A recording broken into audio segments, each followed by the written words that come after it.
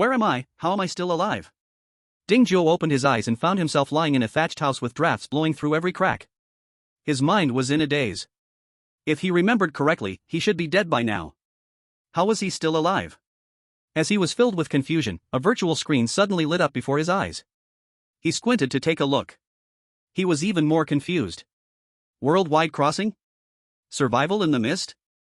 3-day beginner protection period? Apart from the initial thatched house, everything else depends on me to find or make. What the hell, is this for real?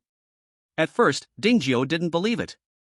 But then, thinking about how he had come back to life, what was this little survival game in comparison? Every extra day of life was a gain. What could he possibly complain about? Just as he was comforting himself, a cold voice suddenly rang out in his ears. Survival officially begins. In this survival world, all players will start from zero, and all previous knowledge will become useless. Listening to the omnipresent voice and seeing the purple mist enveloping the land outside the house, Ding Zhuo's last shred of doubt vanished. Ding, the strongest homebody system has been successfully activated. Please, host, choose a residence to bind, countdown, 10, 9, 8. With the countdown about to finish, Ding Zhuo didn't have time to be excited and chose to bind the thatched house he was in. Binding successful. From now on, every second the host stays in the thatched house, one wooden treasure chest will be obtained. 100 chests of the same quality can be combined to form a chest of a higher quality. Ding Zhuo's thoughts returned to reality. He had lived an ordinary 23 years, his girlfriend had gotten together with his best friend. Now, unexpectedly, after crossing over, he was able to enjoy the treatment of a protagonist. Yi Xiaoyan, Xin Jitao, you two dog-like people better not die too early. Thinking of the things they did to him, Ding Zhuo couldn't help but wish for their brutal deaths. System, are these treasure chests given away for free? Yes. No additional conditions? No. So generous? Yes. All right. Ding Zhuo could only say the system was impressive. He silently thought about checking, and immediately, a panel similar to a game backpack appeared in his mind. The difference was that it had unlimited capacity. Because a bit of time had passed, the first slot in the backpack already contained 17 wooden treasure chests, increasing at a rate of 1 per second. He tried using his mind to take one out. In the next second, a wooden chest appeared in his hand. Ding Zhuo was overjoyed inside. He couldn't stop the smile on his face. Finally, he burst into laughter. 1 chest per second, 60 chests per minute, 3,600 chests per hour, 86,400 chests per day. Wouldn't his hands be sore from opening chests? And every 100 chests could be combined into a higher quality one. This was not survival at all, it was more like living the life of a retiree. Ding, you opened a wooden treasure chest. Congratulations, you received 150g of bread *1, 100 milliliters of water *1. As the chest opened, it turned into stardust and disappeared. Food and water, not a bad start. But the portions are a bit small. Not to mention an adult, even a child might not be full. Ding Zhuo grumbled as he tried a bite. The taste was mediocre at best. He lost interest after just one bite. Next, he unscrewed the bottle and took a sip. It was fine, just tasted like water. Ding Zhuo continued to open chests. Ding, you opened a wooden treasure chest. Congratulations, you received 150g of bread *2. 2 items again, but this time, it was 2 pieces of bread. Ding Zhuo casually placed them aside and continued opening chests. Ding, you opened a wooden treasure chest. Congratulations, you received 150g of bread *1, 100 milliliters of water *1. Ding Zhuo raised an eyebrow. Why is it still bread and water? Are all the wooden treasure chests like this? If so, this survival game doesn't seem that difficult. Just as Ding Zhuo was thinking this. Ding, you opened a wooden treasure chest. Congratulations, you received a stone axe *1. The third chest finally gave something other than food and water. Stone axe, attack power +3, durability 20, logging speed increased by 50%. Not bad. Ding Zhuo took out the stone axe and gestured with it, feeling full of confidence. Now that he had food, water, and weapons, he finally had the leisure to examine the rundown house before him. It was about 5 or 6 square meters, mainly made of straw and branches. It was livable, but comfort was out of the question. And forget about furniture, there wasn't even a bed. It was empty, with only him as the living occupant inside. The only thing that looked high-tech was the summonable virtual screen. It showed 3 options in total. House properties. Communication channel. Trading platform. Ding Zhuo clicked on the house properties. Name, dilapidated straw hut. Level, LV0. Defense, 10. Durability, 70/100. Repair requirements, straw, branches, wood. Upgrade requirements, 200 units of wood, 50 units of straw, 30 units of stone, 1 level 1 house upgrade blueprint *1. Durability isn't even full, no wonder it's drafty everywhere. Ding Geo shook his head. Ding, you opened a wood treasure chest, congratulations, you have received 10 wood, 5 straw. Ding Geo's eyes brightened. I can even get upgrade materials from here, this saves me the trouble of going out to chop trees. Want to get rich? Chop trees first? Sorry, I don't need to. In order to repair the house quickly, Ding Geo put his curiosity aside and continued opening wood treasure chests. Ding, you opened a wood treasure chest, congratulations, you have received 100 milliliters of water *2. Ding, you opened a wood treasure chest, congratulations, you have received flint *1. Ding, you opened a wood treasure chest, congratulations, you have received 20 straw. Ding, you opened a wood treasure chest, congratulations, you have received 150 g of steamed bread *2. Since a wood treasure chest appeared every second, Ding Geo wasn't lacking in resources at all. After opening 100 chests, the following were the items he received. 100 g of bread *26. 100 milliliters of water *21. Wood *40. Stone *20. Straw *30. Stone axe *2. Stone hoe *1. Stone spear *3. Although he could get basic materials, the main items were still water and food. He rubbed his tired hands and paused his treasure chest opening for now. His gaze returned to the house panel. He opened the communication channel, wanting to see how others were doing. Compared to at first, when he focused on the strongest homebody system, others were not as lucky as him to be chosen by the system. After entering the communication channel, it was already flooded with messages from others. Some were confused and lost. Some were excited and thrilled. Some were looking for their families. Some wanted to exchange information. There were all kinds of messages. Does anyone have food? I didn't have breakfast this morning, I'm starving. 5 units of wood for water, private message me for trade speed. P.S. Don't complain it's too little, I worked for this with my fists. Wow, man, you're too brave, it's pitch black outside, yet you dare to go out. I'm Mataba, if you send me food and water now, I'll help you clear your shopping cart after we go outside. Didn't expect Boss Ma to be in our district, really an honor. Are you used to being a workhorse? None of your business. Chen Xian, attention everyone, when you go out exploring, if you find a treasure chest, don't rush to open it. First, check the area around the chest to see if there are any creatures guarding it. I just ran into a venomous snake, almost got bitten. Li Daniu, Brother Chen, did you get the treasure chest? What did you get, was there water and food? I'll trade you wood for it. Chen Xian, I only got a stone spear. Zhang Dalong at Chen Xian, are you trading that stone spear? I'll trade you bread for it. Chen Xian, no trade, I need it for myself. Teng Qingxian at Chen Xian, I'm planning to set up a mutual help group, do you want to join? Chen Xian, we'll talk about it later. Ding Zhou didn't speak, but quietly observed behind the screen. Apart from most of the useless messages, he had gathered a lot of useful information. Currently, the district he was in was District 1024, originally with 10,000 people. In just half an hour, 385 people had died. The tragic number instantly extinguished his desire to go exploring. Anyway, he wasn't lacking food and water, he could simply buy base materials from other people. If worst came to worst, he could just open a few hundred or even 1,000 more treasure chests, and he would definitely get enough materials. Chapter 2, Opening Boxes Until My Hands Are Sore. Open the system warehouse again. Seeing that the wooden treasure chests had accumulated to 2054. Dingjio suddenly thought about opening a bronze treasure chest. After all, the exchange rate was only 100 wooden treasure chests, just a small amount. System, give me 1 bronze chest. Ding, bronze chest exchange complete. The next moment, Dingjio held a chest made of bronze. It was about the same size as the wooden chest, but much heavier. Open it. Ding, you opened a bronze chest, congratulations, you gained 10 bananas, 5 bottles of 100 milliliters water, 1 lighter. Seeing the fruit, Dingjio's eyes brightened, and he immediately took out the bananas. There were 10 of them. Golden yellow, with a strong banana scent. How could he resist? He immediately broke one off, peeled it, and started eating. He exclaimed, his eyes shining even brighter. The taste was even better than any he had ever had. No wonder it's the fruit of another world. Not bad. Really not bad. Oh, right, there's also a lighter. He took it out, and it was a windproof and waterproof version. The flint he got from the wooden chest could now be thrown in a corner. Click. The flame rose. Though weak, it still gave a sense of warmth and safety. If it weren't for the thatched house in front of him and the small space, he might have started a campfire right there.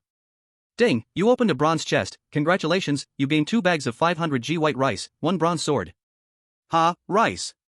And 2 kilograms right away, if I eat carefully, it should last at least half a month. This time, Ding Geo didn't take it out, but left it in the system warehouse. Ding, you opened a bronze chest, congratulations, you gained 5 chicken burgers, 5 bottles of 100 milliliters cola, 5 bags of 100g fries. The cola was the same amount as the Sprite I used to have. Okay, just kidding. Though not a rice cooker, having burgers, cola, and fries was still pretty nice. At least he wouldn't have to gnaw on dry bread anymore. But the portion sizes were still annoyingly small. He took out one of each. Seeing the familiar old man printed on the packaging, Ding Geo was suddenly speechless. He thought they had just brought people over, but didn't expect they also took everything, including all the things in their possession.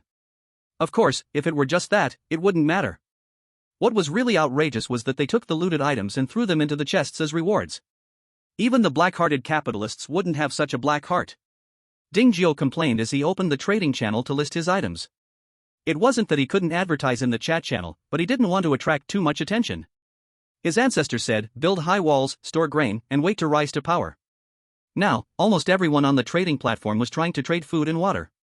If he announced he had a large amount for sale, it would definitely attract the attention of the wrong people. You can never trust people completely. And who walks by the river without getting their shoes wet? Rather than constantly dealing with people, it's better to hide your identity and grow quietly. 3 units of wood for 1 bottle of water. 2 stones for 1 loaf of bread. Seeing the trade requests on the platform, Ding Geo was speechless.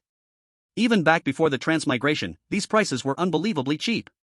Ding Geo wasn't lacking in food, but that didn't mean he wanted to be taken advantage of. Besides, it's about saving people in emergency situations, not helping the poor. If you don't even have the guts to go out and chop trees or mine stones, you might as well starve to death sooner rather than suffer daily. From the communication channel, he learned that chopping trees with just your hands gave you 1 unit of wood every 3 minutes, or 20 units an hour. And a 150g loaf of bread could keep someone full for half a day.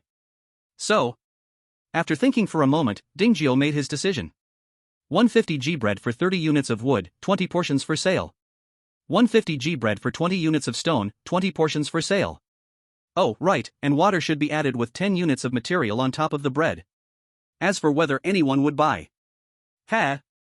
Farming and land cultivation is a natural talent for the Dragon Country people. A few dozen units of materials is nothing.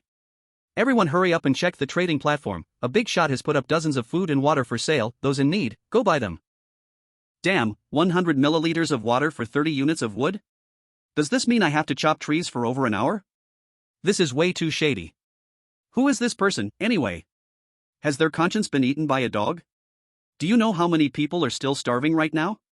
Not only do you not donate food, but you also jack up the prices. This is inhumane. Young people these days are so selfish, they have no sense of community at all. Back in my day. I'm Mataba, with years of experience running trading platforms. Just give me your items, and I'll make sure you not only earn money but also win people's hearts. Damn, I can't believe Boss Ma is in our district too. This is such an honor. Mataba, I still have 6,800 in my savings, so if you give me 100 units of wood, we'll be even. Upstairs is awesome. Seeing all the sarcastic comments in the chat channel, Ding Geo didn't get angry at all. He made money off them, so why shouldn't they be allowed to curse him a little? Anyway, it wouldn't cost him a single piece of meat. He couldn't be bothered to get mad. And besides, these people cursed him, but their buying speed didn't slow down one bit. In less than a minute, all the food and water he listed were sold out. He had no idea where they got so much wood and stone in such a short time. Damn, how did everything disappear so quickly? Didn't you say the seller was overcharging? Then why are you still buying? Damn, I should have bought it too, I'm really hungry. Upstairs, you don't even have any materials, what are you buying for? Bro, I'm calling you bro, can you list more bread and water? I missed the previous batch. Ha, I have all this straw outside my house, thought it was useless, didn't know people would trade for it. I envy that. Envy +1. Envy plus 10,086. Big shot, I was wrong, I shouldn't have listened to those haters, can you list again? I'll go chop trees right now. At this point, Ding Geo didn't look at the chat channel. Through the recent transactions, he had already gathered enough materials for upgrading his straw house. Now, all he needed was the house upgrade blueprint. I wonder if anyone is selling it. Ding Jiao opened the trading channel again and searched using keywords. He didn't expect much. But to his surprise, he actually found one. The price was 999 units of wood. Seller, Xu Yoshue? Damn, that's so expensive. This is even worse than me. Maybe she doesn't really want to sell it? But why is she listing it then? Is she trying to show off? Ding Jiao thought about it but couldn't figure it out, so he decided to try sending her a private message. To his surprise, she replied immediately. Xu Yoshue, do you really want the level 1 house upgrade blueprint? Have you gathered all the materials for upgrading your house? Was it you who sold the items anonymously just now? Ding Jiao fell silent. How is this woman so smart? Xu Yoshue, hey, I'm asking you a question, aren't you trying to buy the blueprint? Ding Jiao took a deep breath and ignored the previous question. How much are you going to sell it for? 999 wood is definitely not possible. Even if he could afford it, he wouldn't be the one to get scammed. Xu Yoshue, what do you have? Ding Jiao, food, water. Xu Yoshue, I don't need those things for now. Ding Jiao raised an eyebrow. If she says she doesn't need them, she must have at least 3 days' worth. It seems this woman is not only smart but also quite impressive. Ding Jiao, then what do you want to trade for? Xu Yoshue didn't reply immediately, but instead, after about 10 seconds, she replied, I want fire source and weapons. Ding Jiao thought for a moment and responded, a set of flint and a stone spear. Xu Yoshue, covered in blood, her eyes lit up. She didn't expect Ding Jiao to have what she needed. But she still wanted to get more from the deal. Xu Yoshue, stone spears break easily, add something else. Ding Jiao, having a stone spear is already pretty good, you see, others are still relying on their fists to chop trees. Xu Yoshue, that's true, but this is the first house upgrade blueprint, it definitely isn't worth that price. Ding Jiao sneered. He thought for a while before replying, fine, but if you tell me where the blueprint came from, I'll add a stone axe. Xu Yoshue, deal, but we have to complete the trade first. Ding Jiao, you changed the price. Xu Yoshue, it's done. Ding Jiao searched for the house upgrade blueprint again. He discovered that there was only her item left, and the price above had already been changed. He didn't waste any time. He traded a set of flint, a stone spear, and a stone axe to get it. Ding Jiao, it's done. Now, aren't you supposed to tell me where the blueprint came from? Xu Yoshue, it dropped from killing a wolf. Ding Jiao, killed a wolf? You? Where did you kill it? Xu Yoshue, in the mist. What, do you think I can't kill wolves? Ding Jiao, yeah, you're amazing. Xu Yoshue, I'm not talking to you anymore, I'm going to break down the wolf meat. Ding Jiao clicked his tongue secretly. This woman is a bit fierce. Other people's girlfriends can't even open a bottle cap, but her? She directly kills wolves. This isn't just killing chickens or ducks. Even those who have been soldiers wouldn't dare to provoke a lone wolf. But when he thought about wolf meat, Ding Jiao swallowed his saliva. Hey, do you sell wolf meat? Xu Yoshue, what are you going to trade for it? Bread, water, those kinds of things, I don't want. I already have weapons. Ding Jiao, I have bananas. Eating too much wolf meat is greasy, you need to balance it out with some fruit. Xu Yoshue, how many are you offering? Ding Jiao, 1 banana for 1 pound of wolf meat. Xu Yoshue, no way, how much does a banana cost? This is wolf meat. In reality, you wouldn't even get 1 pound for a few hundred or thousand. Ding Jiao, you know it's reality, but here, forget about wolf meat, there might even be bear paws. Ding Jiao, I just want to try it because I've never had it before. If you don't want to trade, then forget it. Xu Yoshue, I'll give you credit, but 1 banana is still too little. At least 5 bananas. Ding Jiao, no, I can add 1 more. If you agree, then we have a deal. If you think it's too little, then I give up. Xu Yoshue, are you even a man? You're so stingy. Xu Yoshue was upset. Before she crossed over, many men wanted to give her things, but she refused. And here, Ding Jiao actually wanted to haggle over a few bananas. Not gentlemanly at all. On the other side, Ding Jiao, sitting on the floor, rolled his eyes fiercely. You're not even his girlfriend. Why would he be generous with you? Ding Jiao, has the wolf meat been listed yet? Xu Yoshue, why are you rushing? I'm not a professional butcher. How could I break it down so fast? Ding Jiao, by the way, I have some white rice. Do you want it? Xu Yoshue paused in her peeling motion and asked cautiously, you have white rice? Do you have a talent too? It must be related to luck, right? Ding Zhuo's proud expression froze, and he instinctively asked, what talent?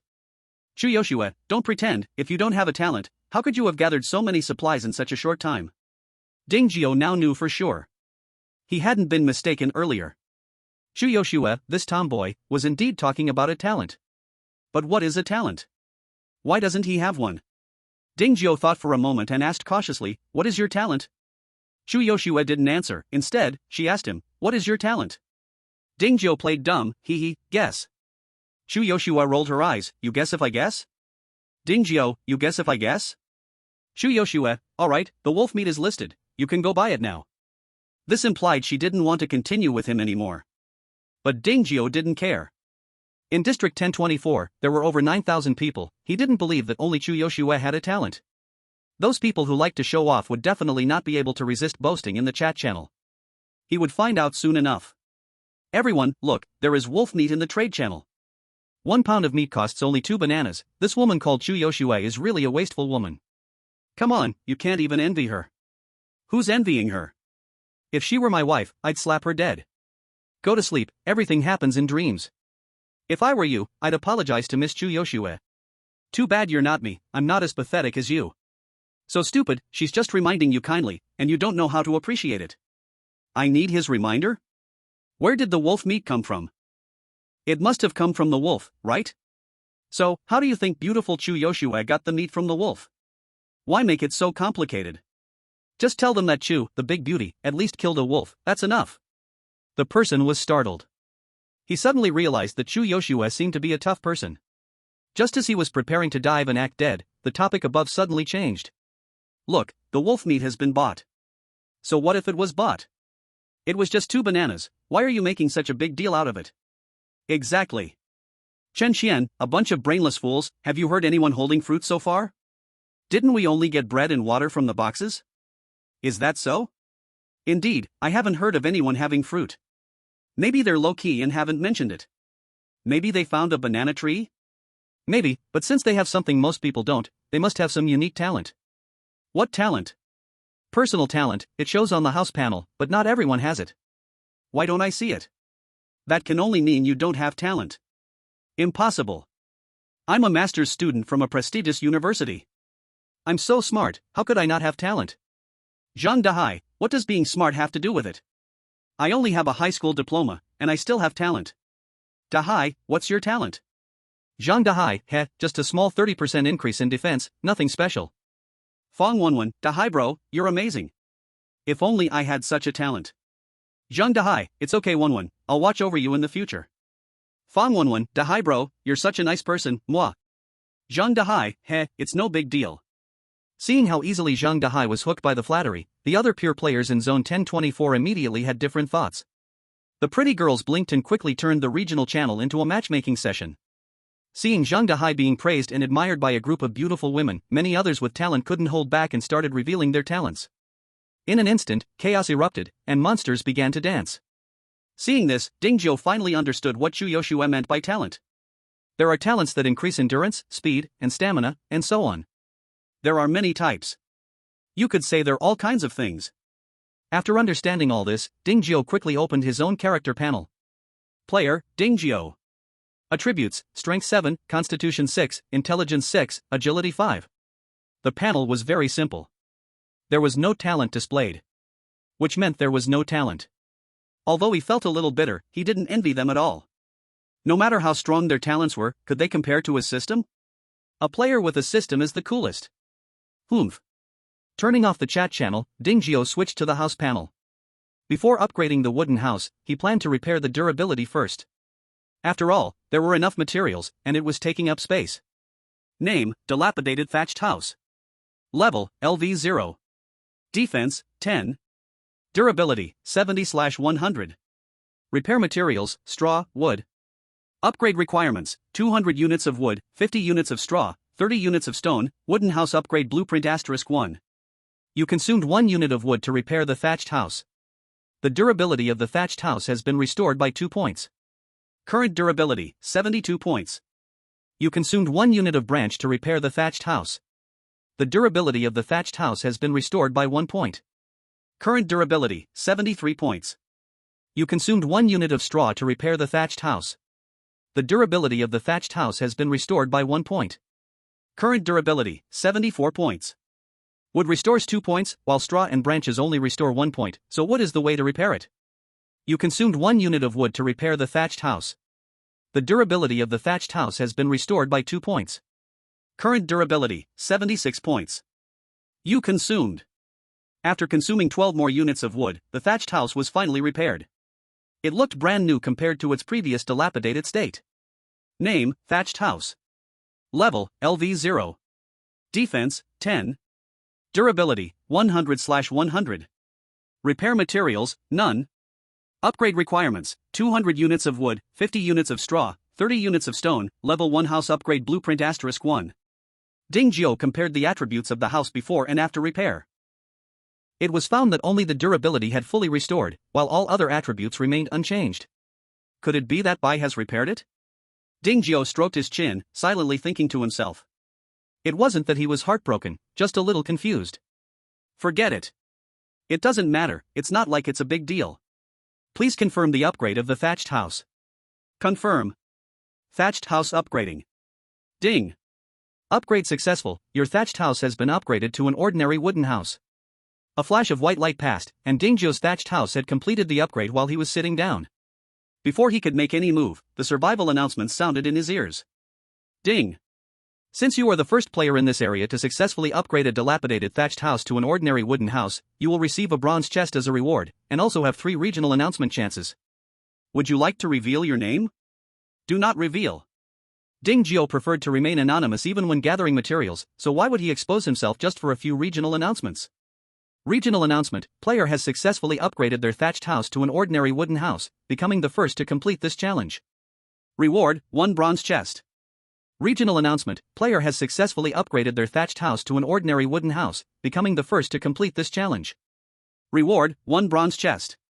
Regional announcement, player has successfully upgraded their thatched house to an ordinary wooden house, becoming the first to complete this challenge. Reward, 1 bronze chest. Chapter 4, Building the Workbench. Damn, who is this crazy person, upgrading their thatched house so fast? I want to report, someone is cheating. Idiot, we've all crossed over, who has the ability to cheat? Rather than say it's cheating, it's more likely that they've bound the system, isn't that how novels always write it? You're calling that a novel, but where would there be so many systems in reality? The entire world has crossed over, what's so strange about having a system too? It must be that person who was selling food and water earlier, anyone knows who they are? Didn't you see that they hid their name? What do you think you'll know? The guy upstairs is so irritable. That person's level 1 house upgrade blueprint wasn't bought from the beautiful Chu Yoshua, why don't you go ask her? Why should they tell you?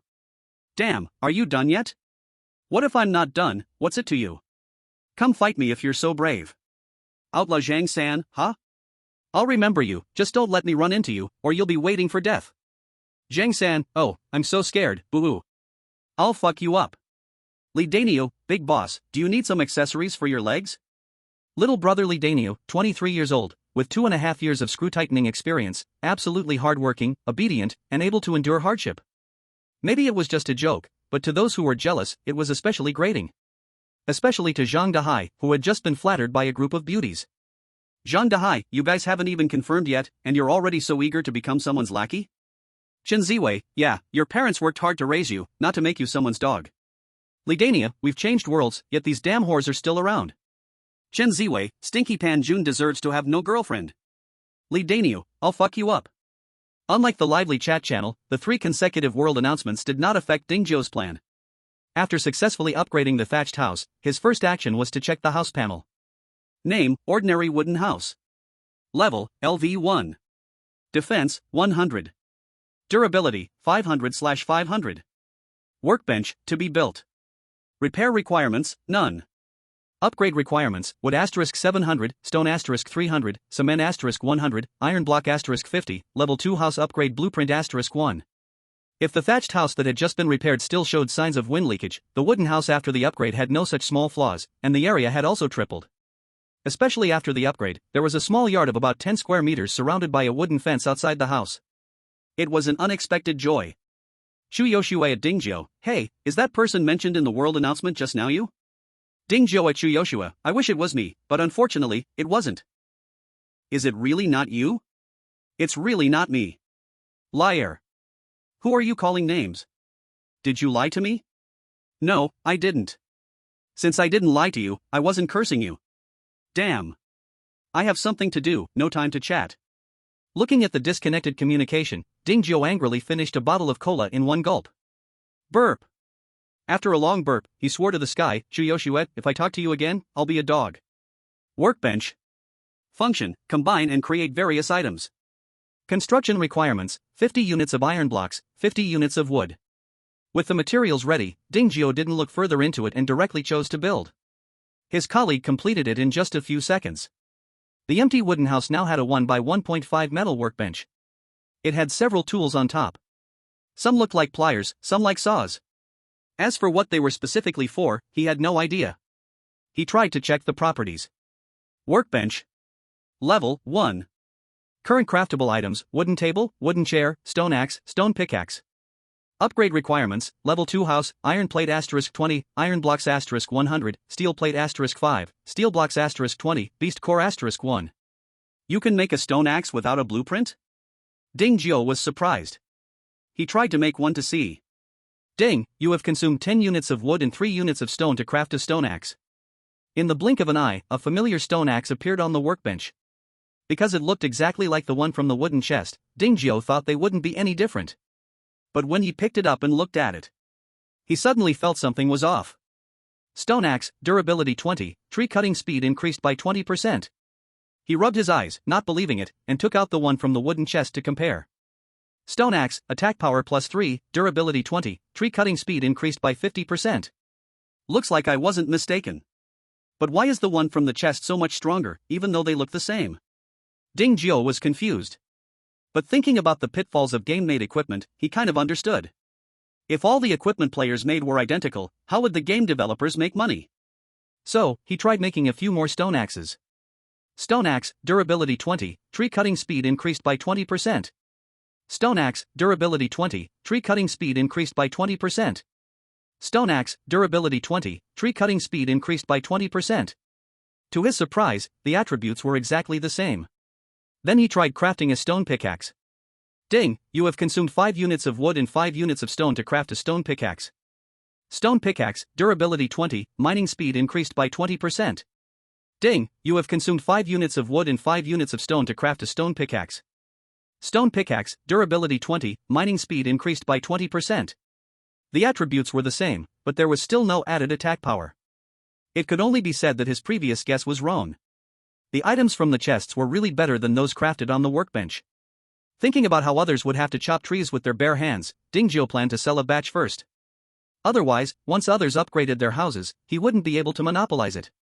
A 20% speed boost, he thought he could easily sell it for 3 times the price. Right now, not many people had 50 basic materials, but luckily there was a pay later option for trading. As long as they chose to trade, the corresponding resources they gathered would be transferred to Ding Zhuo first. Until the debt was fully settled. With the trading platform backing him up, Ding Zhuo wasn't worried about them backing out. Everyone go check the trading platform, the anonymous big shot has listed good items again. It's stone axes and pickaxes, tools for chopping wood and mining stone. Could the anonymous big shot be a crafter? Don't be silly, in this world, you can't make things by hand. Literal meaning. Don't believe me? Try rubbing wood together to make a fire, I guarantee it won't work. Maybe it's because your skills are too bad? Zhang Dalong, before I crossed over, I live-streamed wilderness survival. Making fire with wood is no problem for me. Blowing your own horn, keep blowing. You guys are wasting time arguing here. You might as well go grab a deal. If you don't hurry, the items will be sold out. This is 50 units of basic materials, who has so many? Didn't you see? This time, you can use it first and pay later. Damn, how is it sold out again? Without Ding Zhuo specifically advertising, those who follow the trading platform knew right away. But this time, they were smarter. They didn't blindly follow the crowd like before when buying food. Instead, they rushed to buy a batch before the news was exposed. During the beginner phase, using hands to chop trees won't cause injury, but it still hurts where it should. Especially since it consumes a lot of physical strength. Every 10 minutes or so, he had to stop and rest for a while. Little by little, it would take about an hour to chop 20 units of wood. Now, seeing that stone axes and stone picks were being sold, of course, they had to buy 1 or 2. As for the price, 50 units is a bit high, but it's better than using hands, isn't it? Plus, the stone axes and picks increase work efficiency by 20%, anyone who's not a fool knows which to choose. There are currently 9,528 people still alive in Zone 1024. The market is very large. Unfortunately, because of the use first, pay later policy, the resources being recycled didn't sell as fast as the direct ones. After selling over 100 more, the wood and stone in hand were used up. Taking advantage of others chopping wood and mining stone to pay off debts, he decided to go out and check the situation in the yard. Chapter 5, I can stay in my home until the end of time. With the addition of the yard, the purple mist that previously covered the area outside the door had retreated to the outside of the yard. Without the mist blocking, he clearly saw a wooden box placed on the grass next to the wooden fence. It was the same size and shape as the wooden treasure chests he had gotten from the system. He was really lucky. Dingjio walked out to see if there was any difference between it and the treasure chests the system gave. However, before he could get close, the quiet grass suddenly made a hissing, rustling noise. Dingjio was startled, and his body froze instinctively. He saw a gray-black poisonous snake, about 3 fingers thick, slowly raise its head from behind the treasure chest. Its eerie green eyes fixed on Dingjio, and it flicked its forked tongue from time to time. Damn, there's a poisonous snake. Dingjio's hair stood on end. Killing wolves might result in injury, but being bitten by a snake could lead to poisoning. Even if he had more treasure chests, he couldn't guarantee he would get an antidote. Seeing the poisonous snake still staring at him, Dingjio swallowed hard, and as he retreated into the house, he opened the system warehouse to summon a bronze sword. Bronze sword. Attack power, 10. Durability, 30. Hisses. Noticing Dingjio's small movement, the poisonous snake slowly slithered over the wooden treasure chest. 1 meter, 2 meters, 3 meters. It was almost 3 meters long. Too terrifying. Just as Dingjio had 1 foot back inside the wooden house, the snake moved. With a hiss, it shot forward. In the blink of an eye, it was at the door.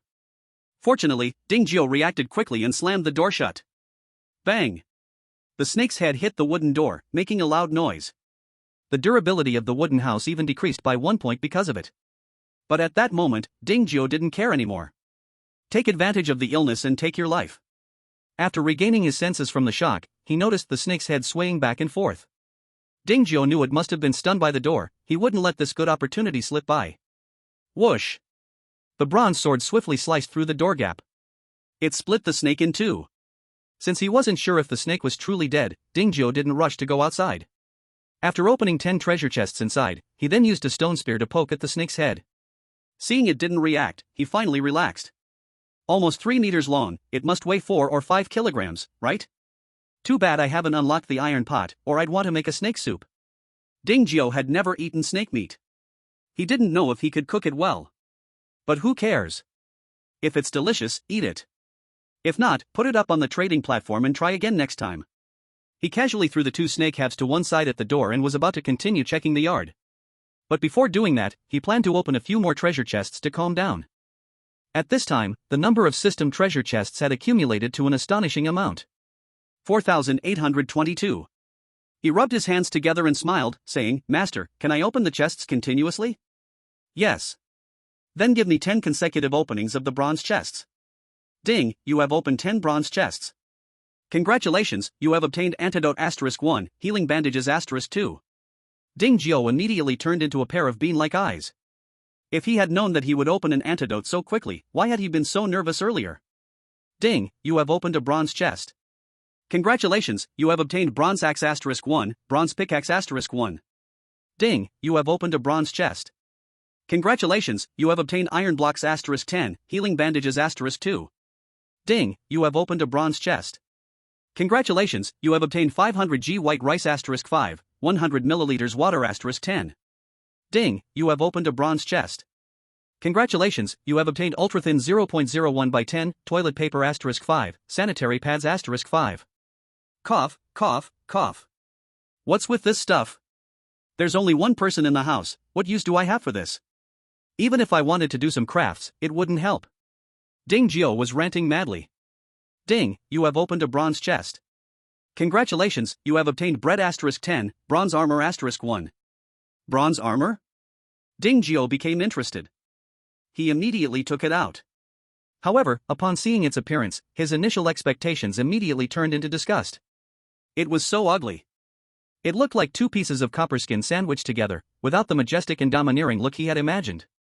Bronze armor. Defense, 15. Durability, 50. But anyway, it was still equipment. It definitely felt safer than not wearing anything. Ding, you have opened a bronze chest. Congratulations, you have obtained an iron pot *1, wood *20, stone *10. Here it is. After opening chests for so long, it's finally here, and it even comes with firewood. Not bad, really not bad. The iron pot wasn't big, only 3 centimeters deep and 15 centimeters wide, but it was enough to cook for one person. Anyway, Ding Jio wouldn't complain.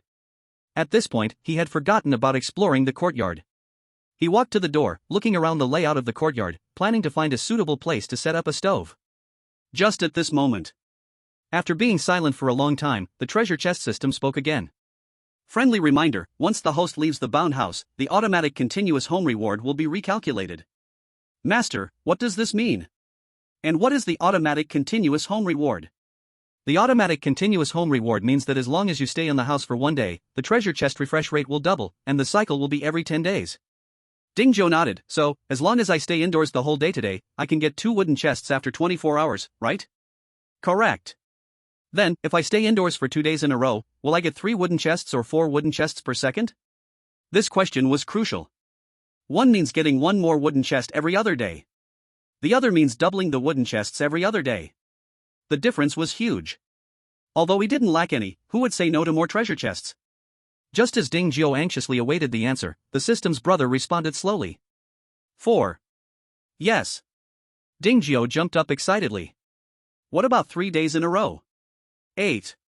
Ha ha. Ding Zhou laughed. Uchiha Madara-style laughter. He didn't even care about setting up the stove anymore. He stood right at the door, calculating. 100 wooden chests can be exchanged for 1 bronze chest. Then, 100 bronze chests can be exchanged for 1 black iron chest, so 100 times 100 equals 10,000 wooden chests. Ugh, that's so many? Ding Zhou's smile faded. Next is the silver chest. 100 black iron chests equal 110,000 wooden chests, that's 1 million wooden chests. Ha? Why are the numbers so exaggerated? Ding Zhou was stunned. He instinctively continued calculating. The gold chest needs 100 of 1 million. What was that again? Million, 10 million, billion. Damn, it actually takes 100 million wooden chests to exchange for 1 gold chest? If it goes all the way to the diamond chest, doesn't that mean 100 of 100 million, 10 billion wooden chests? My grandmother's leg, I didn't realize until I calculated it, this is shocking. When he first heard the system say 1 chest per second, he thought he had struck it rich. Especially since 100 low-level chests could be exchanged for a higher-level chest. He was so happy that he forgot himself. He thought he would never have to worry about resources again. But now, it seemed like he was too happy too soon. Wooden chests and bronze chests, these low-level chests, could indeed be opened casually. But anything above black iron was difficult. A day has 24 hours. 1,440 minutes. 86,400 seconds. In other words, the most you can get in a day is 86,400 wooden chests. Converted into black iron chests, that's only 8.64. It sounds like it's still okay. After all, it's free. But if you want to exchange for a higher level silver chest, you need 13 days to get one. A golden chest would take 130 days, almost half a year. A diamond chest would take 1,300 days, 3 to 4 years. Ha! Ding Zhou was stunned. He immediately felt that the system wasn't as appealing as he thought. His eyes were dull, muttering to himself. Cough, cough, system, I think staying in the house for only 10 days is too short, too lacking in challenge. How about you don't add a time limit? Let me challenge my limits? You wish. Okay, sniff sniff. Get lost. Ding Zhou felt a bit disappointed. If the system had agreed, he would have stayed in the house until the end of time. By then, he wouldn't need half a month to achieve diamond chest freedom. He would casually throw 10 of them away, without even a hint of regret. Unfortunately, there was no if. 10 days per cycle. And after the 10th day, 1 second could give 1024 chests. 1024 *86400 equals 88473600. That's nearly 90 million wooden chests.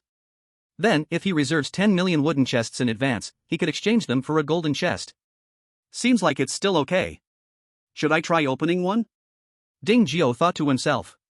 Of course, opening a silver chest would also be good. 100 million wooden chests could be exchanged for 100 silver chests. With enough things, he could also trade for good stuff from other players. Just like how he exchanged for the level 1 house upgrade blueprint earlier. Yes, that's right. By the way, system, the yard should also count as part of the house, right? If I go into the yard, does it count as stopping the continuous house reward? It doesn't count. Hachu, that's good. Dingzhou secretly breathed a sigh of relief. Although he didn't mind staying in the house for a long time, he was still very happy to have the chance to go outside. Although it was just a small 10 square meter yard. But as the house upgraded repeatedly, the attached yard would surely expand as well. When that time comes, he could put up a small pavilion, a little lake, and plant some flowers, trees, and fruit trees. TSK, the more he thought about it, the more appealing it became. Chapter 6, Making a Wooden Crossbow. Dingzhou had never built a stove. But even if he hadn't seen a pig, wouldn't he have eaten pork? For convenience. And for safety. He chose a spot next to the door. The design was very simple. Just a pile of stones stacked together, and in a few minutes, it was finished. Although it looked ugly. But sticking to the principle that without practice, one has no right to speak, he took out the wolf meat he exchanged with Chu Yoshue and prepared to make a wolf meat feast. Hot pan. Add oil. Where's the oil? Dingzhou flipped through the system's warehouse and found that he hadn't obtained any oil. He could only put the meat in directly. Fortunately, although the wolf meat was very lean, there was still some fat in it. After picking out the fat, he immediately threw it into the red-hot iron pot, and instantly, a sizzling sound rang out, accompanied by a strong fishy smell. The smell was like frying meat that had been pickled with urine. It was both stinky and fragrant. Dingzhou doubted whether this thing could really be eaten. But now wasn't the time for hesitation. After frying out the oil, he threw the meat in on high heat. Now, the smell was even more explosive. He resisted the discomfort and cooked the meat. Carefully picking a smaller piece, he tasted it. The meat was tough. And very fishy. In short, it was hard to describe. Sigh, the kitchen really isn't suitable for a handsome guy like me. Dingzhou looked up, absent-mindedly glancing at the two hazy purple suns in the sky. System, give me a black iron chest to calm my nerves. Ding, you have consumed 10,000 wooden chests to exchange for one black iron chest. Ding, you opened a black iron chest, congratulations. You received 250G of salt *10, a multi-purpose iron shovel *1, and a contract scroll *1. Hearing about salt, Dingzhou immediately came back to life. Master Tone, I knew I was your most beloved cub. Next time, remember to bring me some seasoning. Like peanut oil, spring onions, ginger, garlic, chili peppers, star anise, and so on. Go away. He. Dingzhou didn't mind. While secretly laughing, he took out a bag of salt, preparing to cook the wolf meat again. He suddenly had a new idea when he remembered there were a few bottles of cola in the system warehouse. Cola chicken wings. Cola wolf meat. He thought it should be pretty close. Ton. After pouring 2 bottles in, the meat was submerged. He used high heat to reduce the sauce. He kept cooking until all the cola in the pot evaporated. At this point, the wolf meat no longer smelled rotten. He picked up a piece, smelled it, and it was full of cola flavor. Seems not bad. He put the meat in his mouth. Though it was still tough, compared to before, it was much better. Well then, let's put it up for others to try. Cola wolf meat, sold for 20 units of basic materials, 100G. 5 servings listed. Damn, before I crossed over, I had to work 996, and after crossing over, I still have to work 996, this is too miserable. You don't have to buy it. Go away. By the way, who is this person? How do they have so many supplies? Big brother, want to add me as a friend? There's a surprise. Shy face. This must be a group, specially here to scam everyone, don't fall for it, everyone. Chen Xian, so far, I've found 3 wooden chests, but only got 1 loaf of bread and 2 bottles of water. This person can take out so many things at once, maybe there really is a team behind them. Chen Ziwei, me too, it was hard to snatch a chest from a rat, but it only opened some stones, so frustrating. Chen Xian, you can still eat rat meat, didn't you save any? Chen Ziwei, ugh, that's too disgusting, I wouldn't eat it. Li Daniu, what's the point of worrying about disgust at a time like this? Chen Xian, when you're really at the end of your rope, to survive, don't say rat meat, even if it's urine, you have to drink it. Chen Ziwei, ugh. Li Daniu, phew, after more than an hour of work, I finally paid off my debts. From now on, the wood I chop will be all mine, ha. Chen Xian, bro, you really work hard, I respect that. Li Danio, I've been used to this amount of work for a long time. Zhang Dehai, you're used to being a beast of burden, really pathetic. Li Danio, it's just a turtle shell added, look at how proud you are. Just as Ding Jiu was enjoying the lively scene, he suddenly received a message from Chu Yoshua, with whom he had traded before. Chu Yoshua at Ding Jiu, I have a blueprint here, do you want it? But this time you'll need to trade for it with healing supplies. Ding Jiu raised an eyebrow, you're injured. Chu Yoshua pressed her lips together, just tell me, do you want to trade or not? Ding Jiu squinted, I have healing supplies, but it depends on whether your blueprint is worth the price. You know, this is a survival world, there are no hospitals to treat injuries, and healing supplies are almost like a second life. Chu Yoshua secretly breathed a sigh of relief, don't worry, I won't let you lose out. Though Chu Yoshua was unhappy, she still sent over the blueprint information. Wooden crossbow crafting blueprint. Durability, 2/3. Requirements, level 1 house. Needs, 50 units of wood, 10 units of rope, 5 units of stone. When Ding Jiu saw it was a wooden crossbow, he became interested. But when he saw the durability was only 2, he frowned. Ding Jiu, why is the durability only 2? Could it be that you've used it once already? Chu Yoshua blushed, trying to stay calm, isn't it still usable twice? Isn't that enough for you? That means this woman really used it once. But the crafting requirements for the wooden crossbow require a level 1 wooden house. Could she have already upgraded her house? Looks like I can't underestimate people. No, wait. The focus is on the stone axe and stone pickaxe business, someone is already competing for the market. No time to reply. He quickly opened the trading platform. Seeing that the stone axe and stone pickaxe were both listed for 50 units of basic materials, he breathed a sigh of relief. Since they were sold anonymously, he didn't know if the seller was Chu Yoshua. Ding Jiu, how much are you selling the stone axe and stone pickaxe for?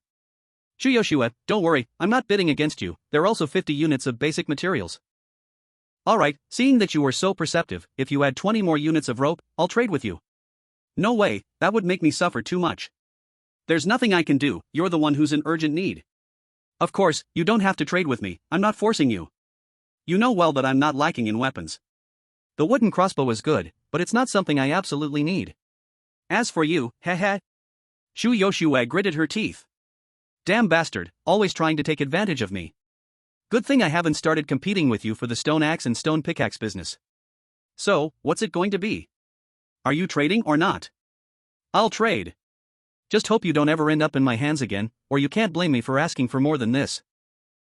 Me begging you? Are you kidding? That will never happen. Poof. RFQ. After receiving the healing bandage, Chu Yoshua sighed in relief, but also felt a surge of annoyance towards Ding Jiu.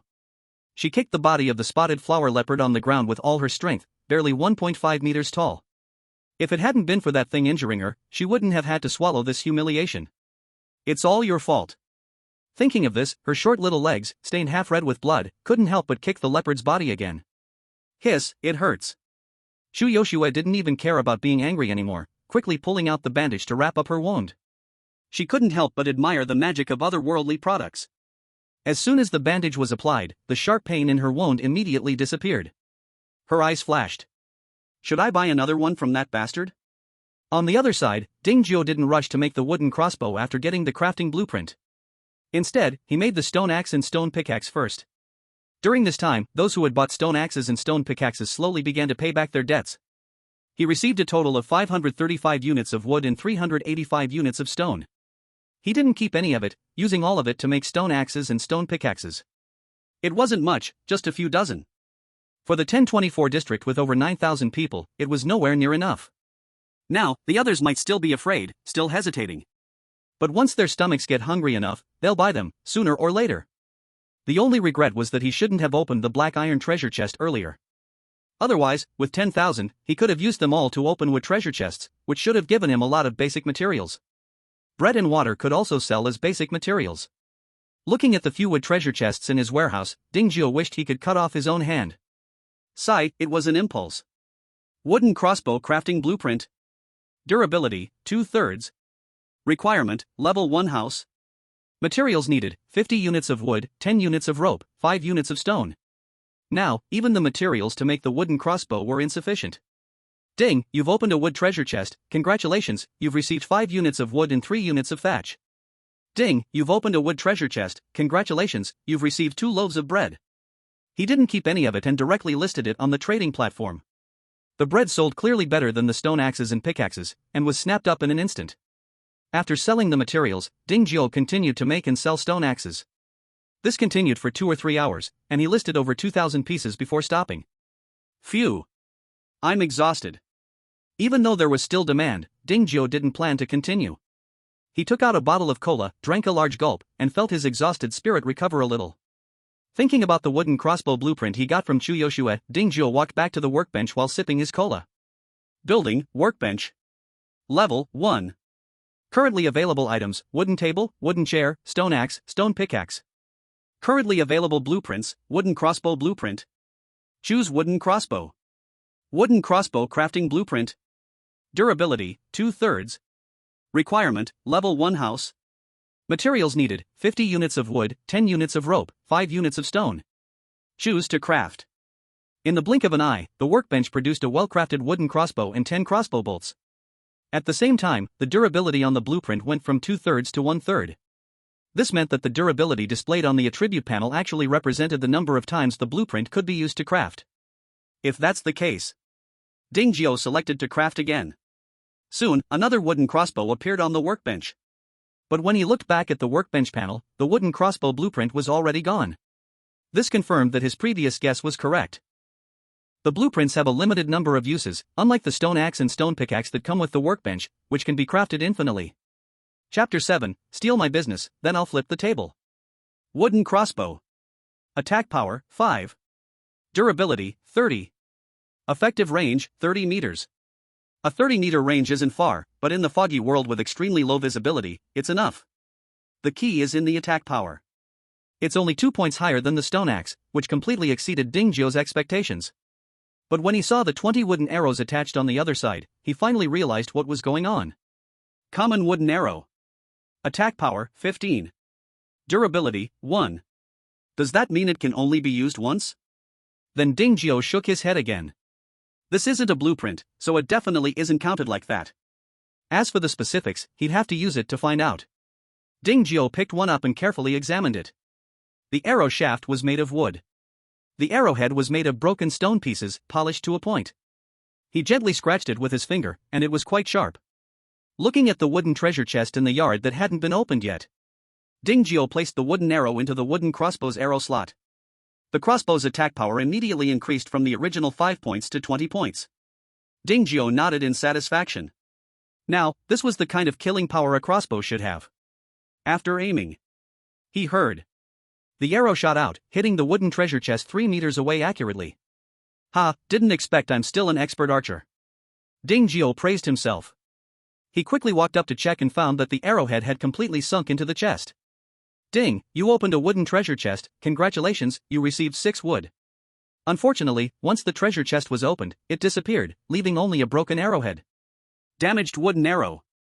Description, cannot be used. Seeing the data on the attributes panel, Ding Jiu, unwilling to believe it, decided to manually sharpen the arrowhead and try putting it back in the wooden crossbow. As a result, the crossbow's attack power showed no change, still stuck at the empty 5 points. Ding Jiu took a deep breath, raised the wooden crossbow, and aimed at his wooden house. Whoosh! The crossbow bolt shot out. Thud! But the result was a bit beyond his expectations. The arrow he shot was actually deflected back by the wooden wall. What the heck, why is the wooden house unharmed? Ding Jiu quickly walked back, then got closer to look and saw only a black dot left on the wall. He wiped it off with his thumb. The black dot disappeared, and the wooden wall showed no signs of damage. The full durability data of the wooden house also proved this. But why? He had clearly just sharpened the arrowhead. Normally, even if it couldn't pierce the wall, it should have at least left a small dent. Could it be that my crafting was wrong, and I should have added a sharp stone to the arrowhead? With this thought in mind, Ding Jiu decided to try again. He took out the multi-purpose iron shovel and struck a stone, immediately chipping off several small stones. Multi-purpose iron shovel. Attack power, 10. Durability, 100.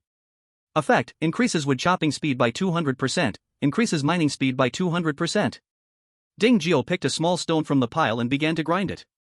After combining it with the wooden arrow, it didn't look exactly like the original, but at least it was 80 to 90% similar. However, what shocked Ding Jiu was the damaged text on the wooden arrow was gone, but the attack power still didn't show. The description changed from cannot be used to can be used as decoration. Wooden arrow. Description, can be used as decoration. What's going on? Is what the people in the chat channel said true? This world really doesn't allow handmade items? Or is it that things can be handcrafted, but only as decorations? Ding Zhou pressed his lips together. He raised the wooden crossbow again, but this time aimed at the ground. Whoosh! The sound was as pleasant as ever. But the result was no different from last time. The wooden arrow hit the ground and bounced back up. Not only did it fail to damage the ground, but the small stone on the arrowhead was also shattered. How about making another stone axe to check again? Forget it, too much trouble. Anyway, I'm not a science and engineering genius, whether I can handcraft things doesn't matter much to me. After loading the 2 wooden crossbows with wooden arrows, Ding Zhou finally put them into the system warehouse. Then, with a multifunctional iron shovel in one hand and a bronze sword in the other, he started patrolling the yard. However, the small yard was quickly patrolled. Apart from the big black snake encountered earlier, he didn't meet any other creatures. After clearing the wild grass, the condition of the entire yard suddenly became clear. Even if snakes, insects, rats, or mosquitoes crawled through the gaps in the wooden fence, he could still see them clearly. Putting away his weapons. Returning to the wooden house. Without a bed, Ding Zhou just lay down on the floor.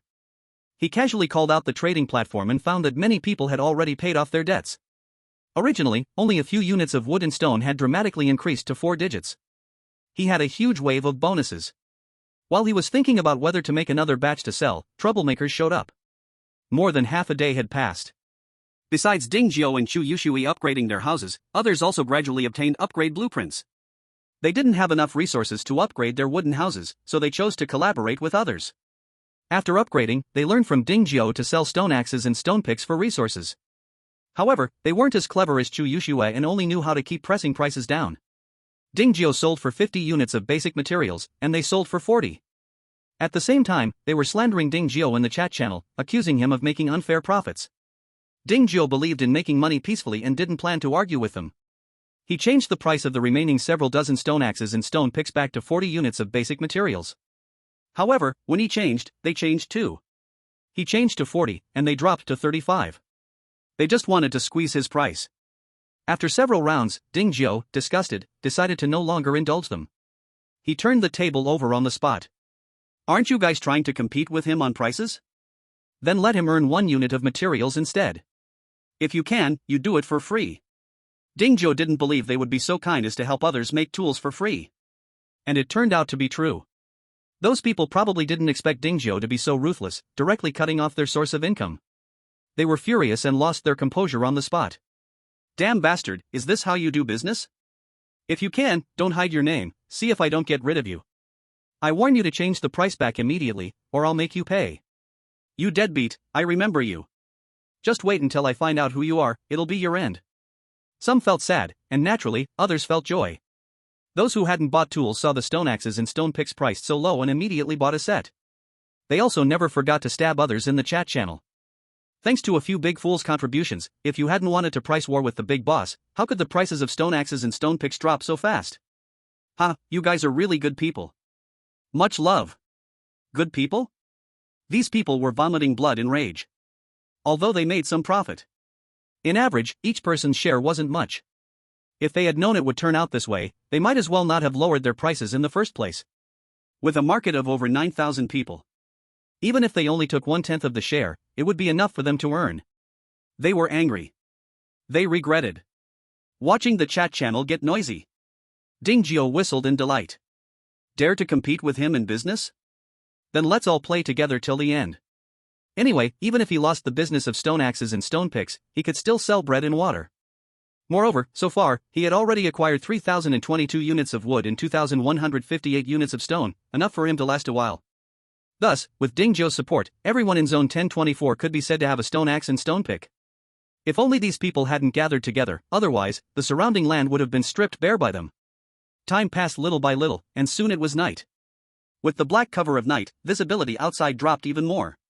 To say you couldn't see your hand in front of your face would not be an exaggeration. Listening to the beast roars occasionally coming from outside the courtyard, Ding Zhou quickly closed the door and started a small fire in the middle of the room with stones. Oh my god, it's so terrifying outside my house. Help! There's a wild boar digging at my corner. What's a wild boar? there's a tiger outside my house. This broken straw hut, it could smash it to bits with one paw. Use a shovel. As long as you kill the tiger, you won't have to worry about food for a month. Shovel your mother, do you really think I'm an idiot? Chen Xian, did you forget we have a 3-day newbie protection period? As long as you don't foolishly go outside, the beasts won't attack you. Ah, is that how it is? I think so, but I can't remember clearly. Thanks for the reminder, Brother Chen.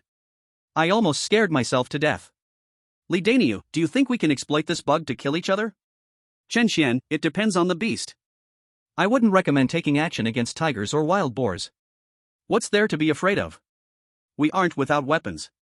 Chen Xian, the weapons you are talking about aren't those stone axes and picks you bought on the trading platform today, right? What's wrong with that? Chen Xian, of course, there's a problem. Those don't add attack power, they can only be used as daily tools and aren't weapons. Chen Xian, real weapons are like this, stone spear. Stone spear. Attack power, 5. Durability, 18. I'm envious. Envious +1. Pause for a moment, Brother Chen, do you want to trade this stone spear? I can trade it for a blueprint. Chen Xian, no trade. Seeing this situation, Ding Jiu felt he could not ignore it. He then put the stone axe and pick with +3 attack power that he obtained from a box on the trading platform. It wasn't expensive. 1 for 1 blueprint. Very reasonable. Chapter 8. One night passed, trading again. After putting up the items, Ding Jiu leaned against the fire and dozed off, tired after a busy day. Not many people could sleep that night, including Ding Jiu himself. When he woke up the next day, he had faint dark circles under his eyes. Damn it, whether to fight or to leave, they kept yelling outside all night long. It's so annoying. Ding Jiu yawned. A wave of grievance hit him. Fortunately, he had a good harvest last night. He actually traded the stone axe for 3 blueprints. Rope crafting blueprint. Durability, 10 out of 10. Requirements, level 1 house. Demand, 10 units of straw. Wood bed crafting blueprint. Durability, 3/3. Requirements, level 1 house.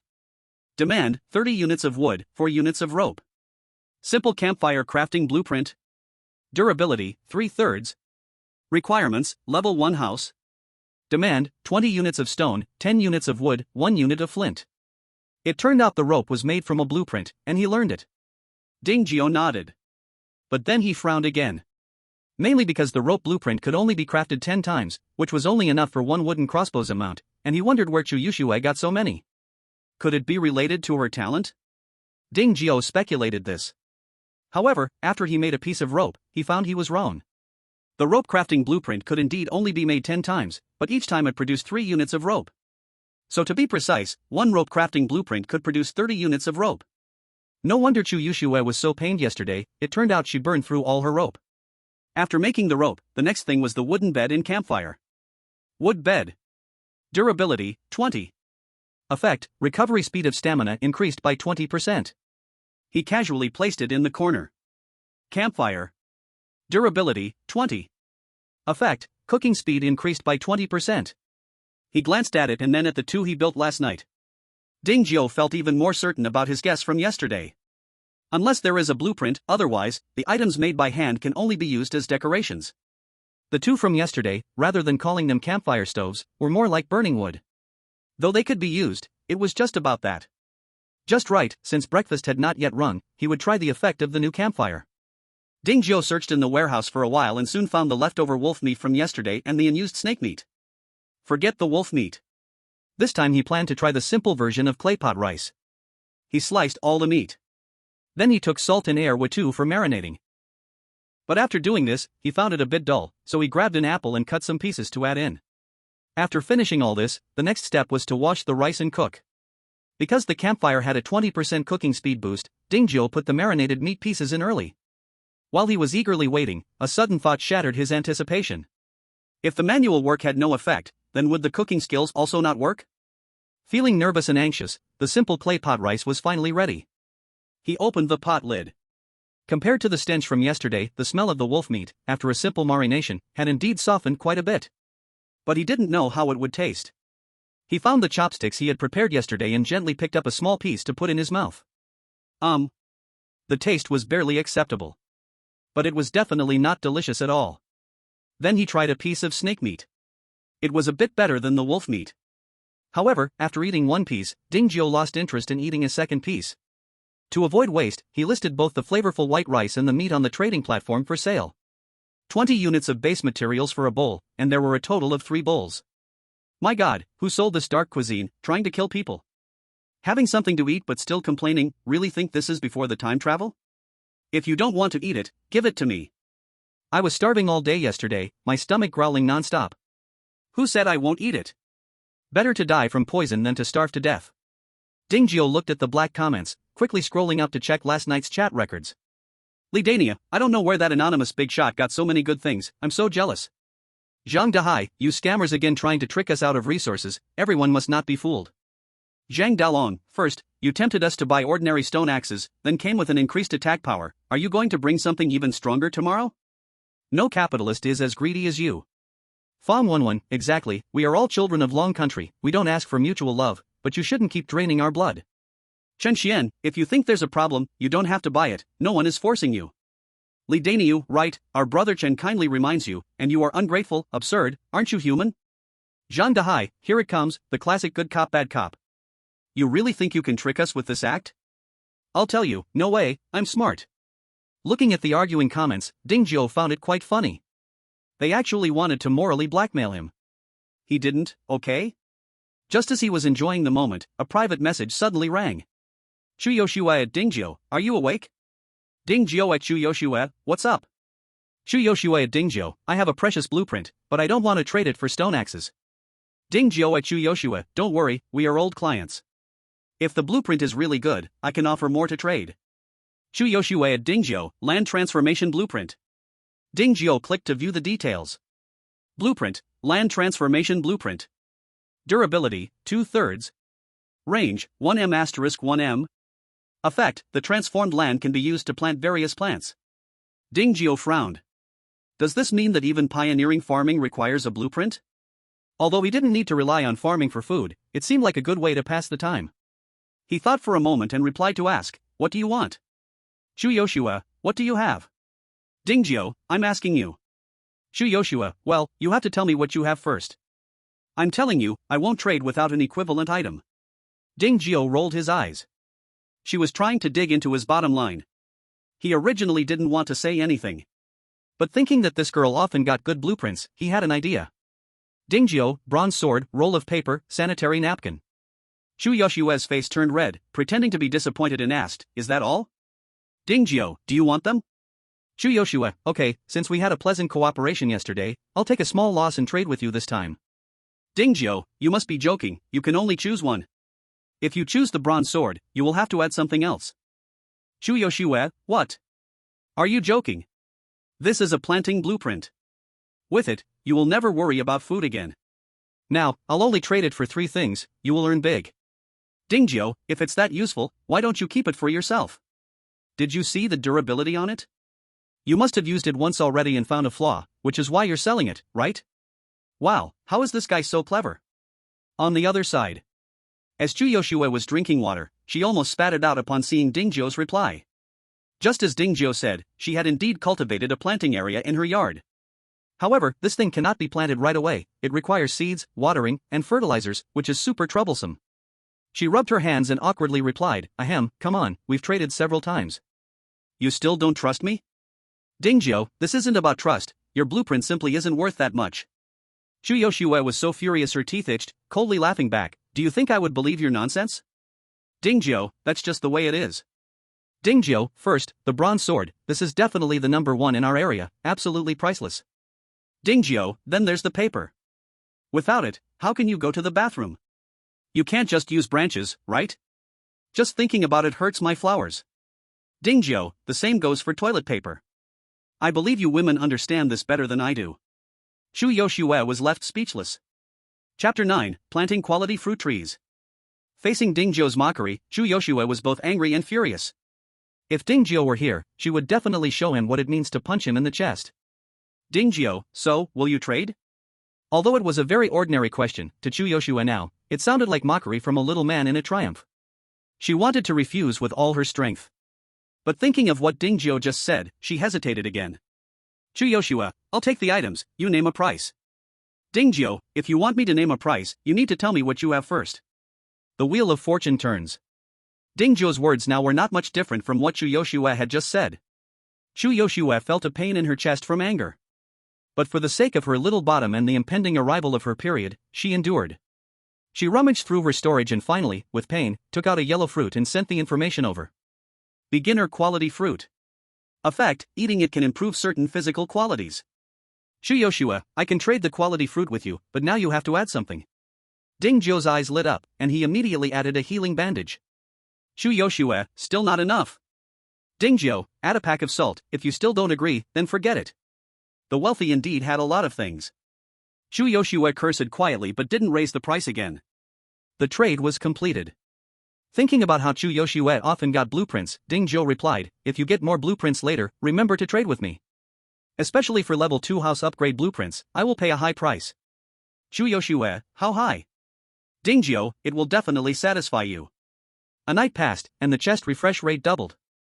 Now the system warehouse stored 75,215 wooden chests. Converted to bronze chests, that would be 752. He does not believe he can't get good things from them. Facing Dingjio's proposal, Chu Yoshue did not refuse. After trading so many times, she found that this rascal really had a lot of good things. Rather than trading with others for things she didn't need, she might as well give this rascal Dingjio a break. Hanging up the communication, Dingjio took out the beginner quality fruit he just traded. It was oval-shaped outside, about the size of 2 fingers, and the peel was soil yellow. He smelled it under his nose. It had a faint fruity aroma. Crunch! He gently took a bite. The fruit meat was crispy, sweet, refreshing, and very delicious. What is this? After eating, Dingjio, who had not slept well, suddenly felt energized. Not only that. He tried to move his arms and legs and checked his body. He surprisingly found that his body, which was somewhat sub-healthy, had suddenly, distinct muscles bulged out like angles. What was once a little belly fat had turned into an 8-pack. Wow, is this physical fruit really that strong? It turned me into a sports champion in an instant? Dingjio opened the character attribute panel. Player, Dingjio. Attributes, Strength 7, Constitution 6 plus 2, Intelligence 6, Agility 5. The Constitution column actually increased by 2 points. To think this is just the beginner level, if it were intermediate or advanced, wouldn't I become a superhuman? However, Dingjio didn't celebrate for long and soon became worried again. Since this foggy world has such magical fruits, doesn't that suggest it's very dangerous? If they came from a treasure chest, that would be fine. But if I found them in the wild, it could be trouble. Who knows if this thing works on beasts? This is terrifying. I need to open a few chests to calm down. System, I want to do 100 consecutive draws from the bronze treasure chest. Ding, you have opened 100 bronze treasure chests. Congratulations on obtaining 30 wood, 20 stone, 50 iron blocks, 8 lighters, 5 bronze spears, 500 G white rice. As he looked through the results, he found that most of it was useless. Just when Dingjio thought this 100 draw was a waste, a golden legend appeared. Congratulations, you have obtained a beginner planting skill book *1. Congratulations, you have obtained 250 G peanut oil *3. Congratulations, you have obtained 10 pineapples. Congratulations, you have obtained. Dingjio didn't expect to open a skill book and quickly took it out to check. Although it's called a book, it was really a leather scroll. It looked similar to the pet contract scroll he opened yesterday. Dingjio had doubted whether the land transformation blueprint had traps, but he never expected it to be like this. He took out the traded land transformation blueprint and cultivated 2 planting areas in the yard. Then he tried to plant the leftover fruit seeds. Ding, you currently haven't learned any planting skills, unable to plant crops. Alright, I knew it would be like this. Chu Yoshue, you really are something, you managed to hide such important information. No wonder you were willing to trade such valuable things, it turns out there was a big pit. Dingjio shook his head with a bitter smile. Luckily, he just opened the planting skill book, otherwise, he would have wanted to scold Chu Yoshue for being a big scammer. Would you like to learn the beginner planting skill book now? Yes. Ding, you have successfully learned the beginner planting skill. Beginner planting, passive. Effect, none. With the skill, Dingjio tried to plant the beginner constitution fruit seed in the ground and succeeded immediately. At the same time, an information panel also appeared for this piece of land. Beginner constitution fruit tree. Maturity time, 5 days. Harvest count, 1/1. Current status, lacking water. Seeing that the status panel showed lacking water, Dingjio hurriedly took out a bottle of water and poured it. Seeing that it was still lacking water, he poured another bottle, and only after pouring the fifth bottle was it enough. Beginner Constitution Fruit Tree. Maturity time, 5 days. Harvest count, 1/1. Current status, lacking fertilizer. However, by now, there was no more lack of water, but it turned into lacking fertilizer. Ding Jiao fought the urge to drop his poop on it and continued to let the system perform another 100 consecutive draws from the bronze chests. Ding, you have opened 100 bronze treasure chests. Congratulations on obtaining 30 milliliters water *30, 20 bread *20, beginner painting skill book *1, multifunctional iron shovel *1, wood *50, honey sensual photo album *1, bronze sword *5, beginner fertilizer *20. Just when Ding Jiao thought he would be disappointed, the fertilizer finally arrived at the last moment. And there were a full 20 packages. He took out one pack and poured it into the ground, and the previously quiet beginner constitution fruit seed finally changed. It sprouted roots and shoots at a visible speed. Beginner constitution fruit tree. Maturity time, 4 days 23 hours 59 minutes. Harvest count, 1/1. Current status, growing. Chapter 10, Learning to Cook.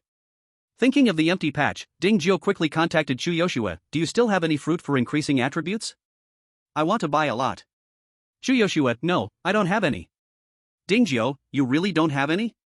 Chu Yoshua, I really don't. Ding Jiao, alright then, what about the seeds of the beginner constitution fruit? Do you still have them? If you do, I want to buy them too. Chu Yoshua, what do you want them for? Ugh, you're not planning to do something perverted, are you? So disgusting. Ding Jiao's face darkened, and he shouted loudly, I'm not that filthy. Wasn't it you who exchanged a land transformation blueprint before? Now that the land is ready, all that's left is the seeds. Chu Yushua's eyes lit up. Isn't planting a skill? Do you have it? Ding Jiao, Chu Yushua continued to ask, where did you get it? This time, Ding Jiao didn't answer directly but said, give me the fruit pits, and I will tell you. By the way, how many do you have? Chu Yushua's eyes rolled, I can give it to you, but I want half of what grows. Ding Jiao refused directly, impossible. Planting requires watering and fertilizing. If I give you half, I might as well not plant at all.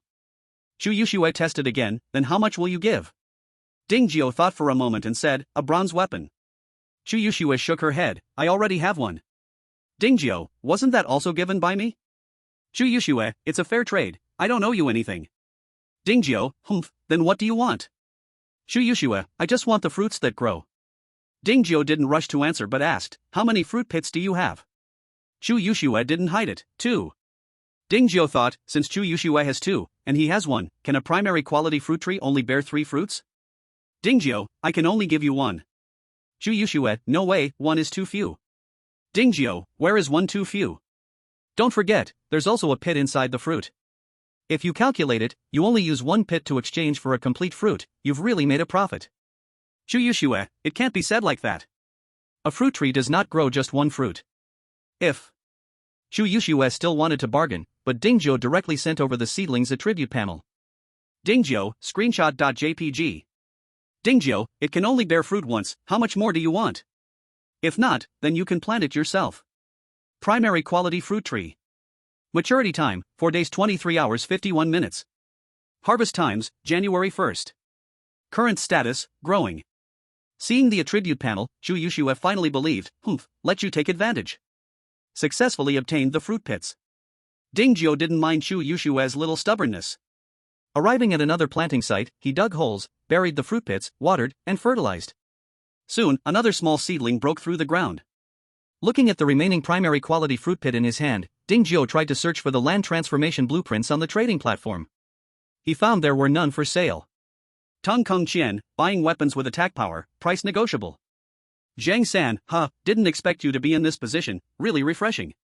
Li Danio, how much were you tricked for? Why are you so resentful? Zhang San, Chen Xian, only 2 days left in the beginner period, do you still have time to mess around? Voice, exactly.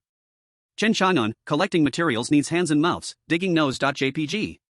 Chen Xian, be careful, or you'll get ambushed by beasts. Chen Xiang'an, no worries, at worst, 18 years later, I'll still be a good man. Tip, player Chen Xiang'an has died. Chen Xian. Seeing the message prompt, Ding Jiao glanced at the number of survivors in the upper right corner, 9,008 people. In just one day, 1/10 of the people had died. This misty survival was quite dangerous. Ding Jiao felt a wave of relief in his heart. Thank goodness he had bound the system, or else he wouldn't even know if he could survive a day. Zhang Dehai, Hai Long Gang is recruiting. Those willing to obey resource allocation will be prioritized. Those with great contributions will be rewarded with house upgrade blueprints. There were also smart people trying to make a profit from it. Unable to earn money from tools yesterday, today they switched to pulling people into the club. If it were usual times, hardly anyone would be fooled. But now that life and death are at stake, it's hard to say. In any case, just Ding Jiao saw dozens of recruitment ads. Like the Mataba's Taba Merchants Association, Ten Kung Qian's Penguin Games, Chun Qian's Wanderer Alliance, and so on. Ding Jiao had no plans to join or create a force. After quickly scanning what forces there were, he flipped to the trading platform panel. Blueprints. Search. A total of 8 blueprints found. But unfortunately, Ding Jiao took a look and found that everything was useless junk. He already had a wooden bed, and he even had 2 more crafting chances. As for bronze weapons, he had plenty, and they were priced so high that only a fool would buy them. As for the rest of the odd fruits and strange vegetables, Ding Jiao was not interested. He let out a sigh. He turned off the trading channel. System, give me 100 consecutive openings of bronze treasure chests. Ding, you have opened 100 bronze treasure chests. Congratulations, you have obtained 28*250 g meat floss bread, 80 by 150 milliliters water, 60 wood, 3 bronze axes, 20 rolls of paper, 10 toilet papers, 2 by 250 milliliters soy sauce, 80 iron blocks, 60 copper blocks, and 1 basic cooking skill. Not knowing if there really was a guarantee for 100 consecutive openings, this time he actually opened a skill book. And it was related to cooking. The style was similar to the painting he had learned before, just with a slightly different cover. Ding, you have learned the basic cooking skill. Cooking speed increased by 20%, deliciousness increased by 20%. To his surprise, it also had the effect of enhancing deliciousness. Did that mean the food would now be edible? As a person from the Dragon Country, Ding Jiao was not used to eating hamburgers and bread for every meal. Now that he had finally learned a cooking skill, of course, he wanted to cook something warm right away. The wolf meat he had traded from Chu Yoshua had long been eaten up, and now there was only half a snake left in the warehouse. It was about a pound. Definitely enough to eat. But just one dish was a bit too monotonous. He opened the trading platform again. But this time, the search content changed to various beast meats. Chapter 11, Rising Prices, Even Cheating Can't Compare. Unfortunately, Ding Jiao searched all around and found no available meat for sale. Or more accurately, others were not as low-key as Ding Jiao. They usually called out on the chat channel before selling things. After negotiating the price, they would trade directly. Unlike him, who just hung things on the trading platform, letting willing buyers take them. Forget it, I'll just use the snake meat. Currently, the only seasonings he had were salt and soy sauce. So he would marinate it for 10 minutes with just these 2. Then wash the pot and heat the oil. As the snake meat hit the pan, a wave of sizzling meat aroma immediately wafted up. Hearing the sizzling sound of the meat frying in hot oil, Ding Jiao felt a stir in his throat. This is so fragrant. Clearly, I did it the same way before. But it didn't smell this good back then. Because of the acceleration effect, the snake meat was quickly fried to perfection. Originally, he wanted to eat it with white rice. But smelling the crispy fragrance occasionally wafting from the pot made Ding Jiao unable to wait any longer. He casually took out a burger and started eating it with the sizzling fried snake meat. Wow, this is so delicious. Even though he only added a bit of salt and soy sauce for flavor, the texture of the snake meat was exceptionally good. Crispy on the outside and tender on the inside, every bite revealed the unique tenderness of the snake meat. The juices burst in his mouth, both chewy and bouncy, leaving an endless aftertaste. Ding Jiao knew that he didn't have this kind of cooking skill. So all of this was the effect of the basic cooking skill. Keep in mind, this was just basic. What about intermediate or advanced? Wouldn't it be so delicious that he might swallow his own tongue? Whoa. Just when Ding Jiao was pondering whether he should save up for 100 consecutive black iron openings, a sudden howl of wolves rang out from outside the yard. He turned around and saw 2 red eyes flickering in the purple mist. Their figures were vague, but looking at their general outline, it was undoubtedly wolves. Damn, isn't it daytime? How dare they get so close? Ding Jiao was startled. Then, with a thought, a bronze spear appeared in his hand. However, thinking that close combat was too dangerous and that his skills weren't great, he switched to a wooden crossbow instead. Watching the 2 wolves growl at him, Ding Jiao took a deep breath, aimed at one of them through the gaps in the wooden fence, and shot. Whoosh! 10 meters distance. In the blink of an eye, it was there. He accurately hit one of the wolves' bodies. The other wolf was startled and instinctively took a few steps back. It hid its entire body in the mist. The injured wolf also wanted to run. However, Ding Jiao wouldn't give it that chance. Released the wooden crossbow that had lost its arrows, then another wooden crossbow appeared in my hand, already fitted with an arrow. Whoosh! Thud! Another sharp arrow pierced through the air. With previous experience, this time the crossbow bolt accurately hit the wolf's neck. The wolf collapsed on the ground, twitching, its exhalation more than its inhalation. Seeing that I had so easily shot a wolf, Ding Jiao couldn't help but feel a wave of pride. Originally, I just wanted to scare it away, but I didn't expect to kill one instead. It was indeed an unexpected joy. But then again, I couldn't go out, so how could I get it back? Ding Jiao reloaded 2 crossbows, then picked one up and walked toward the wooden fence. There was a fist-sized gap between the wooden fence bars, enough to reach out my hand. However, doing so was too dangerous. If the wolf that had run away suddenly rushed out from the mist, I might not be able to retract my hand in time. So I took out a bronze spear to see if I could poke it over. But after taking it out and comparing, the 1.5-meter bronze spear was simply not long enough to reach it. So I took out a bronze pickaxe. After tying the two together with a rope, I aimed at the wolf's corpse and struck. Seeing the pickaxe head firmly sink into the wolf's body, I began to pull it back little by little. Just as I pulled the wolf's corpse to the corner of the wooden fence, the other wolf that had been scared away actually reappeared. Its crimson eyes looked at me coldly, sending a shiver down my spine. I knew well that wolves had a strong sense of revenge. If I didn't deal with it too, who knows when it might attack me. Whoosh! Thinking of this, Ding Jiao immediately had a bronze pickaxe in hand. Just as I raised my hand to throw, the wolf howled and retreated back into the mist again. Damn! If I had known, I would have loaded 2 crossbows first. Looking at the spot where the wolf had disappeared, Ding Jiao thought angrily. After waiting for a while and not seeing the wolf reappear, Ding Jiao gave up and left. He carried the wolf's corpse back to the door and pulled out a table to start dissecting it. Because of his lack of experience, the dissection process was a bit clumsy.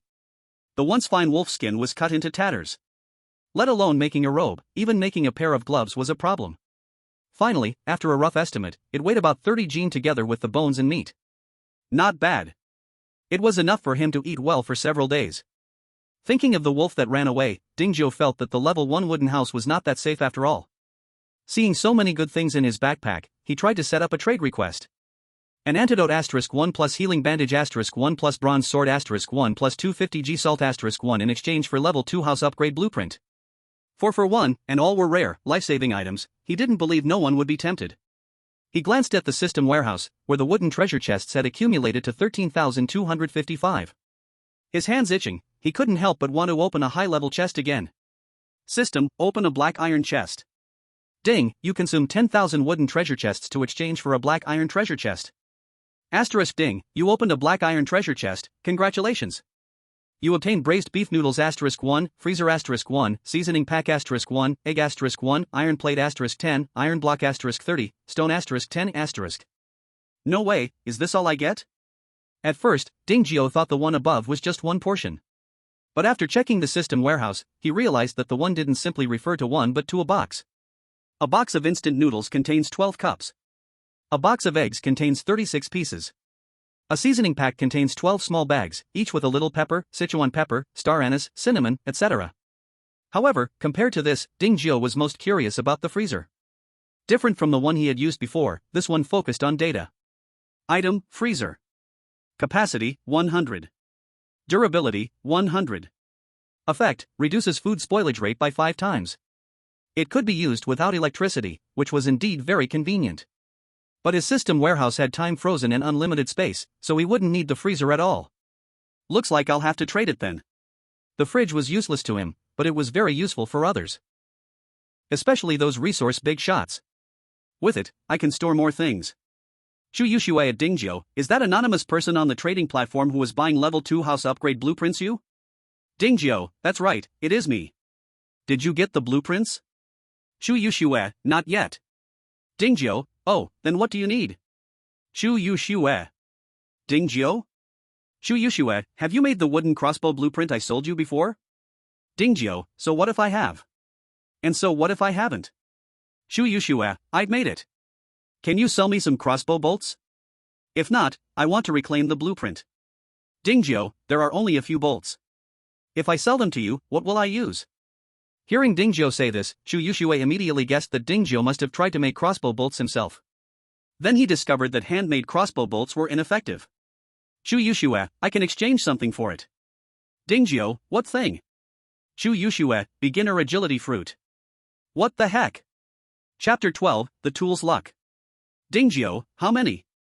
Chu Yushue, of course, 1, otherwise, how many do you want? Dingjio, 1? Then I can only give you 5 crossbow bolts. Chu Yushue, no way, at least 10. Dingjio, 10 is too much. The most I can give you is 6. Chu Yushue, I can add 2 more fruit seeds, but you have to return 1 fruit to me when it matures. Dingjio, okay, but if you get the level 2 house upgrade blueprint, you must trade it to me first. Chu Yushue, deal. With the price agreed upon, they began to trade skillfully. Different from the earthy-colored fruit, the agility fruit is a greenish color. After eating it, Dingjio felt as if his feet had gained strength and felt very energetic. With a light jump, he surprisingly jumped a meter high. He could participate in the Olympics now. Player, Dingjio. Attributes, Strength 7, Constitution 6+2, Intelligence 6, Agility 5+2. Feeling the increase in power, Dingjio became more and more satisfied with Chu Yushue as a tool. Dingjio Chu Yushue, did you ask me for crossbow bolts because you found some good treasure? Chu Yushue, not asking, it's a normal trade. Don't think I owe you a favor. Dingjio, ha, a slip of the tongue, a slip of the tongue. Here, eat a pear to calm down. Dingjio tossed a pear to her. Chu Yushue, humph.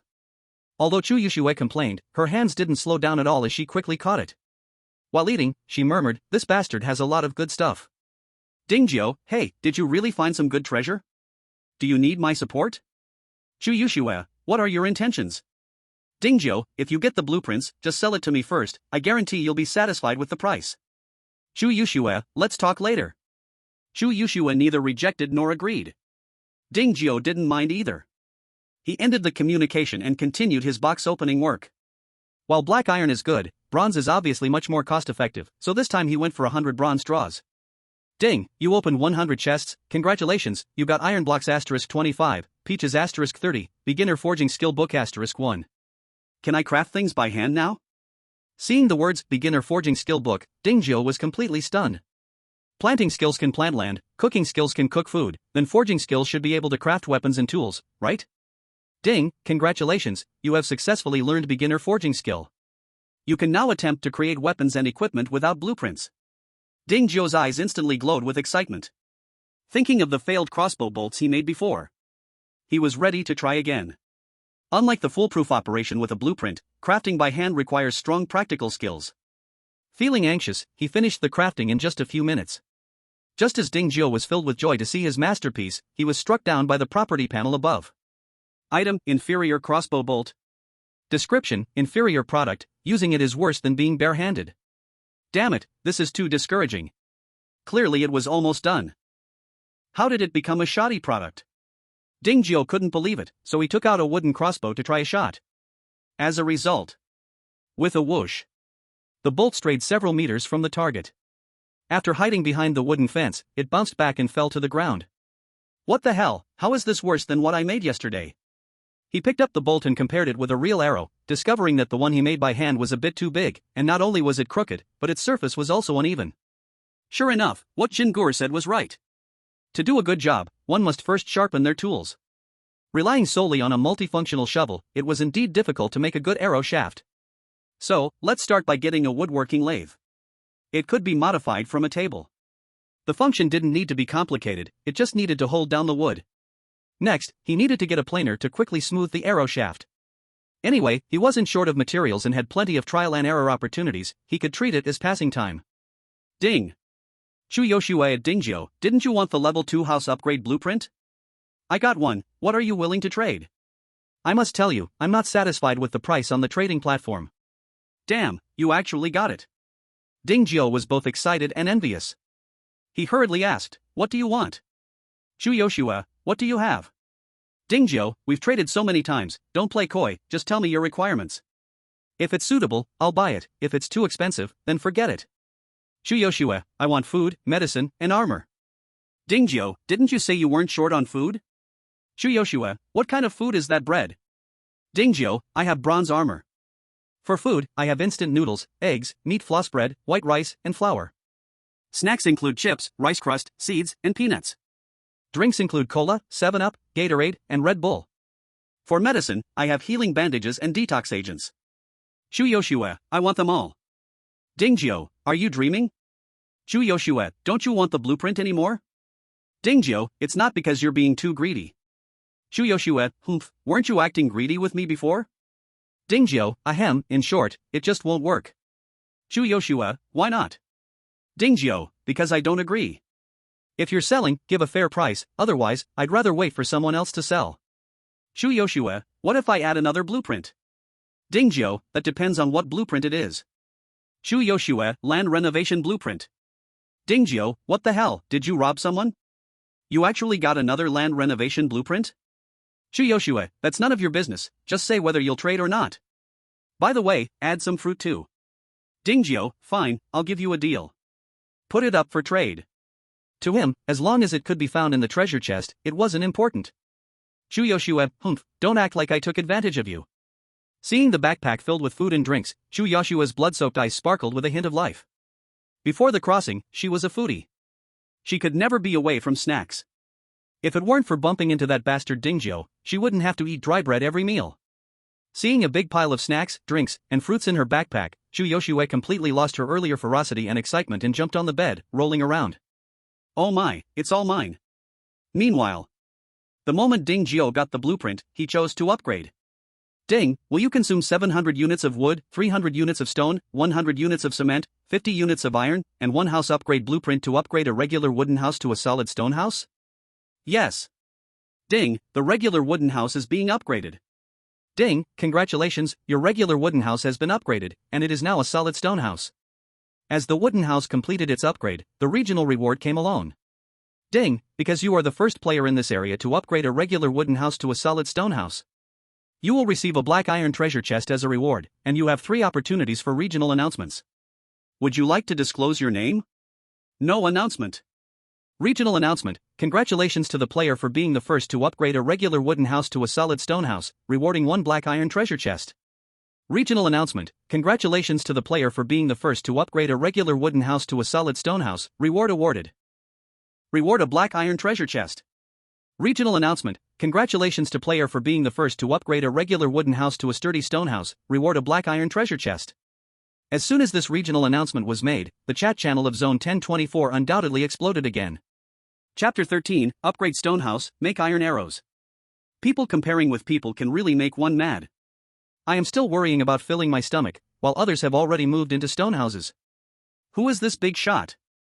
So awesome. We only have one anonymous big shot in our zone, who could it be but him? Does anyone know who it is? Let me worship him. Even the name can't be exposed, there must be a problem. The Sea Dragon Gang is recruiting, those interested can private message. Dingjio had no interest in the excitement of the chat channel. After successfully upgrading his house to a stone house, he immediately went to check the house's attributes. Name, Sturdy Stone House. Level, LV2. Defense, 1000. Durability, 3000/3000. Workbench, level 1, can be upgraded. Repair requirements, none. Upgrade requirements, bricks * 10,000, steel bars * 2,500, iron blocks * 1,000, cement * 5,000, wood * 1,000, stone * 1,000, level 3 house upgrade blueprint * 1. With 1,000 defense and 3,000 durability, his sense of security instantly reached its peak. As for the materials needed for the next level, it's just a matter of opening a few thousand treasure chests, no need to worry at all. Seeing the workbench section showing it can be upgraded, Dingjio clicked to check. Workbench. Level 1. Current craftable items, wooden table, wooden chair, stone axe, stone pickaxe. Upgrade requirements, iron plate * 20, iron block * 100, steel plate * 5, steel block * 20. He has never opened steel plates or steel blocks before, he guessed they should be in the black iron treasure chests. However, black iron treasure chests are different from bronze treasure chests, it requires 10,000 wooden treasure chests to exchange for one. Calculating, it takes an hour and a half to accumulate enough. Even if Dingjio has a large family business, he can only take it slow. By the way, during the previous regional announcement, he was rewarded with one. Then it's better to open it and see. Ding, you opened a black iron treasure chest, congratulations, you received steel plate * 10, steel block * 30, contract scroll * 1, flashlight * 1, functional drink * 10. This is just too coincidental, could it be that I am also the child of destiny? Dingjio blinked. But it doesn't matter anymore. Ding, workbench upgrade completed, current level 2, new crafting templates, iron bucket, iron axe, iron pickaxe. Is that it? Seeing that the materials required steel plates and such, he expected a big change after upgrading the workbench, but didn't expect it to only add 2 iron tools. Just as Ding Jiao shook his head, he discovered another function of the workbench. Switch to manual operation mode. In this mode, as long as he has forging skills, he can make things without blueprints. Isn't that referring to him? Switch to manual operation mode. Ding, workbench has switched to manual operation mode. With a flash of white light, the workbench immediately transformed from modern CNC to vintage manual. Ding Jiao wasn't a professional, but he had learned forging skills, so he still knew what the tools above were for. With professional tools, making crossbow arrows became much easier. He even thought the stone arrowheads weren't strong enough, so he switched to iron ones. After experiencing failure just now. This time, he was much more careful. It took him over half an hour to make the first iron arrow. Hint, you successfully crafted a normal iron arrow. Normal iron arrow. Attack power, 25. Durability, 10. Seeing that he succeeded, Ding Jiao immediately equipped it onto the wooden crossbow.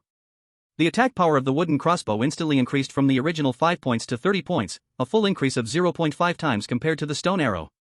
Of course, this isn't the most important thing. The most important thing is that the durability also increased from 1 point to 10 points. He can recycle and use it continuously. Such a good thing, Ding Jiao certainly wouldn't keep it to himself. He immediately sent it to Chu Yoshue for her to see.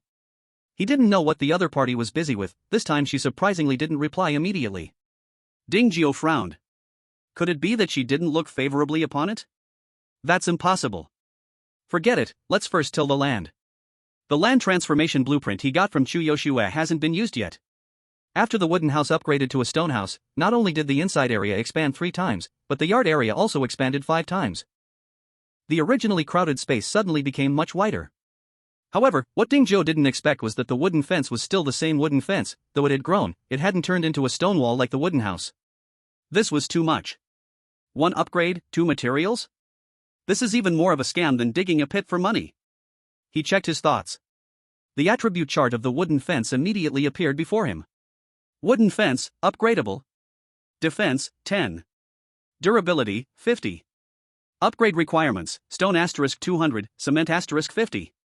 Originally ordinary, it now had an upgrade label and the materials needed for upgrading.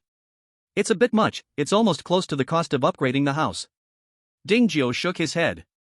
But he still chose to upgrade. Ding, you have consumed 200 units of stone and 50 units of cement to successfully upgrade the wooden fence to a stone wall. Check it out. Stone wall. Defense, 800. Durability, 1,500. Both the defense and durability were less than the stone house. However, compared to the wooden fence that was only 1 meter high and could easily be jumped over, the stone wall over 2 meters high obviously gave a stronger sense of security. The only downside is that it's impossible to see the situation outside the wall. Even if wild beasts attacked, he couldn't fight back. But it could still be solved.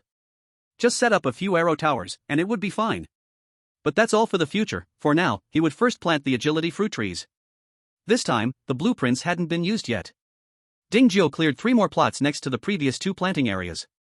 1 plot was for planting physical fruit seeds, and the other 2 plots were for planting agility fruits. After watering and fertilizing them, he had to wait 5 days for them to mature. Ding. Chu Yoshue at Ding Jiao, what's the price for iron arrows? Ding Jiao, blueprints or valuable items. Chu Yoshue, do you want meat? Ding Jiao, braised wolf meat.jpg. Chu Yoshue felt helpless.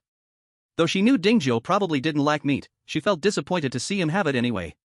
Chu Yoshue, I don't have any blueprints right now. Ding Jiao, no rush, you can owe me for now and pay later when you get what you need. Chu Yoshue, then I want 10. Ding Jiao, no problem, but you'll have to wait for 2 hours for delivery. Chu Yoshue, okay. After finishing the transaction, Chu Yoshue hurriedly hung up. He didn't know what she was busy with. And the reason Ding Jiao was so generous this time was mainly because Chu Yoshue's luck was exceptionally good. She always managed to get some things he desperately needed. If he didn't build a good relationship now, later on, if she got good items again, how would she remember him? Chapter 14 Contract Wolf King. For this reason, Ding Jiao didn't bother to go out to inspect the yard anymore. He stood at the workbench, continuing to make iron arrows. Having had the experience of making them once, he was much more skilled this time. Especially towards the end, he could make one in just a few minutes. So instead of the originally expected 2 hours, he finished making them all in just an hour and a half. After delivering the arrows, it was already midday. Hearing his stomach grumble, Dingzhou finally remembered he hadn't eaten yet. Thinking about the stir-fried snake meat from before made his mouth water. Especially now that he had various seasonings, even the stinking wolf meat could be made tasty. As usual, he marinated it for 10 minutes. Thinking about the eggs still in the warehouse, he took out 2 to make fried eggs. TSK, this is too luxurious. Lidania, do you all feel like the resources outside are becoming scarcer? Now we need to go farther to collect big trees and stones. Chen Xian, that's because everything nearby has been chopped down, and there's no respawn like in the game. Zhang San and damn, does this mean we'll have to go far to collect resources in the future? That's too dangerous. Lidania, I usually have no sense of direction. If I go too far, I'm afraid I'll get lost. Zhang Dalong, that's tough for you, you'll definitely get eaten clean by wild beasts. Lidaniu, even if you die, I'm still alive. Chen Ziwei, everyone should prepare more weapons. In one day, the new player protection will wear off, and it will definitely be dangerous then. Zhang Dahai, Sister Ziwei, if you want to team up, look for me, I promise to keep you safely well-fed and plump. Ha! At this moment, after eating and drinking enough, Dingzhou strolled around the courtyard. This time, he didn't discover any treasure chests like before. After simply clearing away some weeds and stones, he began to choose a spot to build a tower. It didn't need to be too high. As long as he could see the situation outside the stone wall, it would be fine. The technical content was very low. First, he dug a few holes in the ground and inserted wooden posts. Then he took out the iron nails he made and stacked them layer by layer to basically complete it. It just looked a bit ugly. Loose and shaky. And since he hadn't learned woodworking skills yet, it resembled a 3-no product. It had not a single property. However, Dingzhou didn't mind.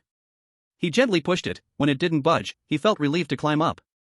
It added 2 meters in height. From a higher vantage point, the view that was originally blocked by the stone wall returned once again. Although he still couldn't see clearly what was in the mist, having a view was already satisfying. The only drawback was that the range was a bit small, he could only see 1/5 of the area. This meant he needed to build at least 4 more of these towers to perfectly cover the entire stone wall. Moreover, with just him alone, even if he built them, he couldn't defend so many places at once. Should he give up? No, this was a matter of life and death. No matter how difficult, it had to be done. Dingzhou shook his head, dispelling that unrealistic thought. Time passed slowly. While Dingzhou was busy making the tower, he didn't notice that the sky had darkened. Originally filled with the sounds of insects and birds, the mist suddenly added several howls from wolves. Getting closer and closer. Dingzhou's reflexes kicked in, and he stopped his work, quickly climbing up one of the towers to look towards the source of the howls. 1, 2, 3, 4, there were actually more than 10 wild wolves coming out of the mist. Damn, it's only the second night, and now we have a monster siege? Wait a minute, why does that wolf look like it has an arrow wound? What the heck? Could it be the one that was shot and escaped before? Is it back with its pack to seek revenge? Although he had heard that wolves hold grudges, he never expected it to be this serious. Revenge without overnight delays? Dingzhou frowned tightly. Instinctively, he took out his wooden crossbow. Awoo! With the Wolf King's howl, the surrounding pack of wolves rushed towards the stone wall. Ding, your stone wall is under attack by gray wolves, durability -0. Ding, your stone wall is under attack by gray wolves, durability -0. Ding, your stone wall is under attack by gray wolves, durability -0. A series of notification sounds rang out, and Dingzhou almost thought the stone wall couldn't hold up. However, upon closer inspection, he found that the wolf pack was biting in vain. Because they were still under the beginner's protection period, the beast's attacks had no effect on the house at all. Understanding this, Dingzhou immediately smiled wickedly. Sending wolf meat from afar, a small gift with deep feelings. Wolf brothers, then I won't be polite. Whoosh! Whoosh! With one hand on the wooden crossbow, he easily achieved a double kill. However, since reloading the crossbow bolts took some time, after shooting 2 arrows, Dingzhou switched to a long spear. At a distance of only 3 to 4 meters, he didn't believe he could miss. Whoosh! A dull sound of breaking air was heard. One gray wolf that was biting the stone wall was pierced through by the spear. Haha, is this it? Just this? Dingzhou laughed loudly.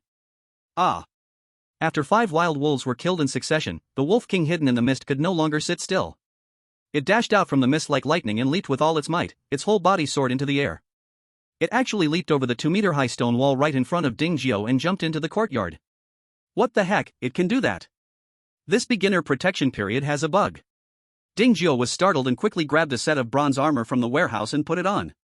Just as he finished putting it on, the Wolf King had already arrived at the base of the tower. Ding Jiao hurriedly took out a bronze spear and stabbed down fiercely. Whoa! The Wolf King couldn't dodge in time and was struck in the shoulder, howling in pain. Hearing the Wolf King's miserable howl, the wolves outside the courtyard became even more agitated. They wanted to mimic the Wolf King and jump inside, but unfortunately, they didn't have the strength of the Wolf King and were blocked halfway by the stone wall. Ding Jiao sighed with relief and began to fully confront the Wolf King. Having suffered once, the Wolf King was much more cautious. It no longer rushed in but circled around the arrow tower, trying to get behind Ding Jiao. Of course, Ding Jiao would not let it succeed. He quickly turned around and threw a spear, but the Wolf King jumped away to avoid it. Ding Jiao did not give up.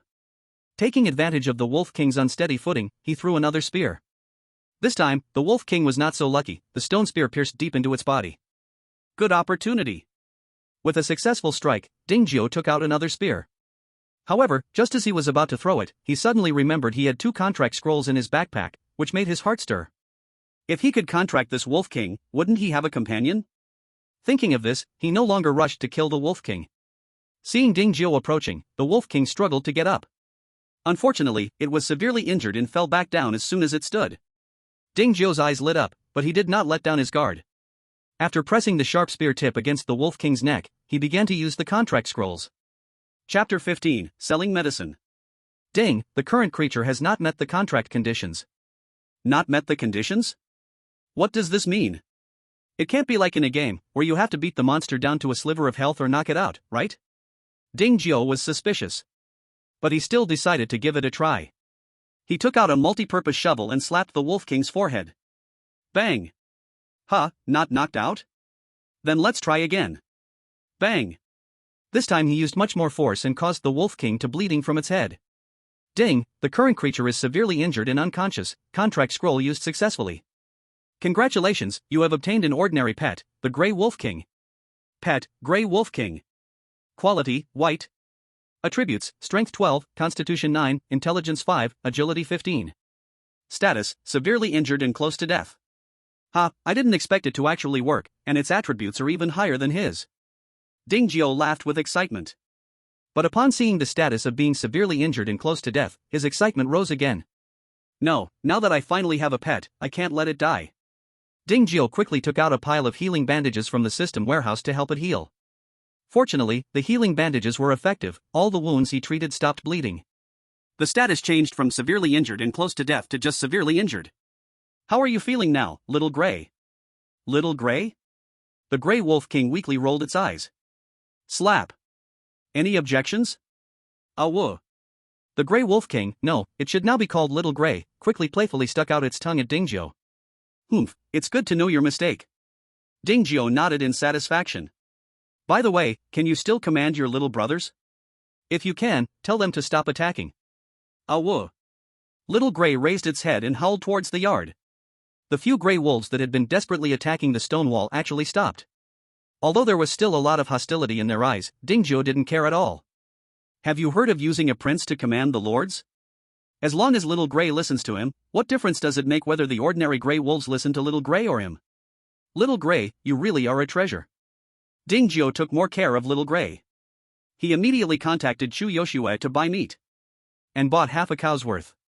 Watching Little Grey swallow the meat, Ding Jiao thought about the few outside and cut out some scraps to throw out. At first, the wolf pack did not eat. Only after hearing Little Grey's command did they each pick up a small piece and start munching. After filling up, along with Ding Jiao's generous use of medicine, Little Grey's injuries healed very quickly. It was even able to stand up and move around. Seeing that it was heading towards the planting area, Ding Jiao worried it would damage the seedlings and rushed forward to hold it back. Little Grey, this is not a place for playing. If you want to take a walk, go somewhere else. Whoa. What, you say you want to make a nest here? No way, absolutely no way. What a joke, you really think I didn't see you looking at these seedlings with glowing eyes? If I really let you settle here, wouldn't it be like the Monkey King guarding the peach garden, leaving not a single one behind? Go away, if you're really so free, then take your little brother and move his body in here. Whoa. Alright, it's not about eating them, but finding a place to hide. Otherwise, if they stay outside, they'll be eaten by other beasts. Whoa. After sending the Little Grey Wolf out of the yard, Ding Jiao returned to the planting area. Just as he was stopping the little gray wolf, he found that several seedlings were lacking water again. Primary quality fruit tree. Maturation time, 4 days. Harvest times, 1 out of 1. Current status, lacking water. He took out a bottle of water and poured it on. The lacking water status instantly turned into lacking fertilizer. There's nothing to say about this, he could only apply fertilizer again. Then he saw the maturation time change. Primary quality fruit tree. Maturation time, 3 days 23 hours 59 minutes. Harvest times, 1 out of 1. Current status, growing. Looking at this situation, it seemed he would have to deal with it every day. He thought they were easy to grow, but they were actually resource hogs. Dingyo watered and fertilized each seedling one by one, using a total of 6 bottles of water and 6 bags of basic fertilizer. A woo-woo-woo. Coming. Hearing the little gray wolf's cries, Dingyo stopped his sighs. He turned and walked to the yard's entrance, seeing 7 wolves surrounding the area besides the little gray wolf. Their eyes were very fierce. If it weren't for the little gray wolf watching by his side, they might have pounced long ago. Of course, they had also brought several gray wolf corpses with them. A total of 6. Piled up on the left side of the yard entrance. Dingyo didn't dissect them, but directly stored them whole in the system warehouse. Little gray wolf, let your kin stay outside the yard to help guard, I will take care of their food. Woo. The little gray wolf rubbed its head against Dingyo's foot, which he didn't understand, so he took it as consent. The night grew darker. Dingyo built a campfire in the yard and began preparing his own dinner. A long, long night. He decided to treat himself to a good meal. Red wine, steak. Although there were only 2 items. But the quantity was enough. With the aid of basic cooking, even the already full little gray wolf couldn't help but look at the iron pot with its tongue hanging out like a husky. Seeing its greedy look, Dingyo gave it a few pieces, making it excitedly howl nonstop. The wolf pack outside the yard also smelled the aroma of the frying steak, especially after hearing the Wolf King was eating alone. They were even more anxious, pacing in circles. However, this time Dingyo didn't give them any food. What a joke! With so many of them, how long would it take to fry? After eating and drinking enough, Dingyo opened the regional chat to see the time. 6,522. This is the total number of survivors in Area 1024. The death count has tripled since yesterday. It seems that besides him, others also encountered beasts.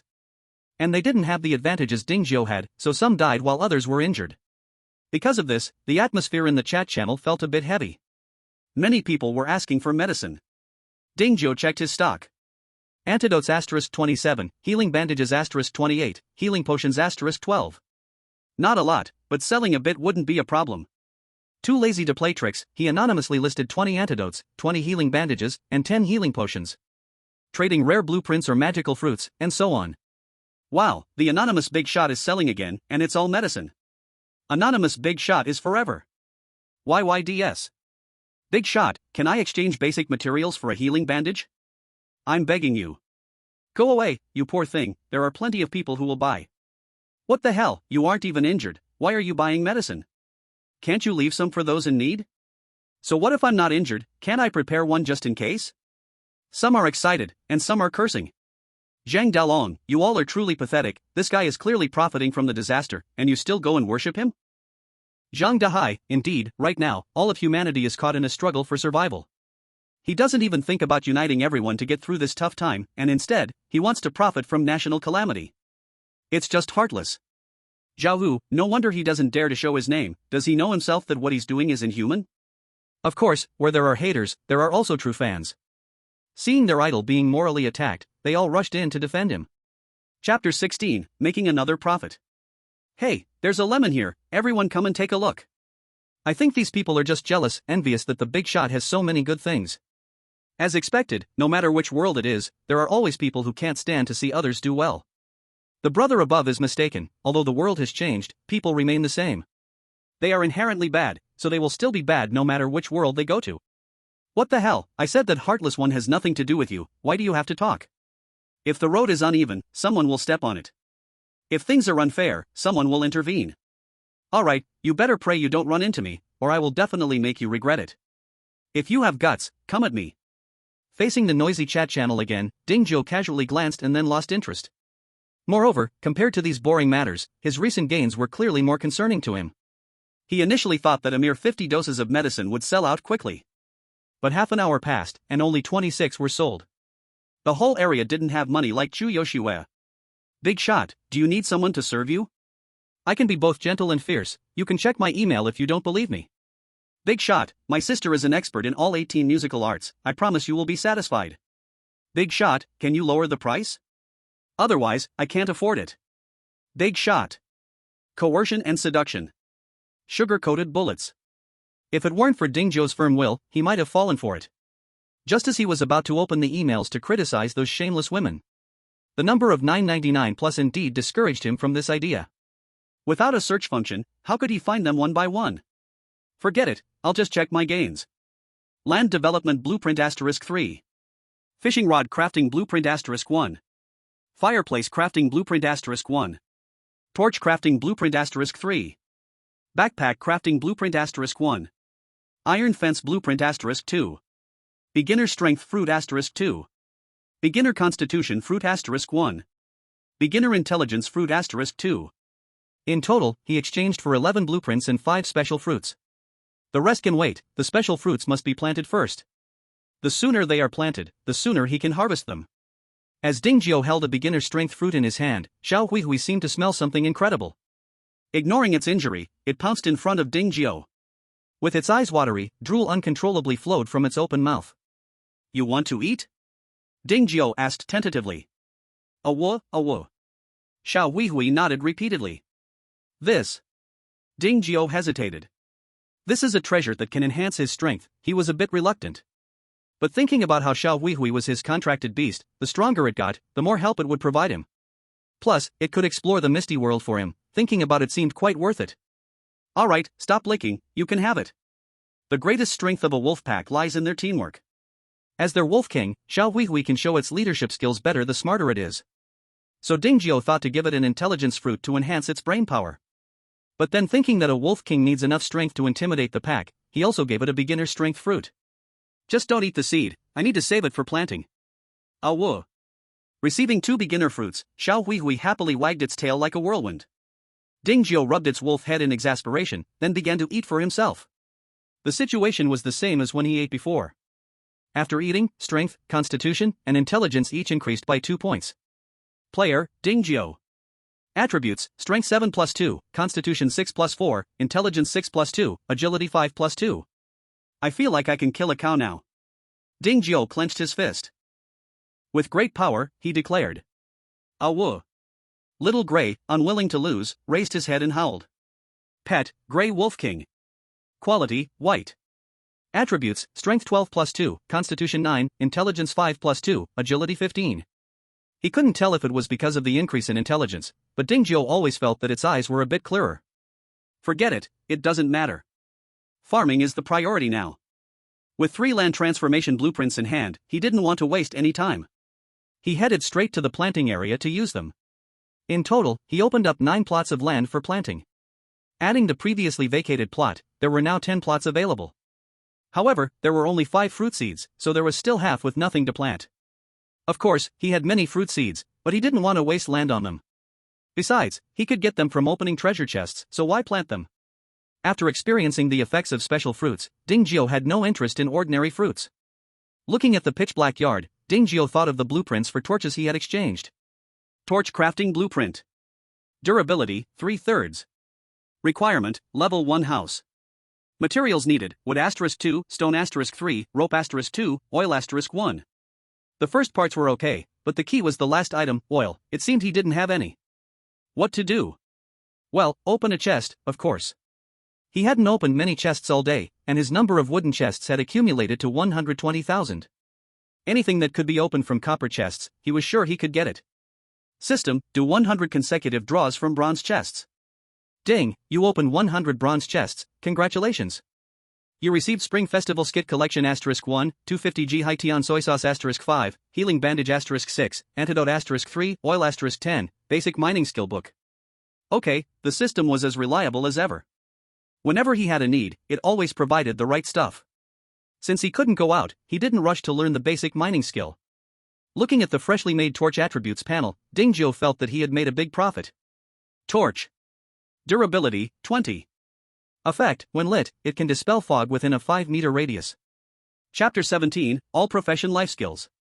Don't underestimate the 5-meter range. In this low-visibility fog world, it was akin to a treasure.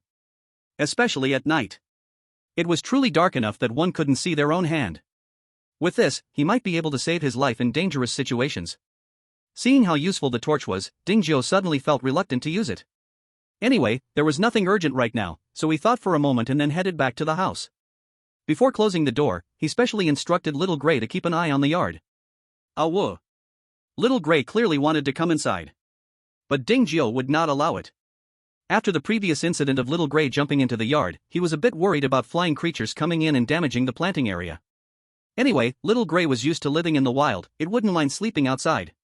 Moreover, there were its little brothers outside, so if it wasn't watching the yard, what if they ran away? What a good candidate for a guard. He didn't want to let it escape. Alright, you just watch tonight, and tomorrow I'll make you a cozy nest, okay? Whoa. Don't worry, I promise I won't trick you. Fireplace crafting blueprint. Durability, 1/1. Requirement, level 1 house. Materials needed, wood *10, stone *30, cement *10, iron block *5.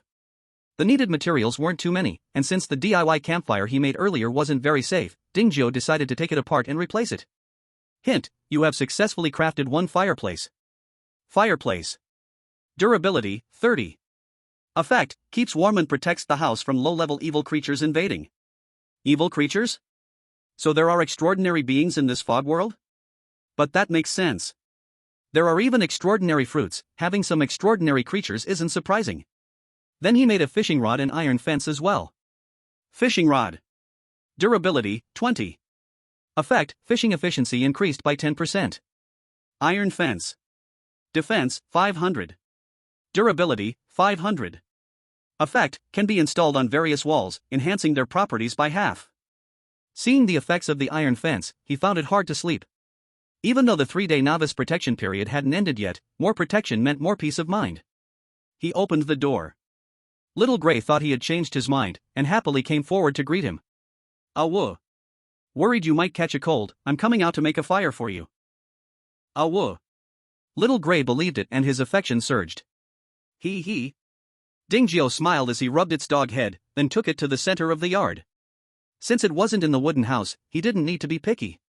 Wooden mats and straw. Light a fire. Soon a small campfire was created. Without the mist covering it, this little campfire was enough to illuminate the entire yard. Hey, don't get too close, it'll burn your fur. Dingzhou was about to warn but spoke too late. Little Gray's head fur had already curled from the heat, and he could even smell a hint of burnt hair. Whoa. It's fine, just burned a little, it will grow back in a few days. Whoa. Okay, I won't say any more. Dingzhou laughed as he helped Little Gray shake off the burnt fur, then walked to the stone wall.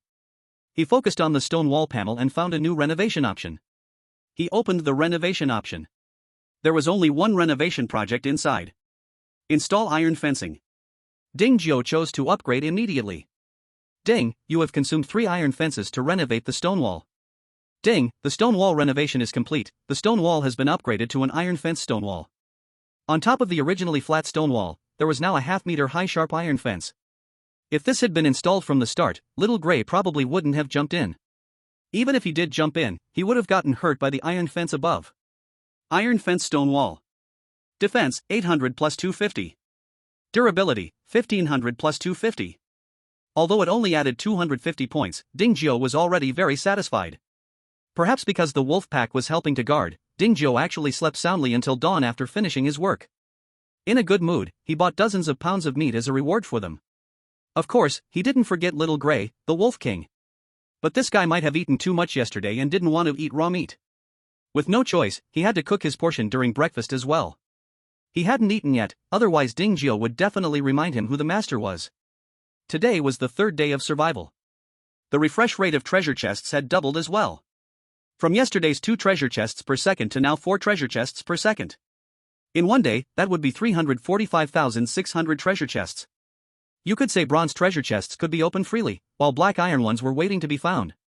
After eating and drinking enough, Dingzhou looked at the number of treasure chests, feeling a bit itchy, he decided to do a 10 consecutive draw for black iron chests. Ding, you consumed 100,000 wood treasure chests to exchange for 10 black iron treasure chests. Ding, you open 10 black iron treasure chests. Congratulations, you obtain 20 iron plates, 20 steel plates, 50 iron blocks, 30 steel blocks, 50 bricks, 1 iron spear, 1 steel knife, 30 cement, 1 intermediate woodworking skill book, 50 corn, 5 packs of 500 G flour, 5 primary growth liquids. Use the intermediate woodworking skill book. Ding, learning failed. Tip, you have not yet learned the prerequisite skill of primary woodworking. Okay, it seems these skills need to be learned one level at a time. Ding Jiao helplessly put down the intermediate woodworking skill book. Item, primary growth liquid. Effect, accelerates the growth rate of low-level plants. Ding Jiao immediately thought of those special fruit trees. A day had passed, and it was just time for them to be watered and fertilized. After going through the process with one of them, Ding Jiao then poured a bottle of primary growth liquid on it. Ding, you used 1 bottle of primary growth liquid on the primary physique fruit tree, growth time shortened by 1 day. Then a delightful scene appeared. The small seedling, which was originally only knee-high, suddenly grew to waist height. And most importantly, 3 small fruits had grown on it. About the size of a thumb, they were bright green. Primary physique fruit tree. Mature time, 2 days. Harvest times, 1/1. Current state, lacking water. Seeing that it needed watering again, Ding Jiao took out a bottle of water and poured it down. But this time, after watering, it still showed a lack of water. Ding Jiao raised an eyebrow and took out another bottle. Still lacking water. So he added another bottle. After pouring 3 bottles in a row, the lack of water status finally changed to lack of fertilizer. Having the experience of watering, Ding Jiao was mentally prepared for fertilizing. After pouring in 3 bags, this just completed the watering and fertilizing. Primary physical fruit tree. Maturity time, 1 day 23 hours 59 minutes. Harvest count, 1/1. Current status, growing. Chapter 18, the beginner protection period ends. By the way, can the primary nurturing solution be used again? It was fine if there was none, but now that he had it, Ding Jiao really wanted to see if he could mature the fruit trees all at once. Ding, you used 1 bottle of primary nurturing solution on the primary physical fruit tree, growth time reduced by 1 day. Seeing the 3 physical fruit trees turn from green to yellow, he could hardly hold back. So, he poured down another 3 bottles of water and 3 bags of fertilizer. Ding, you used 1 bottle of primary nurturing solution on the primary physical fruit tree, your primary physical fruit is fully mature. It's ripe, really ripe? Ding Jiao looked excitedly at the 3 familiar yellow fruits on the tree. Howl. Equally excited was Little Gray, the food lover, who was drooling like a river. I can only give you 1, remember to spit out the pit after you finish. Howl howl. Little Gray nodded repeatedly. Here. Ding Jiao gave Little Gray 1, ate 1 himself, and left the last one for Chu Yushue. This was agreed upon when they traded for the pits earlier. And the primary physical fruit tree could indeed only be harvested once. After picking 3 fruits, it immediately withered away. Now there were still 3 bottles of primary nurturing solution in the warehouse, which meant he could mature another fruit tree. But which one to choose? Ding Jiao glanced at the several fruit trees in the planting area. 2 days, 2 days, 3 days, 4 days, 4 days. 4 days was eliminated first. As for whether to choose the 2 days of primary physical fruit or the 3 days of primary agility fruit, Ding Jiao thought for a moment, and finally chose the primary physical fruit. Although a strong body is good, speed is better. As long as you run fast enough, dangers won't catch up. But since Ding Jiao had bound himself to a homebody system, there was no need to go out and explore, so getting the primary physical fruit first made more sense. Watering, fertilizing, pouring nurturing solution, repeating this twice, he soon harvested another 3 primary physical fruits. Little Gray approached like a shark sensing blood, licking its dog head. Ding Jiao rolled his eyes but still gave it 1.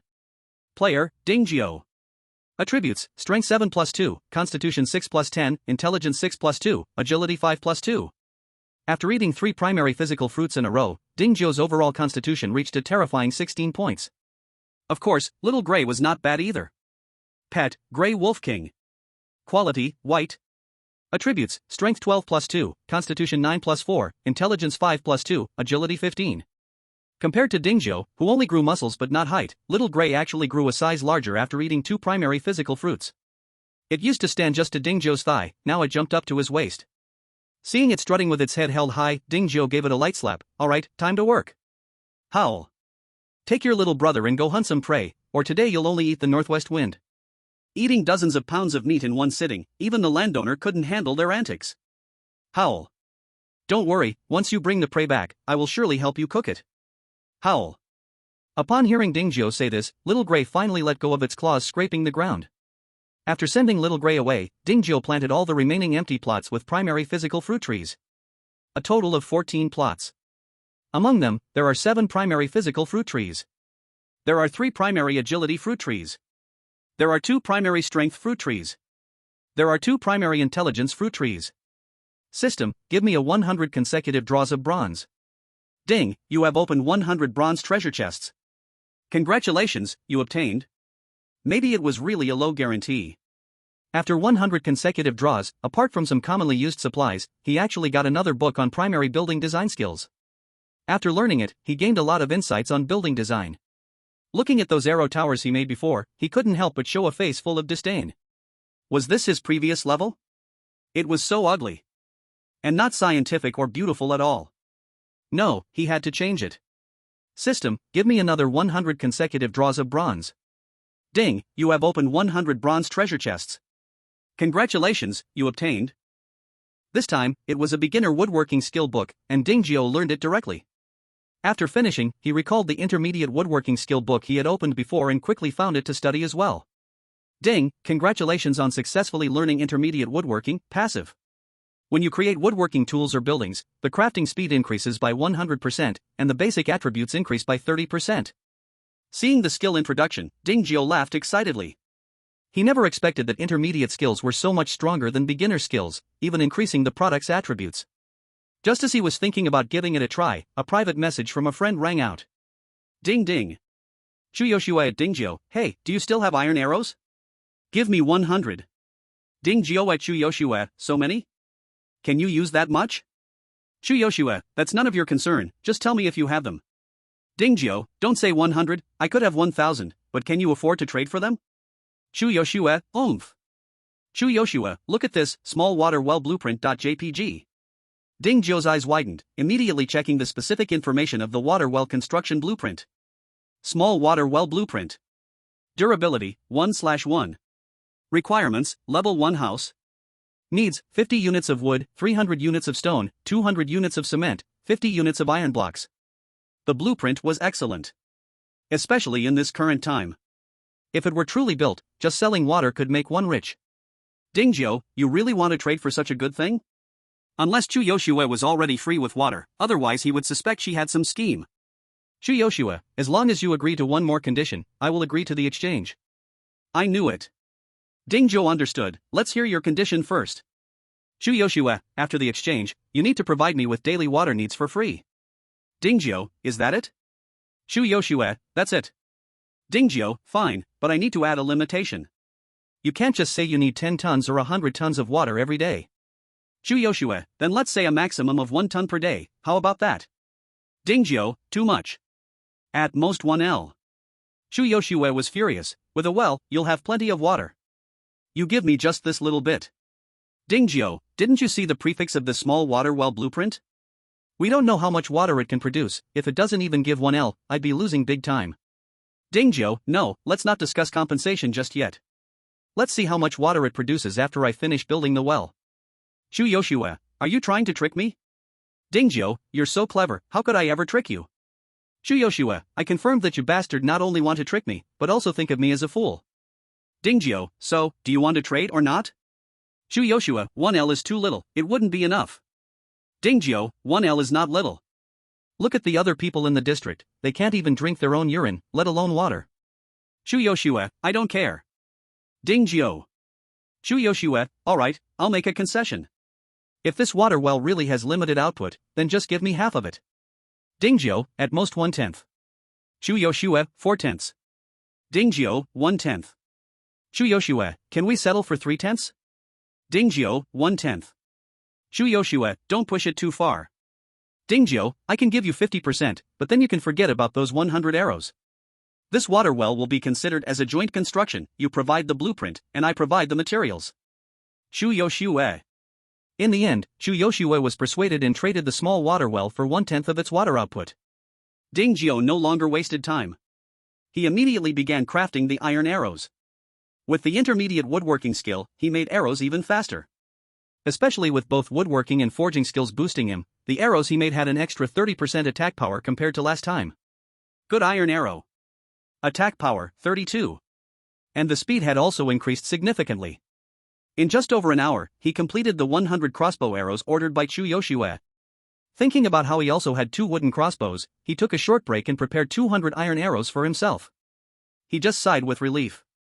But once he remembered that the beginner's protection period was ending tonight, he felt that 200 crossbow arrows weren't that safe after all. Then he made another 200.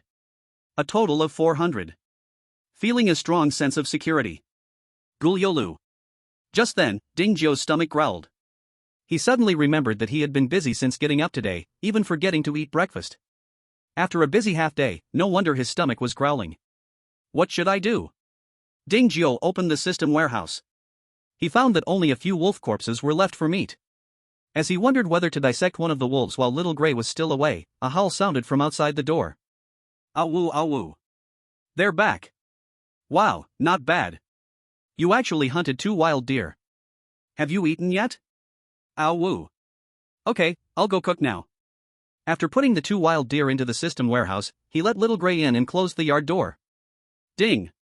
Area announcement, the newbie protection period will end in 8 hours. At that time, the top 10 houses in the area by level will receive treasure chest rewards. Ding. Area announcement, the newbie protection period will end in 8 hours. At that time, the top 10 houses in the area by level will receive treasure chest rewards. Ding. Area announcement, the newbie protection period will end in 8 hours. At that time, the top 10 houses in the area by level will receive treasure chest rewards. Chapter 19, The Shifting Mind of a Husky. After 3 consecutive area announcements, Dingjio, who was about to cook, couldn't help but stop his actions. I wonder if my level 1 wooden house can get a reward. Should have a chance.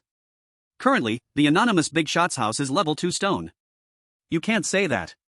Besides the first upgrade announcement, those who level up afterward won't have one. Maybe there are already over 10 people who have upgraded their houses to level 2. Right, anonymous Big Shot, Chen Xian of the Free Alliance, Zhang Dahai and Zhang Dalong of the Sea Dragon Gang, Ma Toba and Tang Kung Qian of the Taba Chamber of Commerce, these all have level 2 houses. And these are just the known ones. If we consider those hidden players, not even level 2 houses might make the list. So what if everyone is level 2? It should be calculated by time, those who upgrade earlier rank higher. Then the anonymous Big Shot might have to have their name revealed. Maybe they'll keep hiding their name. So sneaky? Looking to buy level 2 stone house blueprints, prices are negotiable. Does anyone have level 1 wooden house blueprints for sale? We'll pay a high price. Didn't someone already analyze that? Even upgrading the house to level 1 won't get you on the leaderboard, why are you still offering high prices? Idiot, they're not stupid. After midnight tonight, the newbie protection period will end, and that thatched house won't necessarily withstand animal attacks. Wow, that's true. Speaking of which, mine is also a thatched house. I need to get a wooden house upgrade blueprint too. High prices for wooden house upgrade blueprints, message me if you're selling. Looking to buy weapons with attack power, the higher the better. Buying potions in bulk, message me if you're selling. Dingjio scrolled through the chat channel. Although everyone said that level 2 stone houses could get rewards, he still felt uneasy. So he contacted Chu Yoshue to ask if she had a level 3 house upgrade blueprint. Chu Yoshue, do you think I'm Doraemon? Want something, have something? Dingjio didn't believe it and continued to probe. You're not planning to keep it for yourself, right? Chu Yoshue rolled her eyes. 10,000 bricks, 5,000 cement, plus rebar and iron blocks, who could collect all that so quickly? Chu Yoshue, wait, you're asking me for blueprints. You don't already have enough collected, do you? Chu Yoshue, wow, everyone's been saying you're cheating, and I didn't believe it. Now it seems you're really a cheat. Dingjio, can you stop with the cursing all the time? You're a girl. Chu Yoshue, so it's my fault. Dingjio. Chu Yoshue, have you made the crossbow bolts I wanted? Dingjio, I made them a long time ago, just waiting for you to come home to trade. Chu Yoshue, I'm home now, you can list them. Dingjio, before trading, I need to tell you something. Chu Yoshue? Dingjio, because I've leveled up my skills, the attack power of the iron arrows I made is much higher than before. Chu Yoshue's face darkened, and she asked unhappily, so, do we need to pay more? Dingjio smiled faintly, talking about money can hurt feelings. Dingjio, how about this, when you go out to explore in the future, if you get more blueprints, sell them to me first. Chu Yoshue, is it just this? Dingjio, just this. Chu Yoshue sighed in relief, no problem, as long as I don't need it, I will sell it to you. After receiving the blueprint for the small well, Dingjio didn't even bother to cook. He looked at the layout of the yard and finally decided to build it next to the stove. No other reason, just for convenience. Ding, small well construction completed. As the materials and blueprint disappeared, Dingjiu soon had a small well built of stones before him. The reason it is called small is that it is only half a meter wide and high. It's almost like a bucket filled with water. Very clear. You can see the bottom at a glance. It doesn't look like it connects to an underground river at all. Dingjiu tried a sip, it was a bit sweet, nothing like tasteless bottled water. Building, small well. Durability, 100. Storage, 10L. Recovery speed, 0.1L/H. Only 10 liters of storage. And the recovery speed is super slow. It can only recover 100 milliliters per hour. After use, it takes 100 hours to fully recover. Fortunately, he didn't agree to Chu Yoshua, otherwise, he would have lost big. Dingjiu at Chu Yoshua, look, this is the attribute panel of the small well, small_well.jpg. Chu Yoshua, why is it so low? What kind of well is this? Sad face. Dingjiu, anyway, the situation is like this. According to what we agreed, it can only provide you with 240 milliliters of water daily. Chu Yoshua. Dingjiu, if you think it's too little, you can refuse it. Chu Yoshua, who said I refuse? 240 milliliters of water can exchange for many things, hurry up and give me today's share. Dingjiu generously gave her 2 bottles of 100 milliliters bottled water. Dingjiu, don't say I'm stingy, 2 bottles a day, you will definitely use it. Chu Yoshua, middlefinger.jpg. Dingjiu's face darkened, and he closed the chat window speechlessly. Ah whoa. I'm coming, I'll go cook. I heard deer meat is very nourishing, I wonder if it's true.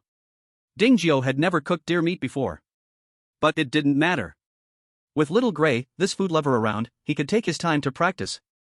Besides, having a beginner cooking skill comes with a delicious bonus. As long as he doesn't mess up the seasonings, it shouldn't taste too bad. Braised deer meat. Stir-fried deer meat. Deer meat balls. Pan-fried deer steak. Grilled deer leg. After pondering for more than an hour, he made 5 dishes and a soup. Awo awo. Ha, don't rush, I'll get it for you right now. Dingjiu poured Little Gray's portion into a large basin, with the rice included, it weighed a whole lot. Seeing Little Gray eating without care, he began his own lunch. He had to admit, deer meat was really delicious. Not only was it delicate and tasty, but the meat was also tender and juicy. Forget about 5 dishes and a soup, even if he doubled it, he could clean it all up. Chapter 20, Ideals and Reality. Full and satisfied. Dingjiu thought about how he hadn't bathed for 3 days and suddenly felt uncomfortable all over. He had no conditions before, but now he had a small well. Why not enjoy it? System, give me 100 consecutive pulls on the bronze treasure chest. Ding, you opened 100 bronze treasure chests.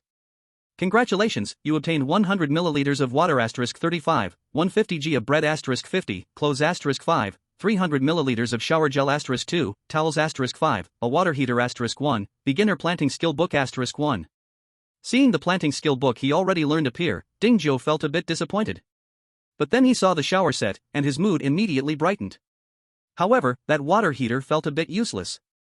1 has no power supply, 2 has no water supply pipe, it's more convenient to boil water. Boil water in a pot. 30 minutes later. After washing his body carefully, Dingjiu felt refreshed all over.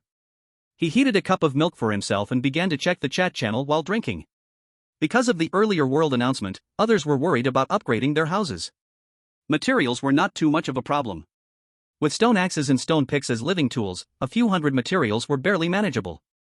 What really troubled them was the house upgrade blueprints. Those required hunting beasts in order to have a chance to drop. In the entire district, the thousands of people simply could not satisfy the demand. Not only that. Dingjiu even saw Zheng Dahai and Mataba buying the blueprints for upgrading to level 3 houses. Are they trying to compete with him for the first place reward? Although Dingjiu was not short on treasure chests, no one would complain about having more. Dingjiu at Chu Yushu, hey, beautiful, do you have any blueprints for upgrading to level 3 houses? Chu Yushu, not yet. Dingjiu, has anyone upgraded their house to level 3? Chu Yushu, don't you have experience in this?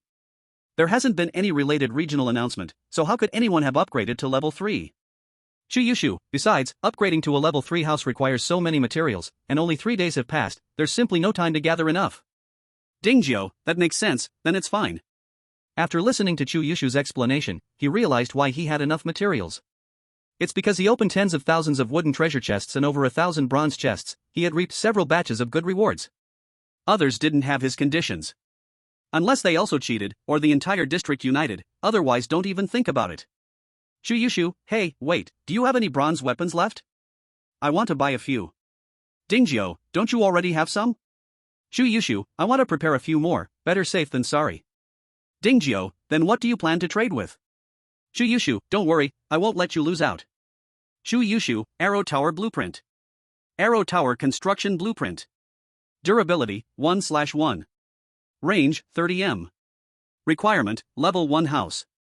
Effect, after use, can build an arrow tower on friendly land that shoots every 5 seconds. Requirements, wood *100, stone *20, arrows *100.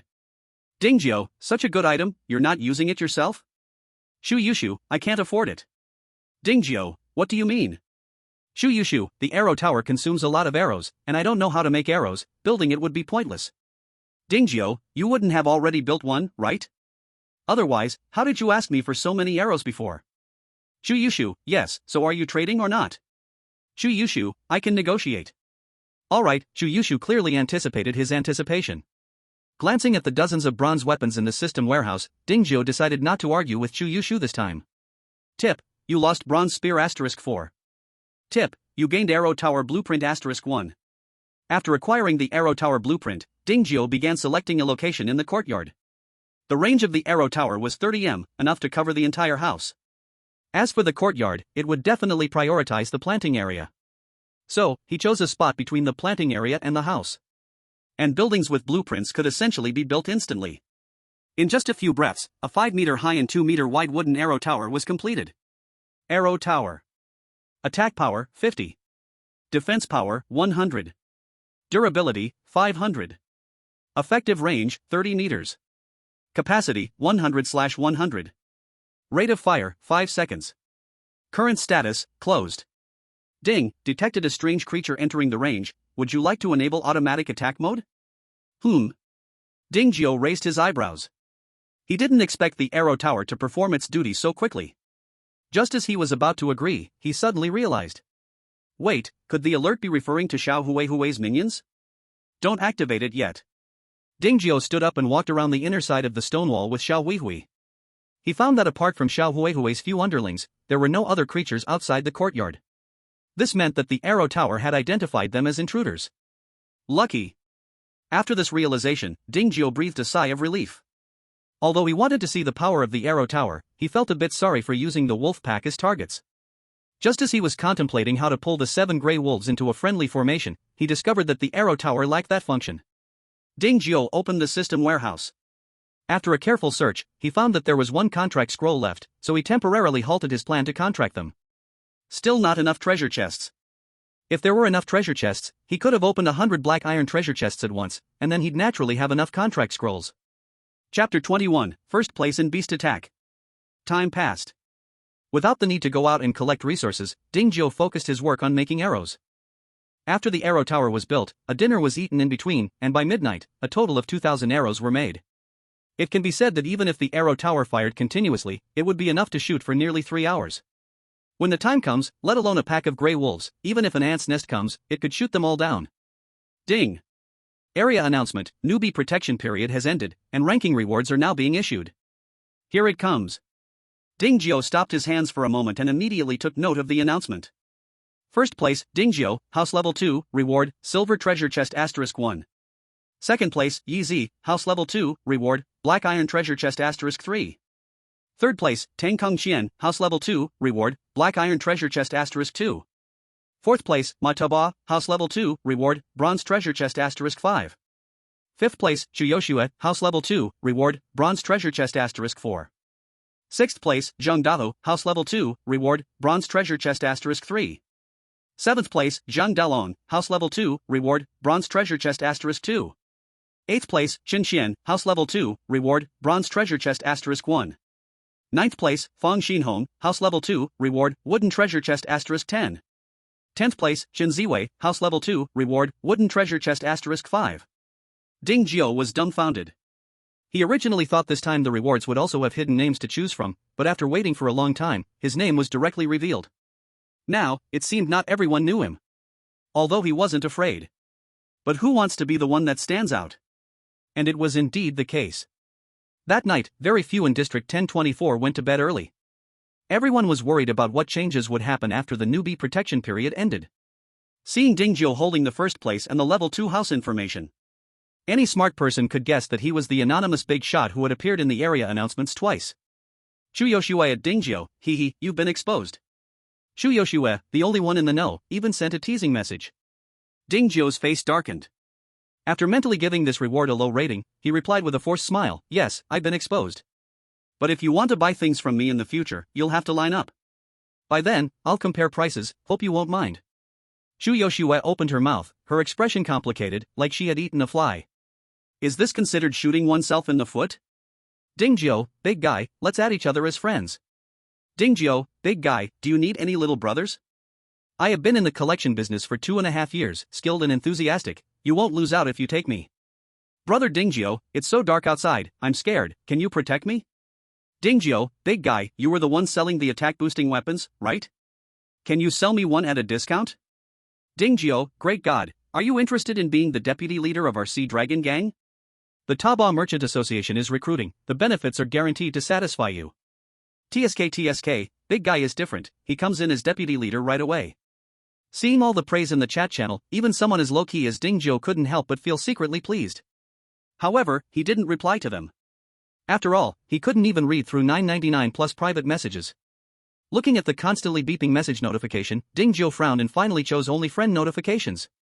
After watching others praise him for a while, Dingjio finally turned his attention back to the silver treasure chest he just received as a reward. This is worth 1 million wooden treasure chests, he hasn't opened one yet. He didn't even know what good things could come out of it. Ding, you opened a silver treasure chest, congratulations, you received blood-sucking vine *1, magic energy drone *1, low-level demon core *10, magic energy ice tower *1, arrow tower blueprint *1, delicious bread *2, functional drink *2. Item, blood-sucking vine. Description, a magical plant that, after being transplanted to a wall, will attach to the wall and live, able to autonomously attack all non-friendly creatures that come near. Not bad, good stuff. Item, magic energy drone. Defense, 300. Durability, 1000. Energy, 100/100. Description, a magical machine, controlled by thought, able to synchronize the monitored images and fly up to 5 kilometers away. This is even better. Next time when Little Gray goes out hunting, he can let it follow along. This way, even if he can't go outside, he can still understand the situation outside the house. But what kind of energy does this thing need? It can't be those magic cores that just came out, right? Magic Energy Ice Tower. Attack power, 30, with a slowing effect. Defense power, 150. Durability, 800. Effective range, 50 meters. Energy, 100/100. Fire rate, 3 seconds. Effect, House Vision +10. Current status, closed. Another one that needs magic cores. Dingjio looked at the current amount of wooden treasure chests. 185,528 pieces. 180,000 looks like a lot. But a silver treasure chest needs 1 million to exchange for one. Not even 1/5 of one. It seems these two things must be used sparingly for now. Dingjio felt a bit disappointed, but not too much. If he felt this way, others must feel even worse. Especially with the end of the 3-day novice protection period, some unlucky ones had already begun to suffer attacks from beasts. Finally, there was the Arrow Tower construction blueprint. This was the first time it had opened a blueprint from a treasure chest. Arrow Tower construction blueprint. Durability, 1/1. Range, 50 m. Requirements, level 2 house. Effect, after use, it can build an arrow tower on the specified city wall, with a shooting frequency of once every 5 seconds. Requirements, wood *50, stone *100, cement *50, arrows *300. It actually needs 300 arrows, luckily he had prepared beforehand, otherwise he would have to make them on the spot. What to do, something is biting my house outside. Do you know what it is? Am I brave enough to go check it out? The house has durability, if it drops to 0, you'll be even more dangerous. Can't it be repaired? Let's see if it can still be repaired when it's being attacked. Right, quickly try it. It can be repaired, I'm saved, thank you, everyone. It seems we need to stock up on more materials in the future. Collect wood, thatch, collect in bulk. Right now, it seems very hard to collect. I think attack is the best defense. Rather than preparing more materials, it's better to get a weapon and kill the opponent. Weapons that increase attack power are too expensive, we can't buy them at all. Expensive? Isn't it always been this price? Think about whether you've been working hard these days, don't always wallow in self-pity. Damn, where did this expert come from? Doesn't he fear getting people killed? Exactly, an attack power boosting weapon is selling for hundreds of resources, isn't that expensive? What's the point in arguing with these people? Let's think about how to deal with the beast attacks instead. It's a pity that handmade items don't add any attributes, otherwise, just sharpening a few wooden sticks would be enough to use as spears. Item, delicious bread. Description, after eating, besides increasing fullness, it can speed up wound recovery for 5 minutes. Item, functional drink. Description, after drinking, all attributes temporarily increase by 30%, lasting for 5 minutes. You can only say it's worthy of a silver treasure chest. Just one gives so many good things. Howl. Whoa. Just as Ding Jiu was about to study how to use the magic energy drone, the 7 gray wolves guarding outside suddenly howled wildly. Hearing their howls, the little gray wolf, which was lazily lying at Ding Jiu's feet, also jumped up immediately. Its originally goofy face changed to a vigilant fierce look, baring its teeth at the stone wall near the planting area. What's wrong? Ding Jiu frowned and asked. Whoa. Are you saying enemies are coming outside? Ding Jiu's expression changed slightly. Let's go, let's take a look.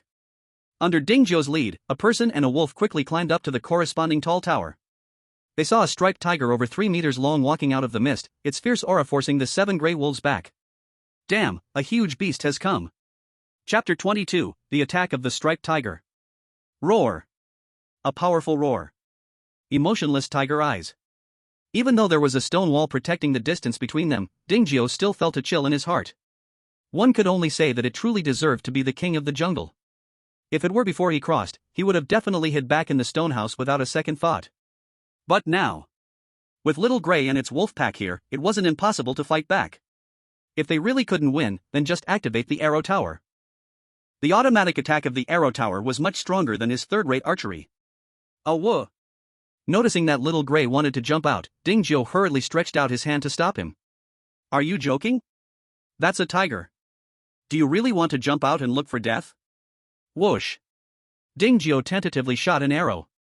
But it was surprisingly dodged easily. Then he switched to a long spear. This time, the big tiger didn't dodge but jumped into the air, slapping the spear with a paw. The bronze tip of the spear was directly deformed by the blow. So strong. Ding Jiu's expression changed slightly. Why couldn't it come a bit later? If it had just arrived a moment later, he could have dealt with the magic energy ice tower and blood-sucking demon vine first. Little Gray, come on, drink this quickly. Ding Jiu didn't care about wasting anymore. He took out a delicious piece of bread and a bottle of functional drink for Little Gray to consume. Whoa. Feeling the change in his body, Little Gray's fighting spirit intensified, with his front paws tearing at the arrow tower's floor non-stop. Go, just restrain it, don't fight it head-on. With permission, Little Gray, who had been eager to go, pushed off with his feet and leaped out of the arrow tower. With the Wolf King joining in, the pack of wolves, who had just been timid, instantly burst with energy, growling fiercely at the tiger. Provoked, the striped tiger immediately shifted its target from Ding Jiu to the wolf pack. Roar. After a roar, the striped tiger opened its giant mouth, lunging towards Little Gray. Little Gray, be careful. Ding Jiu's heart tightened, and he shot another crossbow arrow. But it was still dodged by the striped tiger. Damn, it seems I need to practice shooting moving targets properly when I have time. In an instant, the tiger outside the stone wall had already mixed it up with Little Gray and the others. With its overwhelming physical power, the striped tiger rampaged through the wolf pack, except for Little Gray, none were a match for it. Wow, is the tiger really this fierce? Ding Jiu had watched the animal world. He believed it could win, but was it really necessary to be this dominating? While he was anxiously watching, Little Gray also engaged in the fight.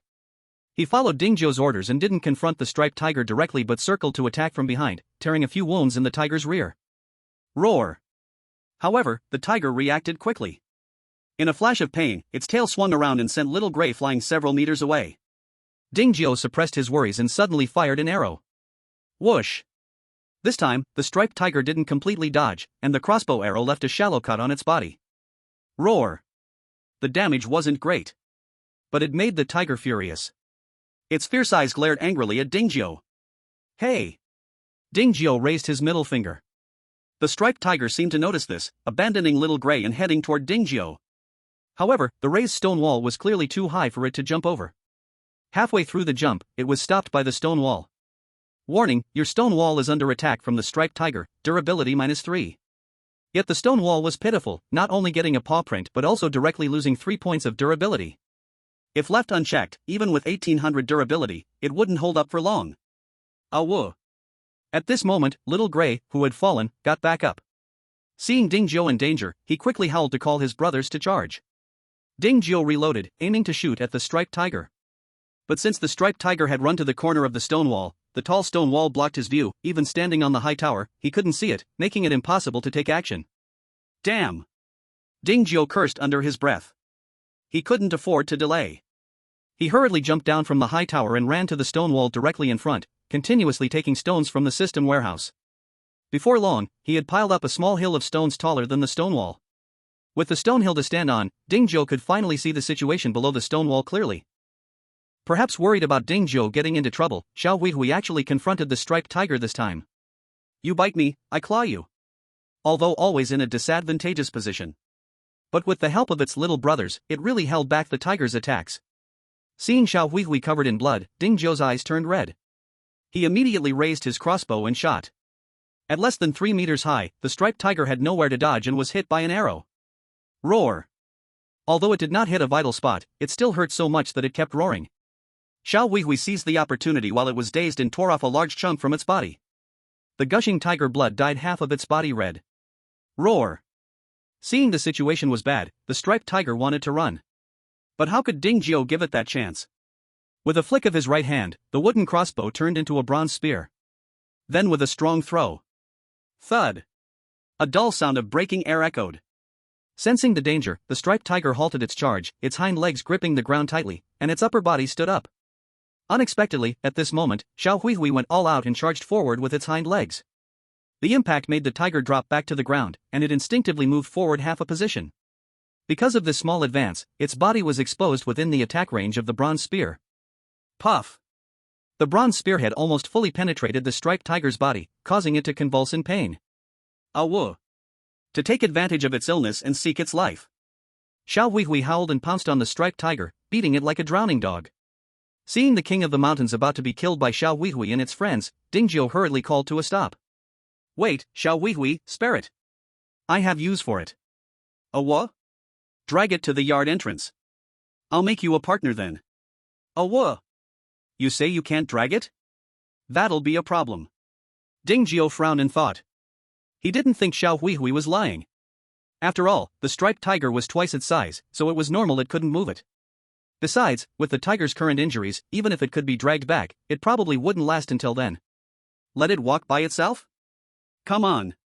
With it in such a dying state, standing up was already hard, let alone walking.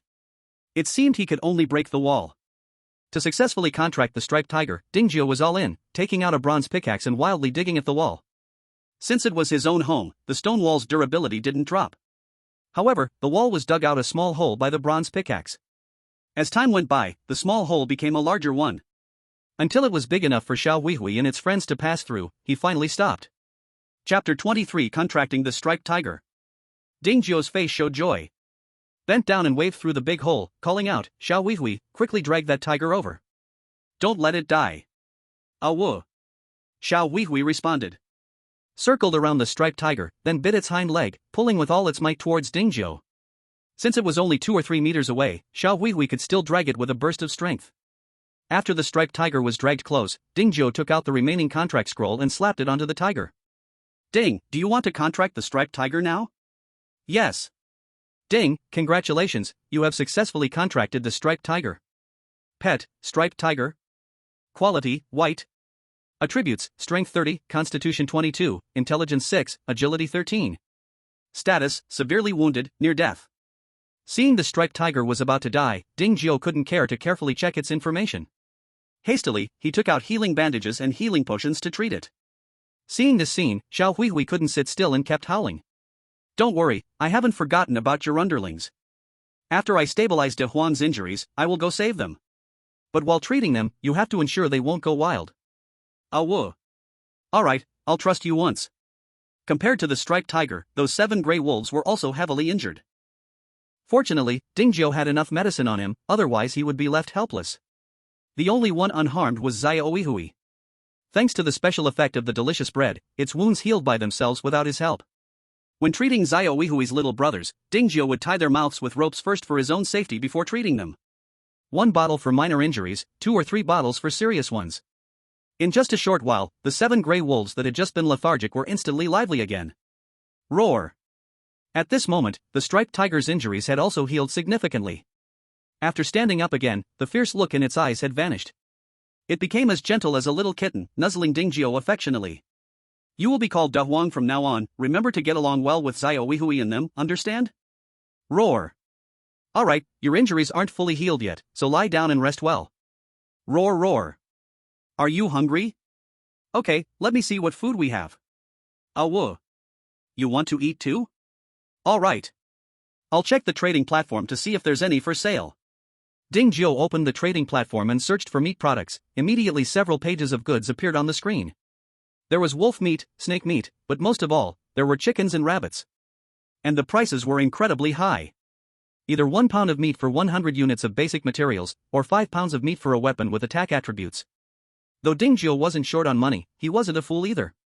Anyway, there were hundreds of pounds of rice in the warehouse, so why not make them some rice with meat sauce? It would save both effort and meat. Exactly, there was half a deer's meat left. Bone removed and chopped into pieces.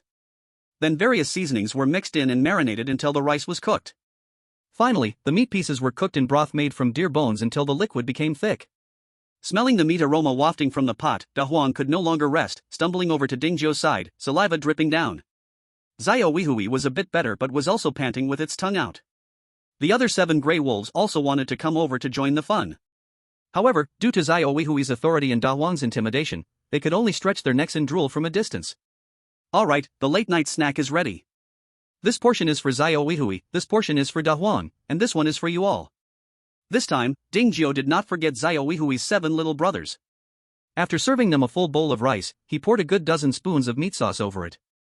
The aroma of meat mixed with the fragrance of rice was simply a match made in heaven, and in an instant, only the sound of their voracious eating remained in the yard.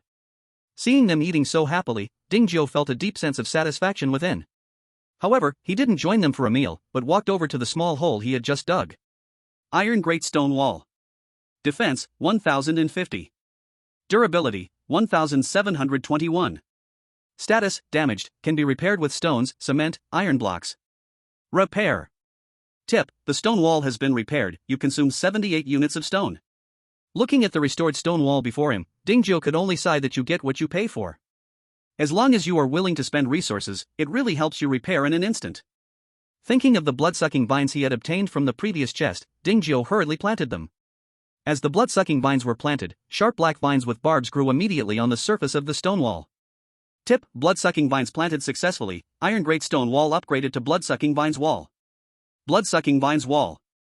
Defense, 1100. Durability, 2000. Special attribute, blood-sucking, self-healing. Introduction, when the durability of the blood-sucking vines wall is not at full value, it can be repaired using building materials or by absorbing blood to restore. It even has a blood-sucking recovery feature, that's interesting. Curious, Dingjiu reached out to touch it and found that the vines did not attack him. Then he tried pulling a gray wolf closer. The originally still blood-sucking vines instantly acted like a shark smelling blood, rushing to entwine the gray wolf.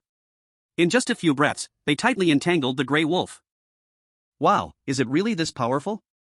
Dingjiu's eyes sparkled with excitement. Of course, what pleased him the most was that the blood-sucking vine's judgment of friend or foe could be set by him, the master. After he set 5 gray wolves as allies, the gray wolf that had just been wrapped by the vines was finally released. Although it showed no signs of injury, Dingjiu noticed it seemed to have lost several pounds, looking dispirited and lacking any energy. Seeing Dingjiu reaching out again, the wolf was scared and bolted back to the pack. Seriously, is it that terrifying?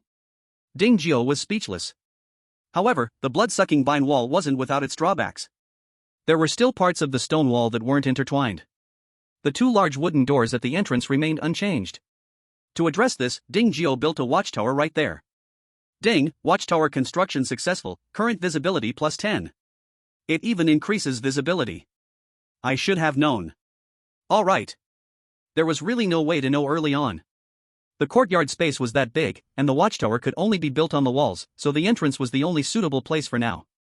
Seeing the originally 2 to 3 meters of visibility at the entrance suddenly increased to 12 or 13, Dingzhou felt a strong sense of security. Watchtower.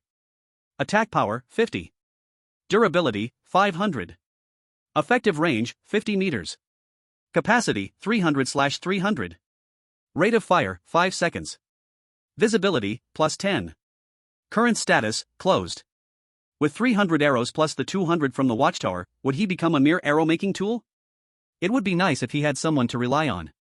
Dingzhou's gaze unconsciously fell on Little Gray and Big Yellow. Little Gray, can you make arrows?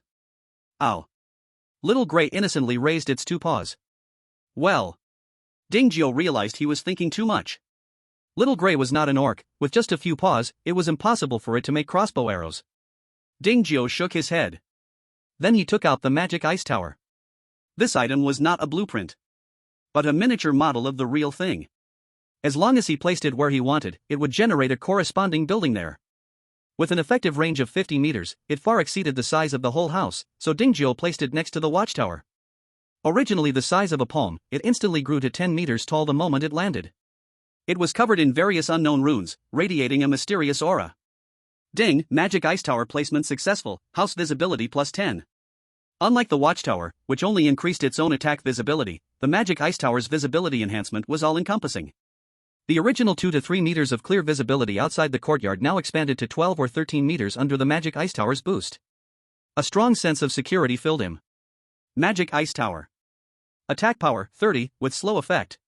Defense power, 150. Durability, 800. Effective range, 50 meters.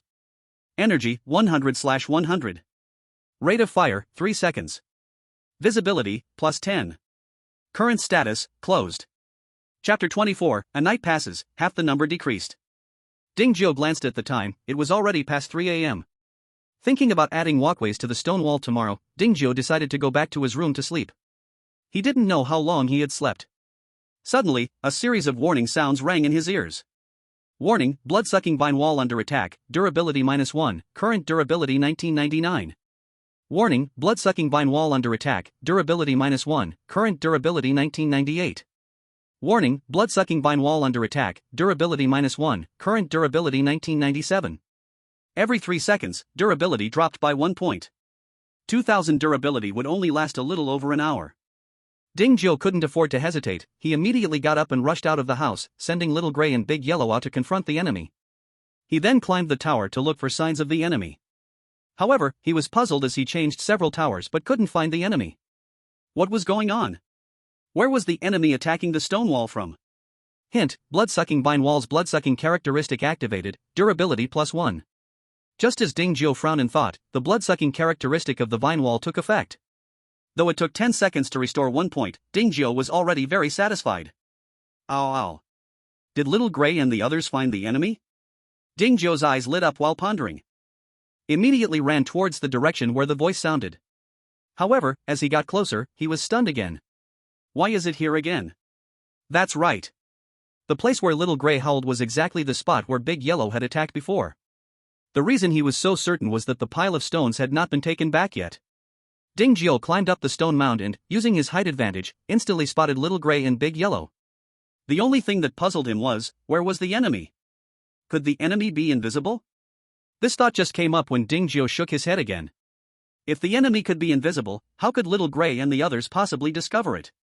Was it because the enemy was too small and blocked by the blood-sucking vine wall, just like Big Yellow before? The more Dingzhou thought, the more he felt this was likely. He immediately reached out to grab the iron bars and forcefully leaned his head out toward the stone wall. Hiss hiss. Then, countless black poisonous snakes appeared before his eyes. Goodness. This time, the attackers on his yard were not a beast, but a group of black snakes. There were solid hundreds or even thousands of them, filling the wall corner for several dozen meters. No wonder the nearly 1,000 durability of the blood-sucking vine wall dropped so quickly. It seemed that quantity caused a qualitative change. Compared to the striped tiger, this group of black snakes was clearly not something Little Gray and the others could handle. However, on the other hand, they were much easier for Dingzhou to deal with than the striped tiger. Little Gray, Big Yellow, you move aside first, let me burn them to death. He threw down a dozen bundles of straw. The raging fire ignited at the wall corner. Before long, with thick black smoke rising, the smell of roasted meat also began to waft out. Hint, you successfully killed a black patterned poisonous snake. Hint, you successfully killed a black patterned poisonous snake. Hint, you successfully killed a black patterned poisonous snake. Hiss. A great fire fell from the sky, throwing the dense snake group into chaos. Seeing the black snakes fleeing, the always poised Big Yellow immediately swiped out with a paw, directly smashing a black snake into a meat pie. Little Gray was not willing to be outdone. With sharp claws, it slashed, tearing apart the fleeing black snakes into several pieces. While the other gray wolves couldn't do this, they could still easily kill the black snakes. Without their numerical advantage, the black snakes were quickly wiped out. Dingjiu, holding the idea that wasting is shameful, tossed both burned and unburned snakes onto the trading platform. Anything he could trade was a gain. Not even a single blueprint dropped. These black snakes are really poor. After cleaning up the battlefield, Dingjiu was a bit disappointed to find not even a single blueprint among the several hundred snake bodies. After letting Little Gray and the others in, he went back to sleep again. This time he slept soundly until dawn. The next day. After a beautiful sleep, Dingjiu got up full of energy. He opened the chat channel and saw that the number of survivors had dropped to only 3,655. That was nearly half less than yesterday. This was unbelievable. After checking the chat records, he found that everyone had suffered beast attacks last night. Those who had been sneaky or lazy were almost all wiped out, and many were so frightened they couldn't sleep well. However, because of this, those who originally had no intention of joining groups began to choose to join groups to survive. As a result, groups that originally had only a dozen or 20 members suddenly expanded several times. Among them, many specifically mentioned his name, hoping to join the group he led. However, because he had not responded, it eventually came to nothing. A new day began, and the number of system treasure chests refreshed again doubled. 8 per second. Nearly 700,000 wooden treasure chests a day couldn't be exchanged for silver treasure chests, but not many could be exchanged for black iron treasure chests. Dingjiu thought for a moment and decided to open more bronze treasure chests to learn all the primary skills. Aru, Aru. Are you hungry? Then go out and find something to eat yourselves, just right for me to see the outside world. Dingjiu took out the magic energy drone and fixed it onto Xiao Huihui, carefully adjusting the shooting angle of the lens before releasing them. As soon as they left the yard, they were like wild horses that broke free, running quickly. Dingjiu watched the surveillance camera, and the mist-covered world outside the yard suddenly appeared on the screen. However, due to Xiao Huihui's speed, Dingjiu barely had time to see clearly before the image on the screen switched to another place. With the mist's interference, visibility was only 1 or 2 meters away, and he quickly realized he had overthought things. Relying solely on a drone could never achieve the goal of exploring and developing the area. Unless he brought along another torch or some other item to increase visibility, it was simply impossible. He squinted for a while longer and saw nothing but trees and grass in the image, so Dingjiu stopped focusing on it. Tonggur, bring me 1,000 bronze treasure chests. Ding, you have opened 1,000 bronze treasure chests. Congratulations, you have obtained 100 milliliters of Sprite *60, Beginner Fertilizer *100, Beginner Cultivation Liquid *30, Lighters *15, Wood *180, Beginner Gathering Skill Book *1, Toilet Paper *50, 250 milliliters Milk Tea *30, Durian *20, Beginner Hunting Skill Book *2, Beginner Mining Skill Book *1, Beginner Planting Skill Book *1. Although this time he opened 1,000 in a row, the beginner skills were still only 10 books, and among those, 3 had already been learned, while 2 were duplicates, so only 6 could truly be learned. However, Dingjiu was not disappointed. It took 100 to reveal just one, so these skill books were surely rare. Even if he could not learn them, they could be exchanged for valuable blueprints. Ding, congratulations, you have learned the beginner gathering skill, which allows you to collect items with one click.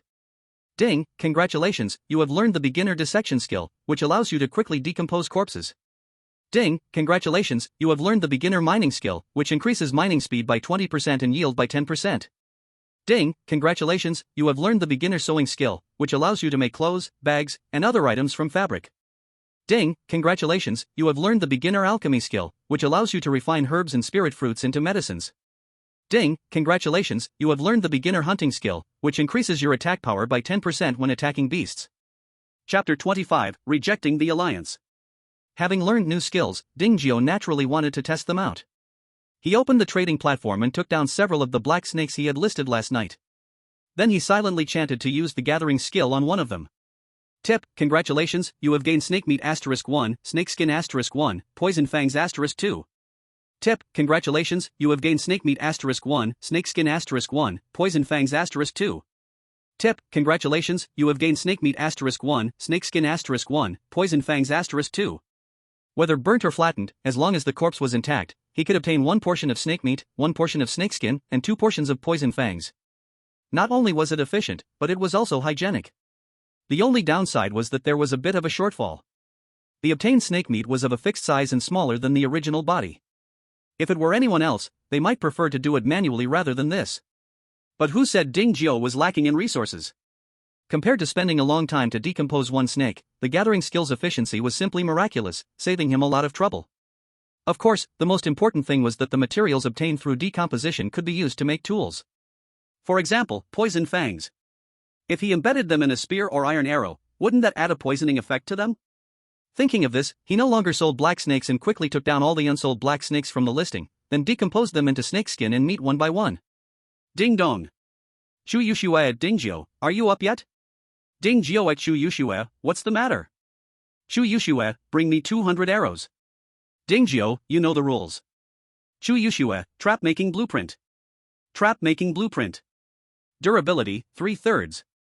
Production requirements, iron block *30, wood *100, rope *20. Introduction, after being laid out, a trap can be generated on the spot, which can be used to capture prey. Chu Yushue, how about it, is this enough for 200 iron arrows? Ding Jiao, this blueprint is only worth 50 arrows. Chu Yushue, then just bring me 50 arrows. Ding Jiao rolled his eyes, turns out it's not worth that much after all. But he has already counteroffered. He could not change it anymore, and he mailed the share of the well water for today as well. Just when Ding Jiao thought the chat would end here, Chu Yushue sent another message. Chu Yushue, by the way, do you have a team? Ding Jiao, why do you ask?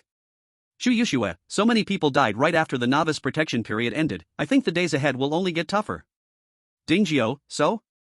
Chu Yushue, so more people means greater strength, we can better and more reasonably plan our resources. Ding Jiao rolled his eyes. When it comes to resources, not to mention Area 1024, even if considering all areas, no one could be richer than him. If he were to reasonably plan resources, wouldn't that be like cutting his own flesh? He would be crazy to agree. After a long wait without Ding Jiao's reply, Chu Yushue continued to tempt him. I have a team of beautiful women, every one of them is super stunning, and they all have special talents. If you sign a mutual aid contract with us, you won't suffer any loss. Ding Jiao, forget the contract, if there's something you need in the future, just come to me for exchange. Chu Yushue, that's too inefficient and a waste of resources. Ding Jiao, it's fine, I don't mind. Chu Yushue, don't you want to get stronger faster? Ding Jiao, isn't the area first place me? Chu Yushue. Chu Yushue, fine, you're awesome, I hope you don't come looking for me someday. Ding Jiao laughed and immediately sent his skill book, Basic Carpentry Skill Book. Chu Yushue, forgetting to be angry, quickly checked the skill book's details. Basic Carpentry Skill Book. Description, after learning, you can make various daily necessities from wood, with a chance to add certain attributes. The higher the skill level, the higher the attached attributes. Chu Yushue, how to exchange? Ding Jiao, level 3 house upgrade blueprint. Chu Yushue, I don't have that at the moment, can I use something else to exchange? Ding Jiao, I don't bother with ordinary things. Chu Yushue, wait a minute. Maybe she needed to discuss with her team. Ding Jiao waited for more than 5 minutes before getting a reply. Chu Yushue, random summon scroll, I'll trade this with you. Random summon scroll. Level 1. Durability, 1/1. Description, 50% chance to summon a merchant, 50% chance to summon a monster. Chu Yushue, how about that, not worse than yours, right? Ding Jiao, you think I'm stupid? My carpentry skill lets me craft various tools and buildings by hand. Whereas your summon scroll only has a 50% success rate. And even if a merchant is successfully summoned, I don't know if it would be a barter or currency trade. You dare to say it's equivalent? Chapter 26, Trading the Statue of the Goddess. Chu Yushue, you can't say that, what if the merchant is willing to barter? You have so many good things, you might be able to trade for many treasures from him. Ding Jiao, sorry, I can't associate with gambling and drugs. Chu Yushue. You really won't mention it? Chu Yushue, actually, I have quite a few beautiful older sisters in my team. If you agree to the exchange, I can secretly send you some of their treasured photos. Ding Jiao, get lost. Seeing Ding Jiao unfazed, Chu Yushue had to ask directly, so what do you need? Ding Jiao, level 3 house upgrade blueprint. Chu Yushue, I already said I don't have it, but I can owe you first and give it to you the moment I get it. Ding Jiao, forget it, I'll just ask in the chat channel, it's faster. Chu Yushue, hey, don't. You clearly agreed before. Ding Jiao, back then I didn't want to expose myself, now my name is public, can it be the same? Shu Yushue, alright, I truly don't have a level 3 house blueprint, but. Dingjio, hee hee. Dingjio coldly laughed. Shu Yushue, okay, I don't have a level 3 house upgrade blueprint, but I have this. Shu Yushue, Statue of Demeter. Statue of Demeter. Quality, white. Effect, Demeter, the goddess of the earth and harvest, greatly enhances the growth speed of crops within the statue's guardian range. It can actually accelerate the growth of crops. Shu Yushue has caught Dingjio's itch. Shu Yushue, how about it, do you need this thing? Smiley face. Dingjio rolled his eyes. He knew she knew he had planted many special fruit trees. But that doesn't mean he had to be at her mercy. So Dingjio sent over the panel of the primary cultivation liquid. Dingjio, primary cultivation liquid. Item, primary cultivation liquid. Effect, accelerates the growth speed of low-level plants. Shu Yushue was stunned. She thought the statue of Demeter could control Dingjio, but unexpectedly, he also had similar items. However, one was a disposable item, and the other was a sustainable tool. It was clear which was better. Shu Yushue explained this situation to Dingjio. Dingjio didn't argue, he just sent a screenshot of the number of cultivation liquids in his warehouse. A full 35 bottles. It was simply extravagant and inhumane. But Shu Yushue still stubbornly said, only 35 bottles, they would be used up in less than half a month, while my statue is permanent, it can work forever. Dingjio, alright, stop bragging. With the previous random summon scroll included, let's trade. Dingjio, alright, you need to help me keep an eye out for the level 3 house upgrade blueprint, I guarantee the trading price will satisfy you. Shu Yushue, no problem. She didn't value the house upgrade blueprint because the materials needed were just too many, and it couldn't be gathered in a short time. If she really got it, it would be more cost-effective to sell it to Dingjio for other things. After getting the statue of Demeter, Dingjio built a round platform in the planting area to place it. Statue of Demeter. Quality, white. Effect, increases the growth speed of crops in the territory by 20%.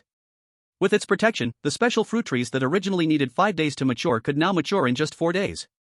Although it was only 1 day less, for 13 fruit trees, that meant saving 13 bottles of primary cultivation liquid. It was definitely worth more than the cost. If it weren't for Shu Yushue being fooled by him, he would probably have to pay a greater price to get it. Chapter 27, The Limit of Primary Special Fruits. Chen Xian, did you guys feel like the weather has gotten colder today? Li Daniu, has it? I don't feel anything. Picking nose. Chen Xian, of course you don't feel anything, you're as strong as an ox. What about the others? Anyone sensitive to temperature, speak up. Zhang Dahai, so what if it got colder? The weather isn't going to be the same every day. Zhang Dalong, exactly.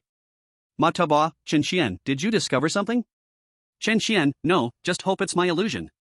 Zhang San, I hate people who speak halfway like you. Chen Xian, hee hee. The scene shifted back to Dingjio.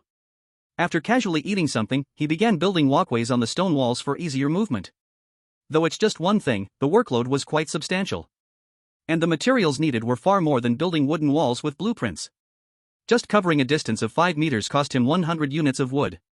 If he were to finish everything, wouldn't it need thousands of units of wood? TSK. Even if he was rich, he couldn't afford to build like this. It would be nice if he had someone under him. Then he wouldn't have to do everything by himself.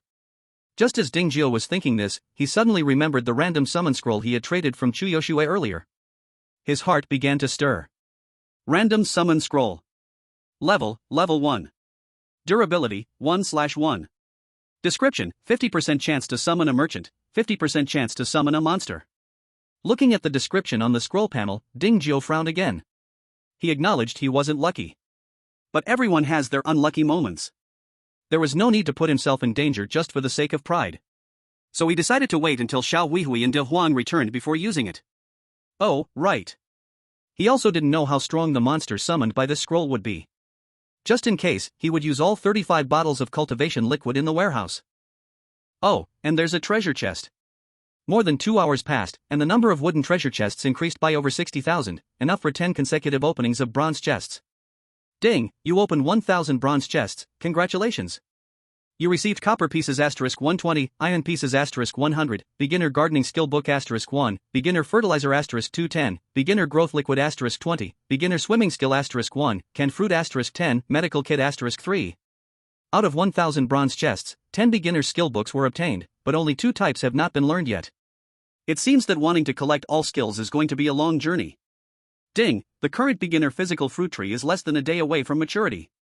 Do you want to use growth liquid to accelerate maturation? Yes. Ding, the beginner physical fruit tree has matured and can be harvested at any time. Hint, you successfully harvested a beginner physical fruit tree, congratulations. You received 3 beginner physical fruits.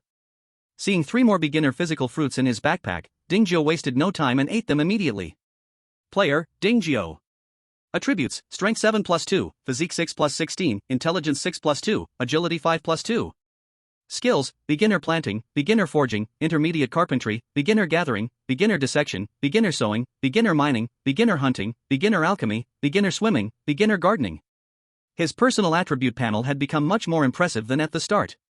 The only regret is that the skills learned are all related to daily life, offering little boost to personal strength. Close the panel. Replant the beginner physical fruit seed, and after consuming a certain amount of water, fertilizer, and growth liquid, Dingjio immediately harvested another 3 beginner physical fruits. Since he wasn't lacking in resources, he decided not to keep them and ate them right away. The first 2 were fine. After eating, his physique directly increased by 2 points. But when it came to the third one, it prompted that he had reached the limit for eating beginner physical fruits, and further consumption would yield no enhancement. Looking at the yellow-orange beginner physical fruits in his hand, Dingjio gritted his teeth and swallowed them. Player, Dingjio. Attributes, Strength 7 plus 2, Physique 6 plus 20, Intelligence 6 plus 2, Agility 5 plus 2. Skills, many. However, when he checked his personal panel again, the physique attribute indeed showed no increase as the prompt indicated. A special fruit can increase 2 points of basic attributes, so 20 points means 10 fruits. Does this mean that each person can only eat 10 beginner fruits of each kind? If that's the case, then his dream of invincibility would collapse, as he couldn't rely on cyclical planting to max out all attributes. With beginner physical fruits all eaten, Dingjio could only turn his attention to other fruit trees. The effect of the intelligence attribute hasn't shown much for now, so it can be dealt with later. As for the agility attribute. Anyway, he couldn't leave the house, and the impact of speed would be greatly reduced, so that was also a pass. In the end, only the strength attribute was left. If it wasn't for the presence of Xiao Huihui and the others, the first to improve would likely be it. Ding, the beginner strength fruit tree has matured and can be harvested at any time. Hint, you successfully harvested a beginner strength fruit tree, congratulations. You received 3 beginner strength fruits. Bury the fruit seed, water it, apply fertilizer, spray growth liquid, repeating this process 5 times, and he got another 3 beginner strength fruits. Checking the remaining amount of beginner growth liquid. There are still 21 bottles left. That means he could go for 4 more rounds. But he has already eaten 7 beginner strength fruits, eating 3 more would reach the limit. Dingjio calculated and decided to plant the beginner strength fruit tree for 2 more rounds to test it. He wanted to see if indeed eating 10 fruits would reach the limit. Ding, the beginner strength fruit tree has matured and can be harvested at any time. Hint, you successfully harvested a beginner strength fruit tree, congratulations. You received 3 beginner strength fruits. Ding, you successfully ate a beginner strength fruit and congratulations. Your strength attribute increased by 2 points. Ding, you successfully ate a beginner strength fruit and congratulations. Your strength attribute increased by 2 points. Ding, you successfully ate a beginner strength fruit and... Congratulations, your strength attribute has increased by 2 points. Ding, reminder, the primary strength fruit you have eaten has reached its limit, eating more will not provide any enhancement. Alright then. This time it is confirmed. Each type of primary special fruit can really only be eaten 10 pieces. After 2 more rounds, Dingjio will choose to mature the primary agility fruit tree. After swallowing 6 pieces of primary agility fruit in a row, his current base attributes are even higher than Di Huang. Player, Dingjio. Attributes, Strength 7 plus 20, Constitution 6 plus 20, Intelligence 6 plus 2, Agility 5 plus 14. Skills, a lot. If we also take into account weapons and armor, even challenging De Huang alone wouldn't be a problem.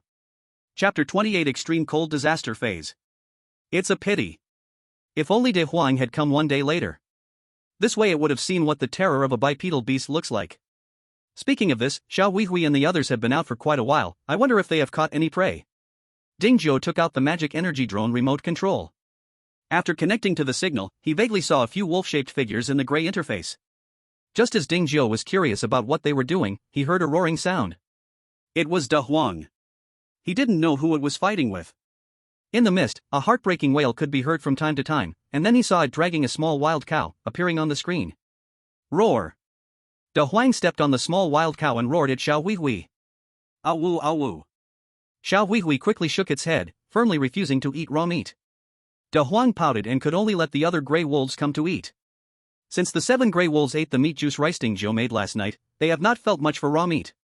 But they are not like Xiao Huihui and have no contract with Ding Zhou. Facing De Huang's racial pressure, they had no thought of refusal, only able to approach with a bitter face to dine. The over 200-pound calf was devoured in no time, leaving only a skeleton.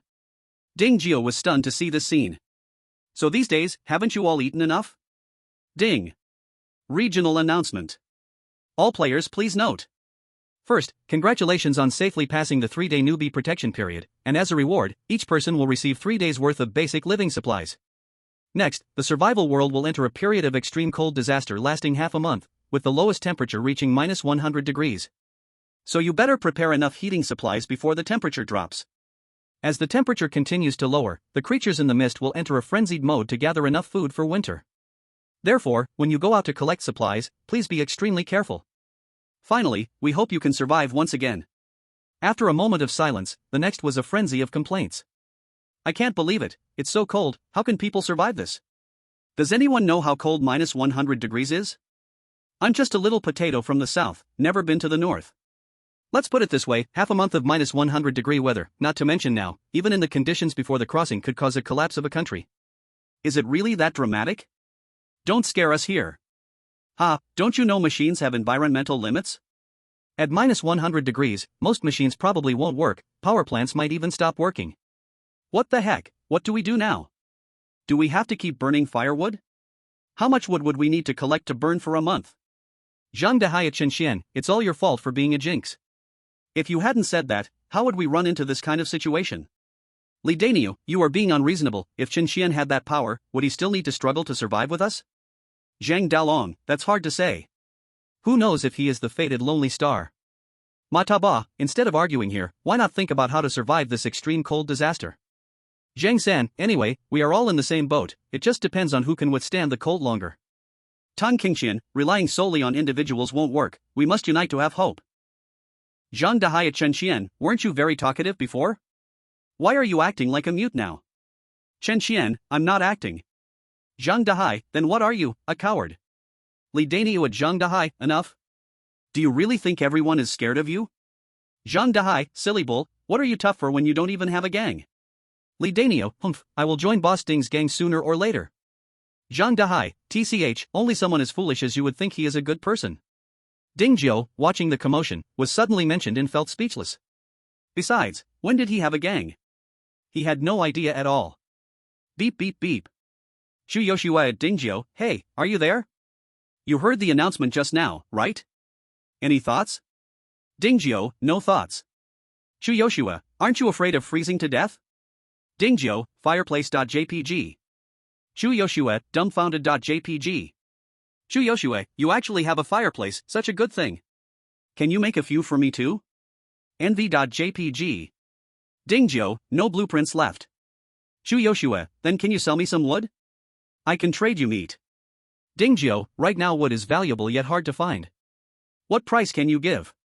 Shu Yoshua, we're all so familiar, are you really going to rip me off?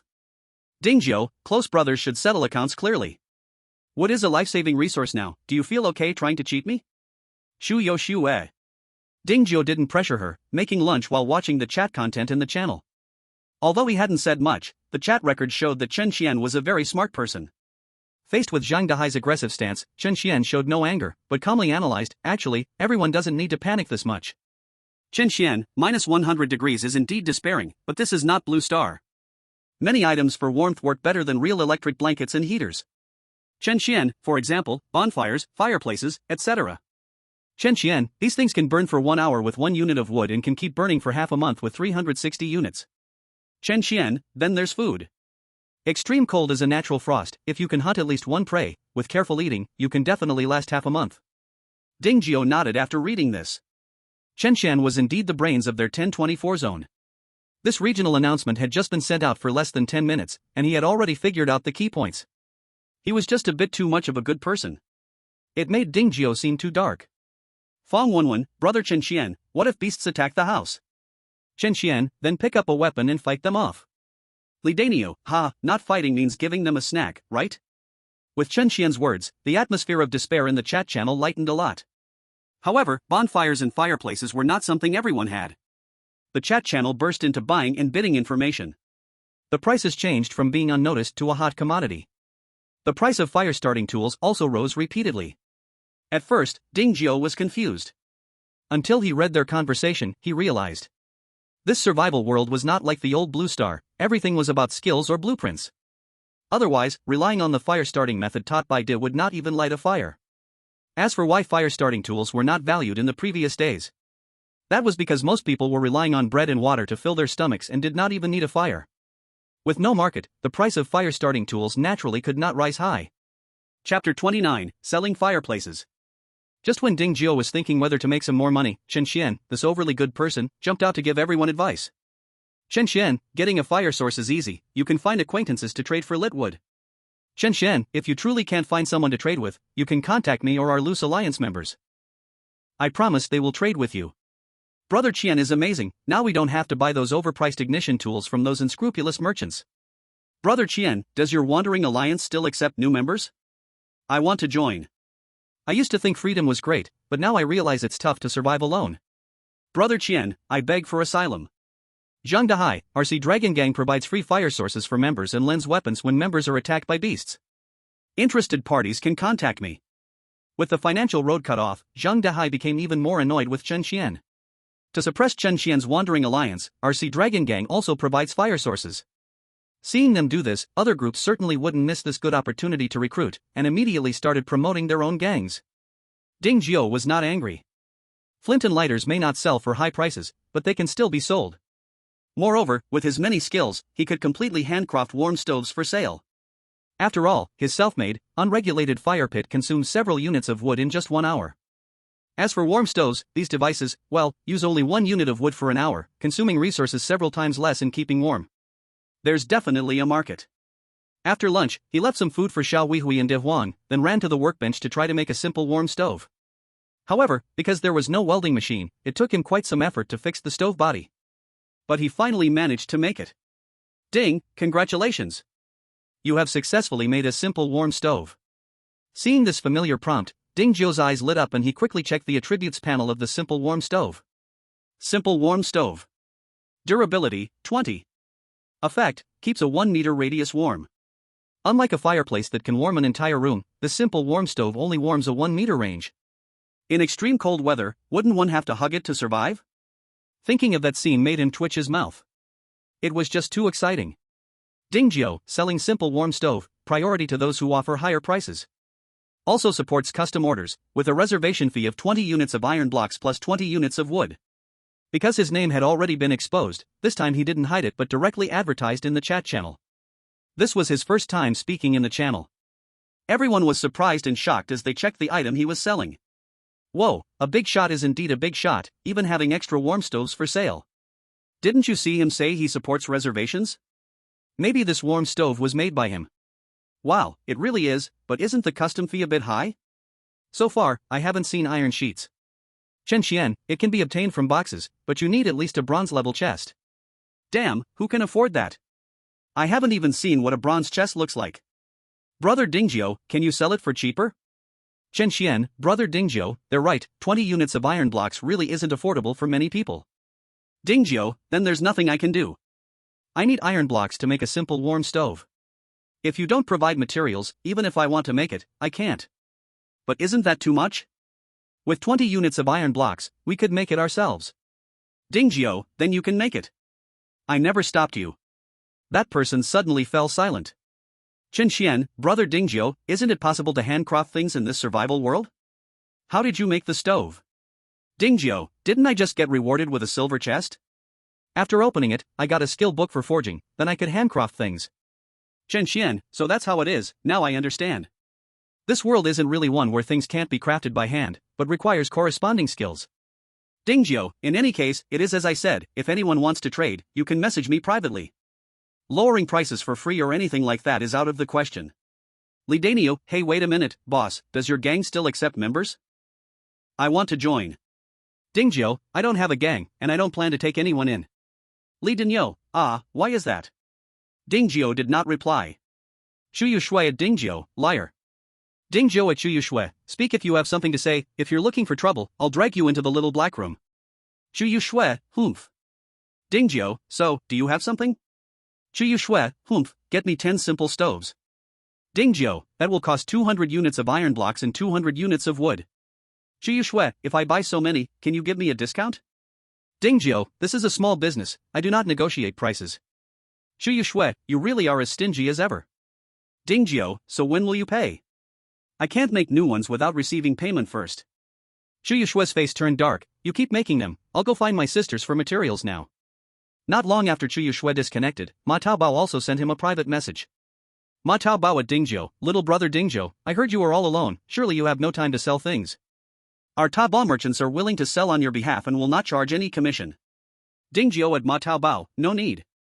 Ma Taobao at Dingjiu, are you worried about being scammed? We can sign a consignment agreement. Ma Taobao at Dingjiu, are you still there, brother? Ma Taobao at Dingjiu, if you have other conditions, you can bring them up, there's always a way to find a win-win solution. Facing Ma Taobao's flood of private messages, Dingjiu took a glance and turned it off. He's not stupid. Would Ma Taobao do something with no benefit? Although he doesn't know what the other party's plans are, if he doesn't follow their train of thought, he naturally won't suffer a loss. As for whether he can sell the items, Dingjiu really doesn't care. To quickly make the 10 simple stoves that Chuyushui ordered, Dingjiu began to focus on his hard work again. Fortunately, with one successful experience, when making simple stoves, he only needs to follow the procedure. Chapter 30, This Slave Trader, La Mai. Awulowo. They're here. Hearing the wolf howls outside, Dingjiu knew it was Xiao Huihui and the others returning from the hunt. He immediately put down his work and went out to open the door for them. Actually, he felt a bit regretful now. Unlike the previous stone axes and stone picks, which he could make with one click at the workbench. Now, this simple stove requires him to make it piece by piece. A few are fine. Enduring it is okay. But dozens or hundreds are no different from working in a factory tightening screws. Clearly, there is no shortage of resources. Why must he show off in front of others? Sigh. Dingjiu shook his head, shaking off the gloom from his heart and walked to the courtyard gate. At this time, Xiao Huihui and De Huang had already placed their respective prey there. Wild chickens, wild rabbits. Wild goats, wild boars. There were quite a few varieties. No wonder they returned so late. Awulowo. Upon seeing Dingjiu, Xiao Huihui turned into a greedy dog, sticking its tongue out at him non-stop. Your portion was prepared long ago, go in and eat by yourselves. Dingjiu smiled and pointed to the stove. Awu. Roar. Immediately, the two beasts dashed into the yard. Hint, you successfully decomposed a wild rabbit, congratulations, you have acquired wild chicken meat *5. Hint, you successfully decomposed a wild rabbit, congratulations, you have acquired wild rabbit meat *3, wild rabbit skin *1. Hint, you successfully decomposed a wild boar, congratulations, you have acquired wild boar meat *100, wild boar skin *1, wild boar tusks *2. Where are the bones? Such a big pig skeleton, and it just disappears? Dingjiu immediately took out a piece of wild boar meat to inspect. About the size of 2 palms, weighing around 2 pounds. It was bright red, with plump and firm meat, clearly top quality. If all 100 units are of this quality, he wouldn't mind if the bones were taken. Dingjiu quickly decomposed the remaining prey, obtaining nearly 300 units of fresh meat cubes. And the quality was all very high. If he hadn't already eaten, he would have wanted to fry a piece right away. 15 minutes later. After Xiao Huihui and De Huang were full, Dingjiu gathered all his pets around him, and only then did he take out the random summoning scroll. After silently chanting to use it in his heart. The random summoning scroll immediately transformed into one dark transmission portal after another appearing before his eyes. Awu. Roar. Without Dingjiu's command, Xiao Huihui and the others automatically began to stand guard in front of him, watching the portal vigilantly. Ding, random summoning scroll activated successfully. Congratulations, you have successfully summoned a level 1 merchant, Ramei. Merchant? Dingjiu's eyes lit up. However, before he could rejoice, a small figure only 1.4 meters tall walked out from the portal. Human? No, you are a survivor? Ha, you are really lucky to summon this queen. As Ramei eyed Dingjiu, Dingjiu was also sizing up Ramei. Wearing a short skirt with golden edges. Wearing golden monocle. Shining with gold all over. Extremely flashy. Of course, none of this was the most important. The most important thing is that although this girl had the appearance of a human, her eyes were purple vertical pupils, and she had two small golden horns on her head. At a glance, she was not human. Who are you? I am Ramei, the future queen of the Evernight Mountains. Evernight Forest? That's right, but that's not something you can understand now. Well, tell me, what do you want to buy from this queen? That depends on what you have. This queen has plenty of good things, just afraid you can't afford them. Words mean nothing, show me what you have if you can. A cheap provocation, but this queen will take it. Ramei pointed at the void, and a virtual light screen resembling a trading platform appeared in front of Dingjio. There were quite a few items inside, but they looked a bit creepy. Catman Servant, priced at 1,000 survivor coins. Catman Servant, priced at 1,000 survivor coins. Tree Demon Servant, priced at 2,000 survivor coins. Rock Dragon Servant, priced at 100 million survivor coins. All were servants, ranging from 1,000 to 100 million survivor coins. Chapter 31, A Gluttonous Merchant Arrives. Why are they all servants? Don't you have anything else, like equipment or weapons? Dingjio asked. None at all. Then what are survivor coins? How can I get them? Dingjio continued to ask. You don't know? Should I know? Dingjio blinked and asked. Ramei did not answer but regretfully closed the product screen. Since you have no survivor coins, this transaction must end here. Dingjio was unwilling to give up and hurriedly asked, Do you accept items? Can't we trade through barter? Ramei shook her head. You don't even have survivor coins, how could you have things I need? Seeing a chance to talk, Dingjio quickly searched his system storage. Stones and wood, she definitely wouldn't want. As for bread and water, forget it, better not to take them out to gross her out. Finally, he set his sights on the primary strength fruit. Looking at the fiery red fruit in Dingjio's hand, Ramei instinctively licked her lips. What kind of fruit is this? I've never seen it before. Primary strength fruit, consuming it can increase your strength attribute by 2 points. What's the taste like? How does it taste? Although he didn't know why she asked, Dingjio still answered honestly. The taste is okay. As soon as he finished speaking, the fruit in his hand disappeared. Looking again. Ramei actually started eating it. Wow, that was fast. No wonder the moment this lowly appeared, Xiao Huihui and De Huang were scared and hid behind him. He thought they had been startled by her appearance. Turns out she was really impressive. Smack, smack. After finishing, Ramei showed no surprise on her face, calmly saying, The taste is indeed not great, I can only give you 1 survivor coin. The taste is indeed bad, but it can increase strength by 2 points, that's what makes it valuable. Really? I don't feel anything. Dingjio. A scammer? Dingjio glanced at the Arrow Tower and Magic Ice Tower not far away, unsure if these two things could hold her back. Are you trying to blackmail someone? Ramei raised the corner of her mouth, asking with a half-smile. Dingjio's heart sank, quickly waving his hand, how could that be? We Dragon Kingdom people are the most innocent. It doesn't matter, anyway, the one who will end up unlucky is not me. Ramei put her hands on her hips. Seeing her so arrogant, Dingjio suddenly felt a bit of an urge to test her. Oh whoa. It's uncertain whether she sensed Dingjio's thoughts, but Xiao Huihui actually bit his pant leg and pulled him back. Does she not want him to act? They say a beast's sixth sense is the sharpest. Could it be that this flashy lowly before him is really hard to deal with? Recalling her previous explanation, he hurriedly took out a banana from the warehouse. Then try this, and see how much it's worth? Ramei sniffed the air. Compared to the primary strength fruit, the fragrance of the banana was much more enticing. Another shadow flashed by, and the banana in Dingjio's hand was suddenly in hers. Seeing Ramei about to eat it, he quickly reminded her, wait, this banana needs to be peeled to taste good. Peel it?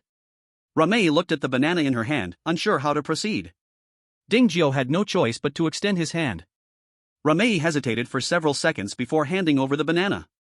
Dingjio had just peeled a tiny bit. Once again, a shadow flashed by. The banana was snatched back by Ramei. Looking at his empty hands, Dingjio felt speechless and extremely shocked. The first and second times could be said to be accidents, but the third time, his full attention was on the banana.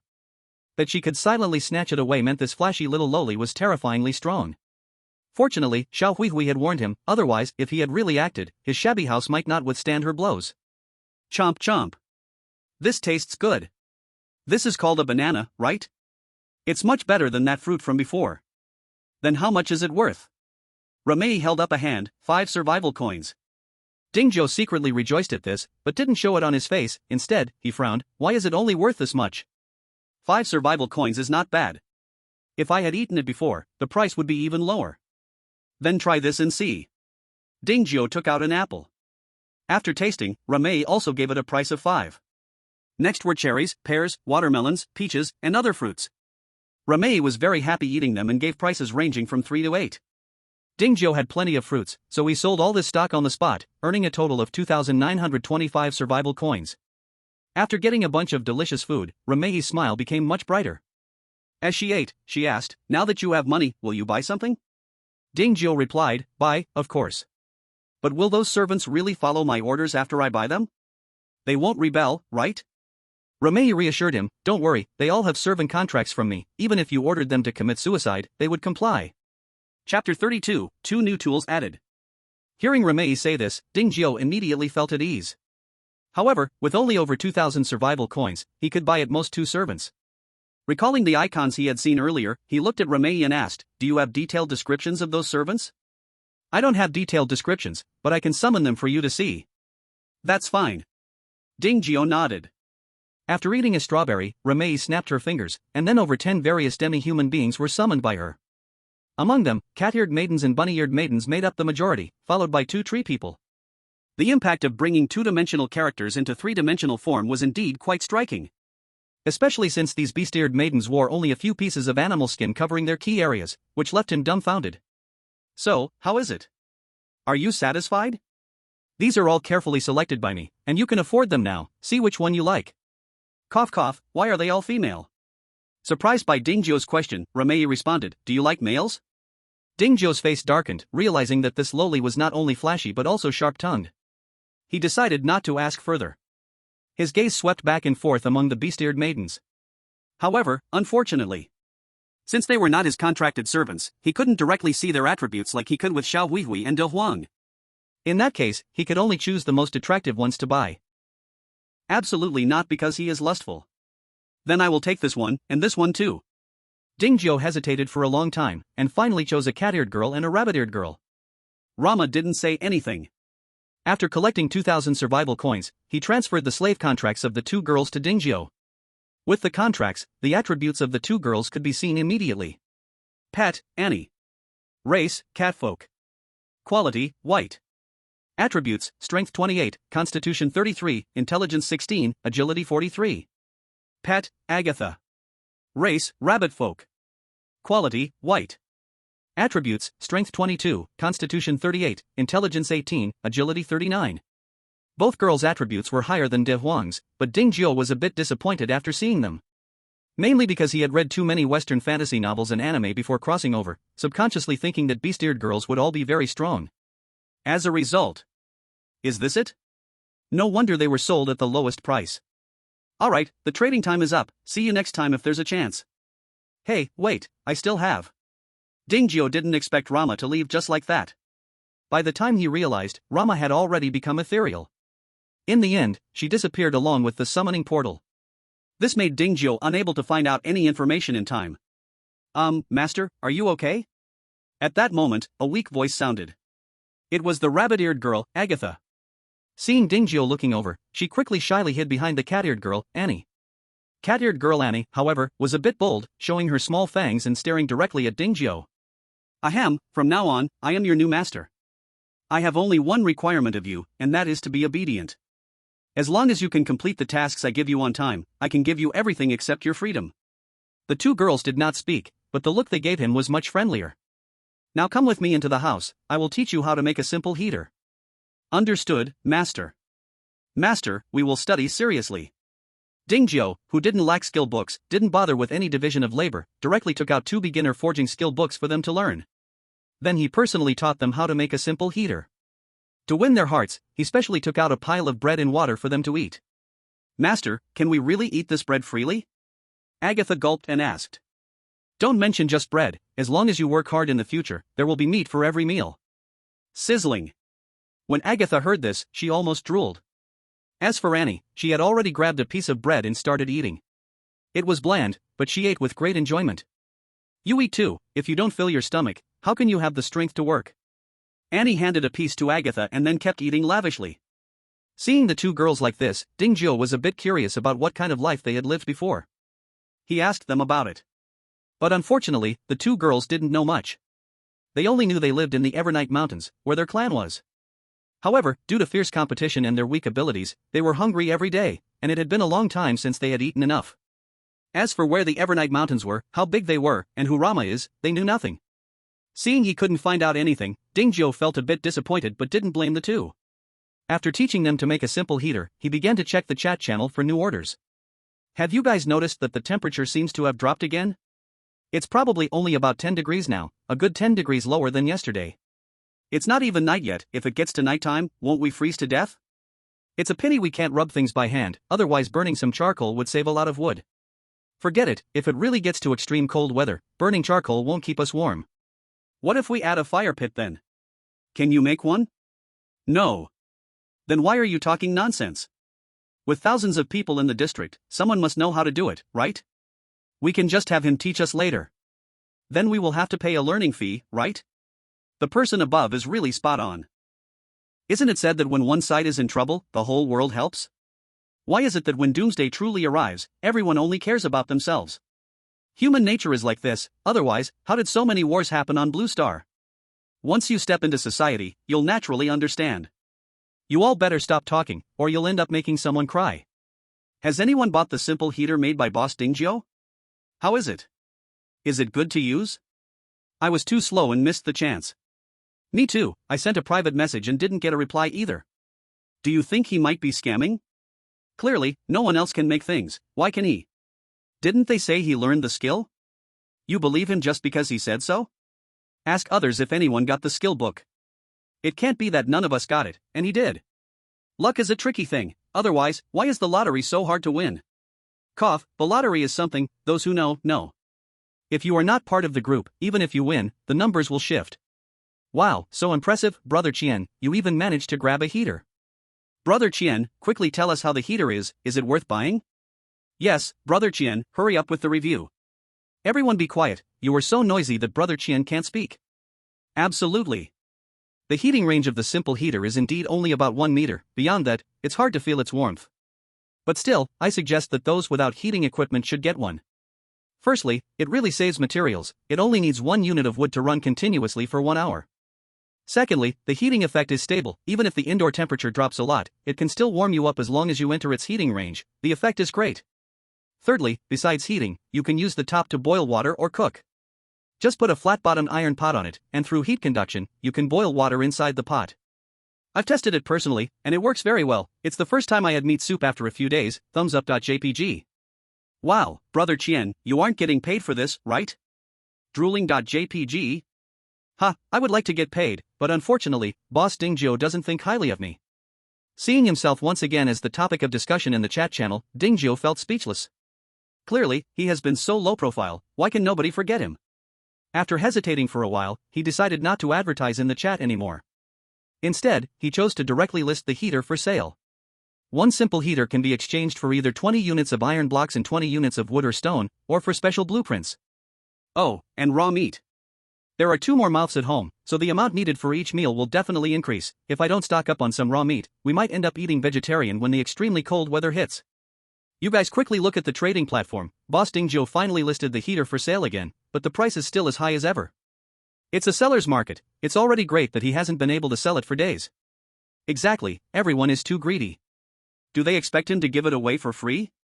But raw meat and blueprints are different, you can get those by hunting wild beasts, so capable people can gather more. For those without strength, they can gather wood. In extremely cold weather, wood will surely be in high demand, and no matter how much you gather, it can still sell. That's true, but hunting is clearly much more dangerous than logging, unless you are looking for trouble, who would want to? Brother Qian is right, the weather is getting colder, we must stock enough food and water as soon as possible. That's true, but deep in the fog is too dangerous, I'd better stick to logging around the house. At that time, you can sell me some food and water. Coward. This is called clear division of labor. Dingzhou shook his head and closed the chat channel.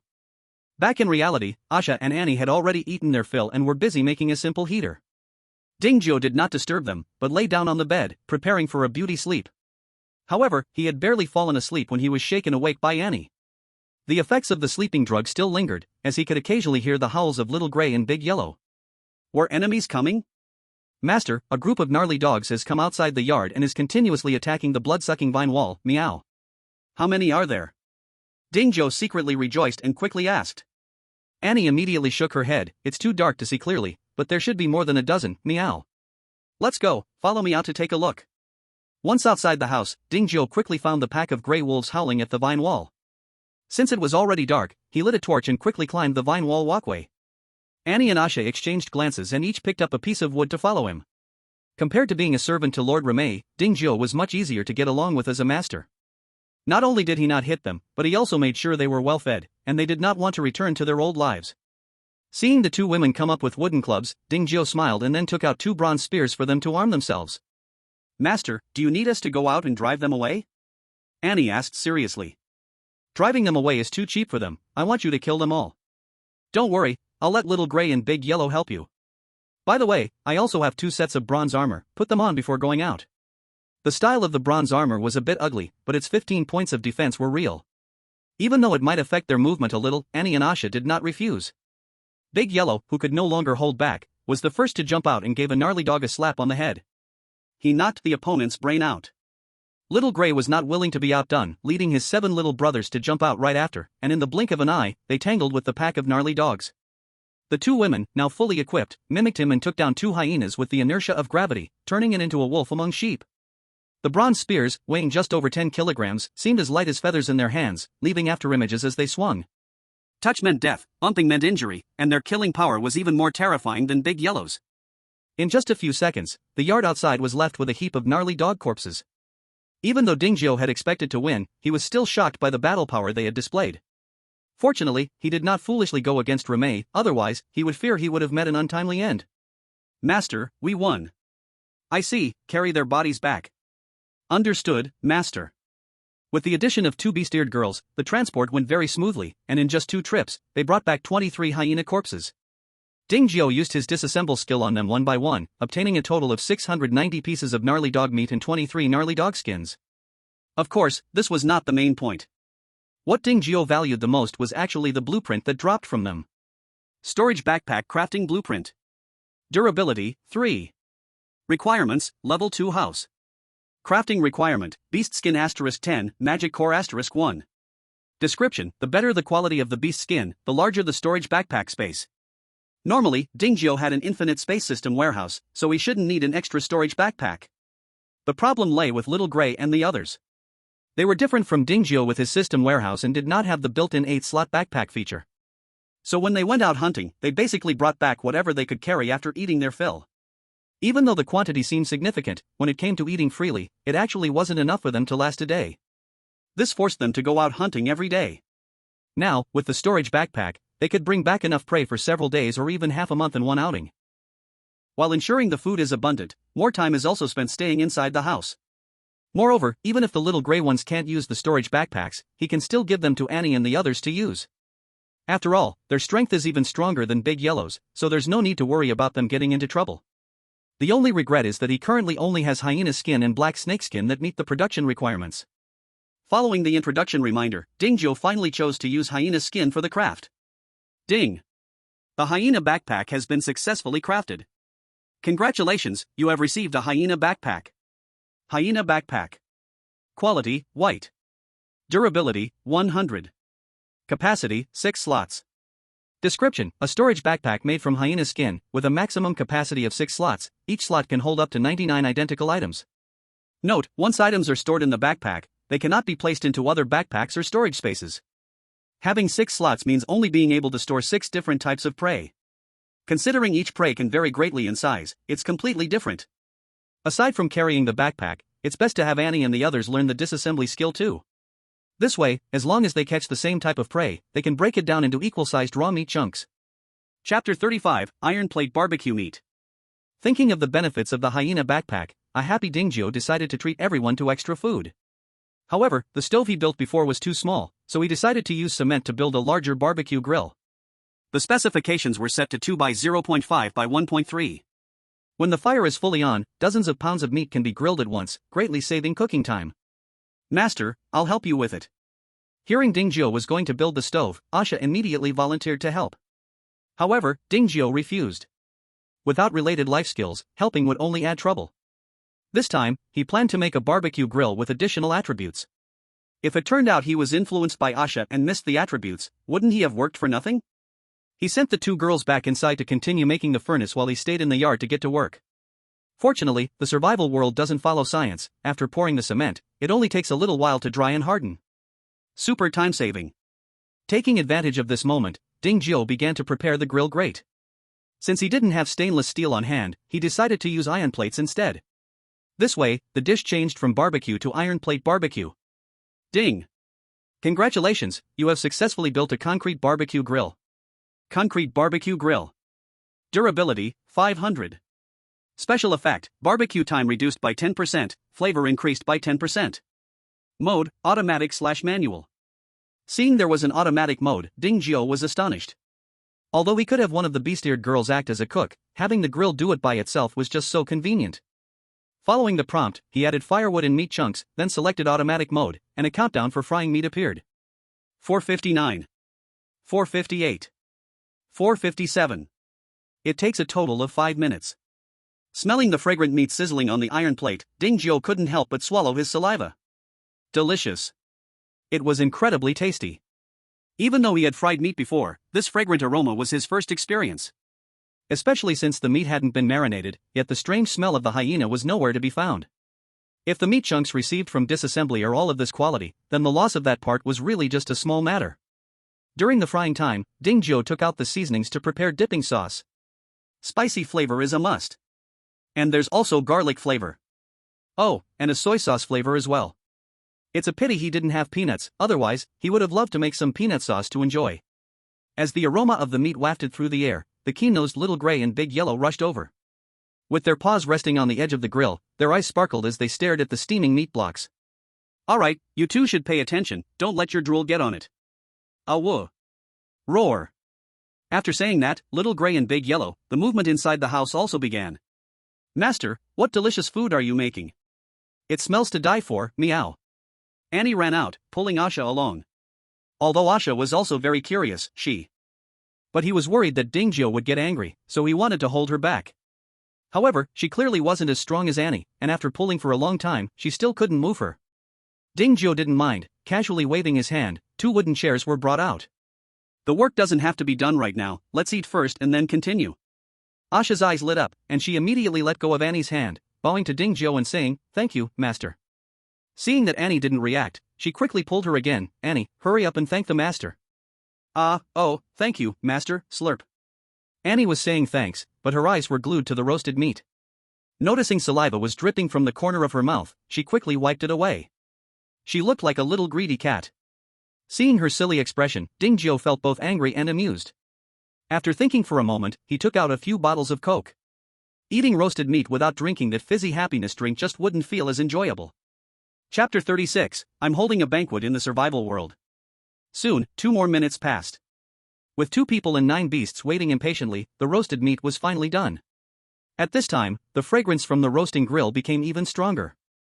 Ding Jiu was the first to taste it. He took out a small knife and cut a small slice from one piece. It was shiny and glistening. The aroma was overwhelming. Even before taking a bite, the surrounding sounds of gulping saliva filled the air. It was Annie and Little Gray. Their mouths were practically overflowing with saliva. But Ding Jiu didn't pay them any mind, after all, he wasn't doing much better himself. He took a big bite. The tender and bouncy texture danced on his tongue, the primal taste of meat exploded on his taste buds. Ding Jiu had never tried Kobe beef, but in his eyes, it was nothing compared to this. He cut another small piece. This time, however, he decided to try the spicy flavor. The raw wildness combined with the fiery explosion made the taste even more impactful than the first. It was as if he was in the wild grasslands, singing the praises of life's hardships. He wondered how the garlic flavor would taste. Just as Ding Jiu was preparing to eat the 3rd piece, the onlookers, both people and beasts, immediately protested. Ow woo. Roar roar roar roar. Master, is the roasted meat delicious, meow? Ghoul ghoul ghoul, blushing.jpg. Ding Jiu paused, giving an awkward smile. Ahem, well, I just tasted it, and it's quite good. If you're hungry, come and help yourselves. Oh yeah, long live the master. Annie was the first to cheer. However, the fastest was Little Gray. The moment Ding Zhio's words fell, its paw had already hooked onto the piece it had been eyeing. Not bothering about the heat, it opened its mouth and bit down on half the piece, chewing eagerly. The taste was explosively good, turning its originally fierce eyes into crescent-shaped fox eyes. Next up was Big Yellow. But since it arrived late, it wasn't as experienced with eating cooked food as Little Gray. Its small paws clawed around for a while before finally managing to pick up a piece, then it mimicked Little Gray and started eating. Annie had no knives or forks, so she just used her hands. Her eating style was very bold. She was not one bit inferior to Big Yellow. Poor Asha, the rabbit girl, was too shy to start eating. Seeing her like this, Ding Zhio gave her a set of utensils. "Thank you, master," Asha said gratefully. "Ow woo, ow woo." At this time, the other 7 gray wolves began to howl, each looking at Ding Zhio pitifully. After spending so much time together, they knew exactly who called the shots here. Rather than eating the leftover food from the Wolf King, it was better to hope that Ding Zhio would be kind enough to reward them with a bite to eat. Looking at the tamed pack of wolves, Ding Zhio didn't treat them differently this time, giving each wolf a piece. As a result, there was only a small half left of the roasted meat. Worried there wouldn't be enough, Ding Zhio decided to roast another batch. The campfire flickered. The nightingale chirped softly. The temperature had already dropped to just a few degrees, but here with Ding Zhio, it felt like a festive banquet. In the midst of the excitement, there were howls from wolves and roars from tigers, showing no trace of the struggle for survival. Burp! Annie sat beside Ding Zhio. Seeing Ding Zhio enjoy the fizzy black liquid and then burp happily. Immediately, she became curious. It looked like poison. But the master wasn't foolish, he definitely wouldn't drink poison. So it must be. The more Annie thought, the brighter her eyes became, and after gulping down the roasted meat in her mouth, she asked, "Master, what are you drinking? Is it good, meow?" "Coke." "Coke? Do you want to drink some?" Chapter 37, The Pet House. Ding Zhio handed her a bottle. Seeing Asha gazing longingly at him, he gave her a bottle too. Looking at the Coke in their hands, both girls gritted their teeth and took a small sip. The unique taste immediately conquered them, and then they took a big gulp. "What kind of drink is this, meow?" "It's so good, meow burp." Burp. "Oh woo oh woo." "Roar roar." "Alright, everyone gets a share." Ding Zhio poured a bottle for Xiao Huihui and De Huang as well. The two beasts immediately started slurping it up. Perhaps the smell of the roasted meat was too strong, they hadn't finished dinner yet when suddenly, a pig's squeal came from outside the yard. Then came a loud crash. "Ding, your blood-sucking vine wall is under attack by a beast, durability -7. The drop rate was fiercer than De Huang. Ding Zhio didn't care about eating anymore. He took out his spear and ran towards the source of the sound. Bang! "Ding, your blood-sucking vine wall is under attack by a beast, durability -7. Soon, another loud crash echoed. Along with the explosion, there was a slight tremor. "Master, it's a herd of wild boars." Annie was the fastest, sprinting up to the stone wall walkway in no time. Looking down at the 7 or 8 large, fat black wild boars weighing over 500 pounds, her mouth began to water. Actually, it wasn't just her, even Asha's eyes sparkled when she saw them. The roasted meat smelled too good. She wanted to eat more. Seeing the wild boar herd continuously crashing against the wall, Ding Zhio started to doubt whether he had angered fate.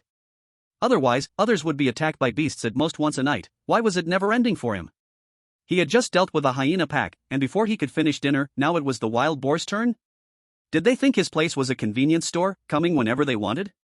"Master?" "Oh woo oh woo." "Cough, cough, gear up with weapons and armor, let's take care of them." "Yes, master." Don't underestimate the wild boars just because they were numerous and large, with tusks as thick as arms. But in the eyes of the two beast-eared girls, they weren't a challenge at all. Not to mention they had Xiao Huihui and De Huang providing cover. In less than a minute, all 8 black boars were killed. Not only did this provide Ding Zhio with over 1,800 pieces of wild boar meat, but he also gained 2 blueprints. Hint, successfully killed black wild boar, congratulations on obtaining the pet house construction blueprint *1. Hint, successfully killed black wild boar, congratulations on obtaining the leather armor construction blueprint *1. Pet house construction blueprint. Durability, 1/1. Requirement, level 2 house. Needs, 200 wood, 100 stone, 100 thatch, 30 iron blocks, 30 cement. Introduction, has a certain chance to tame wild creatures, making them loyal pets. Leather armor manufacturing blueprint. Durability, 3/3. Requirement, level 1 house. Needs, beast skin *5, rope *10, iron block *1. Note, the better the quality of the beast's skin, the higher the quality of the leather armor produced. After reviewing the blueprint information, Dingjio didn't hesitate at all and built the pet house. Hint, you consumed 200 units of wood, 100 units of stone, 100 units of thatch, 30 units of iron blocks, 30 units of cement to construct the pet house.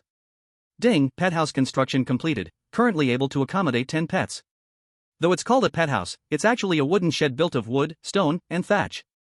However, the space is quite large, occupying almost half the yard. Chapter 38, everyone returns to position, automatic arrow tower mode. Pet house. Durability, 200. Capacity, 0 out of 10. Effect, tame wild beasts. Note, when the loyalty of a wild beast is above 60 points, it can be released as a pet.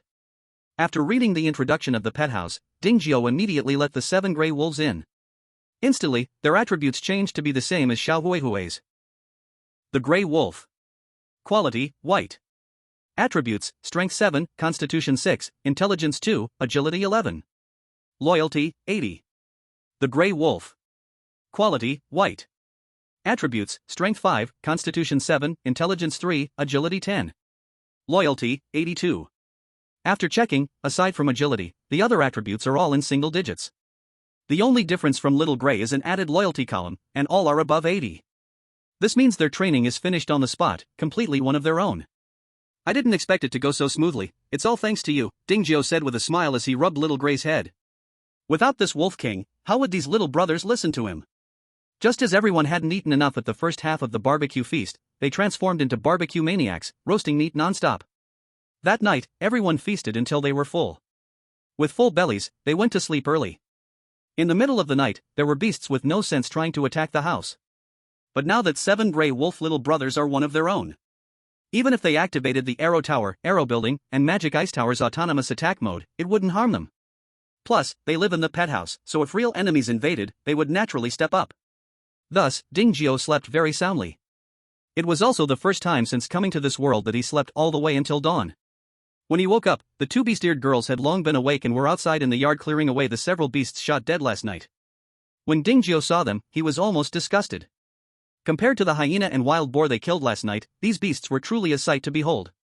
After dying, they had their blood sucked by blood-sucking vines all night, their bodies shriveled, resembling mere skins over bones. Fortunately, he bought 2 beast-eared girls, otherwise, if this continued, probably his courtyard wall would turn into a skeleton wall. Letting out a breath of cold air, Dingjio returned to the stove to prepare breakfast. After a luxurious barbecue last night, he planned to eat something light this morning. Looking at the ingredients in his backpack, he finally decided to make a pot of lean meat porridge. Just as he set up the big pot, Little Gray jumped over excitedly. Dingjio slapped it lightly, saying, "What's up? If you want to eat, go hunt. If you don't bring back some prey, how can I afford to raise you?" "Oh, woo woo. Didn't you already eat from yesterday's hunt? If you don't go hunting today, where's the meat for you?" "Oh, what? Of course it's true. Look, I can't even afford to eat now, just porridge." "Oh, what? That's right. If you don't hunt and I don't hunt, who will give you meat to eat?" Little Gray was tricked and immediately called his little brothers to head out. To ensure they could bring back more prey, Dingjio let Annie and Asha join them. He also gave them 2 backpacks. One was a 6-slot hyena backpack and the other an 8-slot wild boar backpack. "I've already packed bread and water in the backpacks, you can eat them if you get hungry on the way." "Got it, meow." After watching the 2 girls and 9 beasts leave, Dingjio returned to the stove to simmer the porridge. He then opened the chat channel to check today's messages. I have to say, after blowing cold winds for a night, many stubborn people started changing their attitudes, all wanting to buy simple heaters from him. Most chose to exchange with blueprints. But unfortunately, almost all were just ordinary things, and he had no interest at all. The temperature has turned cold again, if it keeps dropping like this, I'll soon be unable to go out. Sigh, I haven't even stored enough firewood, let alone trade for a heater. Does anyone have warm clothing? I'm buying at a high price. Go ask Dingjio. I think he seems to have everything. Dingjio is our district's YYDS. Dingjio was speechless. Do they really think he is Doraemon? Then he thought he could give it a try. After all, he has sewing skills, who knows, he might really make warm clothing. As for fabric, animal skins should work. Seeing someone really at himself, Dingjio, as always, chose to ignore it. He flipped to the trading platform and found that the dozens of simple heaters he put up for sale last night were all sold out. In total, he exchanged 320 units of iron blocks, 180 units of wood, 150 units of stone, and 8 special blueprints. Among them were 5 land transformation blueprints, 1 wooden crossbow blueprint, 1 watchtower blueprint, and 1 bathroom blueprint. When he saw those 5 land transformation blueprints, Dingjio almost fainted from happiness. However, when he noticed that their durability was only 1 point left, he knew he had been tricked. Land transformation blueprints require planting skills to work. If there were 2 points of durability left, it meant the other party didn't understand this and just built a plot to test the waters, only to find they couldn't plant anything. If the other party had planting skills, the land transformation blueprints would not have remaining uses. They would have chosen to use them all up, becoming self-sufficient, or even selling food at a high price to earn resources. Now that the durability was only 1 point left, it could only mean this was done deliberately to ensure that even if he couldn't farm, they wouldn't gain anything either. For this kind of trade, Dingjio had no good ideas. He could only take out a small notebook and remember these people's names, looking for a chance to repay them in the future. Since the pet house occupied almost half of the yard, there wasn't much space left. With a glance at the planting area, there was only enough space to cultivate 3 plots, while the remaining 2 could only be placed at the gate of the yard. Blessed by the statue of Demeter, the dozen fruit trees in the planting area were growing very well. Among them, 2 had already reached harvest time. Dingjio didn't dare to delay and chose to pick them at the first opportunity. Tip: congratulations, you have obtained a beginner's intelligence fruit *1. Tip: congratulations, you have obtained a beginner's intelligence fruit *1. Tip: congratulations, you have obtained a beginner's intelligence fruit *1. Tip: congratulations, you have obtained a beginner's agility fruit *1. Tip: congratulations, you have obtained a beginner's agility fruit *1. Tip: congratulations, you have obtained a beginner's agility fruit *1. Tip: you eat a beginner's intelligence fruit, intelligence attribute *2. Tip: you eat a beginner's intelligence fruit, intelligence attribute *2. Tip: you eat a beginner's intelligence fruit, intelligence attribute *2. Tip: you eat a beginner's agility fruit, agility attribute *2. Tip: you eat a beginner's agility fruit, agility attribute *2. Tip: you eat a beginner's agility fruit, agility attribute *2. In this way, aside from intelligence, all other attributes had reached the limit of beginner fruits. Player: Dingjio. Attributes: Strength 7 plus 20, Constitution 6 plus 20, Intelligence 6 plus 8, Agility 5 plus 20. Life skills: Beginner planting, Beginner forging, Intermediate carpentry, Beginner gathering, Beginner anatomy, Beginner tailoring, Beginner mining, Beginner hunting, Beginner alchemy, Beginner swimming, Beginner gardening. Chapter 39, The Sassy Loli Returns, Food for Survival Coins. Having dealt with the planting area, the next step was to build the watchtower and the bathroom. However, it was clear that there was no extra space left in the yard for building. It's not that there weren't materials to upgrade to a level 3 house, the key was that the blueprints for leveling up to a level 3 house were nowhere to be found. Dingjio had been placing orders on the trading platform for 2 days, but not a single response had come back. He didn't know if it was just not the right time or what, but even Shuyoshua, this fated girl, hadn't been reached.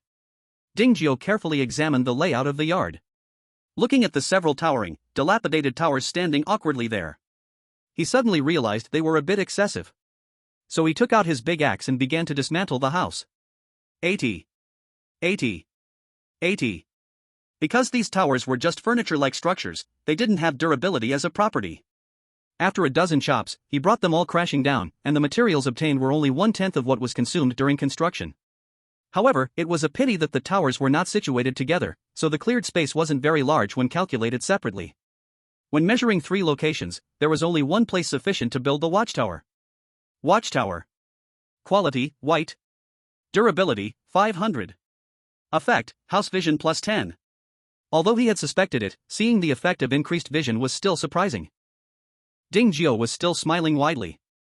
Especially since this vision had increased by another 10 meters on top of the original, it's no exaggeration to call it a magical skill. Climbing onto the vine wall path, the vision that was less than 3 meters has now extended to more than 10 meters. The scenery that was previously shrouded in mist now clearly appeared before Dingjio's eyes. There were trees to cut down. There were stones to dig up. It was all clear at a glance. Of course, there were also treasure chests. Although the range expanded outward by 10 meters, the total area was significantly larger. Dingjio walked around the path and unexpectedly saw 3 wooden treasure chests. However, since they were all outside the yard, and Annie and the others had gone hunting, he could only wait for them to come back and bring the chests inside. Thinking of the beast-eared girls, Dingjio couldn't help but wonder what they were doing now. He took out the drone controller to take a look. As the screen connected successfully, Dingjio was surprised to see that the originally gray scene had become a fiery red. So many torches had been lit that they illuminated such a large area. Wait. There was something in the trees. It turned out to be monkeys. No, it was a troop of monkeys. Annie and the others had encountered a troop of monkeys, and they were fighting. Looking at their numbers, there were at least over 30. If it was only Annie and Ashaga, that would be one thing. But there were also Little Gray and Big Yellow, these fierce beasts in the team. How did the monkeys dare to attack them? Was it because they felt their territory was invaded, so they wanted to drive them away? It was a good thought, but they just didn't have the strength. Watching Little Gray and Big Yellow being toyed with by the monkeys and glancing at the two beast-eared girls dominating the monkey troop, Dingjio quietly marveled at his luck. Fortunately, he had a sudden thought to let them go out too, otherwise, Little Gray and Big Yellow, who couldn't climb trees, would have been in deep trouble. Just when Dingjio thought the matter would come to an end, a sudden sound of monkeys screeching came from the mist. More reinforcements had arrived. Then he saw more than 10 monkeys rushing out of the mist. The lead monkey was noticeably larger than the others. Seeing the heavily injured troop on the ground, it immediately began to shriek wildly. With the Monkey King giving orders, these monkeys no longer attacked chaotically as before. Instead, they picked up all sorts of things and began throwing them at Annie and the others. In an instant, the sound of objects whistling through the air resonated through the skies. They truly injured several gray wolves with their throws. Roar!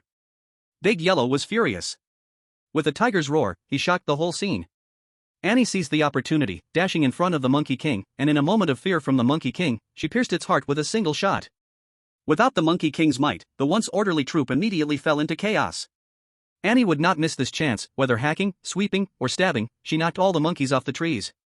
With the big trees gone for cover, the aggrieved gray wolves mercilessly turned into hellhounds, reaping the lives of the monkeys. Having killed such a large troop of monkeys, their haul must have been considerable. Unfortunately, he was not on site and could only wait eagerly for them to return to know the results. Dingjio sighed deeply in his heart. Seeing Ashaga on the screen begin to extinguish the torches, he knew that nothing good was about to happen next. And indeed, that was the case. As the torches were extinguished, the once bright environment was again shrouded in mist. Looking at the gray scene once more, Dingjio put the drone controller away. Thinking that they would return soon, with so many hungry mouths, he needed to start preparing the roast meat. Otherwise, if he waited until they came back to cook, it would surely be a rush. However, just making roast meat was a bit too monotonous. This time he planned to prepare something different for himself to eat. For example, the braised meat he made at the beginning. He could marinate a large pot at once, and when it was time to eat, just pour some sauce over the rice. He could easily satisfy Little Gray's enormous appetite. Additionally, there was also braised pork, sweet and sour pork tenderloin, and more.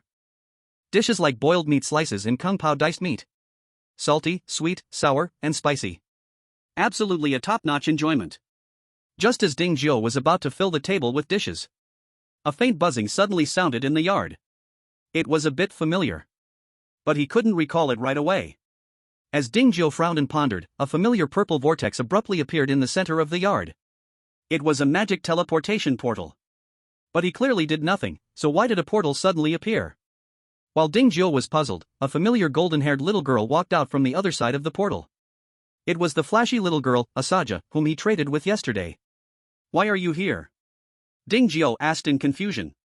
Asaja was about to answer, but her gaze inadvertently caught the various delicacies on the table, and she immediately became distracted. Especially when she smelled several super delicious aromas in the air, she couldn't help but swallow hard. Dingjio had encountered this situation before, so he naturally set out a pair of chopsticks for her. But then he remembered that Asaja wasn't his person, he wasn't obligated to provide her food. So, the invitation to dinner immediately turned into a paid meal. 10,000 coins per meal. No credit. He thought that if Asaja found it too expensive, he would pretend to be in a dilemma and agree to lower the price after some hesitation. A good idea. But unfortunately, he misestimated Asaja's strength. Facing Dingjio's high demands, Asaja had no intention of bargaining at all. She casually tossed Dingjio 10,000 survival coins and then sat down at the table, eating heartily. Hiss, so spicy, but so refreshing. This sweet and sour taste is a bit strange, but it's also very good. Don't underestimate Asaja's small size, her appetite was indeed considerable. Saying she was possessed by a glutton would not be an exaggeration. A big table full of delicacies and an entire roast was devoured by her. Seeing her stomach with no signs of change, Dingjio suspected if she had a dimensional stomach, otherwise, where could all that food have gone? Chapter 40, Buying a Servant Again. Is there more? What shocked Dingjio the most was that Asaja still hadn't eaten enough. seeing her eyes looking at him eagerly. Ding Jiu couldn't bear to let her go hungry.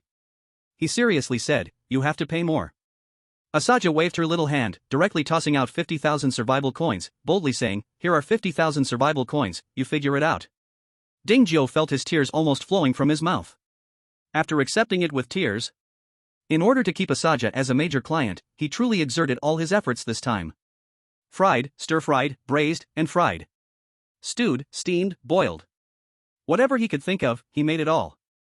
Seeing her eating happily, Ding Jiu prepared to take the opportunity to ask about some things. "Your Majesty Rami. Call me Your Majesty." Ding Jiu's face darkened, but he still changed the way he addressed her sincerely.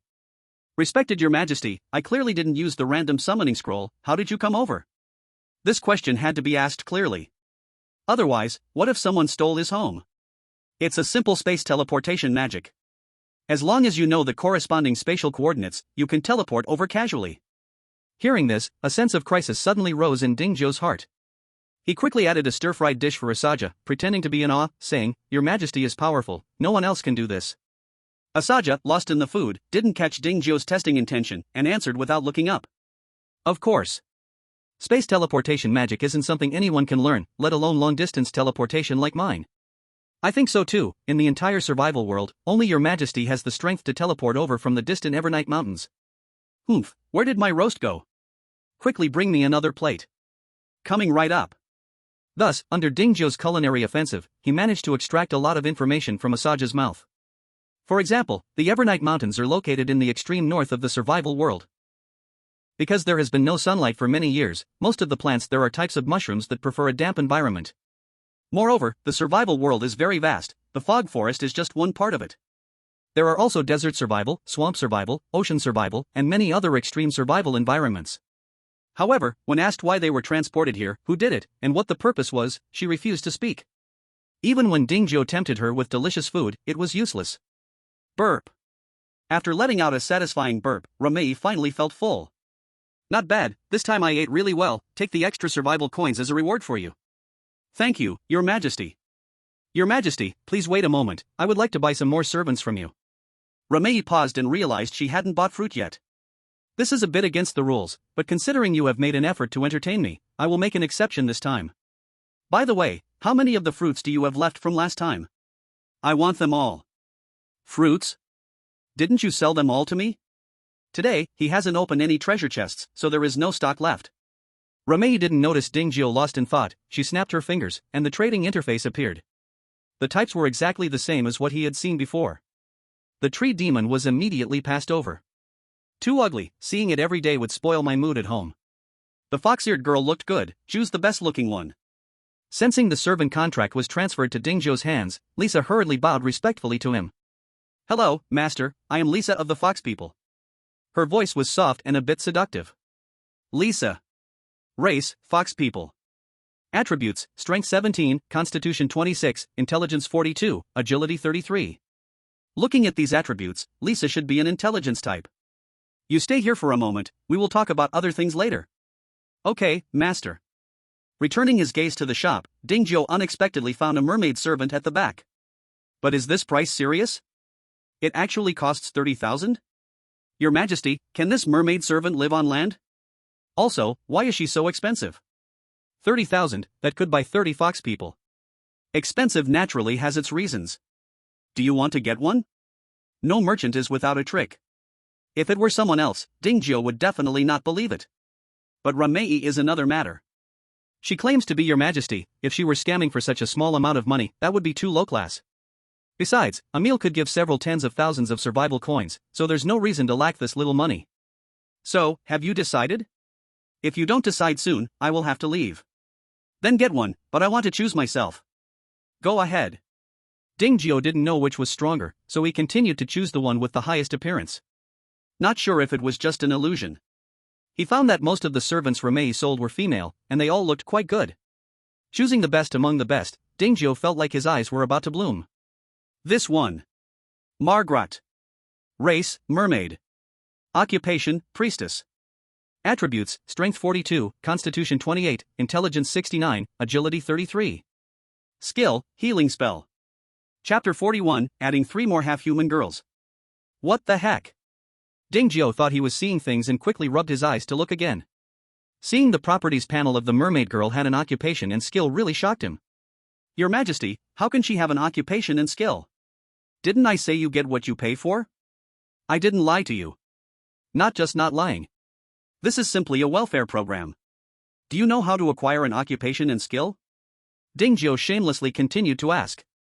When the time comes, you will naturally know. Again, it was this polite remark. Ding Jiao was about to get tired of hearing it. But this time it was okay. After all, Margaret is already his. If Remei doesn't say, can he not inquire from Margaret? Seeing Remei opening the teleportation portal, he knew he shouldn't delay any longer and hurriedly continued to browse the shop for new servants.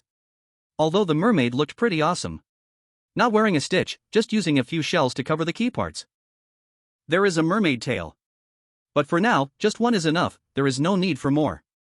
He flipped a few more pages.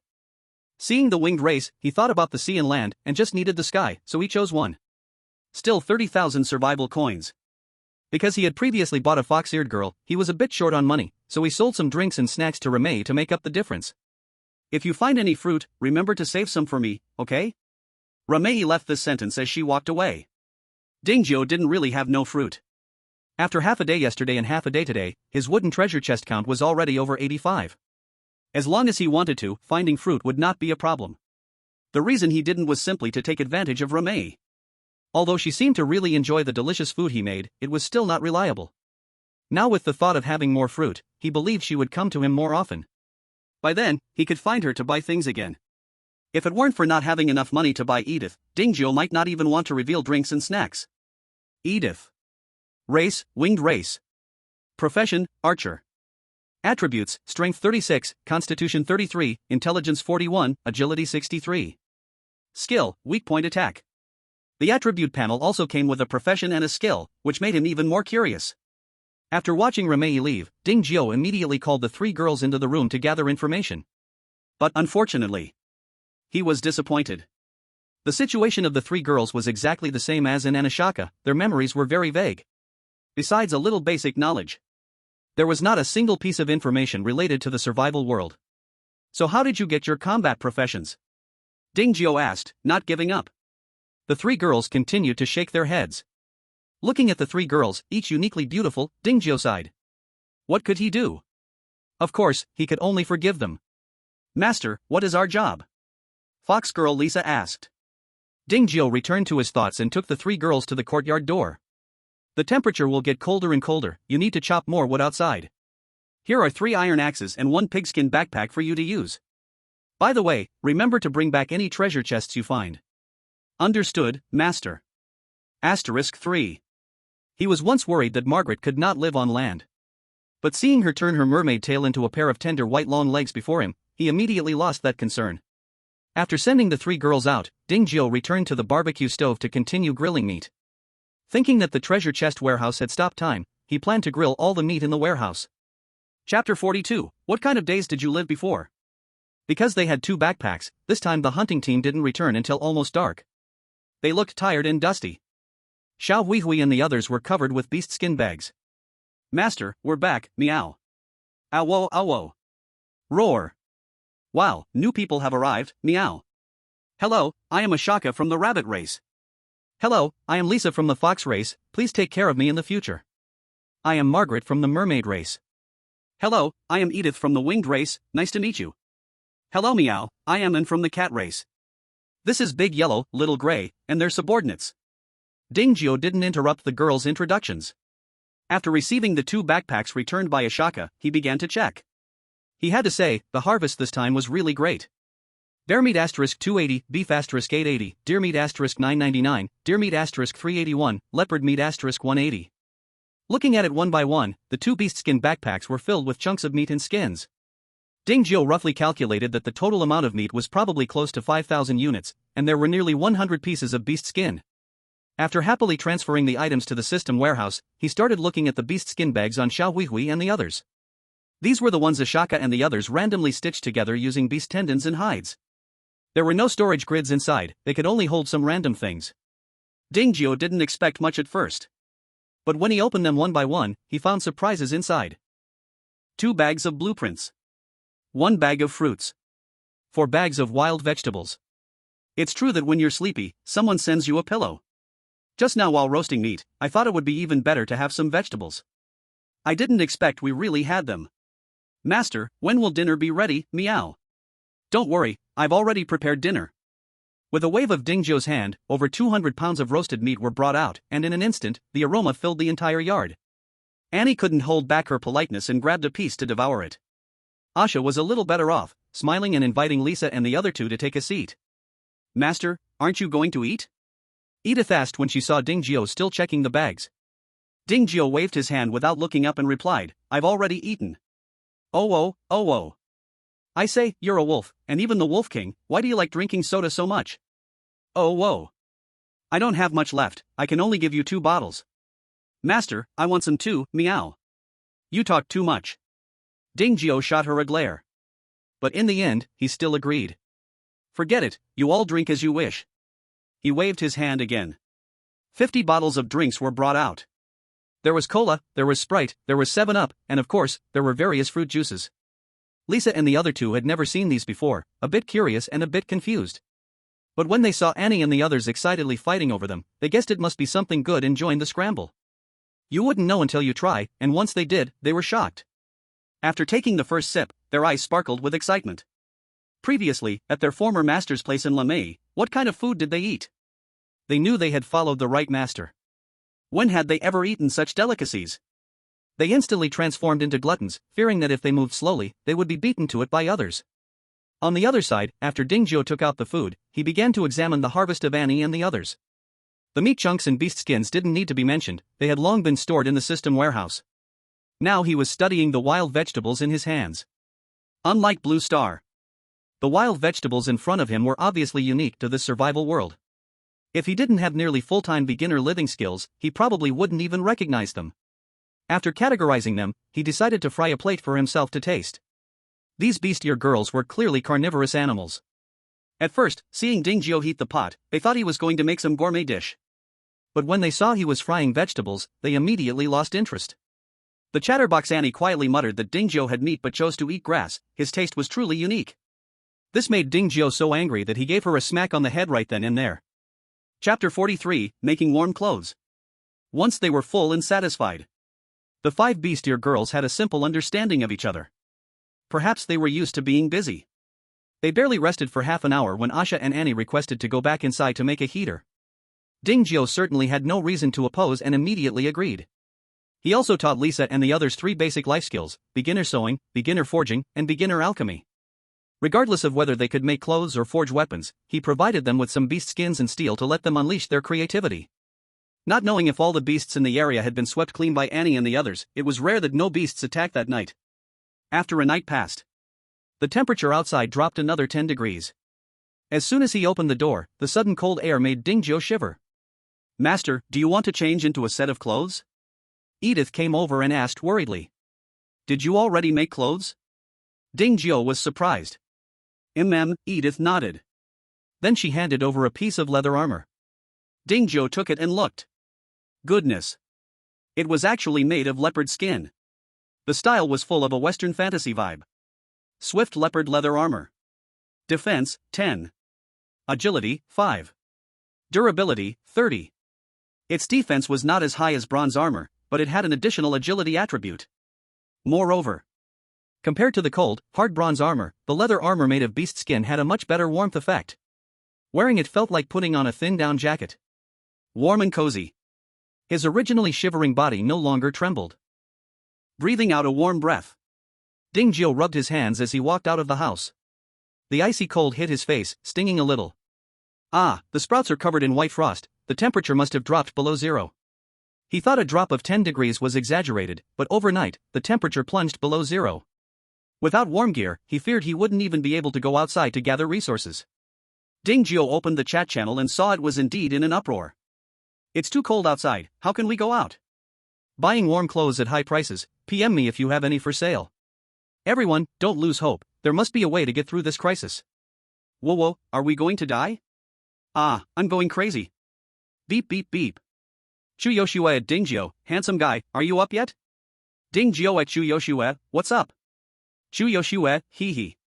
Dingjiu, picking nose.jpg. Chu Yoshua, hee, you definitely have warm clothes, right? Give me 5 pieces. Dingjiu, that depends on what price you're offering. Chu Yoshua's face brightened. I knew it, what do you want to trade for? Dingjiu, level 3 house upgrade blueprint. Chu Yoshua, I don't have that. Dingjiu, then there's nothing I can do. Chu Yoshua, wait, I can trade you other blueprints. Dingjiu, send them to me first to take a look.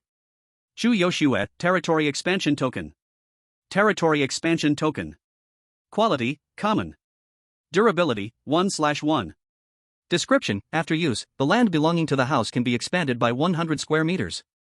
Though it wasn't a level 3 house upgrade blueprint, it still solved Dingjiu's immediate crisis.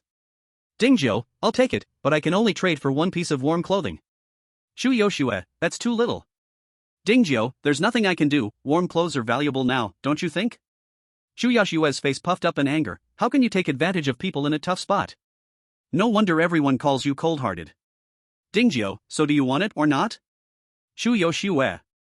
Dingjiu calmly took out a cream bread and began to eat it. The faster the temperature dropped, the more valuable the warm clothes appeared. Chu Yoshua had no idea of his situation. Unless she had a problem with her brain, there was no way she wouldn't trade. As expected, the reality was just as he had guessed. Seeing he was slow to respond, Chu Yoshua couldn't sit still. I can trade for 1 item, but I need to trade other items for the other 4 pieces of warm clothing. Dingjiu, not falling for it, replied with a grin, same as before, it all depends on whether your items are worth the price. Chu Yoshua, teeth grinding in frustration yet helpless, wait a moment, I'll ask others. Dingjiu, no rush, take your time and ask carefully, you might really find something to trade. Chu Yoshua, hee. Chu Yoshua rolled her eyes dramatically and opened another group chat with beautiful girls. Chu Yoshua, sisters, the stingy guy has warm clothes, but as always, he won't accept ordinary items. Shinpei, doesn't that mean another big spend, so pitiful.jpg. Muya, captain, you should seduce him, once he's infatuated with you, all his stuff will be yours. Chu Yoshua, slut, what nonsense are you talking about? Chu Yoshua's ears burned, she wished she could reach through the internet and hit Muya. Shinpei, hee, that's actually a good idea. Sister Shui, for the safety of all the sisters, just give in. Chu Yoshua, you big-headed fool, why don't you go after men if you think like that? Muya, we want to, but the issue is that he doesn't notice us at all. We've added him several times, but all efforts went unnoticed. Shinpei, exactly. Chu Yoshua, anyway, that's the situation, if you want to trade, just speak up. Shinpei, speaking of which, we've accumulated so many supplies, even if we don't go out again, it should be enough to get us through this extreme cold, right? Chu Yoshua, we can't say it like that. As the saying goes, if one doesn't plan ahead, troubles will arise, who knows what the days ahead will be like. Better to be prepared. Muya et Shin Tu Yuning at Feng Tianxing, what do you both think? Feng Tianxing, then let's trade, no matter how expensive, we should have at least 1 life-saving item. Shin Tu Yuning, right. Shinpei, but what do we have to exchange? Are you really willing to part with something so valuable? Chu Yoshua, then let's all just say what we have, and see which one isn't needed for now. I have to say, Chu Yoshua and her group are all honest people. With a decision made, they did not hold back and each revealed their good items. Chapter 44, Great Blood Loss. Muya, Fountain Blueprint Iron Sword Blueprint Lighthouse Blueprint. Shenpei, Water Purifier Blueprint Contract Scroll. Shentu Yuning, Archer Job Change Scroll. Feng Tianqing, Swimming Pool Blueprint Pistol Blueprint Mapo Tofu Recipe. Chu Yoshua, damn, cold-faced lady, where did you get your Archer Job Change Scroll? Can't you use it yourself? You crazy to trade it? Shinpei, exactly, how can you trade something so crucial? Have you lost your mind? Muya, if you don't want to be an archer, you can give it to me. I don't mind. Chu Yoshua, go away. Muya, alright then. Chu Yoshua, cold-faced lady, what Satya said isn't wrong, warm clothing is just an external item. How can it compare to the importance of an archer job change scroll? Shinpei, Qingqing, you should also persuade her. Feng Tianqing, cold-faced lady isn't foolish, she must have her own thoughts. You should listen to what she has to say first. All the girls. Shentu Yuning, I didn't say I wanted to trade it. Why are you all in such a hurry? All the girls. Muya, why didn't you say so earlier? Do you want to see us make a fool of ourselves? Shentu Yuning, that's not my intention, actually, this archer job change isn't that easy. You need over 50 agility points to change. Chu Yoshua, that high? How many points do you have now? Shentu Yuning, I started with 9 points, ate 3 basic agility fruits, now it's 15 points. Shinpei, so when will you reach that requirement? Chu Yoshue, if anyone gets agility fruits in the future, let Cold-Face Lady have them first. Feng Tianqing, no problem. Shun Peipei, sure. Muya, Cold-Face Lady, you haven't mentioned where you got this job change scroll from. Shen Tuyuning, I got it from opening a silver treasure chest. Chu Yoshue, you really have good luck to find a silver treasure chest. Muya, I truly envy you. Feng Tianqing, what job do you want to change to anyway? Shin Peipei, I know. With her flashy looks, she must want to change to a succubus. Muya, go away. Chu Yoshue, ha ha ha. Feng Tianqing, ha ha ha. Shen Tuyuning, ha ha ha. Muya, instead of laughing at me here, you'd better decide early what to trade for warm clothing. Getting warm clothing sooner means we can go out to gather resources faster. Chu Yoshue, you're right. What do you all think? By the way, there's no need for the Iron Sword blueprint, that guy doesn't lack those at all. While the 5 girls discussed what to trade, Ding Jio was using the territory expansion token. Ding, do you want to use the territory expansion token? Yes. You have used 1 territory expansion token, your territory has expanded by 100 square meters. The vine wall in the yard seemed to stretch outward like being pulled by an invisible giant hand, extending several meters in front of Ding Jio. It doesn't seem like much. But because it expands in a complete circle, the total area definitely reaches 100 square meters. Thinking of the land renovation blueprint that Annie and the others got yesterday, he added 3 new planting areas next to the planting zone and planted some basic strength seed cores. Having sorted all this out, the next thing to do was to build the bathing room he had been dreaming of. He didn't build it before because there was no land. Now that the land was ready, he had to build it right away. Tip, do you want to consume 50 units of wood, 200 units of stone, 100 units of cement, and 50 units of iron blocks to build a bathing room? Yes. Ding, the bathing room has been built. Bathing room. Durability 500 to 500. Effect, deodorize. The bathing room is not large, 3 meters long, 1.5 meters wide, and 2 meters high. Inside, besides a squat toilet, there is also a set of bathing facilities. At first, he thought it would have running water, but when he turned on the shower and pressed the flush button, he found that he had overthought it. There is absolutely no water. Looking around, I couldn't figure out anything, and finally saw a big water tank on the roof of the shower room outside. Ding Jio was instantly speechless. So I have to carry the water up myself? But that broken well in the yard only produces 10 liters of water a day, hardly enough for drinking, let alone flushing the toilet? What a waste of expectation. Chu Yoshue at Ding Jio, I'm here to exchange for 4 more warm clothes. Ding Jio at Chu Yoshue, let me see what you have first. Chu Yoshue, swimming pool blueprint handgun blueprint mapo tofu recipe. Ding Jio, do you think this is a recycling station? Chu Yoshue, what do you mean?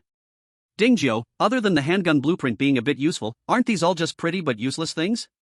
Ding Jio, besides, this handgun blueprint is probably just like the wooden crossbow blueprint, with only a few bullets. He. Chu Yoshue chuckled dryly. She thought that she couldn't fool Ding Jio, and if it weren't for Peipei and the others saying to give it a try, she wouldn't have touched this bad luck. Chu Yoshue, so how much can we exchange? Ding Jio, only 1 piece. Chu Yoshue, what if I add these 2 items, Lighthouse Blueprint Contract Scroll? Is that enough for 4 pieces? Lighthouse Blueprint.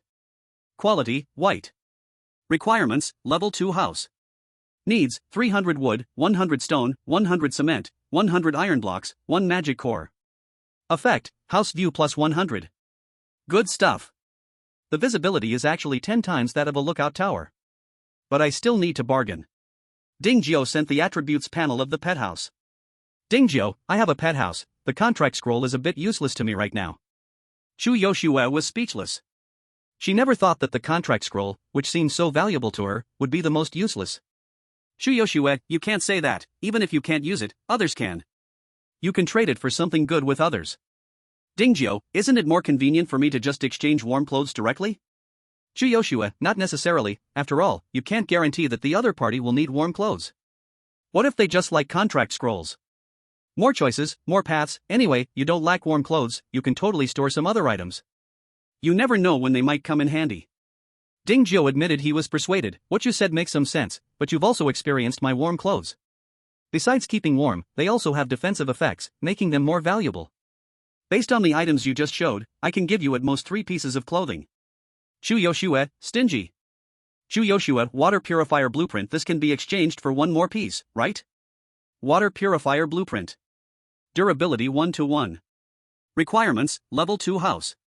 Needs, charcoal asterisk 20, iron blocks 100, fine sand asterisk 30, rubber asterisk 20.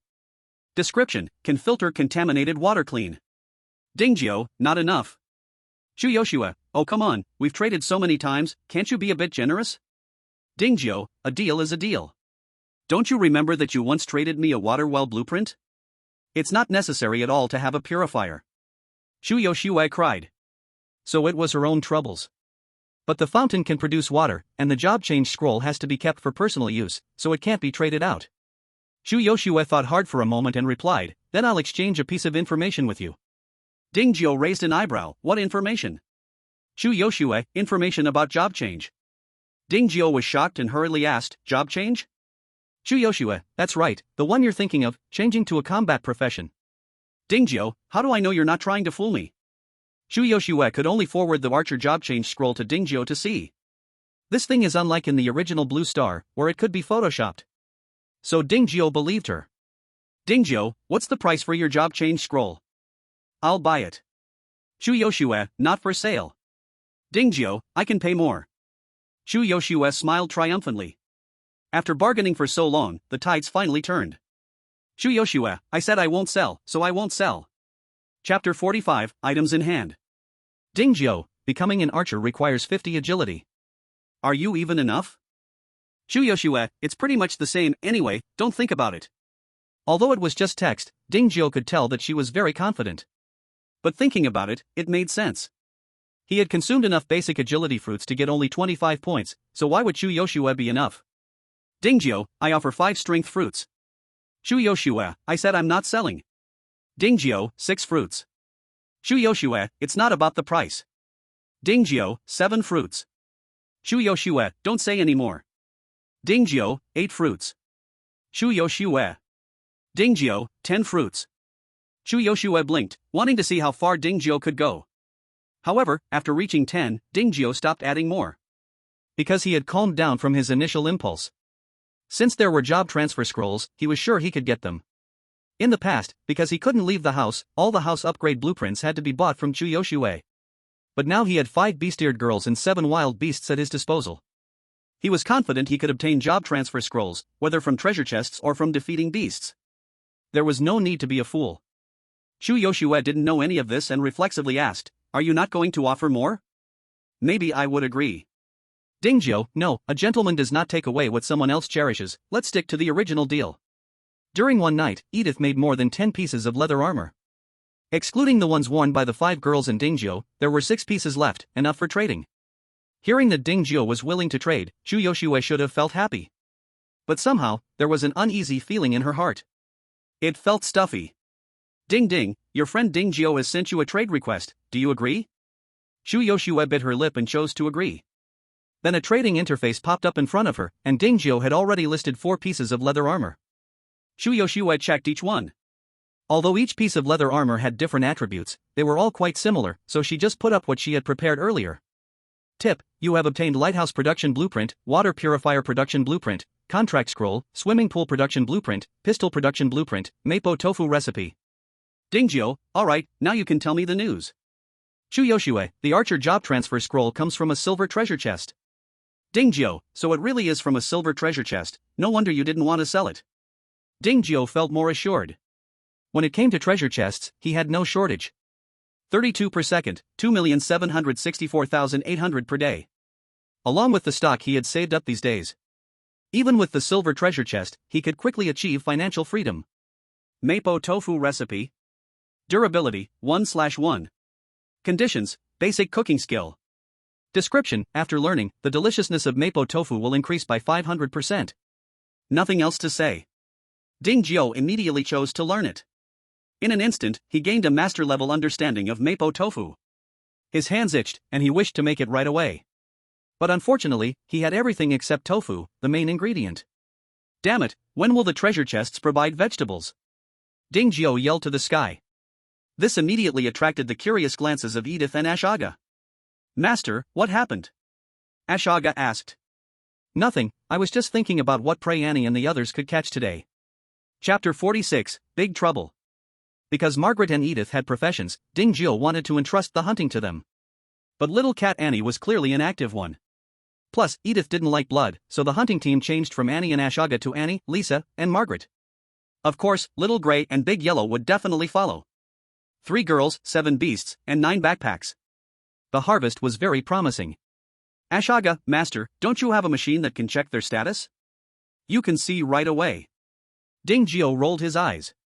The magic-powered drone was useful, but it consumed a lot of magic cores. The magic core can only be opened from the silver treasure chest, and he only has 2 left in his hands. Shouldn't he save them? Pistol crafting diagram. Durability, 2/3. Requirement, level 2 house. Materials needed, iron block * 100, copper block * 30, steel block * 20, rubber * 10, gunpowder * 20. Ding Geo has all the materials. So he decided to use both crafting attempts. Pistol. Attack power, 100. Durability, 150. Magazine capacity, 12. Effective range, 80 meters. Its lethality is much higher than that of the crossbow. But unfortunately, the magazine capacity is a bit low. With 12 rounds in one gun, and 24 rounds in 2, who can they shoot? Unfortunately, the crafting process for bullets is a bit complex. With his basic forging skills, he can't make them by hand. He could only save them for now. Use it when the moment is critical. The water purifier and swimming pool aren't needed for now, so he'll save those too. As for the lighthouse, since it requires a magic core to build, he hesitated for 3 seconds before choosing to construct it. He thought it would be like the T-Watchtower. But after it was built, he realized there was a big difference between the two. The T-Watchtower has a penetrating vision effect. The bloody mist in sight doesn't really disappear. The clarity of the situation inside is due to this penetrating effect. But the lighthouse is different. The soft light it emits has a dispelling effect on the bloody mist. At the moment it was activated, the bloody mist vanished entirely within its range. For the first time, Ding Geo breathed in fresh air, free of the bloody, sticky sensation. Of course, this comes at a cost. Every building that requires a magic core continuously consumes the magic energy while it is activated. Magic Energy Lighthouse. Quality, white. Durability, 1000. Effect, vision plus 100. Energy, 99%. Since it has just been activated, Ding Geo doesn't know how long one magic core can last. However, compared to the Magic Energy Ice Tower and Magic Energy Drone, a magic core should allow the lighthouse to operate for about 3 days. The weather has suddenly turned so cold, it's no longer suitable for long outings. Ding Geo opened the chat channel and found that there was intense discussion about ways to break through. In just 2 days, many people had not gathered enough supplies for winter. They feared trouble and wanted to seek help from their guild members. But when recruiting people into the guild, they showed one face, but once in, it was another. In response to their pleas for help, many acted like they were dead. Especially the loudest of them all, the Sea Dragon Gang. They collected over 500 people. They had gathered plenty of supplies. The vast majority of them were lacking winter supplies. They wanted to borrow some from Zhang Dahai and his crew, but were refused for the same reason. Claiming their guild had no supplies left, everyone needed to rely on themselves to get through this tough time. Oh, no wonder so many people were cursing. When bringing people into the guild, they charged 100 units of basic supplies, claiming everyone in the guild was a brother and that they would share wealth and hardships together. But when trouble came, they became hands-off and relied on themselves?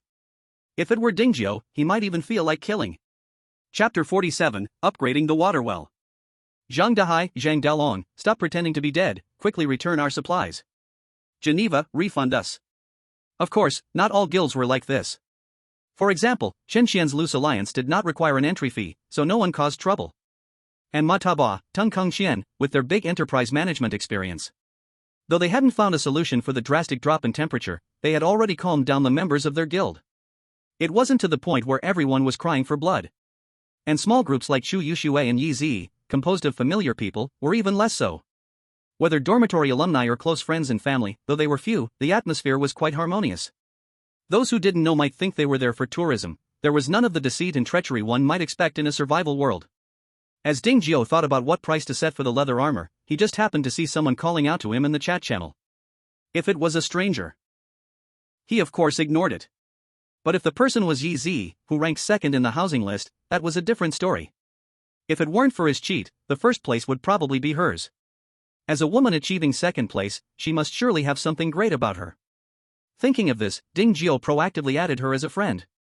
Once the verification was passed, Yi Zi's message came through. Yi at Dingjiu, it really is difficult to add you as a friend. Dingjiu at Yi, it's not too bad, mainly because too many people want to add me, I'm too lazy to reply one by one. Yi, that's true, after all, you are a famous person in our 1024 district, I don't know how many people want to cling to you. Dingjiu, you, as the second place, don't tell me you're only here to flatter me? Yi, what I said is the truth. Dingjiu, let's just assume it is. Yi, okay, there is indeed something I want to talk to you about. Dingjiu, what is it? Yi, do you have warm clothing? The temperature is too low now, I can't stand it after being outside for half an hour. Dingjiu, I have it, it just depends on what price you can offer. He then sent over the attributes of the leather armor. Additionally, he added, not only can it keep you warm like a down jacket, but it can also be used as defensive gear. You won't lose out or be deceived if you buy it. Seeing the leather armor introduction, Yi was tempted and quickly asked, what do you want to trade for? Food, weapons, or blueprints? Dingjiu, as long as it's of equal value, anything is fine. Yi, wait a moment, I'll see what I can find. If Chu Yuxing is the destined girl, then Yi is the girl of fortune. Just walking out casually, she can bump into treasure chests. Even when encountering beasts, she manages to pick up loot when they are heavily injured. This made her thrive even with no strength to tie a chicken. If it weren't for the sudden cold weather preventing her from going out, she might have found something warm already. Clearly alone and not part of any team, yet her house was filled with items. After excluding food and drink, she finally picked out a scroll from a pile of scrolls. Yi, Building Enhancement Scroll, how about this one? Building Enhancement Scroll. Durability 1:1. Description, can enhance all buildings except for houses, improving their attributes. Dingjiu had never seen this before, he didn't bargain and directly agreed. Tip, you have obtained Building Enhancement Scroll *1. Yi, pleasant transaction. Dingjiu, if you need anything in the future, you can trade with me. Yi, got it, I will definitely come to you if I need something in the future. Closing the chat window, Dingjiu looked at the pile of buildings in the yard, and he was filled with hesitation. The Magic Energy Ice Tower, Arrow Tower, Lighthouse, Watchtower, and so on, all of them are good things, and he wanted to enhance each one. But he only had one building enhancement scroll, who should he enhance? After thinking, Dingjiu reopened the chat window and sent Yi a private message asking, do you have any more building enhancement scrolls? I want to trade for another one. Yi, no, I only have this one. Dingjiu, okay, sorry to bother you. Yi, do you really like it?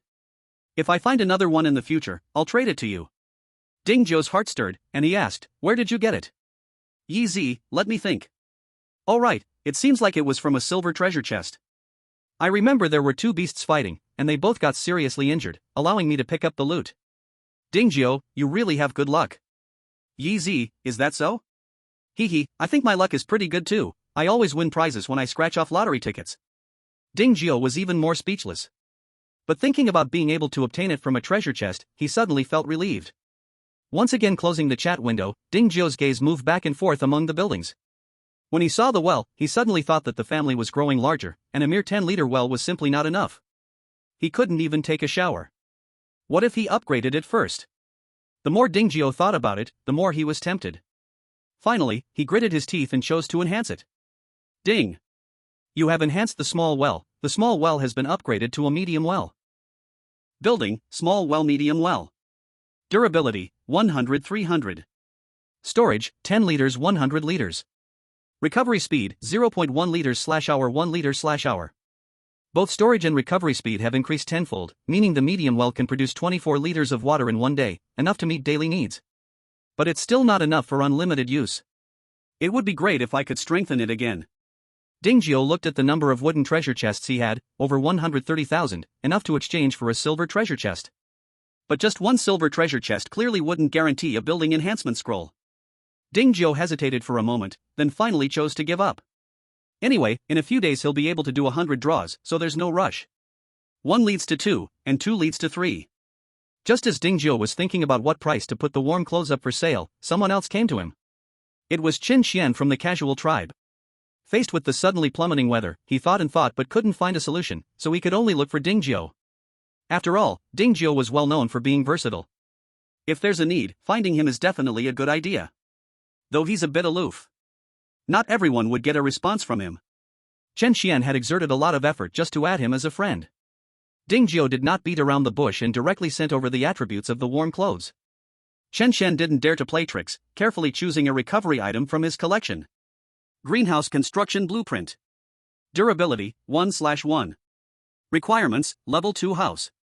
Demand, iron blocks *200, wood *100, plastic *500, cement *50, bricks *50. Description, continuously consume wood to keep the temperature inside the greenhouse constant. Dingjio, good stuff, but don't you plan to keep it for yourself? If I remember correctly, didn't you create a casual alliance? You should be able to gather the materials. Shen, I don't have planting skills, so it would be a waste to build it. Only you, a big shot, can afford it. Dingjio, alright, but right now this only equals the value of one piece of leather armor. Are you still willing to trade? Chen, I will trade. Chen, by the way, can I tell my people about this? They all urgently need warm clothes to go out. Dingjio, feel free, but I don't take trash here. Also, making leather armor takes time, so the quantity is limited. Those who pay more get it. Chen, I understand. I will inform them. Chapter 48, Snowfall and Building the Greenhouse. Lin said winter is coming. Seeing the white frost forming on the fruit trees, Dingjio was unsure if they could withstand it. To prevent them from freezing to death, Dingjio immediately installed the greenhouse construction blueprint after he obtained it. Ding, not enough plastic, cannot build greenhouse. Alright. 500 units of plastic equal 500 bottles of water. Dingjio had that many bottles of water, but not that many empty bottles. To gather enough empty bottles, he had to take out a few iron buckets to collect water. After pouring out over 300 bottles, he barely gathered enough. Ding, greenhouse construction completed, total 30 square meters. Would you like to transfer the planting area now? Yes. Dingjio now had a total of 15 planting areas. That's only 15 square meters. It occupied only half of the greenhouse space. Looking at the empty half, Dingjio felt a compulsion to immediately buy blueprints for expansion at a high price. But fortunately, he didn't actually have obsessive-compulsive disorder. After taking a few deep breaths, he gradually calmed down. The greenhouse, besides its metal frame and transparent film, only had one heater to regulate the temperature. If he wanted a higher temperature, more wood would need to be consumed. Conversely, to lower the temperature, he just needed to reduce the speed of wood consumption. That said, the greenhouse, aside from having lower durability than houses, was actually quite suitable for people to live in. Just right, since the weather was getting colder, he could let little Gray and the others move inside. Time flies, and years pass quickly. As more people gathered, the speed of leather armor production gradually couldn't keep up. Ahem, to help more people, Dingjio had no choice but to join in and make leather armor together with Edith. Just as he was busy making clothes in the house. Outside, it suddenly started to snow with white snowflakes. Oh my god, it's actually snowing. Damn, this makes it even harder to go out. I've worn my palms raw collecting wood, yet the heavens have to make trouble. Is there no justice? Is there no law? Isn't Elder Ding selling warm leather armor? Why not buy a piece? I can't afford it, sob. Are there any kind-hearted souls willing to give this 300-month-old child a piece of clothing to wear? I heard that beggars are all wealthy, not sure if it's true or not. Sigh, every day it's just bread and water, I'm sick of eating it. Isn't there meat? Why not eat meat? Meat tastes worse than bread, okay? Damn it, I'm a Sichuan cuisine chef, and now I can't even cook meat without it tasting like shit, all my decades of cooking skills wasted. Didn't somebody say before that you need to learn skills to survive? That's true, but where do skills come from?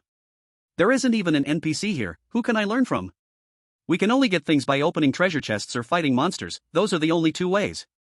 Then why is no one saying they found something? How do you know they didn't find anything?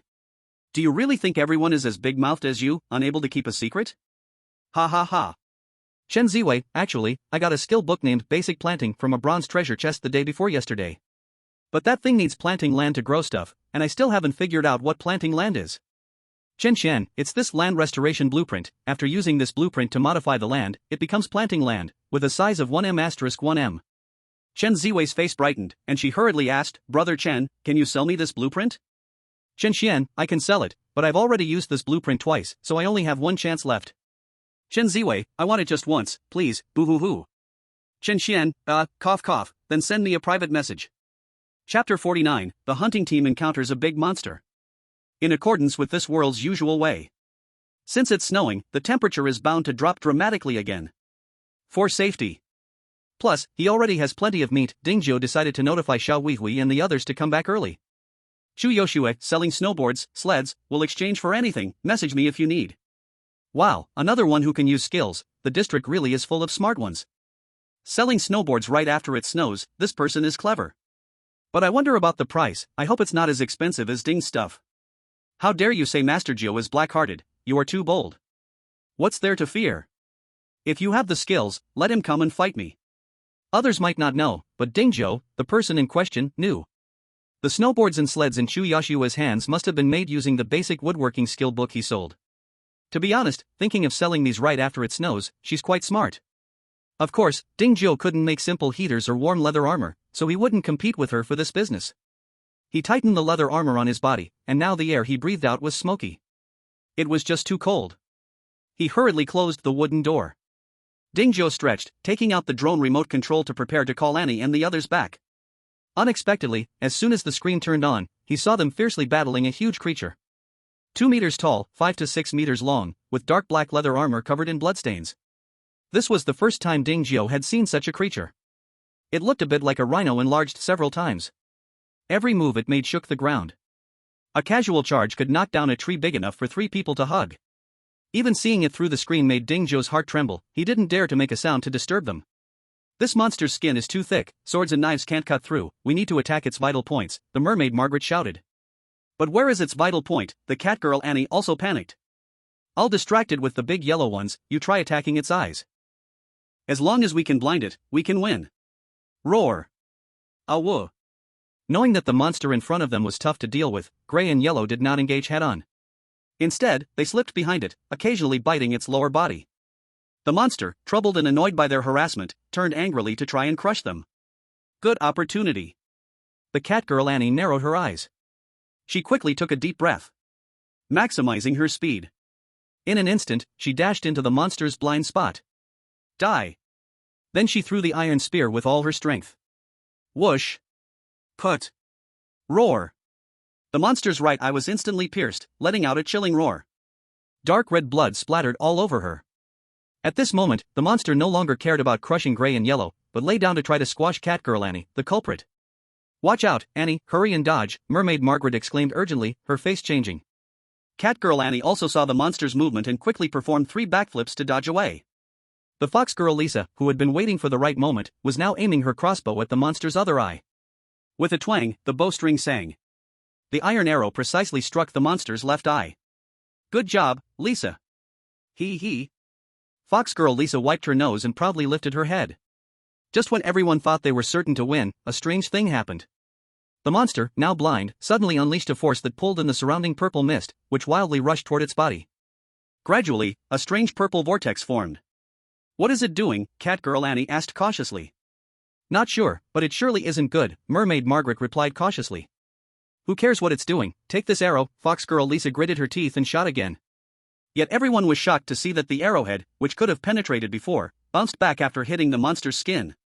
Chapter 50, Monster Evolution, Back to the House. Why has it become stronger even though it's blind? Fox girl Lisa was confused.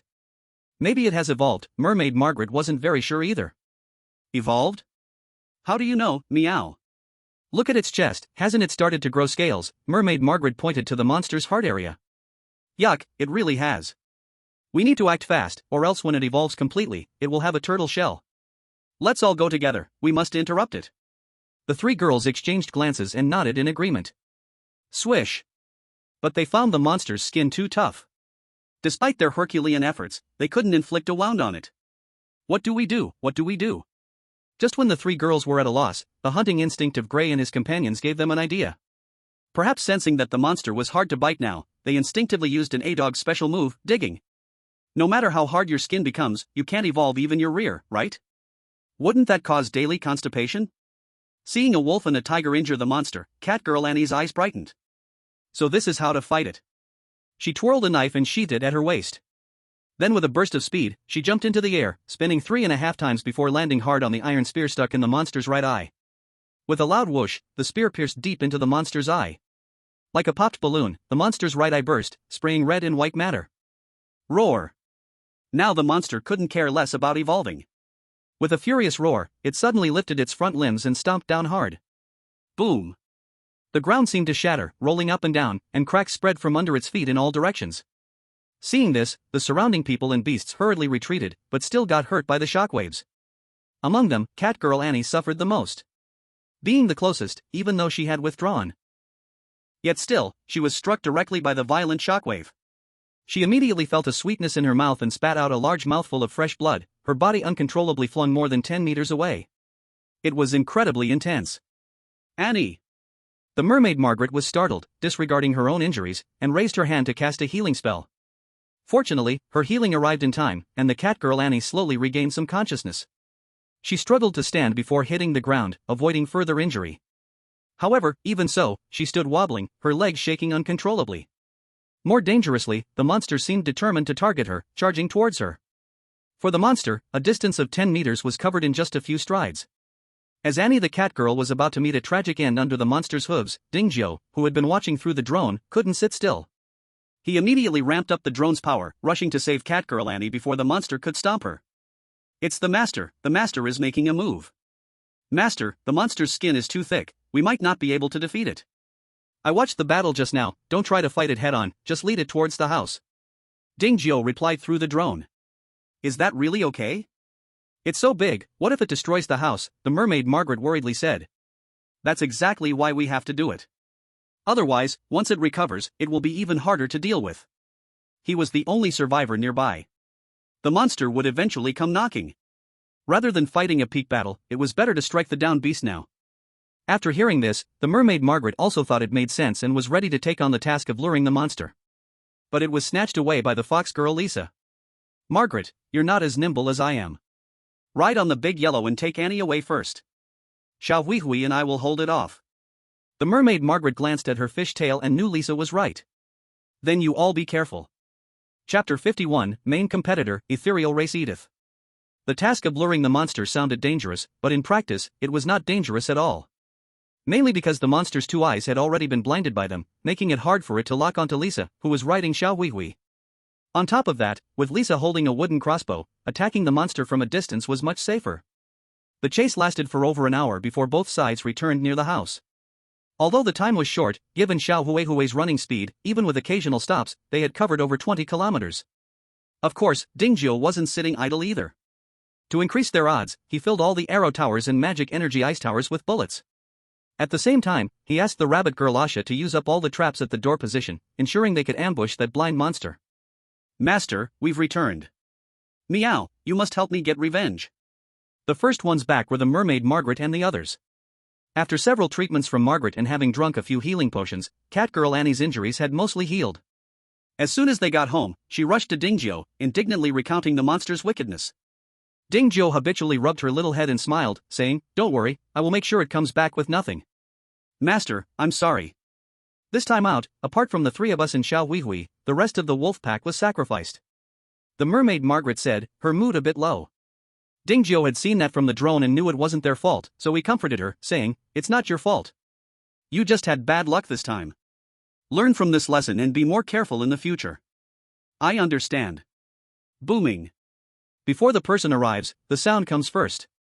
The creature, weighing over 10 tons, truly created a tremendous impact when it ran. Even from several kilometers away, one could still feel the tremors of the earth. Master, I've lured the monster over, you need to be careful. The fox girl Lisa shouted loudly. Awoo, awoo. The little gray one, panting heavily, also perked up, howling non-stop. Lead it towards the big gate. Dingjiu replied loudly. Got it. Little gray one, run this way. Awoo. Rumble, rumble. It's coming. Low-level trap. Effect, after triggering, it can trap prey for 5 seconds. The stronger the prey, the shorter the trap time. It's coming, it's coming. A distance of 1,000 meters. In no time, it was covered. Thanks to its built-in recognition function, the trap was not triggered by the little gray one. But the monster chasing behind it wasn't so lucky. As soon as its front paw stepped down, the trap transformed into a puff of white smoke, and thick wooden logs appeared, blocking the monster in place. Crack, crack, crack. However, the low-level trap clearly couldn't hold it for long. Under the monster's violent struggle, one log after another cracked. Forget 5 seconds, it was barely holding up for 3 seconds. But fortunately, Dingjiu's real killer move wasn't it. At the moment the monster was trapped, the magic energy ice tower and arrow towers in the house were also triggered. The iron arrows they shot, although resembling those fired from a wooden crossbow, had double the lethality. So even though the monster evolved armor, it couldn't stop the iron arrows they shot. But the real damage came from Edith, the feathered clan. With a flap of her wings, she soared into the sky. Weak point attack activated, her fingertips plucked the bowstring, 3 toxic iron arrows flew almost simultaneously, piercing into the monster's blind eyes. The monster immediately thrashed its head and roared in pain, its limbs stamping the ground wildly, and it managed to break free from the cage. However, the magic energy ice tower's deceleration effect was still active. With its speed reduced by half, the monster could no longer catch up to the people. The feathered person Edith did not let this good opportunity go. Taking advantage of her aerial advantage, she quickly flew to the other side of another trap. Once again, a weak point 3 shot was unleashed. The monster was almost turning into a porcupine. Unfortunately, if only they could see the monster's attributes, they would know how much health it had left. Chapter 52, Exterminate the Demon Beast, Blast Level 3 House Upgrade Blueprint. It's really great to fly. Seeing the feathered Edith easily toy with the monster in the air, the catgirl Annie felt sour. Compared to Edith, she felt completely weak. The mermaid Margaret saw another layer of meaning. Flying is one aspect, but more importantly, the archer profession enhances Edith's abilities. Lisa and she both use crossbows, but the damage Edith deals is obviously much higher than Lisa's. Ahem. The fox girl Lisa blushed. She wasn't dealing any damage to monsters right now.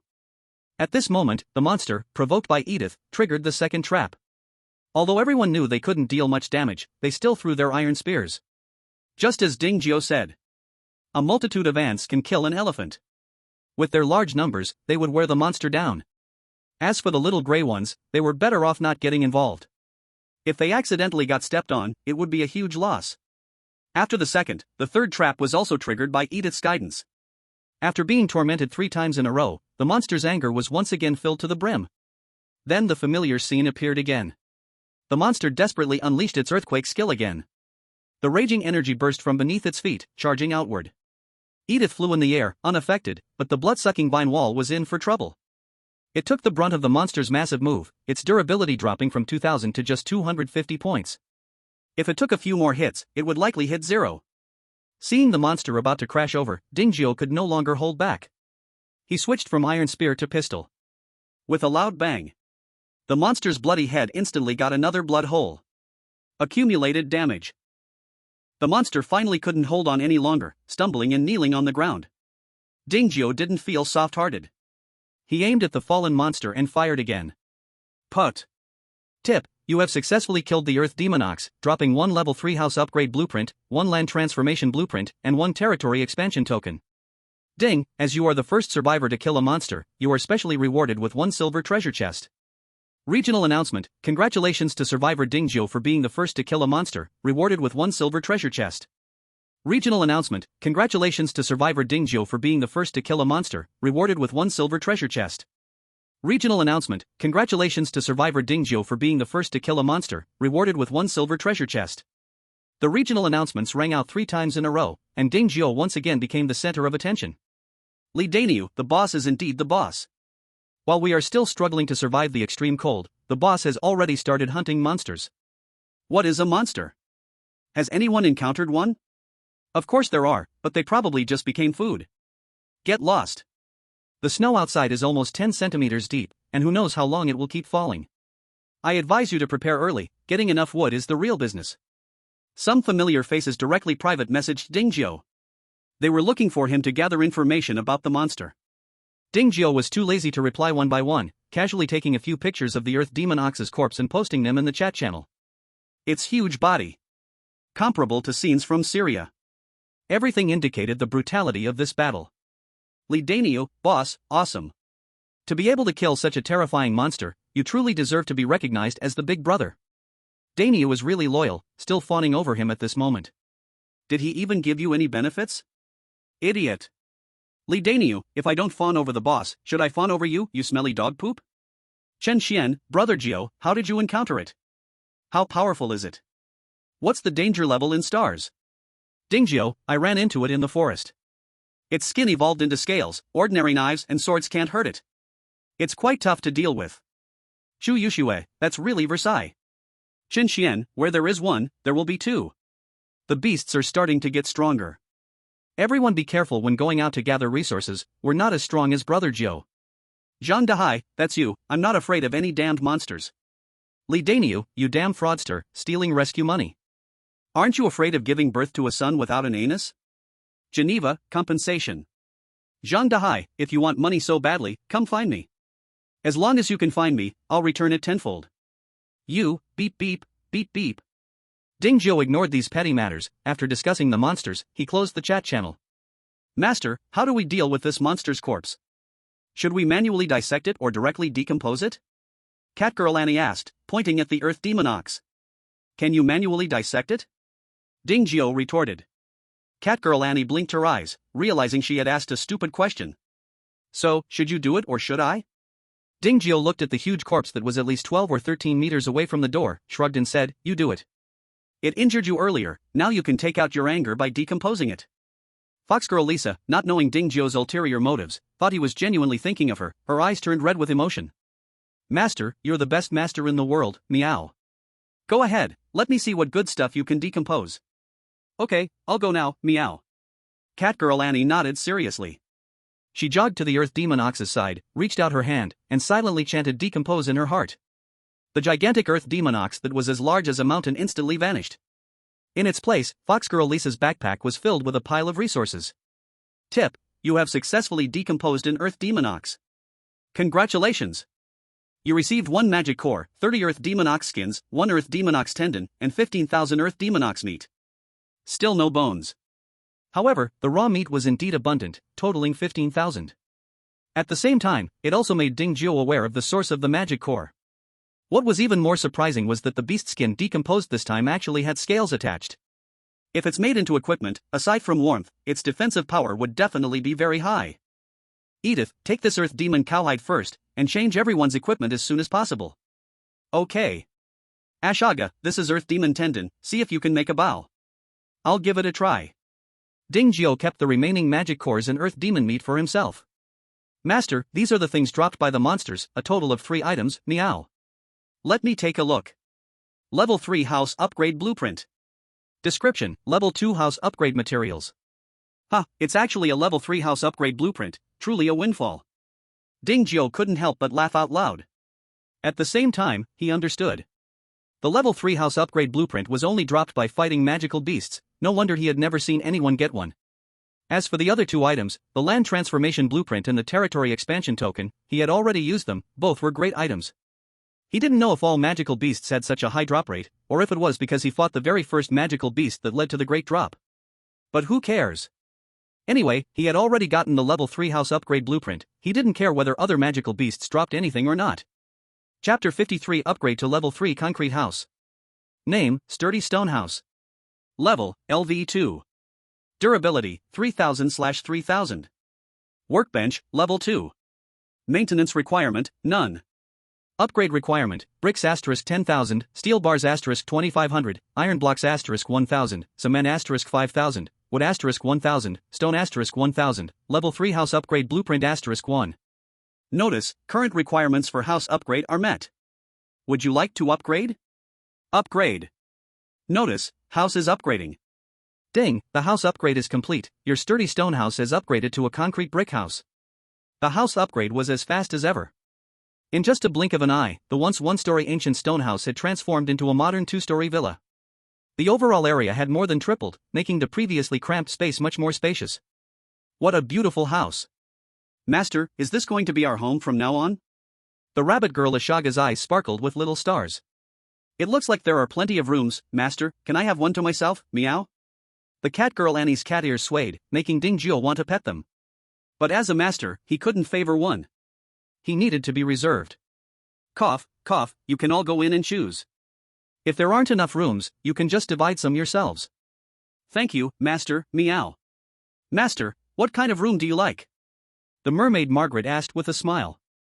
Ding Jiao waved his hand, I'm fine with anything. After sending several beast-eared girls away, Ding Jiao took out the territory expansion token and used it. However, compared to the first one, the changes from this one were not obvious. Mainly because 100 square meters seemed quite large, but after the yard expanded 3 times, it only added less than a meter in diameter outward. Unless one stood right in front of the blood-sucking vine wall, otherwise, it wouldn't be noticeable at all. But Ding Jiao was not disappointed. One piece is not enough. Then let's use a few more. As long as Annie and the others kill enough magical beasts, there will be as many territory expansion tokens as they want. At that time, the concern would not be about the territory being too small, but rather it being too large to manage. Region announcement: congratulations to survivor Dingzhou for being the first to upgrade the house to level 3, rewarding 1 silver treasure chest.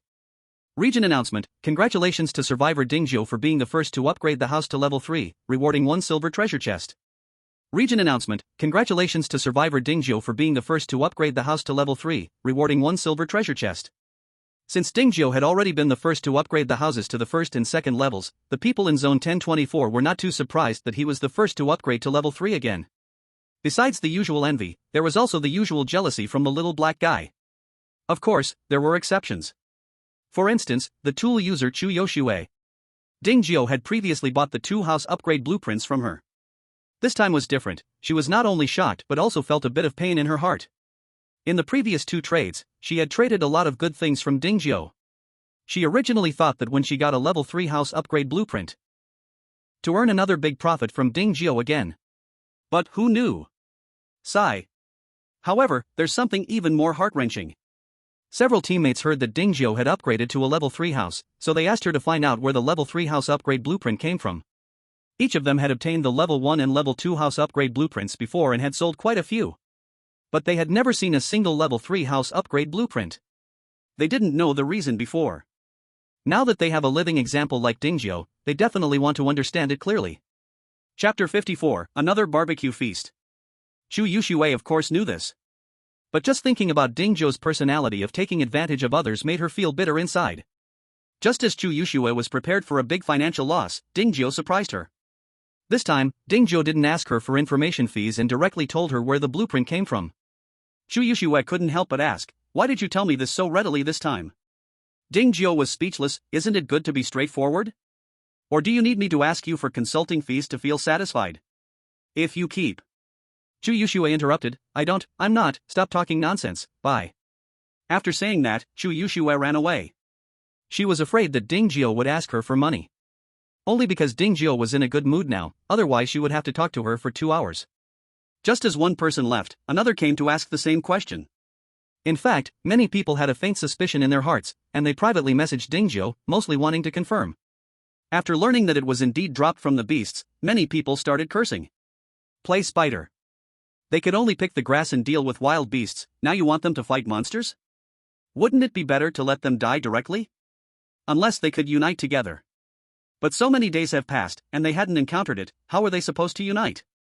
Dingzhou was unaware of the whales in the chat channel. After sending away all the friends, he finally had time to check the attribute panel of the upgraded house. Name, Concrete Brick House. Level, LV3. Durability, 15,000/15,000. Workbench, Level 2, can be upgraded. Repair requirement, none. Upgrade requirement, refined steel *10,000, steel *100,000, rebar *10,000, cement *50,000, magic core *5000, wood *30,000, stone *30,000, level 4 house upgrade blueprint *1. With 15,000 durability, even if monsters come, they wouldn't be able to break through in the short term. Seeing that the workbench also met the upgrade requirements, he chose to upgrade. Workbench. Level 3. Currently craftable items: wooden table, wooden chair, stone axe, stone pickaxe, iron bucket, iron axe, iron hook, furnace. There was an additional furnace recipe. Dingzhou tried to make one. Round, 1.2 meters tall, looks a bit like something from a fantasy world. The panel description was very simple. Furnace. Current melting recipes: cement, refined steel, magic armor. Dingzhou tried to select cement. Tip: melting 1 unit of cement requires 10 units of stone, 10 units of wood, and 10 units of water. Do you want to generate it? Dingzhou raised an eyebrow. The consumption is a bit high. However, it can be obtained from treasures, so he didn't intend to generate it for real. Next was refined steel. Tip: melting 1 unit of refined steel requires 100 units of steel and 500 units of wood. Do you want to generate it? The consumption was also very large. Dingzhou also did not synthesize it. Finally, magic armor, which he was most curious about. Tip: melting 1 unit of magic armor requires 10 units of refined steel, 10 units of monster skin, and 1 unit of magic core. Do you want to generate it? Another big consumer. And it also requires magic cores. Now even Dingzhou was reluctant to synthesize, so he could only temporarily put it aside. After closing the window, Ding Jiao turned his gaze to the blood-sucking vine wall. It was also in an upgradable state. 5,000 units of bricks, 2,000 units of rebar, and 2,000 units of cement. The required materials were considerable, but Ding Jiao had them all. Tip: congratulations, your blood-sucking vine wall has successfully upgraded to a concrete blood-sucking vine wall. Concrete blood-sucking vine wall. Level 3. Durability 5,000 plus 1,000. Special attributes: blood-sucking, self-repair, hardness. Description: when the durability of the concrete blood-sucking vine wall is not full, it can be repaired only with construction materials. It is possible to recover by absorbing blood. Because the walls are covered with a large number of blood-sucking magic vines, even if they were upgraded, there is no visible change on the surface. However, the newly added hard special attribute effect is quite good, actually increasing the durability of the blood-sucking vine wall by an extra 1,000 points. Master, when will dinner be ready? We are so hungry. Have you chosen your rooms? Ding Jiao turned around and asked. We have already chosen. There are a total of 10 rooms, and we left the biggest one for the master. But there is nothing in the room, it looks so empty. I have quite a few furniture blueprints. You can choose by yourselves later. Great. Master, you are so nice. Master, I will help you. The rabbit girl Asha habitually took over the task of roasting meat. It might be because the ingredients this time are monster meat, the aroma is at least 3 times better than before. The 6 people and 2 beasts present are drooling because of the enticing smell. Ding Jiao wiped the drool from the corner of his mouth and took out another 200 pieces of monster meat. Asha, roast all this monster meat, today we feast. Wow, long live the master. Chapter 55, Snowstorm. I must say, monster meat is really delicious. That wild and unique taste simply cannot be compared to ordinary beast meat. Before Ding Jiao crossed over, he had eaten quite a lot of good food, but nothing can compare to monster meat. He thought that 200 pieces of monster meat weighing over 1,000 pounds would be enough for everyone to eat. But once they started eating, he realized it was nowhere near enough. Looking at all the pairs of big, watery eyes filled with expectation, Ding Jiao waved his hand again, taking out another 200 pieces of monster meat. Cook, keep cooking. Today, everyone must eat until they are full. Hee, long live the master. Master, do you have any drinks? Spring water doesn't match the monster meat. The cat girl Annie eagerly asked, her little tail swaying behind her. It made him want to pet her a bit. Ahem, there are none left. You all drank it all last time. Ding Jiao hadn't opened a treasure chest in 2 days, so where would the drinks come from? He had been worried that Ramai wouldn't come without anything to exchange, but unexpectedly, she didn't come at all. If he had known this, he wouldn't have fed her so much at once. He should have learned from those unscrupulous merchants and used hunger marketing, letting her take his place as a restaurant and eat 3 meals a day. Sigh, he felt he had missed an opportunity worth a fortune. Ding Jiao felt a little regretful. Turning his sorrow into appetite, he swallowed the last bit of roasted meat in his hand. After being full and satisfied, it was already 3 hours later. At this time, the sky had darkened. The snow was getting heavier. There were faint signs of a snowstorm. Ding Jiao let out a big burp, covering his waist and slowly standing up. As the house had grown 3 times larger, Xiaowei and De Huang didn't need to stay in the greenhouse anymore. He brought them along when he returned to the house. However, the larger house also had its downsides. The fireplace, which could originally provide warmth for the whole house, could now only warm the hall. The 3 rooms on the first floor and the 4 rooms on the second floor were completely uninfluenced and could only rely on additional stoves. This way, the consumption of wood expanded 7 times. Considering the greenhouse, he needed to consume 200 pieces of wood each day. Just him alone, but if it were anyone else, they wouldn't be able to bear it. After a busy day, Ding Jiao lost interest in staying up late and returned to his room to sleep early. Just as he was sleeping soundly, a new object suddenly appeared beside him. Instinctively, he reached out to touch it.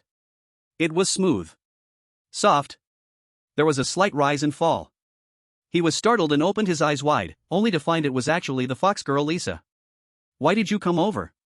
Master, I can't sleep alone. Her voice was both playful and delicate, making anyone who heard it feel restless. If you can't sleep, you can go sleep with others. Ding Jiao replied. But I only want to sleep with you. The fox girl Lisa traced circles on Ding Jiao's body with her finger as she spoke. If he still didn't understand now, he would truly be pretending. There was only 1 room before. There were many people. There was no way around it. Now that Lisa had taken the initiative, Ding Jiao would certainly not act primly. So a battle between human and beast suddenly unfolded. I have to say, the beast-eared girl is really charming. Even Dingjiu, who had a high-level VIP card for Red Romance, almost lost.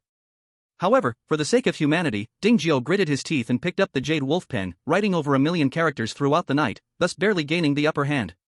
Due to the immense effort, he slept until noon the next day before waking up. This was the first time he had so indulged in sleep since he came to the Misty World. Feeling a bit hungry, Dingjiu got up to go downstairs to find something to eat. But when he opened the door, a wave of cold air hit him, making him shiver. Hiss, so cold. Dingjiu quickly put on a set of leather armor. Nevertheless, his body still trembled uncontrollably. If it's this cold indoors, how cold is it outside? Chapter 56, Snow turns to water, endless space filling up. Dingjiu rubbed his hands and hurried downstairs. At this time, everyone else was already awake, and when they saw Dingjiu coming down, they all looked up. Among them, two girls on the second floor seemed to recall the sounds from last night, their cheeks flushing pink, their eyes a bit lost. A sly fox spirit had actually taken the initiative. Master, look outside, it's snowing heavily. Is it really snowing heavily outside? Dingjiu's heart tightened, and he quickly walked to the window. Seeing snowflakes pouring down outside, almost piling up to the window frame, he was quite shocked. In such terrible weather, it was no wonder the beast-eared girls all stayed indoors. Master, what are we having for lunch, meow? How about porridge? It's been a while since we had it. Master, what is porridge? Is it tastier than grilled meat, meow? You'll find out when the time comes. Dingjiu kept them in suspense. Since he didn't need to keep an eye on things, he got the preparations ready, and while cooking the porridge, he opened the chat channel to see what everyone was discussing. Hiss, it's so cold, it feels like I've fallen into an ice cellar. Don't even mention it, last night I was sleeping by the heater, too scared to leave even a step. At least you guys have a heater, I only had a campfire, and I didn't sleep a wink last night, afraid that if I fell asleep, I wouldn't wake up. Ah, my feet are completely frozen, I can't feel a thing now. TSK, amputate them, it's too late. I'm not joking, my feet really have no sensation. I'm not joking either, your feet must be frostbitten, with the current medical conditions, there's no choice but to amputate. Damn. Aren't there healing potions? Maybe they can save you. Healing potions can heal frostbite? That makes no sense.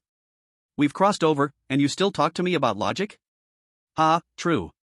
Sigh, just a few days, and it's already a blizzard, is there no end to this? Survival world, if it's not cruel, how can one survive? Dingjiu, do you have a heater to sell? I want to buy one. Me too, I'm willing to pay any price. Me too. Me too +1. Dingjiu, can you give me credit? I'm begging you. You didn't gather resources when it was warm, and now you're in a hurry to borrow, where's your face? What's it to you? I'm not asking you to lend me. Whoa, he's getting anxious, he's anxious. Am I the only one who thinks the snow is great? At least we don't have to worry about drinking water anymore. Oh, you're indeed clever, I never realized snow can turn to water.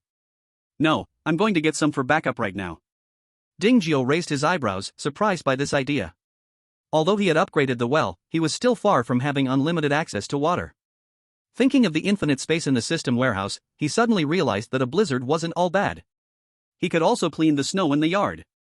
Asaka, come help me continue stirring the porridge. I'm going out to clear the snow in the yard. Master, do you need our help?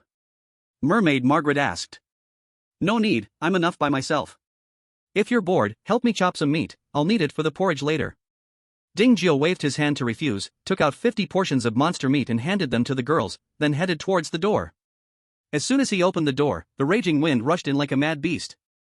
Dingjiu was startled and instinctively raised his hand to protect his handsome face. But even so, the cold wind sliced across his cheeks like a bone-cutting knife, making them ache. Dingjiu didn't dare to delay, stretching his hand forward, he sucked the snow in a 3-meter radius outside the door into the system warehouse. Now the blizzard grew fiercer. A whirlpool formed at the spot he cleared out, making it hard for Dingjiu to keep his footing. Why is Zhao Meng like this? Dingjiu muttered in his heart, then took a slow step forward through the storm.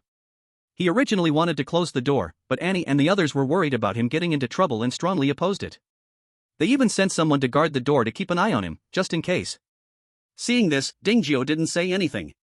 With every few meters he walked outside, the snow around him would be collected, making things a bit easier. 1,500 square meters isn't too big or too small. After walking around for half an hour, Dingjiu finally cleared the snow in the yard. That was over 10,000 pounds. About 5 tons. For 6 people and 2 beasts, if they just used it for bathing, it wouldn't be a problem to last for half a month. Not bad. Dingjio wasn't dissatisfied at all. After clearing the snow, he didn't rush back inside, but instead went to the greenhouse first.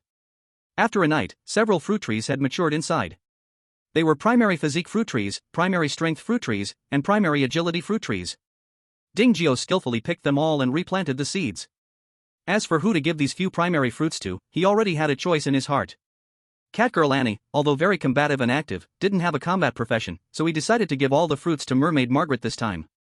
The reason he didn't give them to Winged Edith was not only because she didn't like fighting, but also because the healer's role in the team was clearly more important than that of the archer.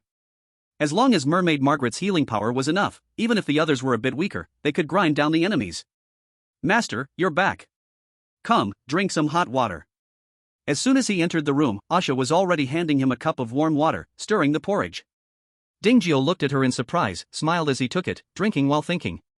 Could it be that Asha really had a talent for cooking? If that's the case, next time when he opened cooking skills, he could let her learn. "Master, how long do I stir the porridge?" Rabbit Girl Asha asked. "At least half an hour, until it's thick, that's the best. By the way, where's the meat I asked you to chop?" "Here, here." Catgirl Annie raised both hands high. "Chopped nicely, Asha, come here, I'll teach you how to marinate the meat. Put ginger, green onion, and garlic in. Put soy sauce and oyster sauce in. Put salt, oil, and sugar in. Then pick up the chopsticks, stir, stir, stir, until the seasonings are mixed. Finally, when the porridge is almost done, put it in to cook, and a delicious pot of bubbling monster meat porridge will be ready. Did you understand?" Applause. The beast-eared girls didn't really understand but instinctively clapped. Putting on a show, Dingjio's mouth was almost bending into a Dragon King shape. Just like that, he enjoyed being a teacher, and time started to quietly pass by. Unknowingly, the porridge was about done. After putting in the monster meat, the thick aroma of the porridge poured out like a mist. The sweet fragrance of the grains and the wildness of the monster meat intertwined, both gentle and domineering, continuously impacting the taste buds of the 6 people and 2 beasts. It made them unconsciously swallow saliva, their stomachs warning them with hunger.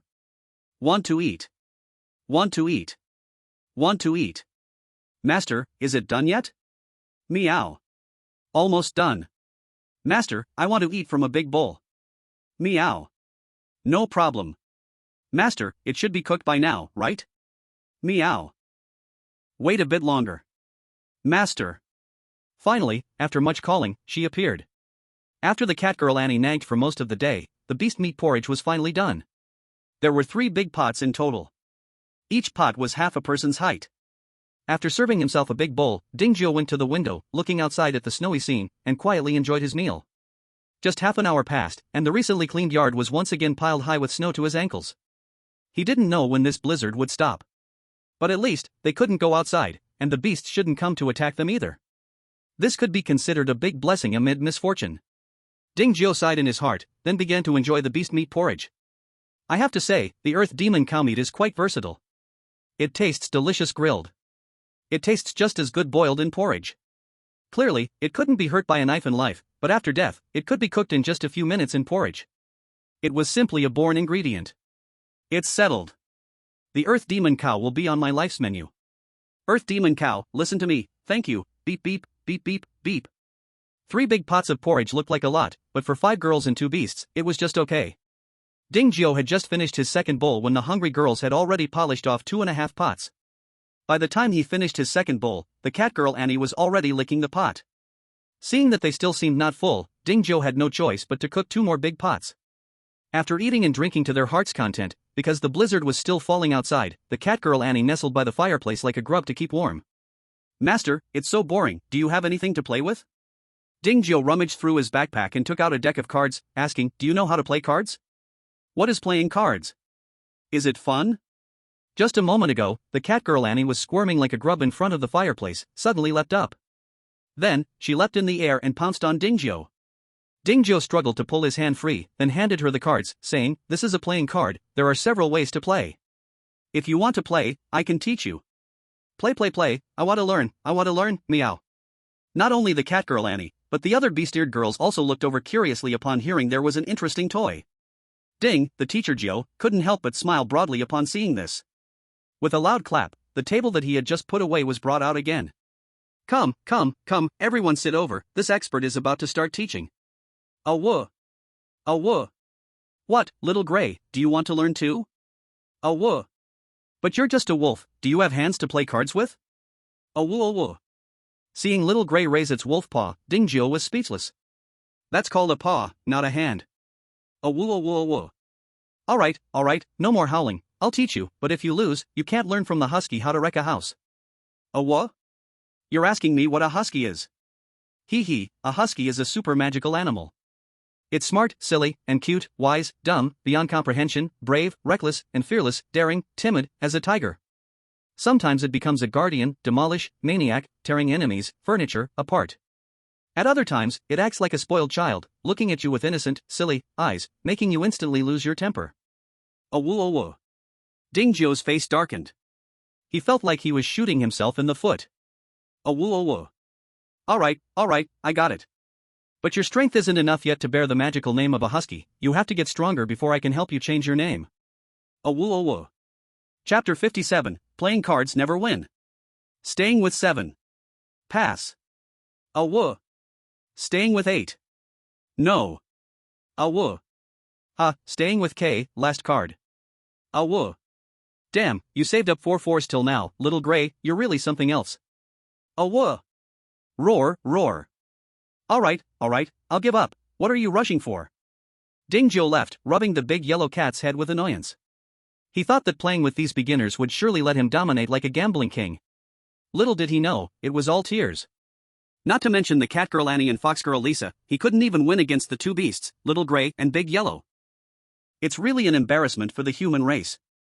Master, I have finished making the earth hornbow. Would you like to give it a try? Sure. Hearing Edith's call, Dingjio shook off his previous gloom and ran over to the workbench. At this moment, Edith had already picked up the earth hornbow. The earth hornbow is primarily made from the horns and tendons of the earth demon bull, repeatedly hammered and bonded at the workbench. Its bow body has an ancient shape, curved backward, with tendons on the outside and horns on the inside. It clearly looks like a great weapon. Master, take a look. The feathered figure, Edith, gazed at Dingjio with anticipation. Dingjio took it with both hands. It roughly weighs around 50 to 60 pounds. To shoot for a long time, those with lower strength probably wouldn't even be worthy of using it. Earth horn bow. Quality, excellent. Attack power, 180. Effective range, 300 meters. Durability, 1000/1000. Special effect, explosion, hits the target, causing an explosion effect, dealing an additional 0.5 times the base damage. Nearly 200 attack power. That's 3 times that of a tower. It can also deal extra damage after hitting the target. Saying it's a great weapon is not an exaggeration at all. Edith, you've done a great job. Really? He. The wings of the feathered Edith behind her seemed to feel her happiness, radiating a shimmering white light. I'm going out to try it. Dingjio knew that this earth demon bow would eventually be handed over to the feathered Edith for use. But that didn't mean he couldn't have a little fun with it. Tightening the collar of his clothes, Dingjio took the earth horn bow and walked out of the room. At this moment, the accumulated snow in the yard had reached knee height. Dingjio didn't collect it all but instead gathered it all in a straight line towards the wall. Unfortunately, it was snowing heavily at this time, and visibility was very low. Practicing archery was definitely out of the question. At most, he could just hear a sound. He took out an iron arrow from the warehouse, held the bow with his left hand and pulled the string with his right, and when fully drawn, he released it. Whoosh! The iron arrow shot like a white beam, quickly disappearing into the distant blizzard. Then came a loud explosion from afar. The sound was extremely loud. Even through the blizzard, it was crystal clear. Dingjio, feeling excited, shot another arrow into the distance. Boom! Haha, so satisfying, cough. Damn, he just caught a mouthful of snowflakes. Dingjio wiped his mouth in disgust. He lost interest in further practice shots. Back in the house, seeing the feathered Edith looking at him with watery eyes, Dingjio immediately struck a serious pose. Edith, this earth hornbow is amazing, and only you can use it well, so I'm giving it to you. This is my honor. The feathered Edith knelt halfway before Dingjio, arms raised high, respectfully accepting the earth hornbow. Master, it's your turn again. Are you coming to play? Of course, I'll definitely win all your chips this time, hurry up and deal the cards. Soon, the sound of cards being played echoed once more. Chapter 58, Upgrading Intermediate Planting. I have to say, playing cards is indeed addictive and can easily make one lose track of time. When Dingjio came to his senses, it was already quietly evening. Outside, the blizzard had stopped at some point. The accumulated snow covered the entire first floor. It could be said that anyone who survived would not lack water for a long time to come. However, in order to survive the chill brought by this blizzard, many people's wood supplies were consumed more than expected. If it weren't for it being dark and the snow being too deep, they would have risked going out to collect some more.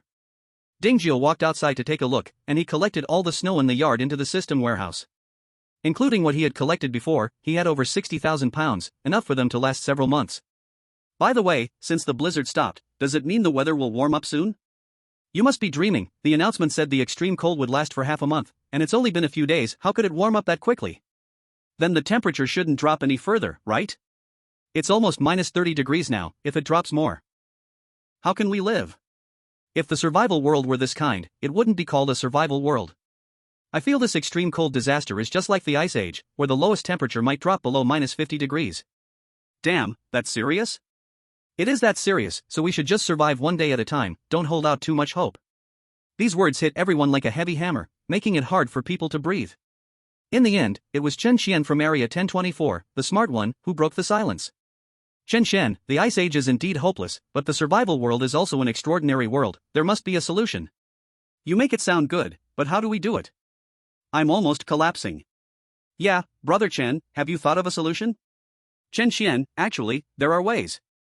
The snow gives us a chance to collect snow water, and a person can survive for 7 days just by drinking water, so keeping warm is the top priority for survival. That's just nonsense. Chen Qian ignored the little voices and continued, so I suggest finding wealthy people to sign a contract. Borrow 1 and return 3, but you have to return it after the extreme cold. What if someone dies midway? Isn't that a loss? Chen Qian, investment naturally comes with gains and losses, otherwise, how could it be borrowing 1 and returning 3? Gambling is risky. I think we should just take care of ourselves. Zhang Dahai, after the extreme cold, can't we also go out and collect wood? We don't need to gamble at all. You guys are too selfish. It's rare for Brother Chen to come up with a way to save people, and you don't support him, but openly heckle against him. Do you have no conscience? If they had a conscience, they wouldn't be crowdfunding to scam people. Li Danio, why don't you go ask Old Master Gio? Old Master Gio is so amazing, he must have a better way. Chen Qian. Ma Ta Ba. Tan Kang Qian. Chu Yo Xue. Yi Zi. Li Danio, what do you mean? Why is everyone suddenly silent? Zhang Dalong, fans can be scary. Who in Area 1024 doesn't know Ding Zhou is a scammer? You actually say to go ask him for help, thinking you're the richest? Li Danio, you can willingly agree, it's clearly priced. If you think Old Master Zhou's prices are high, then you don't have to buy. TSK. You actually defend him this much. Ding Zhou suddenly started to like Li Danio a bit. Since he's added quite a few people as friends, he'll give him a friend position. Tip, Survivor Ding Zhou wants to add you as a friend. Do you agree? While Li Danio was busy arguing with others, he suddenly received a friend request from Ding Zhou, and he was stunned. Old Master Zhou actually took the initiative to add him as a friend. Could this be a dream? Slap. Li Danio gave himself a hard slap. Ouch, that hurts. Li Danio immediately showed a painful face, rubbing his cheek constantly. Is this really happening? This is too blissful. Li Danio didn't dare to hesitate, nervously selecting agree. Li Danio at Ding Zhou, Old Master Zhou, hello, Big Danio was very honored to be your friend. Ding Zhou at Li Danio, don't be nervous, I don't eat people. Li Danio, no, not nervous, just happy. Ding Zhou, alright, as you wish. Ding Zhou, I heard you've always wanted to be my little brother. Are you not afraid of being scammed by me? Li Danio, not afraid. Even if I really get scammed by you, Old Master Zhou, I will accept it. Ding Zhou, ha, interesting. Since you said so, if I don't accept you, it would seem I'm petty. Ding Zhou, but here, there's no free lunch. Ding Zhou, here's the deal. Ding Zhou, you'll be responsible for helping me collect information from the chat channel. If you find anything special or useful, jot it down and tell me. Ding Zhou, of course, I won't let you work for free. I can provide you food and equipment for free. Li Danio, no problem, boss, you can trust Big Danio with this. I guarantee even a fly won't be able to hide. Then Ding Zhou gave Li Danio some supplies, such as a heater, leather armor, bread, beast meat, wood and such. Li Danio, boss, I bought a simple heater from you before, but I don't need it anymore. Ding Zhou, mine is the plus version, heating effect up to 5 meters. Are you sure you don't want it? Li Danio's eyes lit up, quickly changing his mind. Boss, I accept this, I dare not refuse, hee. Ding Zhou, alright, that's settled. If you run into anything you can't solve, you can come to me. Li Danio, thank you, boss. Retracting his gaze, Ding Jiu opened the system warehouse. He hadn't opened the treasure chest for a few days, and the wooden treasure chests had accumulated over 10 million. If he exchanged for silver treasure chests, well, he thought wrong. It takes 1 million to exchange for one silver treasure chest, so 10 million can only get 10. Originally, he wanted to open 100 silver treasure chests in one go. Now it seems better to not do that. It is more suitable to open silver treasure chests in the last few days. There's no need to start saving now. Understanding this, Ding Jiu no longer had to suppress his hands. System, I want to open 100 black iron treasure chests. Ding, you have opened 100 black iron treasure chests. Congratulations, you have obtained 30 sets of blankets, 50 warm cotton coats, 50 warm cotton pants, 2 contract scrolls, 1 ton of fruit gift packs, 100 tons of white rice, 20 bottles of primary cultivation liquid, 1 copy of intermediate cooking skill book. Excluding common building materials, this time opening the black iron treasure chests also yielded a lot of clothing suitable for cold weather. However, different from the leather armor made of beast skins, they offer no additional attributes besides being warmer. Just an ordinary down jacket. But after wearing it, even in a blizzard, he could go outside. As Ding Jiu thought this, he took out the intermediate cooking skill book to learn. Ding, congratulations! You have upgraded your primary cooking skill to intermediate cooking skill. Cooking speed plus 50%, deliciousness plus 50%. In the future, there will be a certain chance to add special attributes to the food made. The higher the quality of the ingredients, the greater the special attributes that can be added. This is the second life skill Ding Jiu upgraded to intermediate, and surprisingly, it allows the crafted items to have special attributes. Does it mean that all life skills that reach intermediate will have this effect? If so, the black iron treasure chests are indeed a must open. System, let's try another 100 black iron treasure chests. Ding, you have opened 100 black iron treasure chests. Congratulations, you have received 10 sets of warm clothing, 800 units of steel, 10 magic cores, 1,600 units of wood, 200 eggs, 5 sets of seasoning collections, 1 refrigerator, 1 building upgrade blueprint, 1 intermediate forging skill book. Ding Jiu didn't learn the intermediate forging skill book himself but gave it to the feathered person, Edith. From the previous Earth Bull Hornbow, it was clear she had some talent for forging. Once she was trained up, all the equipment for everyone could be entrusted to her for forging. It's not that he was being lazy, mainly, it was to train Edith. Yes, that's right, just like that. Edith doesn't like fighting, so let's train her to be a master forger. Then everyone won't have to worry about lacking equipment. Master, I will work hard. First, weapons. Then on to the intermediate forging skill book. If there weren't any 3 kingdoms here, the feathered person Edith would have wanted to say, Silk has drifted for half a life without meeting a bright lord. If you do not abandon me, I am willing to take you as a foster father. Thinking of the earth magic bull leather obtained yesterday, Ding Jiu asked her to try making it now. Although it wasn't a professional tailoring skill, forging could still make equipment, just like the previous leather armor. Master, I have already studied the earth magic bull leather. It is suitable for making heavy armor. Should I make the full set? How much earth magic bull leather is needed to make one? Ding Jiu asked. At least 3 pieces. Then let's make 6 pieces, 1 for each person to keep, and we'll see if it's needed later. Got it. Aoo. You want one too? But you. Aoo. Seeing Little Gray biting on his pants, Ding Jiu was speechless and could only say to Edith, then make a set for Little Gray and Big Yellow too. Can you do that? This, I can try. System, let's open another 100 black iron treasure chests. Ding, you have opened 100 black iron treasure chests. Congratulations. You have received 1 building upgrade blueprint, 1 ton of white flour, 100 bottles of ergotu, 30 cabbages, 1 fan, 1 motorcycle, 30 cans of pork, 1 intermediate planting skill book. It's unclear if it was because he hadn't opened treasure chests for a few days that his luck accumulated, but this time, in 3 consecutive 100 draws, he actually got skill books he could use. Especially when he upgraded his basic planting to intermediate planting and saw its effect description, he nearly went crazy from joy. Intermediate planting. Effect, crop growth speed increased by 30%, yield increased by 30%, able to cultivate 1 planting area each day. Chapter 59, The Toolman Seeks Amputation Medicine. Although he could only cultivate 1 planting area each day, over time, this would naturally increase. Especially since his planting skill was only intermediate for now, if he upgraded it to advanced or higher later, the number of planting areas he could cultivate daily might increase.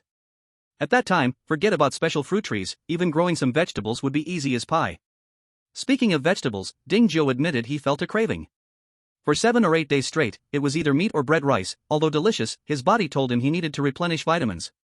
Otherwise, he couldn't blame his chrysanthemum when it wilts. Unfortunately, he had just opened cabbages, and that thing has no seeds, so he couldn't plant it even if he wanted to. A night without conversation. Previously, those beast fathers seemed to be in hibernation, disappearing for 2 consecutive nights. However, in contrast, he thought the little fox Lisa would continue to sneak attack him, but the one who finally came in was the mermaid Margaret. Seeing Dingyo not asleep, the sneaky mermaid's body stiffened, her face like it was painted by clouds, flushed red, almost seductive. Master, you. She stuttered for a long time, not completing a single sentence. Dingyo was speechless. Such a timid person dared to sneak attack him? However, after savoring the delightful experience of the fox spirit last night, he wouldn't let go of the mermaid in front of him. He couldn't be bothered with what she wanted to say and quickly stepped forward to pull her into the room. With the door closed, Dingyo started writing a 1,000,000-word mermaid science textbook. One must say that mermaids are indeed the darlings of the sea, their smooth, tender skin felt slippery to the touch. Moreover, the transformation from legs to a fishtail was filled with mystery. Even after exploring for over an hour, Dingyo was still not satisfied.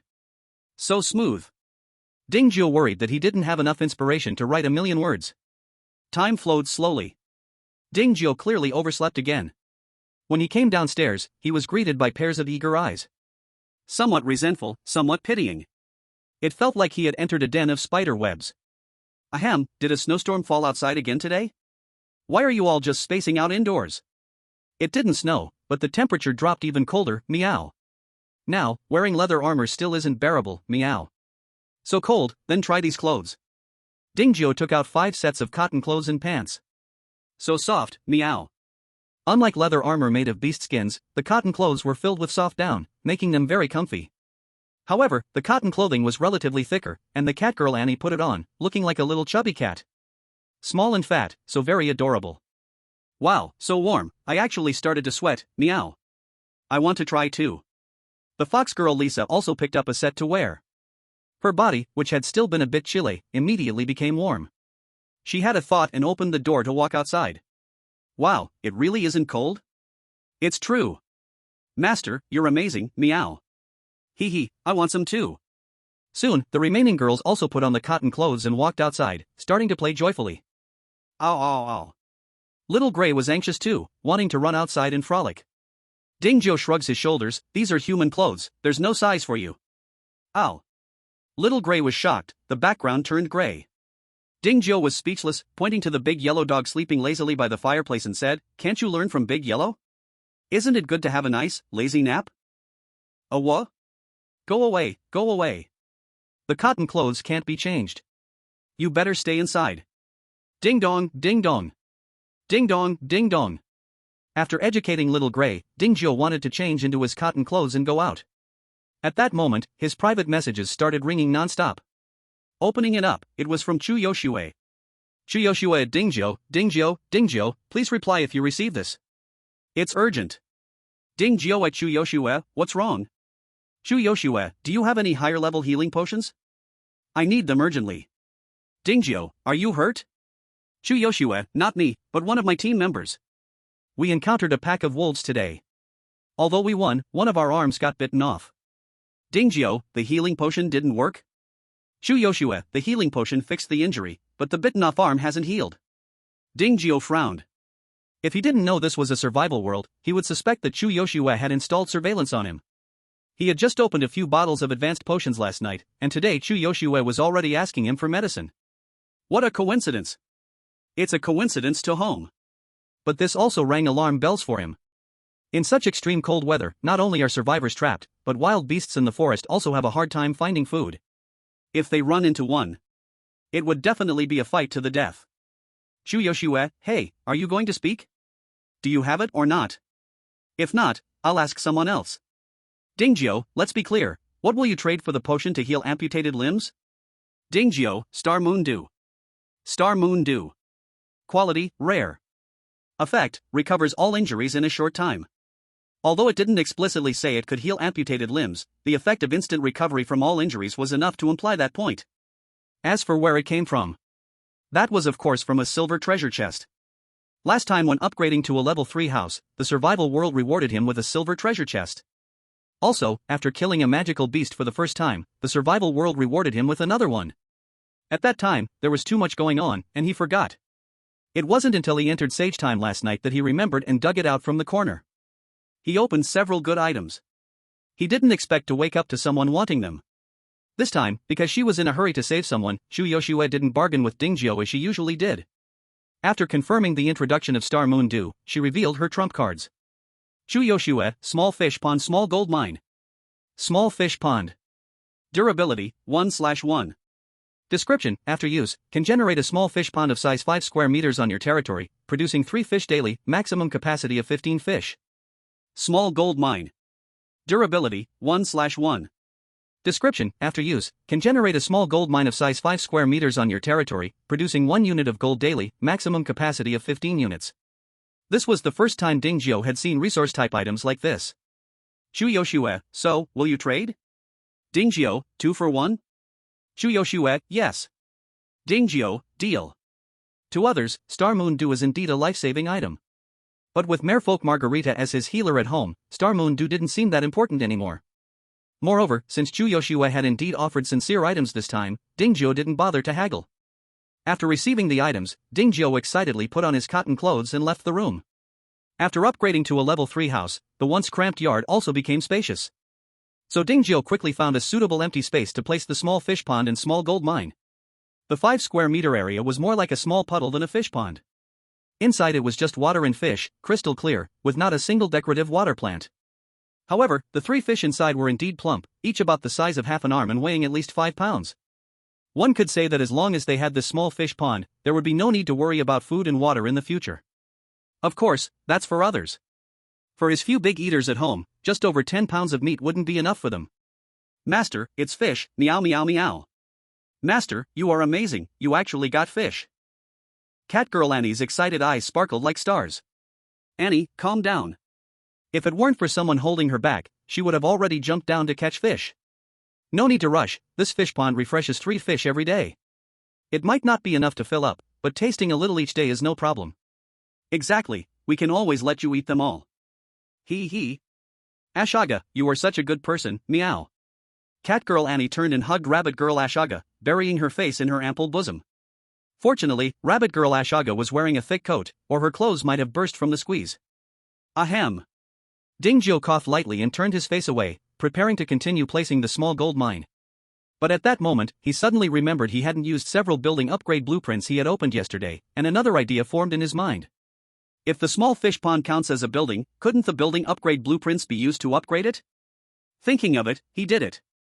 Dingjio took out a building upgrade blueprint and chose to upgrade the small fish pond. Hint: the currently selected item belongs to a resource point and cannot be upgraded with a building upgrade blueprint. Alright. He was overthinking it. Putting the building upgrade blueprint away, Dingjio walked to another empty space and rotated the small gold mine. To be honest, so far, he still didn't know the use of the gold blocks. The main reason he agreed to Shu Yoshue's trade was to be prepared for anything. Because after opening so many treasure chests, he had never found anything related to gold. Based on the principle that the harder it is to obtain, the rarer it is, he decided to get the small gold mine first. As for whether he would use it later, that could be decided later. The small gold mine blueprint landed. A small mound resembling a haunted house door appeared out of nowhere. Like a vertically cut droplet resting on the ground, thick in front and thin in back, one could see through to the bottom at a glance. Just as Dingjio curiously looked inside, a golden object suddenly appeared out of thin air and fell to the ground with a clang. Dingjio took a closer look and found it was a well-refined gold brick. It wasn't very big. Just about the size of an adult's fist. Based on pre-traversal gold prices, this was worth at least 2 million, which was still a small amount. What a pity.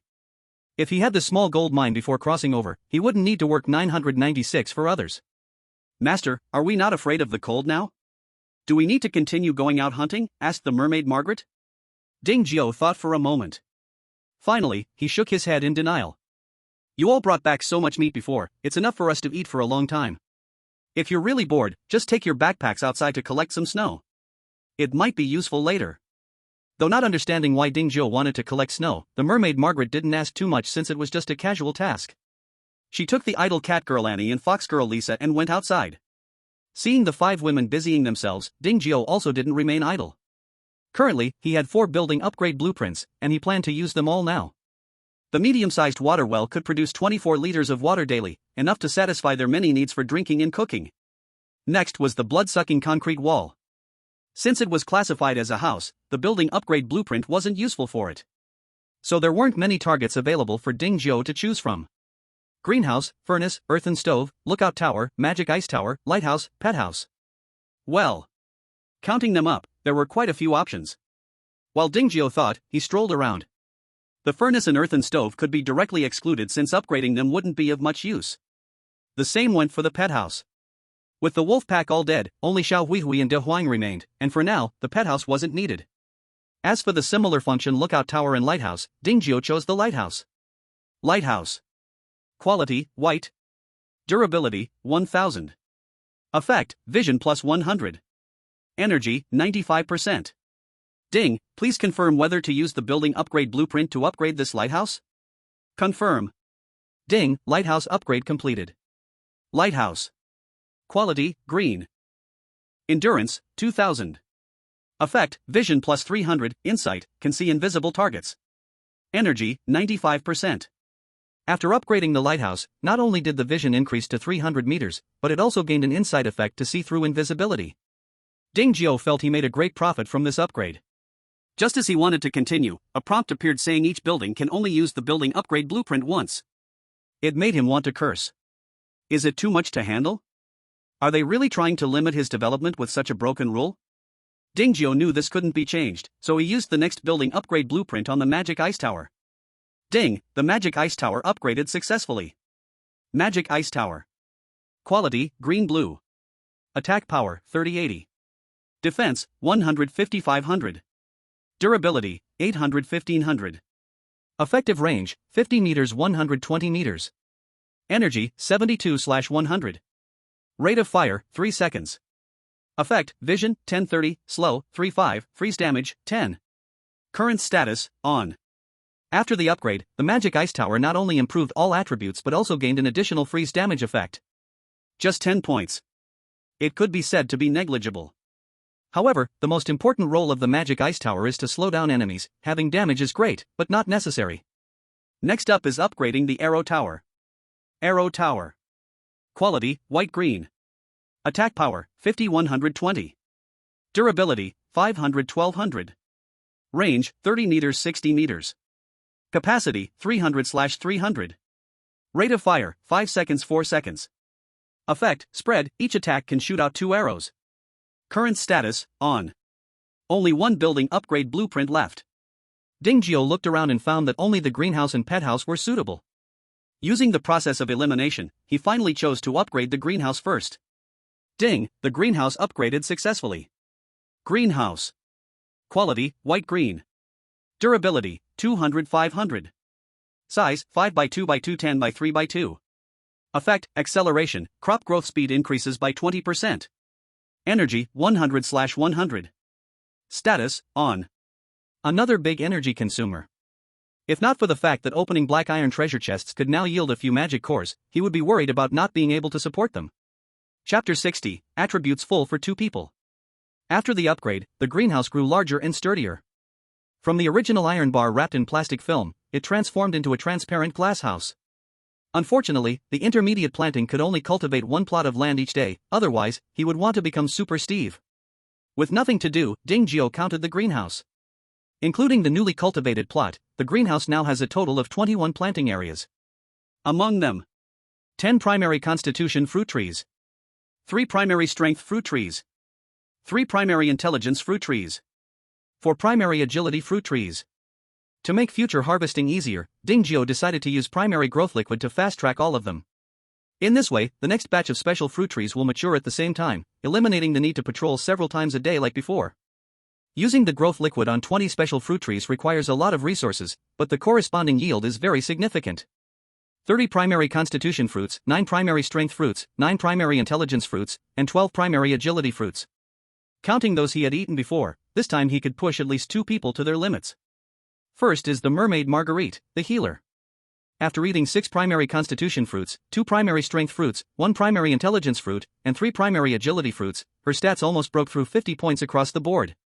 Especially her highest intelligence, which was nearly hitting 100. Marguerite. Race, mermaid. Class, priest. Attributes: Strength 42 plus 20, Constitution 28 plus 20, Intelligence 69 plus 20, Agility 33 plus 20. Skills: Healing Spell. Marguerite, cast a healing spell on me. Ding Jiao wanted to personally experience the changes in the mermaid. Since it was a healing skill that wouldn't hurt anyone, Marguerite did not refuse. Raising a finger, a green light began to glow around Ding Jiao. Clearly in extreme cold, he felt warm all over. Even the exhaustion from last night was quickly recovering, his spirit was rejuvenated, and his dark circles suddenly became bright and lively. Not bad, very good. Ding Jiao gave a thumbs up to the mermaid Marguerite. Marguerite sweetly smiled and couldn't help but send a kiss. Hey, when did you become so close? Catgirl Annie was sleeping on the first floor, unaware of the noise that had been coming from the second floor for the past 2 days. Rabbit Girl Asha looked at the two with a puzzled expression. What is happening? Why did the master and Margaret start kissing? Ahem, master, who do you plan to let eat the remaining fruit first? Fox Girl Lisa interrupted the moment with a question. How about Edith? She is an archer. Ding Jiao answered. Me? But Annie and the others need to go out hunting, shouldn't they strengthen themselves first? Winged Girl Edith waved her hands quickly. The house is equally important. Otherwise, what will happen if enemies attack while they are out hunting and you are not strong enough to defend? That does make sense. Compared to Mermaid Margaret, Winged Girl Edith needed more special fruit. 10 pieces of beginner constitution fruit, 5 pieces of beginner strength fruit, 7 pieces of beginner intelligence fruit, 8 pieces of beginner agility fruit. After eating these, she could fill her share of beginner fruit. However, the results were quite impressive. Edith. Race, Winged Race. Class, Archer. Attributes: Strength 36 plus 20, Constitution 33 plus 20, Intelligence 41 plus 20, Agility 63 plus 20. Skill: Weak Point Attack. All attributes were raised to meet the 50-point requirement for class changing. Ding Jiao immediately asked her to test her current strength. Winged Girl Edith did not let him down. She took out the Earth Bullhorn Bow. Whoosh, whoosh, whoosh, 3 sounds of breaking air echoed. 3 giant trees, thick enough for 2 people to hug, were shot down from a distance of 250 meters in the yard. Hiss, what terrifying power. Catgirl Annie's eyes lit up, wishing she could be that amazing too. Very good.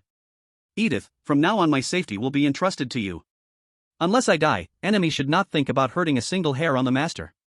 Winged Girl Edith half kneeled on the ground, speaking earnestly. Alright, get up now, don't kneel down at every turn. Yes, master. Okay, now there are still some beginner fruits left. Who wants to eat? Me, master, I want to eat. Catgirl Annie immediately raised her hand. Ding Jiao did not agree right away but looked at the 3 remaining girls. Rabbit Girl Asha shook her head vigorously. I'll pass, I've been at home, my strength is the weakest, I'll skip the fruit. Fox Girl Lisa also shook her head. I'm not in a hurry, let Annie eat first. Asha and Lisa, you are so great, I love you both. Catgirl Annie flew over, wrapped her arms around both of their shoulders, and affectionately pressed her face against them. Since that's the case, let Annie eat first. But you have already eaten 5 pieces of beginner constitution fruit, so this time you can only eat 5 more beginner constitution fruits at most, the extra 9 will go to Lisa. No problem. Chapter 61, Surviving 1,000 People, Survivors About to Meet. Another day has passed. The beast-eared parents seem to have agreed, as they sent another wave of attacks last night. Writing the beast-eared girl's story for 3 consecutive nights, even a strong person would struggle. After getting up, Ding Jiao's legs felt weak, he wanted to find Mermaid Margaret for some comfort. But he found that she had already gone out hunting early with Catgirl Annie and Fox Girl Lisa, and was not here at all. There was no choice, Ding Jiao could only eat a bit of the 6-flavor Rehmannia glutinosa pill obtained from the treasure chest. Although he felt it did not do much. But it was better than nothing. Master, the armor is ready, come take a look. After a busy day, Winged Girl Edith finally made the Earth Magic Bull leather into equipment, and its attributes were quite good. Earth Magic Bull Armor. Quality, green. Durability, 4000. Effect, toughness, reduces 20% of damage taken when attacked, heavy, reduces speed by 10% when worn. Sacrificing 10% speed for a 20% reduction in damage taken, plus a durability of up to 4000, it is definitely a powerful tool for tanking in the front line. But if Catgirl Annie, who follows the assassin route, wears this heavy armor, it would be uncertain if it would affect her movements. Fox Girl Lisa would be better off. Holding a bow and arrow as a sharpshooter, a 10% speed reduction wouldn't be a big deal. Forget it. Let's give each person a backpack then. When to use it will be decided by them. The armor is good, now focus on making it. Put the leather armor on hold for now. No problem, master.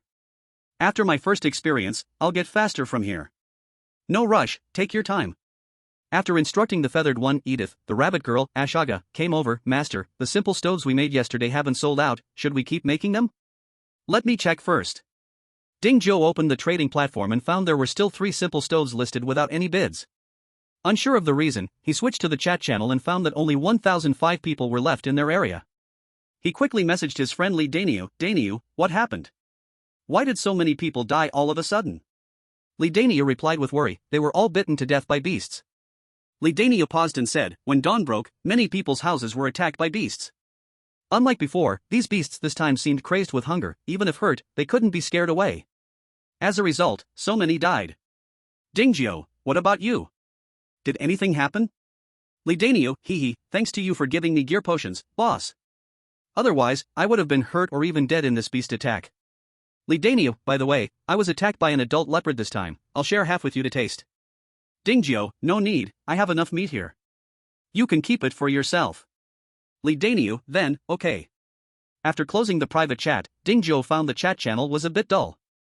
Many familiar names didn't appear, and he didn't know if they were in trouble or just not speaking. Chen Xian, everyone should stay inside for now, the beasts outside are starving and very dangerous. It's so cold outside, we can't even go out. Exactly. Mataba, Sai, from 10,000 people in the district, now only a little over 1,000 are left. I don't know how much longer my old bones can hold out. Come on, if the president of the Taba can't survive, how can we little people survive? Another one died. Oh my, are they trying to drive us crazy? Chen Xian, in a survival world, there's no way there's no escape, everyone must not give up. Brother Chen, you are great. If there's a next life, I, Old Wang, will still be your brother.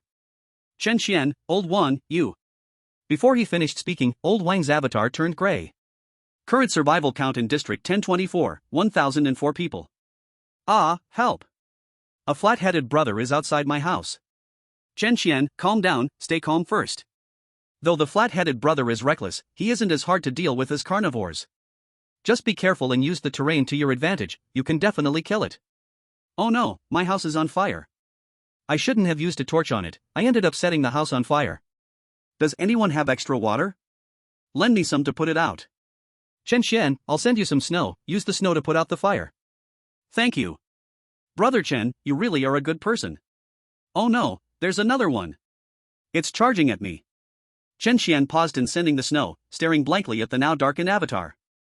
Current survival count in District 1024, 1,003 people. Zhang Dahai, so people really have to rely on themselves. If they had upgraded their houses to stone earlier, there wouldn't be so many dangers. Li Daniu, damn it, how can you still say such cold words? If you hadn't cheated them of their resources, they wouldn't be short on upgrading their houses. Zhang Dahai, the country has been promoting fraud prevention for so long, and they still fell for it, that's their own stupidity, what does it have to do with me? Zhang Dalong, exactly, stupid people don't deserve to live, the sooner they die, the better. Chen Xian, Zhang Dahai, Zhang Dalong, you've gone too far. Zhang Dahai, so what if I've gone too far? Come and bite me if you can. Zhang Dalong, do you really think you're the world police? Tang Qingxian, young people, don't be too impulsive. Zhang Dahai, aren't you still a young person if you're not impulsive? Zhang Dalong, damn it, when it comes to scamming money, our brothers can't compete with you, it's really the older brother laughs at the second brother, the bald man laughs at the monk. While a few people were arguing, several more died in Area 1024, leaving only 1,000 people still alive. Ding dong. Area announcement, there are currently 1,000 survivors left in Area 1024. Personal lockdown in this area is lifted, personal housing coordinates are displayed, and a new chat channel for the fog area has been added. Ding dong. Area announcement, there are currently 1,000 survivors left in Area 1024. Personal lockdown in this area is lifted, personal housing coordinates are displayed, and a new chat channel for the fog area has been added. Ding dong. Area announcement, there are currently 1,000 survivors left in Area 1024. Personal lockdown in this area is lifted, personal housing coordinates are displayed, and a new chat channel for the fog area has been added. Chapter 62, From Single Player to Multiplayer. Does anyone understand what this announcement means? I'm one of the few who slipped through 9 years of mandatory education, let someone explain it below. Add 1. Add 2. Add 10,000. There are only 1,000 people in total, where did 10,000 come from? Why isn't anyone explaining? Where's Brother Chen? Why isn't he speaking? Lidania, he's long gone to the cross-server channel, only you fools are still here talking. Cross-server channel? Oh, there's a party and no one informed me. Hearing the 3 area announcements, Dingjio also ran to the fog area cross-server channel to peek. What he first checked wasn't the chat content, but the total number of survivors in the upper right corner. 455-4119. Calculating based on 10,000 people per small area, the fog area has a total of 10,000 small areas, so the total population is 10 million. TSK. Dingjio remembered that they had crossed over less than 10 days ago, and now only 4.55 million were left. What was the death rate again? Dingjio couldn't calculate it anymore. You are from area 1024, right? Finally made it here. The fog area was just waiting for your area, it's quite resilient, only joining now. Joining late may not be a good thing. With this crazy weather, those who can't hug together will probably die even more. 1024, Shenxian, what do you mean by that? Can you explain it to us in detail? 1. Yihuan, it means you are too stubborn, and it's actually dragging you down. 1024, Shenxian, 88, Xiaolian, out of the kindness of sharing the same surname, let me explain briefly. 88, Xiaolian, you must have heard the 3 area announcements when you first entered. 88, Xiaolian, it means that when the number of survivors is above 1,000, we are playing single-player survival. When the number falls below 1,000, we shift to multiplayer, and we can encounter each other. 88, Xiaolian, if you had entered multiplayer mode before the weather turned cold, you could have reported coordinates and joined forces. 88, Xiaolian, but you entered multiplayer mode after the weather turned cold, even during a blizzard, that's terrible. 88, Xiaolian, with this crazy weather, it's hard to even go outside, let alone find others to join forces, just think about how tragic that is. 1024, Xian. 1024, Li Daniu. 1024, Shu Yoshue. 1024, Ma Taba. 1024, Zhang San. 1024, Tung Qingxian. 1024, Yi Zi. 9888, Luo Phone, wow, Ma Taba and Tang Qingxian are actually in your area, you're really unfortunate, you must have been scammed badly. 5555, by Jirua, Geneva, refund. 4454, Huang Tang, ha, refund +1. 4444, Chen Ting, refund +2. 1024, Zhang San, the area code upstairs is really lucky. 1024, Mataba, ahem, let me clarify first, I'm just a middleman and absolutely didn't profit from the difference, so don't ask me for a refund. 5555, by Jirua, but you sell fakes, I've been scammed several times. 1024, Mataba, for fakes, go find Pinidao, he has way more fakes. 1000, Pinidao, good old Ma, you dare to talk behind my back. 1024, Mataba, oh, you're still alive, congratulations, congratulations. Watching the lively cross-area channel, Dingjio did not rush to speak, instead, he acted as a silent observer as always. But just because he didn't speak didn't mean that others in Area 1024 wouldn't mention him. Many people are quite curious as to how their Area 1024 could last so long, only now entering multiplayer mode. Chapter 63, Merging Areas, 2 or 3 things. In this way, Dingjio's name was immediately exposed. Li Daniu, why ask? Of course, it's thanks to our Lord Jio. Jio? Who is he, so arrogant, daring to call himself Jio?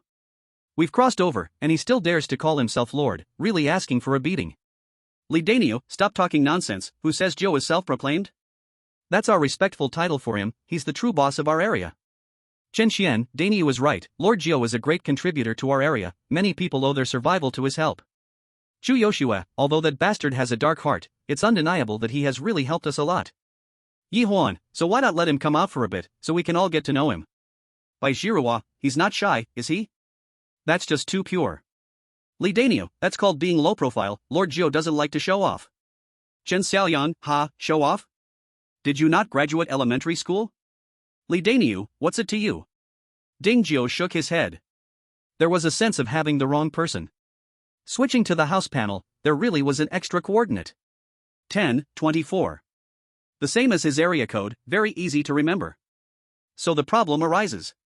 Which way is east? Which way is north? This misty forest is impossible to tell direction.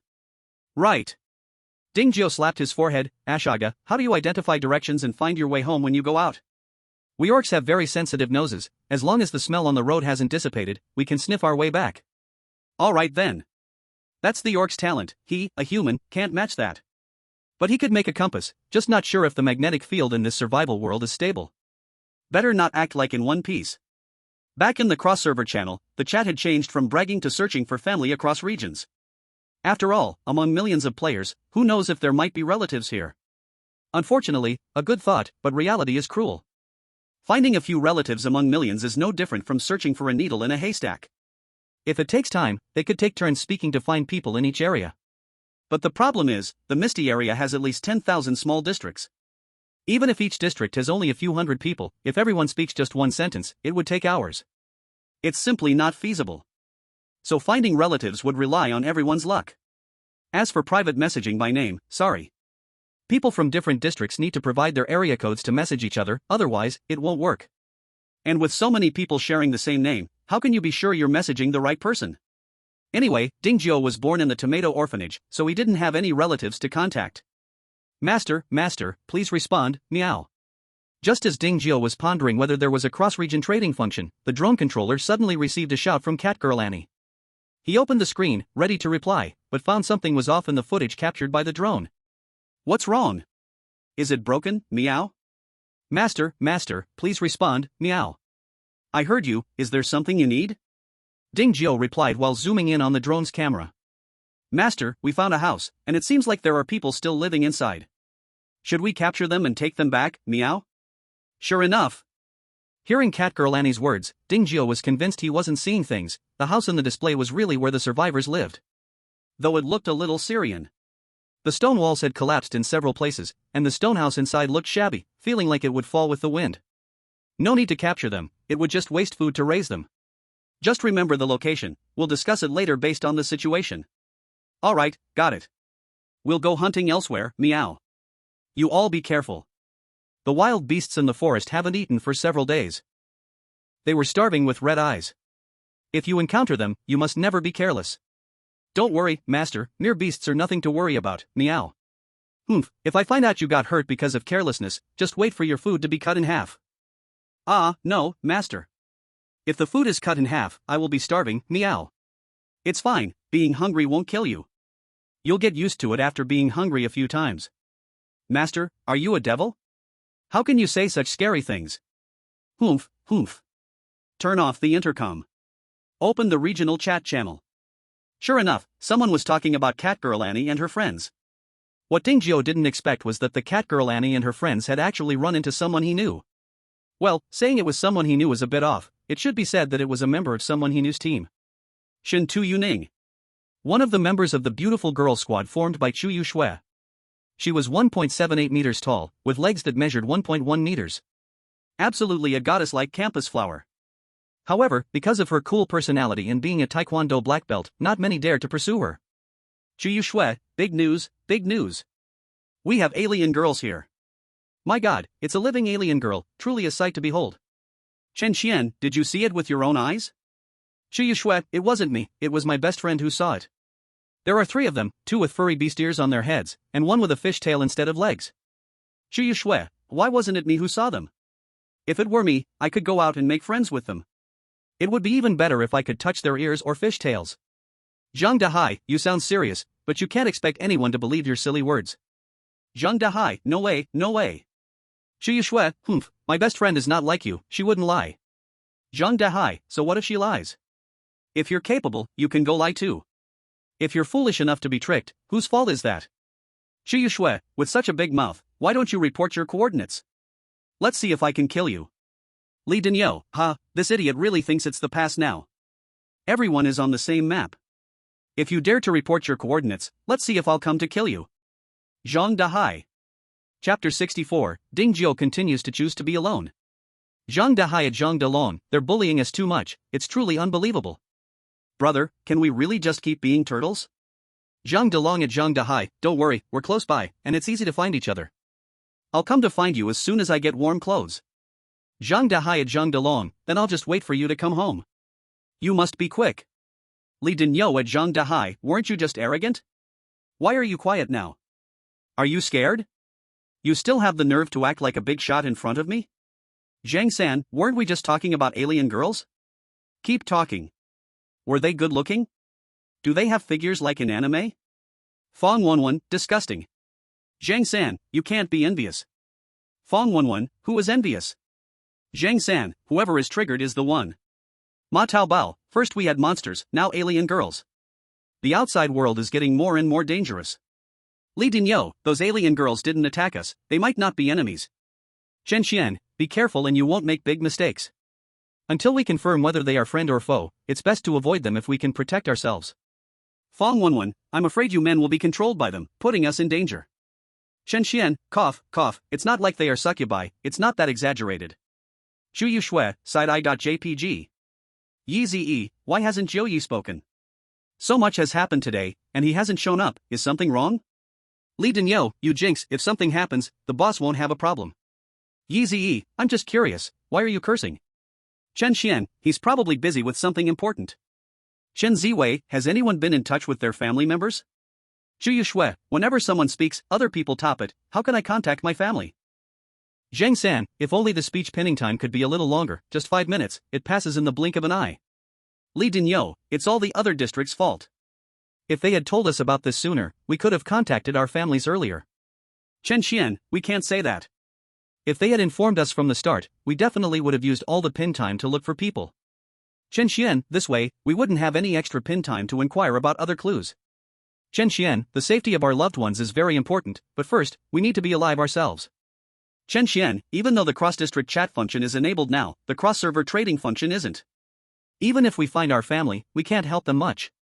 Chen Xian, right now, the most important thing for us is to find a chance to unite together. Chen Xian, the more people, the greater the strength, and the hope of surviving will be bigger. Zhang San, that's easy to say, but we shouldn't forget the lessons from other districts. Zhang San, it's easy to talk about unity, but what if someone has sinister intentions? How do we guard against someone tricking people into becoming pawns? Zhang San, who knows if we might encounter a Myanmar king here? Chen Xian, it's impossible to completely avoid this situation, we can only mention it in the chat channel before we unite, as long as people are present. Chen Ziwei, what does it matter if people are present? They could be being threatened and lying. Chen Xian, what you say isn't impossible, which makes it difficult. Li Dinyo, I say, what's so difficult about this? Zhang San, if it's not difficult, then why don't you come up with an idea? Li Dinyo, I'll suggest it then. Listen carefully. Li Dinyo, who in District 1024 is better than my boss? Li Dinyo, since we need to find someone strong to cling to, why not find the strongest one? Li Dinyo, with the likes of you three, my boss wouldn't give it a second thought. Zhang San, after all that talk, who exactly is your boss? You're so confident. Li Dinyo, do I even need to ask? Of course, it's Lord Dingjiu. Chen Xian, when did you accept him as your boss? We had no idea at all. Li Dinyo, isn't it about being low-key like my boss? I can't just go around flaunting it after accepting a boss, right? That would be so embarrassing, huh? Everyone is speechless. You don't seem very low-key right now either. Chen Xian, ahem, Dinyo, congratulations on fulfilling your wish. Li Dinyo, hey hee hee. Chen Xian, alright. Chen Xian, what you just said does make sense. Lord Jiu wouldn't be greedy for our little things, but would he be willing to take us in? Chen Xian, based on his behavior towards Dingjiu, I don't think he'd do that. Li Dinyo scratched his head, I need to ask the boss about that. Li Dinyo at Dingjiu, boss, are you there? Dingjiu at Li Dinyo, what's up? Li Dinyo at Dingjiu, did you see the chat channel? We were just discussing who to meet. Dingjiu would never admit he had just been eavesdropping, pretending not to know. He asked, isn't it too risky to go out in this cold weather? Li Dinyo, it's risky, but staying at home alone in fear isn't a way to live, going out to find people and unite is one way to survive. Dingjiu, that's not wrong. So, have you decided whose house to go to? Li Dinyo, I suggest we go to your place, boss, only you have the qualifications. But Brother Chen is worried you might disagree, so I wanted to ask for your opinion first. Dingjiu, I actually disagree. Li Dinyo, why is that? Dingjiu, people's hearts are hard to read, what if too many people come and get their eyes on my supplies? I'm strong, but I can't take on the whole district alone. Li Dinyo, Li Dinyo scratched his head again. Chapter 65, Trading Intermediate Intelligence Fruits. As soon as I closed the private message with Li Dinyo, Chu Yushui reached out to me again. She got straight to the point. Chu Yushui at Dingjiu, do you have better warm clothing? Dingjiu, yes, of course I do. Even if you didn't ask, I would have it. The price is just a bit unappealing. Chu Yoshua pursed her lips. I knew this jerk wouldn't say anything nice. Chu Yoshua, I have a mid-level intelligence fruit here, I'll trade it for 5 sets of warm clothes, 500 iron arrows, and 5 fine steel weapons. Dingjio, where did you get that mid-level intelligence fruit? Shu Yoshue, of course, I exchanged my life for it. My best friend paid the price of an arm to grab it and nearly died. Dingjio, alright, that is indeed quite tragic. Dingjio, but that doesn't mean you can make wishes with me. You expect to trade one mid-level intelligence fruit for so many things? Have you gone mad over money? Shu Yoshue, this is a mid-level intelligence fruit, just one can increase intelligence by 10 points. Dingjio, but I can eat 5 low-level intelligence fruits and get the same effect, right? Shu Yoshue, do you think I don't know the usage limit for low-level fruits? Trying to trick me. Dingjio's mouth twitched, he didn't expect Shu Yoshue to know about this. But then again, how did she learn it? Even if her strength was great, it was impossible to find 10 low-level special fruits in such a short time. And they still had to be the same kind. Shu Yoshue, people in cross-server say that each person can only consume 10 of each kind of low-level special fruit. Once you exceed that amount, it won't increase attributes anymore, you need to eat the mid-level special fruits then. Alright then. Turns out it's the cross-server's fault. If they hadn't blabbed, how would Shu Yoshue suddenly become smart? Sigh. What a great tool girl. And just like that, she's gone. Dingjio muttered a few words in his heart, ahem, even so, that doesn't mean a mid-level intelligence fruit is worth this price. Dingjio, I haven't even finished eating low-level ones, and mid-level ones are still just that, anyway, I can't afford it at such a high price. Shu Yoshue, is that my fault? When I bought your leather armor, you said it could keep warm, but the next day when the temperature dropped, it was useless. Dingjio, did you ask if it could keep warm when you bought it? Shu Yoshue, yes, but... Dingjio, then what's the big deal? Did I cause the temperature to drop the next day? No, right? Are you blaming me for this? Definitely not, right? Shu Yoshue. Shu Yoshue, then I want to return it. Dingjio, sorry, once my goods are sold, there's no refund policy. There is no 7-day no reason return service. Shu Yoshue, then what should we do? Without warm clothes, how will my 5 sisters gather? You can't just watch us die. Dingjio, you can increase the price. As long as you add something else, seeing as we've traded so many times, maybe I'll agree. Shu Yoshue, haven't we sold all our good stuff to you? With this dreadful weather, how can we find new good items for you? Hearing this, Dingjio thought it made sense. But cheap is impossible, it will never be cheap in this lifetime. After considering, he said, how about this, I can offer you a rental service. 1 mid-level intelligence fruit can be rented for 1 day. After 1 day, you return my stuff. Shu Yoshue, my mid-level intelligence fruit was snatched from a monster by my best friend at the cost of her life. You think you can fool me with 1 day's rent? Are you throwing away our deep feelings? Dingjio, we have no deep feelings whatsoever. Shu Yoshue, you are such a straight guy, be careful not to find a girlfriend your whole life. Dingjio replied lightly, as if you have a boyfriend. Shu Yoshue's face turned red, although I don't have a boyfriend, the men chasing me can line up from the school gate to the girls' dormitory. Dingjio, but you still don't have a boyfriend. Shu Yoshue went crazy, I don't have a boyfriend because I don't want one. You don't have a girlfriend because you can't find one. That's very different. Dingjio, explaining is just covering up, and covering up means you don't have a boyfriend. Picks nose. Shu Yoshue, it's so infuriating. I want to have a face-off with you offline. Dingjio, then you can give me the coordinates, but I don't know who will hit whom at that time. Shu Yoshue felt like she could kill someone. She had never seen such a titanium alloy straight man. Can't he just give her a break? If it weren't for carrying the hopes of the whole village, she would have wanted to cut ties with Dingjio. Shu Yoshue, 1 day is definitely not enough, that would be too unfair for me. Dingjio, then how about 2 days? Shu Yoshue, get lost. Dingjio, alright, if you don't want a rent, then just take a loan to buy it. This intermediate intelligence fruit can be treated as a deposit, as long as you can find me 2 more within 3 days. Shu Yoshue, 1 almost cost my best friend's life, you actually want 2 more. If you want me dead, just say it, no need to beat around the bush.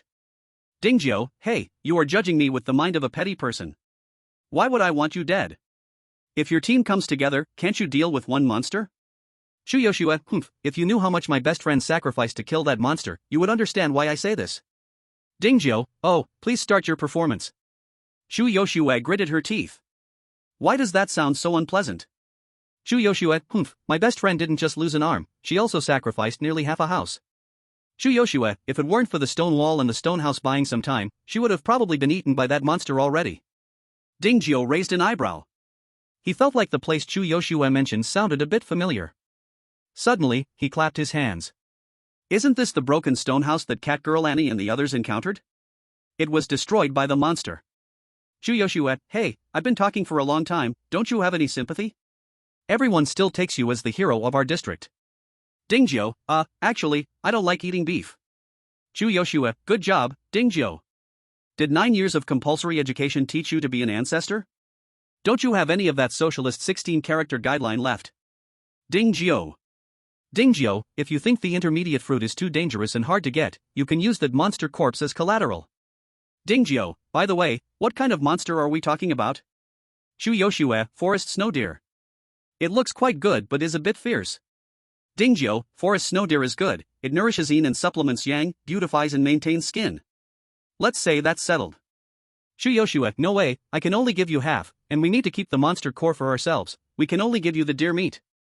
Dingjio, if that's the case, I'll also want half of the deer blood. Shu Yoshua, should I also give you the deer whip? Dingjio, if you don't give it to me, are you planning to keep it for yourselves? No way, are you guys? Shu Yoshua, you big-headed ghost, be careful not to choke yourself to death. Dingjio, you don't need to worry about that. What a joke. Right now, don't talk about choking, he even worries that it is not enough to replenish him. Chapter 66, Happy Eating Dumplings. Intermediate Intelligence Fruit. Quality, green. Effect, eating it increases a little intelligence attribute. It increases intelligence. There are quite a few suitable people. However, Mermaid Margaret, this healer, clearly has the highest priority. Dingjio decided to keep it for now. He would give it to her when she returned. As for that half-forest snow deer, honestly, it looked just like the first time he cut wolf meat, bumpy and uneven, either with some skin still on the meat or some meat still on the skin, very ugly. It looked very unappetizing. However, the quantity is very ample. A total of 7 large pieces, each weighing around 60 to 70 pounds, adding up to over 400 pounds. Most importantly, this forest snow deer meat doesn't have the fishy smell of ordinary beasts, but rather carries a hint of herbal fragrance, very pleasant. Especially that iron barrel of deer blood, which has a very strong herbal fragrance. Standing beside them felt like being in a primitive forest, with a faint fragrance of leaves and the essence of moss and grass. The more Dingjio smelled, the more exhilarating it felt. At the same time, he felt regret. Such a good air freshener. He actually got killed just like that. What a waste. If only he had encountered it, that would have been great. He would definitely have captured it and locked it in the pet house. Master, when do we start having lunch? The hundreds of pounds of forest snow deer meat not only excited Dingjio, but the keen-nosed Ashaga was also filled with anticipation. I'll start cooking right now. For lunch today, we'll have black pepper deer fillet, stir-fried deer tenderloin, steamed deer ribs, and braised deer legs. Slurp. Every time Dingjio named a dish, the Catgirl Annie and the feathered girl Edith couldn't help swallowing their saliva. If it weren't for the work they still had to do, they would have wanted to go over and supervise Dingjio in cooking themselves. Deep feelings come with a single gulp. Now it was the 9th day since Dingjio arrived in this survival world, and the 8th day of the treasure chest system cycle. The number of wooden treasure chests in 1 second reached 256. In 1 day, it totals 22,118,400. Over 20 million. Even if converted into 100 consecutive openings of black iron treasure chests, it would still be over 20 times. If you add in the more than 10 million saved from a few days ago, it's simply too much to use up. It's absolutely impossible to use it all up. So happy about it, Dingjio decided to make dumplings to reward himself. With so much flour opened, he hadn't used it once. Ashaga, Edith, you don't need to be busy for now, come over and help me wrap deer meat dumplings. Master, what are dumplings, what do they taste like, are they delicious? The rabbit girl Ashaga curiously asked. Do I even need to say? As the saying goes, nothing is better than dumplings, and nothing is more fun than, cough cough. Actually, dumplings are a traditional food from my side, made by wrapping filling in dough. But don't think it's simple because I'm saying this, it's actually not easy to make at all. They can be steamed, pan-fried, boiled, or even deep-fried, depending on preferences. As for the taste. Slurp.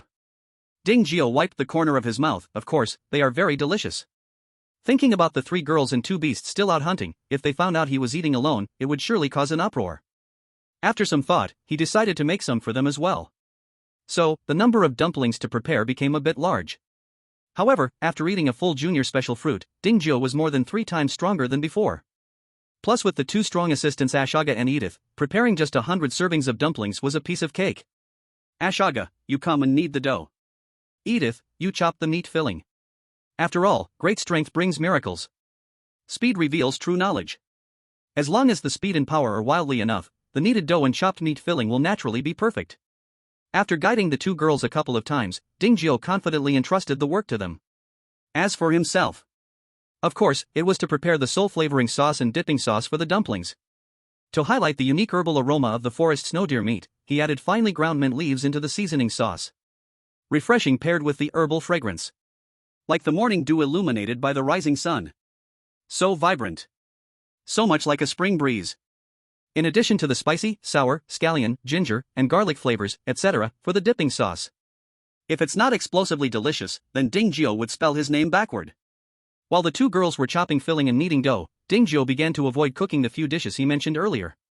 Because there were only 3 people, and with dumplings as the main dish, the amount of these dishes didn't need to be too much. Only about 20 to 30 pounds. Just enough to satisfy a craving. 2 hours later, more than 2,000 dumplings were all wrapped up.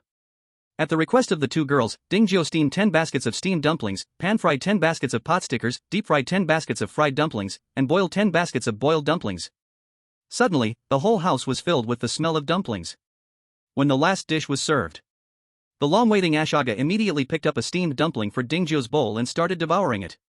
Whoa, this is so delicious, it feels like my tongue is going to be swallowed. Master, can you make dumplings often in the future? They are just too delicious.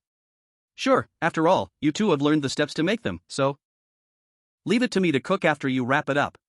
The two girls had not learned cooking skills, so that last step had to be done by him. As for whether to make a dumpling machine similar to an automatic cooker, it wasn't impossible. But it needed some research. Hey, master, this plate of dark vegetables is really delicious, fragrant, spicy, and with a bit of charred flavor, how amazing. That's black pepper deer tenderloin. The meat is tender and perfect for frying. The black pepper can remove the fishy smell and add fragrance, and the extra spiciness can enhance the unique freshness of the deer tenderloin, blah blah blah blah blah blah. So profound. What about this? It surprisingly has a sweet and refreshing taste? That's braised deer leg.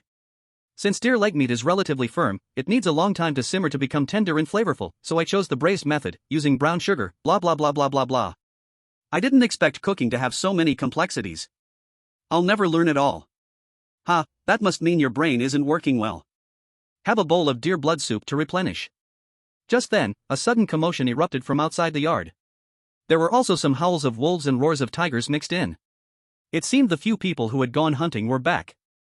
The 3 girls and 2 beasts were not ordinary beings.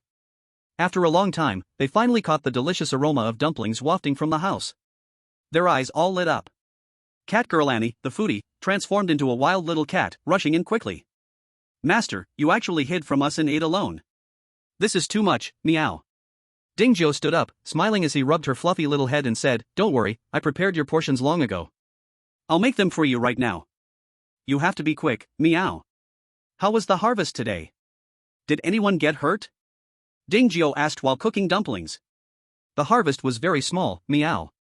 I suggested we look further away, but Marguerite said we don't lack food for now, and it's not necessary to rush out, meow. Marguerite is right, we aren't short on food now, so it really isn't necessary to take that kind of risk. Master, we are back. Howl. Roar. Welcome home. Sit down first and have a bowl of deer blood soup, the boiled dumplings will be ready soon. Chapter 67, Establishing the Survivor Base. Master, what is a dumpling? It looks so delicious, meow. There were still some unfinished ones on the table, and Catgirl Annie was not polite, reaching out to grab one and starting to eat. The richness of the vegetables, the freshness of the mint, and the spicy dipping sauce immediately conquered Annie the little kitty. Her head felt dizzy, and her mouth kept smacking. This time, Ding Jiu didn't need to explain, the rabbit girl Asha added her own embellishments to what she had just learned.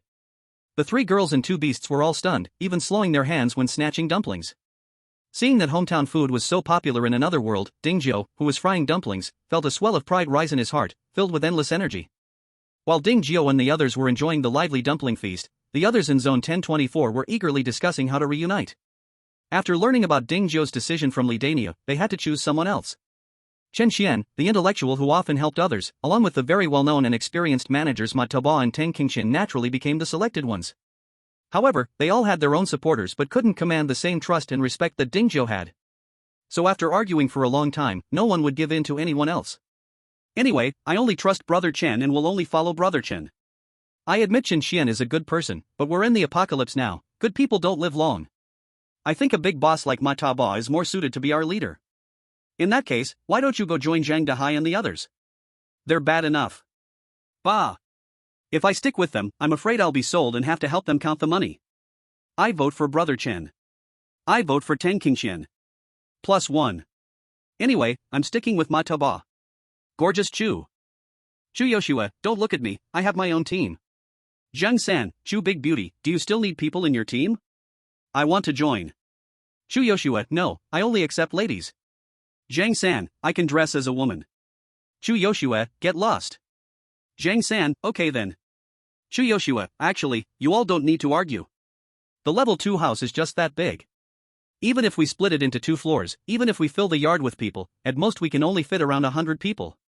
Why are you fighting? Chu Big Beauty is so smart. The few behind the scenes, although they didn't show up, were also watching and saw Chu Yoshua's message. At this moment, they realized they had been confused and didn't even think of such a simple matter. In the end, they decided to stick to their original plans and build their own survivor bases. Chen Qian's Free Agent Alliance. Ma Ba's Ma Ba Commerce. Tang Qingxian's Penguin Alliance. Each one is a large group with over 100 people. Just like Chu Yoshua said, so many people are enough to fill the level 2 house to the brim, there's no need to rush to add new members. Li Daniu, after arguing for so long, have you decided how to meet up? The weather changes daily, don't freeze to death before you find anyone. Zhang San, what about you? What's your plan? Are you planning to rely on Old Nine? Li Daniu, I would like to, but it seems Old Nine has no such plans, so I can only continue living alone. Zhang San, haven't you thought about recruiting others? Li Daniu, I'm just a little brother myself, how can I take in others? I won't betray Old Nine. Zhang San, who said you have to betray Old Nine? Have you watched Young and Dangerous? Didn't Hongxing's leader Jiang Tianqing have 12 hall masters? And didn't those 12 hall masters also have a bunch of little brothers? Isn't that normal? Li Daniu, why are you telling me this? Do you also want to be with my boss? Zhang San, ahem, isn't that normal? Who doesn't want to be with Old Nine in the whole 1024 area? I don't know what kind of luck you stumbled upon to be favored by Old Nine and taken in as a little brother. Li Daniu, humph, diggingnose.jpg. Li Daniu, don't think I don't know. You were the one who scolded me the most back then, saying I was a sycophant who only licked Old Nine's boots.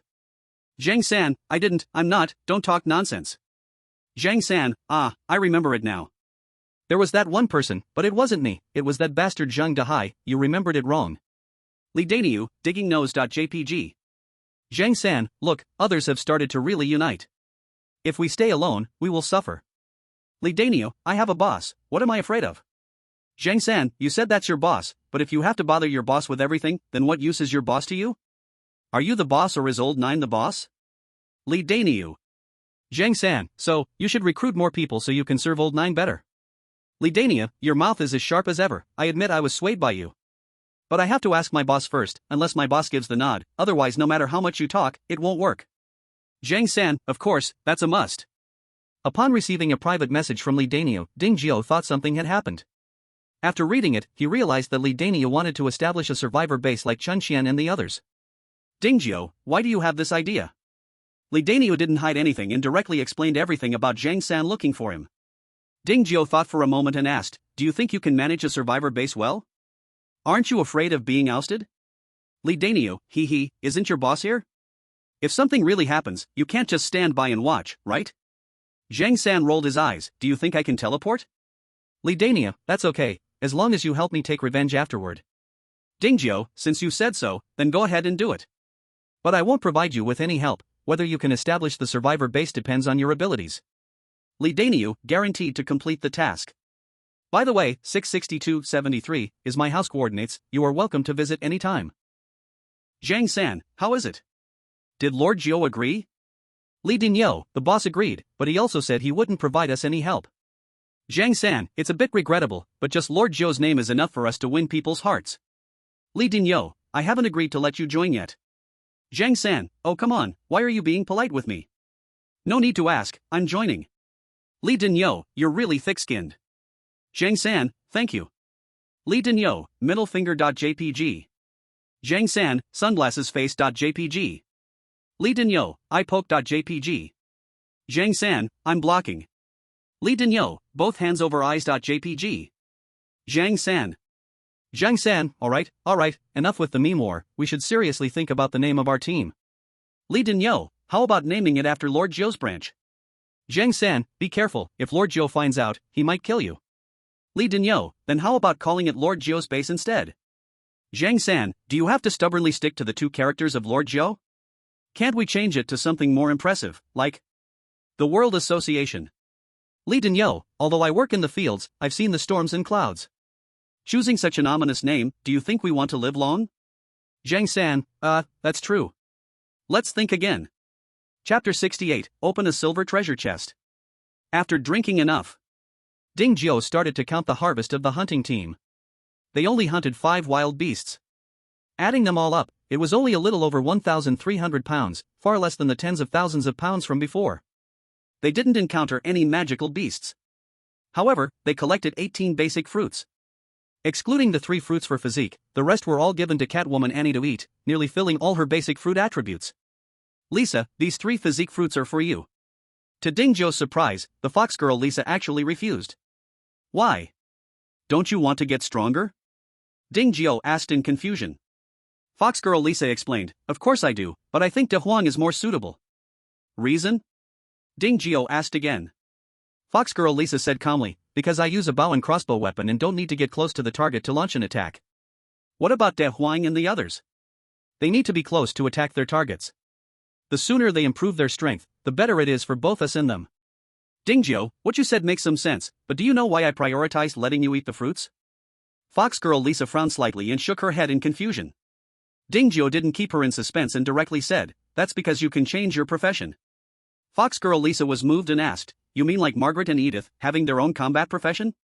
Ding Jiao nodded, exactly, but this job change will have strength requirements. Only when the attributes reach a certain value can the change succeed. Fox girl Lisa gently nodded, so that's how it is, I understand. However, I still believe it's more beneficial to let De Huang and the others eat first. Besides, since we can enhance our strength to change into combat professions, does that mean De Huang and the others can evolve into battle pets? Ding Jiao, battle pets? Are they similar to magical beasts? What you said isn't impossible, but right now I don't know how to make them evolve. Fox girl Lisa, then let's improve their strength first, anyway, there's no loss. Ding Jiao, alright, since you're willing, let's do it your way. Ding Jiao looked at Xiao Huihui, then at De Huang. Theoretically, it would be best to give De Huang the fruits, after all, he is the king of beasts. But Xiao Huihui was the first to follow him, and his little brother sacrificed everything for the family. If he abandoned it, it would hurt its feelings greatly. Got it.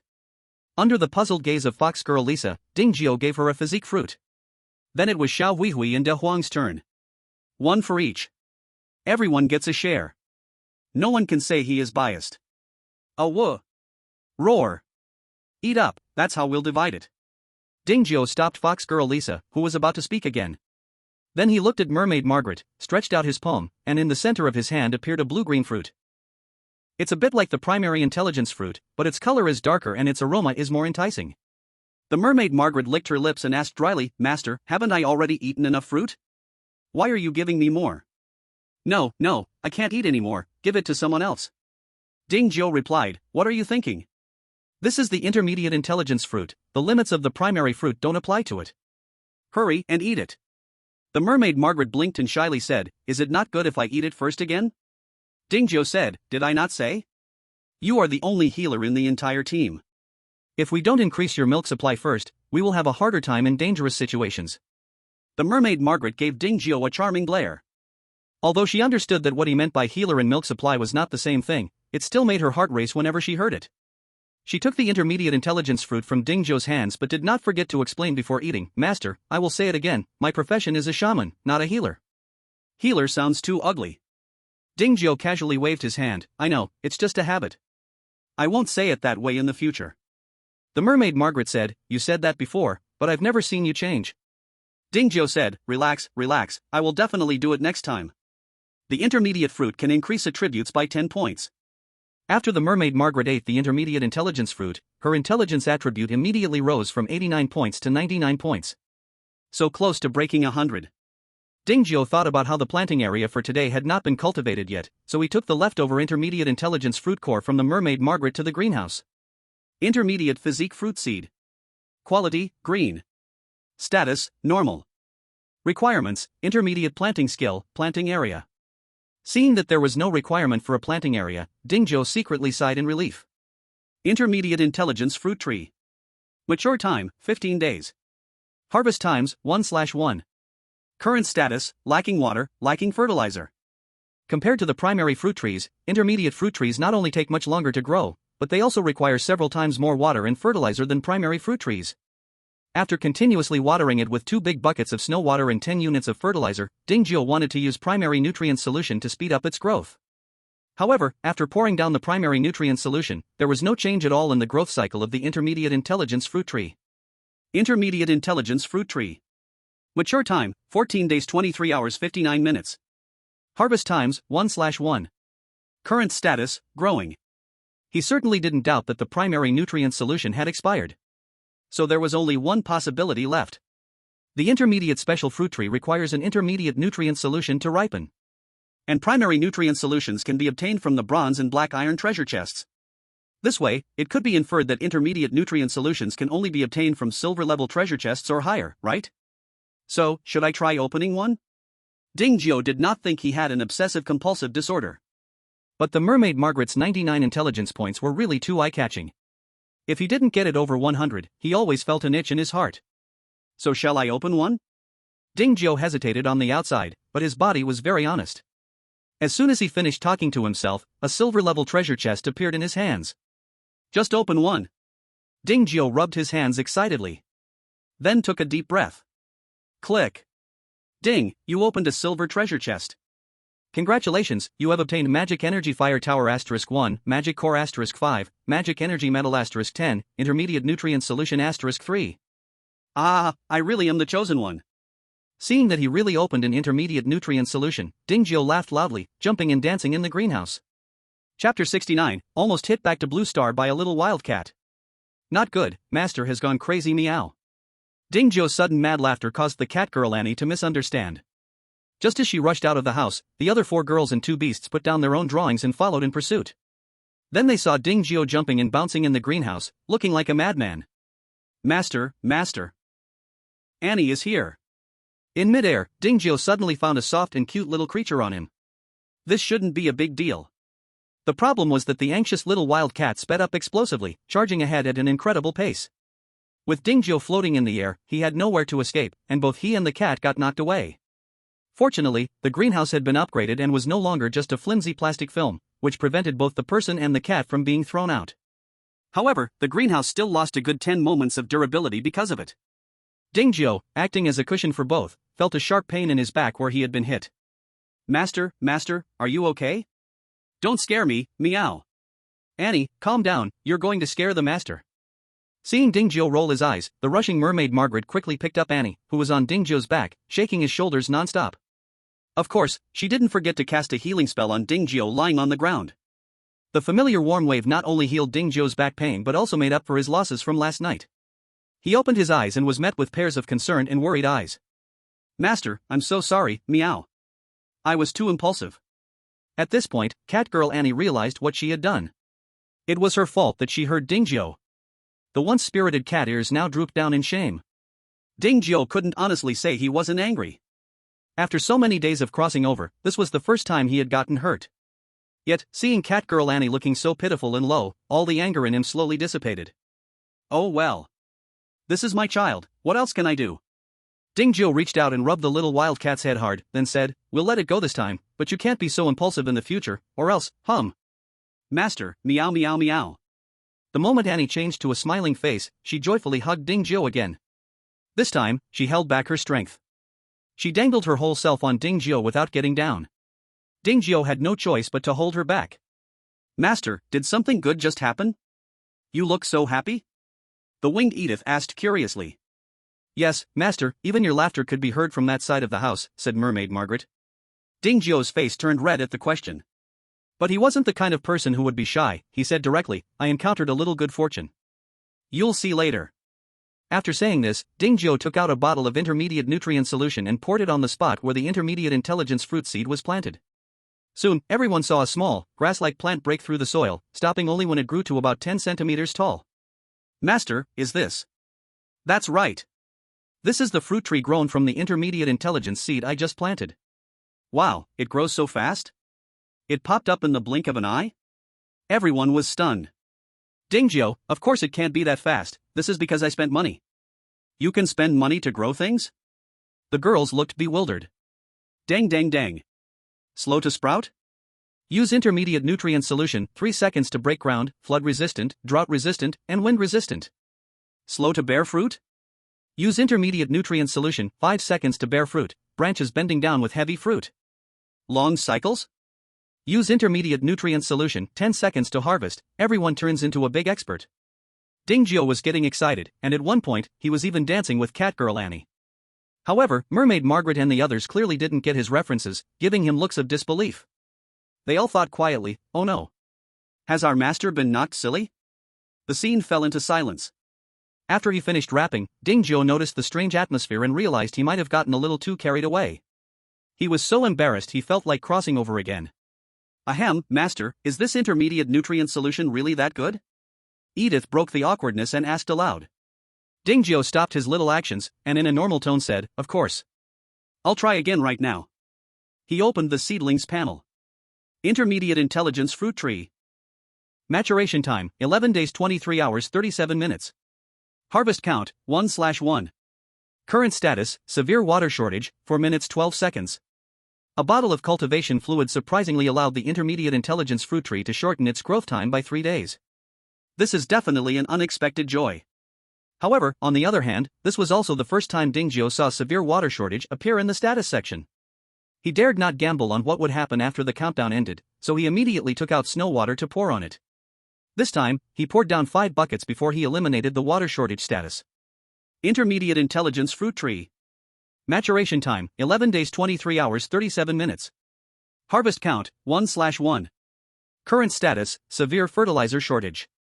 But relative to the previous status, it changed to severe fertilizer shortage. Since there was no countdown, Dingjio was not in a hurry. He applied it slowly, 1 portion at a time. When he reached the 20th portion, the maturation time finally began to fluctuate. Dingjio hurriedly took the intermediate cultivation fluid from the feathered person Edith and poured it down. Then a miraculous scene appeared once again. The fruit seedling, originally only 10 centimeters, instantly grew at a visibly rapid speed. The women instinctively held their breath, nervously staring at it. 11 centimeters. 12 centimeters. 15 centimeters.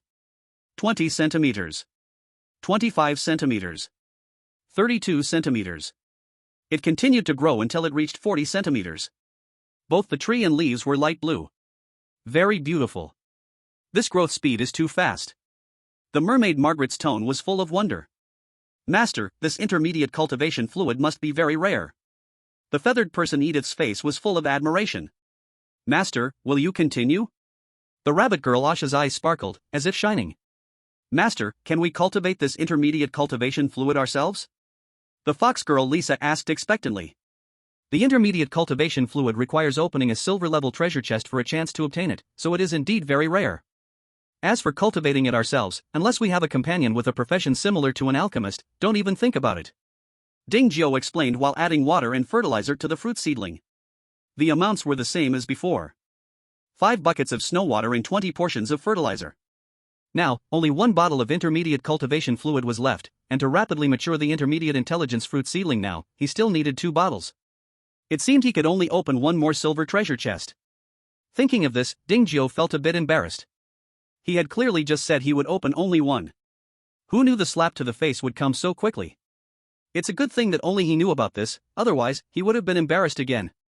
Chapter 70, the things are good, but I don't want to be a gambler. System, I want to synthesize a silver treasure chest. Reminder, you have consumed 1 million wooden treasure chests to synthesize 1 silver treasure chest. Just 1 silver treasure chest, Dingjio definitely would not use his mind to open it in the system warehouse. Seeing that he suddenly had an extra silver treasure chest in his hand, the girls who saw this level of treasure chest for the first time curiously gathered around. Is this the silver treasure chest? It's shiny silver and looks much better than the wooden treasure chest. Master, hurry and open it to see what's inside. I will open it.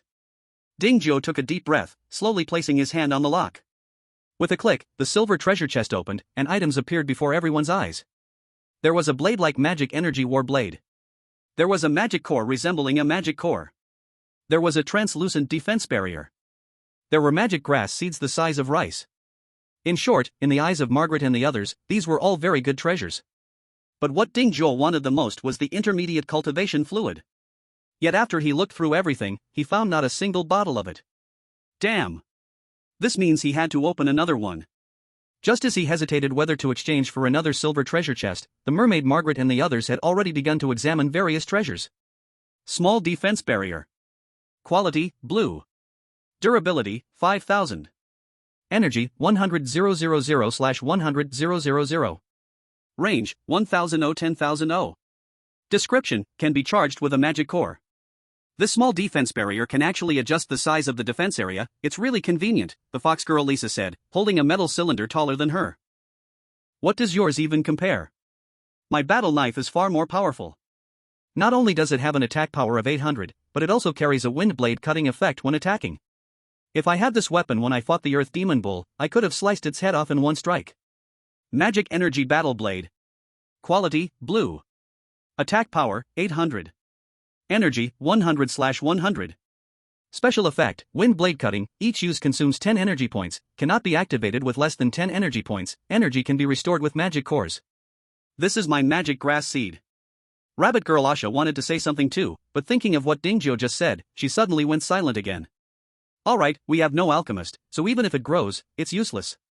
Master, what's wrong? You look so upset? Fairy Edith, as always an angel, stretched out her hand to hold the little wildcat that clung to Ding Zhuo. I'm fine. Ding Zhuo shook his head and took out a bunch of bananas to hand over. Then he exchanged for a silver treasure chest again. But this time he didn't waste words, he opened it directly. Ding, you have opened a silver treasure chest, congratulations. You have received Assassin Class Transfer Scroll *1, Stealth Skill Book *1, Poison Fong Daggers *2, Magic Cores *5. This time, the items from the silver treasure chest were better than ever before. It could even be said to be an assassin's exclusive chamber. However, because he didn't get the intermediate cultivation liquid he wanted, his mood was a bit complicated. Unsure whether to feel happy or disappointed. Oh my god, this time there's even a transfer scroll.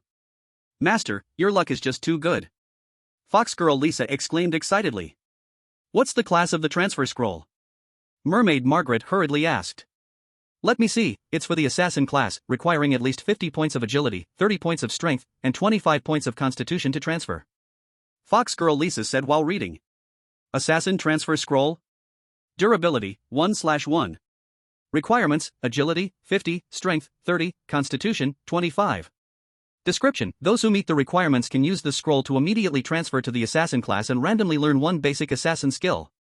When Mermaid Margaret heard this, she shifted her gaze to Catgirl Annie in Fairy Edith's arms. Annie, do your current attributes meet this requirement? Me? Suddenly being called out, Catgirl Annie blinked in confusion while munching on a banana. What were you guys talking about, meow? Fox girl Lisa rolled her eyes in disbelief but repeated what she just said. Catgirl Annie listened while comparing her attribute panel, nodding sometimes and shaking her head at others. Annie. Race, catfolk. Attributes, Strength 28 plus 10, Constitution 33 plus 20, Intelligence 16 plus 8, Agility 43 plus 6. All other attributes meet the requirement, but I'm still 1 point short in agility. Just 1 point? That's such a pity. What are you afraid of? Our master is here. There are so many beginner fruit trees, just ripen one at random. Master. Annie's agility is still 1 point short of meeting the assassin transfer requirement, do you think we should? 1 point in agility, then let's go ripen a beginner agility fruit tree. Ding Zhuo still had plenty of bottles of beginner cultivation liquid in his bag. It's no problem to ripen a beginner agility fruit tree. The main point is the intermediate cultivation liquid, intermediate cultivation liquid, intermediate cultivation liquid. Once, twice, but not 3 times. He didn't know if it was because he was too arrogant and too proud earlier, offending that powerful being. Just now, he hadn't opened what he wanted twice in a row.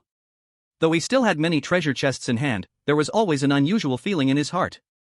As if mocking him, saying that even if he opened forever, he wouldn't get the intermediate cultivation liquid he desired. Can he endure this? Feeling stubborn, he exchanged for another silver treasure chest. Just as he was about to open this silver treasure chest, Mermaid Margaret timely called him back. Thinking of almost becoming a gambling addict just now, Ding Zhuo felt a cold sweat. That was close. He nearly opened all the treasure chests in the warehouse. Edith, come open this silver treasure chest. I need to find a novice agility fruit tree to ripen. Chapter 71, Intelligence over 100, Mermaid Sister gains new skill. After handing the silver treasure chest to Edith, Dingjio immediately felt a wave of relief. I was right all along. Gambling harms people. Opening treasure chests is not a problem in itself. Even if I trade all my stock for silver-level items, it doesn't matter. The real issue is being showy unnecessarily. Damn it. Just to show off in front of a bunch of beast-eared girls, I almost lost my mind. That was too insidious. Taking a long breath, Dingjio quickly found a novice agility fruit tree. Thanks to the dual effects of intermediate planting skills and greenhouse technology, the novice fruit tree that was planted just yesterday was now only 3 days away from maturity. Unfortunately, since Catgirl Annie was in urgent need, it had to go through some hardship. After 4 consecutive rounds of watering, fertilizing, and applying the novice nurturing solution, 3 greenish fruits appeared on the branches, swaying and about to fall. The novice agility fruits are here, Annie, eat them all. But I'm only 1 point short in agility, meow. It's fine, you still haven't eaten all your novice fruits. Any suitable novice fruits from now on will go to you first, Dingjio replied. Really? Thank you, master. Catgirl Annie quickly finished half a banana in her hand, then sweetly began to eat the novice agility fruits. After consuming 3 novice agility fruits, her agility attribute immediately increased by 6 points. Annie. Race, catfolk. Attributes, Strength 28 plus 10, Constitution 33 plus 20, Intelligence 16 plus 8, Agility 43 plus 12. Come on, try to change class. Thank you, Sister Lisa. Catgirl Annie took the assassin class change scroll, then followed the instructions to silently use it in her mind. As soon as she finished the last syllable, the scroll suddenly transformed into black light spots and entered her body. Catgirl Annie shuddered, feeling a chilling cold rush from her spine to the back of her head. Then it surged through her blood vessels and nerves to her limbs, making her feel as if she had fallen into an ice pit. She couldn't stop trembling. Just when Dingjio and the others thought something was wrong, they saw a dark rune appear suddenly on her forehead. It appeared abruptly and disappeared just as suddenly. Before Dingjio could speak, Catgirl Annie stopped trembling, and the cold air surrounding her returned to its previous cute and soft state. Master, I successfully changed to assassin, meow. Congratulations to you. Dingjio used his master privileges to check her character panel. He found not only had she successfully changed class, but she also received 20 free attribute points. Since she was an assassin, he definitely wanted to allocate all of them to agility. Annie. Race, catfolk. Class, assassin. Attributes, Strength 28 plus 10, Constitution 33 plus 20, Intelligence 16 plus 8, Agility 63 plus 20. Skill, Stealth Assault, while attacking from stealth, speed is doubled, and critical damage is triggered 100% of the time. Fortunately, there was a stealth skill book in the silver treasure chest, otherwise, if Catgirl Annie randomly learned the stealth assault skill during her class change, it would have been a waste. Stealth skill description. Durability, 1/1. Requirements, Scout, Thief, Assassin. Effect, allows the target to become invisible for 5 seconds, with a 50% speed reduction while invisible. Catgirl Annie happily accepted the stealth skill book handed to her by Dingjio. Then she learned it in an instant. Dingjio immediately had her test it out. Unlike the optical invisibility he knew, Catgirl Annie truly vanished in front of him while being invisible. If it weren't for still being able to touch her physical form, he might have thought she had completely disappeared. Foxgirl Lisa sniffed and said with a hint of regret, "It's a pity it can't completely eliminate the smell, otherwise, it would be even better." Mermaid Margaret shook her head, "Actually, it can't be said like that. In real battles, there will be odors left all around, making it hard to find her just based on this." Foxgirl Lisa suddenly understood, "So that's why. I was wrong to think that. Annie, here are 2 special assassin weapons for you, I will give them to you as well. Venomous Dagger. Quality, green. Attack power, 150. Special effect, poison, hitting the target will poison them, lasting for 10 seconds. The attack power isn't high, but with 2 daggers, they may not compare to the magic energy blade, but they are definitely stronger than the earth hornbow. The Catgirl Annie took them, casually twisting her wrist, and the 2 venomous daggers danced in her hands. The dark green light moved like a poisonous snake, beautiful yet dangerous. Seeing this, Dingjio couldn't help but recall the time he tried to look cool by spinning a pen during his student days. That was his lost youth. Master, I'm sorry. The silver treasure chest only gave me these items, look. The feathered girl Edith walked over shamefully with 7 or 8 items. Besides ordinary supplies like food and water, there were only 4 that could be considered decent. They were 15 magic cores, 5 bottles of Star Moon Dew, 8 bottles of intermediate nurturing liquid. 10 units of magic metal. These items were indeed much worse than what he had opened earlier, no wonder she felt so guilty. But seeing the shiny 8 bottles of intermediate nurturing liquid, Ding Zhuo's heart, which had just calmed down, also felt a touch of melancholy. Looks like he had been too lucky. Hadn't he not opened any intermediate nurturing liquid until now? We now have quite a few weapons and buildings that need magic cores. You opening 15 at once is a big help. And Star Moon Dew is a lifesaver. Opening 5 bottles at once means your luck is not any lower than mine. Really? The feathered girl Edith seemed to regain some spirit. Of course it's true. Let's go, we need to ripen the intermediate intelligence fruit tree right now. Ding Zhuo took the feathered girl Edith's jade hand and returned to the intermediate intelligence fruit tree. He repeated the previous actions 3 times, allowing the intermediate intelligence fruit tree to go through its entire life cycle of growth, blooming, fruiting, and withering in just a few seconds. After collecting 3 intermediate intelligence fruits, Ding Zhuo handed them to the mermaid Margaret. Knowing that Ding Zhuo was a capable and talented master, the mermaid Margaret didn't say anything this time, happily eating away. She initially thought it was just to increase intelligence attributes. But the final result surprised everyone. After the feathered girl Edith finished the first intermediate intelligence fruit, her intelligence attribute immediately broke through the 100 mark. Just as she was about to eat the second one, she suddenly found that she gained a new skill related to the priest profession without needing a skill book. Purification. Effect, can remove all negative statuses from the target and make the target immune to all negative skills for 3 seconds. Chapter 72, Less Cotton Padded Clothes, Find Old Master Zhuo. Master, I think I've gained a new skill. You gained a new skill? Let me see. Ding Zhuo quickly opened the mermaid Margaret's character panel. Seeing that a new purification skill had appeared in the skill bar, his heart stirred, and he hurriedly said, "Aren't there still 2 intermediate intelligence fruits left? Eat them quickly and see." The mermaid Margaret guessed Ding Zhuo's intentions and quickly consumed the 2 fruits. However, this time she did not gain any new skills. Ding Zhuo furrowed his brows. Was it because the number of fruits eaten wasn't enough? It shouldn't be. Eating the basic fruits to the fullest hadn't gained any new skills, so it couldn't be that reason. While Ding Zhuo was deep in thought, the fox girl Lisa offered a clue. Master, could it be due to the attribute points? The previous assassin job change scroll required agility to reach 50 points. So could it be that Margaret was able to learn the new skill this time because her intelligence as a priest had reached 100 points? Ding Zhuo thought for a moment and nodded in agreement. What you said makes sense. So the remaining intermediate nurturing liquids can be set aside for now. Let's wait until we acquire other categories of intermediate fruits to experiment further. Okay. Digging up the withered fruit tree, Ding Zhuo replanted an intermediate intelligence fruit seed before finally leading everyone out of the greenhouse. Upon arriving in the yard, the biting cold wind was as fierce as ever. Feeling the chill on his face, Ding Zhuo reflexively shrank his neck. Thinking of the small defensive barrier he had set up previously, he based it on the house and placed a metal pillar next to the entrance. Ding, please confirm if the array I is placed at this location. Confirmed. Ding, small defensive barrier array I placed successfully, please select the area size you want to defend. To be honest, Ding Zhuo didn't know the exact size of his territory, but it was definitely about the size of half a football field. So he chose 3000. Ding, settings complete, now activating low-level defense energy shield. Buzz. A semicircular special energy wave radiated from the array eye, sweeping over his body and expanding outward until it stopped at a radius of 31 meters. Small defensive barrier. Quality, blue. Durability, 5000. Energy, 100,000/100,000. Range, 3000, adjustable, 1000, 10,000. Description, if energy is insufficient, can be recharged using magic cores. Although the energy shield exceeded the territory area by 2 or 3 meters, it didn't matter. After all, it was still within the attack range of the Arrow Tower and Magic Energy Tower. No matter how many come, they can all be killed. He just didn't know what this 100,000 energy shield meant, what kind of attacks it could withstand, and how long it could last. With no monsters outside, he had no way to find out. He could only wait for an opportunity. Ding Zhuo secretly shook his head. Yawn.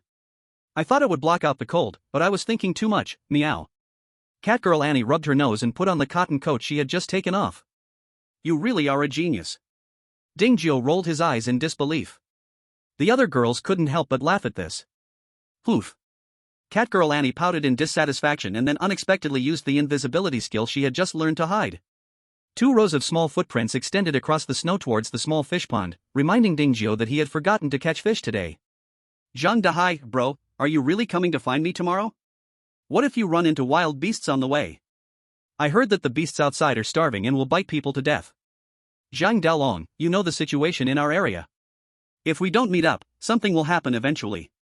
Zhang Dahai, but this is too dangerous. Shouldn't we let others scout the way first?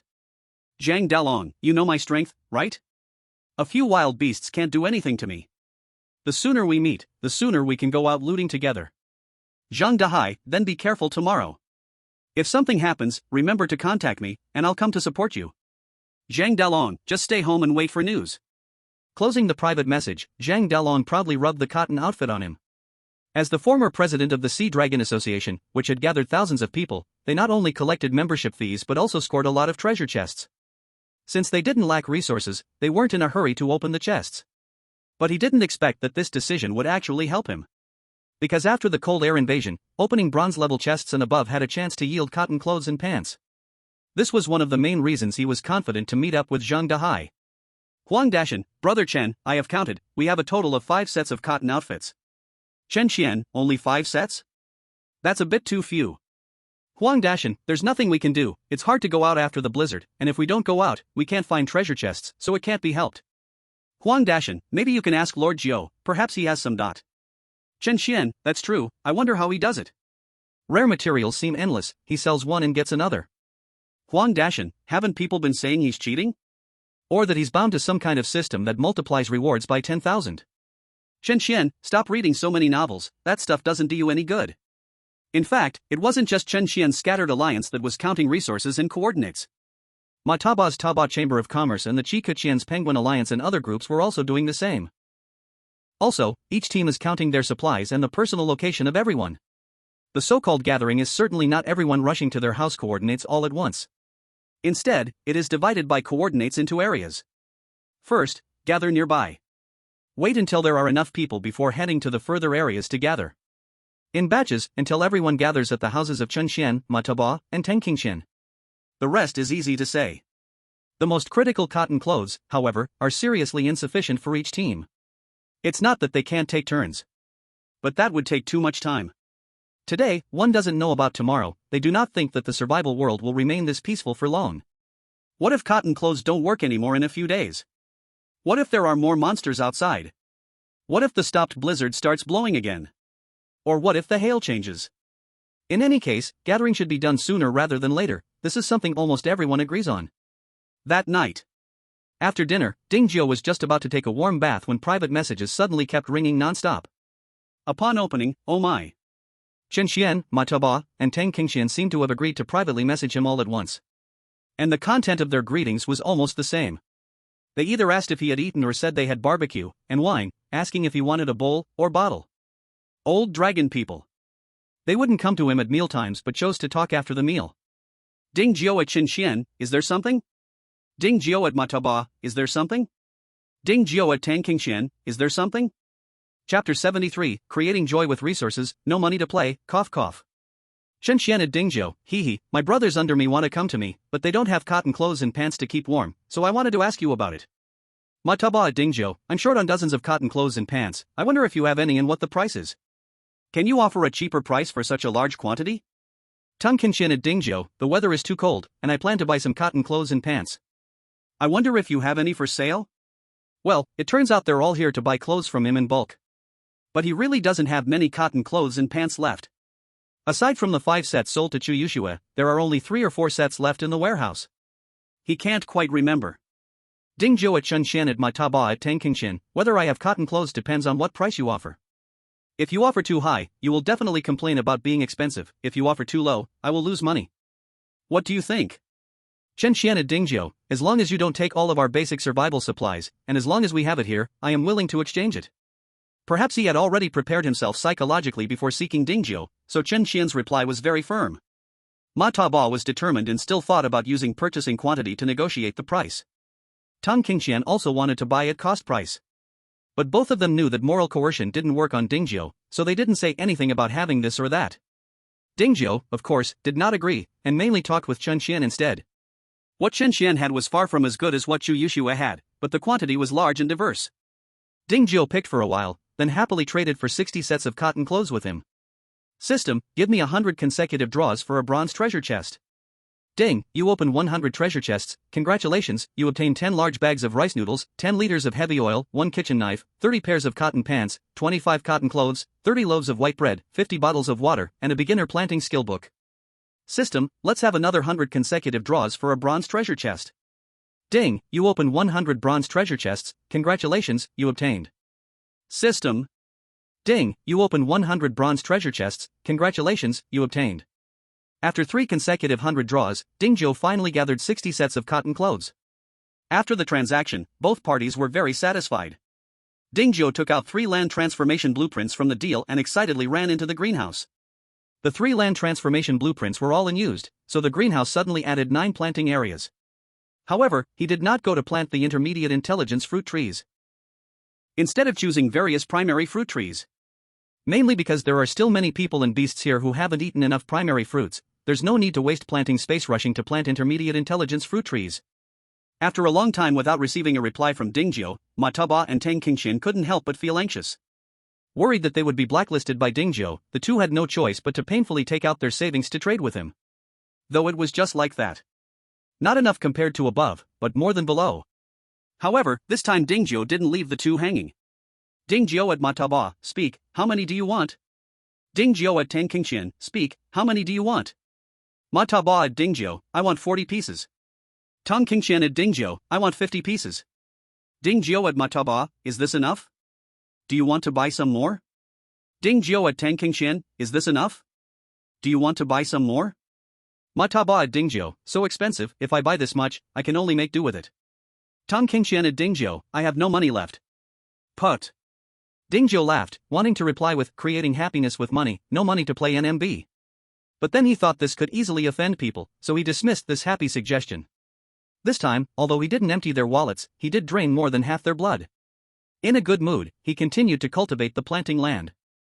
1 plot, 2 plots, 5 plots, 9 plots, 15 plots. This time he cultivated a full 15 new planting plots. Counting those from before, there were a total of 46 planting plots.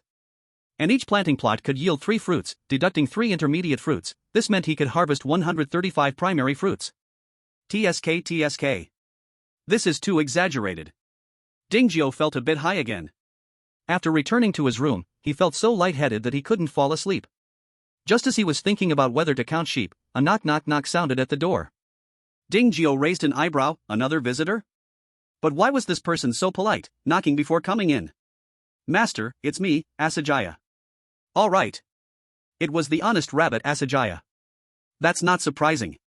But it's a bit astonishing that an honest person like her dared to come at night to him. Chapter 74, The First Migration, Humanity is Essentially Evil. Dingzhou got up and walked over to open the door. The honest rabbit Asajaya stood outside, blushing. She was wearing a white battle robe that was snatched away earlier by the fox girl Lisa.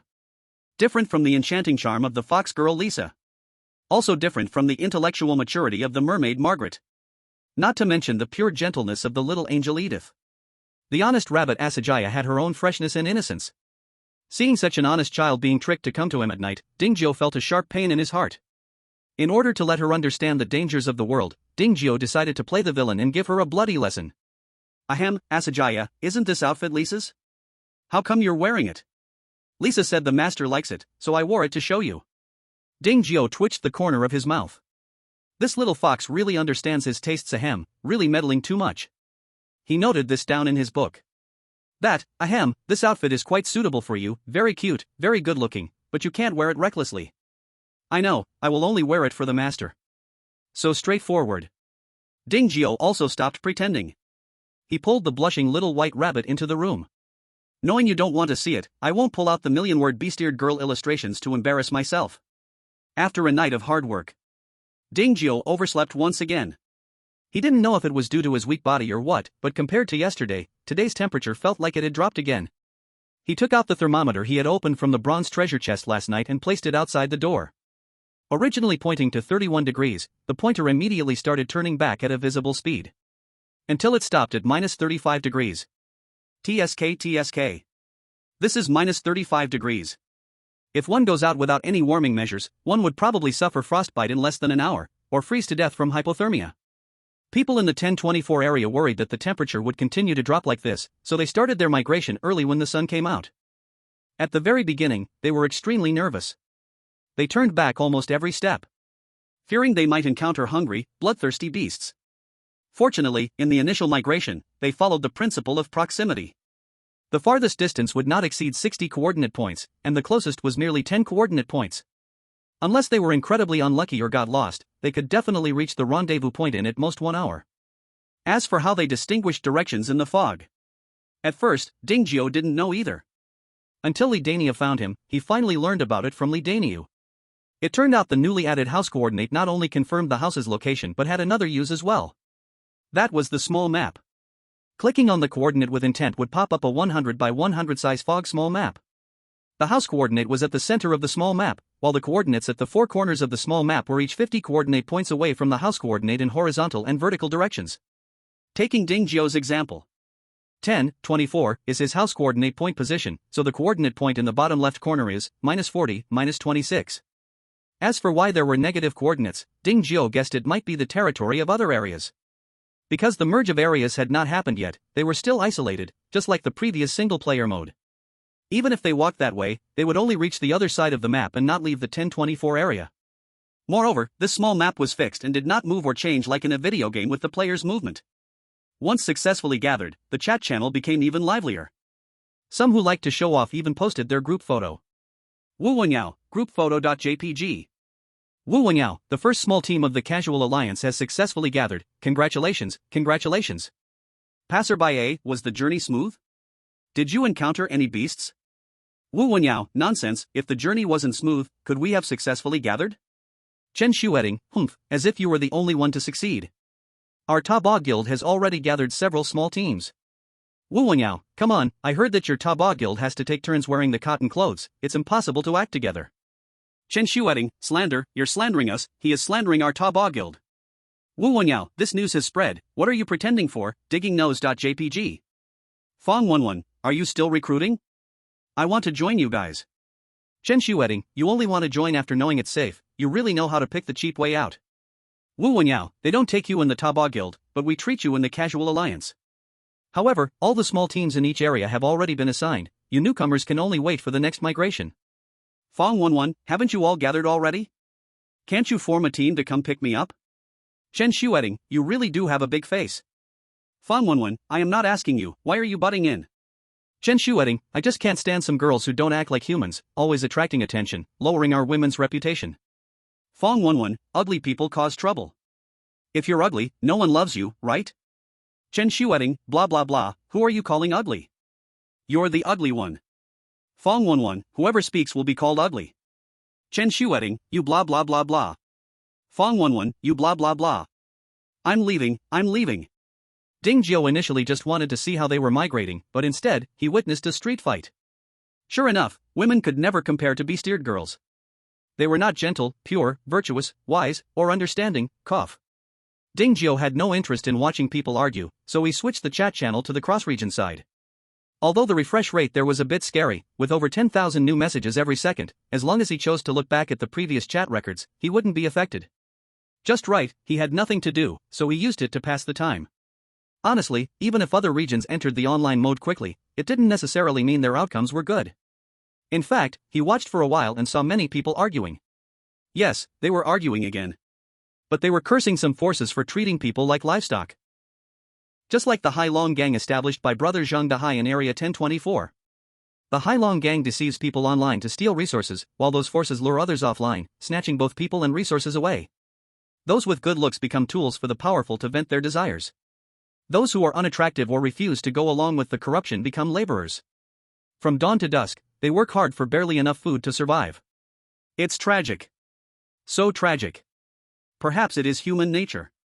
Many areas have such people. Without legal constraints, the demons in their hearts are set free, running wild. If there are kind and orderly forces in the same area, at least the bad ones will have some scruples.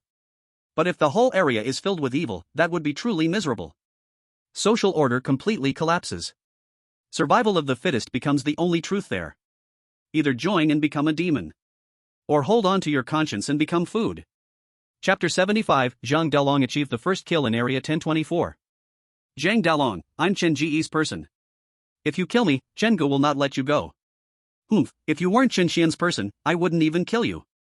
Just blame your bad luck for running into me. Zhang Dalong sneered disdainfully. With a cold swing of the long knife in his hand, he slashed the man's throat. Ding, you have killed survivor Peng Fei. Do you want to loot all the resources on him? I can loot resources after killing? Zhang Dalong's movements paused as he stared in wild joy at the prompt that popped up before him. He originally just wanted to kill someone to vent, but unexpectedly found a surprise. Loot. Ding, you obtained wood *320, stone *180, bread *8, rabbit meat *3, water *8, cotton coat *1, cotton pants *1. After Zhang Dalong chose to loot, not only were Peng Fei's clothes and weapons taken away, but all the contents of his backpack were too. If he remembered correctly, this group had reminded them before migrating to transfer their resources to others' homes first. But it seems that this person was unwilling to do so. His backpack held so much that he struggled to fit everything in. There was no other choice. Since the trading platform could only be used indoors, Zhang Dalong had to pick and discard the less useful items. Zhang Dalong at Zhang Dahai, I just discovered something interesting. Zhang Dahai at Zhang Dalong, what is it? Zhang Dalong smiled as he sent a screenshot of the corpse. Zhang Dahai was startled and asked nervously, Bro, did you kill someone? Zhang Dalong, stop fussing. It's just killing someone. What's the big deal? Zhang Dahai, but if others find out? Zhang Dalong, we brothers are already like rats in Area 1024. What could be worse than this? Zhang Dahai's expression changed repeatedly, and he gritted his teeth fiercely. Brother, you're right. Since they won't give us a way to live, we don't need to be nice to them. Zhang Dalong nodded in satisfaction. That's right. That's my good brother. Besides, killing has great benefits. You can loot all the resources from the opponent. Look, I can't even fit everything in my backpack. Seeing the screenshot of Zhang Dalong's fully loaded backpack, Zhang Dahai's breathing quickened. Before his brother went out, he had transferred all his resources to him, carrying only a little food and water. How long has it been? How could he have filled it again? Killing and arson come with golden belts, while repairing roads and bridges leaves no corpses. Zhang Dahai understood. Zhang Dahai, brother, now is a good time to kill. Hurry over, and let's go out and rob them together. Zhang Dalong, good. By the way, keep an eye on who else in the area is being rejected. Let's see if we can recruit them and rebuild the Hei Long Club to make it great and strong. Upon hearing this, Zhang Dahai felt a surge of excitement and asked, what about women? Should we recruit them? Zhang Dalong, what about women? Women can be even more dangerous than men when they get tough. And some things are more suitable for women than us. Zhang Dahai, now I know what to do. Damn, this person is so self-absorbed, speaking in such a pompous way, not even feeling embarrassed, so impressive. Ugh, these organization names look politically correct at first glance. Could it be that they are established by officials? It's a pity we weren't divided together, otherwise, there wouldn't be any bad people. Dingjiu lay lazily in his chair, munching on an apple, scrolling through the screen with excitement. Seeing interesting comments, he couldn't help but laugh out loud. Honest Rabbit Asha was very curious about what Dingjiu was looking at, but she still had work to do, so she didn't disturb him. As for the little angel Edith, she was even busier. Making the Earth Demon Ox armor was a very exhausting task. She had no time for anything else when she was busy. Time passed quickly, and days flew by. Watching short videos made it easy to forget the time. The same was true for watching cross-server channels. By the time Dingjiu came back to his senses, the hunting team had already returned. Master, we hit the jackpot this time. We encountered a den of hibernating and evolving white bears. Fox girl Lisa said excitedly. Hibernation? Evolving? The combination of these two words felt really wrong to Dingjiu. Master, this time I really put in a lot of effort, meow. Cat girl Annie chimed in. Oh? Then Annie is really awesome. I'll reward you with a big fish tonight. Dingjiu reached out, wanting to pet the little wildcat's fluffy little head. However, the little wildcat suddenly vanished after hearing about the fish reward. No need to guess, she must have rushed to the small fish pond to pick a fish. Master, this is what dropped after killing the ice snow magic bear, a total of 3 items, take a look. Mermaid Margaret laid out the items one by one in front of Dingjiu. The first item was a magic wand. Ice snow magic bear staff. Quality, green. Attack power, 250. Effective range, 200 meters. Durability, 800/800. Special effect, summons a white bear, summons an ice snow white bear to assist in battle. The ice snow white bear can exist for up to 5 minutes, and has a skill cooldown of 30 minutes. Can this thing increase my healing abilities? Dingjiu asked. Mermaid Margaret gently nodded. I have tested it, it can enhance my healing effect. Then you should use it. Ding Jiao handed the staff over. However, Mermaid Margaret did not take it. Instead, she said, Master, you should use it. Its summon ability is really good and can protect you well. But there's no but. With it, you all can let the Ice Snow White Bear take the hits instead of getting hurt every day. Of course. With Mermaid Margaret in the team as the healer, even if the big yellow ones got hurt, they would be treated immediately and wouldn't come back injured. Ding Jiao's words were more to express that idea. In the end, Mermaid Margaret was persuaded by Ding Jiao and took back the Ice Snow Magic Bear Staff. After dealing with the Ice Snow Magic Bear Staff, Ding Jiao shifted his gaze to the remaining 2 items. Random Summoning Scroll. Level 1. Durability, 1/1. Description, 50% chance to summon a merchant, 50% chance to summon a monster.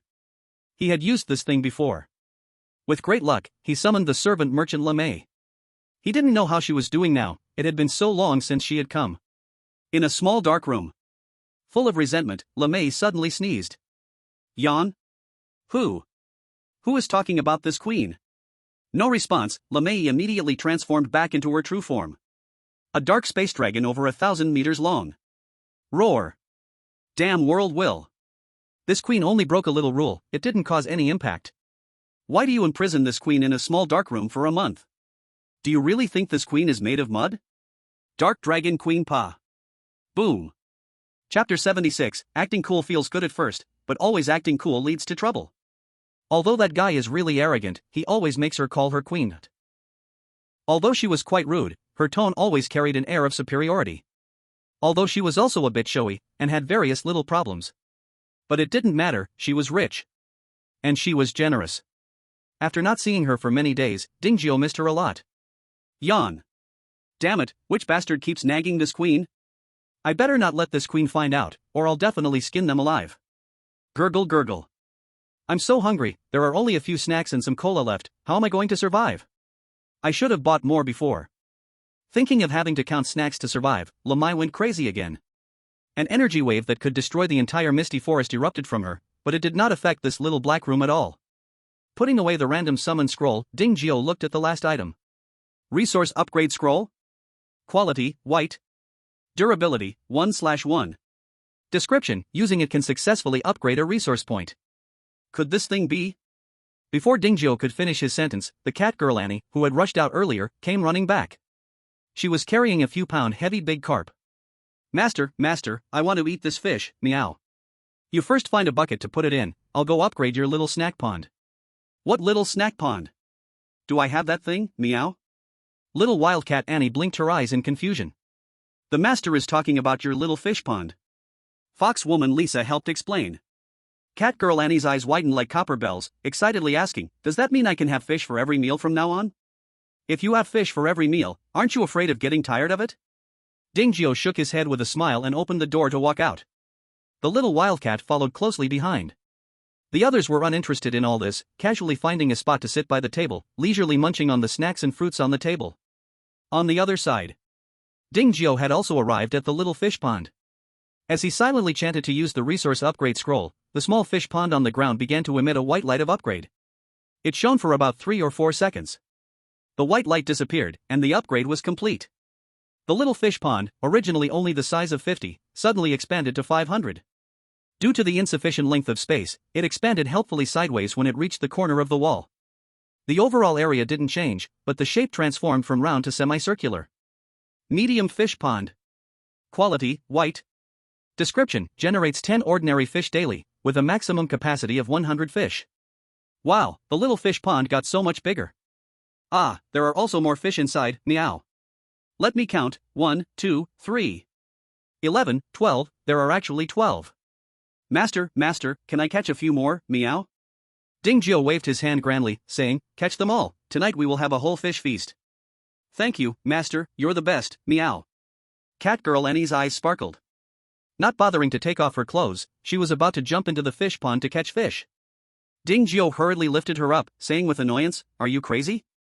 Jumping into the water in this cold weather, what if you catch a cold? But I just caught fish this way. Cat girl Annie innocently replied, turning her head. How large and deep was that little pond?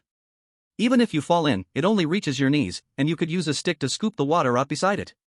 If you go down into this one, your 1.4-meter tall body will get submerged, and I'll eat this fish raw. Master, fish eaten raw isn't tasty, you should grill it instead, meow. Catgirl Annie said earnestly. Dingzhou's face went dark. So all this talk was just for food? Master, is something wrong, meow? Why does your face look so bad, meow? Huff. She's still just a child. Dingzhou took a deep breath, but in the end couldn't help it.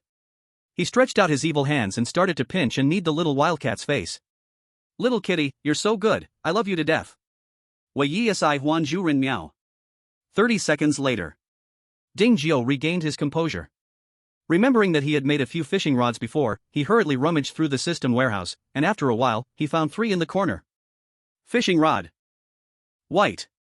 Durability, 20. Effect, fishing efficiency increased by 10%. In Blue Star, fishing was just one of his hobbies among many hobbies. He could bait the hook and cast the rod.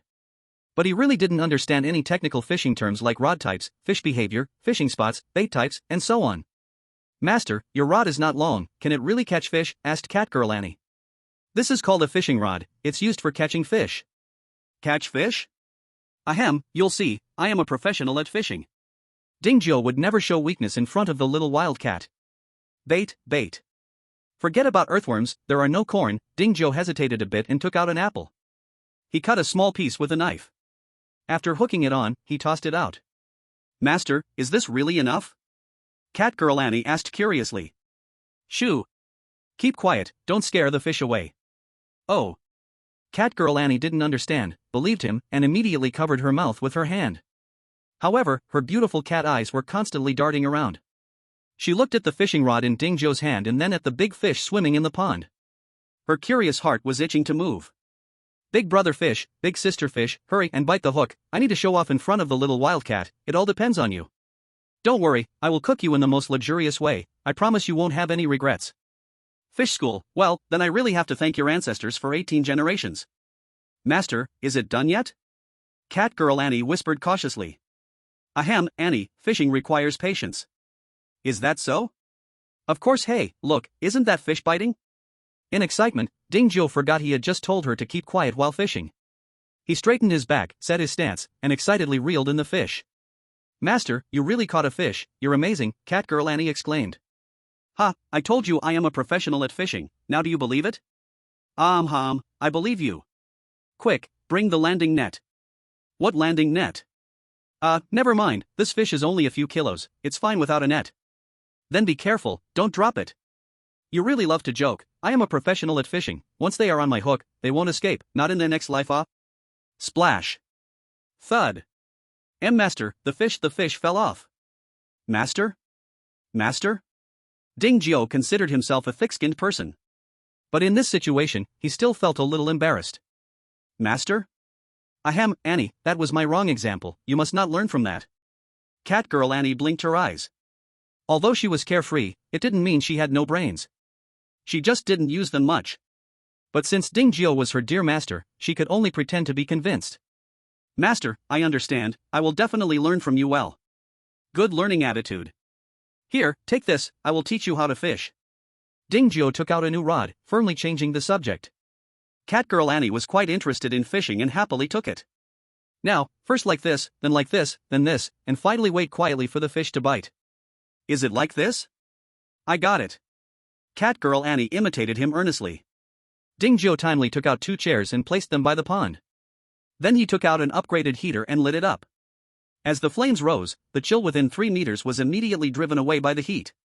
It may not create indoor warmth, but maintaining around 5 degrees was no problem.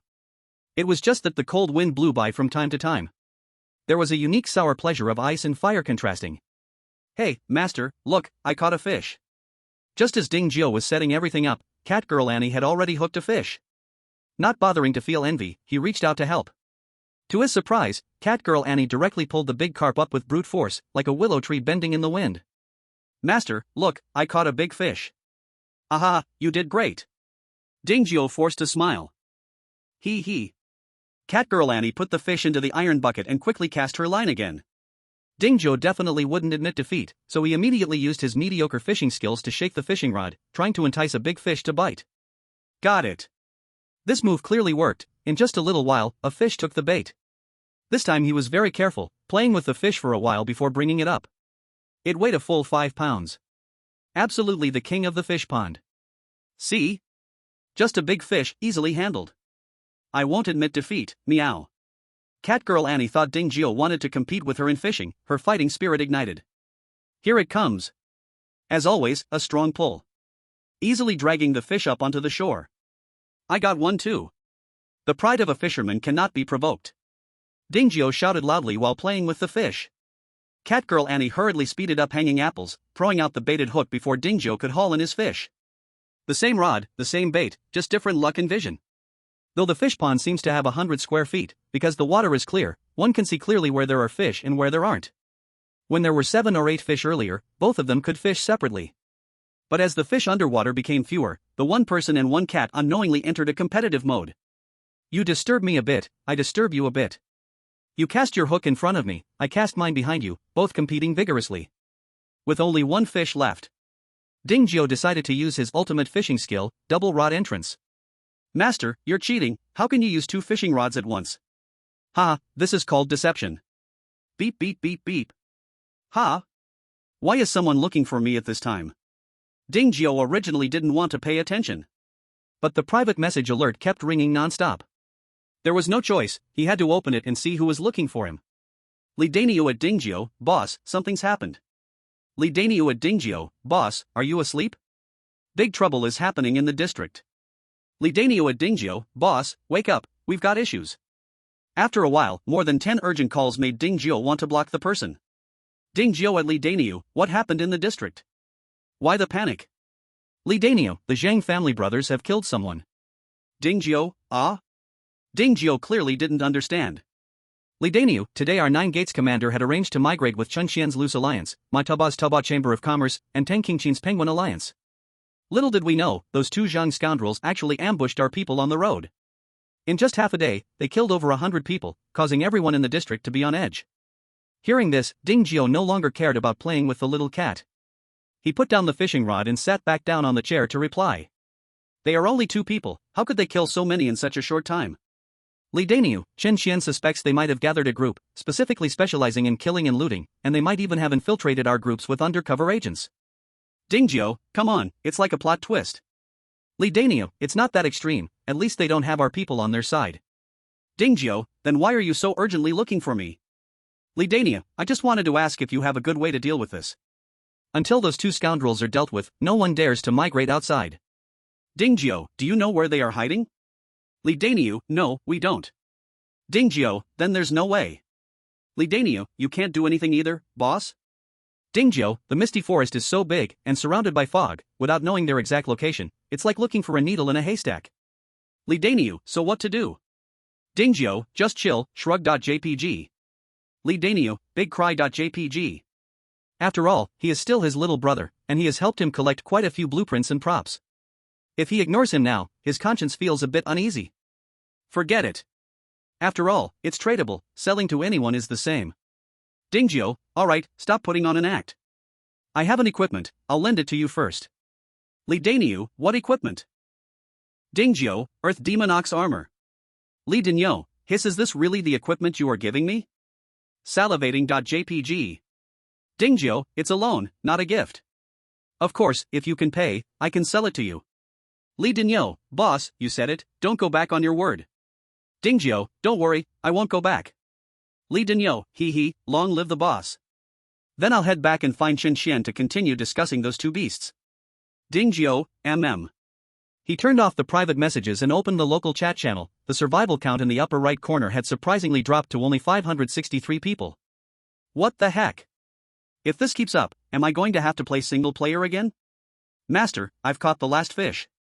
Let's hurry back to make a feast of fish, slurp meow. The cat girl Annie bounced up to Dingjio, carrying 4 big buckets of water. Seeing her mouth water as she swallowed hard, Dingjio smiled. About the Zhang brothers. He also had the heart but lacked the strength.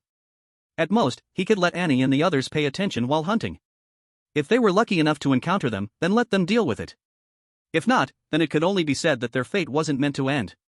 Realizing this, Dingjio no longer troubled himself. Smiling, he took 2 buckets of fish from the catgirl Annie and shouted, let's go home and have a feast. Chapter 78, Do Mermaids Eat Fish? Zhang Dahai, with so many resources, bro, we've struck it rich. Zhang Delong, too bad there are no level 3 house upgrade blueprints, otherwise, we could upgrade our houses to level 3. Fang 11, Dragon Brother, we agreed that I would get my share once we succeed. Hee, we all live together, why bother dividing it? Zhang Delong said with a smile while exploring a new peak. Fang 11 shot Zhang Delong a charming glare, but didn't push him away. Instead, she pretended to be shy, saying, oh, don't climb around, your brother is still here. It's fine, Dahai and I have always been close. I have way more experience than you, I guarantee I'll make you a singing star. Zhang Dahai joined in. Before long, various tunes echoed from Zhang Dahai's room. However, compared to Dingjiu, they were a bit lacking. In less than 15 minutes, they were all flat out. TCH, is this all? I'm still not full, get up and keep enjoying. Beep beep beep. Why is that dead clingy dog contacting me at this time? Fang 11 took a deep breath and asked with a teasing tone. Big Mountain Brother, good evening. Are you contacting me because something happened on your side? If you need help, just say so, I've wanted to help Big Mountain Brother for a long time. The kids in the mountains had never encountered such a top-tier green tea, hearing her soft tone that seemed to melt bones. Don't worry, Wenwen's sister, Big Mountain Brother is fine, you don't need to worry about me. By the way, do you have enough food and drink? Do you want me to send you some? No, Big Mountain Brother is a man of great ambition and can't be hungry. Wenwen's sister is a little girl, missing a meal or two is fine, consider it a diet. Big Mountain Brother, please don't starve yourself for me. That won't do, what if you starve yourself sick? Come on, be good, Big Mountain Brother will send you some supplies right now. No, Wenwen's sister can't take any more from Big Mountain Brother, Wenwen's sister will go out tomorrow to find treasure chests. No way, it's too dangerous outside, you can't go out, or Big Mountain Brother will be angry. Please, Big Mountain Brother, don't be mad at Wenwen's sister, I promise I'll be obedient. As long as Wenwen's sister is obedient, Big Mountain Brother won't be angry. Big Mountain Brother, you're so nice, mwah. Hee. Wenwen's sister is so cute. Wait a minute, wasn't I trying to ask her about the list? How did I forget this? But forget it. A gentle and lovely girl like Wenwen's sister surely wouldn't do anything to leak the list. Yes, it must be so. As for the earlier situation with Fang 11 cursing in the street. I'm sorry. The sycophants always wear tinted glasses. And they can also hypnotize themselves and explain away. How could the goddess curse? She must have been pushed to her limit. Putting facts aside, are you saying there's nothing wrong with you? Absolutely stunning words. Chun Xian and Huang Dashan, how's it going? Have you found any suspicious individuals? Huang Dashan at Chun Xian, no, could it be a problem on Mataba's side? Chen Xian and Huang Dashan, this possibility cannot be ruled out, but we must not be careless. Keep investigating, and don't let any possible leads slip away. Huang Dashan at Chun Xian, understood. Master, you're back. Wow, so many fish. Come help me with these fish, we're having a full fish feast tonight. Full fish feast? Yes, like sweet and sour carp, chopped pepper fish head, boiled fish, braised fish, beer fish, steamed fish, and more. I guarantee you'll want to eat even more. Slurp. This time, not just Catgirl Annie, but even Mermaid Margaret and the others began to look forward to it. After all, when it comes to cooking, Dingjiu has never let them down. As Dingjiu was preparing the ingredients, he inadvertently glanced at Mermaid Margaret's fishtail, and his smile suddenly froze. Speaking of which, is a mermaid really a fish? Isn't it a bit cruel to mention a full fish feast in front of her? Master, what's wrong? Noticing Dingjiu's strange gaze, Mermaid Margaret turned her head in confusion. Do you mind eating fish? Dingjiu still asked. Mermaid Margaret blinked in confusion, I can. Oh, then it's fine. Dingjiu also felt he had asked a silly question. Mermaid Margaret had lived in the ocean and didn't need to think twice. Besides fish, shrimp, and shellfish, what other food could there be? She couldn't possibly eat seaweed every day, right? She's a mermaid. Not a monk. Eating vegetarian food every day would not allow for the current waves of flavor and excitement. Master, we've already cleaned the fish. So fast? Dingjiu turned around. Oh my, just a few minutes and they've cleaned 13 fish completely. Immediately, he started to work hard too. Both stoves were lit simultaneously. Steaming, stir-frying, braising, simmering, frying, and poaching. Finally, a spicy grilled whole fish to top it off. The whole house was filled with delicious aromas. Perfect. Eat fish, delicious fish, super delicious fish. That evening, the happiest one eating was little cat girl Annie. Her little mouth didn't stop for a moment. With a few smacks, meat and bones all went into her little belly. No spitting out at all. Ding Gio knew this amount of fish surely wasn't enough for so many people. So he took out the marinated meat, roasted meat, and hot rice that he had cooked and stored in the system before. Eat slowly, no one is fighting you for it. Meow. Cat girl Annie looked up, her mouth all covered in various sauces. Ding Gio was even more speechless. He took out a tissue to help her clean up, then sighed and said, "It's fine, keep eating." Meow. Cat girl Annie grinned, then buried her head back into her food. Chapter 79, Airborne Beasts, Gale Frost Eagle. This was Ding Gio's 11th day since his arrival, and it was the day he anticipated the most. Because it was the last day of the strongest home system's 10-day cycle. 1 second equals 1024 wooden treasure chests. 1 day equals 88,473,600 wooden treasure chests. Adding on the previous saved over 50 million, that's over 140 million. TSK. Ding Gio thought he might not be human anymore. Using the territory expansion token. Ding, territory expansion token used successfully, your house area increases by 100. Do it again. Ding, territory expansion token used successfully, your house area increases by 100. Ding, territory expansion token used successfully, your house area increases by 100. 5 notification sounds came in a row. The 5 territory expansion tokens he exchanged from Mataba and Tengqingshin were all used up. 500. The courtyard area directly expanded by January 8th. Previously, the defensive barrier was a bit large, but now it fit perfectly around the blood-sucking concrete walls on the surface. Master. The Earth Demonox leather is used up, do we need to make ordinary leather armor? The winged person Edith asked. There's no need to make ordinary leather armor, even if we make it now, no one will buy it. A night passed. 15 more people died in Zone 1024. Now, let alone leather armor, even food and wood trade are hard to do. On one hand, there are too few survivors, and the market has long been saturated. On the other hand, many people no longer live alone. They have companions. Their courage, of course, has grown. Things they once didn't dare to do, now they dare to team up and do. Resources that were previously scarce can now be gathered in teams. However, with losses, there are benefits. Previously, only a few people in Zone 1024 dared to venture far for hunting, so they could exchange only limited good things. Now more people are hunting. Naturally, the good things they can obtain will increase.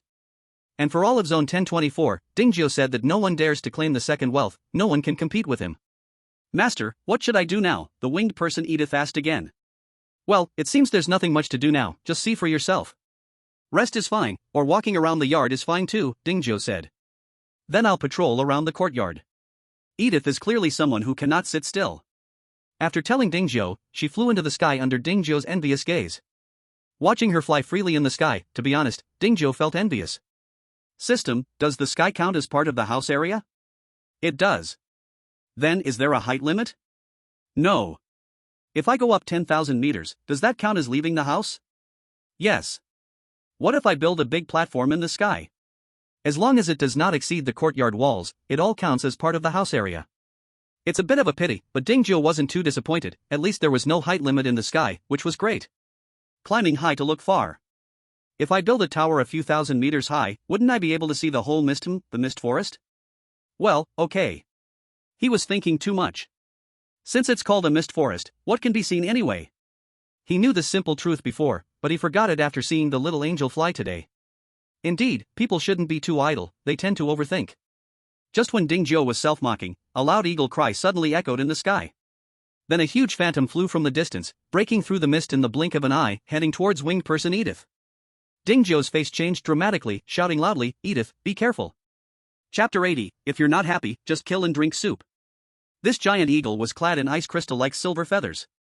Its wings, spread wide, were over 20 meters long, blocking out the sun, like a kuanping in the world. Its cold, radiating pupils pierced through the mist like sharp blades, captivating the heart. Its claws resembled iron hooks, and its beak was like ice shattering the cold wind. At the moment it broke through the fog, it was like the Grim Reaper's scythe slicing through the sky. Shocking and mysterious. Edith, be careful. Although winged person Edith was in the air, her body was still very agile. Seeing the giant creature appearing through the mist, she immediately became alert. Now with Ding Gio's warning, she didn't care about patrolling the territory anymore. Her wings flapped quickly, changing direction, she abruptly stopped in place and swiftly backed away. Woo-ah screech. Seeing the prey escape, the frost storm eagle's low cry suddenly rose sharply, letting out a high-frequency shriek. It sounded like countless ice shards colliding in a wild wind, crackling and buzzing. It was also like the bone-chilling coldness, causing the blood in the prey to freeze instantly, unable to move. Dingjiu felt his head like it was smashed by a heavy hammer, becoming dull in an instant. Even the one on the ground felt this way, let alone winged person Edith, who was closer. If it weren't for her wings instinctively flapping behind her, she would have probably fallen. Watching the eagle claws coming closer, falling down would actually be a good thing. Face the storm. Just when the frost storm eagle thought it would surely catch its prey, a layer of white energy shield suddenly appeared in front of the winged being Edith, forcefully blocking this deadly strike. Caw! The sure-hit attack failed to land. The Gale Frost Eagle's diving momentum paused, quickly adjusting its posture and circling back into the sky. At this moment, Dingjiu and the winged being Edith also regained their senses from the daze, their cheeks involuntarily flushed with a hint of fear. That was close. Thanks to the small defense barrier, or else the little angel would truly be in trouble. Swish, swish, swish. Boom, boom. Yoon. At that moment, the defense facilities on the ground were also triggered. 2 arrow towers. 1 arrow building. 1 magical ice tower. 2 magical fire towers. All together unleashed their attacks toward the Gale Frost Eagle. In the blink of an eye, explosions of black lotus flowers burst open on the body of the Gale Frost Eagle. The Frost Eagle's defense was clearly not as strong as that of the Earth Demon Bull before. Although it could immunize the slow effect from the magical ice tower, it was drenched in blood from the iron arrows and fireballs. Feeling the threat, the Gale Frost Eagle flapped its wings quickly, trying to rise higher. At this moment, the winged being Edith struck. With the Earth Bull horn bow in her left hand, she drew the bow and shot an arrow. The power from the weak point attack plus the explosive effect was even more exaggerated than the magical fire tower that countered the Gale Frost Eagle. It directly created a gruesome gaping wound deep enough to see bone on the Gale Frost Eagle's injury. Charred feathers and spurting blood mixed as they fell, and the air was filled with a pungent smell of burnt flesh.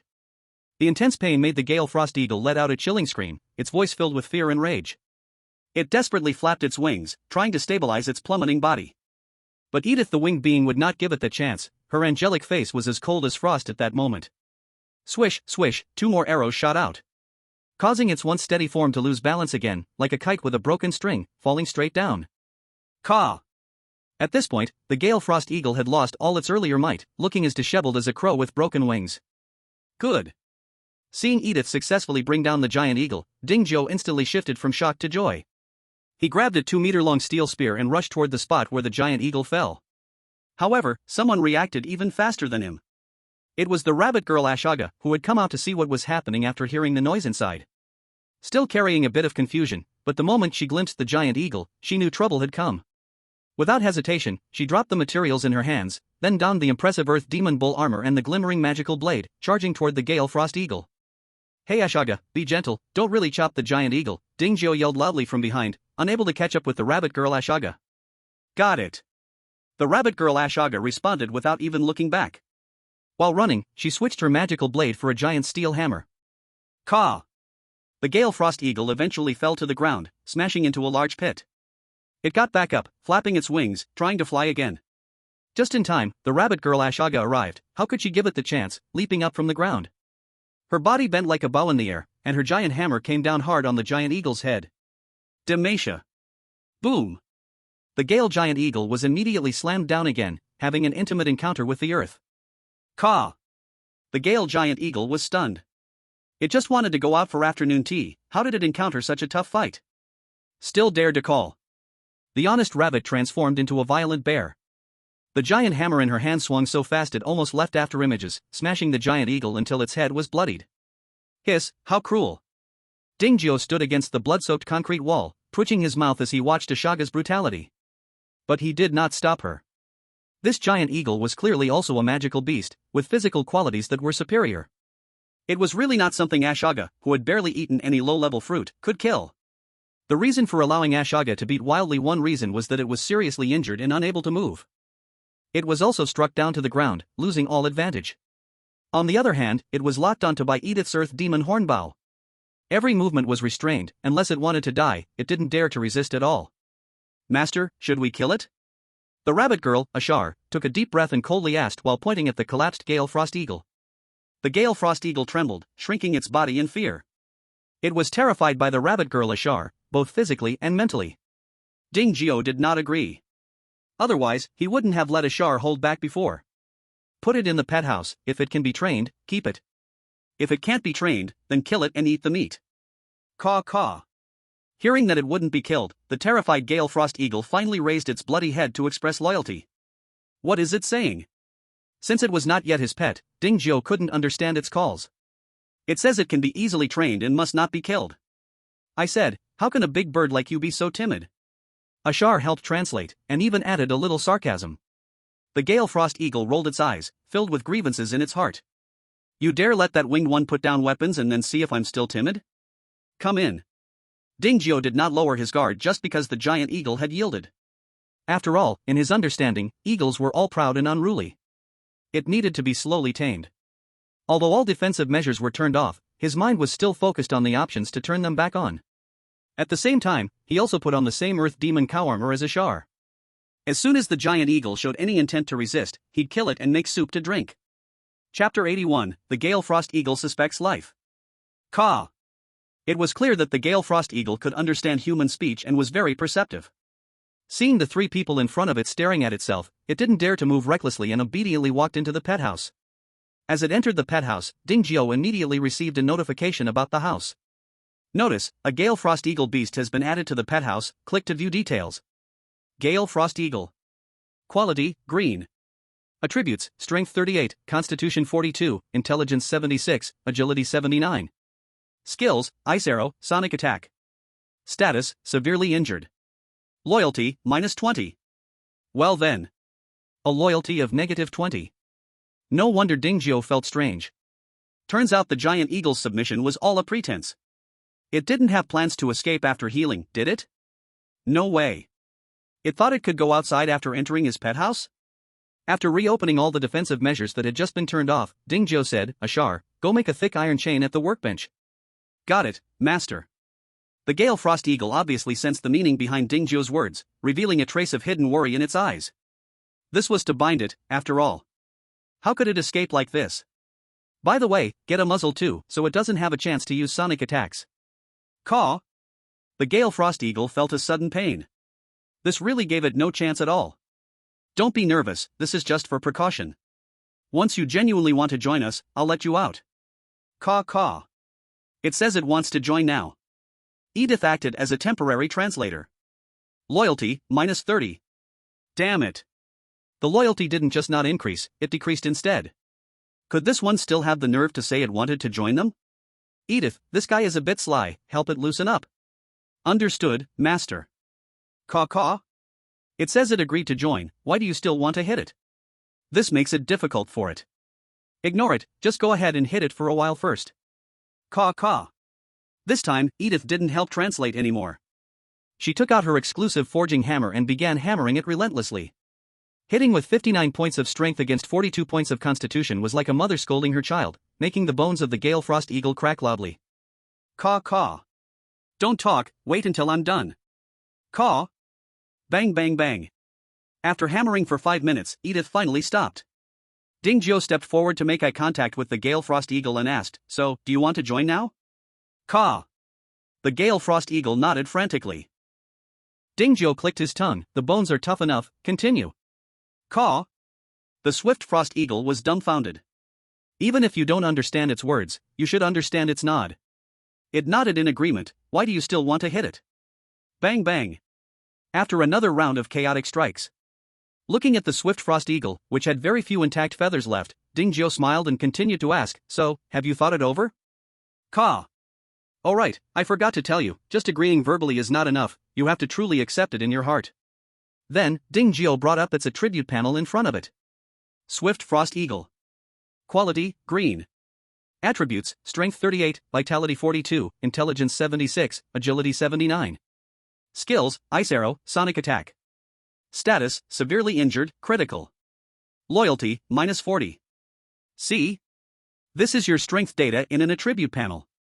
Look at the last row. Loyalty, -40 points. With this, are you still daring to say you truly want to join us? Caw. The Swift Frost Eagle was petrified. Big brother. Sir. You have this identifying ability. You should have said early on, did I really need to keep playing the waiting game with you? So, being a bird, the most important thing is to know how to be sensible. Now I ask you one last time, do you want to join us? Caw.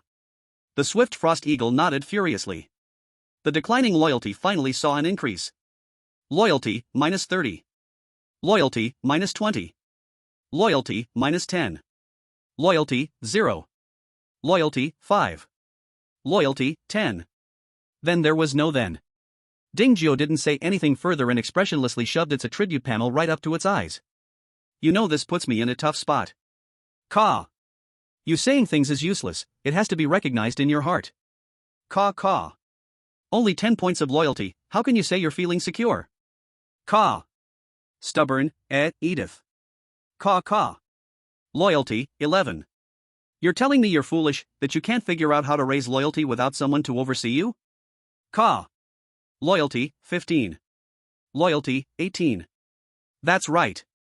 You're now a mature swift frost eagle and should learn self-management, it's troublesome to always bother Edith. Caw. Loyalty, 19. Master, the alloy chain is ready. The rabbit girl Asaka ran over, dragging a thick iron chain that was nearly 7 or 8 meters long, clanking loudly. Let me take a look. Alloy chain. Durability, 30,000. Description, not much use, but very strong. What did you add to it to have such a durability? Dingjio asked curiously. Master, did you notice? Go ahead, speak. Hee, I saw there was magical metal, so I added a bit, I didn't expect such a huge boost. Asaka said, scratching her head in embarrassment. Master, you won't blame me, will you? Of course not. If you ever have such ideas again, feel free to try. Your master has plenty of materials. Got it, master. I'll try more next time. Asaka happily nodded. Edith, you too. If you have ideas, you can also go and try, no need to ask me specifically. I understand. Alright, now let's lock this guy up first. Caw caw. The swift frost eagle, which had been pretending to be invisible, panicked at the thought of Dingjio locking it up, desperately trying to plead with him to cancel this terrifying idea. Don't be nervous, once your loyalty exceeds 60 points, I won't lock you up anymore. Chapter 82, The Big Sis is back to shop again.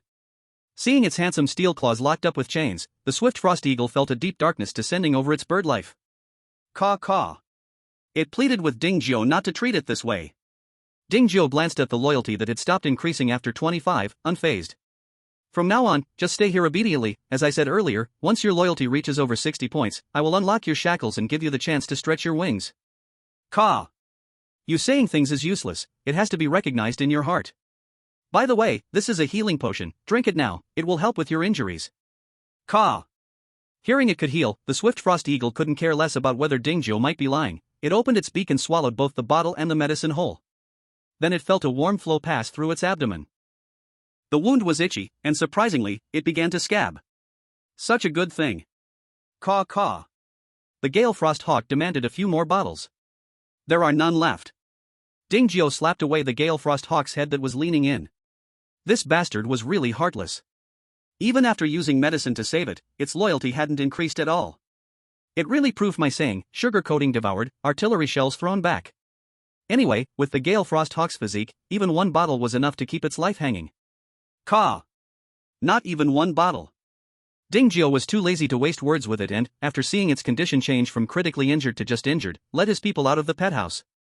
Caw caw. The Gale Frost Hawk called out a few more times, but with no response, it finally lowered its raised head. Just a moment ago, it had a silly and cute look in its eagle eyes, but now, with no one present, it instantly became wise. It secretly scratched at the big iron chain that bound it with another claw. Its steel claws, capable of shattering earth and stone, returned empty-handed. Aside from leaving a shallow white mark on the big iron chain, it didn't cause any damage at all. It was over. The Gale Frost Hawk's heart raced, unyielding, it increased its strength and scratched a few more times. In the end, it even produced a sawing sound from its scratching. But unfortunately, the situation it hoped for did not occur. That damned iron chain was actually harder than its iron claws. Of course, Dingjio heard the small commotion in the pet house. However, he didn't go over to check. With the Gale Frost Hawk's currently injured body, even if it managed to break free from the chain, what could it do? The several turrets in the yard had all been activated by him.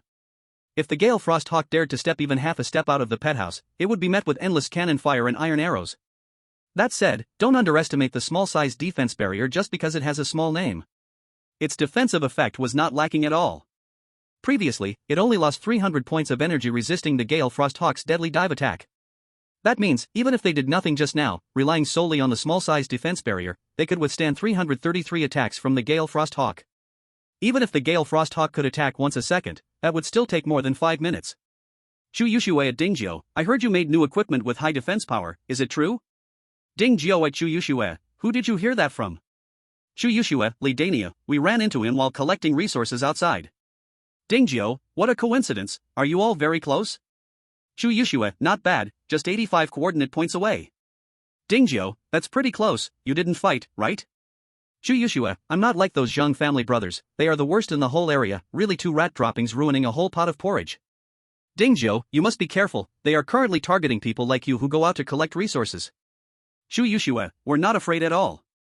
If we really encounter them, who loses and who wins is still uncertain. Dingjiu, aren't there only 5 of you, all girls? Are you that confident in beating the Zheng family brothers? Chu Yushue, now there are 6 of us. Chu Yushue, we met a lovely girl on the way, saw her all alone, and pulled her into the team. Dingjiu, that's still not many people. The Zheng family brothers have killed and seen blood, are you sure you can be ruthless against them? Chu Yushue, humph, what's there to hold back against such scum? Dingjiu, hee, I'll just listen first. Pixiers.jpg. Chu Yushue, hey, I talked so long I forgot the main thing. That armor on Li Daniu was given by you, right? Do you have any extra? Give me a few pieces. Dingjiu, that's very expensive. Chu Yushue, no problem, sis is super rich now. Pat's chest, sounds loud.jpg. Upon seeing this, Dingjiu's eyes brightened a bit. However, he didn't rush to quote a price but pretended to be surprised and asked, didn't you say you had no money when you came to buy the cotton clothes? It's only been a day, and you have money again, you aren't trying to fool me, are you? Chu Yushue, who tricked you? Chu Yushue, and you still have the nerve to bring up the padded coat? How much did you sell me for, and how much did you sell to others? Chu Yushue, are you a rogue merchant who just targets loyal customers? Dingjiu, can the retail price be the same as the wholesale price? Besides, you should see how much you want, weapons and hundreds of fine iron arrows. I already gave you a fair price, okay? Chu Yushue, so, are you saying I wronged you? Dingjiu, yes. Chu Yushue, as expected, I shouldn't talk to you so much. Every time I get so angry I could die. Dingjiu, is it my fault then? Shrugs.jpg. Chu Yushue, I'm not angry. Dingjiu, picking nose.jpg. Chu Yushue, humph. Dingjiu, then should I leave? Chu Yushue. She didn't buy anything and wouldn't let Dingjiu go. Chapter 83, The Strange Toolman. Chu Yushue, ha. Chu Yushue, forget it. Chu Yushue, after being tricked by you so many times, I'm used to it. Chu Yushue, let's talk about armor. This time I want 6 pieces. Dingjiu, you haven't even looked at the attribute panel and you want them? Chu Yushue, it's fine, I trust you. Humph, would I tell you that I saw the one Li Dania had? Dingjiu, well then, but since you want so many, I'm afraid you can't afford the price. Chu Yushue, just tell me the price first. Dingjiu, fine, since your team has perfectly united, I'll set the price this time. Dingjiu, but I'm afraid when I quote a price, you won't have it. Chu Yushue, if you don't say it, how will I know if I have it? Dingjiu, okay then. Dingjiu, territory expansion tokens, land transformation blueprints, intermediate special fruit, defense tower blueprints, I need these for now. Chu Yushue, what you want is all good stuff, you have a good eye. Dingjiu, just tell me if you have them. Chu Yushue, we don't have enough land transformation blueprints, we definitely can't sell you any. Chu Yushue, we have 2 territory expansion tokens, which we don't need for now, I can sell one to you. Chu Yushue, we know where to find intermediate agility fruits, after we grab some, I can sell you one. Chu Yushue, as for the defense tower blueprints, we originally had one, but we've already used it. Dingjiu, then what are you even talking about? With what you just said, you can't even buy 1 Earth Demon Bull armor. Chu Yushue, isn't that just to know what you need? Chu Yushue, I must say, no wonder you are the big boss of our Zone 1024, everything you want is in short supply. Dingjiu, flattery won't work. The price is what it is, I won't give you a penny less. Chu Yushue, TCH, as if you've ever given me less. Dingjiu. Chu Yushue, alright, I won't waste more time. I'm buying those 6 pieces of armor, not even Jesus can changes it. Dingjiu, interesting, it seems you really have good things, talking so big. Chu Yoshue, hee, guess. Dingjiu, you guess whether I can guess? Chu Yoshue, you guess I guess whether you can guess? Dingjiu, you guess I can't guess? Chu Yoshue, you guess I guess you guess. Ah, this boring game isn't fun at all, I'm not playing anymore. Dingjiu, how lonely it is to be invincible, how empty it is to have many enemies, alone at the peak. Chu Yoshue, ugh. Dingjiu, looks like you're really in a good mood today, talking to me for so long without getting angry. Chu Yoshue, damn, so you know your words have thorns, why don't you change? Dingjiu, it's not me getting hurt, why should I change? Chu Yoshue, that makes sense, I'm speechless. Chu Yoshue, alright, I won't brag with you anymore, my sisters are still waiting for me to buy gear and go back. Dingjiu, is it my fault? I don't even know who has been rambling on. Chu Yoshue, it's my fault, okay? Chu Yoshue, Shadow Knight Evolution Scroll. Chu Yoshue, how about this, isn't this good enough? Just 6 pieces of armor isn't enough to trade for it, you need to pay more. Dingjiu, then I won't trade. Chu Yoshue, right, this time it's your turn to pay more. Hey, wait, you're not switching? How can you not switch? Dingjiu, why can't I not switch? Chu Yoshue, isn't this thing good? Dingjiu, good. Chu Yoshue, then that's enough. Dingjiu, the thing is good, but I don't need it. Chu Yoshue, right now you don't need it, but later you will need it, you can prepare it first. Dingjiu, do you think I'm stupid? Dingjiu, I don't even have a night job change scroll now, what use do I have for its advancement scroll? Dingjiu, if I have that spare money, wouldn't it be better to get something I can use right now? Chu Yoshue, that's true, but you are the 9th master of our district, a mere night job change scroll shouldn't be hard for you to get. Dingjiu, it seems I guessed wrong just now. You're not running away because you're happy today, you're not running away to set me up, right? Chu Yoshue, you, how can you slander someone's innocence out of thin air? Dingjiu, arms crossed, indifferent face.jpg. Chu Yoshue, a dog biting Lu Dongbin, unable to recognize a good person's heart.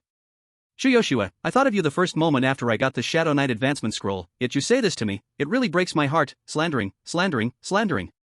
Meanwhile, in the house where Chu Yoshue is, 5 beautiful women with different styles are surrounding Chu Yoshue, chattering and giving her advice. The newly joined EZ is facing this situation for the first time, her face red like a little student caught making a mistake. Is it not good to trick 9th master like this? How can something that both of us agree on be called trickery? Little Z, you're too innocent, oh, your face is still red, so cute. Saya, stay away from Z, don't let your flirtation infect her. Cold-faced lady, I was just saying your cold aura froze little Z. Hey, the main thing is important, you two don't start making noise now. Yes, it's a critical moment now, whether we can succeed depends on this. In my opinion, just tempt him directly, I've never seen a cat that doesn't eat fish. Do you think everyone is like you, always flirty and acting like a fox spirit reincarnated? That's even better than you, you're like you've got a freezer installed in your body, anyone who gets close shivers. Seeing the two arguing again, Shin Peipei and Feng Tianqing can only each pull one to separate them. Dingjiu at Chu Yoshue, keep pretending, based on what I know about you, I don't believe you're the type to cry. Chu Yoshue at Dingjiu, you are so heartless, so cruel, so unreasonable. Dingjiu at Chu Yoshue, how am I heartless, cruel, and unreasonable? Hee, do you really think I haven't seen Xiongmiao's works? Chu Yoshue is speechless. She doesn't even bother to reply. Looking at her friends, she complains, what you said is totally useless, and instead, that bastard Dingjiu laughed at me. You were asked to be flirty, you just wouldn't do it. Muya replied angrily. Do you think I am you? I can't learn it at all, how about you take over? I wanted to, but the problem is that guy won't add me as a friend, what can I do? Muya spread her hands. Shin Tuyuning interjected, didn't you say there's no cat that doesn't eat fish? Then let Xiao Shui send your photos to him. No way, you can't be lacking confidence in yourself, right? You're so cold-faced, you're trying to set me up. But if you want me to send photos, you have to send one too. You're the head of our school's archery club, you wouldn't lack that courage, right? You wouldn't, right? The famous Shin Tuyuning wouldn't really not dare, right? Chapter 84, the beauty scheme is useless. Saya, you don't have to provoke me, it's just sending a photo, not a big loss, why should I be afraid? Hope so. Seeing Shin Tuyuning not getting angry, Muya feels it's boring. But sharing blessings and facing difficulties together is the way to go. Based on the principle that the more people involved, the greater the chance, after a lot of nonsense from Muya, in the end, everyone has to send a photo. Yes, that's right, it's a photo. For some people, things like photos are still too bold. A bit shy. Dingjiu hadn't received any replies from Chu Yoshue and thought she had really given up. Just when he was considering whether to agree to raise the price, Chu Yoshua suddenly sent him 6 photos of herself.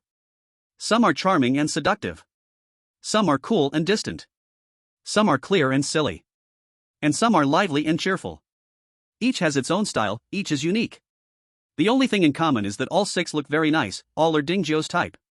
Of course, that was what he used to think. Ever since he started writing the groundbreaking work Cross-Species Physiology and Reproduction, his preferences had changed. If someone didn't have something special, they couldn't spark his interest. Dingzhou at Chu Yoshua, what's going on? Did you get your account hacked? Chu Yoshua, hee, pretty, right? Dingzhou, it's okay, but why are you sending them to me? Planning to be a matchmaker? Chu Yoshua, well, that's not out of the question. It depends on your performance. Dingzhou, then forget it, I'm fine by myself. Chu Yoshua, a man's words are lies, not a word you say is true. Dingzhou, I'm speaking the truth. With my conditions, if I really wanted to find a woman, I could just shout in the chat channel. Chu Yoshua, how could those superficial women compare to my sisters? Dingzhou, so angry, it can't be that one of those photos is you, right? No way, are you trying to seduce me? Chu Yoshua, how is that possible? Why would I send you my photos for no reason? I'm not a lovesick fool. Dingzhou, you're anxious. Dingzhou, let me guess who it is. Chu Yoshua, I already said it's nobody, can you understand human language? Dingzhou, first, let's rule out the first one. From our many conversations, it's clear you're not someone who likes to show off, so you wouldn't dress so seductively. Chu Yoshua, you have some insight. Dingzhou, the second one can be ruled out too, she's too cold, just like you. Chu Yoshua, Dingzhou, then the sixth one, while she looks tall, she's definitely been shot from a low angle. I guess her real height is no more than 1.50 meters. Chu Yoshua, who said there's no one? She's a full 1.52 meters, okay? Dingzhou, just 1 or 2 centimeters, does it make a difference? Chu Yoshua, of course it makes a difference. That's a big difference. You're being disrespectful. Dingzhou, I'm not saying anything about you, why are you so anxious? Chu Yoshua, I'm not anxious. I'm just trying to help you correct your mistakes. Dingzhou, then I really have to thank you. Chu Yoshua, you're welcome. Dingzhou rolled his eyes and continued his critique. As for the rest, I think the fifth one is most likely. Her eyes are clear but also a bit silly, it's obvious she's the kind of university student who hasn't entered society yet, which is a bit like you. Chu Yoshua, who's calling anyone clear-headed and silly? I'm the class representative, I'm very smart, not silly at all. Dingzhou pouted. If you're not silly, how come you've been tricked by him so many times? Of course, he wouldn't say that, otherwise, how could he keep tricking her? Shinpei, little lowly, back to the main topic, don't get sidetracked again. Chu Yoshua, you think I didn't say it? The problem is, he doesn't think you're good enough, he'd rather be alone than take interest in you. Muya, that's impossible. He can ignore Shin Tu-Yuning, that cold-hearted woman, but why wouldn't he like me? Shin Tu-Yuning crossed her arms. What kind of serious person would like you, the flirt? Muya, that's still better than being with this big iceberg. Easy, or maybe we should just give up. I think it's already great that the Shadow Knight's upgrade scroll can exchange for 6 pieces of gear, no need to be greedy. Besides, you can't beat Jiu Yi anyway, why bother? It's just a waste of effort. Jiu Yi even called her silly. Little did he know she was actually very clever. Like those comments later that are not conducive to unity. She just didn't say it out loud. But this scroll came from a golden treasure chest, it must be very rare. Swapping for just 6 pieces of equipment feels like a loss. Chu Yoshua still felt a bit unresigned. Rarity doesn't matter. In our 1024 zone, only Old 9 is the richest. If we don't sell it to him, do we sell it at a low price to others? What do you all think? Chu Yoshua looked at the other 4 girls. Even using beauty tactics didn't work, what else can we do but sell it? Muya was the first to agree. Shin Tu-Yun nodded in agreement without speaking. As for Feng Tiancheng and Shin Peipei, it was even less to say. For them, it was fine either way, just going with the flow. Alright then, but we should make him add some fine steel arrows as a sweetener. With a decision made, Chu Yoshua returned to her usual confidence. Chu Yoshua at Dingzhou, alright, let's not argue anymore. A fixed price, 6 pieces of equipment plus 200 fine steel arrows, and you take the Shadow Knight advancement scroll. Dingzhou at Chu Yoshua, impossible, at most 50 arrows. The other 150 can be replaced with ordinary iron arrows. Chu Yoshua at Dingzhou, no way, I want fine steel arrows. Dingzhou at Chu Yoshua, I just want to ask, how many fine steel arrows do you have? You can't just ask for 200 like this, do you know what that means? Chu Yoshua at Dingzhou, Then I'll take a step back, 190 will be fine, right? Dingjio at Chuyoshua, 50 arrows. Chuyoshua at Dingjio, add more, come on. Dingjio at Chuyoshua, I'm just one person, having 50 arrows in stock is already quite good. Dingjio at Chuyoshua, I remember I sold you a beginner carpenter's blueprint, how many wooden products can you make in a day? Dingjio at Chuyoshua, if we go by your way of thinking, even the donkeys in the production team couldn't keep up. Chuyoshua at Dingjio, fine, you make sense. So that's 6 pieces of armor, 50 fine steel arrows, and 150 ordinary iron arrows. Dingjio at Chuyoshua, deal. He walked to several arrow towers, took all the iron arrows out. There were a total of 468 arrows. After giving Chuyoshua her 150 arrows, there were still 218 remaining. But he didn't plan to put them back in the arrow tower. For monsters, iron arrows weren't very deadly, so he planned to replace them all with fine steel arrows. Now he didn't need to make a warming oven. Rabbit Girl Asha could make 500 fine steel arrows a day, more than enough for several arrow towers. If only Chuyoshua knew this, she would definitely scold Dingjio as a greedy merchant again. Making 500 fine steel arrows a day, just giving her 50, do you know what A and B party means? It was simply turning the tables on heaven and earth. Chapter 85, Discovery of the Underground Cave. Shadow Knight Advancement Scroll. Durability, 1/1. Requirement 1, Knight Profession. Requirement 2, Strength 150, Constitution 120, Intelligence 160, Agility 220. Description: Shadow Knights are mysterious warriors who walk the edge of light and darkness. They were once holy knights who believed in the light, but due to twists of fate, they struggle in the balance of corruption and redemption. They carry a cursed mission, neither purely evil nor absolutely just. Compared to the previous assassin profession, this Shadow Knight is truly high class. At the same time, the advancement requirements are extremely high. The knight profession is manageable. You just need to get the corresponding job transfer scroll. The key is the attribute requirements. Basic attribute fruits can be eaten a maximum of 10, which is 20 points. The intermediate attribute fruits haven't been tested yet, but Dingjio guessed it should also allow for only 10, which would be 100 points. Adding the two together gives only 120 points, still 100 points short of the maximum required agility of 220. Unless higher level attribute fruits appear next, otherwise in this survival world where killing monsters doesn't grant experience, it's hard to know how to gather enough. Putting away the scroll, Dingjio thought for a moment and sent a message to Lidanio, asking him to help buy land transformation blueprints.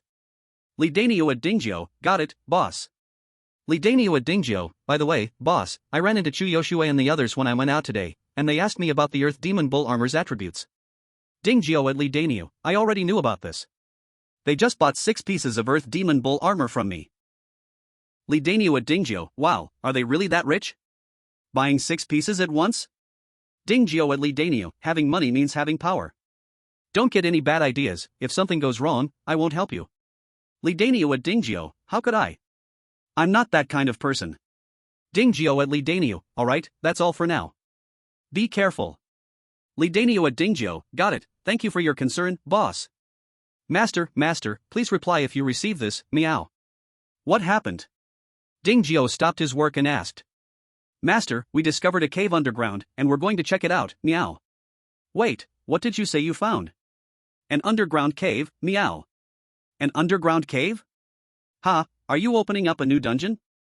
Don't rush down, let me connect to the screen first. Okay, meow. Dingjio stopped tidying the yard and hurried back inside. Master, are enemies coming again? Rabbit Girl Asha asked with confusion. No, it's Annie and the others who found something new.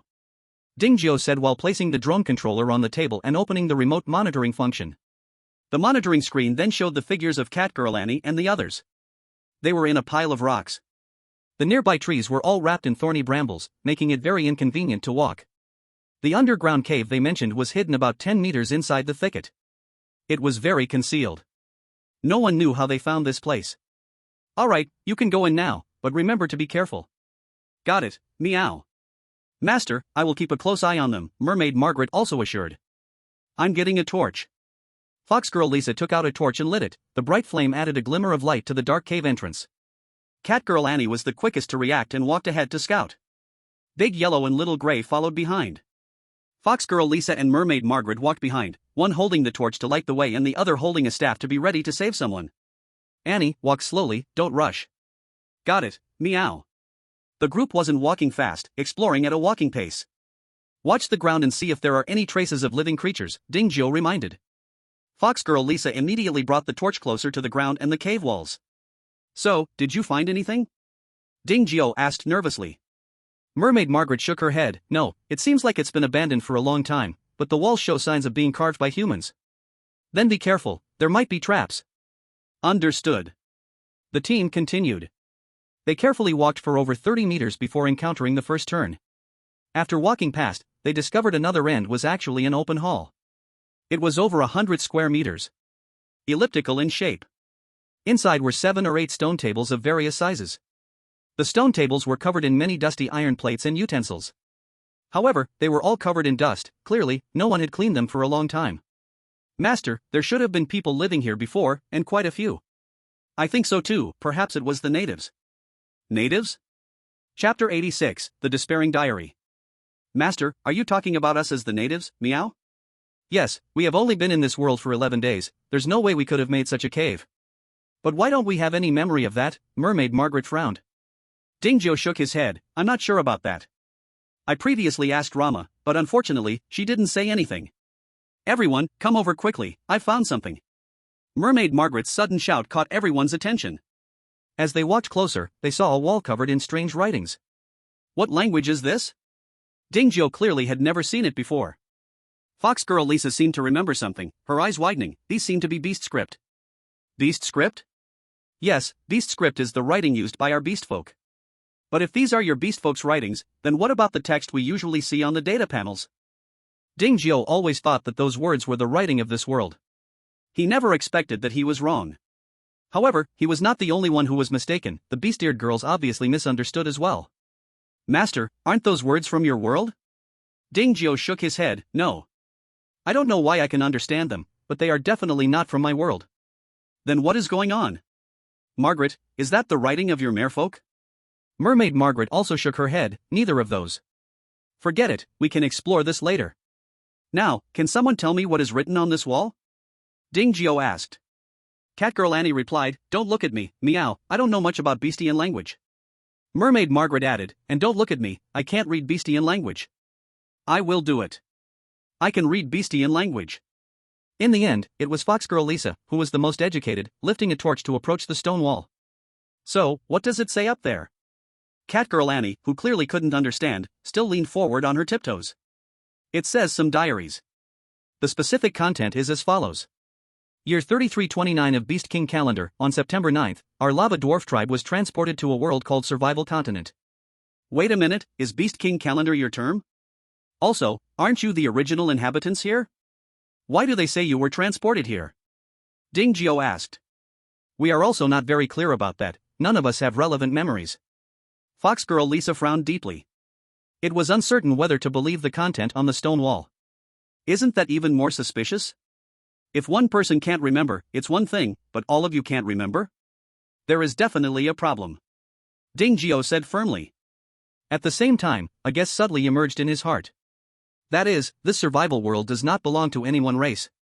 Whether it's Catgirl Annie and her companions or Ding Gio himself, they are all survivors that have been transported here. The difference lies in the timing. As for why they became slaves to LeMay and were used for selling, it might be that they lost in survival or something else. The clues are too few. He could only guess this far. But that was shocking enough. Master, do you also think we beastmen are survivors too, meow? Catgirl Annie asked nervously. There is a high probability, let's continue to look. Ding Gio said. Foxgirl Lisa nodded heavily and then continued to translate the content on the stone wall. Day 1 of survival, we went out trying to find our tribesmen, but failed. Day 3 of survival, a frigid disaster arrived. Although the temperature dropped sharply, it was not difficult for us lava dwarves. Even if the things we forged weren't as good as before, they were still sufficient for warmth. Day 6 of survival, a blizzard fell from the sky, trapping us indoors. We held a banquet through the communication channel. Master, this aligns perfectly with what we experienced, meow. Lisa, keep translating. Okay. Day 10 of survival, the beasts in the misty forest have evolved, they have become very large, covered in scales and fangs, very hard to deal with. That day, we sacrificed many tribesmen. Day 15 of survival, only 1,000 tribesmen are left. It is at this time we realized why we never encountered them outside, it turns out we were separated by a barrier. Upon reading this, everyone fell into silence. If what is written here is true, it is truly despairing. First, they transported the beastmen to survive, and then they transported the humans to survive. This feels just like raising insects. Even if they truly live to the end, would it really be fine? Regardless, Dingjio did not believe it. After a pause, Foxgirl Lisa took a deep breath and then continued to translate. Day 16 of survival. Although the magical beasts in the misty forest are dangerous, but this does not stop our determination to unite.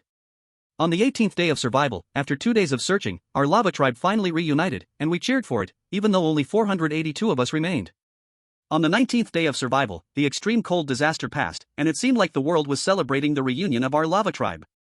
On the 20th day of survival, just when we felt confident that we could survive in this world, the tide of monsters broke out. They destroyed our last home and shattered our final faith. Master, it says here there is a tide of monsters. Are we going to be killed too? The cat girl Annie asked nervously. Didn't it say above that the outbreak would happen only after the extreme cold ended? With so many days to prepare, we can turn our houses into iron fortresses. Really? That's wonderful. As expected of our master, the cat girl Annie sighed in relief. Although the other girls didn't speak, they were encouraged by Dingjio. At the same time, they secretly motivated themselves to work harder in gathering resources. On the 21st day of survival, the 18 survivors found a hidden spot to dig an underground cave to live in. However, without faith and losing our houses, everything became extraordinarily difficult. On the 22nd day of survival, 2 people were missing from the cave, and although no one said anything, everyone guessed what they had gone to do. On the 26th day of survival, there were 7 survivors left, our eyes were dull, and we lived in numbness. On the 30th day of survival, only 1 survivor remained, and the second disaster of extreme heat struck at this time. But it didn't matter to me anymore because I was truly tired, and I had no extra strength to keep waiting for the return of other tribesmen from different areas. Brock, the Hammer of Lava, final words. Long live the Beast God. Chapter 87, Inheriting the Dwarven Heritage, Level 4 House Upgrade Blueprint acquired. Damn it! Dingjio cursed inwardly. He thought it was a dungeon. But unexpectedly, it turned out to be an abandoned survival shelter, which was dug out by hand. He thought to himself. No wonder it felt a bit rough everywhere. But, with just a dozen people, they dug out such a large space, he still admired them quite a bit. Heaven did not create me to mine, the veins have been covered in dust for endless years. Master, do you think the content on this stone wall is true? Could it be that someone deliberately left it to deceive us? The mermaid Margaret asked. Her words broke the heavy atmosphere. True or false doesn't matter. Anyway, it's not a loss to be prepared in advance. Is there some conspiracy? Dingjio thought. When the sky falls, there will be a tall one to hold it up. Only a few days have passed. If we start worrying now, wouldn't that be idly causing ourselves pain? That's true. Suppressing the extra thoughts in her head, the 3 girls continued to explore this cave. Aside from this great hall, there were also 3 smaller paths on the other side. 2 of them led to 2 empty bedrooms. Both were hollow and void of anything. The other path led to the storeroom. Inside, various odds and ends were neatly arranged. Iron axes for chopping trees, iron picks for mining, iron hammers for forging, and more. At first, when they saw there were items inside, the girls thought they had stumbled upon a treasure trove. Excitedly, they rushed in. But after discovering that most of it were just daily tools, they immediately felt disappointed. They had plenty of these at home. Moreover, they were all made of fine steel. In terms of effectiveness and attack power, they were far better than these in front of them. Master, should we take these things back? What are their attributes? Dingjio asked in return. Very average. Then forget it. By the way, aren't dwarves skilled at creating weapons and equipment? Please check carefully to see if there's anything. There are some, but they are only decorative, with no attributes at all. After saying that, the mermaid Margaret picked up one of the items and put it in front of the drone. This piece of equipment looked much better than those made by the feather folk Edith. It was evident at a glance that it was made by a master. But when she checked its attribute panel, she was left dumbfounded. Lava armor. Quality, white. Durability, 1/1. Description, a decoration, breaks with a touch. Goodness. Only 1 point of durability. Wearing this thing is less practical than carrying a steel plate. Dingjio thought in his heart while roughly understanding the situation. The lava dwarves indeed have very high forging skills, but the problem is this survival world doesn't recognize it. If you want to forge gear with attributes, you have to follow its rules and first learn the corresponding life skills. Moreover, after learning, you cannot improve your level through practice, you must learn the corresponding level skill books one by one. It's said to be convenient, and it truly is. But it's also seriously troublesome. However, Dingjio quite liked it. Well, he was almost becoming a full-time life master. Master, I found something great, meow. The sudden exclamation of Catgirl Annie interrupted Dingjio's thoughts. In the camera, Catgirl Annie came over with a half-meter iron box, gently placing it on the ground. Master, there are so many good things inside, meow. Really? Ha, then you've done a great job. He. Catgirl Annie felt proud, putting her little hands on her hips. Dingjio didn't pay attention to her smugness and curiously watched the movements of Mermaid Margaret. The first item was taken out. It turned out to be a scroll. And it was the territory expansion scroll he had been thinking about. Isn't this scroll able to expand territory size? Why didn't they use it? Mermaid Margaret asked curiously. Dingjio was about to explain when Fox Girl Lisa spoke up first. Their houses were destroyed by wild beasts, right? Without a house, there's no exclusive territory, and even if they have the scroll, they can't use it. Hiss, houses are so important, we must protect them well. Don't worry, Margaret, while you are away, Asuka and I will definitely protect the home and the master. Winged Edith said. Then I'll leave it to you. Next was the second item. It was a drawing of an arrow tower. Useful for hunting animals, but a bit lacking against magical beasts, it was only better than nothing. The third item was a skill book for intermediate construction. Whether it was because dwarves only liked forging or hadn't learned basic construction skills, it turned out to be a bargain for Dingjio and the others. The fourth item was also a drawing, and it was for a level 4 house upgrade. Dingjio saw it and his eyes turned red with excitement. Damn it. He just said that this place wasn't a dungeon, and he felt very disappointed. He didn't expect to receive such a huge surprise in the end. So far. Forget about Area 1024, there were hardly a few people in the entire Misty Forest who had upgraded their houses to level 3. Let alone level 4. Keep it well, you must keep it safe, don't lose it. Master, what are you saying? If we put it in the backpack, it would be strange to lose it, meow. Ha, I'm just nervous. By the way, are there any lava dwarf bones in this cave? Since we took their inheritance, let's conveniently bury them. No, this place is empty, let alone the bones of lava dwarves, there's not even a single bug. If not, then forget it, the gesture counts. You now quickly check if there are any other treasures in the box? Dingjio said expectantly. Mermaid Margaret shook her head and turned the iron box towards the drone camera, the rest are magical nuclei, a total of 28 pieces. Phew, magical nuclei are not bad, 28 pieces are enough for us for several days. Hee, I found them all, meow. Annie has made a significant contribution this time, today's reward of 10 fish will all be given to you. Really? Thank you, Master, meow. By the way, after you exit the cave, don't go hunting again, return home as soon as possible, okay?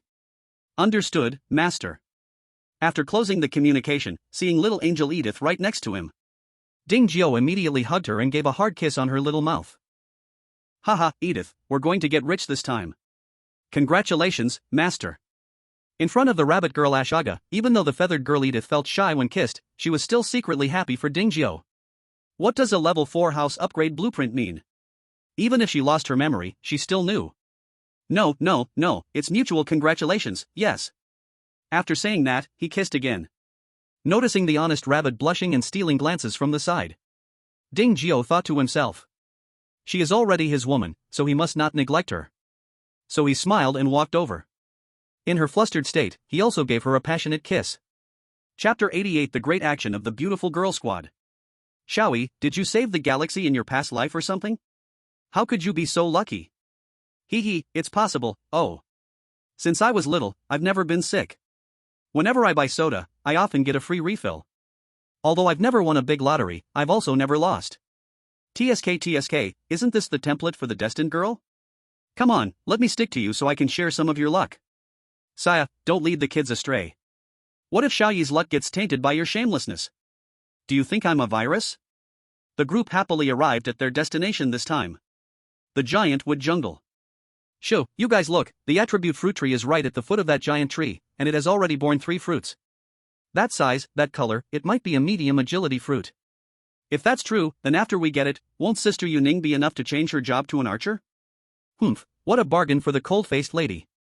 Muya complained, but she didn't think about stealing it from her. The others, including Chu Yoshue, had long been used to the bickering between the two. Alright, let's proceed according to plan. Earlier, to hurry up, they only wore cotton coats.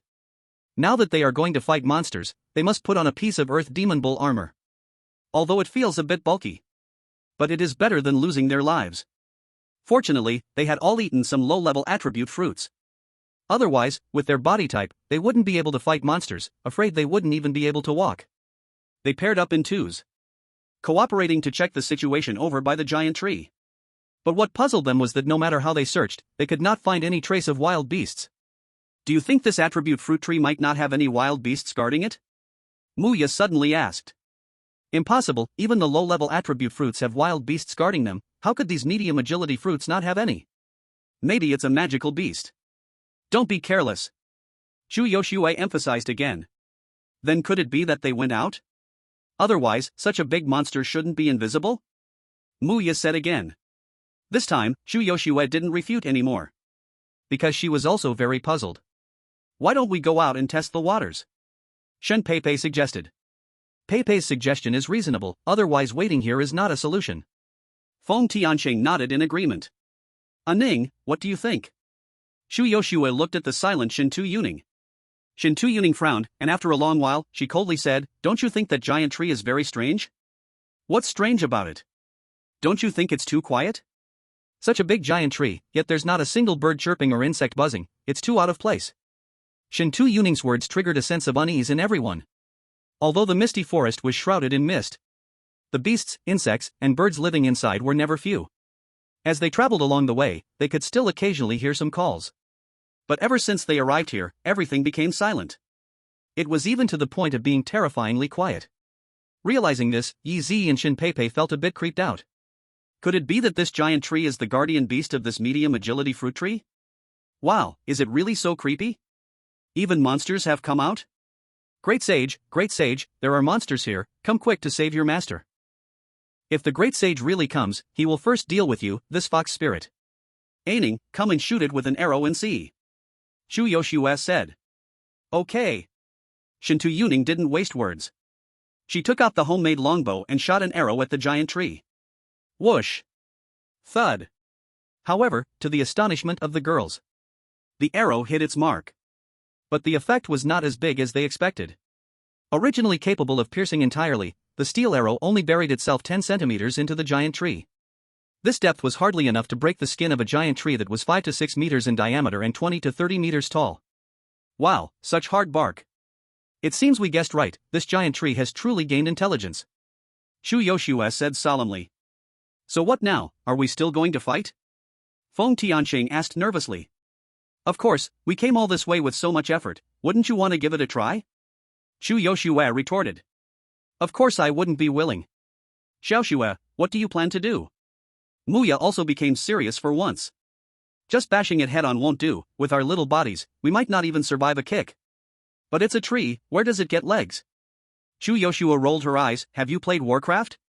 In the elf race, ancient war trees can walk, jump, and even rap.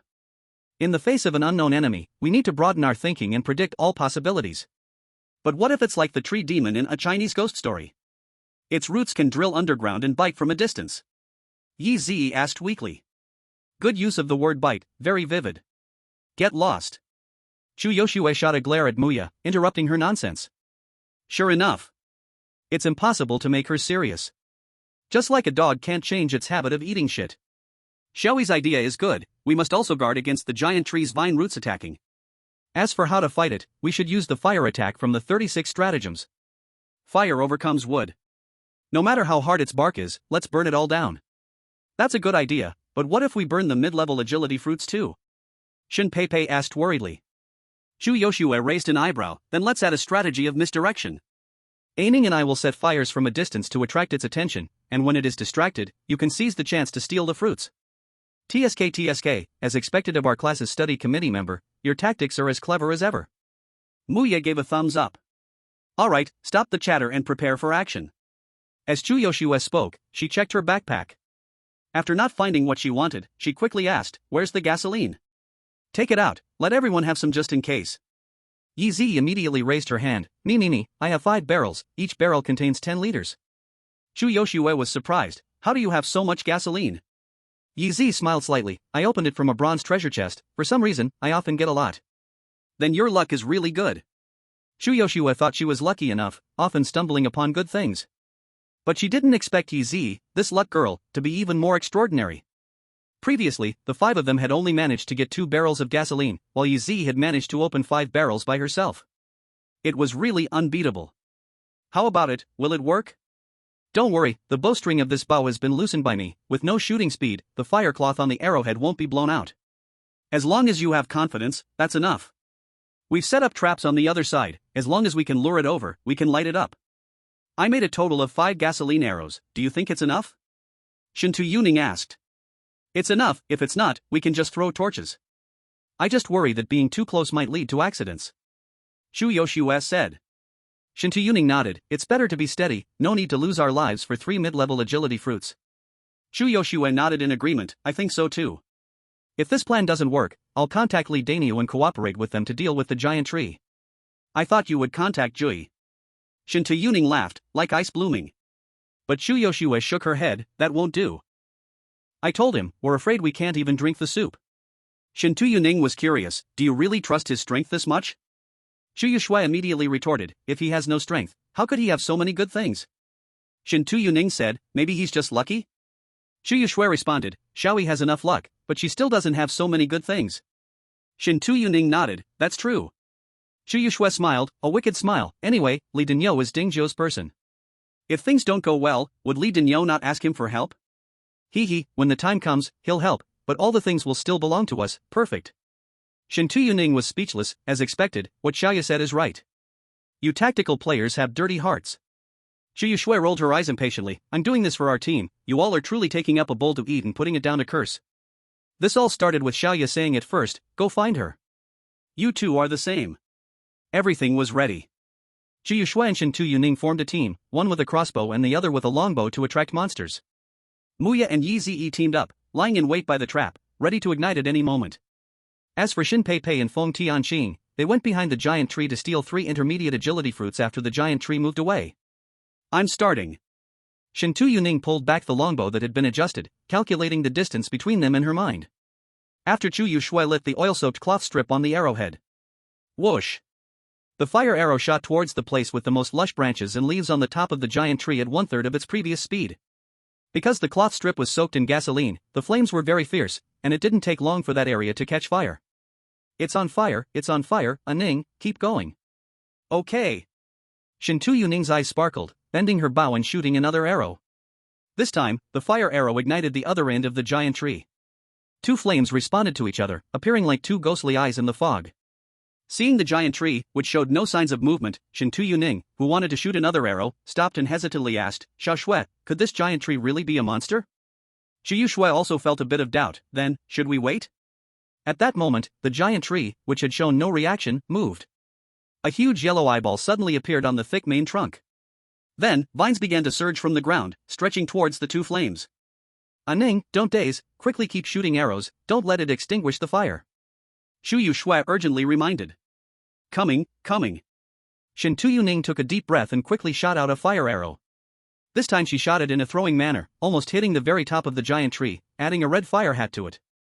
Although it caused significant damage to the giant tree, it also exposed their hiding place. A rustling sound arose. Several thorny vines surged like writhing snakes, menacingly attacking the 2. Swish! Shu Yoshue retracted the crossbow and switched to a steel long knife that was even taller than her. With a serious expression, she stood in front of Shintu Yuning. Aning, you keep attacking, I'll block them. It's up to you. Shintu Yuning had no doubts at all, trusting Shu Yoshue's strength completely, and continued to ignite the giant tree. Shu Yoshue also did not let her down. The heavy steel long knife felt as light as a feather in her hands. Facing the attacking vines, she swung the knife to meet them head-on. The movements were grand and bold. Incredible, she managed to fend off the attacks from the giant tree's vines all by herself. Taking this opportunity, Shintu Yuning shot out the remaining 2 fire arrows. Seeing the flames on the giant tree growing larger, it finally got enraged. The tree trembled violently. Those burning branches and twigs fell off automatically. Wow, this really works? Shu Yoshue looked dumbfounded. Cough, it's just a bit ugly. Shintu Yuning wasn't wrong. Because with the severed branches extinguishing the fire, the giant tree's once dense canopy now appeared with large bald patches. Compared to before, it can be said to be extremely ugly. I don't know if the giant tree heard this, but it actually started shaking crazily again. However, this time the shaking was even more exaggerated than before, as the earth shook and the mountain swayed. Wow, the giant tree really has legs now. Xiao Shui, your prophecy is amazing. Shintu Yuning exclaimed. Phew, luckily I didn't guess wrong. Chu Yushui exhaled softly in relief. If she had guessed wrong, her plan laid out just moments ago would have been completely useless. It would even have wasted several barrels of gasoline. But then again, the appearance of the giant tree is indeed extremely ugly now. The so-called legs of the giant tree are not like the feet of people or animals, but hundreds of roots that resemble octopus tentacles. They are round and stick to the ground, wave after wave, and anyone with a fear of dense objects would definitely faint at the sight. Since the roots also need to support the body's movement, this time the giant tree switched to a new attack method. Thicker-than-thigh branches came crashing down with the force of thunder. This time, Qi Yushui dared not take it head-on, quickly retreating with Shin Tu Yuning. Boom! The giant tree's violent force made a huge hole in the ground. The splintered stones that splashed onto the two of them's earth magic bull armor made a ringing sound. Qi Yushui and Shin Tu Yuning exchanged glances, both thinking that they absolutely must not get hit. Otherwise, a single blow could turn them into meat patties. Whoosh! Without rockets, Qi Yushui and the others chose to use ordinary iron arrows to attract the hate. The enraged giant tree had no idea it was a trap and wildly chased after them. While chasing, it did not forget to attack Qi Yushui and her companions.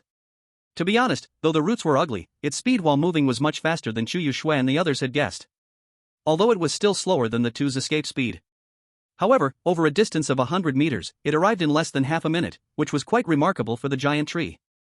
But unfortunately, this is where it would stop. Qi Yushui and the others would not let go of the giant tree just because it was fast. Seeing the giant tree step into the trap they had set earlier, Qi Yushui ordered without hesitation to set it on fire. Yeah, Xiaoyi, quickly set the fire. Muya and Yi Ziyi heard the command and immediately ignited the gasoline on the ground. As the gasoline spread quickly, the hay laid there was instantly ignited, turning the area within dozens of meters into a raging sea of fire in the blink of an eye. Chapter 90, The Plan Succeeds, the cold-faced woman becomes an archer. 5 barrels of gasoline plus all the stock of hay, in the moment it was ignited, the area within dozens of meters instantly turned into a sea of fire. The giant tree at the center of the fire likely did not expect there would be a trap, and the flames that had just been extinguished ignited on it once again.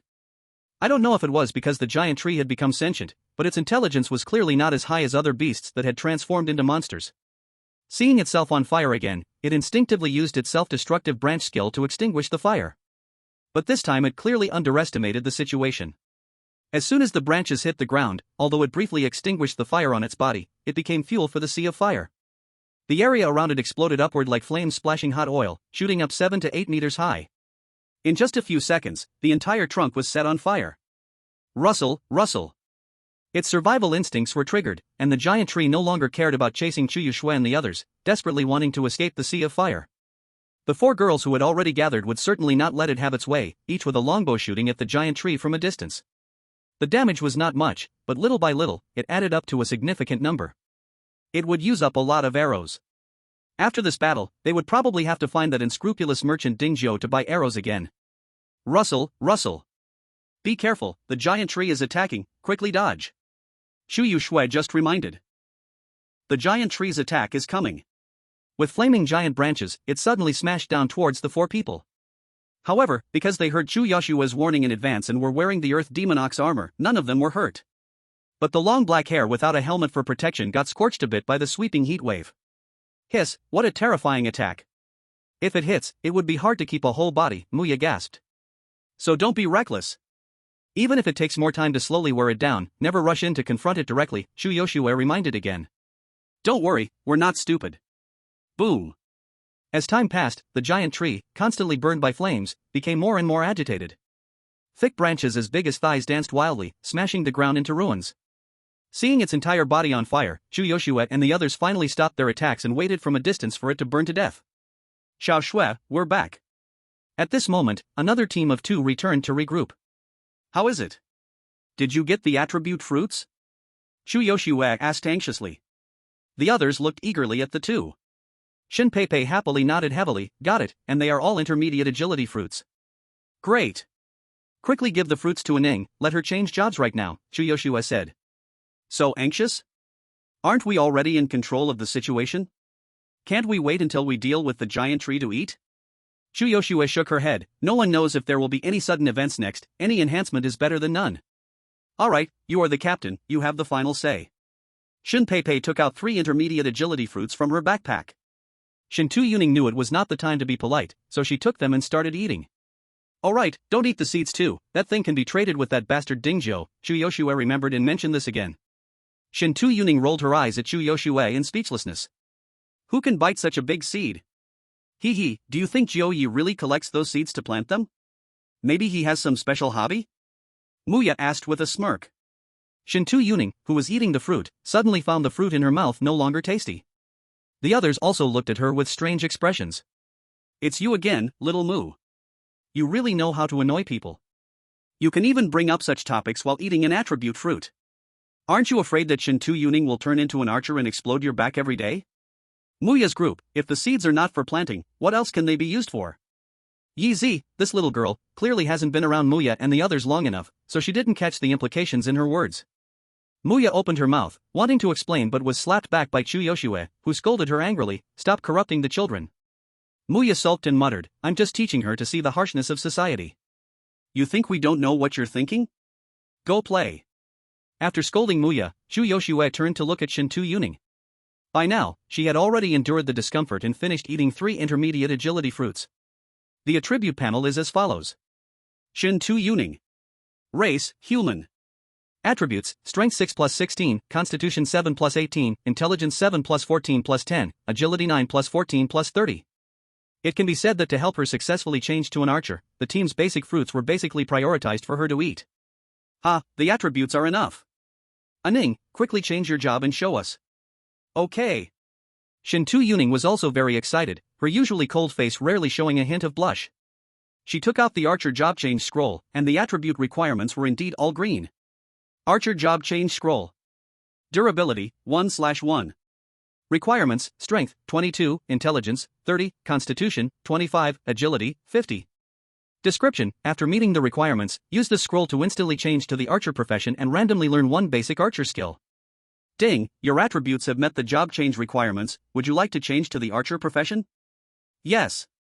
As Shin Tu Yuning chose to confirm, a strange green rune immediately appeared on her forehead. It emerged from her center brow, spreading to both sides, and only stopped after meeting at her chin before vanishing. The whole process lasted only 3 seconds. If it weren't for Chu Yoshue and the others staring intently at Shin Tu Yuning, they might not have noticed this scene at all. Hint, job change successful, awarded 50 free attribute points. Hint, you have learned the Archer exclusive skill charge shot, the longer the charge time, the greater the power, with a maximum charge time of 5 seconds. Shin Tu Yuning. Race, human. Attributes, Strength 6 plus 16, Constitution 7 plus 18, Intelligence 7 plus 14 plus 10, Agility 9 plus 14 plus 30. Skill, Charge Shot. Free attribute points, 50. Why is there only one skill? This job change isn't that impressive. Muya expressed her disappointment. But there are still 50 free attribute points. Our combined initial attributes aren't even higher than hers. Shin Pei countered. Whether it's strong or not, we'll know once we try it. There's a target right in front of us. Chu Yoshue pointed at the giant tree in the distance that was still burning. Speaking of which, this giant tree was quite fire resistant, having burned for almost half an hour yet still remained aflame. Of course, that's not the main point, the important thing is that it was still alive, trying to extinguish the flames on itself. If it were them, they probably couldn't last even a minute. Holding their breath, they watched silently. As Shin Tu Yuning used the charge shot skill, the arrowhead of the steel arrow glowed with a white light. Feeling a stir in her heart, Shin Tu Yuning didn't rush to shoot the arrow, instead, she planned to charge for the full 5 seconds. As the charging time increased, the small white dot on the arrowhead grew brighter and eventually transformed into a sphere filled with destructive energy. Chapter 91, just as we killed the giant tree, a new enemy arrived. Coal-faced lady, take it easy, don't blow us up. Feeling the terrifying energy wave of the white light from the arrowhead, Muya suddenly felt a little anxious. Don't worry, I won't blow you up. Shin Tu Yuning glanced at her, then relaxed her right hand. The steel arrow pierced through the fog, accurately hitting the giant tree, making a loud bang. The power was over 100 times greater than before, it blasted a huge crater on the giant tree. Wow, the power is amazing. Shin Pei couldn't help but exclaim. But the charge time is too long, that's a bit of a hassle. Shin Tu Yuning shook her head, not very satisfied. That's impressive enough, at least against wild beasts, 1 shot per kill is definitely possible. Chu Yushue shook her head, growing more hopeful about the job change scroll. On the other side, after enduring the fire and Shin Tu Yuaning's charge shot, the giant tree finally fell to the ground. Its massive body shook the ground upon landing. The shockwave from the impact could even be felt by Chu Yushue and the others from several dozen meters away. Some even nearly got blown over. Phew, we finally took it down. Hee hee, I wonder what treasure box it'll drop. With Leafy, the luckiest girl here, are you worried the treasure box will be bad? Cough, cough, don't put pressure on little E. Chu Yushue said this, but couldn't hide the smile on her face. I say, shouldn't you all look at the giant tree over there? It seems to have found a way to put out the fire. Yi pointed at the giant tree, saying nervously. What? The girls were startled and immediately looked over. They saw the giant tree, which had just fallen, rolling back and forth on the ground. The flames on it gradually weakened with each roll until they disappeared. Wow, wasn't it mindless? How did it suddenly know to roll in the mud to put out the fire? Muya couldn't help but curse. It must have been inspired by my arrow just now. Shin Tu Yuaning bit her lip, feeling a bit regretful for having shot that arrow. Stop being so arrogant. That arrow just now was decided by everyone together, it's not just your credit. Aya is right, this is not your fault. Instead of blaming yourself here, it's better to lift your spirits. Even if it puts out its fire, so what? Given its current miserable state with only half a life left, I don't believe we can't defeat it, even if it is injured. Xiao Shui is right, let's fight it. By the way, I have half a barrel of gasoline here, we can try to reignite it. Yi Zi spoke again. Immediately, all eyes were on her. Minjia was so excited that she hugged her and gave her a hard kiss, our lucky charm, useful at a critical moment. Okay, don't act up at a crucial time. Chu Yoshua rescued Yi Zi from Minjia's embrace. After receiving the half barrel of gasoline she handed over, she didn't use it to make a rocket for Shin Tu Yuning. Instead, she quickly set up several large bonfires nearby. The giant tree may not have a brain, but it has a learning instinct. Now it has learned to roll to extinguish fire, and reigniting it will just be extinguished by the same method. Rather than wasting gasoline on it, it's better to make several large bonfires nearby to disperse the mist around us, or we'll have to fight it in the dark. Yi Zi listened and gave a thumbs up in admiration. Sister Shoshua thinks things through. Alright, everyone focus, prepare to fight the monster. Compared to the lush, shade-giving tree before, now only its bare trunk remained, and it looked incredibly ugly. Boom! Shin Tu Yuning was the first to act. A fully charged arrow easily hit and blasted a large hole in the scorched body of the giant tree. Chu Yoshua followed closely, wildly swinging her large steel knife, directly chopping off big chunks of wood from the giant tree. The giant tree wanted to counterattack. But its branches and roots had been severely burned in the recent fire, leaving it with no weapons to use. Just when it was in a panic. Its head, which was rarely smart, actually slammed its remaining trunk toward Chu Yoshua. Chu Yoshua reacted quickly. Seeing the giant tree wanting to crash into her, she jumped up with her knife planted, narrowly avoiding the hit. Throw! Minjia and the others were not as brave as Chu Yoshua, so they chose to throw their iron spears from a distance. And it must be said, it was very effective. In just over 10 seconds, various long spears were stuck all over the giant tree. Looking very much like candied haws. Good, that's how to hit. I'll continue to attract its hatred in front, and you all just throw long spears from the outside. Okay. Be careful. Everyone, let's go. Then, another half hour passed. Finally, the thick-skinned giant tree was killed, and a silver treasure chest burst out. However, by this time, everyone had lost the motivation to open the chest, each of them sitting exhausted on the ground. Chu Yoshue, who had been tensed up, directly lay on the ground the moment the giant tree was killed. Gasping for air. Damn it, I'm dead tired. I'll never fight tree monsters again, it's not something humans should do. If it doesn't drop us something good, I'll curse that its entire family has sons with no butts. They don't have butts in the first place, you're cursing in vain. Ha, no matter what, we finally won. When we get home, let's hold a banquet to celebrate. I agree, we must celebrate tonight. I also agree. I wholeheartedly agree. Shin Tu Yuning also wanted to say she agreed, but the dense footsteps approaching from a distance caught her attention. Taking a deep breath, she quickly stood up. With a bow drawn and arrows ready, the arrowhead began to gather small points of light, shouting loudly, "Who's there? Come out quickly, I can see you." Chu Yoshue and the others were startled by her sudden action. But out of trust in their companion, they stood up without hesitation and stood shoulder to shoulder. Ning, what's going on? Chu Yoshue tightened her grip on the steel sword and asked quietly. Just now, I heard dense footsteps coming from that direction. Roughly estimating, there are at least a dozen people. Shintu Yuning replied softly. Chu Yoshue perked up her ears and listened intently for a moment, but heard nothing. Are you sure you didn't mishear? It should be because I changed my job to an archer. My 5 senses have greatly improved. That's why I can hear sounds you can't. Shintu Yuning explained. Huh, this is troublesome. Chu Yoshue's expression immediately became serious. After the fierce battle just now, they were all almost exhausted. If the newcomers were friendly, that would be fine, they could pull out Ding Zhou's name to scare them off. But if they were like those Zhang brothers, who did evil without hesitation, it would be a huge problem. They had no extra strength for another fight. Chapter 92, The Zhang Brothers' Pursuit, The Koi Fish Points the Way. Muya often bickered with Shintu Yuning, but she also knew she wouldn't joke about this. She quickly drew her bow and arrow, aiming in the direction Shintu Yuning pointed. Chu Yoshue stood with her sword in front of the girls and shouted loudly, I am from Shudao Mountain, if you don't come out, we will shoot. 3, 2, 1. What a spicy beauty, but I like it. Just as Chu Yoshue finished counting, a cocky voice rang out from that direction. Along with the voice came 11 or 12 people. Each one covered in blood.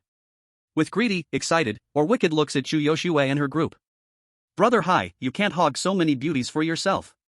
Yeah, Brother Hai, you eat the meat, but you can't forget to give your brother some soup.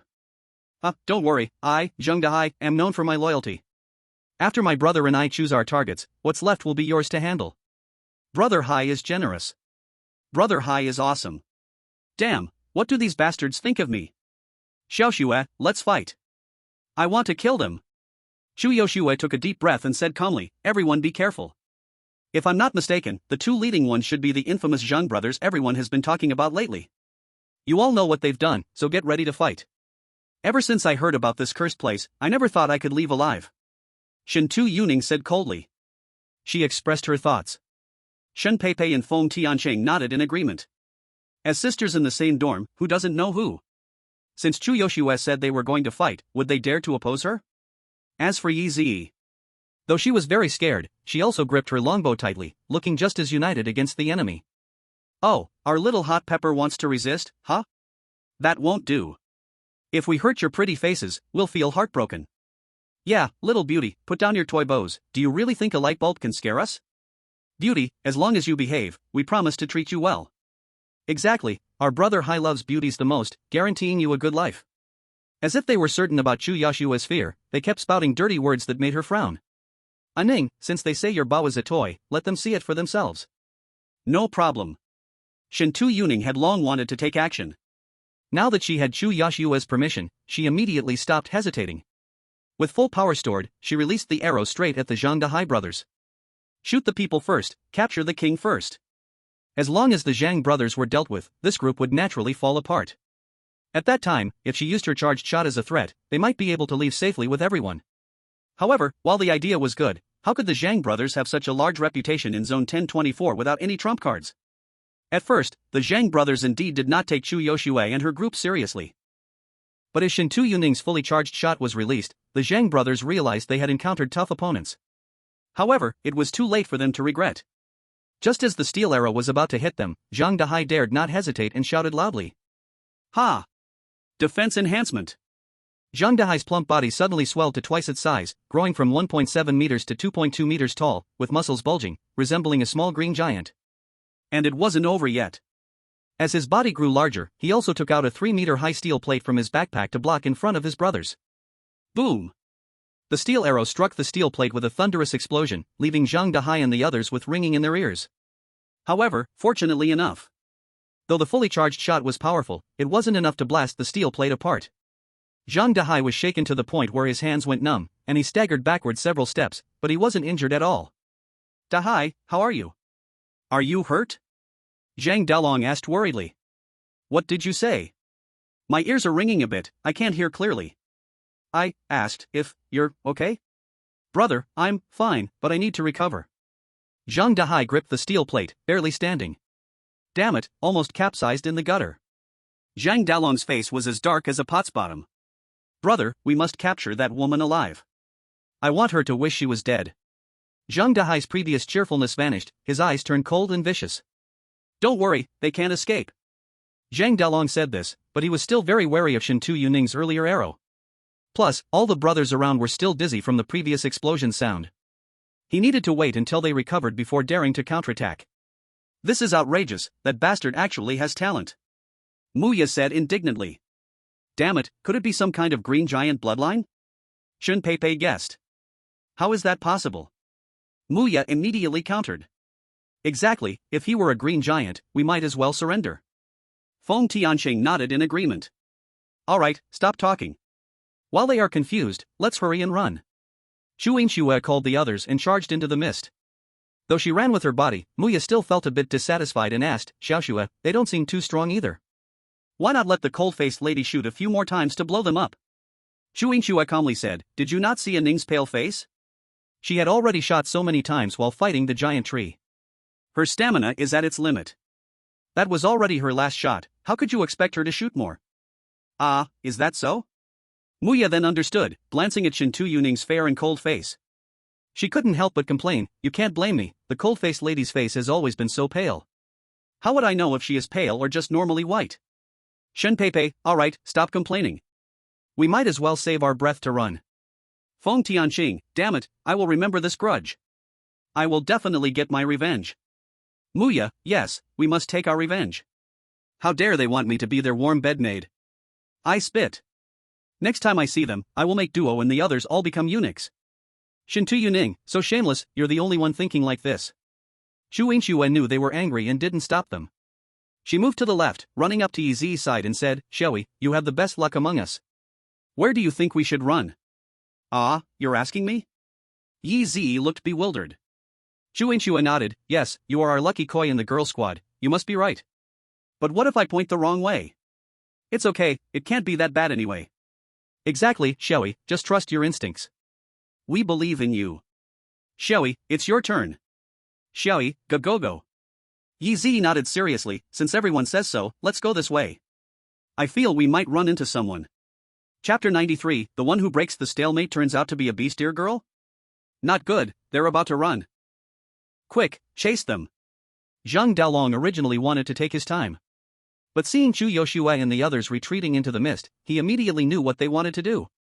He quickly called his confused brothers to come forward and chase after them. You dirty B***TCH, you hit me and want to run? No way. Zhang Dahai was even more furious, his eyes turning red. His defensive enhancement ability had a time limit, and he couldn't waste it for nothing. He took 2 steps in 3 strides. He rushed ahead of everyone to give chase. Xu Yoshue's expression changed, she switched her steel knife for a wooden crossbow and turned to shoot an arrow. Clang! But it was blocked by Zhang Dahai with a steel plate. Ha, little chili pepper, why is your attack not as strong this time? Is it that you can't do it? Don't be fooled, he's trying to provoke you, Xu Yoshue quickly reminded. Don't worry, we're not stupid, we won't be provoked. Beautiful ladies, you can't escape, so don't waste your effort. Just stay and be our camp wife, Zhang Dahai yelled from behind. The 6 women were disgusted. Each of them was so angry their teeth were itching. This way, everyone come quick, we are sure to encounter people this way. At that moment, Yi Zi, who was leading the way, suddenly shouted. Can we really encounter people? Shen Pei asked eagerly. I'm just afraid they will be bad people like the Zhang brothers, Muya said, not holding out much hope. Xu Yoshue, no matter what, it can't be worse than now. Under Xiaoi's lead. After several turns. The most sensitive of them all, Shin Tu Yuning, was the first to hear movement ahead, and immediately said, everyone, be careful, there's someone about 100 meters ahead. Wow, Xiaoi, you really can find people when you said you could? Hee, it's not bad. Xiaoxue, should we go over? Let's go, I don't believe we can be any unluckier. Damn it, these girls really can run. When I catch them, I will definitely whip them hard. Brother Hai, could there be a trap? So what if there's a trap? With so many of us, are we still afraid of these little girls? Ha, Xianzi, you're too timid. With Brother Hai here, what's a little trap? Xianzi, these are all stunning beauties. Back before the crossover, you wouldn't even have the right to lick their toes. Now that we have a rare opportunity, you actually back down? Who's backing down? I'm Xiangzi, super strong, okay? If you don't believe me, I'll prove it to you. You want to prove it? You just want to sneak a bite. Ah ha ha. Compared to the flustered escape of Chu Yoshue and the others, Zhang Dahai and his group became more and more relaxed as they chased. They even considered Chu Yoshue and her group as their prey, continually teasing them from behind. This made the 6 women both furious and annoyed. Just when they were about to reach their limit, two lanterns suddenly appeared in the mist ahead. They all sensed something in their hearts and guessed that these were the people Xiaoyi mentioned who could break the predicament. At that moment, they all gathered their strength and rushed in that direction at full speed. They're at their limit, quick, chase! Zhang Dahai shouted excitedly.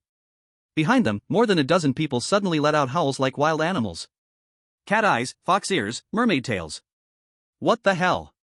This is what you call the people who can break the predicament? As they rushed into the brightly lit space and saw who was inside. Not to mention Muya, even the ice-cold Shintu Yuning was drenched in cold sweat. Xiaoyi, are you sure they are on our side? Don't tell me we've just escaped the wolf's den and walked into the tiger's mouth, Muya said dryly. Actually, there are not just tiger mouths here, but also wolf mouths, Shintu Yuning said expressionlessly, pointing to the big yellow and little gray. Aining, after your house was attacked by monsters, didn't you see beast-eared girls? Is it them? Chu Yoshue asked softly. At that time, I only saw silhouettes, I can't remember clearly. But even if it's not them, it must be their companions, Shintu Yuning replied with a bitter smile. Do you think they are natives of this world or survivors like us? Shen Peipei suddenly asked. Wow, how did you think of that question? Chu Yoshue was shocked. This information was overwhelming. Whether it was the former or the latter, neither seemed like they could coexist peacefully. After all, if they were the natives of this world, then humans would just be invaders. Facing invaders, it would be strange not to fight to the death. If they were survivors, then they must be in competition with humans. Not killing them would already be considered generous, so saving them would be absurd. The simple-minded Yi Zi didn't think so deeply. Seeing the beast-eared girl across from her looking over, she hurriedly called for help. Hello, can you save us? There are bad people chasing us behind. The cat girl Annie frowned slightly, just about to say something. At that moment, the Zhang brothers happened to catch up. Seeing three beast-eared girls with stunning looks and figures appear before them, their eyes widened. Zhang Dahai even revealed a lecherous expression, saying, hee, today is truly my lucky day. I keep running into such stunning beauties. Brother Hai, these are real beast-eared girls. I've never had one before, make sure to leave one for us brothers to enjoy. Yeah, brother Hai, there's no way you can hog them all. Ha, don't worry, there will definitely be a portion for you guys. Zhang Dahai laughed excitedly. I want that mermaid. At this moment, Zhang Dalong also rarely spoke up, looking at the mature mermaid Margaret with fiery eyes. Ha, since you chose the mermaid, then I'll take that little wildcat. She looks so wild, training her would be exciting. Zhang Dahai said. So then the remaining fox spirit is ours? I've heard that fox spirits can suck people dry, I wonder if it's true. I must give it a good try later. Hee, with so many of us, who sucks whom is still uncertain. Once these dirty words were spoken, even the gentle mermaid Margaret's expression changed. The fox girl Lisa also changed her usual enchanting smile, her tone cold as she said, we originally didn't plan to meddle, but unfortunately, you all chose to open your filthy mouths. Oh, you fox spirit have quite the temper, later, I'll make you call me husband. You're looking for death. The fox girl Lisa was truly angry this time. Her husband was only Dingjio, her master. What these people were saying was nothing but an insult to her master. She would never forgive. Chapter 94, the Zhang brothers are all dead. Muya, oh my, is this the power of the koi? We haven't even started to sow discord, and they're already fighting? Chu Yoshua had a black line on her face, you should say that in private chat, saying it here isn't afraid of being overheard. Muya chuckled awkwardly, hee, it's just that I got excited. Should we help them? Shen Peipei weakly asked. Muya immediately looked at her with a silly expression.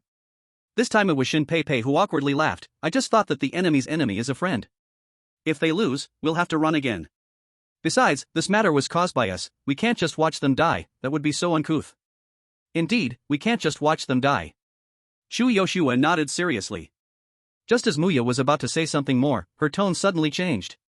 But saving someone also requires a method. With our nearly exhausted physical strength, we wouldn't be able to help, and instead, we would hold them back. Muya quickly corrected herself, right, what we should do is to recover our strength first. Quick look, they're about to fight. Meanwhile, on the other side. Hearing these filthy words, even the kind-hearted mermaid Margaret was filled with killing intent. Annie, hurry up, master is waiting for us to return. Got it, meow. Annie nodded, took a step forward, and her figure disappeared.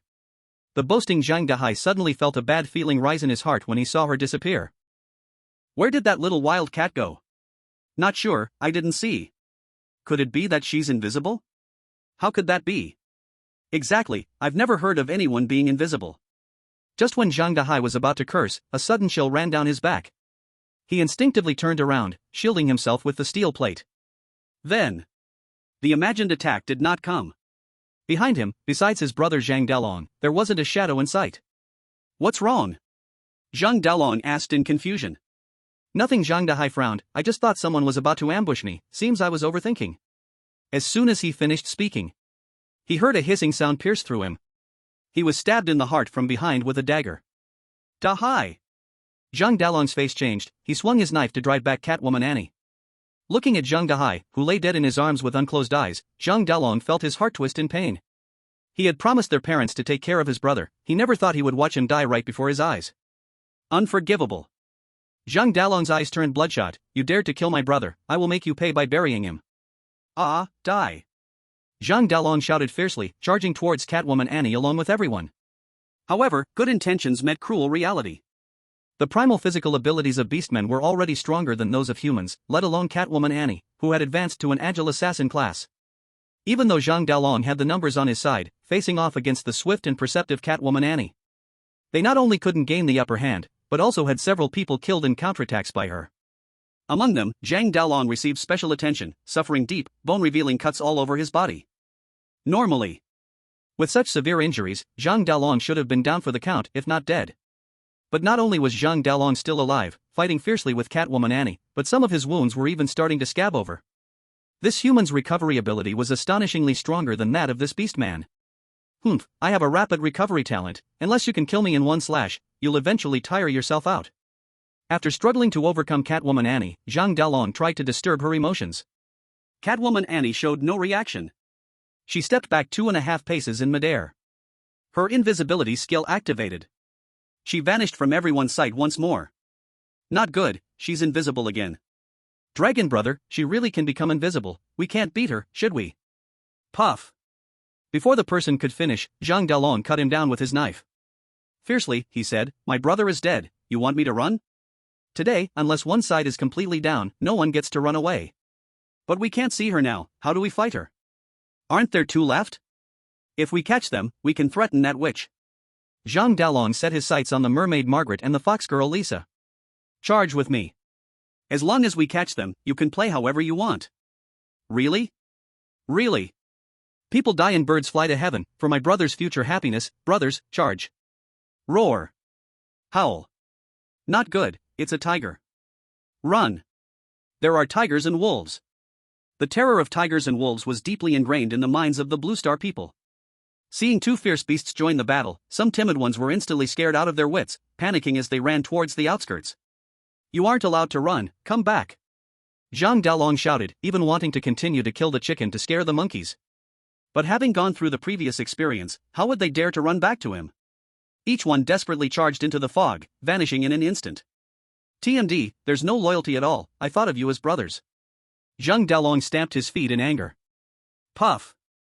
Just when Zhang Dalong was distracted, the invisible Catwoman Annie seized the opportunity to launch a surprise attack. The same spot. The same attack. The same result. Zhang Dalong, like his brother, was pierced through the heart by Catwoman Annie from behind.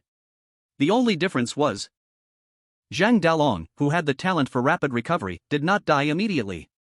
Instead, he instinctively countered and struck Catgirl Annie with a knife. Catgirl Annie did not expect Zhang Dalong to fight back and was caught off guard, getting hit in the shoulder. However, because she was wearing the Earth Demon Bull armor under her cotton jacket, Zhang Dalong's strike did not injure her. Zhang Dalong was unaware of this. He really thought he had wounded Catgirl Annie, and his pale face suddenly burst into a mad laugh like a mirage. Aha, Dahu, did you see that? I avenged you, cough cough. Zhang Dalong fell. From this moment on, the notorious Zhang family brothers of District 1024 were all killed by Catgirl Annie. Chapter 95, Picking up a corpse of a demon tree on the way home, revised. Wow, is this really the end? Such a fierce little kitty, I really want to take her home. Damn, keep your voice down. If she hears you, she might stab you in the heart too. Seeing how Catgirl Annie swiftly took down the Zhang family brothers, either killing them or making them flee, the young female warrior team was shocked, grateful, and nervous. Thank you for saving us. Without you, we would probably have been harmed by the Zhang family brothers today. Finally, it was team leader Chu Yoshua who stood up, gathering her courage to thank Catgirl Annie. Catgirl Annie glanced at her, originally unwilling to respond, but upon hearing Chu Yoshua mention the Zhang family brothers, her footsteps paused. Curiously, she asked, "What did you just call them, meow?" Chu Yoshua did not understand why Catgirl Annie asked this. After hesitating for a moment, she saw that Annie was staring directly at her and finally answered, "They are called the Zhang family brothers, what's wrong?" At the same time, she felt her nerves tense. "What are their specific names, meow?" Catgirl Annie continued to ask. Damn. They can't really know each other, right? If they find out that the people she just killed are their acquaintances, wouldn't they want to kill her to make amends? Chu Yoshua silently fretted. Seeing that Chu Yoshua was slow to respond, Catgirl Annie grew a bit impatient, her tone involuntarily becoming harsher. "Hey, I'm asking you a question, meow. Don't you know their names, meow? Good fortune and misfortune are intertwined." If the Zhang family brothers had known about these beast-eared girls in front of them, they wouldn't have acted so eagerly just now. So Chu Yoshua took a gamble. Secretly signaling the 5 girls behind her to prepare to flee, she finally answered, "Let me think. If I remember correctly, the Zhang family brothers are named Zhang Dahu and Zhang Dalong. They are really called these 2 names? Upon hearing these names, Catgirl Annie's eyes brightened a bit. Seeing her like this, Chu Yoshua felt even more anxious. Nodding felt wrong, and not nodding felt wrong too. Not needing further confirmation, Catgirl Annie was already laughing happily. What a coincidence, meow. Before setting out, Ding Jiao had repeatedly instructed them. If they encountered the Zhang family brothers, they should not hesitate and kill them directly to feed the dogs. Even though they did not understand why the master suddenly gave such an order. But since it was someone the master wanted to kill, they must also be their enemies. They had to go all out to do it. But with District 1024 so vast, finding 2 people was like searching for a needle in the sea. So until just now, they had not made any discoveries. Who knew that just as they were about to give up, a miracle happened, and the Zhang family brothers came to them to be killed. "Excuse me, do these 2 have a problem?" Chu Yoshua's body tensed. If Catgirl Annie showed any signs of anger, she would turn and run. Fortunately, Catgirl Annie did not exhibit the unusual behavior that Chu Yoshua was worried about. After getting the information she wanted, she ignored Chu Yoshua and the others, turning back to Mermaid Margaret's side. With great excitement, she said, "Margaret, do you know who those 2 I just killed were, meow?" "Who are they?" The Mermaid Margaret was quite accommodating.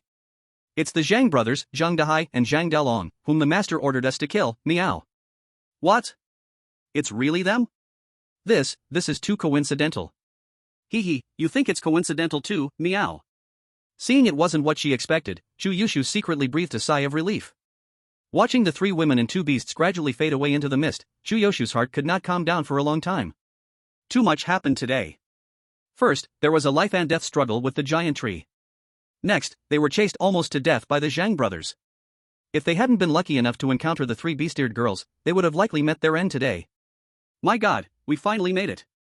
Muya shouted and ungracefully sat on the ground, using her hands to vigorously massage her legs. Shen Peipei and Feng Tianqing, feeling like deflated balloons, sat down beside Muya and imitated her by massaging themselves. Shen Tuyu stood a bit better. Although she was also exhausted, she still maintained her composure, half leaning against the tree and occasionally shifting her weight between her feet. That little cat was amazing, popping in and out like a ghost, taking care of things in a flash. You admire her so much, why didn't you ask for her contact information? You think I didn't want to? The key is that I was too scared. You're so brave, why didn't you help me ask? I didn't want it for myself, why would I help you ask? Not daring is still not daring. Ignoring the 2 getting into another argument, Yi Zi tilted her head and curiously asked, "Where do you think those beast-eared girls came from?" Could there be a whole tribe? It would be normal if there were, they can't just jump out from rocks, can they? If there was a monkey-eared girl there, I might have really believed it. Okay, instead of playing in the sand here, we should first think about how to get home. We ran around so much just now that we didn't have time to leave markers. Humans don't have the keen sense of smell like orcs. Whenever they go out to gather resources, they need to mark their paths. Otherwise, they definitely won't be able to find their way back home. Oh man, it really is like that. What should we do? How are we going to get home? Shen Peipei asked nervously. Chu Yushu thought for a moment and said, "We can ask in the chat channel. If there are people living nearby, they can lend a glance at the small map, and that way we can determine the direction." But will they speak? Recently, because of the Zhang brothers killing everywhere, the area has been in a state of panic. I think it's unlikely they will expose their housing coordinates. Then just tell them about the Zhang brothers being killed. That way, they should believe us, right? I hope so, but don't hold out too much hope. We can ask Li Daniel and Mataba. They shouldn't doubt us, right? Li Daniel is fine, they have that confidence. As for Mataba and Tang Qingshan, it's hard to say, they might want some payment first. Profit-seeking merchants. If we could find the Zhang brothers' lair, that would be great. They robbed and killed so many people, their place must be full of supplies. You really are a clever little one. Their corpses are still left there, who wants to go search? Maybe there will be clues? Wait, why are you looking at me? I'm not a grave robber. If you don't want to be a grave robber, we can name you the Mover of Mountains. If that doesn't work, we could even make you a Tomb Raider. Go away. On the other side. Regarding the matter of killing the Zhang brothers, Catgirl Annie and the others actually didn't care much at all. If they hadn't learned from Chu Yushu later about the identity of the Zhang brothers, knowing they were the people Ding Zhou wanted to kill, they might have even forgotten right after turning around. Ow woo. Little Gray, what's wrong with you? Ow woo ow woo. There's a strong burnt smell ahead? Is that in the direction of home? Let's stop by for a look on the way. Ow woo. Little Gray led the way, galloping ahead. After about 6 or 7 minutes, the group saw a huge black wooden log blocking the path ahead. At first, they thought it was just a common burnt tree trunk. But as they got closer, they realized it was actually a dead magic tree. They didn't know who killed it. Such a valuable magic tree corpse going to waste was truly a pity. Collect. Notification: you have obtained Magic Core *1, Tree Heart *1, Fine Ironwood *500. Chapter 96, what's next? Why is there nothing below? My gosh, isn't that the infamous Zhang brothers? They've actually been killed. It's a celebration for all, I really want to light some big fireworks to celebrate. I've disliked those brothers for a long time. Keep boasting, why didn't you come out to teach them a lesson when they were killing people? That's because I wasn't around. You're scared, no one will laugh at you. People are doing things, and heaven is watching.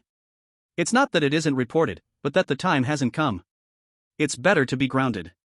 You're right, people like those murderers will eventually be taken by heaven. What heaven?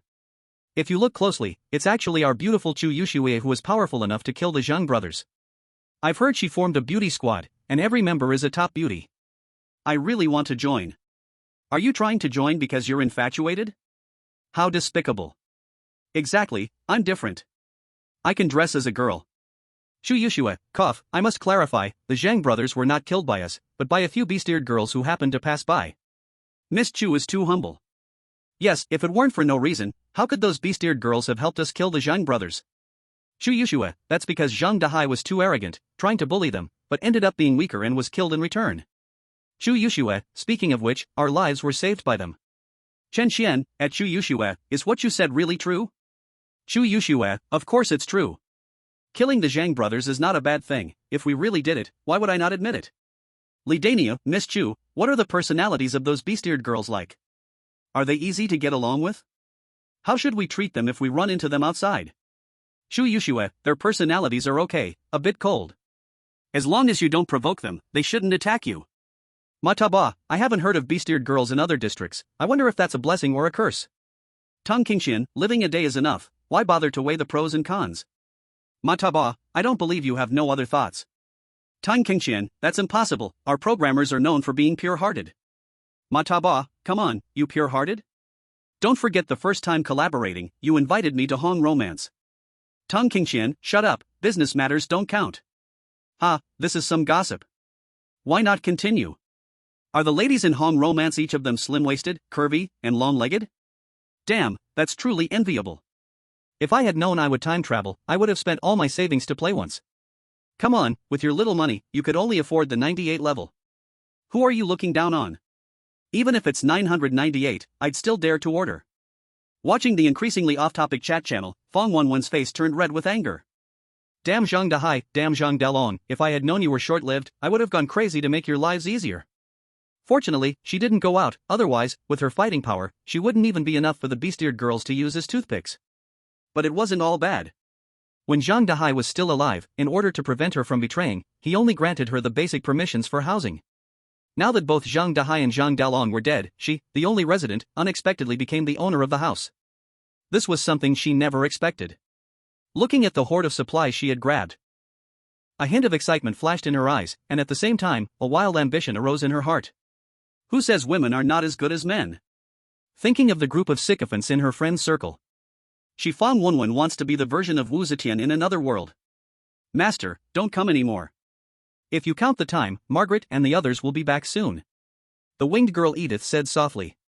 Cough, cough, then let's stop here this time. Ding Jiao said with an embarrassed face. Actually, he couldn't be blamed, it was just that the little angel was too tempting.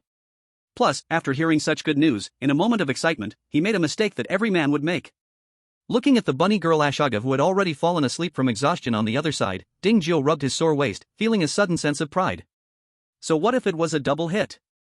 For the glory of the country, as a good son of the dragon country, he would bet his kidneys and would never admit defeat. Let Ashaga continue to sleep, and when Margaret comes back, I'll let her come up and show her healing technique once. The little angel Edith rolled her eyes and said with annoyance, if Margaret knew you made her use the healing technique here, she would definitely get angry with you. Ding Jiao calmly waved his hand and said lightly, Margaret wouldn't care. Anyway, it wasn't the first time, he wasn't worried at all. But to be honest, his physique really needed improvement. Facing the honest bunny was fine, he could play it safe. But when facing the little angel, he felt a bit powerless. If it wasn't for the fact that he still had some 6-flavored Rehmannia pills, it would be a problem whether he could even get out of bed, let alone if his legs went soft. I can go downstairs by myself without your help. Ding Jiao refused the little angel's offer and walked back to the first floor by himself.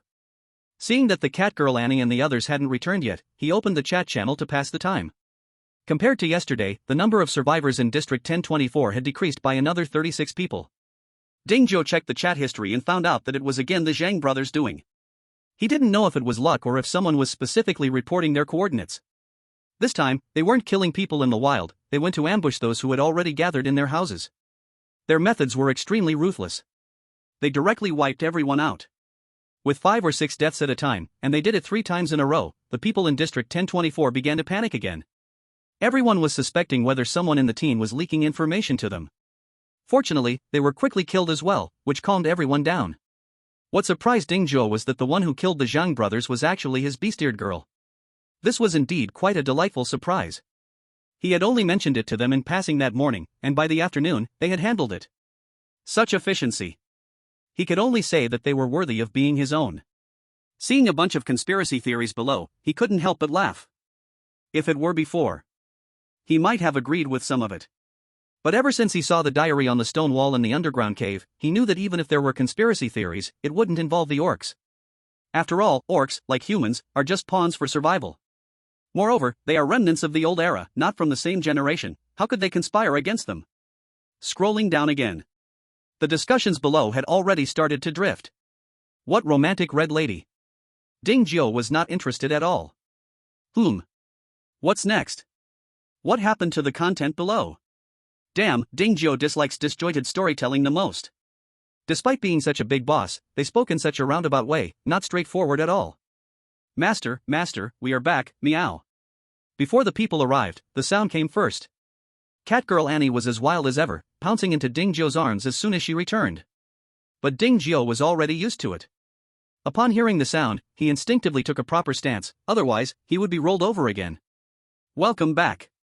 Ding Jiao rubbed the little wildcat's head, the feel was just as good as always. Master, on the way back, we encountered the Zhang brothers, and just took care of them. I already heard about this in the chat channel. You all did very well.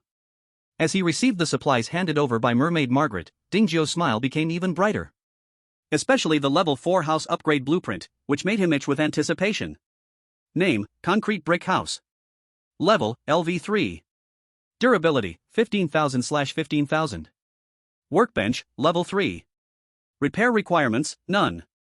Upgrade requirements, refined steel *10,000, iron *100,000, steel bars *10,000, cement *50,000, magic crystals *5,000, wood *30,000, stone *30,000, level 4 house upgrade blueprint *1. Everything else is manageable. It's already enough. The key point is that 5,000 magic crystals, Ding Jiao currently doesn't even have 1/50th of that. If he hadn't remembered that there are almost 10 hours until midnight, he might have been tempted to open a few treasure chests right away. You must be tired from this outing, go back and rest for a while. I'll call you down for dinner when it's ready. Ah, but master, I'm not really tired at all, meow. Catgirl Annie blinked her eyes and said bluntly. Dingjiu patted her head again and said, since you're not tired, go catch all the fish from the pond. They're your reward to eat tonight. Really? Then I'll go fishing. Catgirl Annie's eyes lit up, forgetting her act of cuteness, and excitedly ran out. Seeing her leave, Dingjiu then sent the mermaid to his room. The mermaid, though puzzled, obediently went up. When she entered the room and saw the honest rabbit blissfully asleep, she finally understood what was going on. After casting a healing spell on the honest rabbit, she couldn't help but feel a bit resentful towards Dingjiu for being reckless. Doing this stuff in broad daylight, isn't he afraid of being embarrassed? What if they returned early? Wouldn't they run into this? How would everyone get along after that? While the mermaid was anxious inside, she didn't know that the honest rabbit and the little angel, under Dingjiu's urging, had already been honest with each other. For her, it was just a matter of time, no need to overthink it. Beep beep beep. Chuyoshua at Dingjiu, are you there? Dingjiu at Chuyoshua, oh, isn't this our hero from Zone 1024? Did you find your way home? Chuyoshua, thanks to you, there were people from the JoJo League nearby. I borrowed a little map from them and found my way home. Dingjiu, congratulations. Chuyoshua, just a casual blessing feels insincere. How about a discount instead? Dingjiu, it wouldn't work for anyone else. For you, how about a 10% discount? Chuyoshua, what difference does that make? Disdain.jpg. Dingjiu, if you think it's too little, then don't take it. Chuyoshua, I want it, a bit cheaper is still better. Dingjiu, what are you planning to trade this time? Chuyoshua, of course it's medicine. Chuyoshua, you don't know, but we had an incredibly unlucky day today. First, we ran into a giant tree and were exhausted half to death. Then, we encountered those murderers, the Zhang brothers, and were chased to near death. Finally, if we hadn't luckily bumped into a kind beast-eared girl, you wouldn't have seen us again. Dingjiu, that really sounds like bad luck. Chuyoshua, I've been so unlucky, don't you want to show some concern? Dingjiu, how about I give you a roll of tissue to wipe your tears? Chuyoshua, just one roll? Don't you have any sympathy? Chopper.jpg. Dingjiu, then. How about 2 rolls? Chuyoshua, there are 6 of us here, I need at least 6 packs to share. Dingjiu, come on, you really want that? Chuyoshua, if it's free, I'll take it. You're not going back on your word, are you? Dingjiu was speechless. When did you become so shameless? You used to be nothing like this, you're even asking for handouts now? Chuyoshua, hee, how much is face worth? If you went through what I did today, you'd be the same. Dingjiu. Chuyoshua, alright, it's settled then, a total of 6 rolls of tissue, plus I get a 10% discount every time I buy something from you in the future. Dingjiu. Chuyoshua, how many medicines do you currently have? Dingjiu, what are you planning this time? Chuyoshua, don't worry. This time it's about serious business, I won't cheat you. Dingjiu, so, how many do you want? Chuyoshua, 30 healing bandages, 30 healing potions, and 10 detoxification agents. Alright, I also want 1000 iron arrows and 100 fine steel arrows. Dingjiu, other things are fine, but I only have 200 iron arrows left. Chuyoshua, no rush, we are still on the way back. Let's trade when we get home. Dingjiu, it's not that, I only have 200 iron arrows left, and I won't make any more in the future. Chuyoshua, why? Just because I asked for a 10% discount, you won't do this business anymore? Dingjiu, there are not enough hands, so from now on, I will only make fine steel arrows. Chuyoshua, oh, I see. You didn't say it clearly earlier, and I misunderstood. Dingjiu, I noticed you really seem like a different person today. Chuyoshua, didn't I say it? If. Dingjiu, yes, life and death experience, enlightenment in the dragon arena, right? I understand. Chuyoshua, understanding is the best. Do you think this 10% discount can get a bit lower? Dingjiu, get lost, hungry dragon roars.jpg. Chuyoshua, okay then. Who? Close private messages. Dingjiu took a long breath. Today, Chuyoshua was a bit difficult to deal with, talking while occupying the initiative. But for now, I will endure. When the identities of the beast-eared girls are exposed later, I will welcome their gratitude. Hee. How much can you swallow today? You'll have to spit it all back later. Master, what do we cook tonight? The fox girl Lisa leaned over and sat next to Dingjiu. What do you want to eat? Dingjiu smiled and asked her. Lisa tilted her head and smiled brightly. I want to eat something I've never eaten before. Dingjiu rolled his eyes at her. You really know how to choose. The fox girl Lisa smiled charmingly. Hee, this is because I know the master is knowledgeable. Her voice was soft and fluffy. So sweet and tingling. Hearing this, Dingzhou felt his heart soften. Alright, stop being cute, I'll make it for you. Thank you, master, you are so nice. Enough, I'm not falling for your tricks. Really? Lisa doesn't believe it. Ahem, thinking about serious business now, don't be all over me. So have you thought about what to make? Last time we had dumplings, this time we'll have buns. Buns. Yes, buns.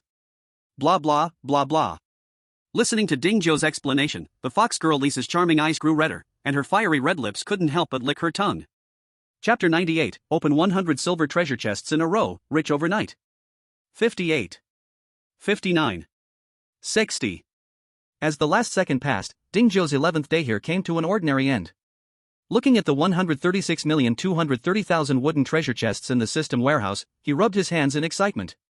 Here it comes. Whether he can grow strong in the future depends on this time's opening. System, give me 100, no, wait, let me take a shower and burn some incense first. Tap tap tap. Dingzhou quickly left the room. Although he had already taken a shower. This practice might seem a bit superstitious. But he knows himself. If he opens something good, that's fine, if he opens nothing, he would definitely regret it. Without incense, he cut 3 sticks to replace it and even drew a picture of the god of wealth on purpose. Surprisingly, after doing this, he felt a strong sense of ceremony. Confidence also followed. System, come on, give me 100 pulls for silver treasure chests. Tip, you consume 100 million wooden treasure chests to exchange for 100 silver treasure chests. Ding, you have opened 100 silver treasure chests, congratulations on obtaining Energy Bread *50, Magic Motorcycle *1, Magic Core *5000, Barrett Sniper Rifle *1, Star Moon Do *30, Advanced Planting Skill Book *1, Night Job Transfer Scroll *1. Contract Scroll *10, Portable Small Map *1, Advanced Woodworking Skill Book *1, Territory Expansion Token *5, Star Moon Well *1, Swordsman Job Transfer Scroll *1, Magician Job Transfer Scroll *1. Magic Metal *2000, Magic Artillery *2, Intermediate Cultivating Liquid *200. One can only say, no wonder it's the 100 pulls. The items opened are simply incomparable to a single draw. At the same time, he also found that silver treasure chests do not need to gather 100 like bronze and black iron treasure chests to safely open job transfer scrolls. At least this time he got 4 main combat job transfer scrolls, 4 main job skills, and 5 advanced life profession skills. However, what surprised him the most was not these, but those 5,000 magic cores. According to his previous experience of opening silver treasure chests alone, they usually only gave 5 to 20 magic cores. These 100 silver treasure chests, even if counted at full value, would only have a maximum of 2,000 magic cores. But it actually gave him a full 5,000. Exactly the same as the Yask cores needed to upgrade a level 4 house. If you say this is good luck, even Dingzhou himself doesn't believe it. System, is this your arrangement? The system will not interfere with the host's box opening results. Oh really, then what about this night transfer scroll? Is it not because it knows I have the Shadow Knight advancement scroll that it gave me this? You are overthinking. Hee, I know, it's something that can only be understood, not spoken, right? Don't worry, I understand and will definitely not speak carelessly. The night job is definitely meant for him, and although the overall attributes are still lacking a lot, Dingzhou is not in a hurry. As for the magician, it requires high intelligence attributes, and currently, only Lisa, this little fox, is suitable. As for whether the honest rabbit should become a swordsman or a shield guard, he feels a bit conflicted. From the current team configuration, the shield guard position as a frontliner is the most suitable.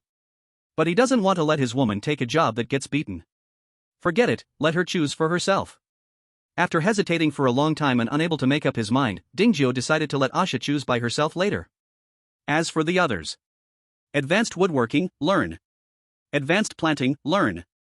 Advanced Forging, leave for the little angel.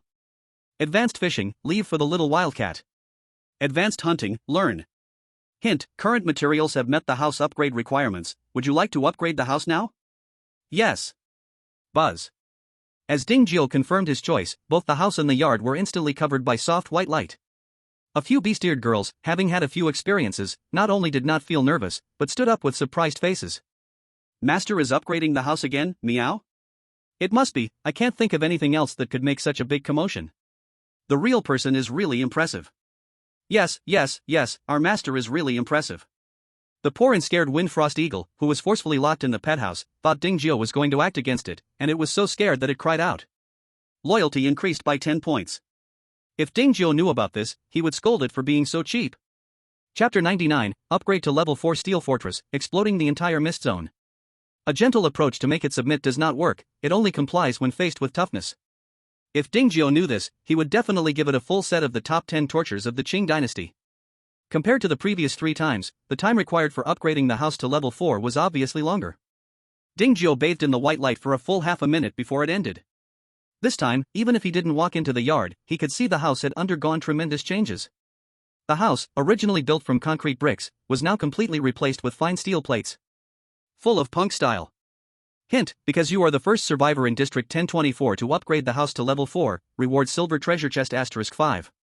According to past rules, the reward for upgrading to the first level 4 house should be a golden quality treasure chest. But what he got was 5 silver treasure chests. This made Ding Jiu a little disappointed. Zone announcement, Survivor Ding Jiu is the first to upgrade the house to level 4, reward silver treasure chest *5. Zone announcement, Survivor Ding Jiu is the first to upgrade the house to level 4, reward silver treasure chest *5. Zone announcement, Survivor Ding Jiu is the first to upgrade the house to level 4, reward silver treasure chest *5. Qin Xian, wow, Master Jiu has already reached a level 4 house? Li Danio, boss is awesome. Zhang San, boss is awesome. Shu Yo Xue. We aren't even at a level 3 house. Ma Ta Ba, compared to him, we really are nothing. Fang Xinhong, actually, this is not bad. Others always say we are the weakest, now let's see who still dares to joke about us. Zhang San, let's go over and chat with them. Li Dinyo, but the cross-region messages hop so fast, they might not see them.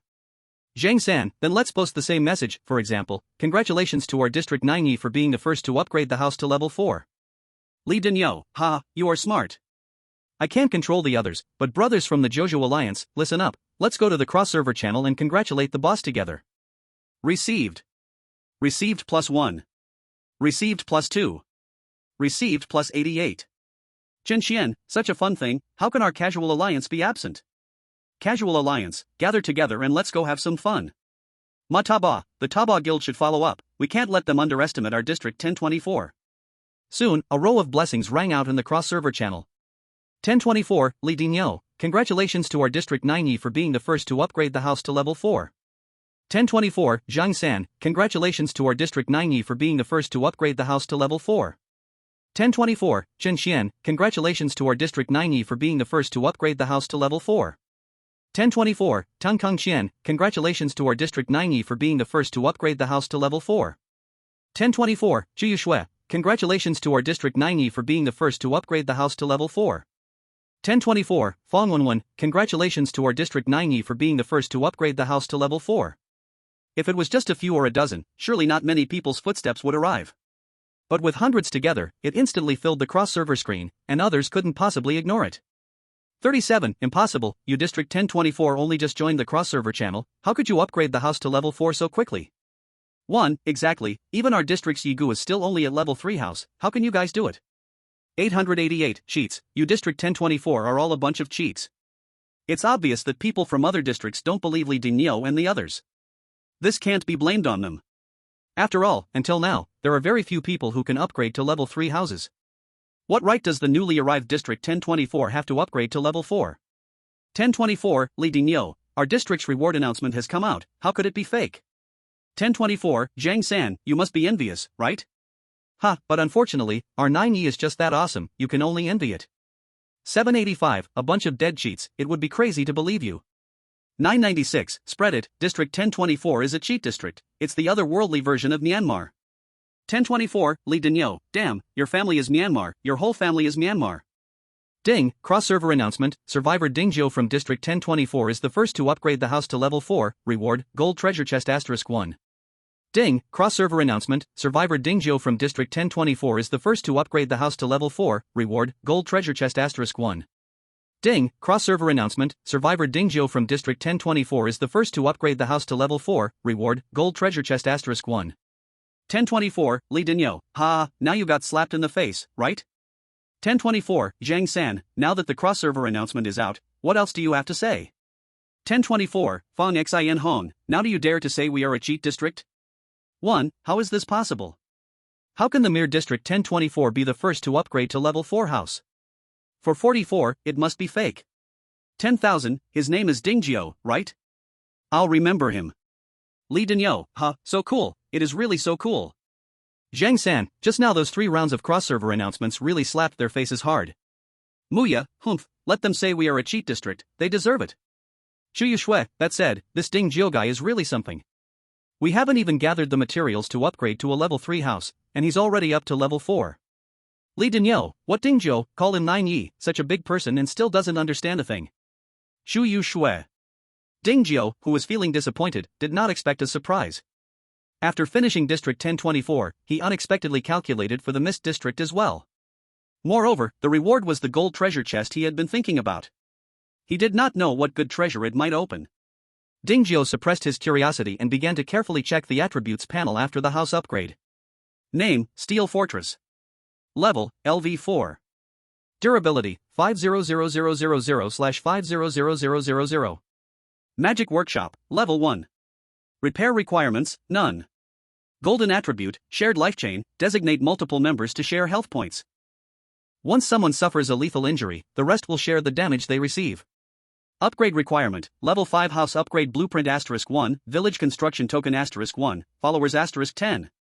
Chapter 100, The Gale Frost Eagle is exposed. With a durability of 500,000, it's no wonder they call it the Iron Fortress. However, the workbench has turned into a magic energy workshop. Does this mean it has changed from manual operation to intelligent operation? Ding Jiu scratched his face, a bit curious about what the magic energy workshop was like, wondering if it was as he imagined. As for the newly appeared golden entry, the life chain, calling it a life-saving artifact would not be an exaggeration. In the future, when the little wildcats go out, he can feel more at ease. Ding Jiu continued reading. Seeing that the next level upgrade actually required a village token and followers, he was stunned. These two things have nothing to do with upgrading the house, right? How could they be needed? Or does it mean that after upgrading the house to level 4, it needs to develop into a village, ultimately becoming a lord of the land? If that's the case, then next time Lamei comes, he'll have to buy more people from her. Now he also knows that job transfer scrolls can be opened from treasure chests, so there's no need to pursue expensive slaves.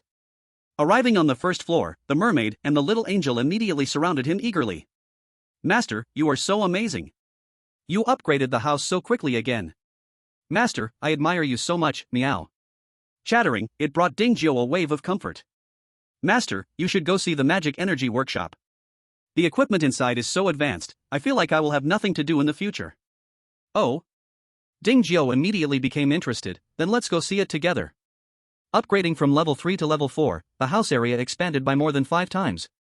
The original workbench was also moved to the back of the house. Although Ding Jiu had never been here, there were only a few places on the first floor, so it was easy to find. Just as the group arrived at the door, the sensing door opened automatically, and the lights inside lit up as well. Wow, so sci-fi. If the previous corridor was full of punk style, then the magic energy workshop was a blend of sci-fi and punk style. In the 1000 space, there were quite a few devices, with the black metal sphere in the center being the most eye-catching. Before Ding Jiu could check its panel, it lit up first. Intelligent number 1 is glad to serve you. What would the master like intelligent number 1 to create? What can you make? Currently, the following items can be made: wooden table, wooden chair, wooden bed, stone axe, stone pickaxe, stone bed, iron pickaxe. Isn't this the same as the level 3 workbench? Can't you make other items? Master, making other items requires specific blueprints. Ding Jiu was speechless. Isn't this still the same as the level 3 workbench?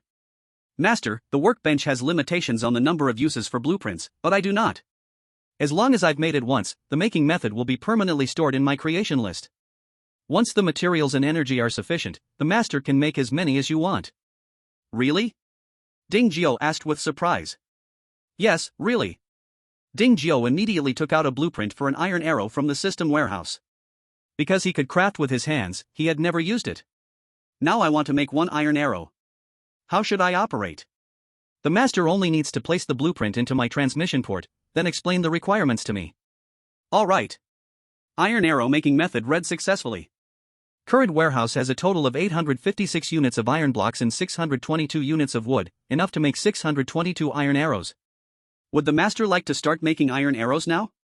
Yes, but just need to make one. Command received, starting the production of one iron arrow.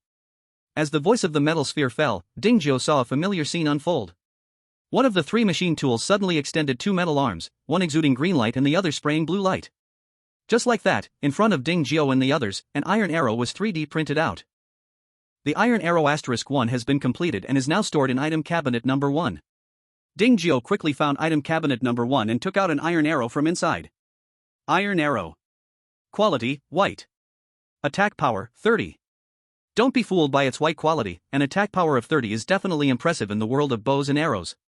Thinking about the blueprints he had collected earlier, all of which he had not used, he shoved them all into the opening of the metal sphere. It's full, master. Please come one by one. One by one? Little sphere, do you know how many I have in total? There's nothing I can do. I can only read one at a time. That's really a pity. After testing a few more items, seeing that the little sphere could 3D print them all, Ding Jio finally stopped.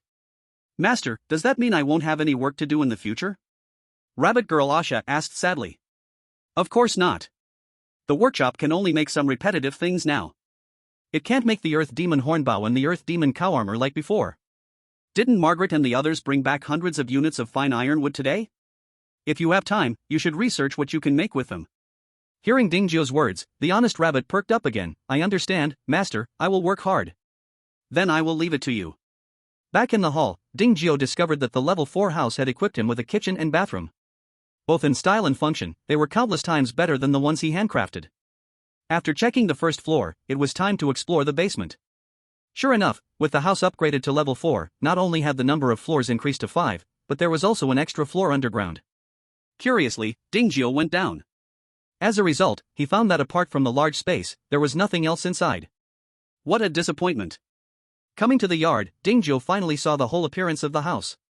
The walls were covered with black fine iron. It resembled a half pyramid. Larger at the bottom and smaller at the top. Gradually decreasing layer by layer. Each floor had a several meter wide terrace. Seamlessly integrated, not a single seam was visible.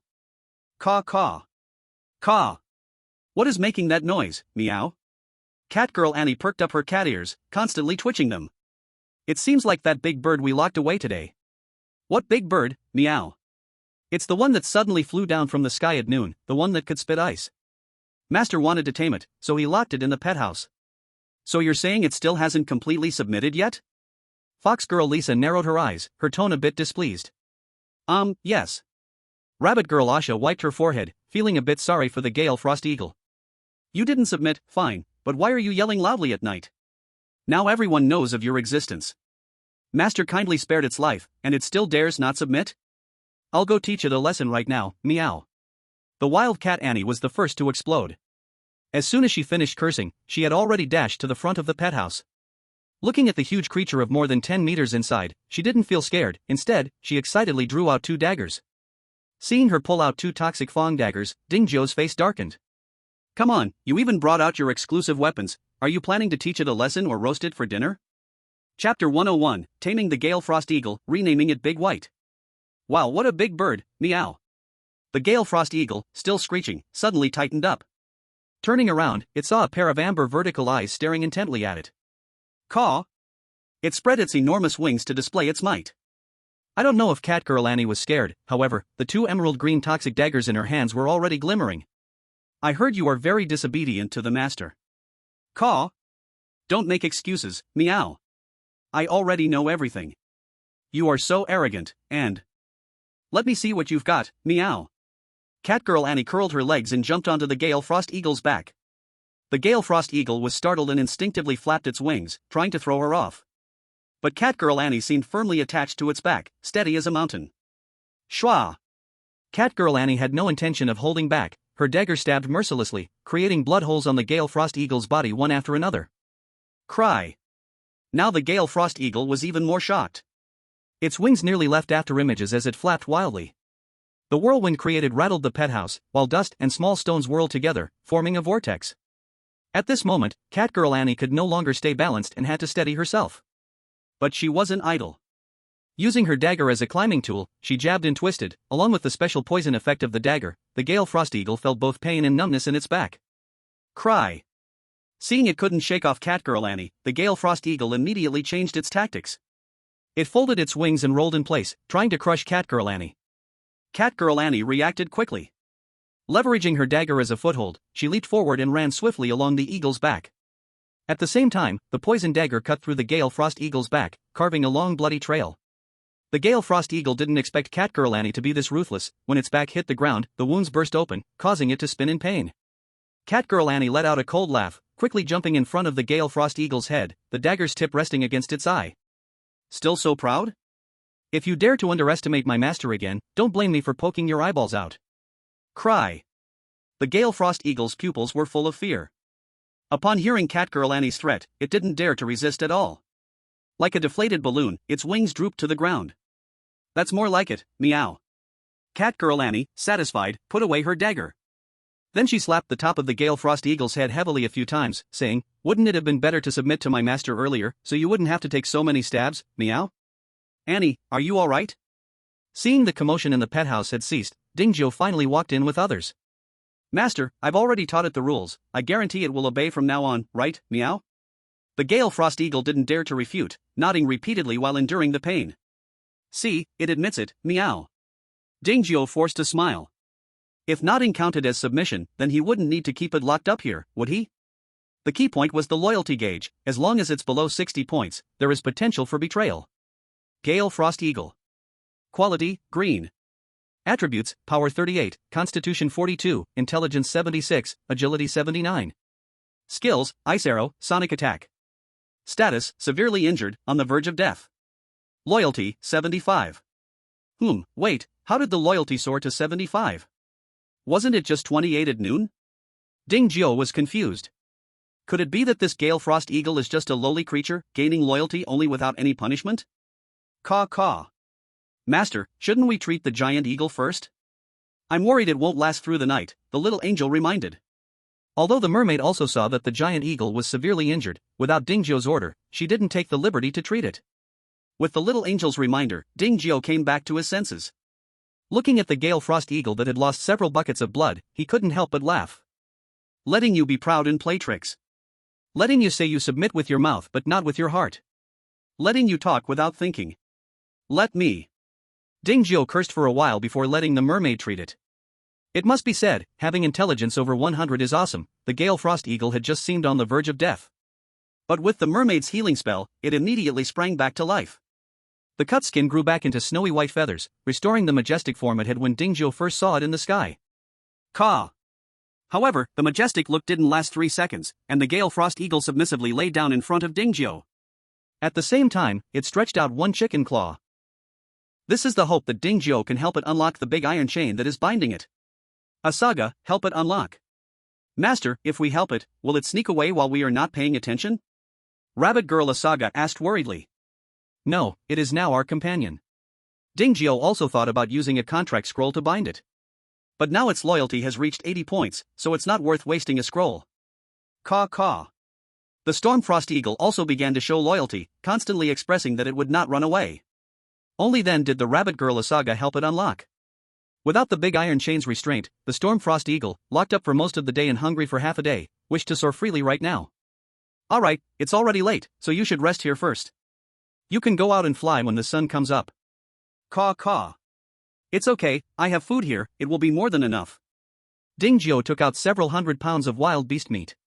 All of it was finely chopped meat obtained through decomposition skills. Upon seeing it, the Stormfrost Eagle couldn't help but drool. So you can eat slowly here. If it's not enough, I still have more. By the way, I need to give you a name. After all, you are the Lord of the Sky, the name must be powerful. Caw caw. The Stormfrost Eagle suddenly felt that having a master wasn't all bad, at least it wouldn't go hungry anymore. After the blizzard, it had grown stronger and larger, but it also needed much more food. And because of the blizzard, many prey in the forest had disappeared without a trace. Otherwise, it wouldn't have attacked Dingio and the others to fill its belly. Looking at the Stormfrost Eagle, which was eating so hard that tears started to flow, Dingio thought it was choking and hurriedly took out several buckets of water. Don't rush, no one is competing with you. Take your time, it will definitely be enough. Caw caw. Loyalty plus 10. Goodness, it turns out it is a foodie. Noticing the change in loyalty, Dingio sarcastically took out several 100 pounds of wild beast meat again. It's just food, he had plenty. Besides, they were all eating magical beast meat now, so he wouldn't feel sorry if he gave away all the wild beast meat to the Stormfrost Eagle. Big White, we still have things to do. You just eat slowly here. Caw. Big White is what I'm calling you. It's a name I just thought of. Isn't it easy to understand? Caw. Isn't Big White a powerful name? I think it's nice. You don't have an objection, right? Caw. No objections are good. Look at how the Big Yellow is also the king of the forest and has a similar name. Caw. I know you are stronger than it now, but what about later? With the potential of Big Yellow and Little Gray, becoming a battle pet is only a matter of time. If you don't work hard, you will be surpassed by them sooner or later. Chapter 102, Speculations about the Magical Beast Tide. In the following days, although the temperature continued to drop, the atmosphere improved because there were no more troublemakers like the Zheng brothers in Zone 1024. The number of survivors has remained steady at 302. Li Daniu at Dingjiu, boss, our Jojo Alliance members have all gathered together, a total of 48 people. Dingjiu at Li Daniu, aren't you living in a level 2 house? Can it accommodate so many people? Li Daniu, it definitely can't fit in the house, but there is still the yard. Anyway, we have a stove, so we can build a few wooden huts. Handmade wooden huts don't add attributes, but they can block some cold air. Not just them, but even Chen Xian and Ma Taba are doing the same. Dingjiu, then what do you still need now? Li Daniu, there's nothing lacking. With so many people around, resource collection is very fast, we can't possibly consume it all. Dingjiu, since that's the case, hurry up and upgrade the house to level 3. Otherwise, it will be very dangerous when the weather warms up. Li Daniu's heart jolted, and he quickly asked, Boss, what do you mean by that? Why will it be dangerous when the weather warms up? Dingjiu thought for a moment and decided to announce the news about the beast tide. If he still had a level 3 house, he might have some concerns. But now. Don't even mention the steel fortress, even if the outer walls of the steel city lose a bit of paint, it would mean the beast tide is fierce. Since nothing will happen here, he naturally hopes that as many people as possible in Zone 1024 survive. Dingjiu, because after the extreme cold ends, a beast tide will erupt, however, a level 2 house is probably hard to withstand. Li Daniu, what? Beast tide? Li Daniu, boss, are you sure a beast tide will erupt after the extreme cold ends? How do you know this? Dingjiu, you don't need to ask about the source, anyway, there's a 90% chance. If you believe it, prepare accordingly, if not. Li Daniu, of course, I believe it. You're my boss, if I don't believe you, who else can I believe? The main thing is the news is too shocking, it's a bit hard to accept. Dingjiu, even if it's hard to accept, you have to accept it, anyway, sooner or later, we need to upgrade to a level 3 house. Think of it as being prepared for the worst. Li Daniu, you're right. I'll tell the others about this right away. Oh, by the way, should this news be kept confidential? Can I tell others? Dingjiu, you can go tell them, whether they believe it or not is up to them. Li Daniu, got it. Chen Xian, what? A beast tide? Is this news true? Ma Taba, Daniu, how do you know there will be a beast tide after the extreme cold ends? Li Daniu, of course, it's my boss who told me. As for whether you believe it or not, that's irrelevant, anyway, it's not me who will die then. Ma Taba, hey, why do you talk like that? Chen Xian, better to believe it's true than to believe it's false. Just right, I also think the current situation is a bit unusual. Tang King Qian, what do you mean? Chen Xian, don't you think the misty forest is getting quieter and quieter? Many times, we don't encounter a single beast all day. Li Daniu asked, puzzled, with the weather this cold, isn't it normal that they don't come out? Chen Xian, but they need to eat and drink, not all animals can be like squirrels, with the habit of storing food, right? Chu Yushue, what if they hibernate? Chen Xian, which animals do you know that hibernate? Chu Yushue, bears and snakes. Chen Xian, and then? Chu Yushue, I'm not a biology teacher, how would I know so clearly? Chen Xian, I also don't know very clearly, but definitely not many. Chen Xian, after the blizzard before, there was a wave of beast rampage, those were just starved and mad. Ma Taba, then what happened? Can you stop teasing? Tang Kung Xian, yeah, there are only a few days left until the extreme cold ends. Chen Xian, I suspect that the reason there are so few beasts in the misty forest now is that they are undergoing evolution. Chu Yushue, evolving into beasts? Chen Xian, yes, exactly. The extreme cold is a natural disaster for us survivors, but for these animals, it's an opportunity for evolution. Chen Xian, those who seize the opportunity can evolve into beasts. Those who can't seize the opportunity will end up in survival difficulties like us. Li Daniu, listening to you, it really seems possible. Chu Yushue, if this is true, it would be troublesome. We have fought with them before, they are very difficult to deal with. Chen Xian, Daniu, did Uncle Joe say what to do? Li Daniu, the boss told me to upgrade the house to level 3 as soon as possible. Ma Taba, do you think we don't want to upgrade to a level 3 house? The problem is we don't have the blueprint. Tang Kung Qian, exactly, we don't know how to get the blueprint for upgrading to a level 3 house.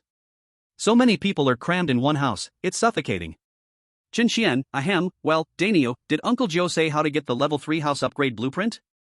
Li Daniu, it drops from beasts. Chen Shen, although I guessed it would be like this, hearing it directly still comes as a shock. At that time, we could hardly go out, and he had already started hunting beasts, truly impressive. Li Daniu, no need to say, otherwise, how can he be my boss? Chu Yoshua, why are you boasting again? Shouldn't we first think about how to get through the beast tide? Li Daniu, what other way is there? Of course, we need to hunt magical beasts to explode the level 3 house upgrade blueprints. Chen Xian, actually, we could also learn relevant life skills to make some modifications to the walls. Those who have played the game know that Monster Siege relies on the city's defense durability. As long as we don't let the monsters break through the walls, we can naturally fend them off. Zhang San, but the problem is that life skill scrolls are really hard to get. Until now, I haven't seen one. Chen Xian, that's true. Dingjiu, just open more treasure chests. If you open 100, you'll definitely get at least one. Chen Xian, oh my, it's Lord Jiu. Hello, Lord Jiu. Li Daniu, boss, you're here too. Zhang San, the Jojo Alliance welcomes boss to the chat channel. Huang Sini, the Jojo Alliance welcomes boss to the chat channel. The Jojo Alliance welcomes boss to the chat channel. Fang Xinhong, wow, we know who you guys are, Lord Jiu, no need to flood the chat. Tang Kung Qian, is what Lord Jiu just said true? Is there really a guarantee for 100 treasure chests? Dingjiu, yes, but of course, if you're really lucky, you might only need to open 1 or 2. Chen Xian, but that's 100. Where can we find so many? Dingjiu, didn't you all gather already? Each of your teams has at least 6 people, and more than 70 or 80 in total. If you concentrate the chests you found together and let one person open them, won't you get there quickly? Li Daniu, boss is right. From now on, let's not rush to open the Jojo Alliance's treasure chests. We'll wait until we gather 100 to open them. Chen Xian, the Solo Alliance is the same. I hope all brothers and sisters will understand. Taba Chamber of Commerce +1. Tung Kung Qian, Penguin Alliance +2. Fong Wunwun Kingdom +3. Chapter 103, The First Golden Treasure Chest. With Ding Zhou's reminder, Zone 1024 immediately entered a frenzy of treasure hunting. Of course, they did not give up on hunting magical beasts either.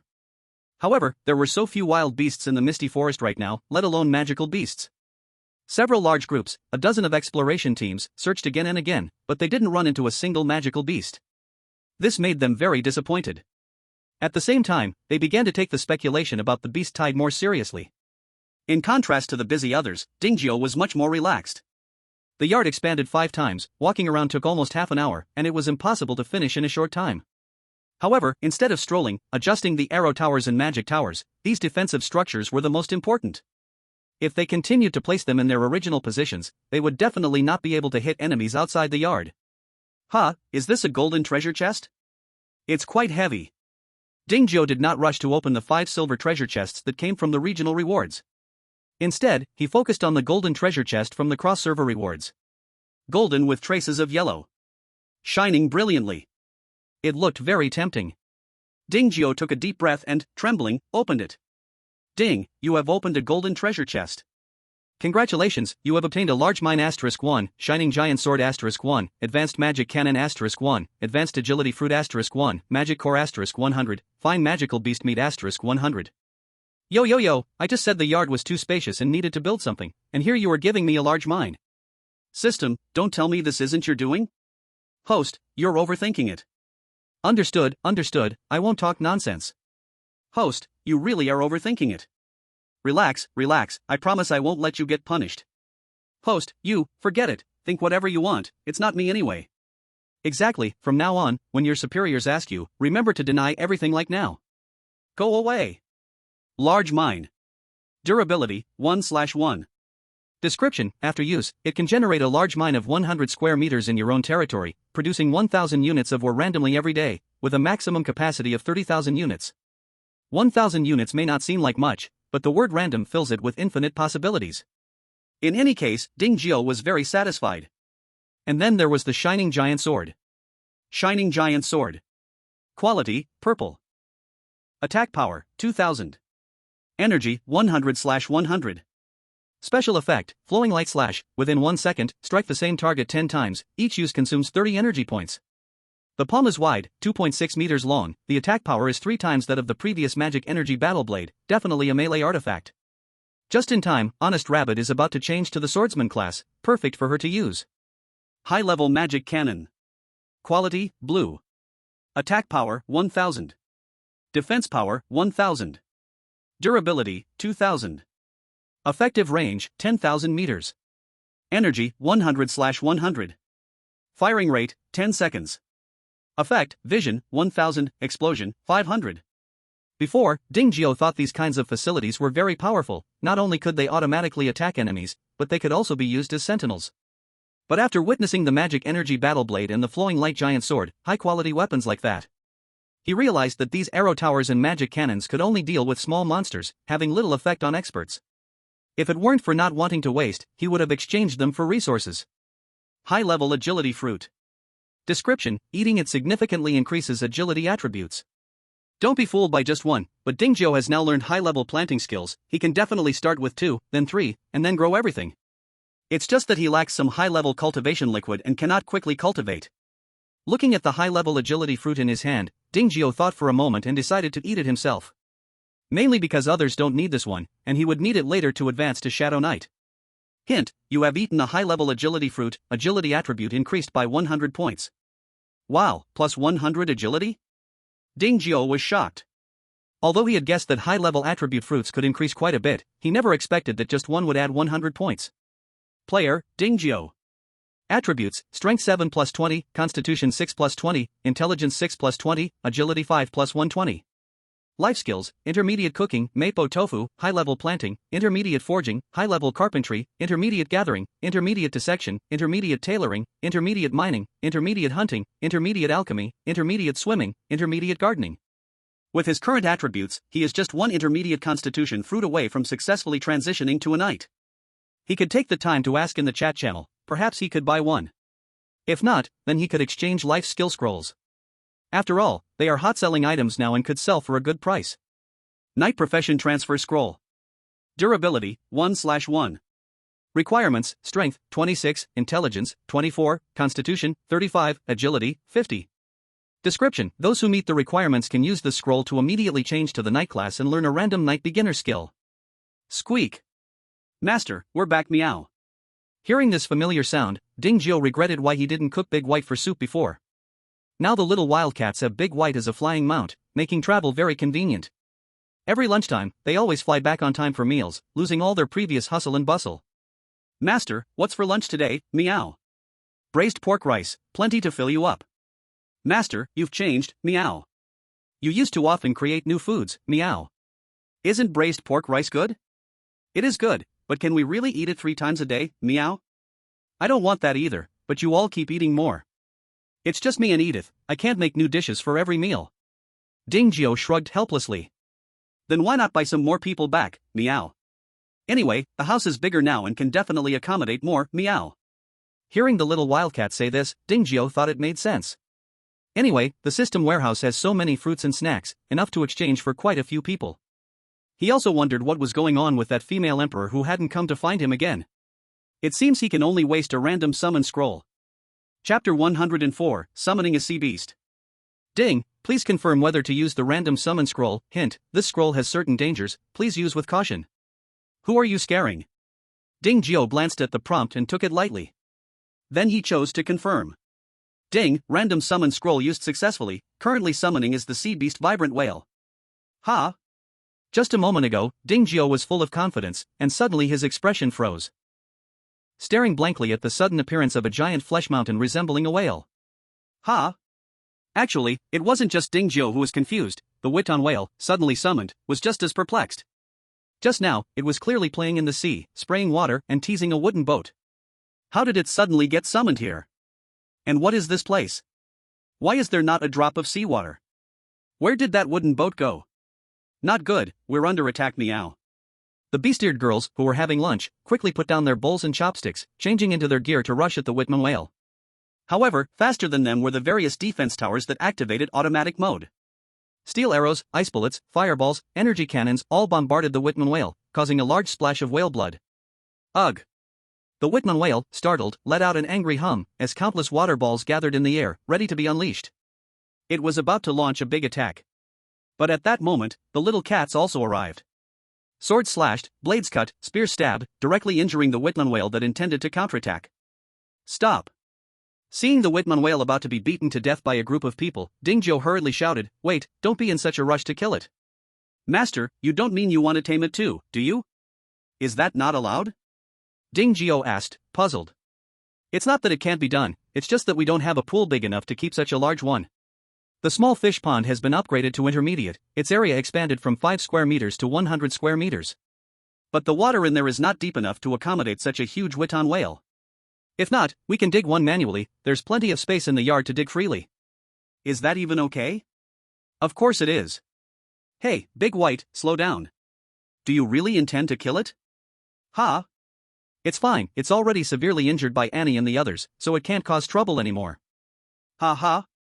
Got it, just go back to eating, I'll handle this. This time, Dingyo was lazy and directly took out the contract scroll to summon the Whitman whale. Hint, congratulations, you have successfully contracted the sea beast Whitman whale.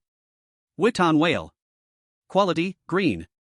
Attributes, Strength 78, Constitution 63, Intelligence 76, Agility 52. Skills, Water Cannon, Charge, Tail Attack. Status, severely injured. Loyalty, 100. The attributes are quite balanced, saying it's suitable for 4-dimensional combat wouldn't be an exaggeration. But it's a pity. Summoned directly into his home. Suddenly attacked by so many, even a celestial being would find it difficult to save it. Margaret, help it heal. No problem, Master. The mermaid waved her staff, and green light points fell onto the Whitman whale. The various wounds just inflicted by everyone visibly healed under the green light.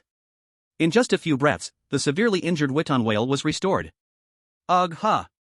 If you want to thank someone, thank Margaret, she healed you. Ugh ha! From now on, we are all one family, no need to thank us. Ugh! Big Blue, can you live on land? Ugh! Ugh ha ha! I named you Big Blue, do you like it? Ugh! Haha, I'm glad you like it. But the fact that you can't live on land is a problem, we need to hurry and dig a big pool for you. Ugh ha!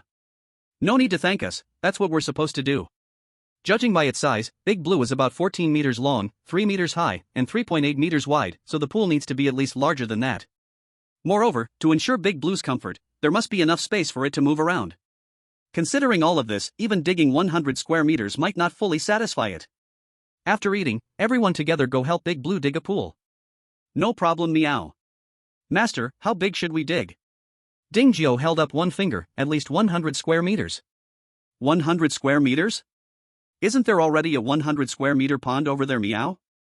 Dingyo shook his head, the water there is too shallow. Can't we dig a little deeper? The fish pond will need to be upgraded again in the future, we can't just dig it out again then. Alright, listening to the master, meow. After lunch, Dingyo started to lead everyone in digging the pool. Don't be fooled by the small number of people, most of whom are women, but when it comes to strength, they are all quite capable. He is just a little better than Little Gray. Not to mention there is also Big White, the animal-shaped bulldozer. With a peck of its beak, it's but raised, and its claws digging wildly, it could soon make a big hole. After it has dug enough, Dingyo will lead people down to repair and pour in cement. A perfect large water pool was successfully dug out like this. As for what water to put inside, did he not collect a lot of snow water some time ago? It is just right to use it. As for fresh water being different from seawater, Big Blue might not adapt. Then just add a little salt. Although it is still just salty water, not seawater, it is enough for Big Blue to live in for now. If this still doesn't work, then let the Mermaid Queen bring it one every day. He just doesn't believe it still wouldn't work. Time flowed slowly. After experiencing the luxurious life of 1024 wooden treasure chests per second, suddenly returning to the poor life of 4 wooden treasure chests per second, Dingyo felt uncomfortable all over. If it weren't for the system warehouse still storing over 20 million wooden treasure chests, and he could occasionally enjoy the sight, he would have wanted to go out and play for a while. Wait, that's not right. 4 per second? Dingyo opened the system warehouse and looked seriously, it was indeed increasing by 4 wooden treasure chests per second now. But that's not right. It's a 10-day cycle, it should have returned to the initial value of 1 treasure chest per second by now, right? System, what's going on? That's right, it's now refreshing 4 treasure chests per second. No, 10 days just passed, it should be refreshing 1 treasure chest per second now. That's right, it's now refreshing 4 treasure chests per second. Are you just playing copy and paste? Quickly explain this to me properly. After the system is bound, the 10-day home cycle starts counting from the next day. Even so, it should be 2 treasure chests per second now. Why is it 4 treasure chests per second? Because there is also the great 10-round cycle. What does that mean? It means that after the first round of 10 days, the next round will start from the original second day, the next round will start from the third day, and so on for 10 rounds, which makes up the great cycle. This is a good thing. If you dislike it, I can apply to cancel this great cycle. Hey, no, I like it, I really like it. It would be even better if there was a super great cycle after the great cycle. Who said there isn't? Is there really? Ding Zhuo's eyes widened like copper bells. You will naturally know after you complete the great cycle. Ha, it's fine, I'm not in a hurry. Actually, even if he didn't know, it was fine. After all, in the end, it was still the doubling increase of wooden treasure chests. He initially thought that 1024 wooden treasure chests per second was already the limit of the home system, but he did not expect he underestimated it. If it continues to loop like this, not to mention 1024 wooden treasure chests per second, even 1024 golden treasure chests per second would be no problem. Chapter 105, The Beast Tide Erupts. Being invincible is such a lonely thing. Being invincible is such an empty thing. Alone on the mountaintop. Ding Zhuo was once again having a great time. And he partied for several days, forgetting everything. Until the area announcement rang out. Announcement: the extreme cold disaster has ended, the magical beasts are about to awaken, all survivors are requested to strengthen their house defenses to resist the upcoming beast tide. Announcement: the extreme cold disaster has ended, the magical beasts are about to awaken, all survivors are requested to strengthen their house defenses to resist the upcoming beast tide. Announcement: the extreme cold disaster has ended, the magical beasts are about to awaken, all survivors are requested to strengthen their house defenses to resist the upcoming beast tide. 3 consecutive announcements rang out. Even though District 1024 had been mentally prepared, they were still shocked. Li Daniu, damn, luckily the boss reminded us early, otherwise, we would have been killed by them. Mataba, I don't know if the level 2 houses can hold up, I really hope the beast tide doesn't break through. Chen Shen, Miss Chu and the others are really lucky, they actually got the level 3 upgrade blueprint. Fang Wenwen, but there are only 6 of them, why don't they contribute the level 3 house upgrade blueprint to save more people? Zhang San, the blueprints were earned by their own efforts, why should you make them contribute? Fang Wenwen, I didn't say anything wrong, they are selfish and don't think about others at all. Li Daniu, enough already, it's the apocalypse, and you still want to morally bind others? Do you really think everyone is like your little followers? Fang Xinhong, you are the followers, all of you are followers.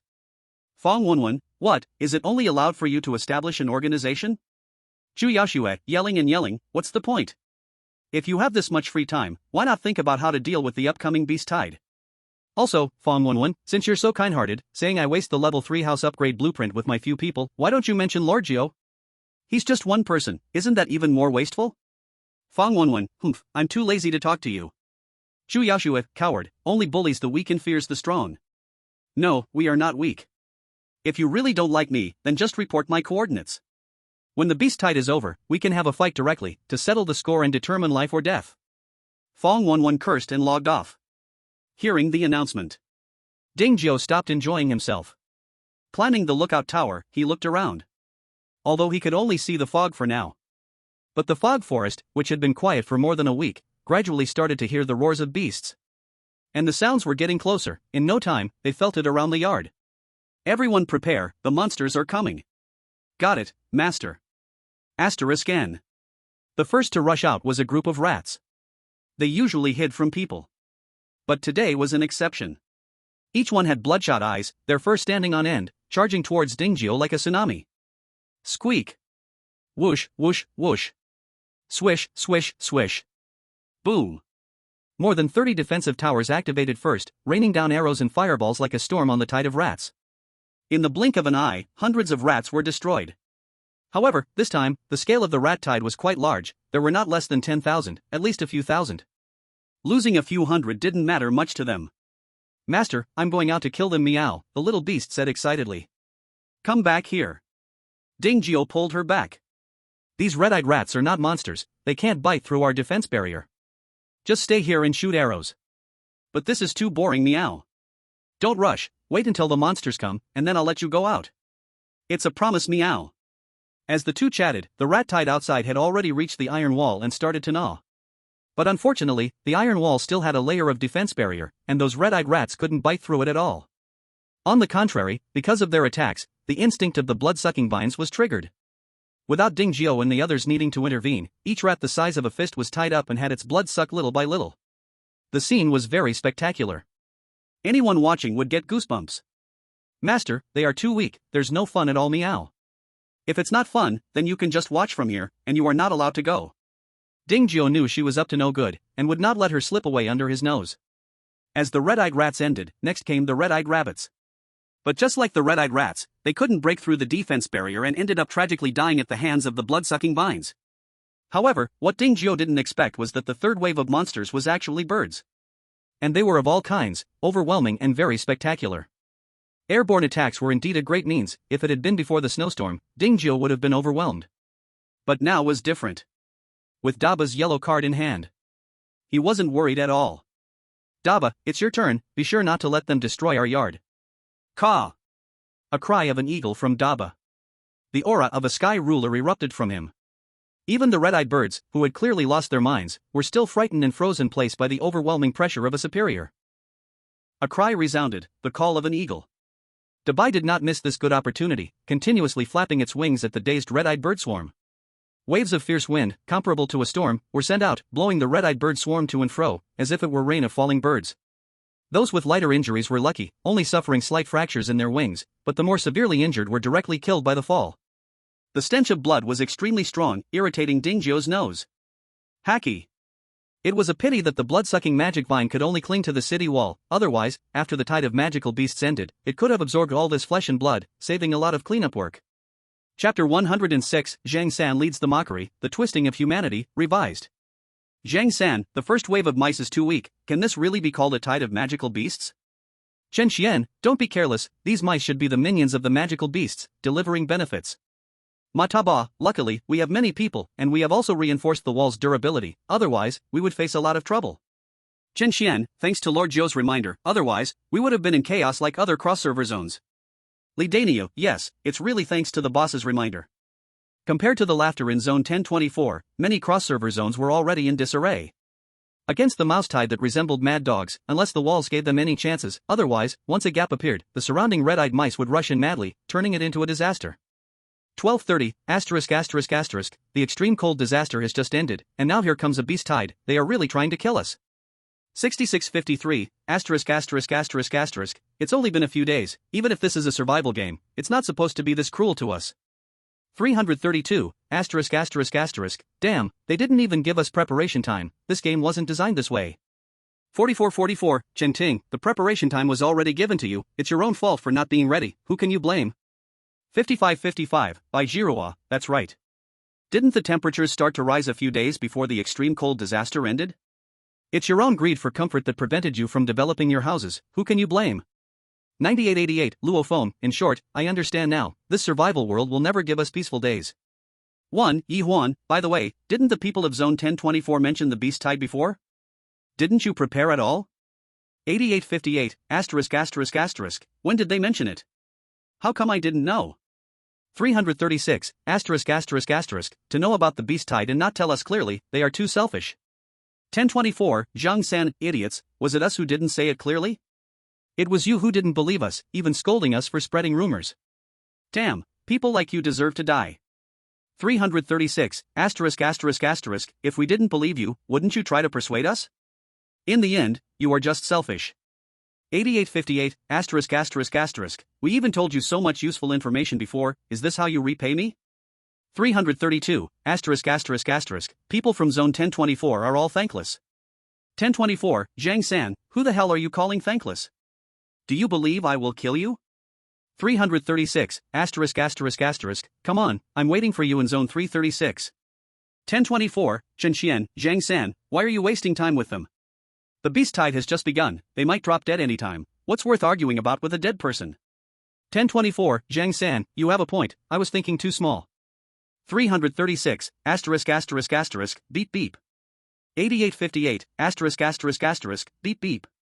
1024, Zhang San, curse all you want, go ahead and curse, anyway, even if I have more information like this in the future, I won't come to tell you anymore. 9888, Luophone, ahem, friends from Zone 1024, they do not represent us from Zone 9888, we from Zone 9888 still hope to be friends with you from Zone 1024. 1. Yi Huan, and we from Zone 1, if it weren't for your reminder, we might have suffered great losses. 4444, Chen Ting, brother Zhang San, let's add each other as friends and keep in touch. A wave of foul stench blew over, making Ding Jiao sneeze uncontrollably. The temperature was rising. Ding Jiao was no longer wearing a cotton coat. Standing in the earth magic bull armor on the watchtower, he calmly watched the battle below. Though these creatures before him were not magical beasts, their lack of rationality made their ferocity far exceed their own, even if half their bodies were shattered. Yet still, it crawled over with its damaged body. It felt more like a zombie than a zombie. Whoosh! Boom! Watching the defense towers continuously shoot at the wave of beasts, Ding Jiao took back his earlier disdain for them. When it comes to clearing the small monsters, they are quite effective. No need for the girls to step in, they can handle the low-level beast waves themselves. Especially the magic towers. With one shot, they can clear a small area, their power is truly explosive. But the consumption is a bit high. With dozens of magic towers in full force, they can burn through a magic stone in just 1 hour. If you don't have some resources, you can't afford to support them. Master, is it not our turn to go yet, meow? Don't rush, when the beasts come, you'll be the first to go. Then it's settled, Master, you can't go back on your word, meow.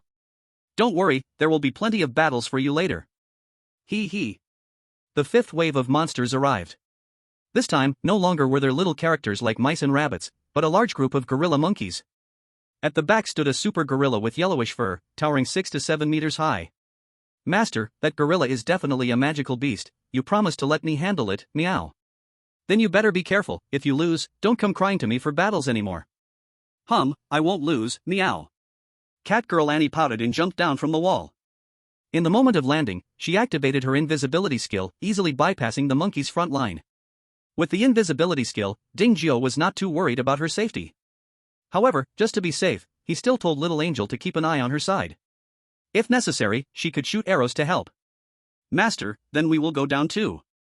The mermaid took out the ice and snow magic bear staff. Honest Rabbit pulled out the flowing light giant sword. The fox spirit brandished the magic energy battle blade. Seeing them all ready to go, Ding Jiao was speechless and facepalmed. It's just a bunch of red-eyed monkeys. Do you really all need to go? To warm up my body first. The mermaid answered. Ding Jiao was even more speechless.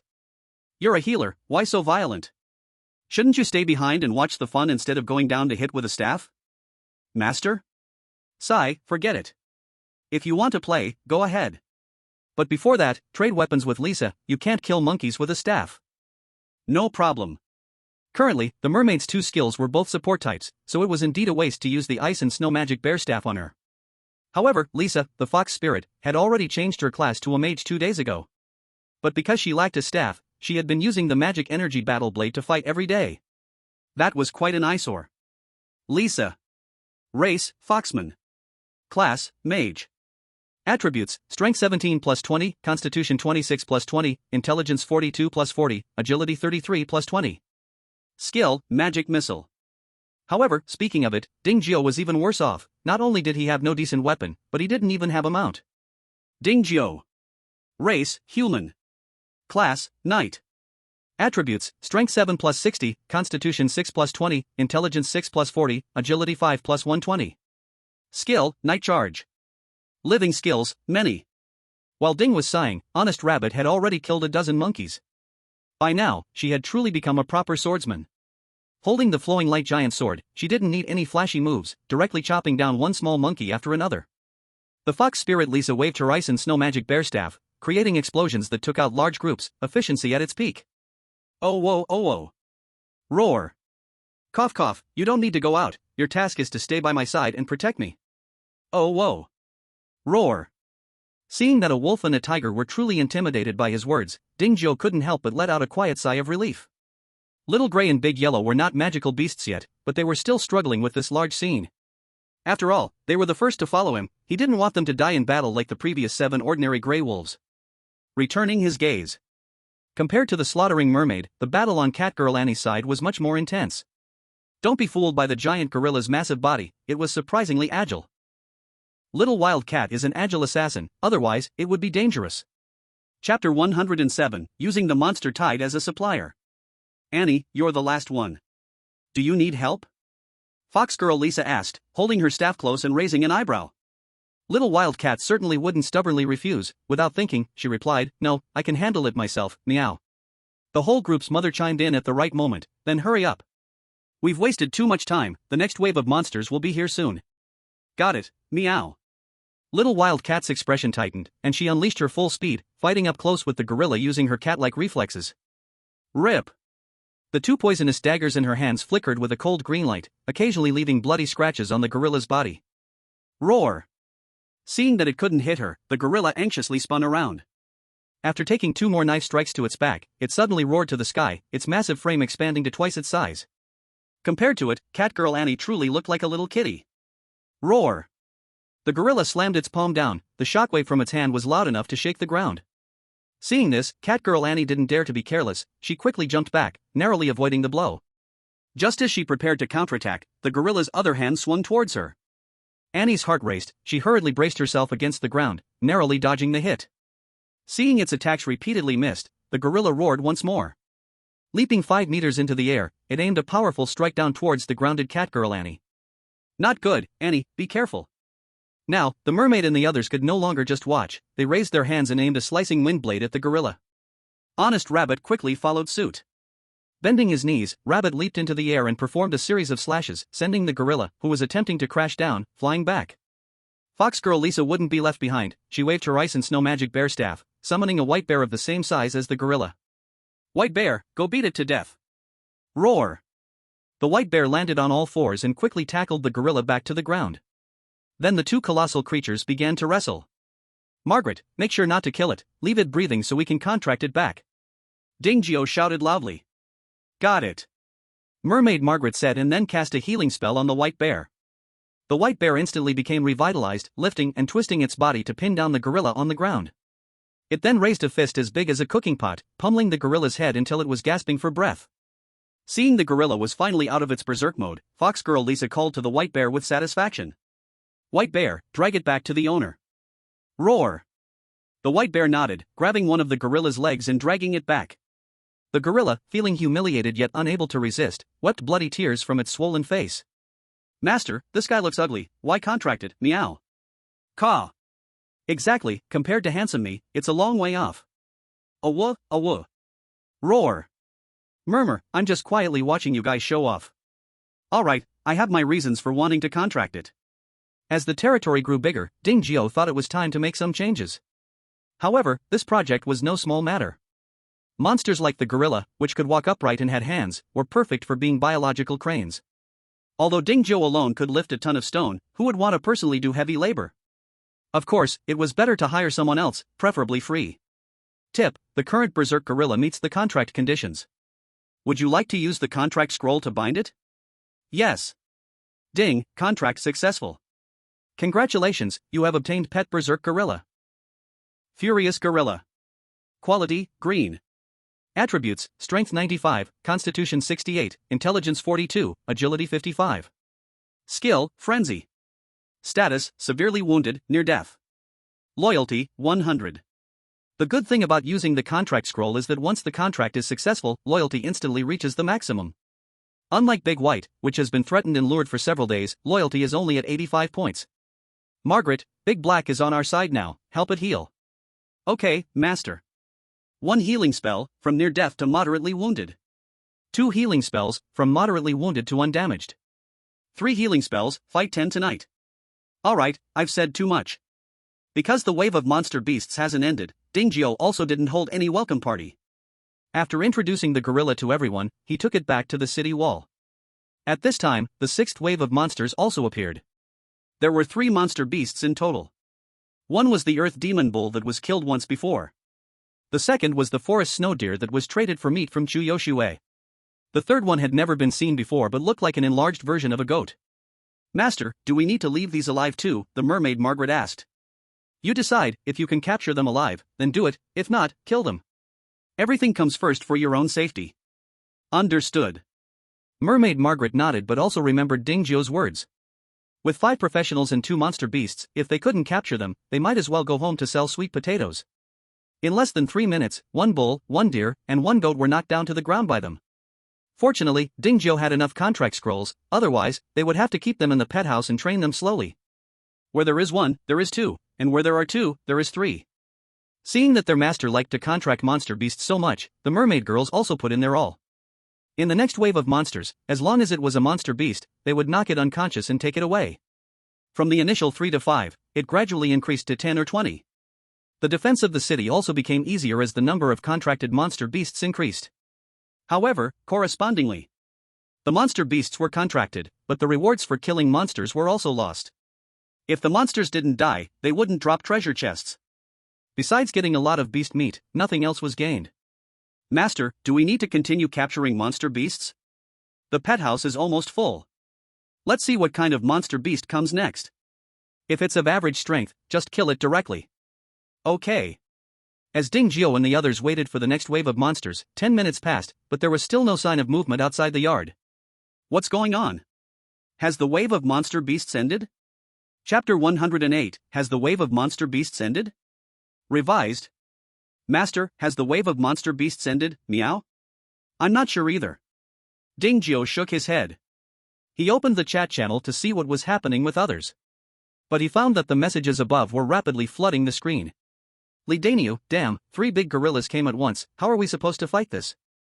Chen Shen, at least they are still on the ground, over here we have a giant eagle flying over the wall to attack us, it's so annoying. Shu Yoshue, didn't the monster beasts drop treasure chests after being killed? Don't hold back using them. Chen Xian, I've already used them, but they're all melee weapons, not very effective against the giant eagle. Mataba, I killed a giant python and opened a level 3 house upgrade chart, I used it right away to upgrade the house. Tong Kung Qian, bullshit luck. Li Daniu, digging for boogers.jpg. Chen Xian, if more come, I'll buy them at a high price. Dingzhou, you all seem pretty relaxed, even though you're still fighting monsters, yet you have the energy to chat.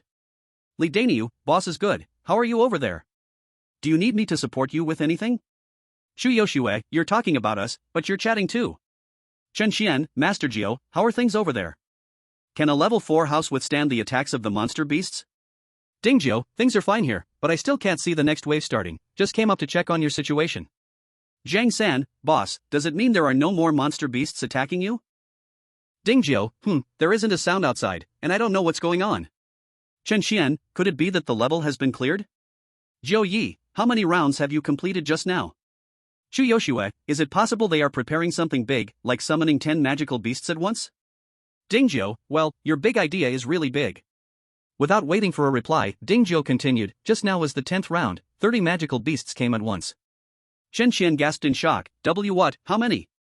Shu Yoshue, 30 magical beasts? How is that possible? If that many came at once, how could you still be alive? Li Daniu, boss, you're amazing. Zhang San, boss is the best in the world. Shu Yoshue, oh my, you guys really believe it? Mataba, ahem, this bragging is too much, no one will believe it. Li Daniu, if you don't believe it, then fine, no one is forcing you to. Zhang San, just because you are weak doesn't mean everyone in the world is weak? 30 magical beasts are nothing, even if 30 more came, it would still be fine. Fong Wenwen, crazy fans are really scary. Zhang San, they aren't as scary as those delusional followers. Dingzhou, it seems you guys don't know what's going on either, so I'll check it out myself. He closed the chat channel. Dingzhou took out the drone and controlled it to fly into the misty forest outside the courtyard. As for why he didn't send someone else, it was obviously out of concern for unexpected situations. After Dingzhou left, the chat channel became even more lively. Except for the people from the Jojo Alliance, others did not believe Dingzhou's words. One magical beast was already tough to deal with, if 30 came at once, wouldn't they just be pushed over? They all knew that Dingzhou was alone on that side. 2 fists can't fight against 4 hands. No matter how strong Dingzhou was, there was a limit. Perhaps he could take on 2 or 3 magical beasts one-on-one or in a super challenge. But 30? What could he possibly do? Unless he powered up. Or relied on the level 4 house for defense. In any case, there was absolutely no way to kill them. Dingzhou didn't care what others thought, he controlled the drone to fly to its maximum distance. He had already searched back and forth several times, but hadn't discovered anything. The misty forest was eerily quiet. As if the earlier chaos was just an illusion. Master, how is it? Did you find anything? The mermaid Margaret asked again. Dingzhou shook his head once more, no, nothing at all. Master, how about I go out and check? The cat girl Annie stepped forward. The fox girl Lisa raised her hand. I'll go with her, plus to buy, we can quickly check around. Dingzhou thought for a moment but still rejected the proposal. I just used a drone to check the situation outside. You don't necessarily need to run another lap. Anyway, there's a defensive barrier here. Even if an emergency occurs, it can be blocked, so it's not necessary to worry so much. Since we have some free time now, you should go train the magical beasts in the pet house. The sooner we tame them, the better it will be for us. Previously, when opening treasure chests, Dingzhou had obtained 38 contract scrolls, but he used them all today at once. Not only that. After successfully contracting 38 magical beasts, to avoid waste, he also locked up the remaining 44 magical beasts in the pet house. Once he tamed them, he would have a total of 85 pets. With such a powerful force as backing, no matter what happened next, he would be confident in his ability to face it. With Dingzhou's signal, the little wildcats immediately ran excitedly to the pet house.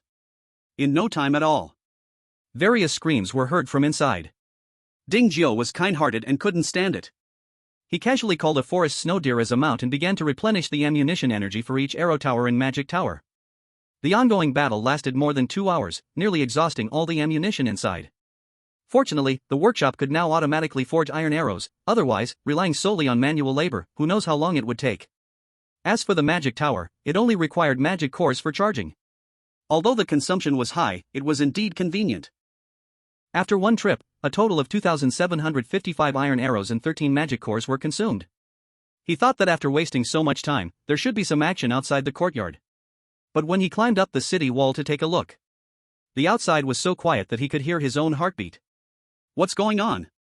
Could it be that the beast tide really ended? Or were they scared away by him and dared not come back? But that didn't make sense. The beasts in the tide were all insane, they didn't know fear at all. Unless they were contracted by him, otherwise, even if they were locked in a pet house, they would act the same way. Forget it, let it be. When soldiers come, block them. When water comes, damn it. He didn't believe that with his level 4 house, he couldn't defend against these crafty schemes. Shu Yoshue, finally killed it. Muya, others are either gorillas or bulls, but we get the flower leopard, this is too unlucky. Shin Pepe, the greater the difficulty, the greater the reward. Others only drop silver chests at most, we actually got a golden chest this time. Shu Yoshue, as usual, let Xiaoyi open the chest. You all go collect the corpses, and I'll fix the broken stone wall. Didn't you see what Dingzhou said? At least 10 rounds to fight, and we're only on the 4th round, we're still far from the end. Muya, wait, do you really believe that guy's nonsense?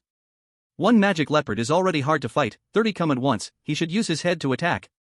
Shu Yoshue, that guy may be a bit nasty, and his words are a bit harsh, and he loves money too, but I've never seen him lie. Muya, pfft. Li Daniu, everyone, let's keep it up, just one more big gorilla left, hold on. Zhang San, thank goodness our boss supplied us with some equipment, otherwise, we definitely could not handle it. Li Daniu, yeah, who would have thought that they would come 3 beasts at once? The stone wall was blown to pieces by them. Without the stone wall to block, Li Daniu and the others could only rush in and fight the last big gorilla in hand-to-hand combat. Luckily, it had already gone berserk, not only was it injured, but it was also weakened, otherwise, it would cost lives to block it.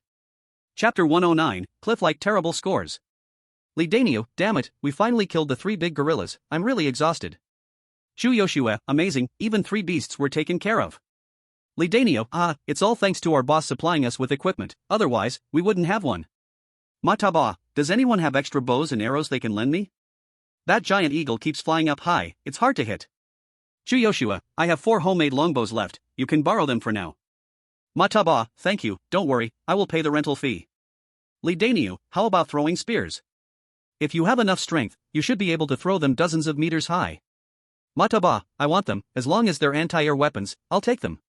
Shen, I also have a few wooden crossbows that I don't need for now, just borrow them for a while. Mataba, thank you so much. Actually, he knew. At this time, who would complain about having too many ranged weapons? What Shu Yoshue and the others said was actually to make him feel assured. This kindness, he had to acknowledge. With the help of several major groups, Mataba finally borrowed a total of 38 anti-air equipment. There were longbows, wooden crossbows, iron spears, and throwing spears. A variety of items. Not everyone had one, but it was enough to equip most people. After getting the equipment, he didn't dare to delay for a moment and quickly distributed them. At this moment, the giant eagle circled back once again, flying above the stone house for a while, getting ready to attack again. But it never expected that this time, the people of the Taba Association were waiting for it to take the bait. the giant eagle flapped its wings. It looked ready to attack. Fire! With a furious shout from Mataba, followed by a series of swooshing sounds. Dense throwing spears and iron arrows shot towards its wings like rain. The giant eagle didn't have time to react, let out a miserable shriek. Dozens of sharp arrows and javelins fiercely pierced its wings. It shook in pain, its wings flapping and slowly falling. Mataba showed a look of surprise. Finally injured you, you flat-headed beast. Good opportunity, continue the attack, don't stop. Another round of swoosh sounds erupted. This time, the giant eagle was in trouble. Its body was filled with iron arrows, falling even faster. The giant eagle was now panicking, desperately flapping its wings, trying to return to high altitude. But Mataba would not let it have its way, immediately leading the main team to the rooftop. Jump! As the giant eagle came down to a reasonable level, the first to jump was the leader. Without the advantage of height, the giant eagle couldn't be a match for this group of people. Under the fierce blows from Mataba's team, it ultimately crashed heavily to the ground. Kill! Seeing it land, those who had been pent up on the ground for a long time rushed forward like they had spotted a bloody shark. Weapons raised. They charged in from all directions. The poor giant eagle was quickly hacked to death.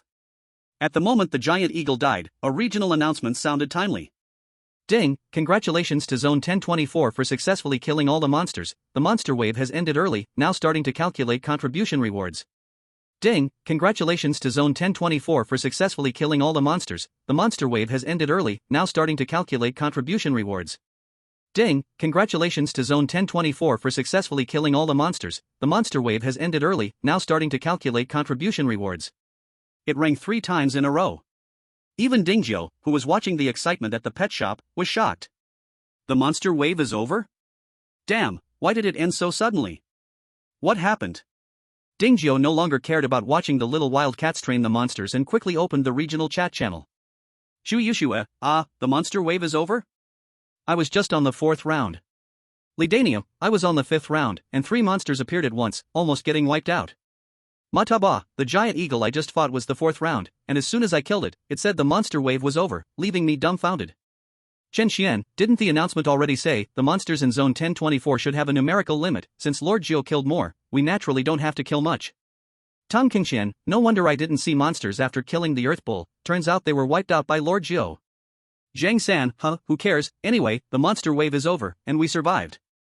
Lidania, it's really thanks to the boss. Seeing the chat content above, Dingzhou finally understood why it had been so long without any monsters. Turns out there wasn't any conspiracy, rather all the monsters had already appeared, needing to wait for others to kill them for it to truly end. As for the contribution rewards mentioned in the announcement, he didn't have to guess that he would definitely be first. And the fact was indeed true. Ding, Monster Wave contribution rankings in Zone 1024.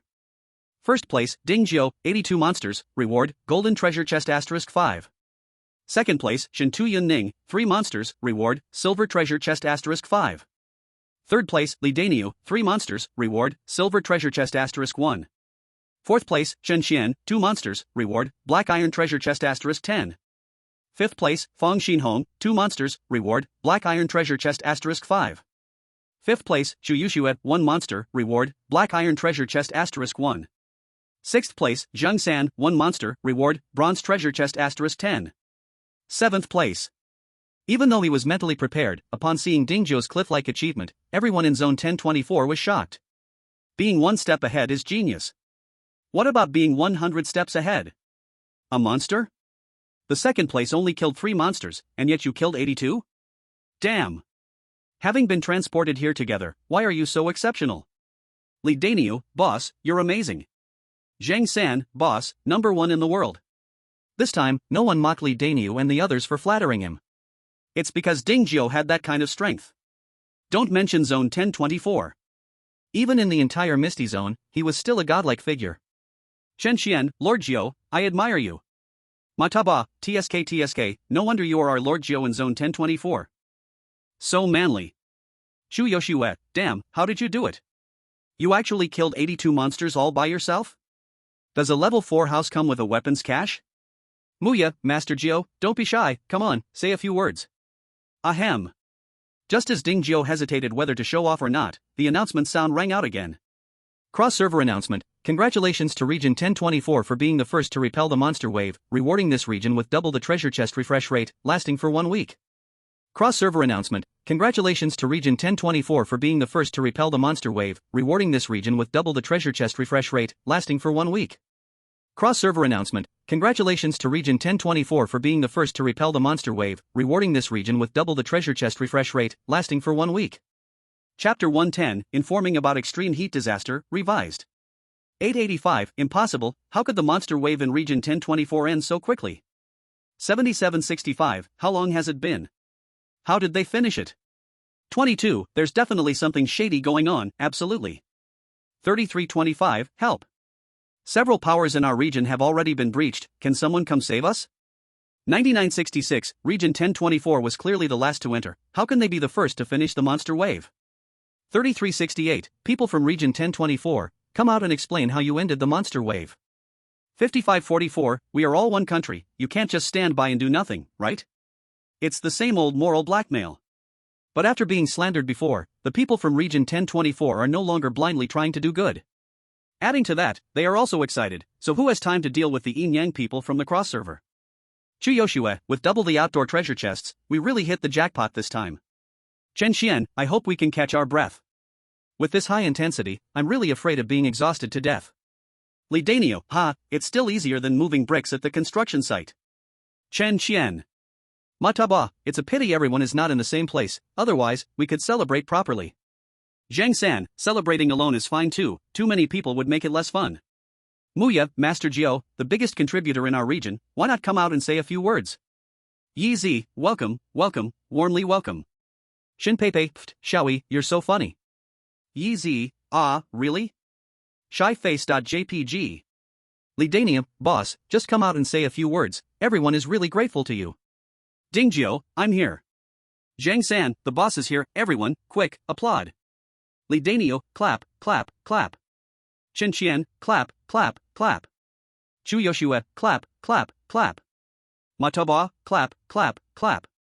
Dingjiao, alright, I'll just say one thing. The next round of disasters is extreme heat, so you better prepare early. Chu Yoshua, extreme heat disaster? Muya, are you kidding? The extreme cold disaster just passed. Mataba, Master Jiao, it's not that we don't want to believe you, but this news is too shocking, it's hard to take in. Qin Xian, Master Jiao, although I guess this survival world isn't treating humans well, how did you know this news? Is it a reward for being first? Yi Zi, I know. Master Jiao, you must be a reborn person, right? Novels always say that, so that's why you could advance so quickly with foresight. Chu Yoshua, Xiaoyi, you've read too many novels, where would there be reborn people in this world? Teng Qingqian, you can't say that, even people are crossing to another world for survival, so what's the deal with more reborn people? Zhang San, boss, you wouldn't really be a reborn person, right? So does that mean I'll also be awesome in the future, and that's why you recruited me early? Li Danio, Zhang San, didn't you apply to join yourself? What does it have to do with the boss? Zhang San, you talk too much. Chen Qian, Dingjiao, alright, stop guessing randomly. I'm not a reborn person. Zhang San, really? That's a pity. Chu Yoshua, so how did you know this news? Yi Zi, exactly. Chen Qian, eagerly listening. Dingjiao, stonewalldiary.jpg. Mataba, what is this? Chen Qian, it seems to be written with some text, but unfortunately, it's completely unreadable. Tong Qingqian, is it our side's writing? Chen Qian, it doesn't look quite right. Chu Yoshua, oh, come on, stop keeping us in suspense. Dingjiao, this is a diary written by the last generation of dwarf survivors. It briefly records their days after being transported here, including news of extreme heat disasters. Chen Qian, wait a minute, this information is a bit overwhelming. What do you mean by dwarves and last generation survivors? Chu Yoshua, Dingjiao, is this information reliable? Were there really last generation survivors? And where did you get this picture? Don't tell me it's photoshopped. Dingjiao found it in an underground cave ruin, along with a related language skill book. Li Daji, wow, this news is shocking. Does that mean we're not the first batch of survivors? Mataba, so, do you know where the last generation of survivors went? They didn't all perish, did they? Dingjiao, not clear, it doesn't say.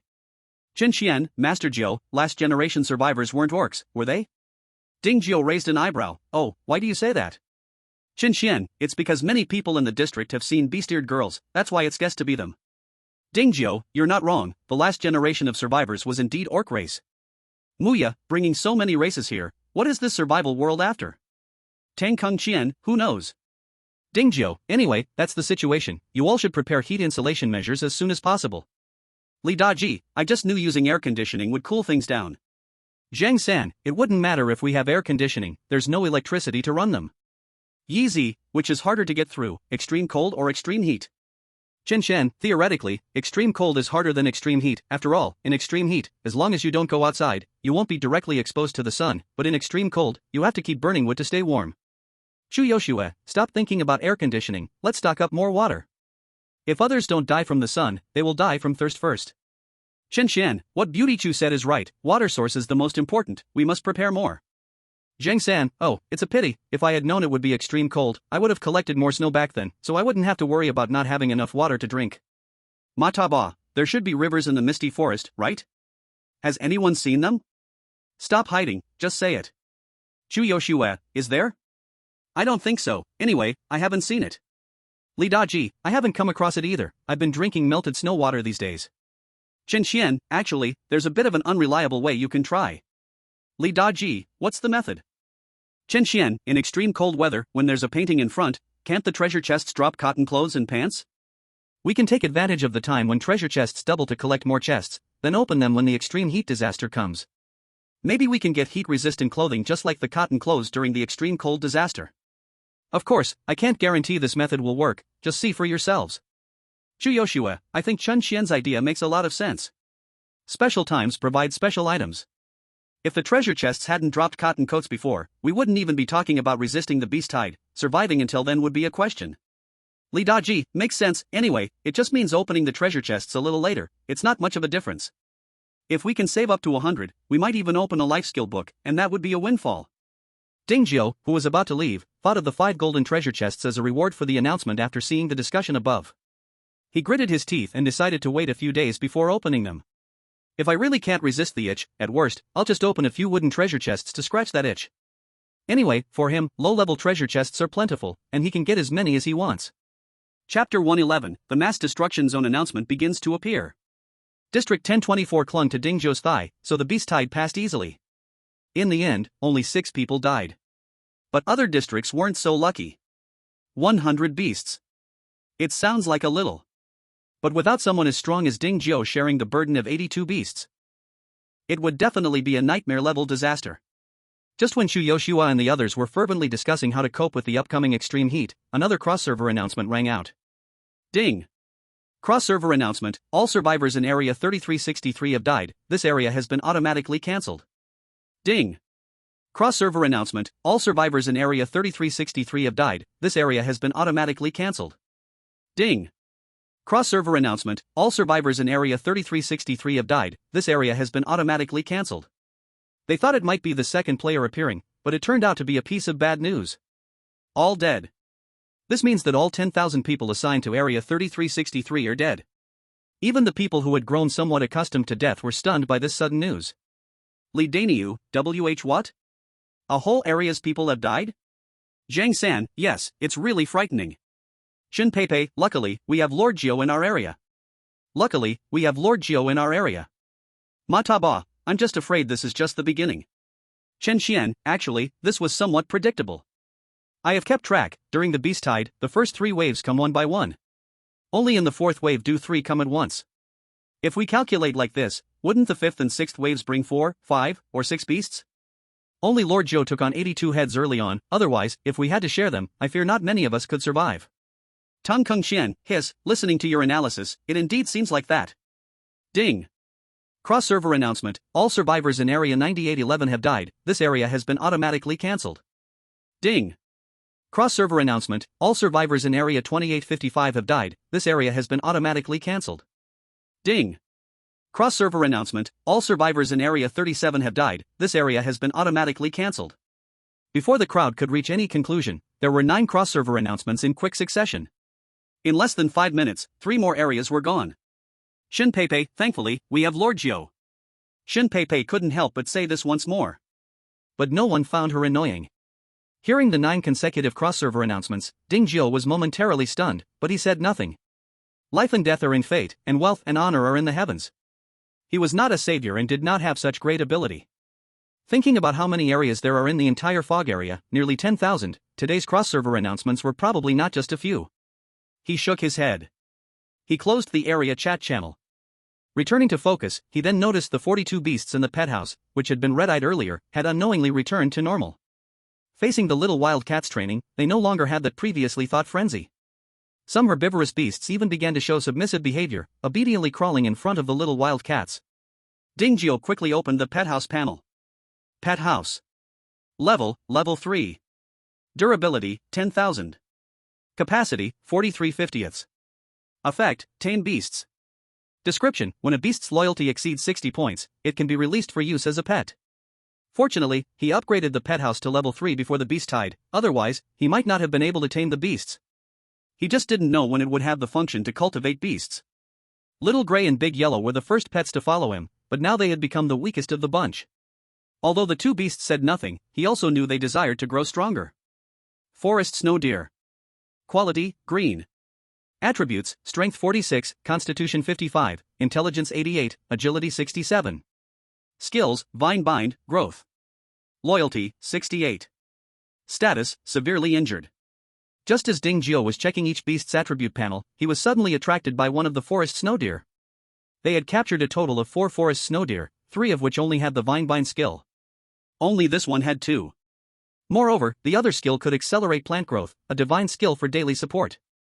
Seeing that it already had 68 points of loyalty, Ding Jiu immediately released it. Margaret, help me heal it. No problem. The mermaid waved her hand casually, and a green light covered this forest snow deer. Feeling the healing wave resembling the breath of the forest, the forest snow deer made a joyful sound of yo-yo calls. Seeing its loyalty suddenly rise by 10 points, Ding Jiu smiled with satisfaction.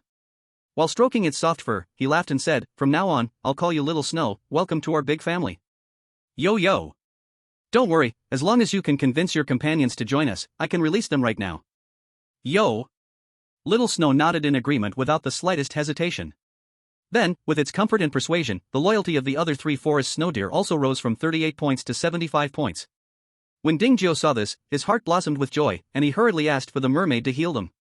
Although the yard expanded 5 times, the total area was only around 30,000 square feet. If they were just ordinary wild deer, there would be enough space for them to play around. But for the forest snow deer, which had become 2 to 3 times larger, it wasn't quite enough. Just like Daba, this windstorm giant eagle.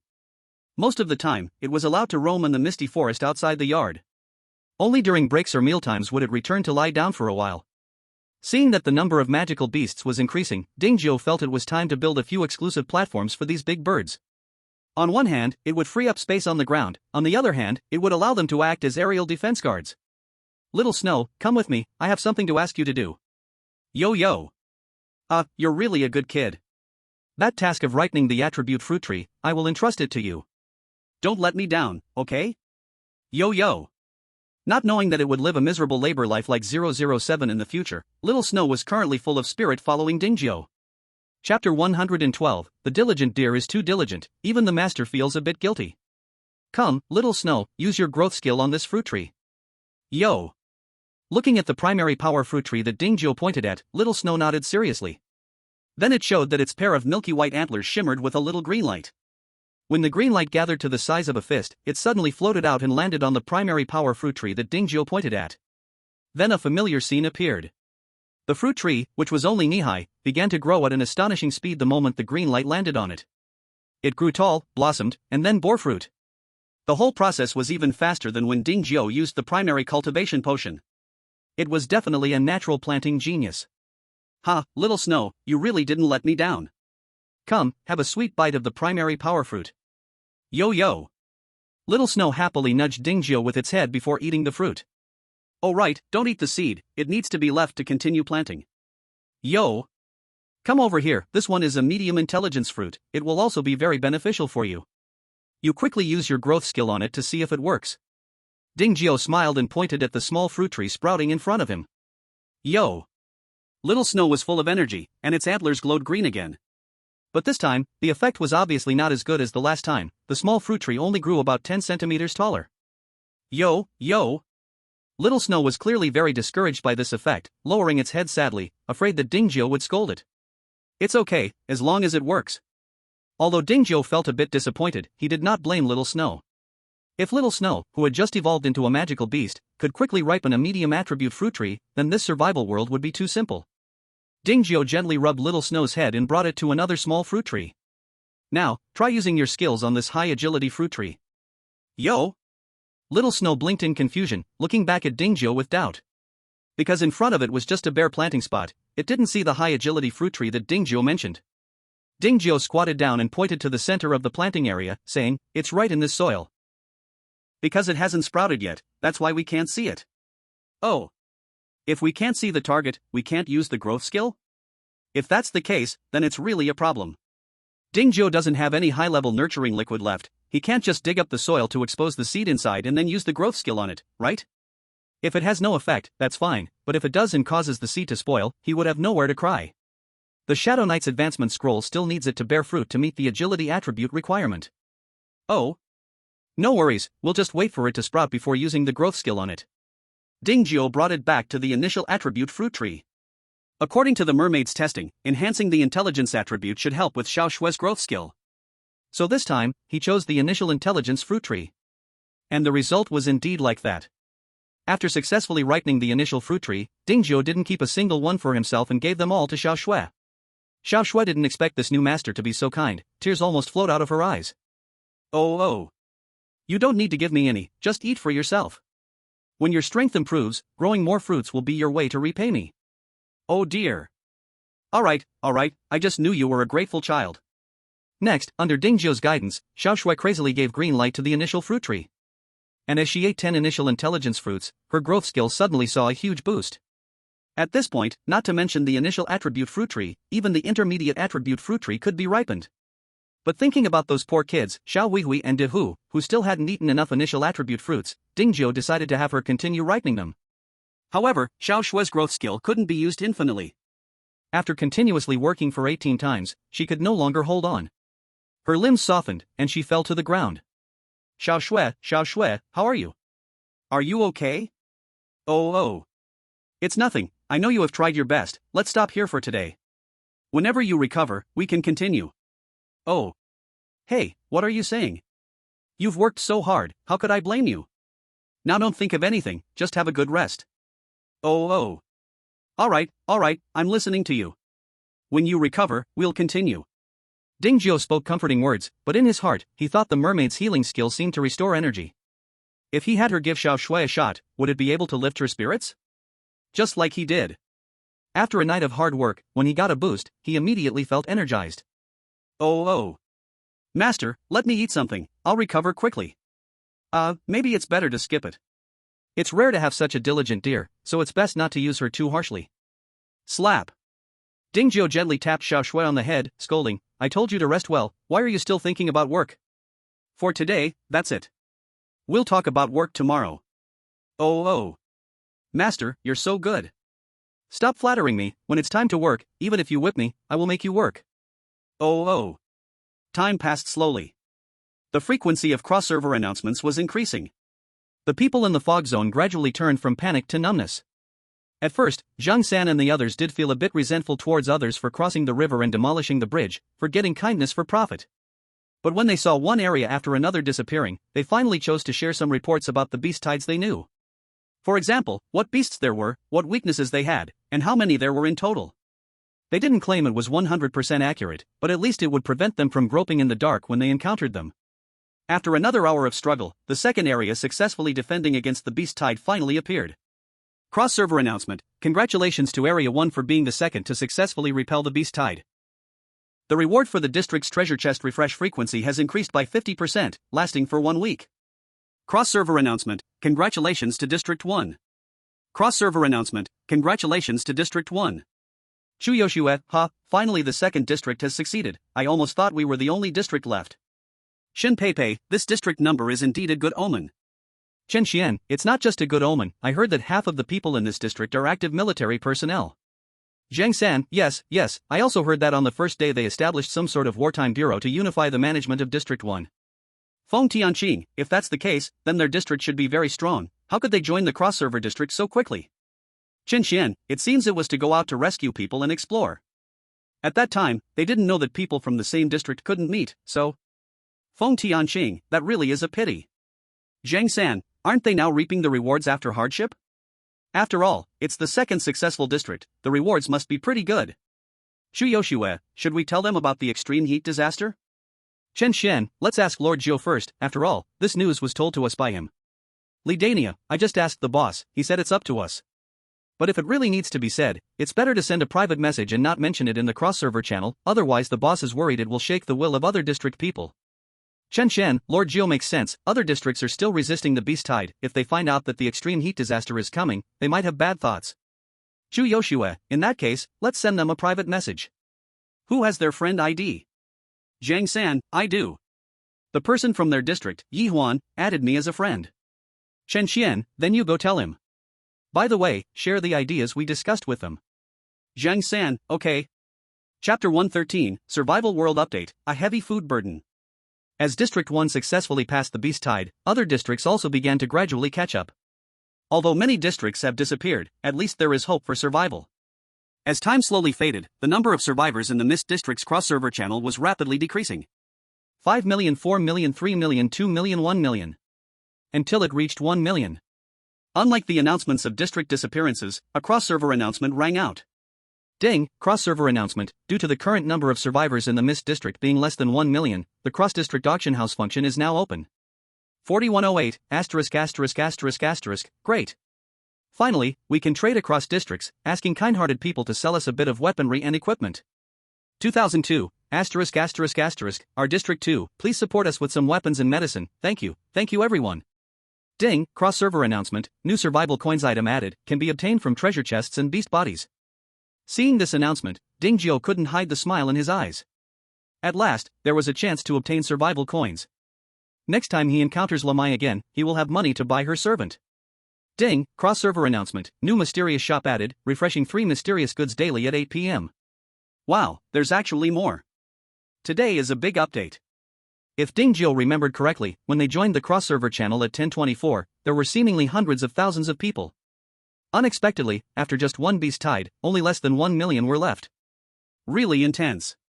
And he didn't know what kind of things this new mysterious shop would sell, it wouldn't also be bought with survival coins, would it? Thinking that treasure chests could also open survival coins, Ding Jiu immediately opened 100 wooden treasure chests in a row. Ding, you opened 100 wooden treasure chests, congratulations.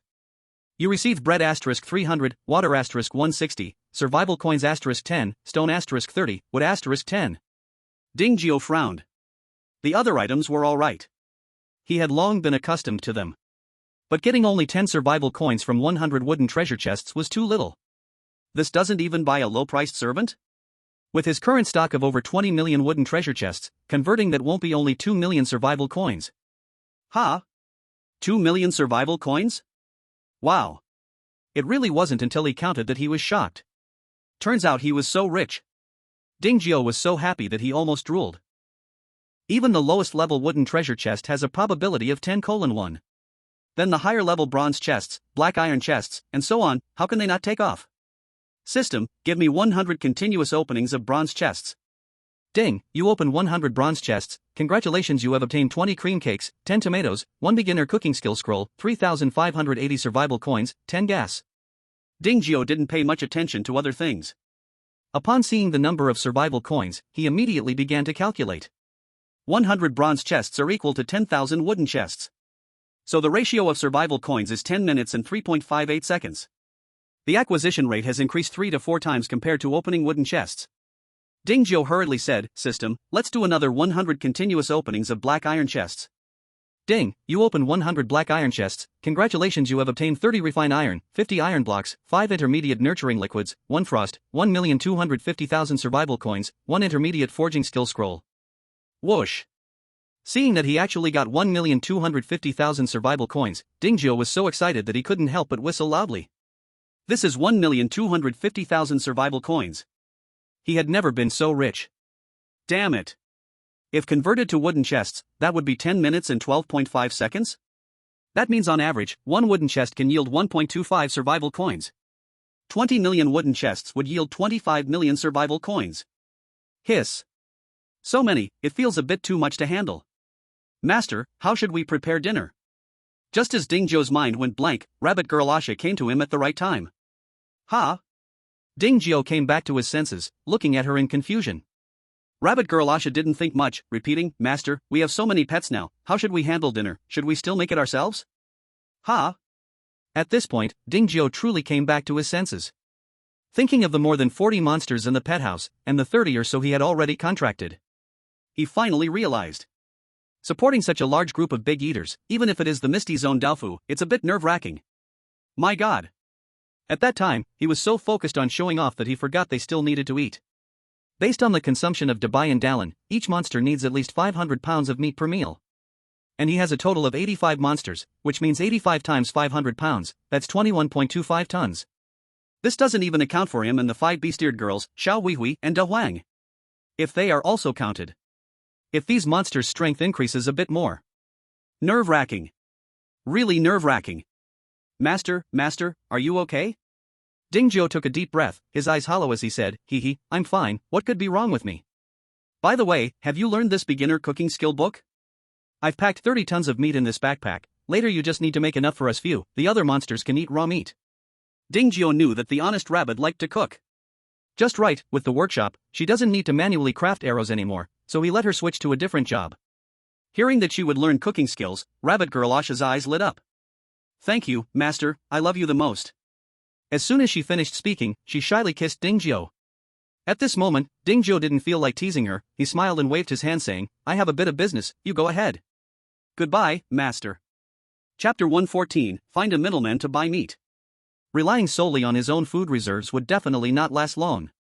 So Ding Zhou decided to find someone to buy. Although it's possible to let these monsters hunt for themselves. But during the extreme cold disaster, didn't the little wild cats also go out every day, yet their harvest was meager? Especially after just experiencing the monster tide riot, the beasts in the misty forest have become even scarcer. Rather than letting them go out, it's more convenient for him to buy directly. Coincidentally, everyone just went through the monster tide, so more or less they had hunted quite a bit. Ding Zhou at Li Daniu, I have a task for you. Li Daniu at Ding Zhou, boss, just give the orders, even if it's a mountain of knives, I will definitely help you. Ding Zhou at Li Daniu, it's not that serious, just go help me buy a large amount of meat. You can collect here or across servers, as long as the price is reasonable, it's all buyable. Li Daniu at Ding Zhou, boss, if you need meat, I can give you what I have. Ding Zhou at Li Daniu, you should keep that little bit of meat for yourself, I need a lot more. Anyway, be bold and collect, if you can bring back several thousand or even tens of thousands of tons, I'll reward you heavily. Li Daniu at Ding Zhou, boss, what are you talking about? I set up the Jojo Alliance just to help you, why would I need a reward? It's just 10,000 tons of meat, wait for me, I promise to get it for you. Ding Zhou at Li Daniu, alright, I'll leave it to you. By the way, this meat is only for my personal need, so don't go and stockpile it yourself. Li Daniu at Ding Zhou, oh, is that so? Ha, luckily you made it clear, otherwise I might have gone and hoarded a few hundred tons. Ding Zhou at Li Daniu, alright then, that's settled. Li Daniu at Ding Zhou, okay, boss, wait for my good news. After closing the private message window, the gloom on Ding Zhou's face had disappeared. I must say, I'm glad I took Li Daniu as my little brother back then. Otherwise, I would have to deal with many trivial matters myself. On the other side, Li Daniu received Ding Zhou's mission and didn't dare to take a moment's rest. He immediately called all the high-level members of the Jojo Alliance for a meeting. Daniu, what happened? Zhang San was the first to ask. Li Daniu waited until everyone was there before saying, just now, the boss gave us a task. Boss? Are you talking about Lord Jiao? Nonsense, who else could be our boss besides Lord Jiao? Li Daniu glared at the person. He. The person chuckled awkwardly, shrinking back a bit. Knock knock. Zhang San knocked on the table and asked seriously, Daniu, what task did the boss give us? Is it difficult? Li Daniu shook his head, saying, it's not difficult, it's just that the quantity is a bit large. Zhang San rolled his eyes dramatically and said, Daniu, when did you learn to keep us in suspense? Li Daniu stared wide-eyed and retorted, when did I keep you in suspense? Zhang San twitched his eye, annoyed, and waved his hand, alright, just tell us the task already. Li Daniu, ahem, the boss wants us to help him collect a large amount of meat, several thousand tons is not a little, and 10,000 tons is not too much. Basically, collect as much as we can. Xiaoyu, why does the boss suddenly need so much meat? Is something special going to happen? Lu Feiqi, should we stockpile some too? Zhang San, the boss certainly wouldn't act without reason, we should prepare some just in case. Li Dania waved his hand, the boss already told me clearly that this meat is only for his own needs, so let's not stockpile any ourselves. Zhang San, this. Zhang San wanted to say, could this be a trick from Ding Jiao? But after some thought, he felt that this possibility was very low. Mainly because there was no need for that. From the fact that Ding Jiao could take down over 80 beasts alone, it was clear that he was on a completely different level from them. However, while Zhang San understood, the others didn't have that kind of insight. They immediately voiced their concerns about the matter. As a result, Li Danio gave them a good scolding. Before you joined, I clearly told you. The Jojo Alliance was established to serve the boss. This is the first time, and I hope it's the last.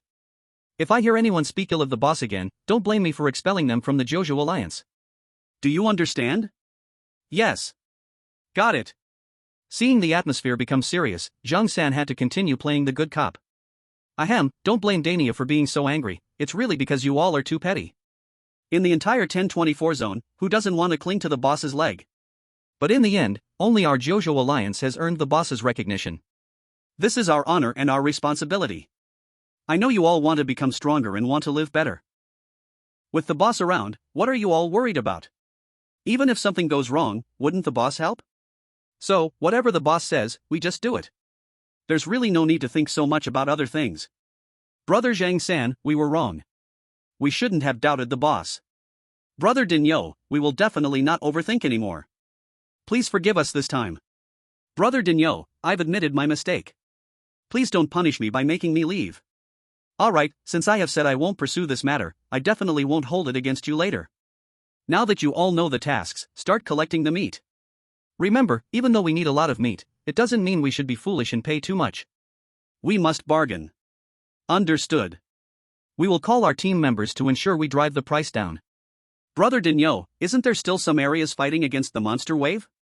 We can sell them some weapons and gear in exchange for meat. Li Din Yo nodded in satisfaction, this idea is good. Everyone can give it a try. I will ask the boss for weapons. We can also inquire about those who have already gone through it. They just finished fighting the monster wave and must have obtained a lot of monster corpses. Each monster is several tons heavy. Every area can buy some. Don't say a few thousand tons, tens of thousands of tons isn't a problem. Li Dinyo continued to nod, this idea is also good. I'll leave it to your team. Yes, we guarantee to complete the task. Except for some necessary work that needs people to be busy, the rest have all been pulled out by Li Dinyo to collect meat. Even if there are now less than half of the 10,000 areas left, it is still a big project. On average, at least one person has to cover several hundred areas. Of course, this is under the condition of face-to-face transactions. Because there are no cross-region functions, Li Dinyo and the others just need to set the price on the cross-server public screen. Those areas needing weapons and gear can totally bring their meat to the auction house to shop. In this way, a lot of trouble can be saved. Because they are in a hurry to save lives, those small areas still fighting the monster wave generally do not care too much about the meat exchange ratio. 100 gene of raw meat for one fine iron arrow. Don't underestimate these things as just Dingzhou's leftovers, but to others, they are top-quality equipment. Even though Dingzhou has already ordered the workshop to work at full throttle, there is still a slight supply shortage. Li Dinyo, boss, the fine iron armor is sold out again.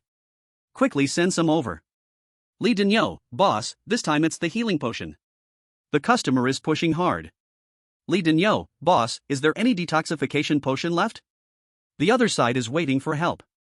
Damn it. If I didn't know that Li Dinyo was working for him, Dingzhou would want to send his monster army to wipe out this pestering guy Li Dinyo. Chapter 115, Preparing for the Coming Extreme Heat Disaster. Chuyoshua at Dingzhou, are you there?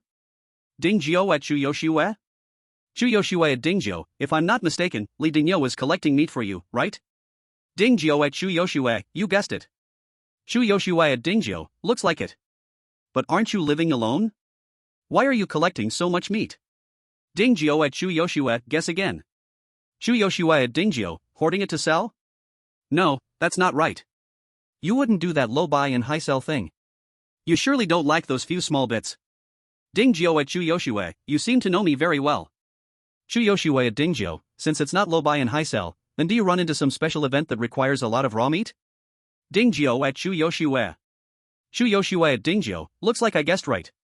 Chuyoshua at Dingzhou, if there's good news, count me in. We are all so familiar. At worst, I'll introduce a wife to you. Dingjio at Chu Yoshua, get lost. Chu Yoshua at Dingjio, don't be shy. I'm not going to laugh at you. By the way, what type do you like? Mature women? Cold beauties? Sexy charm? Or innocent students? Dingjio at Chu Yoshua, sorry, I like Lolas. Seeing this, Chu Yoshua, who was ready to tease Dingjio, suddenly froze. Loli? Isn't this talking about her? Damn it, bastard, I knew you had bad intentions, wanting to lay your eyes on her. Compared to the blushing Chu Yoshua, the other 5 girls were eagerly enjoying the drama. They all squeezed around her and started to cheer, oh. They even deliberately dragged out their tones, making her ears turn red and hot. Hey, stop it. Chu Yoshua puffed out her cheeks like an angry little hamster, pushing her friends away randomly. She angrily said, can't you see I'm busy? Get away from me. Oh, so you dislike us being your light bulbs? Exactly, you prioritize love over friendship. We'll leave now, we won't disturb you lovebirds. Get lost. Ha ha. After her friends made such a fuss, Chu Yoshua felt embarrassed to continue messaging Dingjio. Seeing she couldn't get any information from Dingjio, she went to ask Li Danyu instead. With the weaponry provided by Dingjio, more and more neighborhoods successfully blocked the monster tide in the Misty area. By the end, when the monster tide completely finished, the survival count in the Misty area was set at 720,000. However, compared to this, Dingjio was more concerned about his harvest. 15,215 tons. That was 5,000 tons more than the 10,000 tons he expected. With so much meat, even if he let all the monsters in the house eat freely, they could eat for a year. Dingjio could finally feel at ease. As the monster tide ended, the news of the extreme heat disaster no longer needed to be hidden and began spreading across the servers. Just when everyone thought they could relax, upon hearing this news, they instantly began to curse. Damn it, are you kidding? Only half a month into this survival world, and the torturous levels just keep coming one after another. Can't they give them a little breathing time? Even pigs need to breathe every now and then, right? They barely survived the monster tide, can't they have a few good days? 9999, ****, damn, if there's going to be an extreme heat disaster, why didn't you announce it earlier? The snow in the misty forest already melted, what can we collect now? 4445, ****, I should have collected more snow water during the blizzard, then even if the weather turns hot, I could have had a sip of cold water. 8888, ****, now we can still go out to collect water, in extreme heat, water is even more important than food. 4445, ****, the snow water has already mixed with the dirt, it's dirted.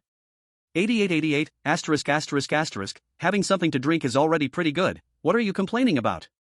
3338, ****, you can make a simple filtration device, just add some charcoal and stones. 8888, ****, skills, still skills, important things are said 3 times. 8866, ****, does anyone know how to add insulation to houses? 3366, ****, but there are no insulation materials, how can you do it? But you can make a sunshade. 7777, ****, I've seen a lot of refrigerators and air conditioners, but what about generators? Has anyone built one? You can't rely on rubbing your hands together, right? 8811, ****, actually, making a generator isn't hard, the key is not having the skills, even if you make it, it won't work. 7777, ****, really? What's the principle? Can you explain it to us?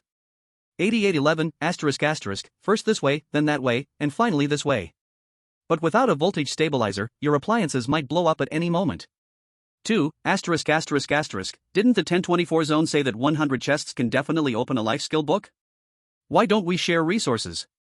444, ****, sure, then you sell the chests cheap.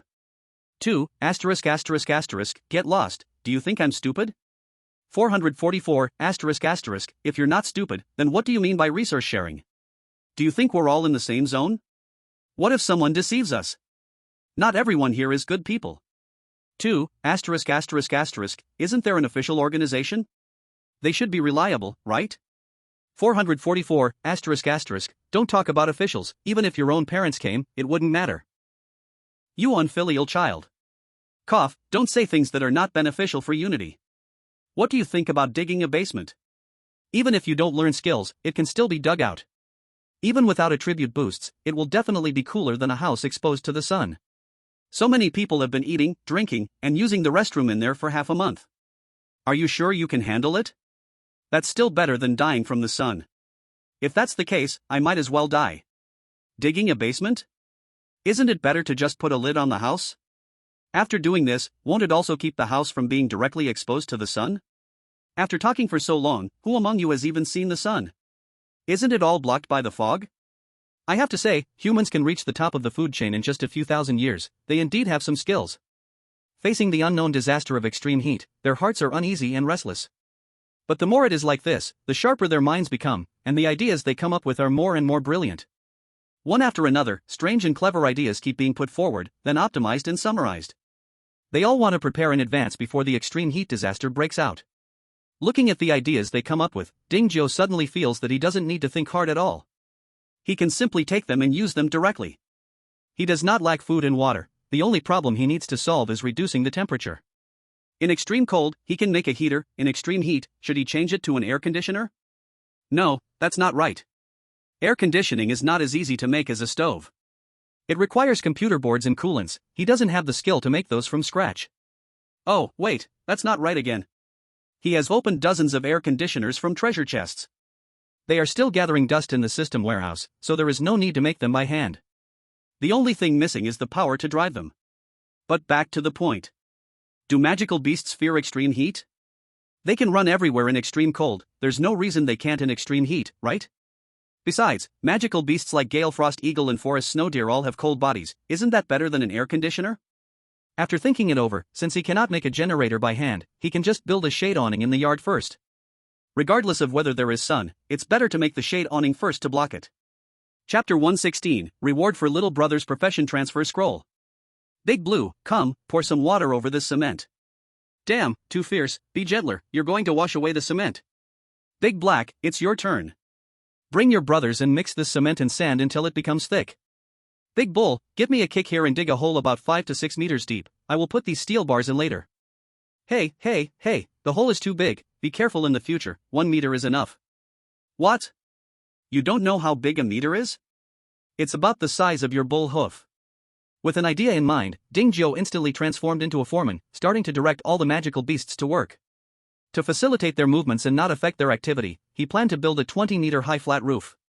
Although it would consume a lot of resources, Dingzhou really didn't care. I have to say, magical beasts are really good workers. Within just over an hour, they dug the foundation and made the concrete pillars. If it wasn't getting dark, he would have wanted to set up the concrete pillars right now. Li Dinyo at Dingzhou, boss, this is the last 100 tons of meat, should I continue to collect? Dingzhou at Li Dinyo, that's enough, you don't need to collect anymore. Li Dinyo at Dingzhou, okay, I will return the remaining equipment to you later. Dingzhou at Li Dinyo, you don't have to return the remaining equipment, keep it to develop your team. Li Dinyo at Dingzhou, thank you, boss. Dingzhou at Li Dinyo, send me your attribute panel to have a look. Li Dinyo at Dingzhou, the panel? Oh, okay. Although confused, Li Dinyo still sent over his character panel information. Li Dinyo. Race, human. Attributes, Strength 8 plus 12, Constitution 9 plus 8, Intelligence 5 plus 6, Agility 6 plus 8. Talent, Tenacity, damage taken is halved. The panel is a bit ordinary.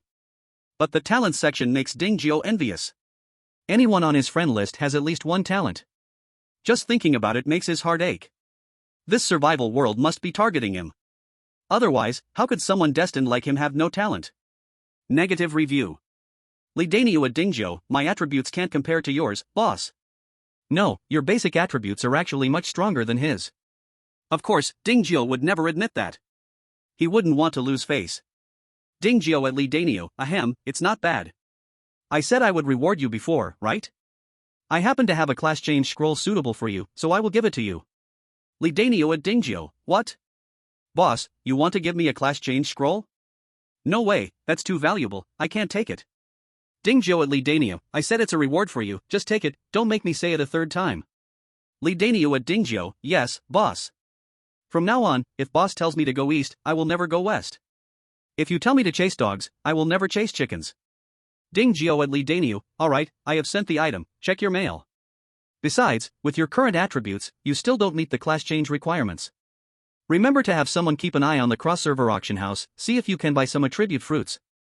Li Danio at Dingzhou, got it, boss, I will have someone pay more attention. Hang up the call.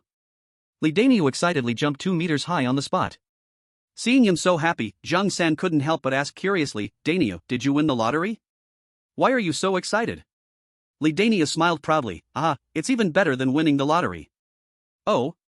Zhang San became even more curious, closed the auction house window, and walked over with a smile. If there's good news, don't forget about your good brother. Li Daniu waved his hand. Did you forget the meat collection task that boss assigned us before? Boss said we did great, so he rewarded me with a class change scroll. Zhang San nodded while listening. When he heard that Ding Jiu rewarded Li Daniu with a class change scroll, he was completely stunned. He even thought he heard wrong, blankly asking, Daniu, what did you just say? Sorry, I didn't catch that. Li Daniu, I said boss rewarded me with a class change scroll. Hiss, boss really rewarded you with a class change scroll? Wow, how are you so lucky? Hurry up and show it to me. I've lived so long and have never seen a class change scroll. Li Daniu, I was so busy being happy that I haven't even looked at it yet. Saying that, Li Daniu hurriedly opened his personal inbox, and sure enough, there was an unread new email from Ding Jiu. He took it out and looked. The class was perfect for him. Shield Guard class change scroll. Durability, 1/1. Requirements, Strength, 30, Constitution, 50, Agility, 25. Description: anyone who meets the requirements and uses this scroll will immediately change to the Shield Guard class and randomly learn a basic skill of the Shield Guard. Zhang San thought the same after seeing it. It seems like this class change scroll was specially chosen by boss for you. Li Daniu nodded in agreement. It should be, just now boss specifically asked for my character panel information. Zhang San, Daniu, do you think boss might have more than one class change scroll? Li Daniu, boss is so strong and capable, it's really possible he has more than one class change scroll. Why? Do you want one too? Zhang San, of course, who wouldn't want one? Li Daniu, that's true, but we can't just ask boss for it, what would that make us? Zhang San, I'm not saying to ask directly. Boss will definitely look for us to do tasks in the future, then we'll have a chance to ask him. And boss has always liked collecting all kinds of strange blueprints. We can help him gather them, and then it'll be easier to bring up buying class change scrolls. Li Daniu, what you just said seems reasonable, but you must pay attention to the limits, and definitely don't let the boss think we are greedy. Zhang San, don't worry, I'm not stupid. Chapter 117, Seconds to Sweep the Mysterious Shop's Goods. Chen Qian, it's almost 8 o'clock, how many survival coins have you all gotten? Ma Taba, how many can we get in just one afternoon? Anyway, I've only gotten 5 survival coins. If I had known the drop rate was so low, I wouldn't have opened all the treasure chests. Li Daniu, I spent the whole afternoon helping the boss collect meat, not even one survival coin. Tang Kung Qian, I don't have any either, I saved my treasure chests to open when it gets really hot. Shu Yoshua, then it seems the 3 items tonight are definitely ours for the beautiful girl team. Li Daniu, don't forget about my boss, there's no way anyone has more survival coins than him. Shu Yoshua smiled proudly, that's hard to say. She thought. The foggy area just experienced a monster wave, so there definitely aren't any monsters left outside. This means the only way to collect survival coins is through opening treasure chests. And this is all about luck. That's a bit awkward. Who told them the beautiful girl team has a super lucky charm? Just 5 silver treasure chests opened up 688 survival coins. Initially, she thought it was a small amount, but after hearing Mataba's count, she realized it was an incredible sum. She didn't believe that Ding Jiu alone could have more than them. Chen Qian, Zhu the beautiful lady, since you're so confident, I wonder how many survival coins you have. Shu Yoshue, that's a secret. When the mysterious shop opens, you'll naturally find out. Chen Qian, looks like Zhu the beautiful lady is quite confident. Shu Yoshue, Li Daniu, anyway, I don't believe anyone has more than Boss Nyo. Zhang San, exactly, our boss is the richest in the area. Shu Yoshue, then you'll accept reality later. Time passed quietly as the few chatted. Ding, cross-server announcement, the mysterious shop will open in 1 minute. Interested survivors can check it out. Hearing this cross-server announcement, not only Chu Yoshue and the others, but even people from other areas stopped what they were doing and entered the mysterious shop interface. Of course, Ding Jiu was the same. Due to entering too slowly, when he opened the mysterious shop, the countdown had already reached 45 seconds. In addition, there was a chat window on the right side of the interface for people entering to chat. In less than 20 seconds, the messages had already exceeded 100,000. He wondered what server they were using since it was so smooth. Ding Jiu shook his head, brushing aside unrelated thoughts. Currently, he had more than 200,000 survival coins. If this wasn't enough money, then others shouldn't even mention it. So he didn't rush to continue opening treasure chests, he saved survival coins. 9. 8. 7, 3, 2, 1. The countdown ended. The mysterious shop immediately revealed 3 cards. Before Ding Jiao could even look at the introductions, he snapped them all up. Ding, cross-server announcement, congratulations to survivor Ding Jiao from Area 1024 for spending 1,000 survival coins to purchase a medium-strength fruit *1. Ding, cross-server announcement, congratulations to survivor Ding Jiao from Area 1024 for spending 3,000 survival coins to purchase a dimensional backpack *1. Ding, cross-server announcement, congratulations to survivor Ding Jiao from Area 1024 for spending 10,000 survival coins to purchase a lucky necklace *1. 8888, ***, crap. 5577, ***, crap. Plus 1 inch. 6366, ***, crap. Plus 2 inch. 22, ***, crap. Plus 3 inch. 8, ***, crap. Plus 10,086. 5555, by Jiroa, wait, who is this person? How did he just buy 3 items at once? 4444, Jinting, is Area 1024 that powerful? They can actually spend so much survival coins on the first day? 1, ***, I remember now, this Ding Jiao seems to be the top player in Area 1024. 2288, ***, really envious of their Area 1024 having such a big shot, I wish our area had one too. 3366, ***, go wash up and go to sleep, you can dream of anything. 8, ***, Ding Jiao, can you add me as a friend? I can set you up a longevity altar. 4455, ***, people from Area 1024, come out and introduce this big shot. Lidanio, ha, Ju the beautiful lady, what were you just saying? I didn't catch it, can you say it again? Zhang San, just trying to blend in.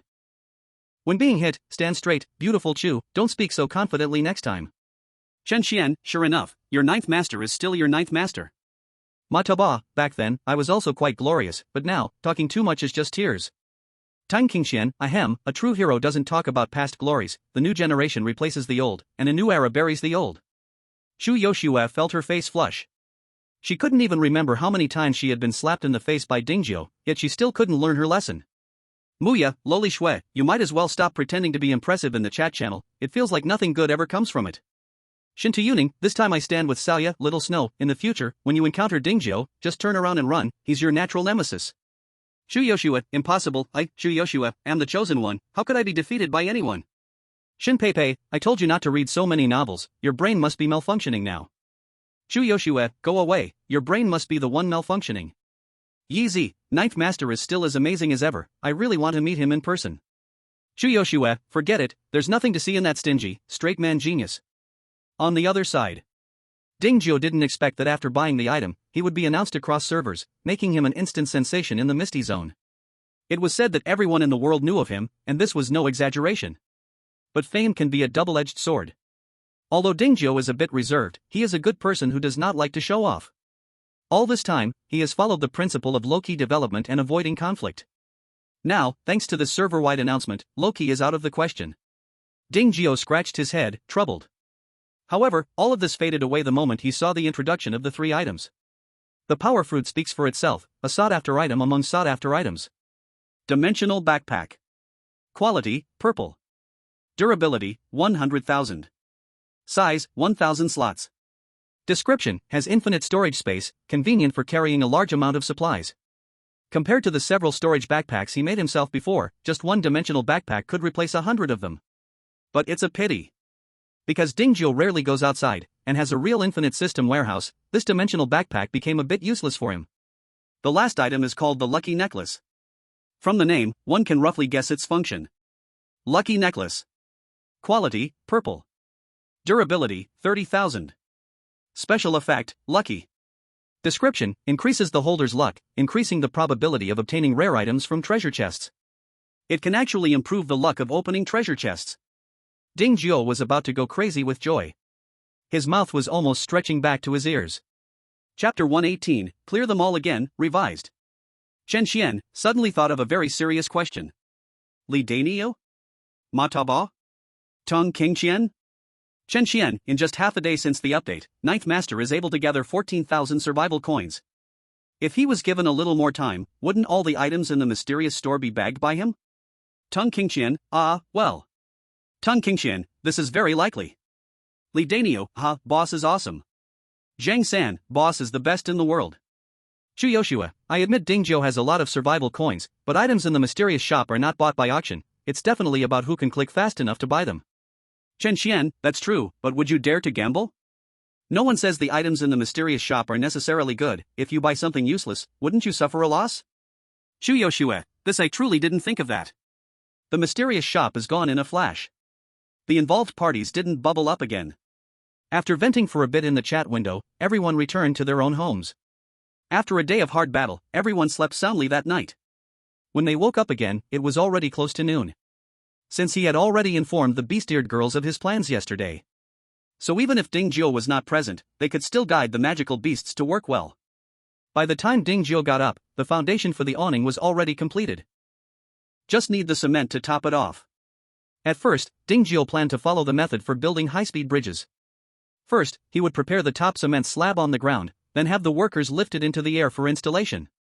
However, after being reminded by the mermaid, he realized that no one lived on the canopy above, so it wasn't necessary to make it so good. Wouldn't it be faster to just use wooden boards? Ding Zhou thought that made sense and decided to replace the concrete layer with a wooden layer. However, just as he had completed a good chunk of the work, he suddenly remembered that an intense heat wave was coming. What if the wooden boards caught fire because of the heat? Wouldn't that be for nothing? But it was definitely too late to change it back, so he poured cement over the wooden boards. Although it wasn't as strong as the original design, it was enough to block the sunlight. After a day of busy work, the daily mysterious shop began again. Thanks to the reward for ranking first in the Beast Tide, the number of treasure chests refreshed in the 1024 district today doubled compared to before. You could say each group had a good harvest. Chen Xian, how many treasure chests did you all find today? Li Danyu, and how many did you find? Chen Xian, not many, just around 400, most of which were wooden chests. Li Danyu, that's still pretty good. My 38 people only found 311, just enough to get by. Ma Taba, wow, now even honest people are starting to show off. Tung Qingxian, so how many did you find? Ma Taba, I found around 458, most of them were wooden chests too. Tung Qingxian, thumbs up.jpg. Chen Xian, Jude body, how did your girls' squad do? Are you still planning to compete with 9 for the mysterious goods tonight? Chu Yushua, we only found 46, how could we compete? This time she learned her lesson. She didn't tell them that out of the 46 treasure chests, only 5 were wooden. Most of them were bronze level, and there was even one silver level. Overall, her harvest was not only good but even better than others.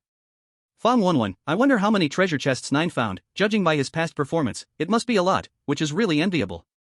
Zhang San, don't come and pick a fight with our boss, he's not some lickspittle like those other guys. Fang Xinhong, Zhang San, your words are too rude, hurry up and apologize to Wenwen. Zhang San, did I say something wrong? A bunch of men circling around one woman really makes us men lose face. Chu Yushuet Zhang San, quitted with the general attacks, what's wrong with us women? You really can't stand us? Zhang San, Chu Daebody, I'm not talking about you. You are a heroine in our district, I really admire you. Chu Yushue, humph.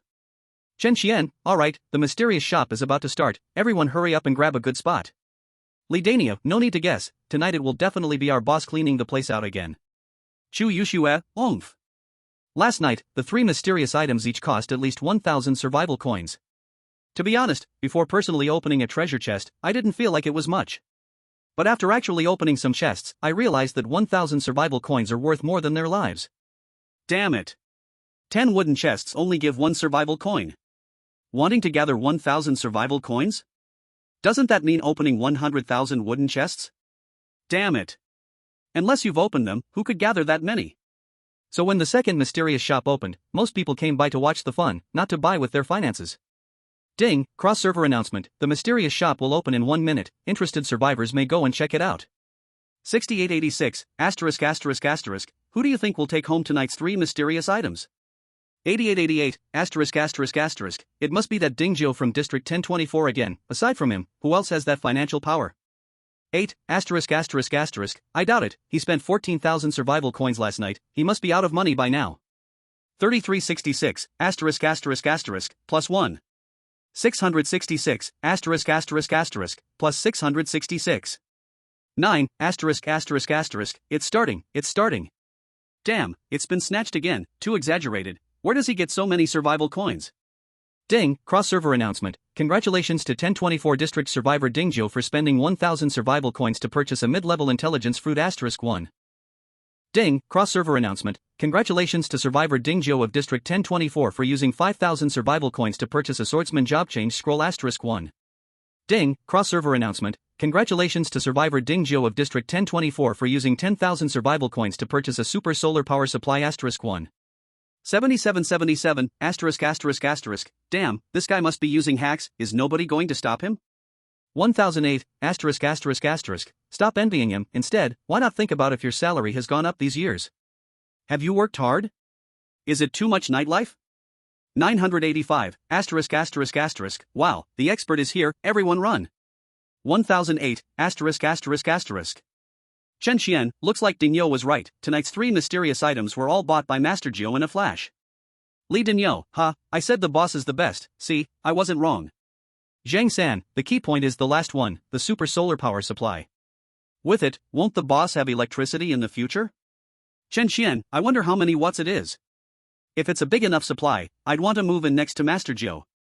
Mataba, you want to be a neighbor? You're clearly eyeing his electricity.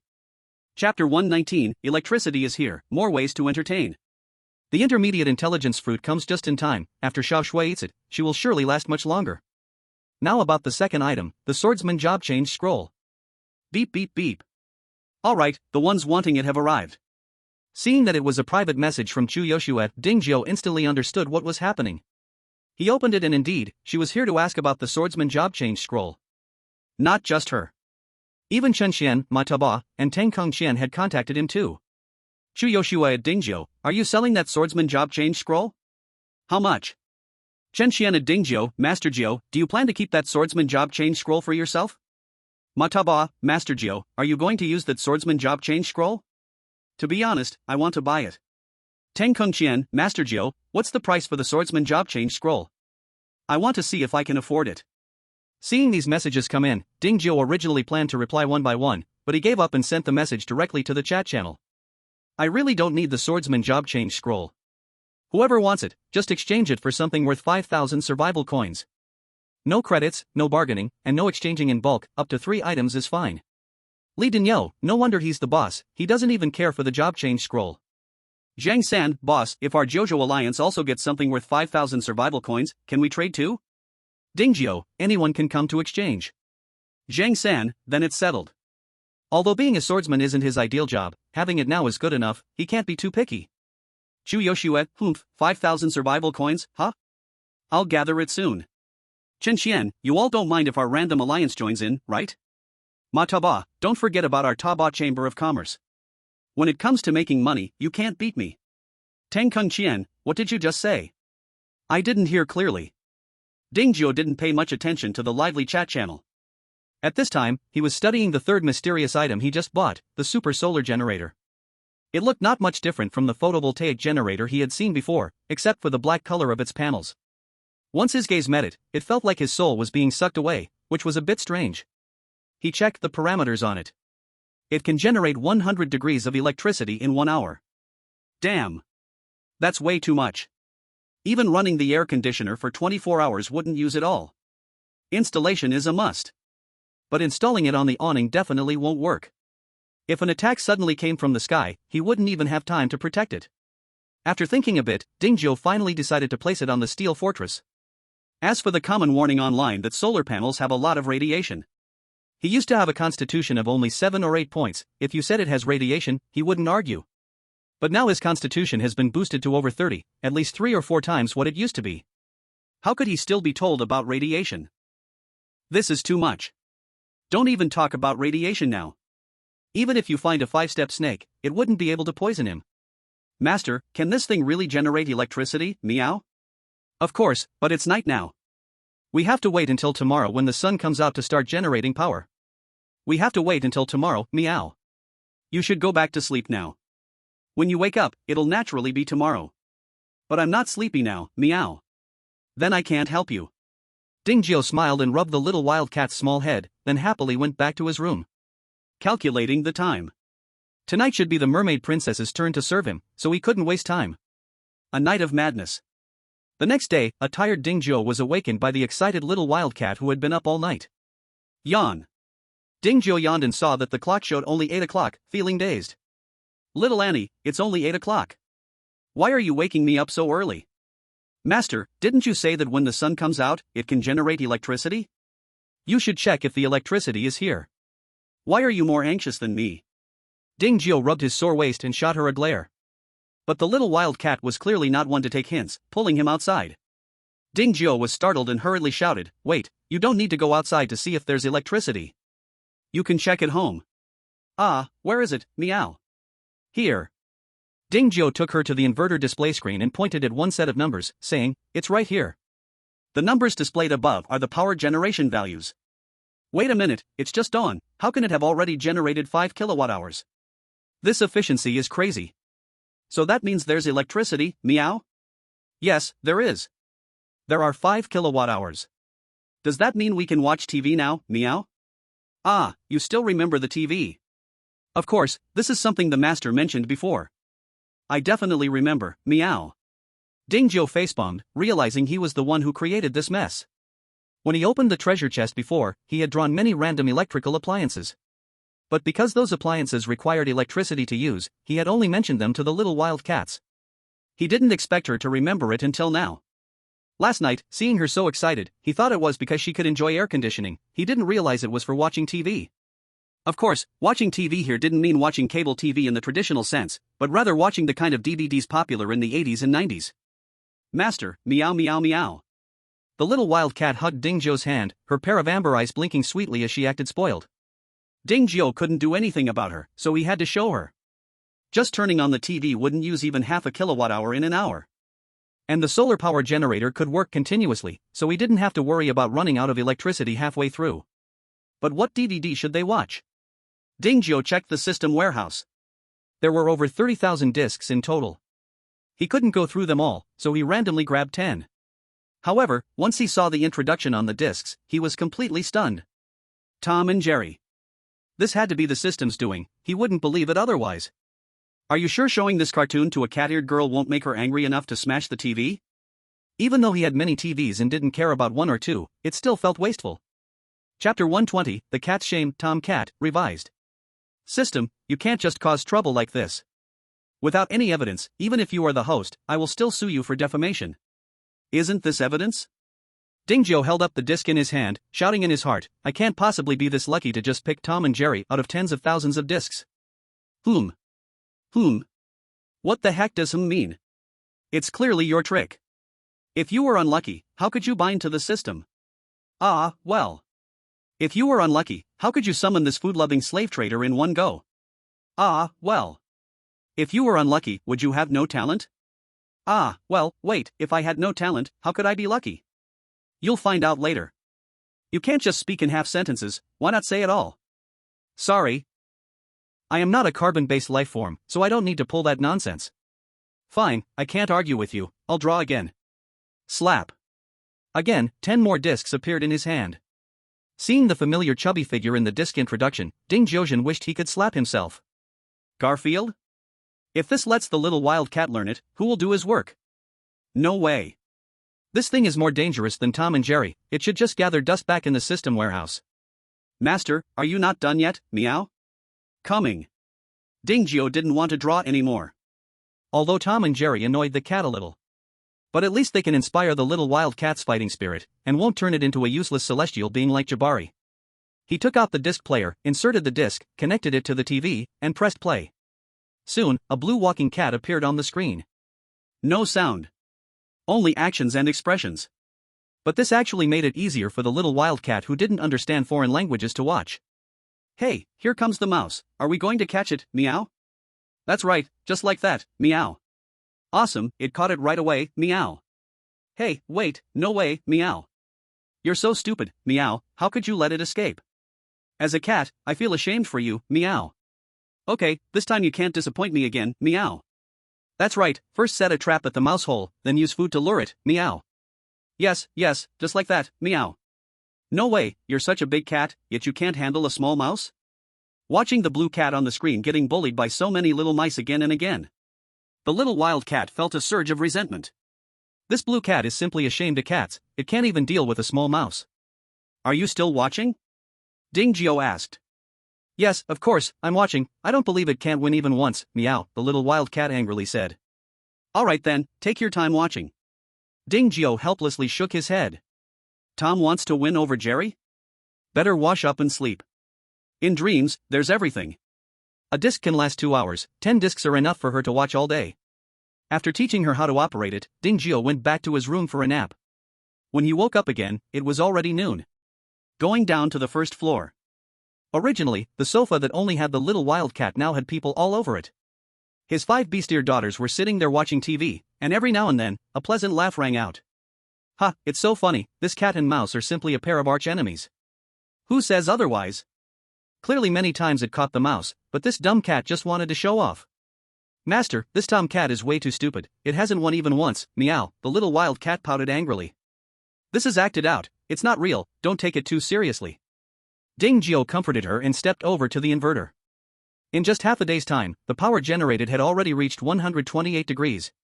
Excluding the 3 degrees used for watching TV, the storage battery still had 125 degrees of electricity. This is still during foggy weather. If faced with a disaster of extreme heat, wouldn't it multiply several times? I can only say that this is a top-grade solar power generator, the efficiency is amazing. Seeing so much electricity that cannot be used up, Ding Jiao immediately organized other commonly used appliances as well. Frost air conditioning, washing machine. Regardless of whether they are useful or not, all brought out to decorate the room. This also gave the cold steel fortress a touch of home. Coming to the yard. After 3 days of busy work, the sunshade has now entered the final finishing touches. Just like a sunshade. It covered most of the yard. Under the shadow below are important buildings like a fish pond, water well, and greenhouse. This way, even if a disaster of extreme heat comes, they won't dry out. Especially the position of the water well. Thinking that there is electricity now, he even wanted to build it an air-conditioned room. This way, even in hot weather, he could drink cold spring water. Actually, there's no need to worry about the troublesome monsters coming in and out. He even thought about adding walls around the sunshade. Ding, cross-server announcement, happy to see so many people still alive. After midnight tonight, the world of survival will enter a second round of extreme heat disaster phase lasting half a month, with temperatures reaching as high as 100 degrees Celsius. To increase the game's playability, this time the extreme heat disaster will trigger an invasion event. Survivors can obtain an invasion token to temporarily open a portal to a designated area. Hope you all have fun. Your fun. The extreme cold disaster really is coming. I wonder how many will die this time. We have experience now, we shouldn't lose too many people. It can't be another monster wave again, right? Don't say that. Although the monster wave is hard to fight, the rewards are really rich. Each monster drops a silver treasure chest. Many people in our district got a lot of good stuff. More people die, okay? In the world of survival, only the fittest survive. If you don't want to die, you just have to work harder. I actually quite like the world of survival. Hard work results in rewards, unlike before when I had the fate of being a beast of burden for my whole life. Damn, what nonsense are you talking? At least being a beast of burden means you're alive. There's fish and meat, cars and houses, what more do you want? With a salary of 15,000, debts of 120,000, an elder above and kids below, scolded like a dog by the boss every day, I don't dare to quit, you understand? Ahem, that's your pursuit. I'm in the countryside, I can live quite comfortably on 4,000 a month. Talking about serious matters, how did we end up at the foot of the mountain? Another round of 100-degree awful weather, I hope they don't release some insulating suit this time. That's really possible, otherwise, how would we go outside? Isn't the main point that invasion token? It's basically encouraging us to go to other districts to steal resources. There can't really be someone who thinks like that, right? Aren't they afraid of drawing public anger? We're not in the same district, so what if it draws public anger? Tell me, among so many districts, which one is the strongest? Didn't the previous monster wave already make it clear? The second might not be certain, but the first is definitely District 1024. Right, especially that guy named Ding Jiao, who bought all the mysterious products within 2 days, he's simply extravagant beyond reason. Do you think he's not afraid of being targeted since he's so flashy? Who dares to target him? Aren't they afraid of being counter-killed? TCH, if one district isn't enough, then 2 districts it is. If 2 districts aren't enough, then 3 or 4 districts together. As the saying goes, 2 fists can't fight 4 hands, no matter how powerful Ding Jiao is, he can't withstand many enemies. Damn, you're really sneaky, I'll remember your name. I'm going to tell the people in District 1024 now. Damn, I was just saying that, you better not take it seriously. Chapter 121. After exposing wealth, it attracted the covetous eyes of others. The extreme heat disaster will begin after tonight? It's coming really fast. But luckily, the preparations are already done, let it come. Ding Zhou's eyelids didn't twitch as he quietly watched TV with the beast-eared girls. After repeated requests from the little wildcat, he changed the disc. Jin Shi. The top-level Shura field in the Deep Palace. When pulling out this disc, Ding Zhou knew he was once again being targeted by the system, otherwise, how could it be so coincidental? But thankfully, his beast-eared girls were all gentle and kind kids who were not influenced at all.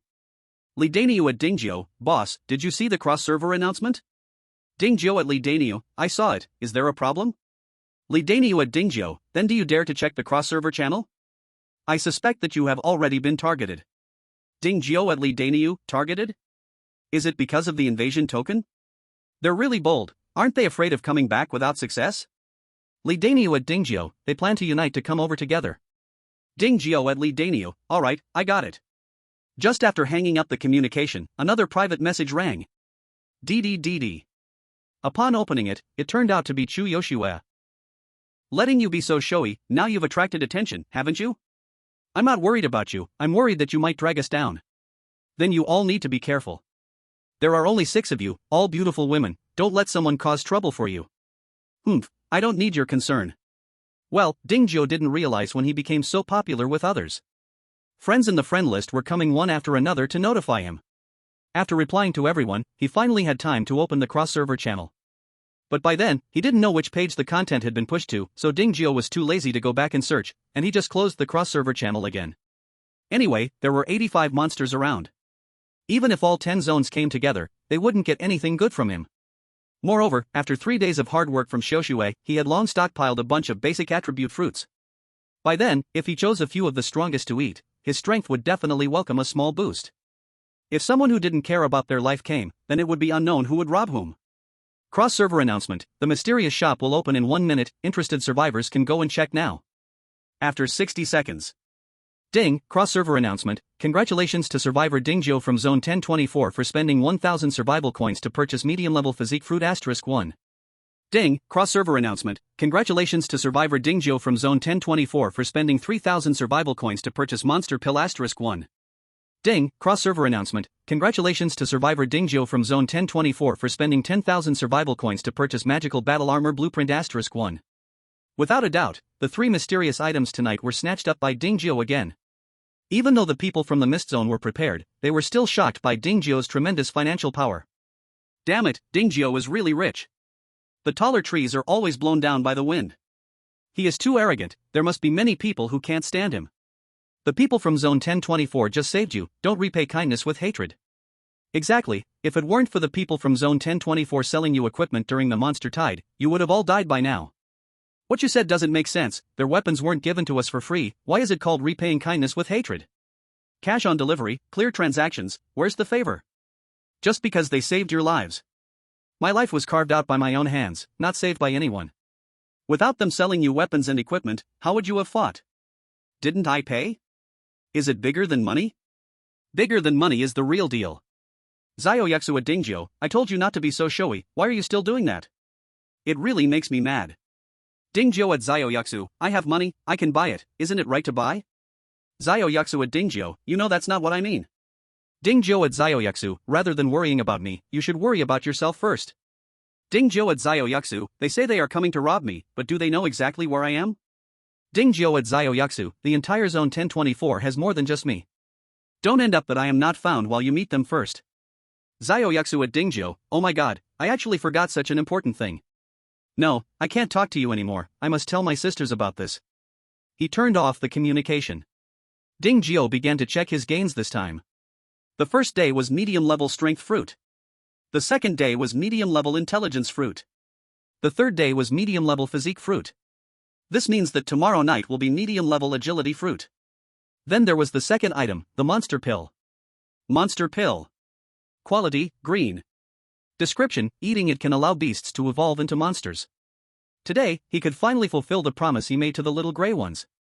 But it was too little, with only one, not enough to share. However, following the principle of first come, first served, Ding Zhou decided to let the little gray one eat first. As for the third item, the magical battle armor blueprint, it was definitely the best mysterious item he obtained in these 3 days. Blueprint for Demon Energy Battle Armor. Durability, 3/3. Requirements, Level 3 House. Materials needed, Demon Energy Metal *100, Demon Core *10. Because the workshop has a memory effect. So, even though the blueprint for the Demon Energy Battle Armor has only 3 chances to craft, it can be crafted countless times once placed in the workshop. Upon seeing the words Demon Energy Battle Armor, Ding Jiu instinctively thought of the Demon Energy Battle Blade weapon. That weapon has an attack power of 800 points, and if the Demon Energy Battle Armor belongs to the same set, its attributes surely wouldn't be bad either. Chapter 122, The Extreme Heat Disaster comes with high difficulty. My god, it hits 40 degrees right away. Does this extreme heat disaster really have to be so fierce? I just realized, compared to the cold, I hate the heat even more. That's because in the cold you can burn a fire to keep warm, but in the heat you can't cool down because there's no electricity to run the air conditioning. Aren't nitrates supposed to make ice? Why doesn't someone make some ice to sell? It's so damn hot. Idiot, we're in a different world, how would we get nitrates? It's really hot enough to die, and I don't dare waste water to take a shower, it's just unbearable. Didn't Ding Jiu buy a solar generator? Let him sell some cold water at the auction house. Right, such a big generator he definitely can't use it all, it's better to help us. At dawn, a large amount of information flooded the cross-server chat channel. Unlike the extreme cold disaster, at least there was a period of adjustment. The extreme heat disaster hits as a high-level situation. A full 40 degrees. Even the wind blowing feels scalding hot. So various negative emotions erupted accordingly. Even with instigation from some people, Ding Jiu, the richest man in the Misty area, was subtly becoming a public enemy.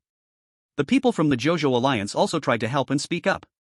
But there were too few of them. They couldn't really speak out. In the end, there was no other way. They prepared to contact Ding Jiu, the person involved. However, unlike the citizens suffering in dire straits, Ding Jiu, sleeping with a beastier girl while enjoying the air conditioning, was not getting up so early.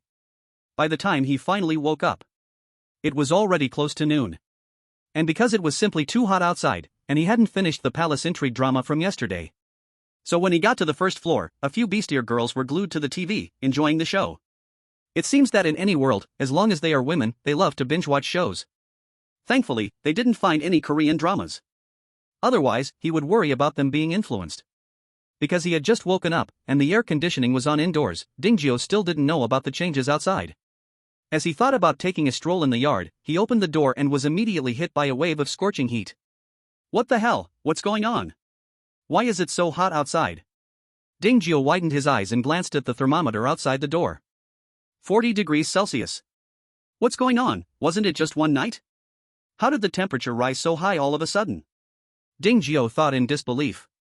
He closed the door. Then opened the regional channel. He found that Chu Yoshua and others were also discussing this matter. Chu Yoshua, do you have the corresponding heat-resistant gear? Chen Xian, yes, but this heat-insulating suit has a temperature limit, it can only block temperatures below 50 degrees. Li Dania, mine is the same, I have a total of 12 pieces, all can only block temperatures below 50 degrees.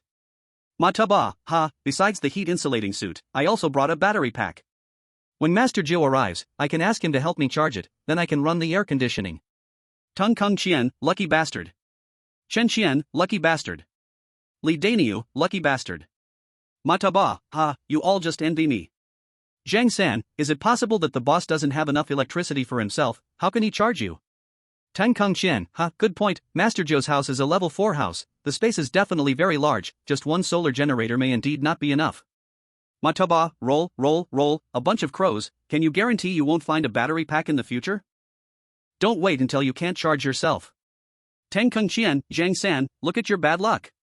If there's really not enough power, you'll have to use your foot to get enough. Chen Xian, Zhang San, this is your mistake. How can you say that and mess things up? Zhang San, damn, you all changed your faces too quickly. Beauty Chu, fortunately, I still have you to back me up.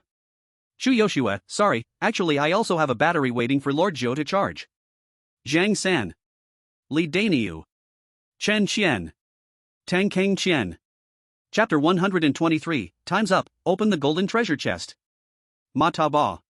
Tang Kung Qian, old ma, which team are you with? Zhang San, right, you also have a battery. Ma Ta Ba, but I'm not the only one, it's sad. I want to cry. Chen Qian, vomit.jpg. Dingjiu, in this hot weather, you're still so energetic, you really are something. Chen Xian, oh, Lord Jiu is here. Li Daniu, boss. Chu Yoshue, Lord Jiu, do you have any extra power for sale? I have 2 batteries I'd like to ask you to charge. Dingjiu, what's the capacity? Chu Yoshue, 1000 Ah. Dingjiu, to charge one, you need to give me 1 low-level attribute fruit or 5 units of magical metal.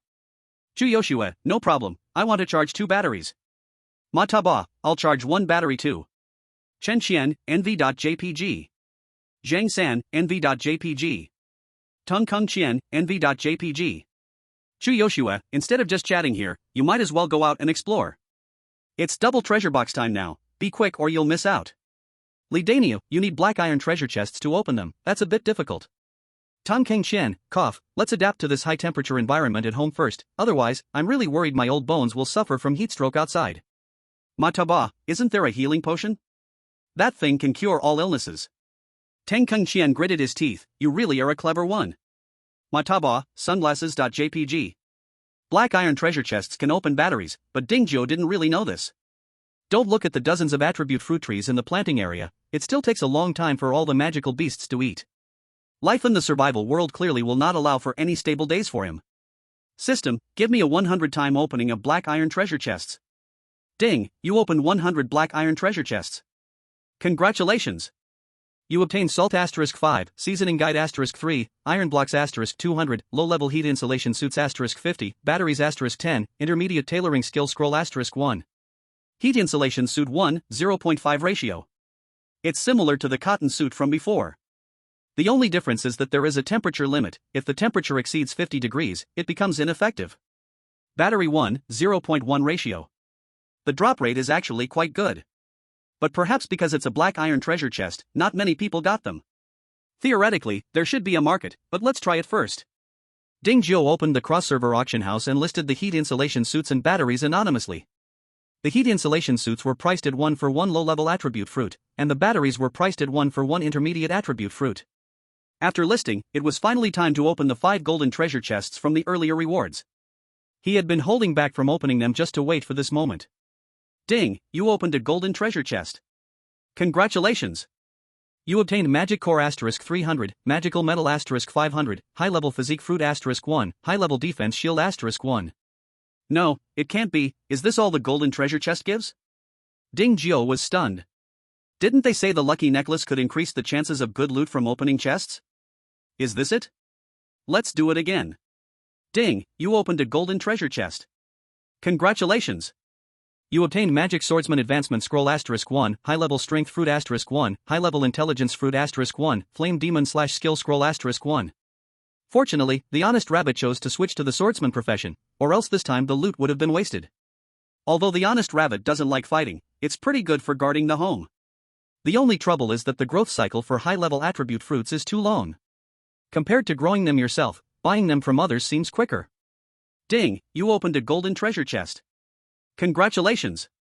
You obtained Beast Pill *1, Battle Pet Nurturing Tower *1, Magic Core *300, Battle Pet Set *1. Ha, I always felt the beast pills were not enough, and I didn't expect to get one today. But what the hell are the Battle Pet Cultivation Tower and Battle Pet Set? Dingjiu didn't rush to open the box immediately. He checked the introduction panels of both. Battle Pet Cultivation Tower. Quality, purple. Unit, 1/1. Durability, 50,000. Description, can cultivate monsters into battle pets, with a certain chance to understand new skills. Each pet can only be cultivated once. What? Isn't this just a skill learning device? I wonder if it works on beast-eared girls. Battle Pet Set. Quality, purple. Durability, 1/1. Description, designate one pet for use, generating matching pet equipment on it, greatly enhancing its defense. Good things, all good things. It's just that there are too few of them, not enough to share at all. Chapter 124, Class Transition to Shadow Knight, Quality Upgrade. Ding, you have opened 1 golden treasure chest, congratulations on obtaining 1 advanced solar generator, 1 central air conditioner, 1 advanced water well, 1 advanced agility fruit, 500 magic cores, 1 nanothermal insulation suit. The items from this 4th golden treasure chest are a bit of a letdown for Dingjiu. Compared to his super-grade solar generator, this advanced solar generator is more than half inferior. As for the last nanothermal insulation suit, although its name sounds impressive, it only serves as heat insulation with very ordinary defense. Nanothermal insulation suit. Quality, blue. Defense, 500. Effect, effectively isolates external heat, keeping the wearer at a comfortable temperature. It might be able to withstand a few wild beasts, but once it encounters monsters, it can only run away. However, being made of nanomaterial, the style is very lightweight and fitted, and wearing armor over it won't affect movement. Ding Jiao put the nanothermal insulation suit back into the system warehouse, then brought out the last golden treasure chest. After a moment of hesitation, he finally chose to open it.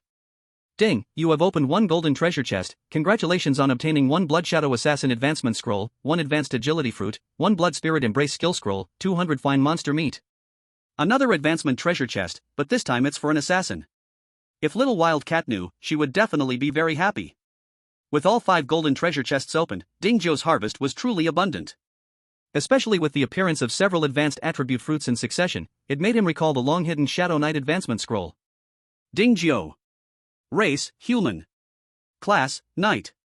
Attributes, Strength 7 plus 60, Constitution 6 plus 20, Intelligence 6 plus 60, Agility 5 plus 120. Skills, Night Charge, Chain Restraint. Living skills, many. Shadow Knight Advancement Scroll. Durability, 1/1. Requirement 1, Knight Class. Requirement 2, Strength 150, Constitution 120, Intelligence 160, Agility 220. Description: the Shadow Knight is a mysterious warrior teetering on the edge of light and darkness. They were once holy knights who believed in the light but struggled between fall and redemption due to a twist of fate. They carry a cursed mission, being neither purely evil nor absolutely just. Tip: you have eaten an advanced strength attribute fruit, strength attribute plus 100, comprehend new skill Judgment Sword. Tip: you have eaten an advanced intelligence fruit, intelligence attribute plus 100, comprehend new skill Radiant Blessing. Tip: you have eaten an advanced constitution fruit, constitution attribute plus 100, comprehend new skill Thorn Battle Armor. Tip: you have eaten an advanced agility fruit, agility attribute plus 100. Ding Jiao. Race, human. Class, knight. Attributes, Strength 7 plus 160, Constitution 6 plus 120, Intelligence 6 plus 160, Agility 5 plus 220. Skills, Night Charge, Chain Restraint, Judgment Sword, Radiant Blessing, Thorn Battle Armor. Living skills, many. When his agility attribute broke 100 points, Ding Jiao had comprehended the Chain Restraint skill. What he didn't expect was that after other attributes also broke 100 points, he would comprehend new skills as well. A bit of a surprise. Ding, you have met the advancement requirements for Shadow Knight. Would you like to advance to Shadow Knight now? There's nothing to hesitate about. Ding Jiao immediately chose to agree. At the moment he confirmed, the special runes that had disappeared from his face reappeared and began to spread across his body. Neck, arm, chest, legs. In just a few seconds, these special runes spread all over his body. If not for the fact that his body felt completely fine, he would suspect he was cursed. While he was lost in thought, the mysterious runes that had spread across his body began to shrink. Finally, they gathered at his chest, gradually forming a strange shadow pattern. So, does this count as a tattoo? Ding, advancement complete. Your knight profession has successfully advanced to Shadow Knight, and you have learned the exclusive skill Shadow Realm, while gaining 500 free attribute points. 500 free attribute points? Ding Jiao was stunned. He never expected that after a successful advancement, not only did he learn a new exclusive skill, but he also received a reward of 500 free attribute points. If he remembered correctly, when he first changed to a knight, it seemed he was only given 50 free attribute points. That was a full 10-fold increase. He instantly felt as happy as a fool. However, the surprises weren't over yet. Notice, due to the change in your combat profession, the Night Charge skill has automatically transformed into Shadow Leap. Notice, due to the change in your combat profession, the Chain Binding skill has automatically transformed into Eternal Night Cage. Notice, due to the change in your combat profession, the Sword of Judgment skill has automatically transformed into Nether Stab. Notice, due to the change in your combat profession, the Radiant Blessing skill has automatically transformed into Elegy of the Dead. Notice, due to the change in your combat profession, the Thorn Armor skill has automatically transformed into Abyssal Rift. Chapter 126, After the Experiment, Even I Am Afraid. Ding Jiao. Race, human.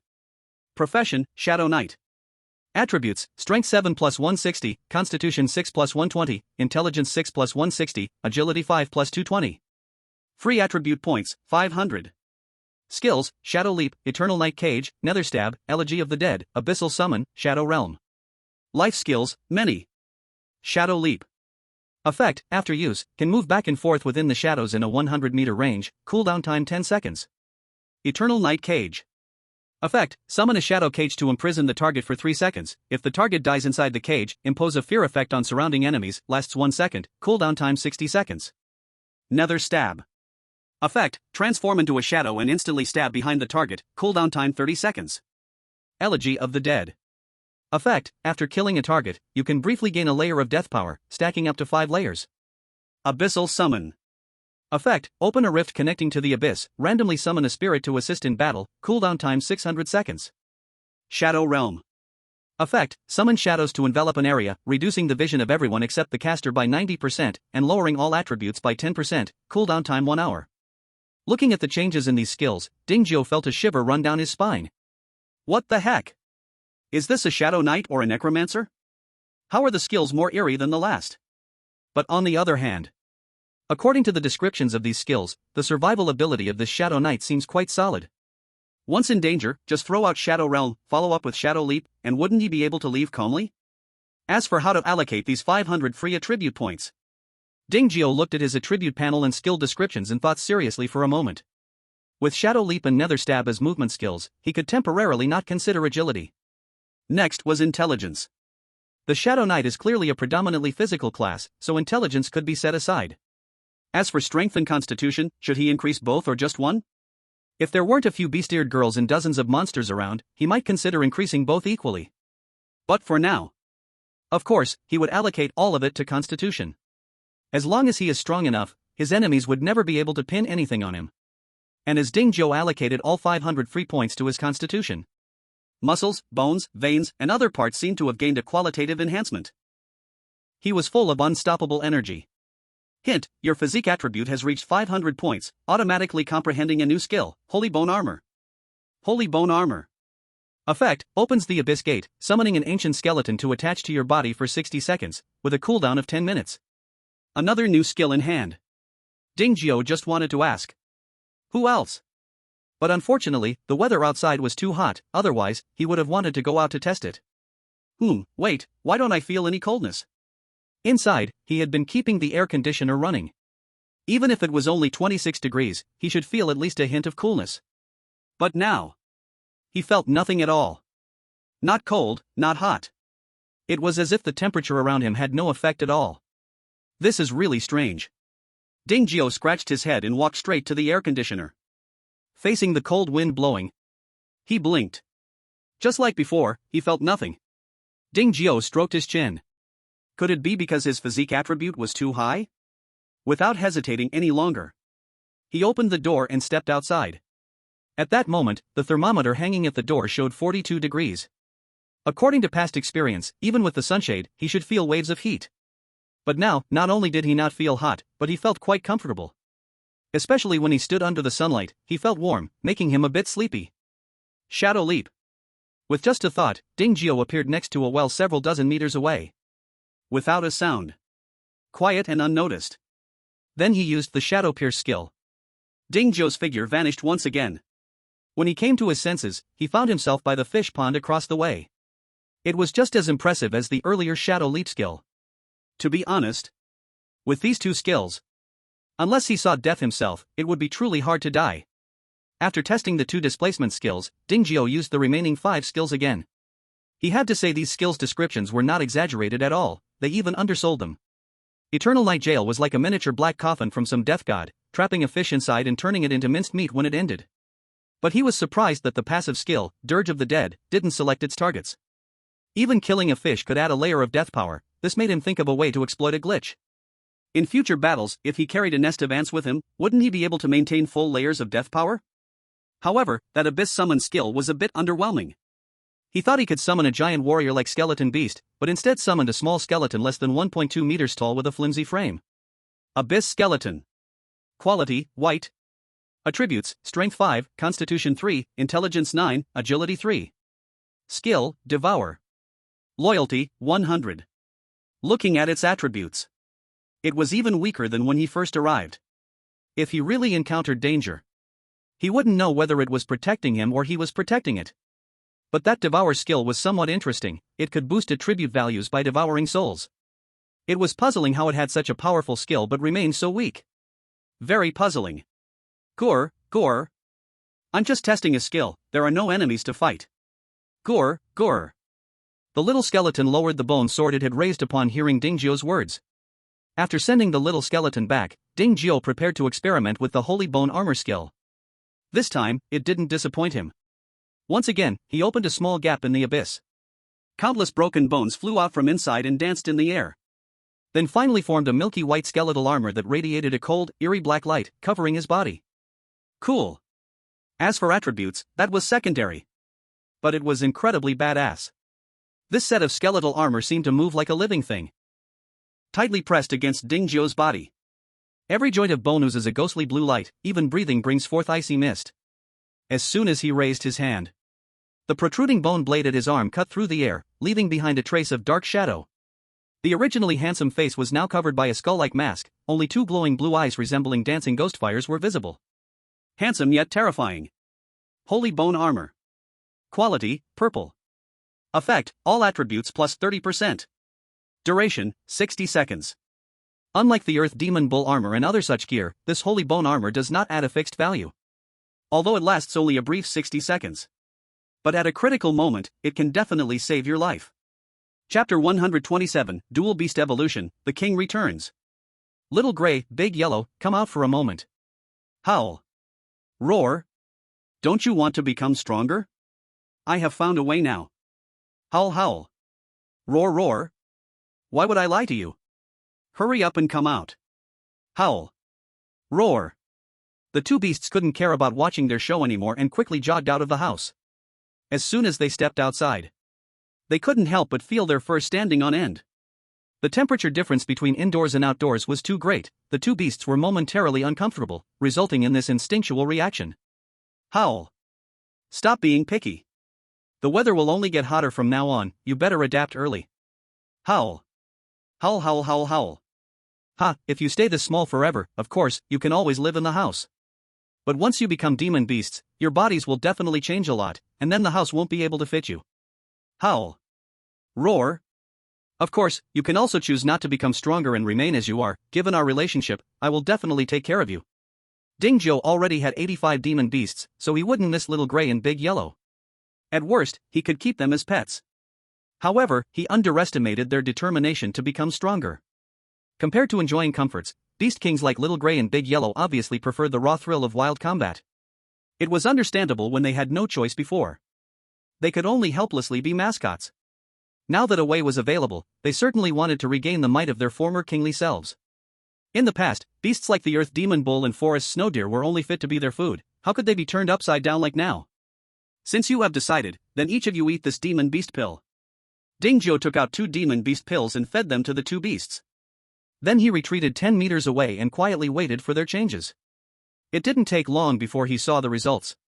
In less than 3 seconds, mysterious runes began to appear on the 2 beasts. They appeared at the center of their foreheads and spread to various parts of their bodies. The moment those mysterious runes appeared, their bodies began to rapidly expand. 2 meters, 3 meters, 4 meters. Rising heat waves distort the air. The yard was swept up in a cloud of dust due to this commotion. Little Gray's hair stood on end, sharp as iron. Bones cracking all around, its body surged to a height of 7 meters before stopping. Dark gray fur shimmered with a metallic sheen. With 4 claws on the ground, half-meter-long bone spikes were attached to its knees. No longer the silly appearance of a husky, now it was a living killing machine. Flame Steel Wolf King. Quality, blue. Attributes, Strength 118, Constitution 88, Intelligence 62, Agility 92. Skills, Steel Body, Flame Bullet, Beast King's Pressure. Loyalty, 100. Big Yellow's transformation was equally immense. Scarlet gold flames surged all around, and its height even broke through the 10-meter mark. A Tiger King pattern on its forehead burned as hot as fire, and the tip of its tail developed a flame-shaped bone blade, reaching up to 2 meters long. Like a king returning from hell, mighty and dangerous. Blazing Flame Tiger King. Quality, blue. Attributes, Strength 158, Constitution 120, Intelligence 80, Agility 99. Skills, Tiger King's Roar, Flame Embodiment, Tiger King's Pressure. Loyalty, 100. Howl. Successfully evolved. Feeling the change of power within, Little Gray couldn't help but howl to the sky. The ground beneath its claws sank half a meter as a result. Roar! Big Yellow refused to be outdone.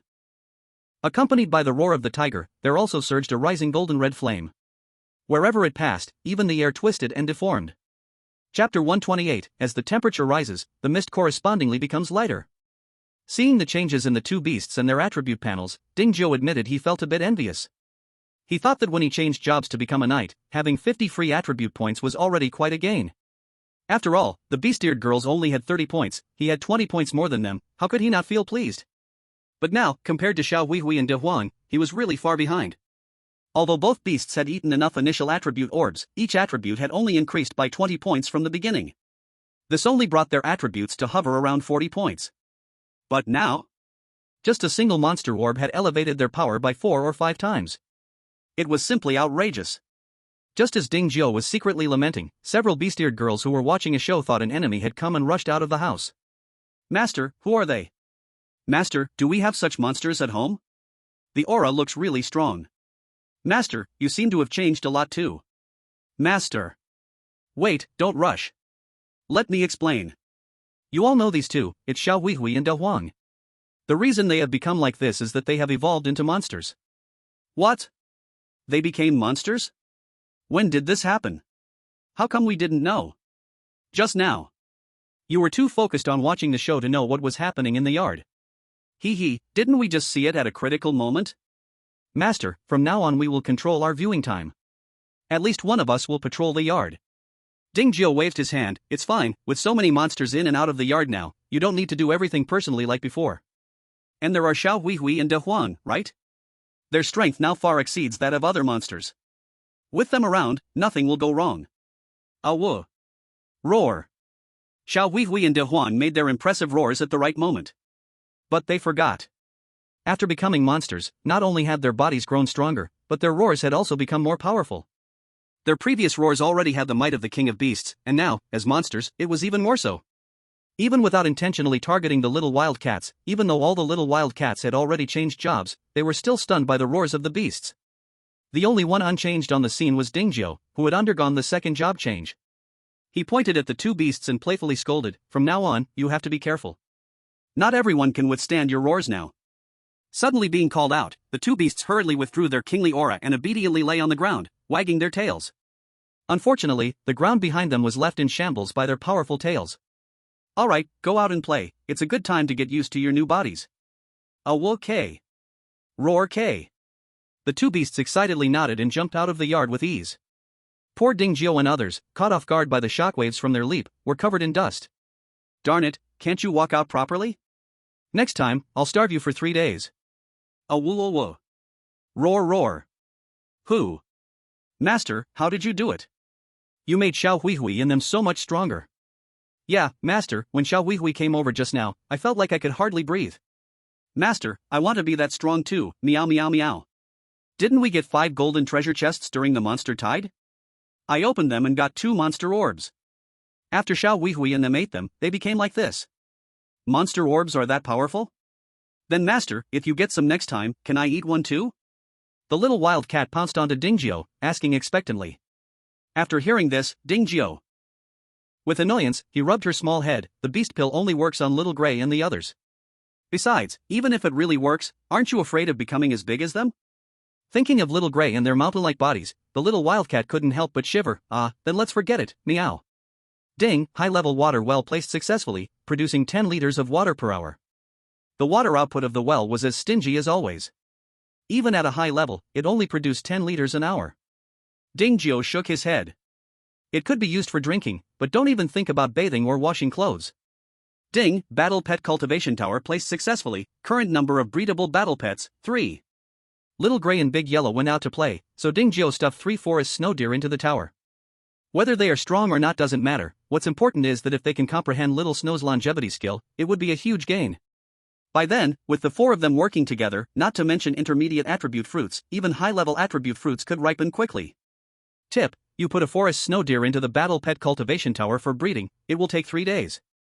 Tip: you put a forest snow deer into the battle pet cultivation tower for breeding, it will take 3 days. Tip: you put a forest snow deer into the battle pet cultivation tower for breeding, it will take 3 days. Seeing that it would actually take 3 days to finish, Dingzhou felt a bit disappointed. While he was busy organizing the items from the golden treasure chest, the people in District 1024 were fiercely discussing today's scorching weather. Mataba, I used to sit in the office with air conditioning, I didn't know that 40-degree weather could be this unbearable.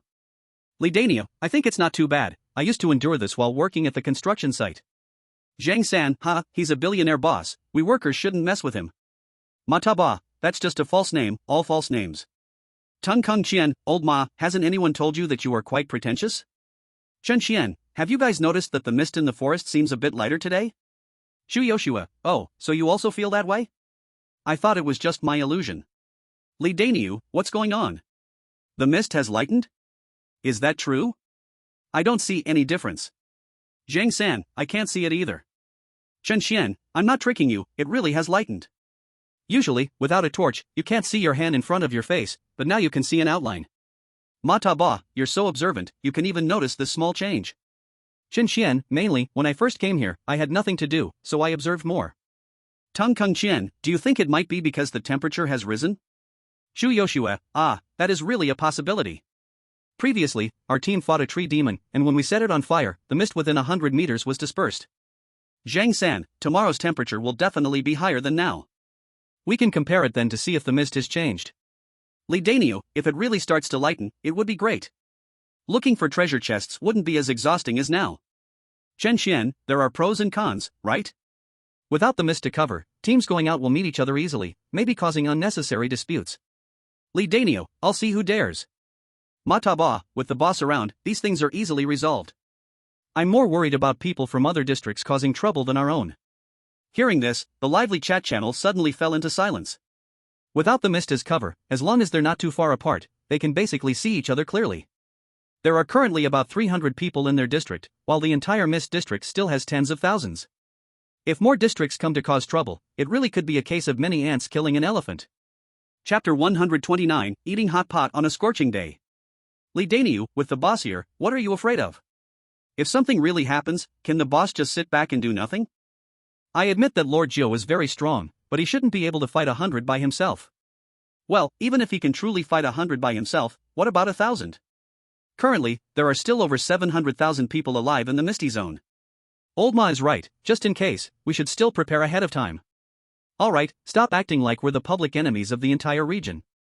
Buying out everything from the mysterious store every day, isn't that what public enemies do? Nonsense, the mysterious store doesn't only allow the boss to buy things. If they really wanted to buy, they could totally compete with the boss in speed. Can't they? They just don't have that much money. One is just caring about everyone, why are you getting so angry? Get lost, I don't talk to simps. Who the hell are you calling a simp? Whoever deserves it gets scolded. Enough already, who in the entire region doesn't know that's a simp concentration camp? Damn it, getting ranked twice already, yet still being spun around by a bimbo, have you never seen a woman in your past life? Too despicable, if you have guts, give me your coordinates and see if I won't hammer you to death. You want to hit my people? Do you really think I'm easy to mess with? Ahem, alright, everyone stop talking. We are all in the same region, it's unnecessary to make things so stiff. If they don't call me boss, can I call them that? Just their little issues, saying them out loud feels like it would dirty my mouth. It's a pity there's no relocation function, otherwise, we could gather together. Maybe there will be in the future. If the houses remain fixed in one place, it could seriously affect our exploration speed. I hope so. Master, what are we eating tonight, meow? What do you want to eat? I don't know. The little wild cat scratched its head, embarrassedly sticking out its tongue. Ding Jiu guessed it would be like this and thought for a moment before saying, then let's have hot pot, it's the best on a hot day with air conditioning. Hot pot? The little wild cat's eyes widened. Although she didn't know what it was, her saliva was already about to flow out. Yes, hot pot, eating it in extreme cold is even better, but unfortunately, I didn't think of it back then. Ding Jiu took out 100 pounds of premium monster meat for the little wild cat to slice into thin pieces. Then he took out 500 pounds of earth demon cow meat for the honest rabbit to pound into meatballs. Finally, there were 500 pounds of forest snow deer meat, which Liza cut into small pieces for the soup base. A group of 6 worked together, and soon 2 large bronze pots were placed on the dining table. One was spicy beef bone soup base.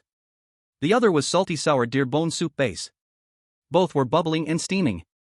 The room was instantly filled with a variety of sour, fragrant, and spicy smells. Master, the meat is still raw, how do we eat it, meow? The little wild cat placed her hands on the table, half squatting by the hot pot, her pink nose twitching from time to time, her tail spinning in a panic. Ha, just watch. Ding Jiao intentionally built suspense. Under the gaze of several girls, he picked up a piece of thin, almost translucent premium monster meat with chopsticks and placed it into the hot pot. After more than 10 seconds, he quickly lifted it out. The meat slice trembled lightly in the air, carrying broth, and a special meaty aroma accompanied the spicy and fresh scent. Not to mention the little wild cat, even the mermaid lady and the honest rabbit were swallowing their saliva nonstop. Master, is this okay, meow? Yeah. The meat slice entered his mouth. The spicy and fresh flavor burst like fireworks in Ding Jiao's mouth. The scalding meat juice blended with the unique richness of premium monster meat, the spiciness and numbness danced a tango on his tongue. It was irresistible. He couldn't help but moan out loud. His face was filled with enjoyment. The little wild cat widened her eyes and immediately copied Ding Jiao's actions, picking up a piece of monster meat to dip it in the hot pot. 10 seconds later. The little wild cat's tail was wagging like a small motor. Woo, it's so delicious, it's really so delicious, meow. It's even more fragrant than the grilled fish last time. With the little wild cat taking the lead. A few mermaids tightly grasped their chopsticks and joined in to eat. For a moment, the hall was filled with the sound of chewing. Looking at the few girls with blissful expressions, Ding Jiao felt a rush of accomplishment. Although the quality beast meat did not offer attribute bonuses, its quality resembled the ingredients of exquisite dishes from Food Captivation. Furthermore, Ding Jiao's cooking skills had reached an advanced level, making the hot pot broth he created 3 times more delicious. Pairing them together, it would be surprising if it didn't taste amazing. Additionally, because the quality beast meat had only been obtained from golden treasure chests, he was only willing to take out 100 jin to eat. Dividing 100 jin among 6 people, all of whom were big eaters, would not last long. But thankfully, he had prepared 500 jin of earth magic beef balls and 500 jin of forest snow deer meat. As Ding Jiao and the others finished the 100 jin of quality beast meat, the 2 large pots of meat were nearly cooked. Scooping some over, placing it into 2 hot pots to cook for a few more minutes, they could eat again. While the taste wasn't as extreme as the quality beast meat, it was still a rare delight. In the middle, he enjoyed a cup of ice-cold cola. Ding Jiao expressed that even if a deity came, they would leave with a full belly. Chapter 130, this time selling thermal suits. After eating and drinking to his heart's content, Ding Jiao was ready to continue shopping at the mysterious store. However, this time, something unexpected happened. A mid-level agility fruit worth 1,000 survival coins was bought by someone else before he could place his order. Ding, cross-server announcement, congratulations to survivor Chen Hongshu from Zone 44 for purchasing a mid-level agility fruit for 1,000 survival coins. Ha? Did Hongxing not get it? Ding Jiao quickly glanced at the other 2 items and, seeing they hadn't been sold yet, hurriedly purchased them. Ding, cross-server announcement, congratulations to survivor Ding Jiao from Zone 1024 for purchasing level 3 house upgrade plans for 3,000 survival coins. Ding, cross-server announcement, congratulations to survivor Ding Jiao from Zone 1024 for purchasing 5 high-level thermal suits for 10,000 survival coins. Phew, thankfully, I almost couldn't get any. Ding Jiao breathed a sigh of relief. Although he didn't believe the other party had that much money, what if?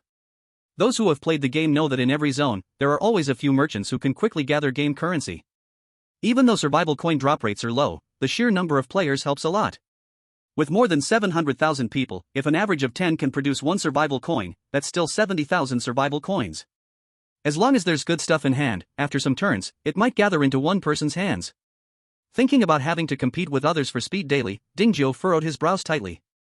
But he couldn't stop this, he can only buy more in the coming days. Of course, he could also take out some survival coins for Li Daniu and the others to help grab them. With more quantity, the chances of winning naturally increased. But that's a matter for later, there was no need to rush for now. The next day. The outside temperature indeed rose again. And it was a full 10 degrees. The basic thermal suit he used for just 1 day quickly became a decoration. However, the people in Zone 1024 were already used to this situation. After all, when they bought things from Ding Jiao back then, it usually only lasted for a day or 2. So, facing their useless basic thermal suits, they felt regret but were not particularly disappointed. Some smart ones, like Xu Yoshue and others, began to look for Ding Jiao to buy new thermal suits. Xu Yoshue at Ding Jiao, you should have usable thermal suits, right? Give me 6 pieces, the higher the quality, the better. If it can withstand 100 degrees, that would be the best. Ding Jiao at Xu Yoshue, how do you know I have them? Xu Yoshue at Ding Jiao, do you think I'm blind? Ding Jiao at Xu Yoshue, okay, mid-level thermal suits are 1 piece for 10 basic attribute fruits. High-level thermal suits are one piece for 2 mid-level attribute fruits, no bargaining. Chu Yoshua at Dingjio, why is the high-level one so expensive? Dingjio at Chu Yoshua, didn't you see? Mid-level attribute fruits are 1,000 survival coins, and 5 high-level thermal suits are 10,000 survival coins. I didn't earn any middleman fee at all. Chu Yoshua at Dingjio, humph, I guess you have a point. Give me 6 intermediate items. Because there were few people, plus the presence of Yi Zi, the lucky one, the 6 members of her team had long consumed all the beginner attribute fruits. So when Dingjio said he wanted to exchange for beginner attribute fruits, she had no hesitation at all. However, after agreeing, she became puzzled. Aren't you alone? You should have eaten all the beginner attribute fruits by now, so why do you need so many? Dingjio at Chu Yushue, of course, I have my own use for them, just tell me if you want to exchange or not. Chu Yushue at Dingjio, exchange, why not exchange?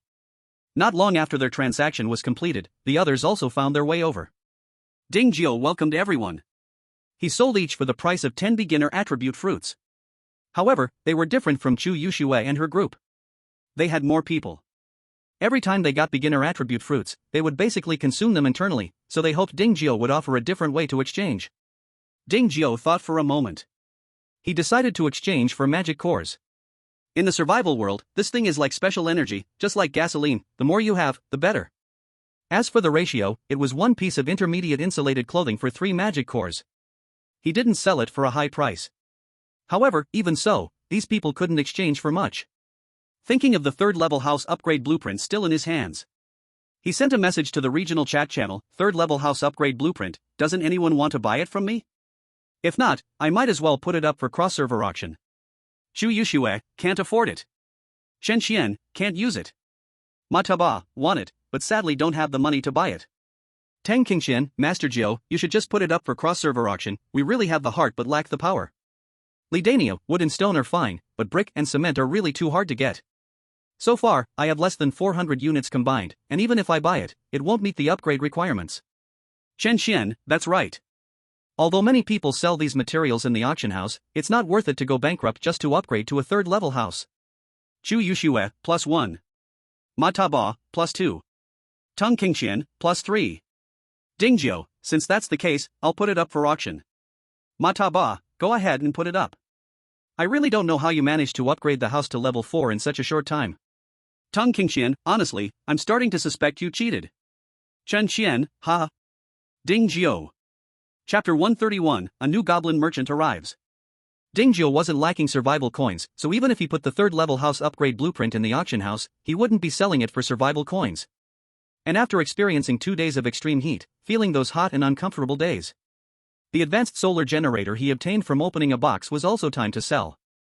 As for what to exchange it for, of course, it would be advanced attribute fruits or super rare blueprints. Other than these two, he didn't need anything else.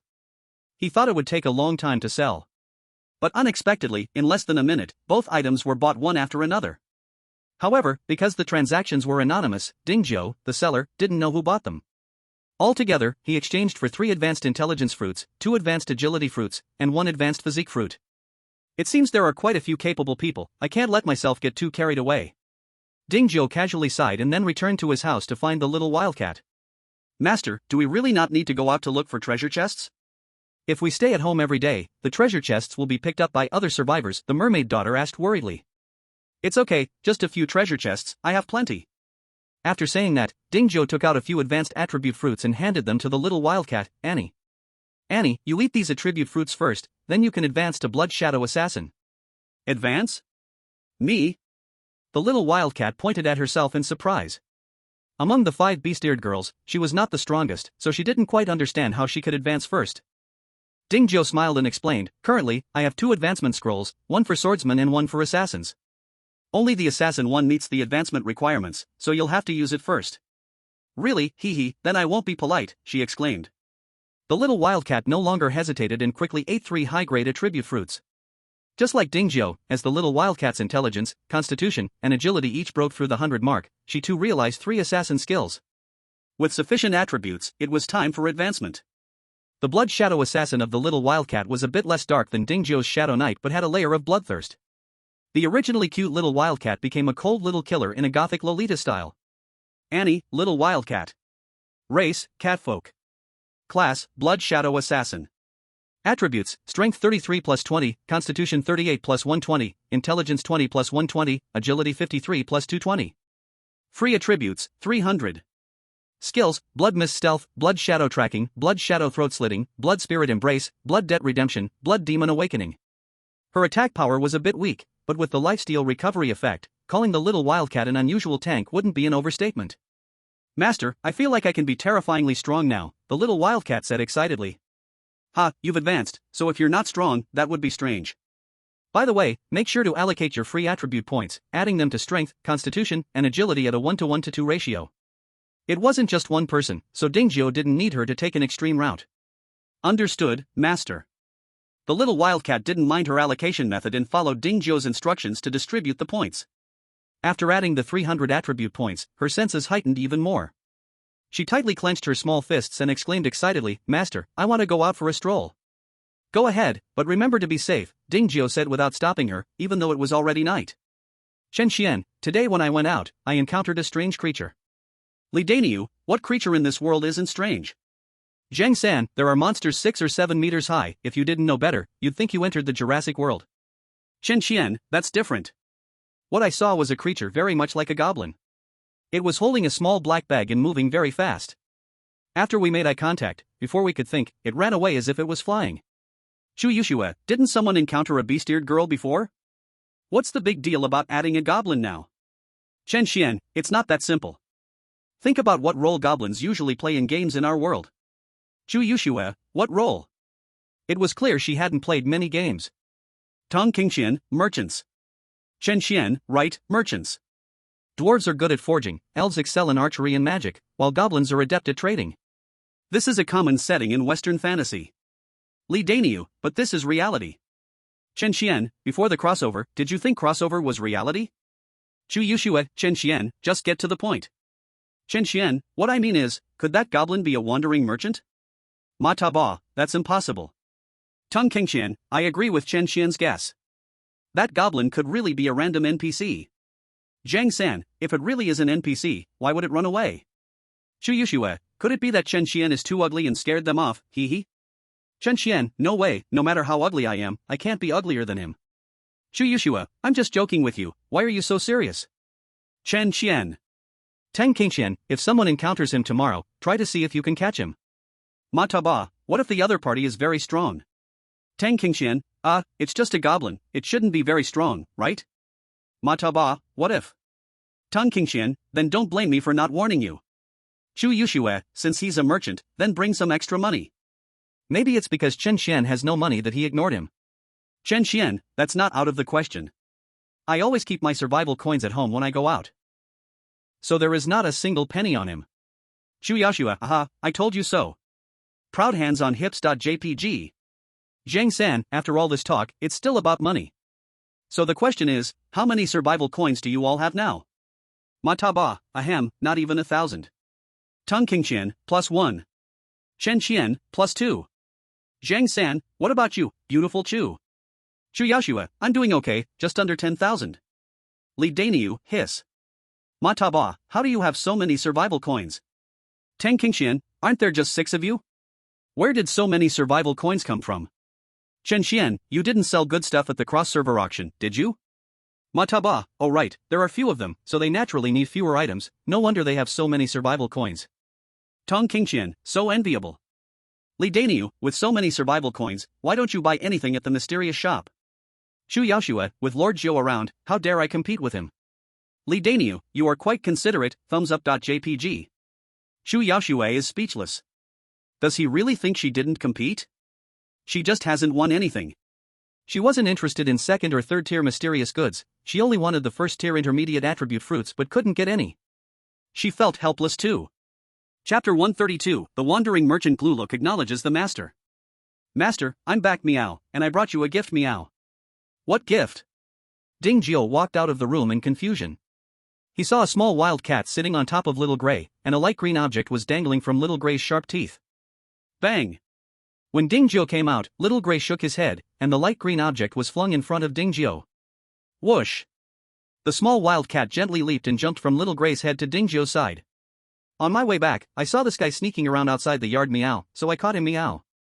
With pointed ears and wrinkled gray-green skin, he looked like wilted cabbage leaves left out overnight. Wearing a black robe with greasy golden edges and carrying a worn-out small backpack on its back. This appearance, looked so much like the suspicious merchant that Chun Xian and the others were talking about. I wonder what kind of luck the small wild cat had to run into him. Who are you, and why are you lurking outside my house? The goblin, thrown on the ground, was not hurt. Once up, he lightly brushed off the dust from his body. Just as he was about to speak, he looked up and suddenly sensed a strong wealthy aura from Dingzhou.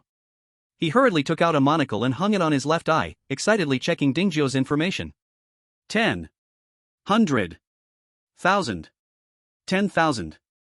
100,000. Million. Hiss. This person actually had more than 100 million survival coins. The goblin's eyes almost popped out from excitement. Then his expression turned serious. He slightly bowed. With his right hand on his chest, he gave Dingzhou a salute. Sir, it is an honor to meet you. Goblin merchant Gluluk here wishes you health and longevity. You are a merchant? Dingzhou raised an eyebrow, puzzled about why the other party was so respectful to him. Indeed, sir. Gluluk kept a humble tone.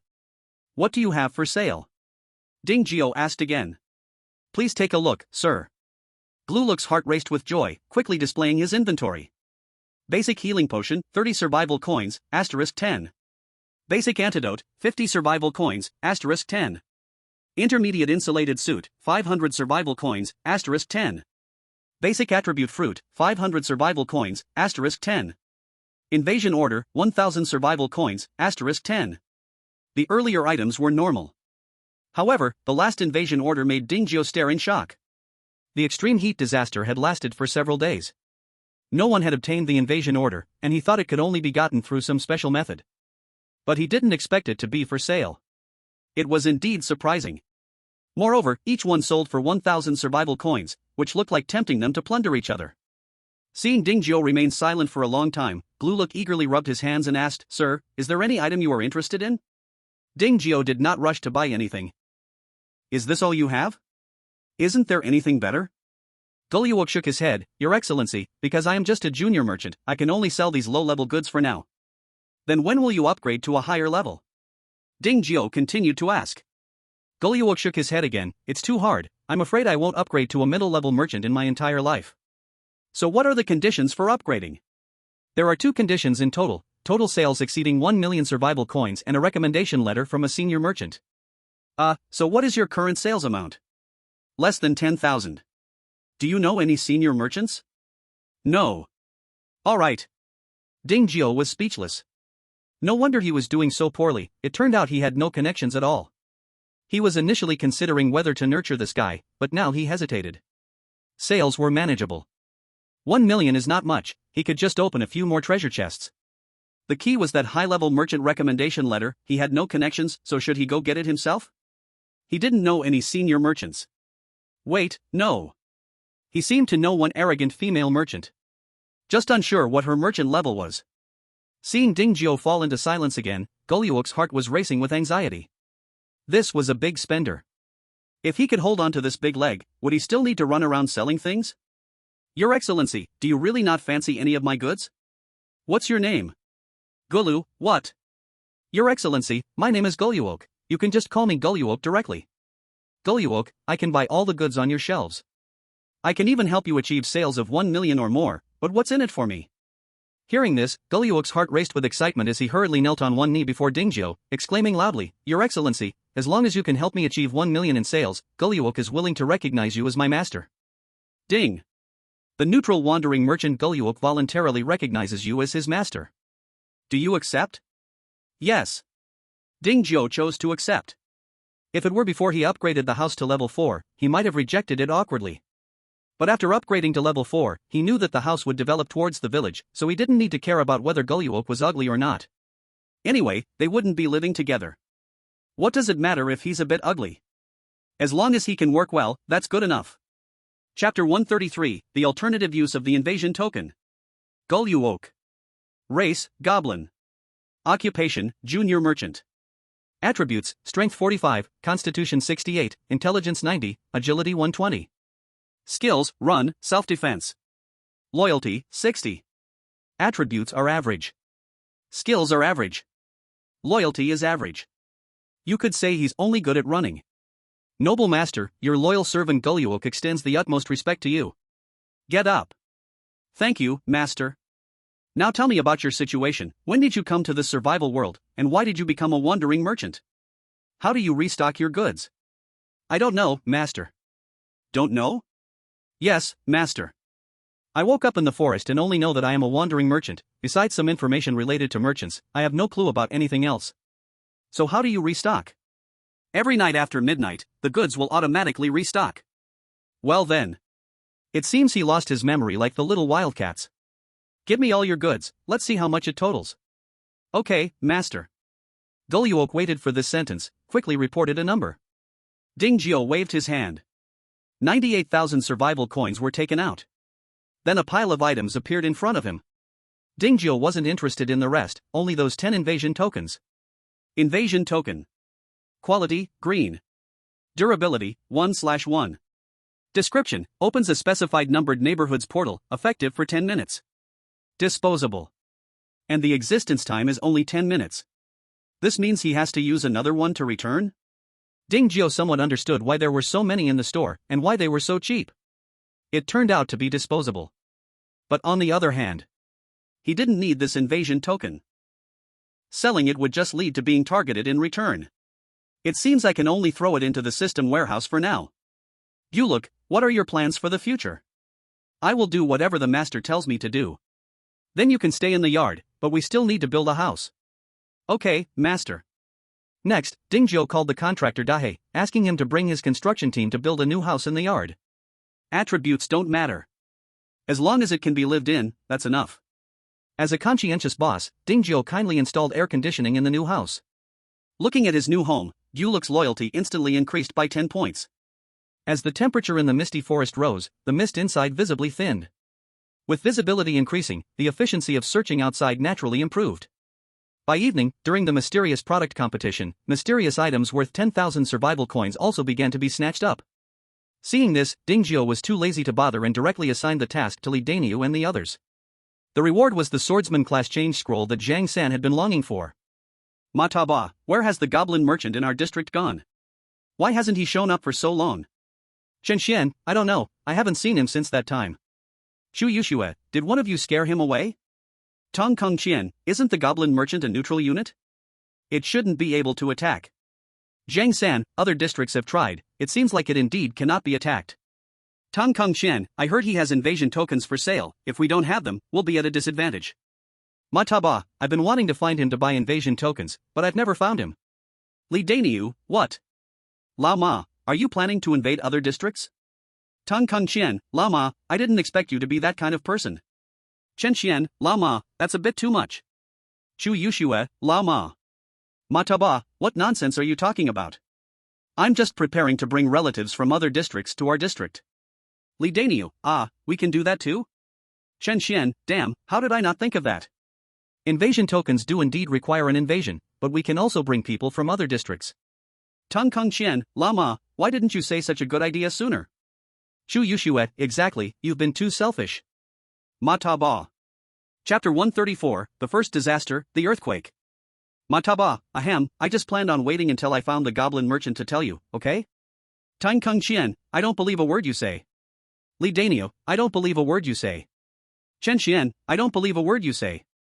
Shu Yushue, tomorrow, the temperature is going to break 80 degrees, we'll need new heat-resistant suits again. Chen Xian, this should be the last time, I wonder if Jiu Yi has high-level heat-resistant suits for sale. Li Daniu, I don't care who my boss is, even a basic heat-resistant suit must be available. Mataba, do you think the heat-resistant suits at Jiu Yi's place were bought from the goblin merchant? Shin Peipei, isn't there only mid-level heat-resistant suits for sale at the goblin merchants? Tang King Shen, it must be to squeeze more money out of us, otherwise, if we buy the high-level ones and not the mid-level ones, they'll lose out. Shu Yushue, he really is a shady merchant. Seeing the discussion among a few people, Ding Gio finally understood that invasion tokens could also be used for finding people. Thinking of the dozens of invasion tokens stored in the warehouse, Ding Gio hesitated for a moment and decided to sell them. Who cares if I get used by someone, let's get some mid-level attribute fruits first. With Xiaoshua's 007 work, half of the 85 magical beasts had already eaten enough basic attribute fruits. Their strength doubled compared to before. It's just a few thousand small districts. Even if they all came. Ahem, at worst, I will use the ultimate strategy of the Dragon Kingdom and change my home. District 1024 has lost Guluk. If they come, they shouldn't think about running away. Mataba, look, someone in the cross-server auction house is selling invasion tokens for 1 mid-level attribute fruit each. Tong Kung Qian, selling it anonymously for 30, doesn't this operation feel a bit familiar? Chen Xian, it can't be from Lord Jiu, can it? He often sells things like this without even pretending. Li Dinyo, ahem, at least the boss isn't selling it for a high price. The invasion token was originally being sold for 1 piece at 1,000 survival coins, and the intermediate attribute fruit in the mystery shop is also 1,000 survival coins each. There's no profit at all. Chu Yushui, so, the reason that Goblin Merchant has been missing is because he was caught by Lord Jiu? Chen Xian, isn't the Goblin Merchant a neutral unit? How can he be caught? Chu Yushui, that would be something to ask Lord Jiu himself. Li Dinyo, didn't you just say you wanted the invasion token? If you don't make a move soon, they will be sold out. Ma Tao Bao, do you think intermediate attribute fruits are that easy to find? You might not get even one in a whole day. Li Dinyo, that's where your problem lies. The 30-coin invasion token was sold out in less than 10 minutes, a third of it gone. With these intermediate attribute fruits, even without the high-level attribute fruits, it is enough for the honest bunny to advance into a mage knight. Compared to the gloomy Shadow Knight and the bloodthirsty Blood Shadow Assassin, the honest bunny's mage knight feels much more normal. The skills acquired are all bold and grand, finally making Dingzhou breathe a sigh of relief. Fortunately, if every career advancement was that dark, he would have to wonder if there was something wrong with the house's feng shui. Seeing that the honest bunny successfully advanced, the little fox Lisa couldn't sit still. She leaned against Dingzhou, her tone sweet as she asked, "Master, when can I also advance?" Dingzhou spread his hands, helplessly saying, "That depends on when I get the mage's career advancement scroll. Then I'll just wait for the master's favor, smack." Lisa, how could you kiss the master, meow? Oh, our little kitty is jealous, huh? I'm going to kiss him, smack. Seeing the little wildcat widen her eyes, the little fox couldn't help but peck Dingzhou's face again. "You? Master, why don't you stop her, meow?" the little wildcat asked angrily. You're still small now, when you grow up, you'll understand." Dingzhou pressed down on the fluffy little wildcat's head and rubbed it hard. The little wildcat, who was originally angry, suddenly calmed down after being petted like this. She raised her eyebrow at the little fox Lisa, as if to say, "See, the master still likes me a bit more."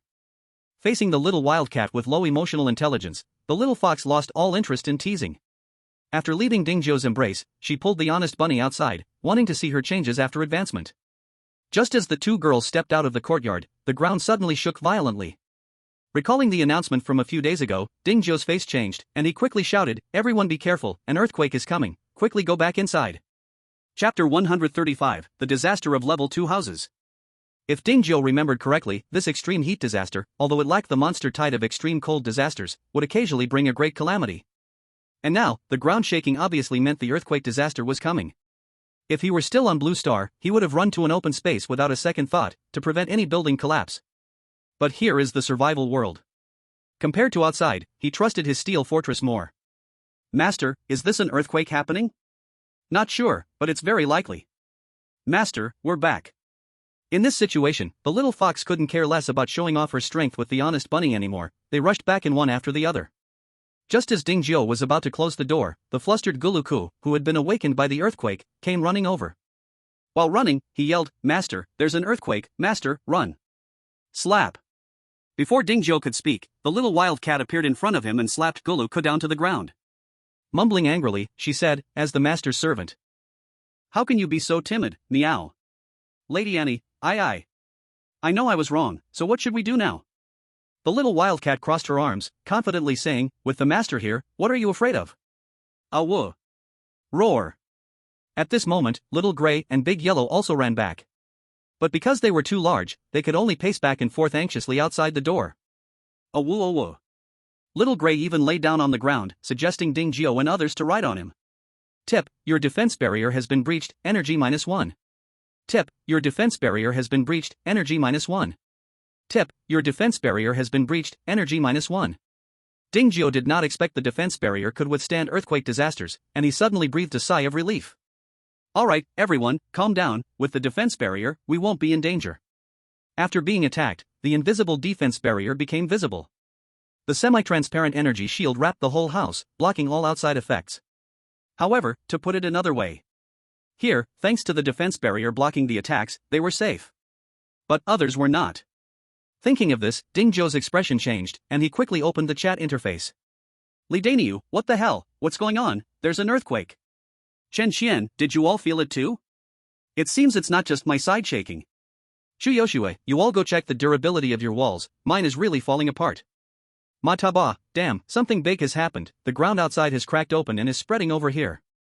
Chen Xian, hurry and get materials to repair, otherwise the stone walls won't last long. Li Daniu, damn, this survival world is really full of traps. Just a few easy days, and now they're causing trouble again. These days, we've only been focused on finding treasure, who has the spare time to gather basic materials? Ma Taba, I only have less than 5,000 units of wood and stone combined, I don't know if it can hold on. Tang Qingqian, go ask Master Jiu, maybe he has some extra. Shu Yoshue, don't think about it, at the moment the earthquake started, the trading function for the same district and the cross-district auction function both failed. Now, besides relying on ourselves, there's no other way. Zhang San, what? No way to be this ruthless. Ma Taba, not good, the durability of the wall is dropping faster and faster, repairs can hardly keep up. Chen Xian, hold on, we must hold on, the house absolutely cannot fail, or else we won't be able to play anymore. Not only the chat channel for Region 1024 was buzzing, but even the cross-server channel was the same. Some unlucky ones, having been continuously invaded by several large cracks, saw their house durability geometrically reduced, just recovering wasn't enough, they had to pack up their families and all supplies to escape to a safe area. Whoa, our houses in the district have all collapsed, how will we live from now on? Phew, luckily our brother Yang upgraded the house to level 3 early, otherwise, we really wouldn't have held up. Haha, our house has low-level defenses, so the earthquake can't touch us at all. Help, we fell under the crack, is anyone coming to save us? Is there anything under the crack? I'm asking for your help, and you're asking me what's under the crack?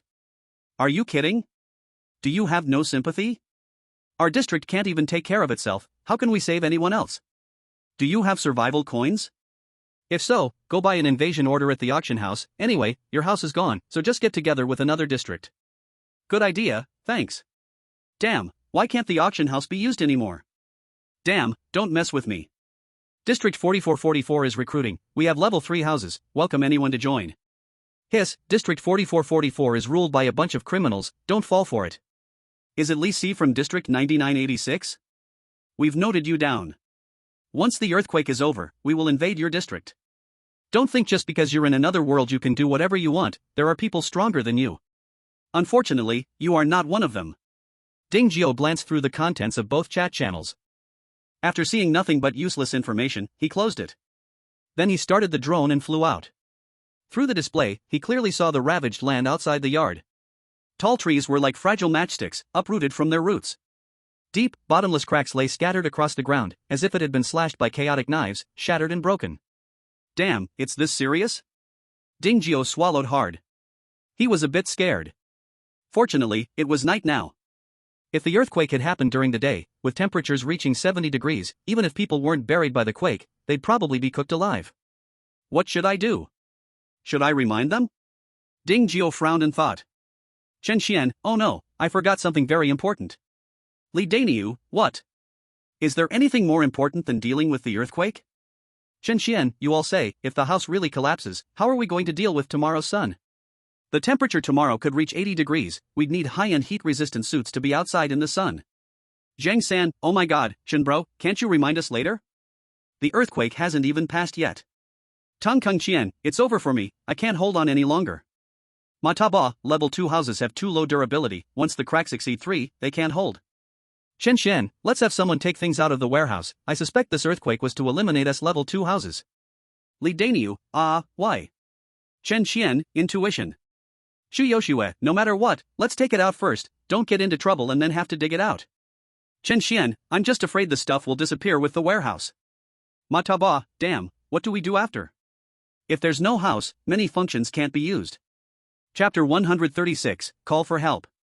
Chen Xian, if we say who in our district will be fine, it must be Ma Taba, Zhou Yi, right? Tang Qingqian, Zhou Yi has a level 4 house, it would be strange if anything happened. Li Daniu, does this even need to be said? Haven't you seen the boss hasn't come out to speak? He's definitely still asleep. Ding Zhuo was speechless, are you praising him or mocking him? Shu Yoshue, what if he's fine? That guy likes to fight alone, he definitely won't agree to us moving over. Chen Xian, that's really likely. Ma Taba, no worries, at worst, we'll just thicken our skins and edge in. Joey can't really kill us, right? Li Danio, ahem, actually, I think the boss is quite a nice person. He's helped our Jojo alliance many times.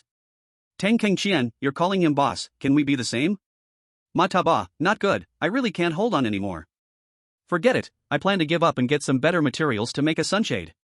Tang Kengqian, you might as well ask someone for Jioya's house coordinates, then move over at night after the earthquake ends. Ma Taba, does anyone know Jioya's house coordinates?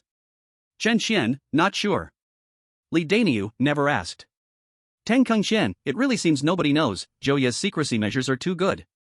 Chu Yoshua, actually, there's one area that's very suspicious, maybe he's there. Chen Xian, which area? And why? Chu Yoshua, the lower left corner, every time we search there, we always encounter a group of monsters. There are a full dozen of them, just wandering around, and even if they see us, they won't come to hunt us. Ma Taba, why haven't I heard you mention this before? Chu Yoshua, cough, I thought there would be some treasure there, planning to check it out when we got stronger later. Ma Taba, despise.jpg.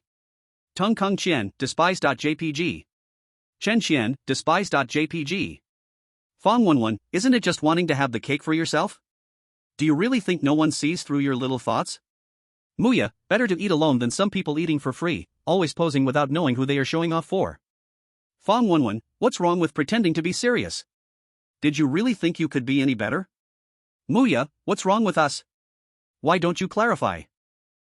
Stop with the sarcastic remarks, if you have the ability, just provide the evidence. Li Danio, I say you too, what time is it, yet you still have the energy to argue.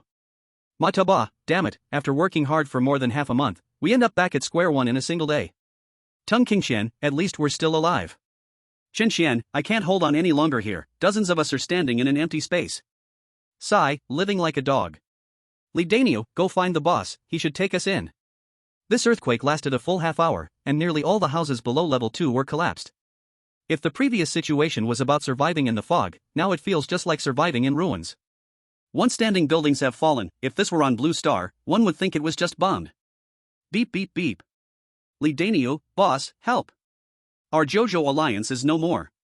Ma Taba, Ninth Master, my house has collapsed due to the earthquake, can you take us in?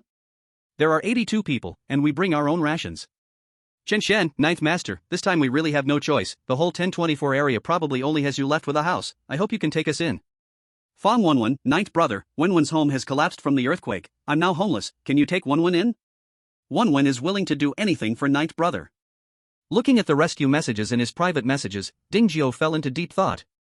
To be honest, with Xia Yeking and the others around, he didn't have to worry about feeling lonely living alone. But with the situation now, he surely couldn't just stand by and watch people die, could he? He must help, that's certain. But moving in was another matter. After thinking for a while, Ding Jiao decided to choose a complete piece of land outside the city wall to establish an outer residential area. In the forest, there are the magical beasts he has raised patrolling, even without the protection of the city wall, he doesn't have to worry about attacks. Chapter 137, Area Invasion and Interdimensional Work Teams. But then again, while everyone else was seeking his help, there was no response from Chu Yushua's side at all. Could it be that they are okay? Weren't they only 6 people?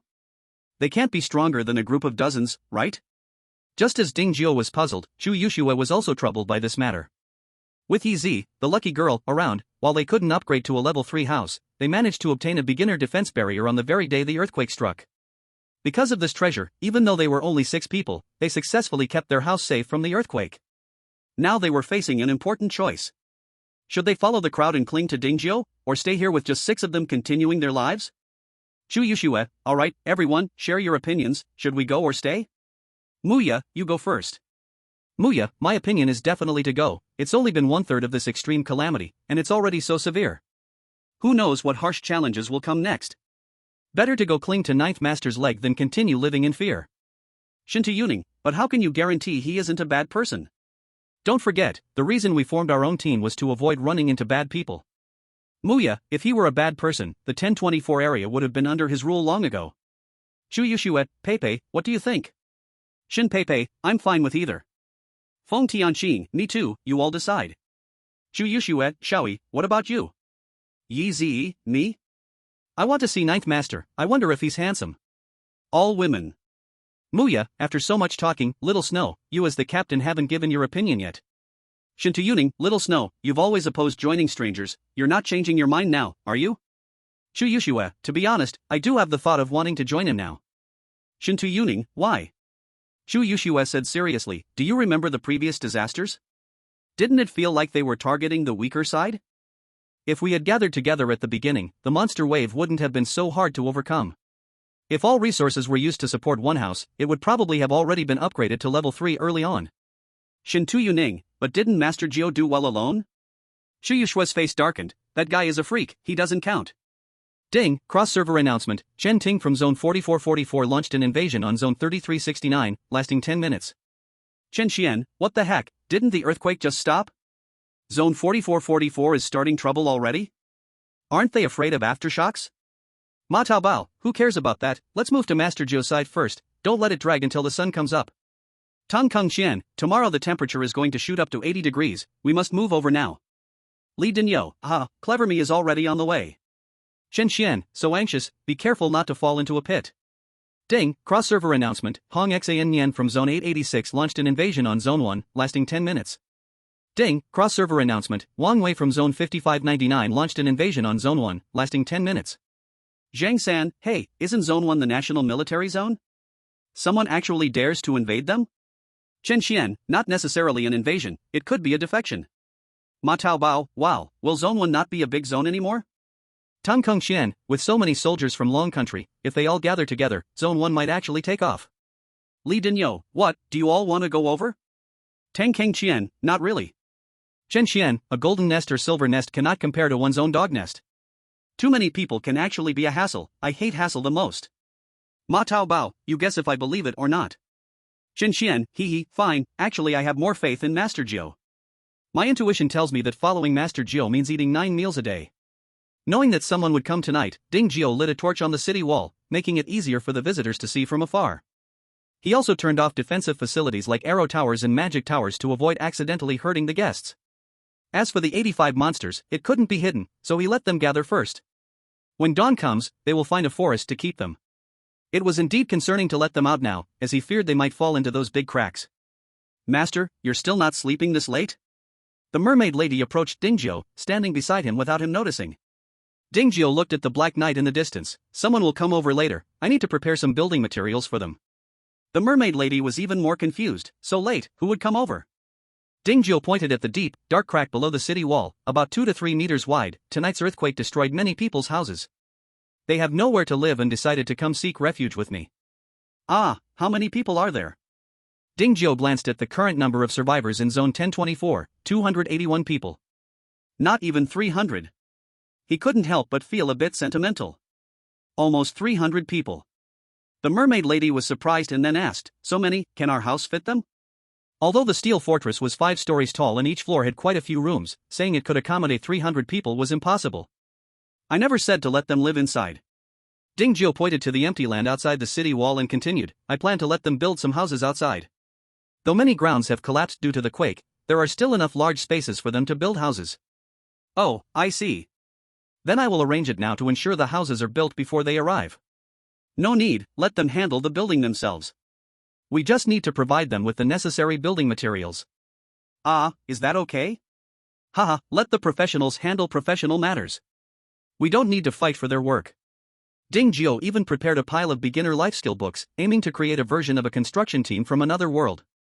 Chapter 138, on the way south, we encounter 2 giant beasts. Is this the right direction? Did we not go wrong? Li Dinyo tightened his stiff hand, holding the torch out to probe ahead. The firelight illuminated his face covered in stubble. In the midst of the hardships, there was a hint of urgency.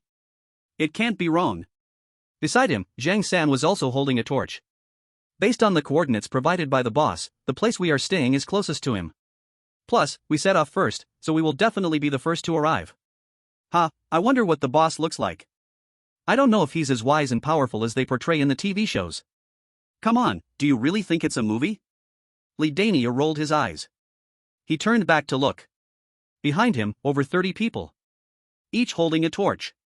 In this pitch-black night, they formed a long line, looking like a glowing serpent, slowly moving forward among the ruins. In fact, under normal circumstances, they should have arrived 3 hours ago. But the journey had been incredibly tough. A previous major earthquake had cracked the ground, leaving many large openings. Some were wide enough to swallow entire adults, with broken stones and fallen trees piled on the edges. If one accidentally stepped on them, they would creak loudly, and if not careful, one could easily twist an ankle. Lidaniu and the others could only move slowly, eyes wide open, afraid of missing their footing. Everyone, be careful. There's another wide one ahead. Lidaniu shouted, his voice carrying far in the empty night. He bent down and pulled out a thick wooden plank from his backpack, several meters long. With Zhang San's help, they carefully laid it down, completing a simple plank bridge. Although it looked crude, everyone was tied with ropes. 5 people in a group. Previously, someone had accidentally fallen down, but they were saved by this rope. After several experiences, everyone became skilled at it. With Lidaniu's shout, the people behind tightened their grip on the rope. In groups of 5, they stepped carefully onto the wooden plank one by one. Though it took time, it was safer. Actually, there were also detours, but it would be hard to judge the direction if they went that way.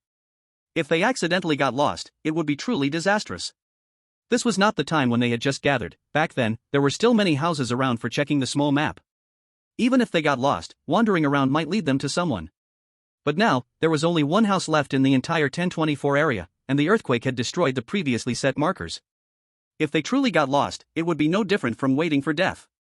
So no matter how tough it was, Lidaniu and the others could only choose to open roads when meeting mountains and build bridges when coming across water. Rest for 10 minutes in place. If anyone is hungry, eat a piece of bread. If thirsty, take a sip of water.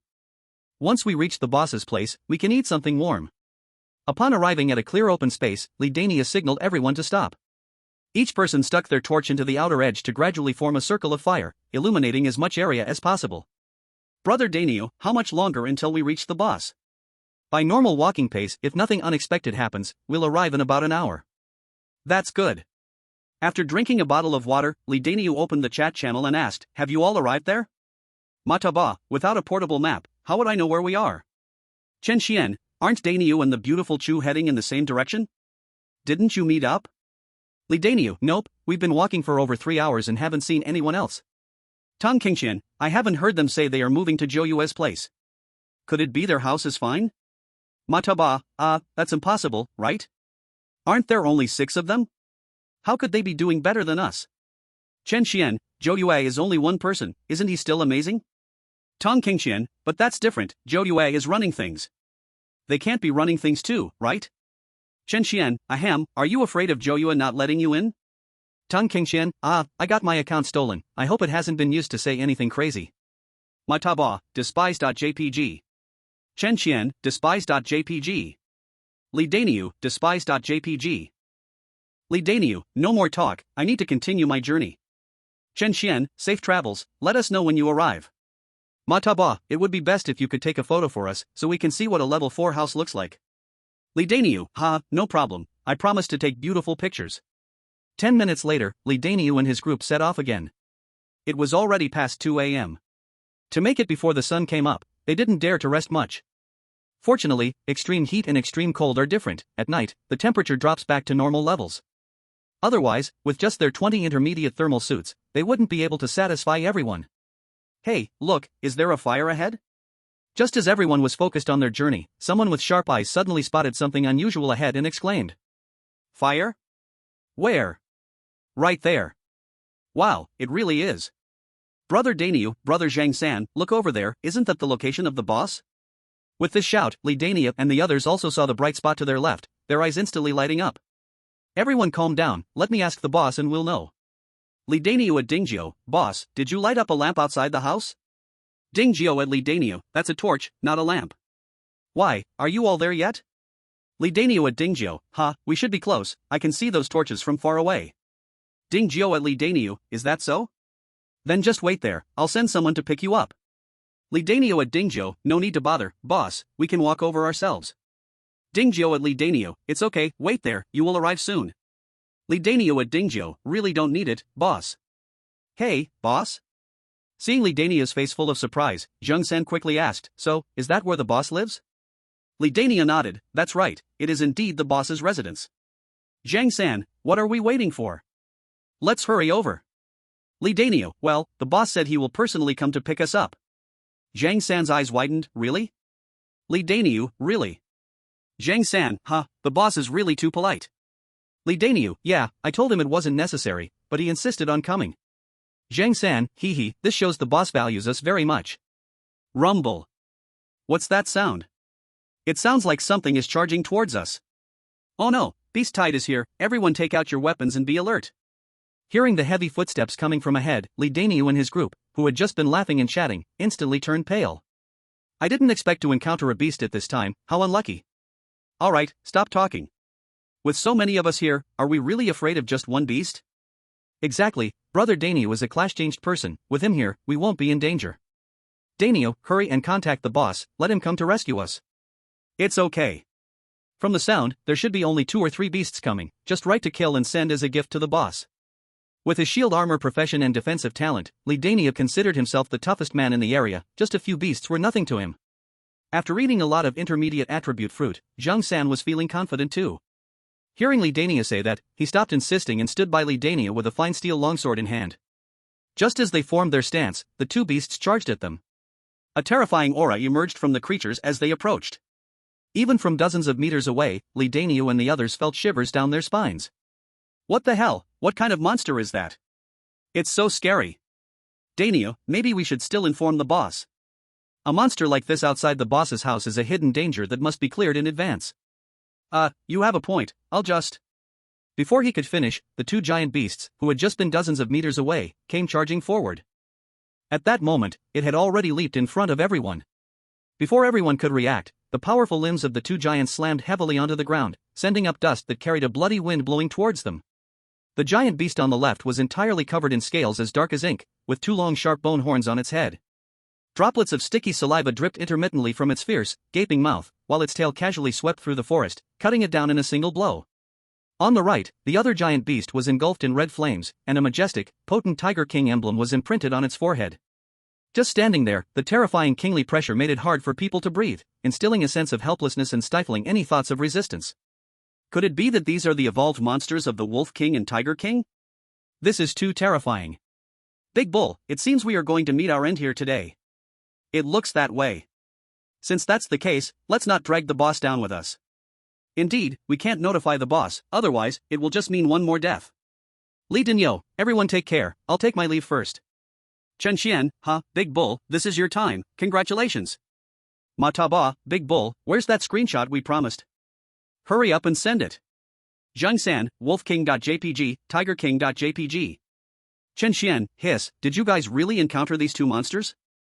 Mataba, no way. I can feel their terror just from the screen, you guys didn't really run into them, did you? Li Daniu, what do you think? Face full of sorrow.jpg. Tang Kung Qian, rest in peace. Shu Shui, wait, don't rush to despair, look at the back of that giant wolf, there seems to be someone there? But at that moment, Li Daniu still did not have the time to check the chat channel. After sending his last words, he raised his blade, standing in front of the 2 beasts. I will hold them off, you all run straight towards the boss, whether you can escape depends on your luck. Damn, Li Daniu, do you still consider me a brother? It's just 2 beasts, we can at least fight them together. Zhang San clenched his teeth and also stepped forward. Right. With so many of us here, we might not actually be their match. Isn't the boss already on the way? As long as we can hold on, we will surely wait for him to come to our rescue. I'll still be a good man after 18 years. Li Daniu clenched his fists, feeling deeply moved. He indeed had not chosen the wrong people. Since that's the case, let's fight them. Li Daniu shouted loudly. He pushed off the ground with his legs. The whole person soared into the air like a cannonball, the fine steel blade in his hand swinging down fiercely towards the giant wolf's front leg. Dawn. However, when this strike came down, it rattled his hands, leaving them numb. The fine steel blade, which had never failed him before, struck the giant wolf, making a harsh metallic crashing sound as if hitting a steel plate. Damn. What the hell is this giant wolf? It's as tough as steel. Li Daniu's heart was dripping with cold sweat. Taking advantage of the bounce, he performed a backflip and landed back on the ground. The giant wolf glanced at the spot where it had been hit, a trace of confusion flashing in its eyes. Wasn't its master sending them to pick someone up? Why did they suddenly attack? It tilted its head in confusion and howled a question to the person on its back. They might just want to test your strength, go ahead and play with them. Catgirl Annie raised her eyebrows and replied. There's someone up there? Li Daniu and the others turned to follow the sound, only to see a person standing on the giant wolf's head. They didn't know when she had gotten there. A woman, under 1.5 meters tall, with a pair of fluffy ears on her head, dressed in pure black battle armor. Her face was full of smiles, yet it sent chills through Li Daniao and the others, as if they had seen a sea of corpses and mountains of blood. Could it be that she is one of those beast-eared girls from our district? So cool. But we should probably think about how to escape. She might not necessarily be a bad person. As everyone was lost in thought, the giant wolf moved. It left behind a residual image in its place. Li Daniao didn't even have a reaction, and he was pressed to the ground by the wolf's paw. Li Daniao struggled with all his might. But the wolf's paw pressing on him didn't budge at all. Zheng San and the others saw this, suppressing their fear, and shouted in anger as they charged forward, wanting to rescue him. But before they could get close, the giant wolf lightly whipped its tail and sent them all flying back. Oh dear, didn't I tell you not to use such heavy hands? Look at how you've knocked them all down. Catgirl Annie said, then jumped down from the wolf's back. Seeing that the giant wolf still hadn't loosened its grip, she gave it a tap. Oh. Only then did the giant wolf obediently release Li Daniao. Don't be afraid, meow, we are actually one of our own. The master sent us to pick you all up, meow. Moss. Master? Li Daniao stared, looking at her with suspicion. That's right, our master is your boss. If you don't believe it, you can contact him right now and ask. Li Daniao hesitantly opened a private message window. Boss, did you send a beast-eared girl and 2 magic beasts to pick us up? You saw them? That's right, they are the ones I sent to pick you up. Just sit on their backs and let them take you back. Hiss, it's really true. Li Daniao gasped in surprise. At that moment, he was filled with worship for Ding Jiao. Not only had he tamed 2 king-level magic beasts, but he had also made a beast-eared girl acknowledge him as her master. Probably no one else in the entire 1024 district has this ability like the boss. No, wait.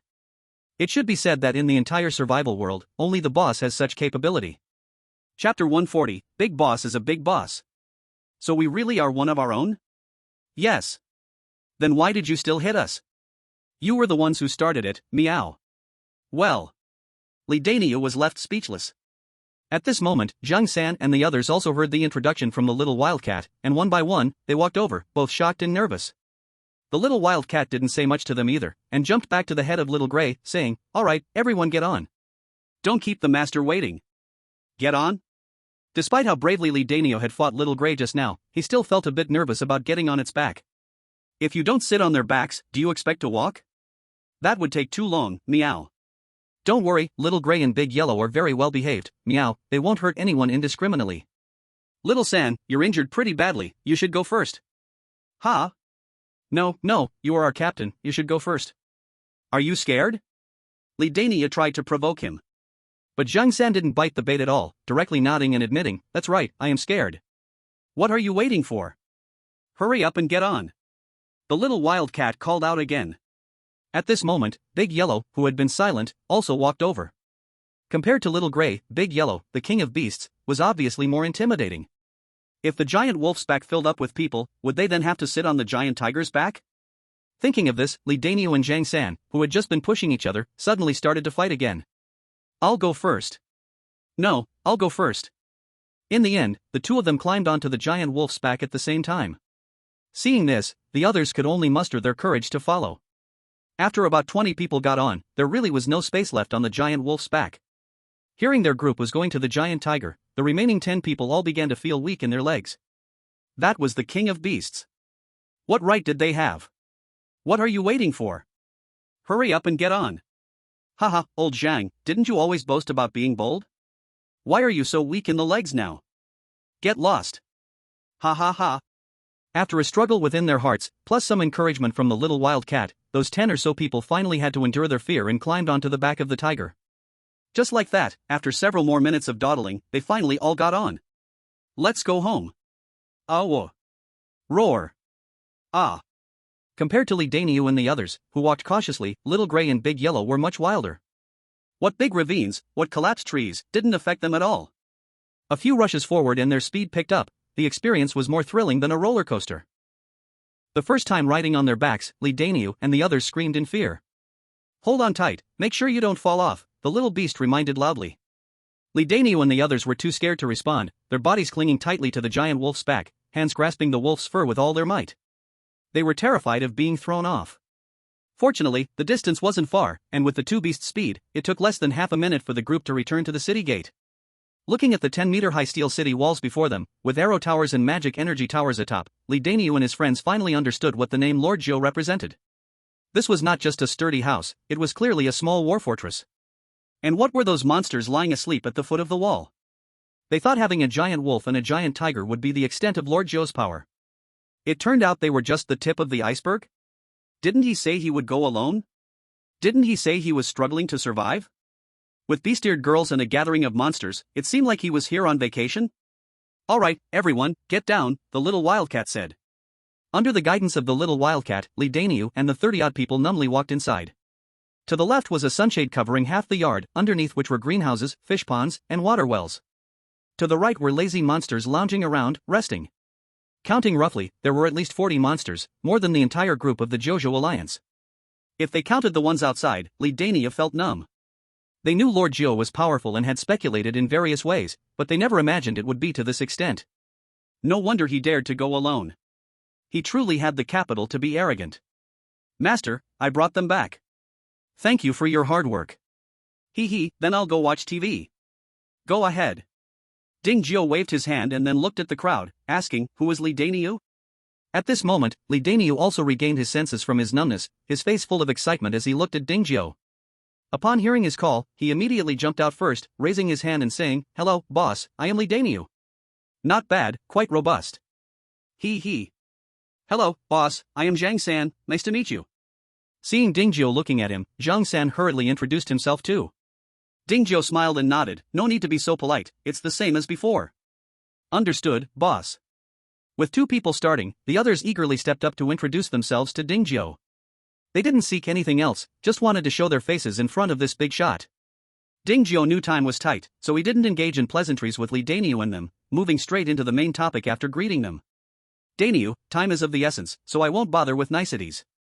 There are just over 3 hours left until dawn, so you must set up your house quickly. No problem, boss, just give the orders. Then follow me. Ding Zhou led Li Daniu and the others to the inner side of the iron wall covered with a sunshade. This is the spot, I've prepared the materials for you. Using the iron wall as the boundary, build a 2-story long house, the specifics are up to you. At first, he wanted them to build outside the iron wall. But thinking that the walls would extend outward after the house was upgraded, they would end up being covered by the new houses. It was better to let them live inside from the start and win their loyalty. Don't worry, boss, I used to work on construction sites, a mere 2-story building won't be a challenge for me. That's great. By the way, here are some life skill scrolls. You take them and distribute them so the new house gets some bonuses. This. Chapter 141, another unlucky fellow stumbles into the monster territory. Watching Ding Zhou hand over a box of skill scrolls, Li Daniu and the others' breathing became rapid. Lord, are these really all for us? That's right, but you'd better distribute them according to their original professions. Those who can build houses learn house-building skills, and those who can do carpentry learn carpentry skills, only then can one achieve twice the results with half the effort. Yes, I promise to hand them to the right people. Seeing Li Daniu start to arrange the next tasks, Ding Zhou didn't linger either.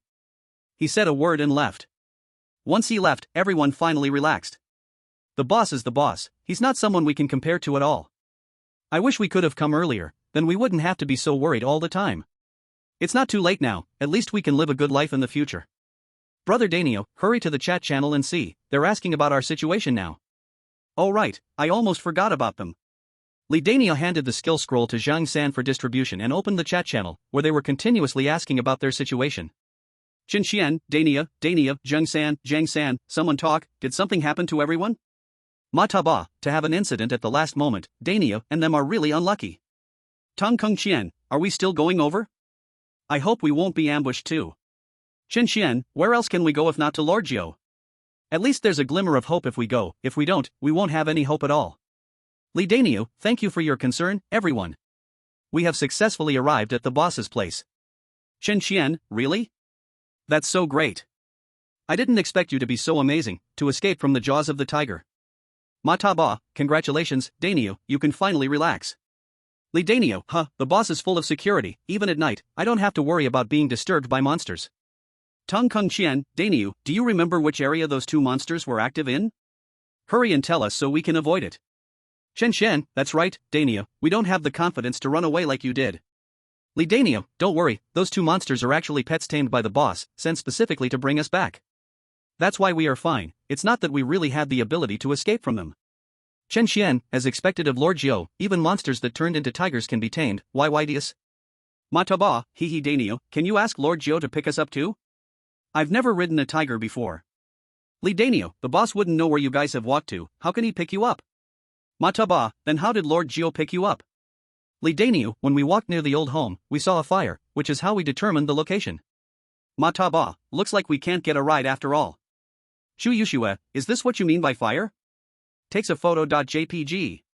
Li Danio, that's right, beautiful Chu, your speed is really fast, you are the second to arrive. I'll go out to meet you now.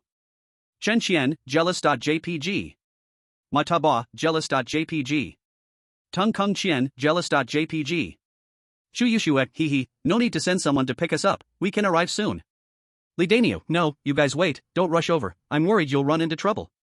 Shu Yushue, question mark. Chen Qian, question mark. Mataba, question mark. Roar. Moo. Howl. Li Danio, not good, something happened. Don't act rashly, I will go find the boss to save you. Chen Qian, what happened? What's going on? Mataba, hey, speak. What happened? Tung Kang Qian, it's killing me, what the heck happened? Unfortunately, no matter how they called, the just moments ago lively Chu Yushue and Li Danio seemed to have lost connection, with no response at all. Meanwhile, the 6 people who had just been full of anticipation were now all pale, looking at the group of beasts surrounding them. Muya swallowed and asked, Xiaoxue, what's going on? Why are there so many beasts outside Lord Zhou's house? Shu Yushue shook her head madly, you ask me, who should I ask? Shin Tiyu pondered, could it be a beast tide? Shin Peipei, isn't the beast tide already over? Where are these beasts coming from? Shin Tuyuning said, so what is the situation now? It can't all be the Ninth Lord's pets, right? Muya replied, how is that possible? If the Ninth Lord could contract so many magical beasts, wouldn't he be the strongest in the world? Shu Yoshue asked, do you think Black Sesame can run faster than them? Shin Tuyuning said, did you not see there are even leopards among them? How could our big kitty possibly outrun that? Shu Yoshue declared, then let's get ready to fight for our lives. Big Nyo has already started to find people to rescue us. As long as we can hold on, I believe there's still a great chance for us to survive. The reason Shu Yoshue and the others could arrive so quickly was that they had also contracted a lynx magical beast. If they only encountered 4 or 5 beasts, with 2 clash-changed fighters and 1 lynx magical beast, they would still be quite confident in handling it. But now, facing over 30, including quite a few large carnivorous magical beasts, they thought it was better to give up. Sensing the strong killing intent radiating from Chu Yoshue and the others, the group of magical beasts suddenly became agitated. Among them, the leopard magical beast that Shin Tuyuning had just mentioned was the first to act. With a flash, it pounced at the lynx magical beast's side, sharp leopard claws gleaming coldly as they slashed at the lynx's neck. The lynx magical beast reacted swiftly, it showed no signs of panic in the face of the sudden attack from the leopard. It pushed off the ground powerfully and leapt into the air while avoiding the leopard's strike, stabbing forward with its pointed tail like lightning. Boom! Swish, swish, swish. Shin Tuyuning seized the opportunity, firing 3 arrows at once, successfully forcing the leopard beast back. However, even with this, the 6 girls still felt no happiness at all. Because at that moment, other magical beasts also began to attack them. The stampede of the earth-horned cattle. The ice spikes of the ice serpent. The rock collapse of the rock-shattering rhinoceros. One skill after another bombarded toward them. If it weren't for the lynx magical beast blocking most of the damage, some of them might have been finished. Damn it, if I had known it would turn out like this, I wouldn't have come. Sigh, this is fate. They had thought that even if they couldn't win, they could hold out for a while, but in just one round they were almost defeated. Clearly, they had consumed so many attribute fruits. Clearly, the magical beasts they encountered before were very easy to deal with. Clearly, they were all beautiful and kind-hearted, respectful of the elderly and loving to the young, always willing to help. Shu Yoshue said, I'm sorry, sisters. This time, I misjudged the situation. Shin Tuyuning replied, what are you saying? This was a promise we made together. Muya added, that's right. Shin Peipei said, to die together, I'm actually quite satisfied. Yi Zi asked, hey, are you guys giving up too soon? We still have a basic defensive shield that we haven't used. Upon hearing Yi Zi say this, the girls who were about to leave final words suddenly felt a surge of hope. Muya said, then what are we waiting for?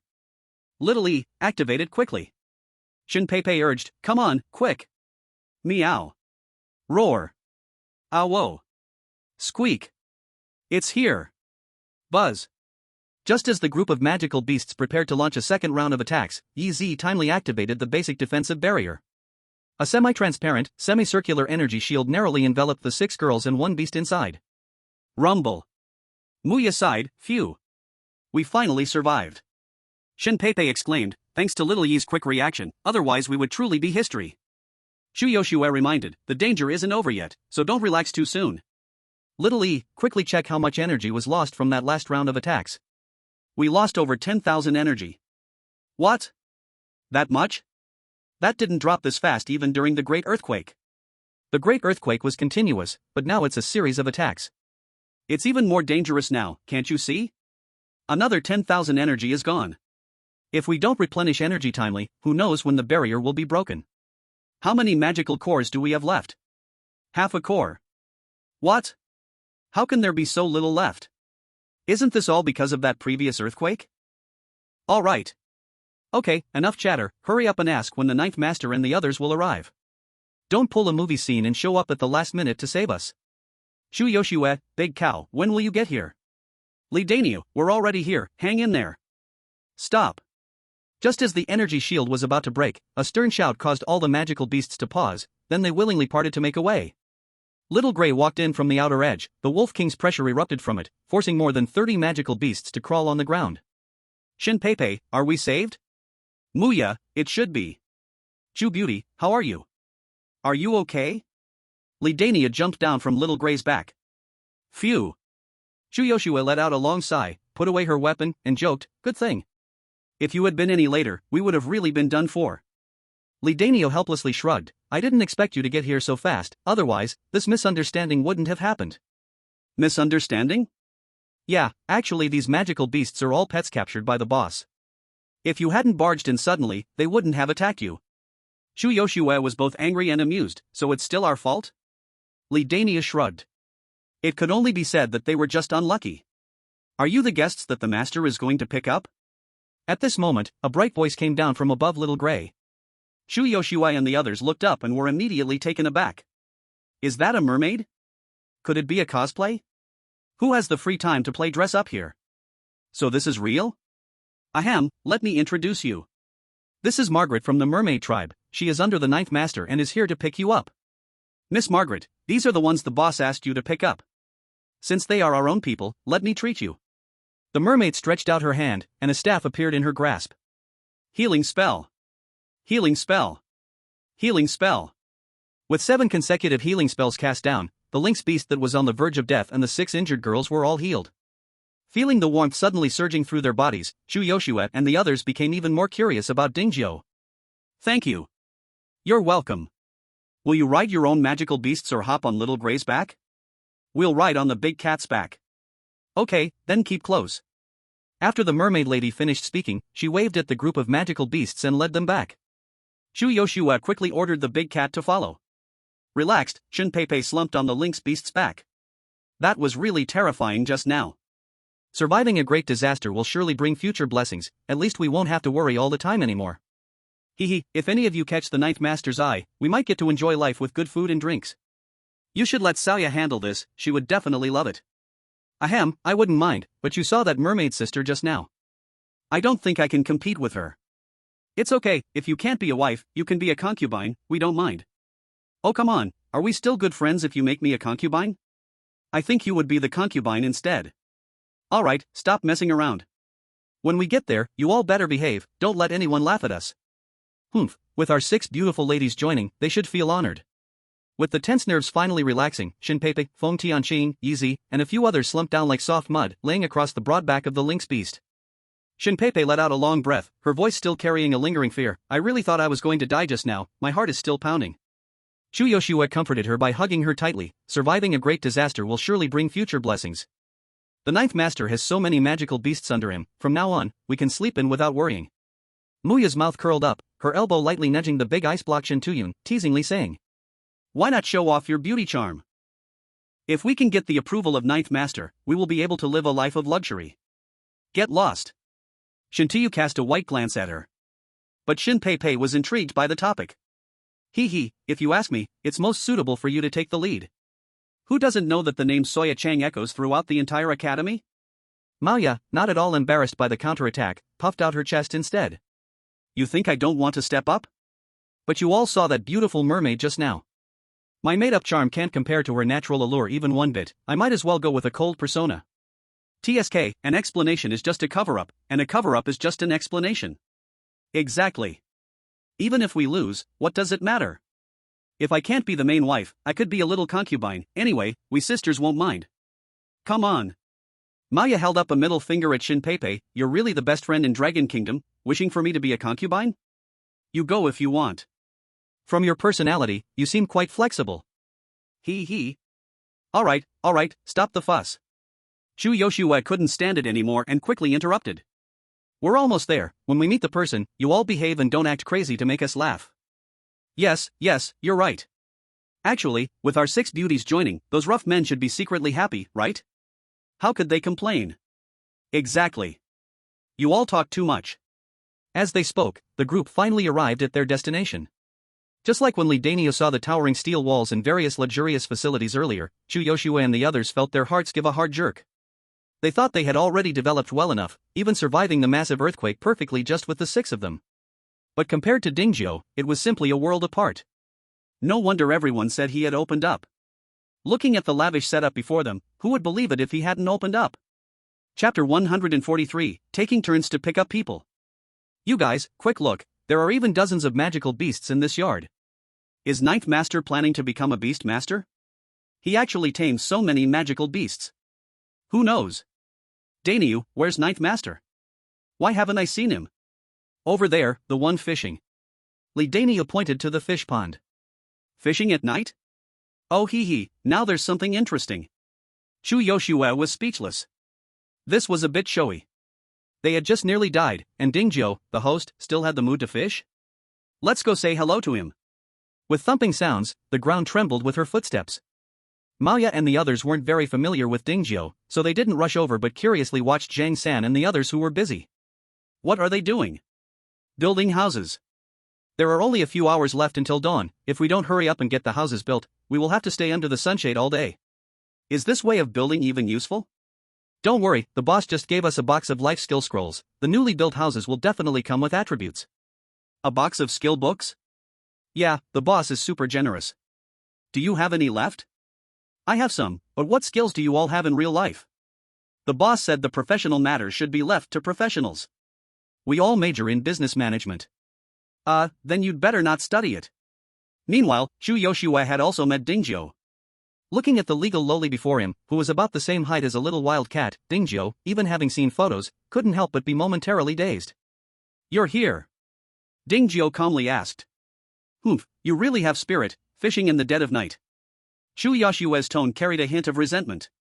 Reeling in, a 5-kilogram big carp was caught by Dingzhou. After placing the fish in the bucket, he finally replied, "Wasn't I just waiting for you? Otherwise, at this time, I would have already been asleep. Then I really apologize. I can't believe I disturbed your sleep." It's fine, who told me I'm a good person? Good person, just you? Mataba and the others are arriving soon, why don't you go out and greet them? But I just got here. Didn't Dinyo and the others just arrive too? You can't just sit around because you're a girl, can you? That's not acceptable. You can't ask for special treatment just because we have a good relationship. Alright, stop preaching. Even Tang Seng doesn't preach like you. I'll go, okay? With her previous experience, Chu Yoshua dared not delay for a moment. She saw several large eagles in the yard, and the big cat suddenly lost its charm. I want to borrow your eagle to find people more easily in the sky, Chu Yoshua said as she ran back. Sure, but it's best to have a familiar person with you, otherwise I'm worried they won't listen to your commands. Are you talking about that beautiful mermaid sister who just picked us up? If it's Margaret, then that's perfect. As the only doctor in the team, my magical beasts listen to her the most. Got it, I'm going to find her now. Chu Yoshua moved swiftly.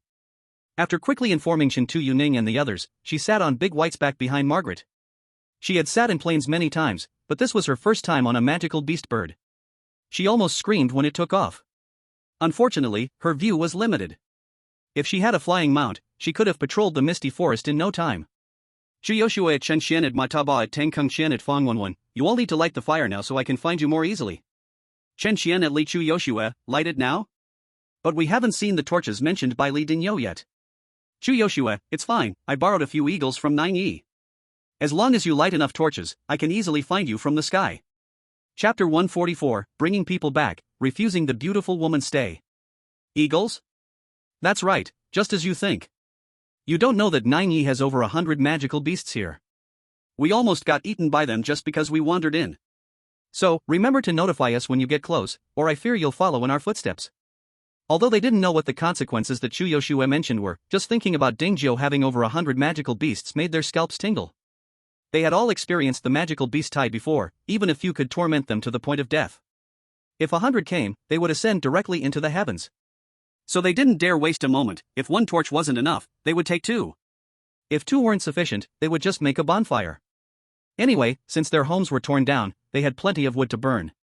With the help of the Gale Frost Eagle, Li Dinyo quickly brought the people back. Dingjiu's courtyard finally had some liveliness, bustling around made him a bit unaccustomed. Ding, district current survival count 0, the district is automatically cancelled. Ding, district current survival count 0, the district is automatically cancelled. Just like Li Dinyo and Chen Xian sought refuge with Dingjiu to survive, other districts also found stronger districts to rely on to stay alive.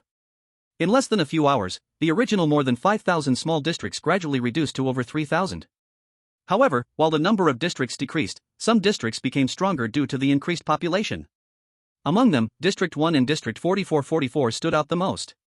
District 1, backed by the military, had its numbers jump from over 500 to over 5,000. That was a tenfold increase. This was still because of time constraints. They worried they couldn't take care of everyone, otherwise breaking 10,000 wouldn't be a problem. On the other hand, District 4444 was the opposite. Most of them were prisoners from some prison. This global crossing, rather than being a torment, was more like a salvation for them. In a survival world where there are no rules and order has collapsed, they were like tigers entering the forest, dragons entering the sea, and fish swimming freely in the water. Seeing that Area 1 had become so powerful, some regions feared being eliminated and chose to join Area 4444. One light, one shadow.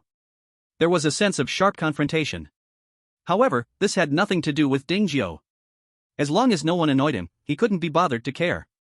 Seeing that everyone had been brought back, he decided not to stay up late any longer. Big Nyo, I'll leave it to you to arrange them. If you encounter any problems you can't solve, just find Margaret and the others. They get up early, and someone is usually around by 7 or 8. No problem, boss, you go rest. I promised to urge them to finish building the house before dawn. Then I'll leave it to you. Dingjiu patted Li Dania's shoulder and turned to go back to his room. At that moment, Chu Yoshua, encouraged by her friends, came over. Is there something you need? Dingjiu stopped and looked at her in confusion. Cough, this. Chu Yoshua twisted her fingers, glancing at Dingjiu and then at the steel fortress in the courtyard, her face suddenly turning a little red. It's getting late, if you have something to say, hurry up, or I'll leave. Oh no, actually it's like this, your house is so big, there must be quite a few empty rooms, I think you wouldn't mind if a few more people moved in, right? Dingjiu understood. She wants to move in. But how could that be possible? That's his harem, how could he let unrelated people move in? So he refused without hesitation. No way, I refuse. Wait, you actually refuse? Yeah, I refuse. After saying that, Dingjiu prepared to leave. But Chu Yoshua was not happy. Not caring about being shy anymore, she grabbed Dingjiu's hand tightly and asked, so many beautiful women are willing to live with you, and you actually refuse? Are you still a man? Chapter 145, Successfully built the house, temperature rises to 80 degrees. Beautiful women? Where? Where? I don't see them. Dingjiu pretended to look around exaggeratedly. Chu Yoshua was so angry her teeth itched, the small teeth biting made a squeaking sound. Big jerk, if you don't agree, just don't. Why mock anyone here? Finally unable to hold back, she stepped on the ground. But the imagined pain didn't appear, instead, she herself seemed to step on some iron lump, her foot feeling very uncomfortable. Are your feet made of iron? Why are they so hard? Dingjiu rolled his eyes at her speechlessly. Right now, he had nearly 700 physique points, how could this little girl under 1 meter 50 hurt him by stepping on him? Alright, rather than wanting to move into my room, you're better off discussing your new house layout with Big Nyo. No matter how bad your own home is, it's better than living in someone else's room, don't you think? Do you think we really want to move into your house? We're here for your air conditioning. Tomorrow the outdoor temperature is going to exceed 80 degrees, and without air conditioning, it's going to be unbearable. Don't you have air conditioning? You could install it yourself. Then what about the electricity? I can rent some batteries to you, just at the old price. You said it, you can't go back on your word. Don't worry, just a little bit of electricity, I wouldn't cheat you. Poof. The next morning. As the sun rose, the temperature around immediately began to rise. In less than a minute, it shot up from the 40s to 80 degrees. In such weather, even without direct sunlight, in Blue Star, it would be unbearable. Chen Qian, phew, luckily the house was built smoothly, otherwise, we could only stay in the shade. Li Daniu, what's the outdoor temperature now? Zhang San, 81 degrees. Ma Taba, that's really exaggerated. Luckily I went to rely on Daddy Jiu, otherwise, I really wouldn't know how to survive. Chen Qian, indeed, if it weren't for Daddy Jiu providing us with enough varied life skill scrolls. How could we ever build a house with insulating properties? Though it can only reduce by 20%, living in such a house means that even if the outside temperature reaches 100 degrees, we can live in medium insulating clothes. Mataba, didn't Brother Joe say there are rental batteries? Wouldn't it be more enjoyable to blow air conditioning then, preferably while eating hot pot? Li Dania, a big boss like you likes hot pot too? Mataba, what do you mean by that? Can't I like hot pot? Zhang San, Dania, you don't think their hot pot is the same as ours, do you? Our meal costs around 100, theirs cost several tens of thousands. Chen Xian, maybe even over 1 million. Mataba, ahem, that's too much, I'm not that wasteful. Chu Yushue, hee, just guess if we believe you or not. Tang Qingxian, there is someone passing by lightly here. Chen Xian, alright, back to business. We have a total of 8 sets of high-grade insulating clothes, how about forming a team to go out and collect treasure boxes together? Li Danio, I agree, more people, safer. Chu Yushue, I'm fine with it. Mataba, me too. Tang Qingxian, okay, but how do we distribute the rewards? Chen Xian, the more effort you put in, the more you can take. Li Daniu, should we reserve a share for the boss? Chen Xian, I wish, but do you think Brother Gio needs to team up with us? Mataba, indeed, not to mention his pets alone could sweep across the entire 1024 district. Chu Yushue, just let him know, whether he comes or not is none of our business. Chen Xian, that works, but who will contact him? Everyone knew it was hard to reach Ding Jiu in the morning. They didn't know why before, but now, with so many beast-eared girls around, he would definitely be too happy to think about leaving them. Chapter 146, Forming a Mixed Treasure Hunting Team. Seeing everyone looking at him, Li Danio quickly waved his hands. Last night, the boss already instructed that he usually wakes up late. If there's something, just find those beast-eared girls. Chen Xian, in that case, let's not disturb Brother Joe. Dressed neatly, Li Dania took the 9 people wearing high-grade insulating clothes to find the girls. Just as they were nearing the iron fortress, a small brick house nearby caught their attention. With sharp eyes, Chu Yushue exclaimed, "Look, isn't that the goblin merchant we talked about earlier?" It seems, it really is. Wow, Brother Joe is so amazing. Not only has he adopted several pretty beast-eared girls, but he even wrapped up this goblin merchant. No wonder we couldn't find him, it turns out he's here with Brother Joe. Should we go talk to him? Talk about what? Do you guys still want to do business with Brother Joe? Maybe we should forget it. Now they were living under someone else's roof. If Ding Zhou misunderstood and kicked them out, what would they do? They had worked hard to find a safe home, they didn't want to go back to that fearful life they had before. Ahem, let's wait until the boss wakes up and then ask him, right? The boss is so nice, he definitely won't keep the goblin merchant to himself. Hee hee. Hee hee, +1. Hee hee, +2. Hee hee, you all have a prejudice against the boss. Hee hee. Hee hee, +1. Hee hee, plus. Get lost. Knock knock knock. Creak. The door opened, and a tall and curvy figure came into view. What can I do for you? The mermaid girl asked in confusion, her mouth still smeared with a bit of ketchup. Hello Miss Margaret, we are planning to go out and search for supplies, so we just came to let you know. Do you need me to prepare supplies and mounts for you? The mermaid girl nodded and then asked after looking at several of them. As for supplies, we have already prepared them ourselves. And about the mounts, will they listen to our commands? No problem, I'll just have a word with them, and you'll be able to command them later. Thank you for that. Not a problem. There were many magical beasts in the courtyard, but Li Daniu and the others finally chose 2 herbivorous magical beasts. On one hand, it looks a bit gentler.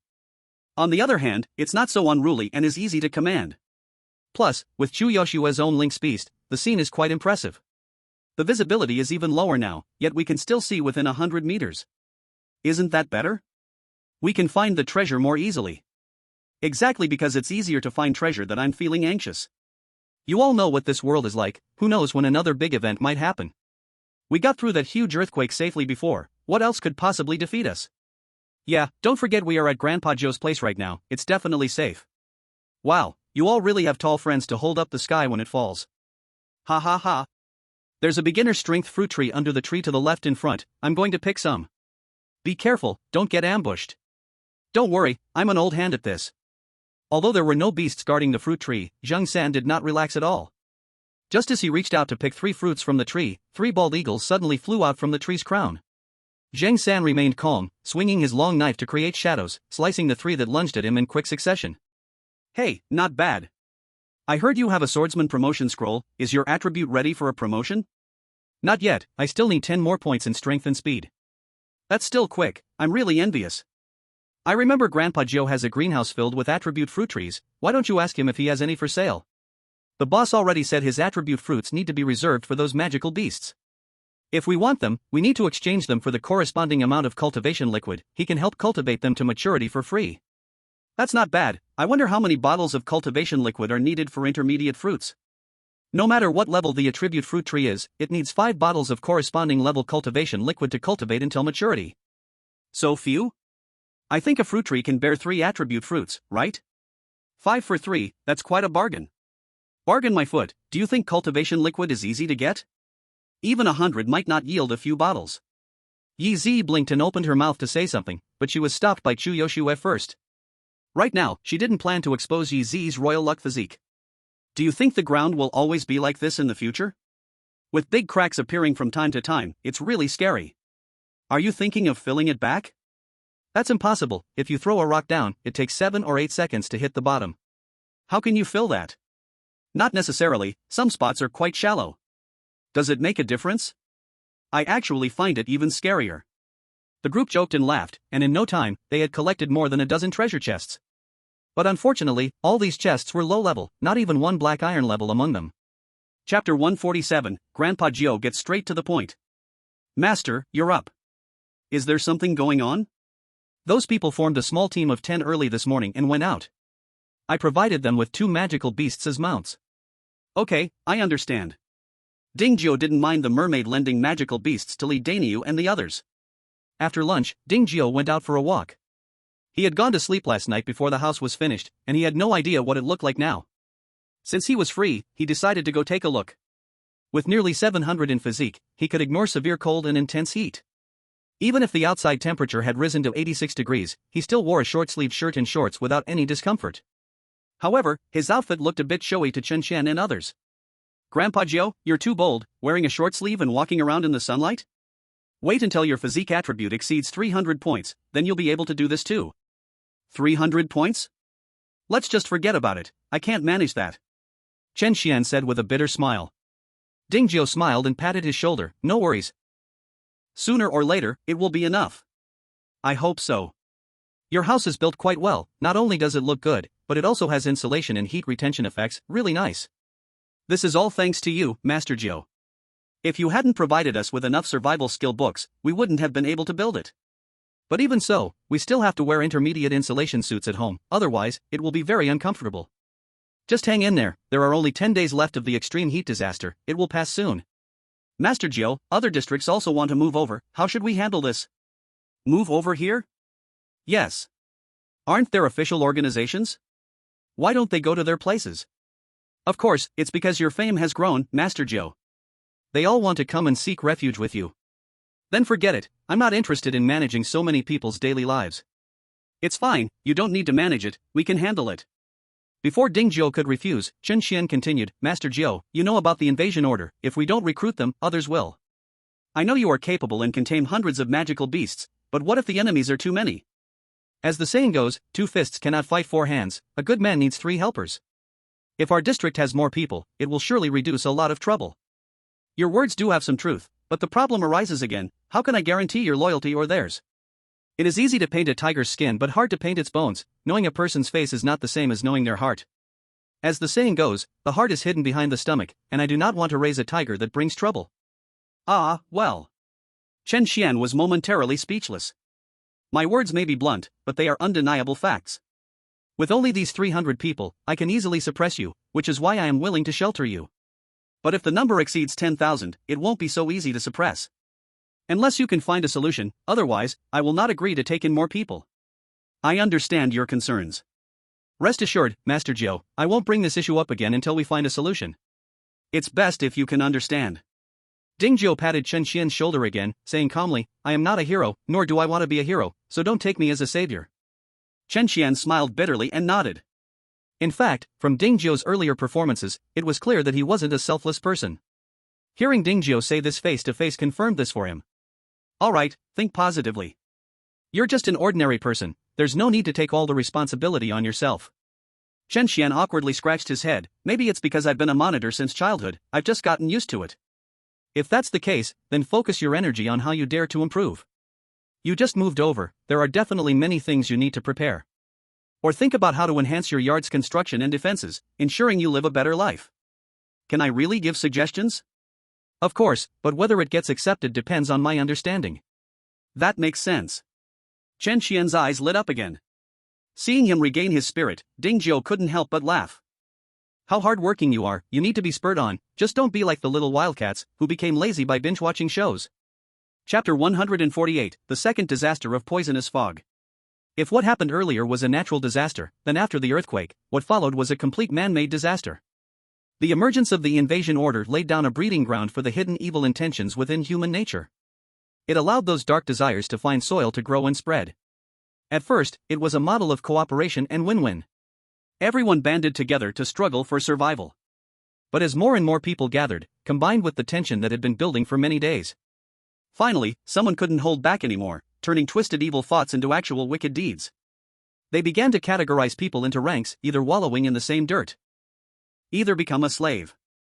They completely abandoned their past conscience and began to rampantly invade other communities. During the day, they wandered the cross-server channel like hyenas, eyeing the next target. Once night fell, they would all mobilize, surging like a tide into other communities, wantonly plundering their resources and populations, causing panic throughout the Misty Zone. 1. Yi Huan at Chen Ting, take care of your people. It's the apocalypse, you don't think about saving others, yet you want to enslave them. Do you have no humanity left? 4444, Chen Ting, who doesn't want to be a cattle or horse? At least with me, you can still live. 1. Yi Huan, aren't you afraid of public outrage for doing this? 4444, Chen Ting, I have over 10,000 brothers. So what if there's public outrage? Come bite me. 1. Yi Huan, you will regret this. To avoid becoming someone else's slave, some areas that couldn't find strong allies had to unite on their own. In less than 5 days, the originally 4,000 communities merged into over 100. Each community had at least 2,000 to 3,000 people, while the largest had 30,000 to 40,000. Ding Jiao didn't plan to recruit people, but he couldn't resist when they came to him. He wasn't so cold-blooded as to wipe everyone out for no reason, so in the end, these thick-faced people built shantytowns outside the courtyard. The houses were constructed by Li Daniu and his team, making a good amount of survival coins in the process. Boss Jiao, after midnight tonight, the second round of disaster will come. I wonder what it will be. When soldiers come, I guard, when water comes, I cover. Everything that should be prepared has already been prepared. The rest is up to heaven. Ding Jiao rested his hands behind his head, calmly watching the night outside the city wall. Besides him, Li Daniu, Xu Yushua, Chen Xian, and others were there, each with a mix of curiosity and tension on their faces. Should we let those people in to take shelter? Chen Xian asked, looking at the over 2,000 gathered at the base of the city wall. No rush.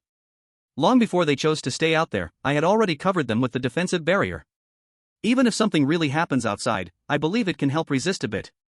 That's great. I'll go down and inform them, to prevent any panic. Chen Xian felt somewhat relieved. Time passed by second. Soon, the clock struck midnight. Everyone's bodies tensed, instinctively gripping nearby objects. Just when everyone thought something earth-shattering would happen again, the outside was as quiet as before. What's going on? Where's the disaster we were promised? Why has nothing happened? My gosh. Could it be delayed? Then let's wait a bit? Okay. This wait stretched another half an hour, but everything around remained eerily silent, making Ding Jiao wonder if he had misremembered the time. However, at that moment, the beasts left outside suddenly roared. Boss Jiao, the beast herd wouldn't roar for no reason, they must have discovered something. Could the disaster be coming? But what kind of disaster could scare them like this? Big boss, don't you have a way to communicate with these beasts? Why not ask what's going on? Ding Jiu was also curious, but he didn't plan to go out. Instead, he let Xiao Huihui go check the situation. Whoa.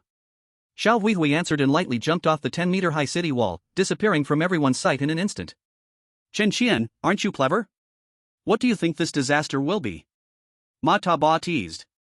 Chen Qian scratched his head, helplessly rolling his eyes. Come on, there are so many types of disasters in the world, how could I possibly guess? Ma Taba, just take a guess, you might hit the nail on the head. I'll bet 100 survival coins, if you guess right, just take them. Step up for money, wait a minute. I will join too, I guess it's a flood. Li Danio asked curiously, why would it be a flood? Time Qingxian raised his eyebrows proudly. Think about it, the extreme cold weather before must have formed a lot of ice. Now that it's being hit by the sun, wouldn't it all melt into water, ultimately causing a flood? That does make some sense. Ma Taba said, cut it out. If what you say is true, then the chance of a heavy rain would be even greater. Tang Qingxian shook his finger and boasted, you just don't get it. We are in a survival world, and every disaster we face is torture. How much impact can a heavy rain have? In the end, it still needs to lead to flooding before it can cause damage. That does sound about right. Chen Qian, what do you think? Chen Qian replied irritably, I use my eyes to see. Aren't you going to guess? I just think it won't be a flood. Why not? The previous earthquake cracked the ground with countless fissures. Some are shallow, 3 to 4 meters deep, while others are over 100 meters. How fierce do you think the flood would have to be to fill them? That seems reasonable too. Stop guessing, Little Gray is back. Whoa. Little Gray was quick, he returned after only leaving for a few seconds. His massive body only stood there, with his raised head on level with the city wall. Whoa. Did anything spread in? Whoa. Good, that's fine. Now you take some magical beasts to look in all directions, and once there are signs of anything spreading in, come back immediately and inform me. Whoa. Seeing that the human and wolf finally finished communicating, the impatient crowd hurriedly asked. Ninth Master, what exactly is happening outside? Yes, Ninth Master, please tell us quickly so we can prepare early. Ninth Master, is it a flood? Are we going to need wooden boats to go out in the future? Stop shouting, how can the boss say anything with all of you chattering? Right, everyone shut up and let Ninth Master speak. Seeing that everyone had stopped talking, Ding Jiu finally said. This disaster is poisonous mist rising from those cracks. Luckily, there is a defensive barrier on the outside, so it hasn't spread in yet. Chapter 149, Chen Wulong keeps everyone guessing, almost gets his head chopped off. It's actually poisonous mist? Wow, isn't this just the mist zone? Just when it faded a bit, a new mist is back? The point is, this mist is toxic, and it can even scare magical beasts. You can imagine how poisonous it must be. It won't be the kind that sends you straight to heaven with just one whiff, right? What time is it, and you're still joking? Well, we have Ninth Master here, so what's there to worry about? Ninth Master isn't omnipotent, what if the poisonous mist blew in while we're sleeping? Then we'd all be done for. It's fine, we have so many people here. We can arrange for some to keep watch 24 hours. Ninth Master, we plan to go out and take a look at the situation, would you like to join? I won't go, you all can go. If you gather any useful news, just let me know later. Okay. Soon, everyone on the city wall left, and in a moment, only a few beast-eared girls remained. Just as Ding Jiu was about to go back to sleep, the goblin merchant Guluku came running over. Master, new goods have arrived at the shop. Ding Jiu paused and asked, what new goods? It's a medicine called the poison-repelling pill. Repelling what? Poison-repelling pill. Oh, it's the poison-repelling pill. You really scared me. Damn, Ding Jiu almost thought it was a contraceptive pill just now. Though he had been a bit indulgent these days, it wasn't necessary for him to take that kind of stuff. Besides, with nearly 700 stamina points, is that a joke? Finding a match for a 1v1 battle has become a challenge, alright? Master, look. Guluku opened the item list for Ding Jiu. Ding Jiu focused and indeed saw an item called the poison-repelling pill in the last column. Poison-repelling pill. Quality, green. Effect, effectively removes internal poison and grants immunity against poison for 2 hours. Price, 300. Quantity, 100. To be honest, it is quite expensive. Ding Jiu thought for a moment and bought 50 pieces for emergencies. It's not that he couldn't afford to buy them all, but mainly he wanted to leave some for Chen Qian and Ma Taba. Otherwise, they might not even be able to go out the door. How could they work for him then? Alright, sell the rest to Chen Qian and the others. If it isn't sold out by 10 p.m. tonight, come back and I'll buy it all. Okay, master. Gulokek was very happy, and jumped down from the city wall, disappearing in a flash. So far, its sales volume had reached over 800,000. As long as it sold another 200,000 worth of goods, it could complete the 1 million sales target in its advancement task. At that time, as long as it got a recommendation letter, it could advance to a mid-level merchant. No wonder it was so anxious. Looking away, before it could even move, a little wildcat jumped into its arms. Master, let's go back to the house quickly, we are about to see the ending of that show. Hearing this, Ding Zhuo was speechless. It's almost 2 o'clock, and you still want to binge watch? Are you going to sleep or not? Oh, it's only 2 o'clock, still early. Master, please let me watch a bit longer, okay? Master. Alright, stop shaking. If you want to watch, go ahead, just don't disturb others. Yay, thank you, Master. You are the best. Annie was so happy that she jumped up and down, taking Honest Rabbit and Little Fox's hands and running towards the house. The mermaid and the little angel originally wanted to follow, but they were stopped by Ding Zhuo. With a smile, he said, "Where do you want to go? Don't forget that it's your turn to serve tonight." Master. The two girls instantly blushed. On the other side, Chen Xian and his group arrived at the defense barrier. They saw dense green smoke seeping out from the canyon, spreading in all directions. If it weren't for the defense barrier in front, it would have spread in already. Who has a living creature? Bring it here to test the toxicity of this poisonous mist. Chen Xian asked in a deep voice. Chu Yushue spread her hands. There isn't even an ant on the ground here. Where would we find a living creature? Zhang San also said, the temperature is nearly 100 degrees during the day. Besides magical beasts, I really can't think of any living creature that can survive. Tong Kongqian said, isn't there an antidote? I wonder if it can work against the poisonous mist. Li Daniu added, wait, I remember the mermaid sister has a purification skill, maybe it can help with the poisonous mist. Shintiyu said seriously, the problem is, who dares to go out? If it doesn't work, it's over. Nine Yi has a lot of magical beasts, why not borrow one from him for the experiment? Li Daniu rolled his eyes at him, you don't think your life is more important than a magical beast, do you? The boss would probably rather experiment on you than on a magical beast. Aha, just pretend I didn't say anything. So what now? Chu Yushue asked with a bitter smile. Chen Xian spread his hands, it's hopeless. Yi Zi then weakly raised her hand and asked, by the way, those open spaces outside the barrier have cracks too. What if they suddenly release poisonous mist? As soon as she spoke, everyone was instantly startled. Indeed. Those places do not belong to Nine Yi's territory, who knows if an accident could happen. Of course, the most panicked were those outsiders living there. They thought they had finally found a paradise but unexpectedly had stumbled upon a time bomb. If this really happens, are we all doomed? Can you help us plead with Nine Yi to let us in? We promise to behave, we definitely won't cause trouble. You can't just stand by and watch us die. Whoa, this is too scary. Alright, everyone be quiet. Chen Chen shouted loudly, silencing everyone. Then he continued, there are too many of you, you can't all fit inside. But don't worry, we definitely won't just stand by and watch you die. Chen Xian, do you have a way to solve this? Ma Taba asked curiously. Chen Xian smiled faintly and said confidently, if we can't solve the problem, then let's go solve the one who creates the problem. As soon as he said this, a sound of unsheathing echoed. A cold, dark magic energy battle knife was pressed against his neck. Chen Xian's face changed dramatically, he wanted to ask what was going on. He heard Li Daniu's chilling voice say, Chen Xian, I didn't expect you to be a white-eyed wolf despite your righteous appearance. I am about to solve you on behalf of the boss. Thinking he was joking, Chen Xian became anxious and immediately asked, wait, who are you calling a white-eyed wolf? Ma Taba said, yes, Daniu, put down the knife first and let's talk properly. Chu Yoshue added, Daniu, please don't act rashly, there must be some misunderstanding here. Li Daniu glared, shouting loudly, didn't he just say he wanted to solve the one who creates problems? Doesn't that mean he's talking about the boss? What's there to misunderstand? Chapter 150, Misunderstanding, it's all a misunderstanding. I haven't, don't talk nonsense.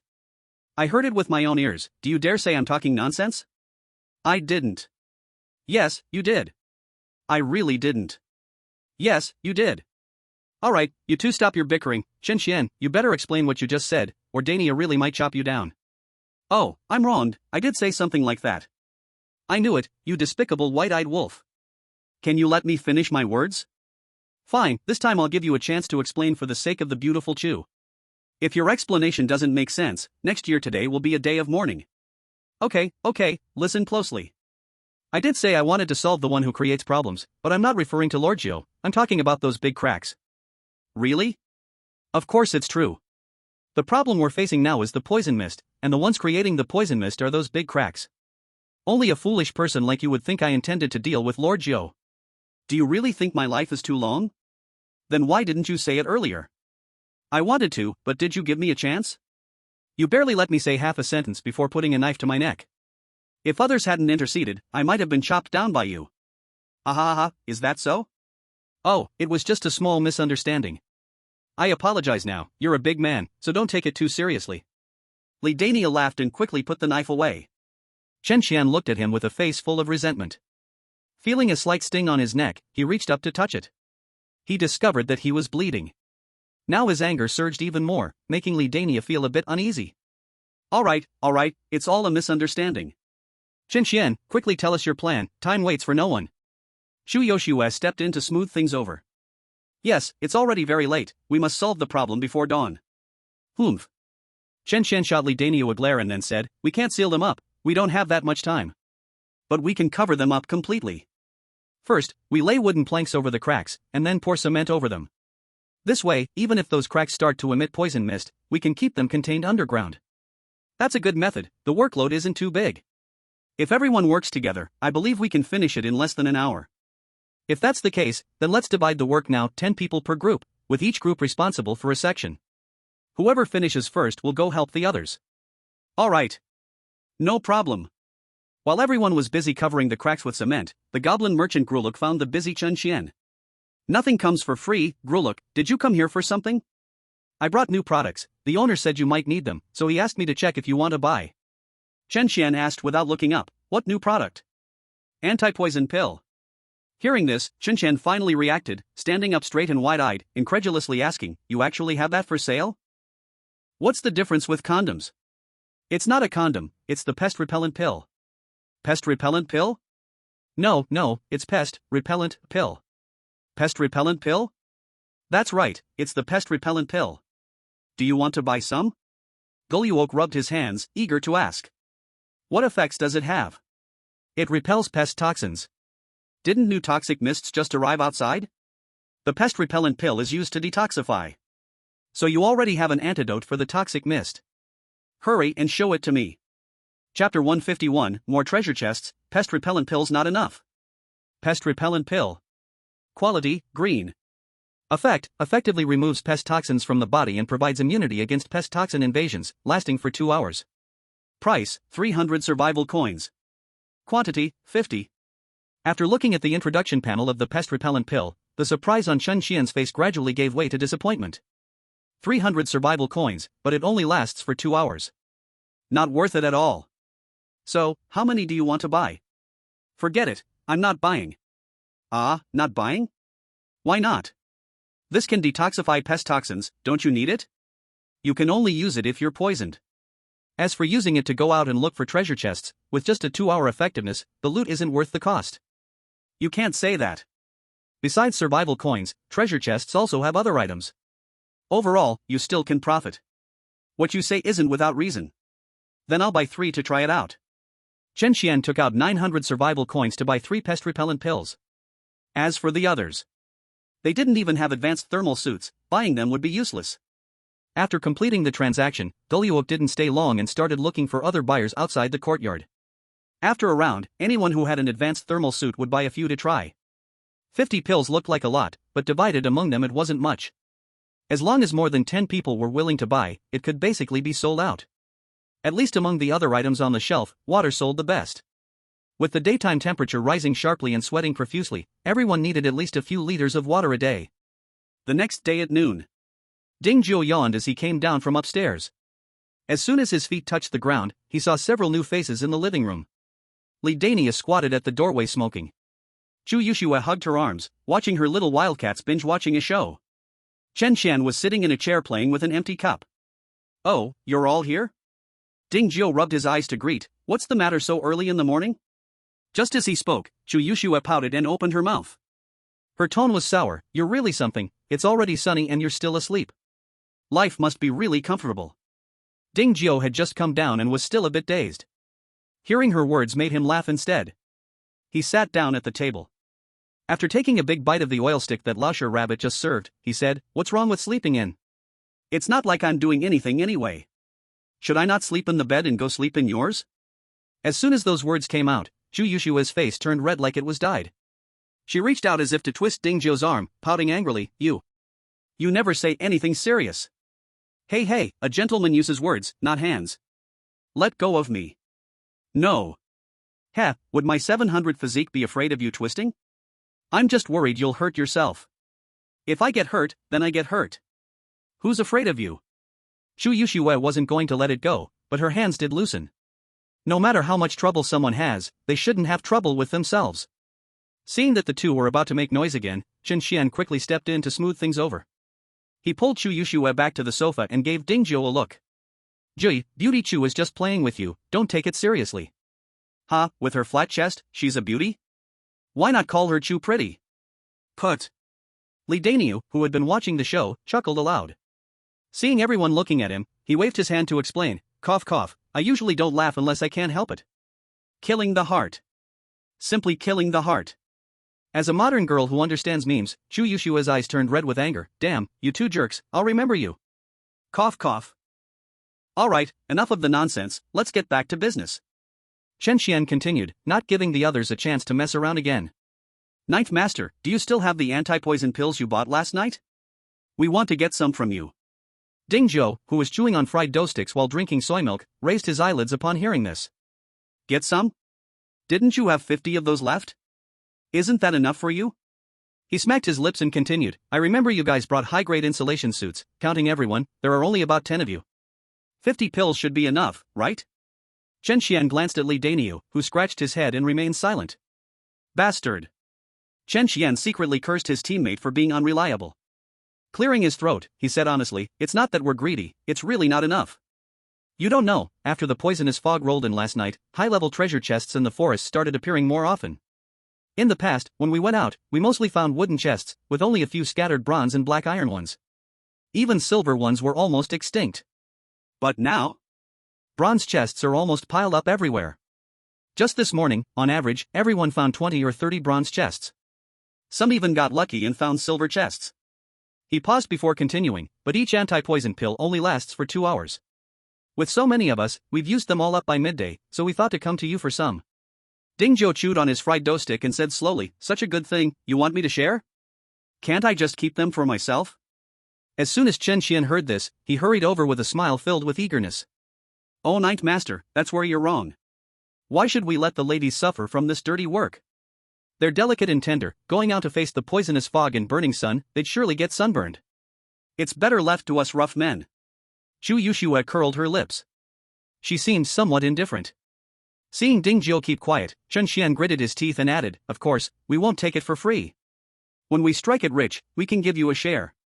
Upon hearing what he wanted to hear, Ding Zhou finally set down the fried dough stick contentedly. Alright, no need for a share, as long as you guys can get something related to building a house, just sell it to me at a lower price. That goes without saying, those things are only useful for you, Ninth Master. If we don't sell to you, who else? Let's not even talk about selling, let's consider it our rent. After saying this, Ding Zhou took out the 50 anti-poison pills from the system warehouse. Not one more, not one less. Seeing them, Chu Yushue couldn't be bothered to sulk anymore and quickly ran over. Li Daniu also reached out to take some. Smack!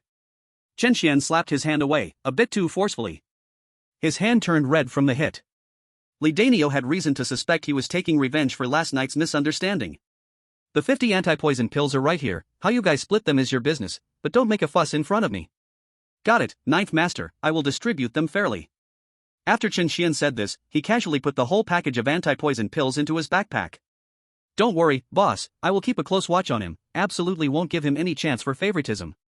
Chen Xian, it was agreed I would get 10 pills, you can't go back on your word. Alright, we'll talk about this when we get back. Let's not disturb Ninth Master anymore. Humph.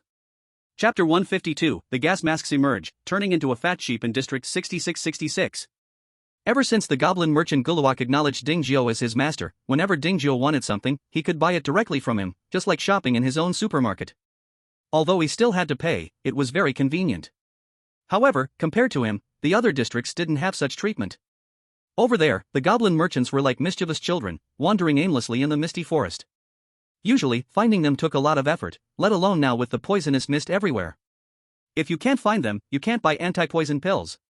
Without anti-poison pills, you can't go outside. And without going outside, you can't find anyone.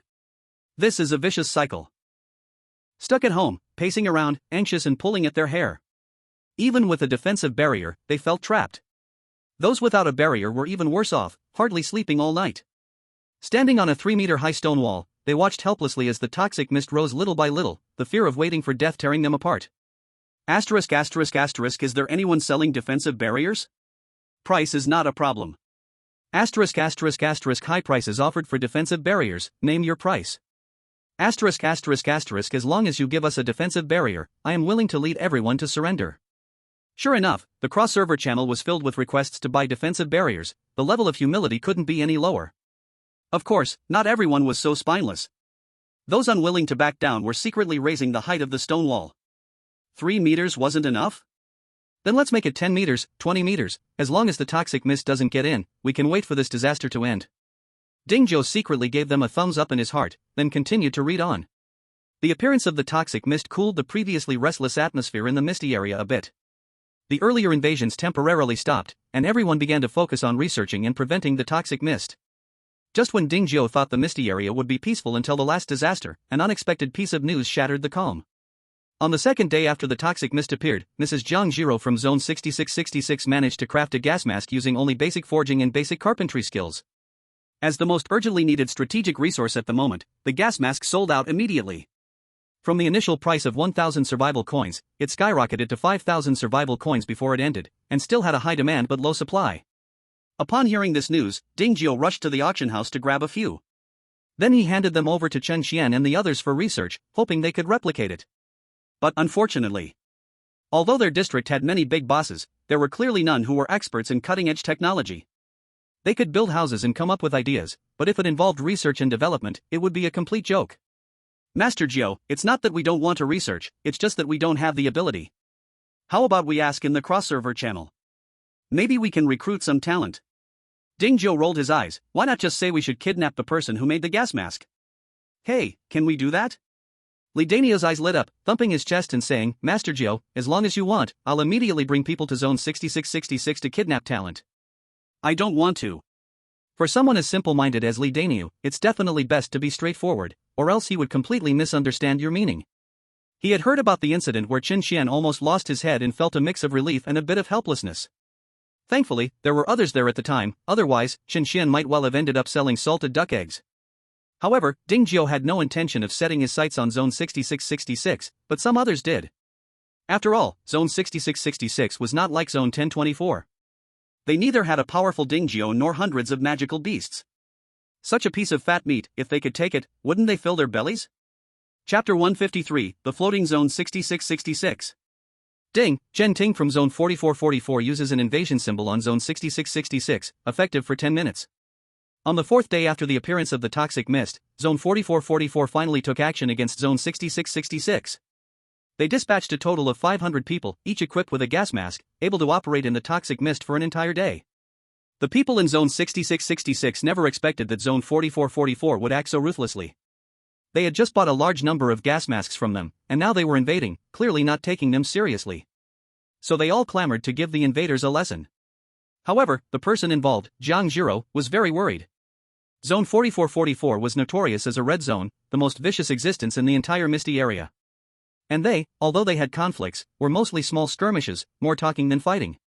A ragtag army like this really dare to fight desperately with the ruthless and vicious plunderers? Anyway, she didn't believe it.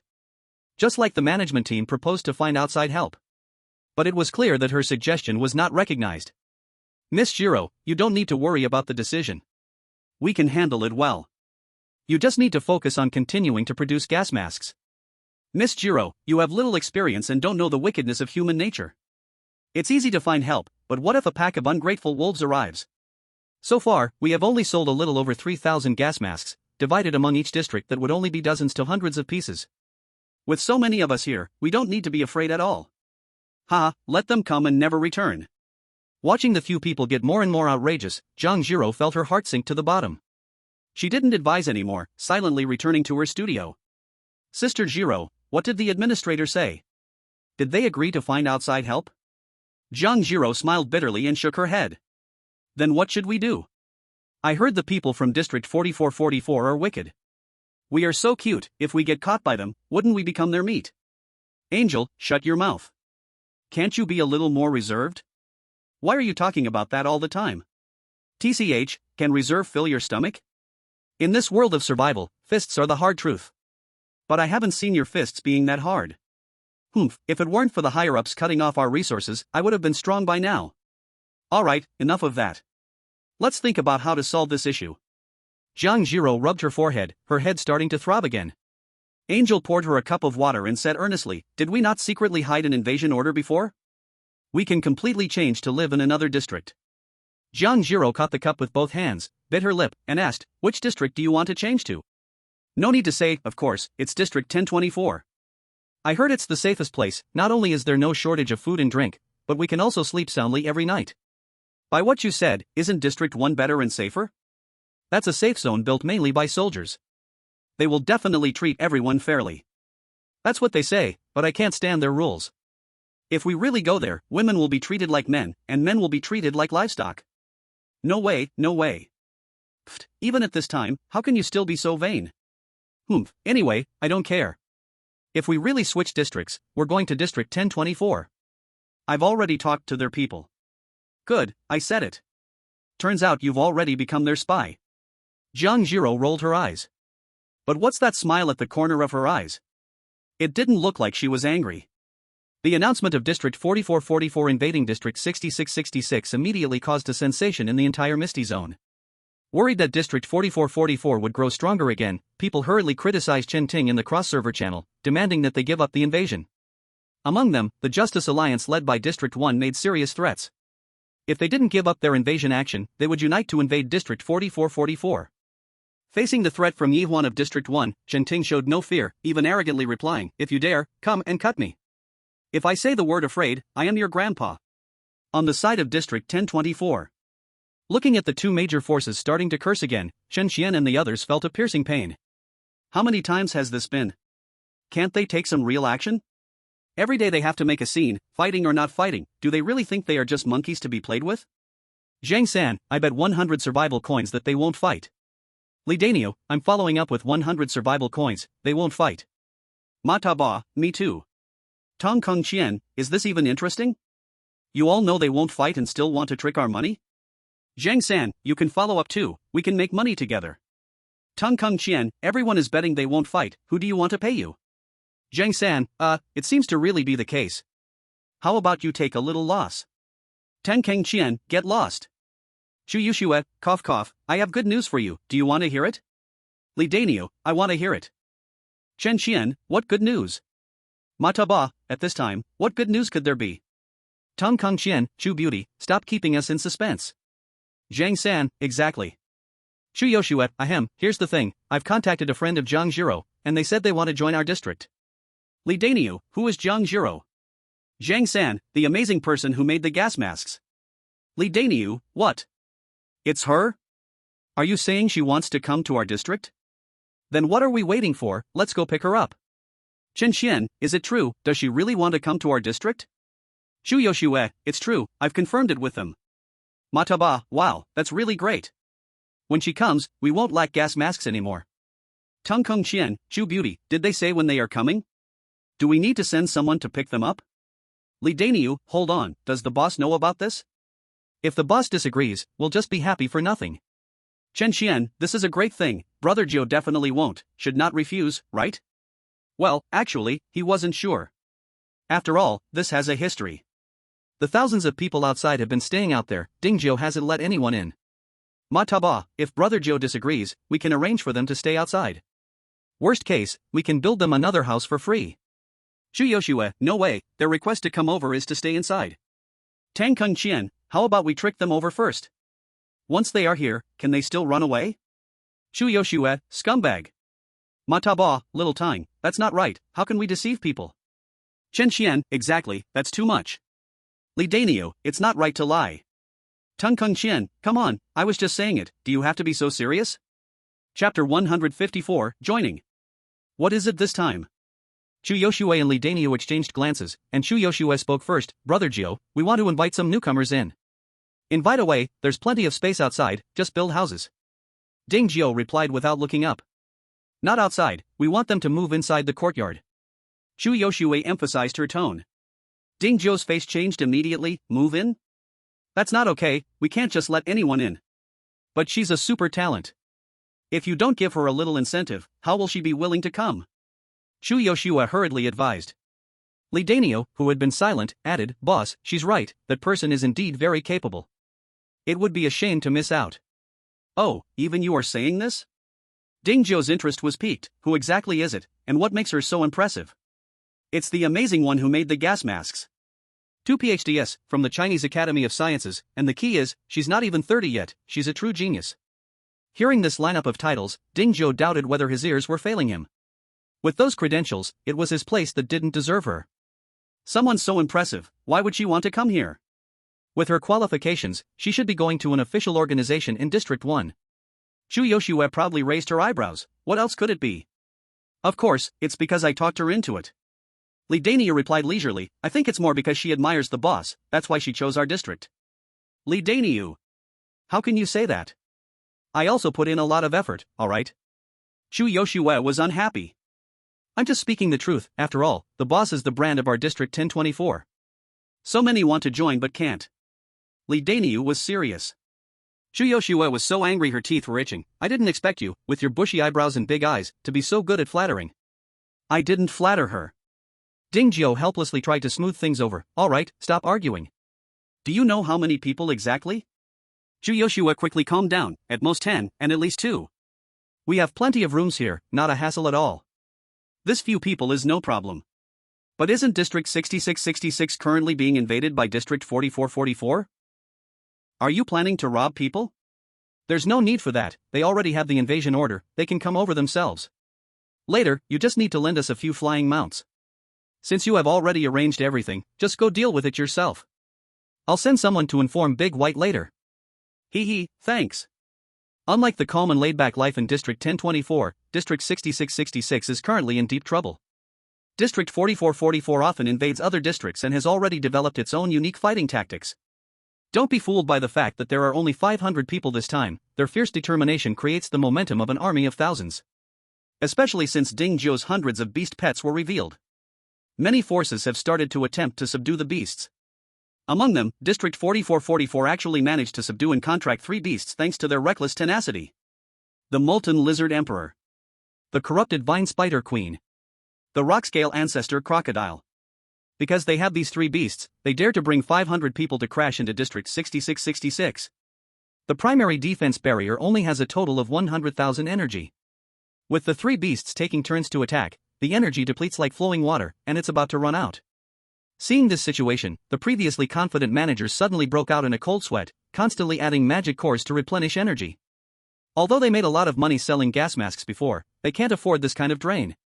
The originally rich treasury is visibly depleting. Damn it, I should have listened to Jiang Jiro's advice, it's all your fault. Someone cursed with red eyes, their voice trembling with a hint of crying. What's the use of saying this now? We might as well think about how to survive this crisis. How about we surrender? Surrendering means losing half, it's better than becoming slaves. No way, I disagree. District 4444 is infamous for being inhumane, living with them will probably be worse than living like pigs or dogs. How many magic cores do we have left? Only this last 20 left, the warehouse clerk replied with a mournful face. Then hurry up and go buy some more at the auction house. At that moment, a cool voice came from the back of the crowd. Move aside, let me try. Everyone turned around and saw Jiang Jiro standing there, holding a metal box. Inside the box, besides gas masks, there were also a few bottles of blue-green potions. Dr. Jiang, you really shouldn't come to make trouble at this time. Yeah, Jiro, this isn't playing house, being careless can lead to death. Jiang Jiro didn't respond and took out a bottle of potion, handing it to the following Xiao Zhu. Xiao Zhu smiled and took it, tying it to an iron arrowhead. What is this? Of course it's a good thing. Xiao Zhu grinned, drew the bow, and shot the arrowhead with the potion at the head of the corrupted vine spider queen monster. As the potion bottle exploded, the blue-green liquid turned into mist in the wind, splattering onto the corrupted vine spider queen's face. The corrupted vine spider queen, which was attacking the defense barrier madly, suddenly felt her legs go weak, her massive body swaying, and eventually collapsed to the ground, twitching continuously. What happened? Why did the spider queen suddenly fall? The team leader from District 4444 asked in shock and anger. Not good, the lizard emperor and ancestor crocodile have also fallen.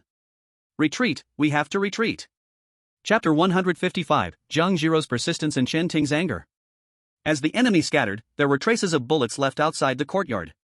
A few managers changed their scared faces and stood proudly with their hands on their hips at the highest point, shouting triumphantly. Did you see that? We successfully drove back the invaders. I see that District 4444 is nothing special, they can't even get through our door, haha. Seeing these people shamelessly taking credit, the nearby Xiaozhu was so angry that she wanted to argue. But she was pushed to the back of the crowd. One of the managers walked over, his face full of bright smiles. With a hint of curiosity and caution, he asked, Dr. Xiaojiang, what was that thing you used just now? The effect was so powerful, it even knocked down a beast. I wonder how much you have left. After the words were spoken, someone else chimed in, their tone sounding caring but with hidden barbs. District 4444 has a notorious reputation for holding grudges, you never know when they might strike back. Dr. Jiang, it's too dangerous for a young lady like you to stay here. Why don't you hand over that thing? We will keep an eye on it for you and guarantee they won't come back. Yes, just give it to us. It's better for young ladies like you to stay back and focus on logistics. Xiaozhu flushed with anger.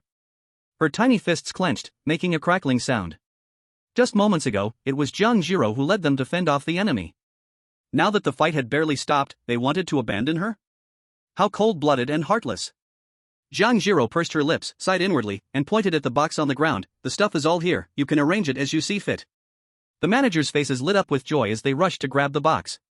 Seeing their reaction, Zhang Jiro felt even more disappointed. Not wanting to argue with them, she exchanged glances with a few members of her team and retreated behind the stone wall. Back in the research lab, Xiaozhu could no longer hold back. She threw the item in her hand to the ground and furiously said, What kind of people are these? As soon as we push back the enemy, they turn on us. It's faster than tearing down bridges after crossing. We risked our lives helping them research various things, all they do is worry that your reputation will surpass theirs and suppress you. They don't even fear retribution. Sister Jiang, when are we leaving? We can't stay here any longer. Exactly. I don't want to stay for even another second. Zhang Jiro rubbed her forehead and sighed, alright, let's not get angry. You all know what kind of people they are by now. How can we not be angry? Xiaozhu stamped her foot, tightening her fists even more. I say we should just head to District 1024 right now and let them wait here for revenge from District 4444. Yes, let's go right now. Sister Jiang, let's go, don't hesitate. Zhang Jiro shook her head, her voice soft yet filled with determination. It's easy to say, but I can't just stand by and watch the people here become slaves to District 4444. But what can we do? It's just us, and we can't withstand the attack from District 4444. Zhang Jiro replied, so, we need to seek outside help. Outside help? Xiaozhu looked even more confused. Where can we find it? Even the powerful District 1 dares not come over, who else would want to stir this mess? What about District 1024? They are recognized as the strongest in our mist zone. If they are willing to help, they'll definitely be able to fend off District 4444. Xiaozhu let out a laugh. Sister Jiang, are you being too naive? Even if they can fight back, what's in it for them to help us? Just because we once mentioned wanting to join them? You should know, District 1024 has a high threshold, there's never been a case of them taking anyone in. Just being accepted by them would already be lucky enough, do you really expect to make demands? Zhang Jiro pressed her lips together, stubbornly saying, how would we know if we don't try? Xiaozhu looked at her resolute profile and sighed, not continuing to persuade, but deep down, she felt this matter was unlikely to hold hope. But she knew Zhang Jiro too well, once she set her mind to something, not even 10 oxen could pull her back. On the other side, after retreating for hundreds of meters, District 4444 finally stopped. Seeing the three beast heads still dazed, Chen Ting immediately took out a few bottles of antidote to give them. However, to his dismay, it had no effect at all. He then thought of the anti-poison pill and gave them one. This time, it finally took effect. The vomiting and diarrhea improved, and their originally dilated pupils began to regain focus. Boss, the Spider Queen and the others have recovered. Should we continue the attack? Does that need to be said? Of course, we must continue. Since they dare to fight back, I want all of them to become the lowest slaves. Chapter 156, this person's character is a bit saintly. Chen Ting, male, 32 years old. Height 185 centimeters, with a slightly lean build. Thick eyebrows, cold eyes. There is a long scar on his face that stretches from his left eyebrow to his cheekbone, making him look like a bad person. But it's no surprise. This guy has been a thief since he was young, and as he grew up, he committed murder and robbery, doing every kind of evil. In the end, he was caught and imprisoned. But on the day he was about to be executed, humanity across the globe traveled through time, allowing him to escape his fate. Using ruthless methods, he carved out a territory in Area 4444, eventually becoming the head of it. Seeing Jiang Zhiro was able to concoct a drug that could poison magical beasts, he became even more determined to have her. Once he got her, Area 1024 might not be off limits either. Everyone, take a 15-minute break. We will launch the attack again in 15 minutes. Yes, boss. On the other side, after Jiang Zhiro and her team returned to the studio, they began to contact Chu Yoshue and the others. They initially thought Jiang Zhiro and her team were coming over, but unexpectedly, they wanted to ask them to fend off Area 4444. This put Chu Yoshue in a difficult position. After all, Area 1024 is dictated by Dingzhou, and Dingzhou's personality. How should I put it? Cautious? No, saying he's just cautious is more accurate. Not to mention the 100 magical beasts and 5 incredibly strong beast-eared girls under his command. Just he himself already has the strength of a high-level professional. Even though he ranks first in the entire district, he still hides in his room without going out. Isn't this just being excessively cautious? Who knows how his personality elevated the house to level 4? He can't really be cheating, can he? Miss Jiang, to be frank, our district has only bought 53 gas masks. Even if we mobilize all of them, we may still not win against so many people in Area 4444. I can sell you more. The cross-server auction house requires competition, and you cannot specify a seller, so your idea doesn't hold. Then what should we do? Are we just supposed to watch as the people from Area 4444 break into our house? No, are those people really worth saving? I heard from Xiao Zhu that the managers over there have always been wary of you. Why do you still want to save them? That's a different matter. We can't just ignore people in trouble because of a small issue. Wow, so you are a saint. No wonder. Miss Jiang, you can't think this way. In this apocalypse, being a saint will only harm yourself and others. Me? A saint? Jiang Zhiro, the top student, clearly didn't understand. TSK Tisk, it's good that those people didn't let you manage them, or even more would probably die. What do you mean by that? How could I cause someone's death? You can ask Xiaozhu for the specifics. She must have noticed it too. By the way, it's definitely impossible for us to go save people, but you could come over to my side. However, they can only stay outside the courtyard, and a maximum of 10 people can move in, you can figure it out. Noticing the change in Chu Yoshue's attitude, Jiang Zhiro wanted to clarify things with her. But Chu Yoshue had already hung up the communication, and there was no reply to her message. Helpless, she could only go ask Xiaozhu instead. Xiaozhu, do you know what a saint means? Why did Miss Chu say I am a saint, and her tone was filled with disdain? Ah, this. Xiaozhu was taken aback.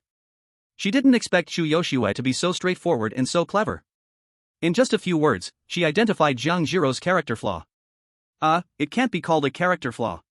At least when there is trouble, she really steps up, unlike those saints who just sit back while others take action. Seeing Xiaozhu's complex expression, Jiang Zhiro knew she understood and hurriedly asked, Xiaozhu, tell me quickly, what is going on? Is saint really a derogatory term? He. Xiaozhu gave a dry laugh. Finally, under Jiang Zhiro's urging, she explained the current online meaning of saint. In summary, the situation is like this: just like Wulong Fengchu is a derogatory term, saint is also a bad term for someone who is an overly good person, failing to distinguish between good and bad, wanting to save everyone.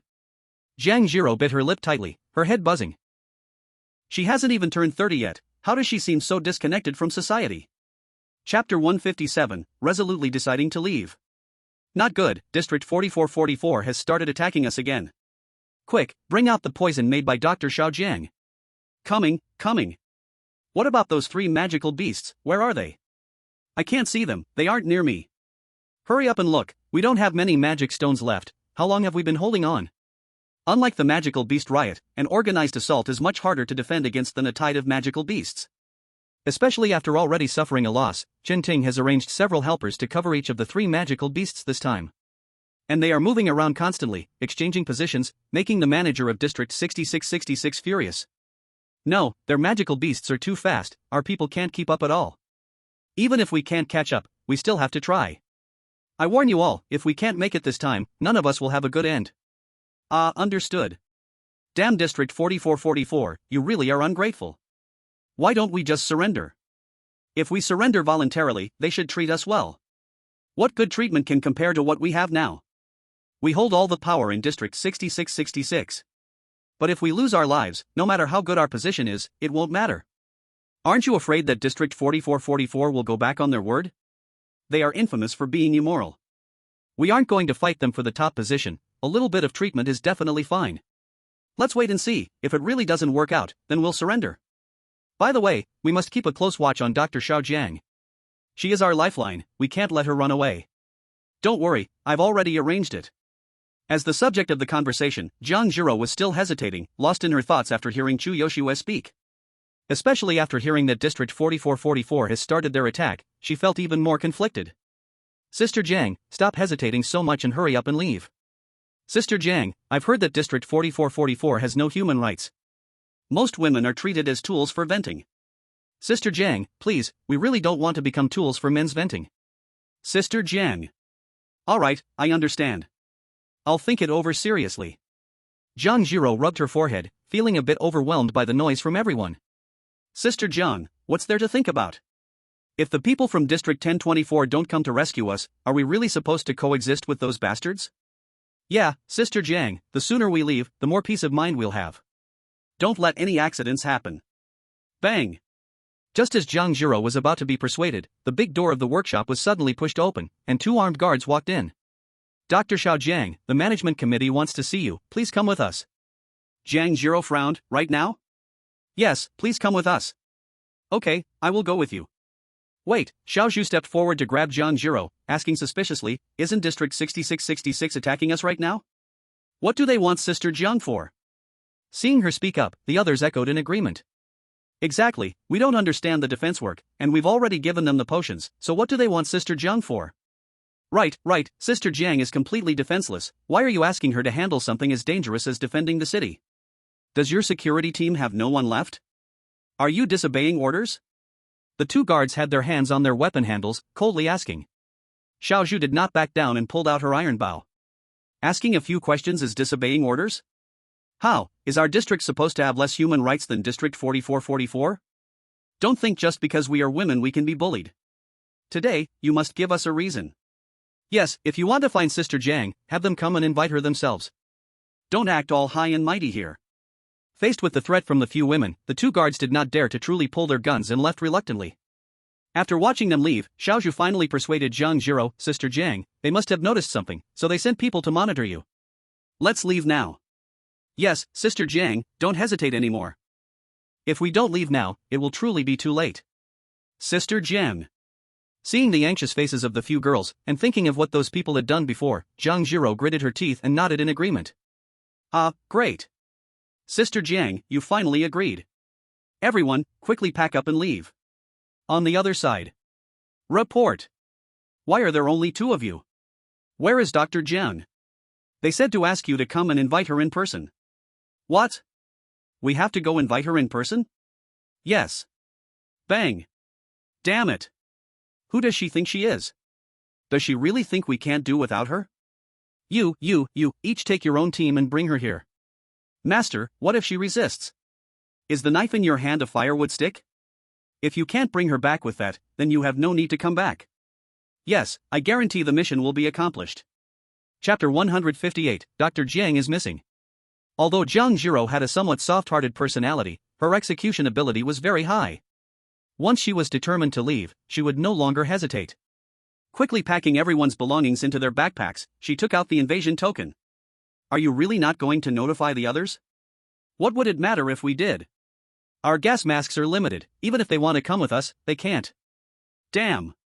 Zhang Zhiro felt a bit regretful for having sold all the gas masks. Let's go, Sister Jiang, or those bastards will come again. Zhang Zhiro took a deep breath and put the gas mask on her head. I want to use the invasion token. Please choose the area you want to invade. Area 1024. Selection complete, opening the teleportation portal to Area 1024.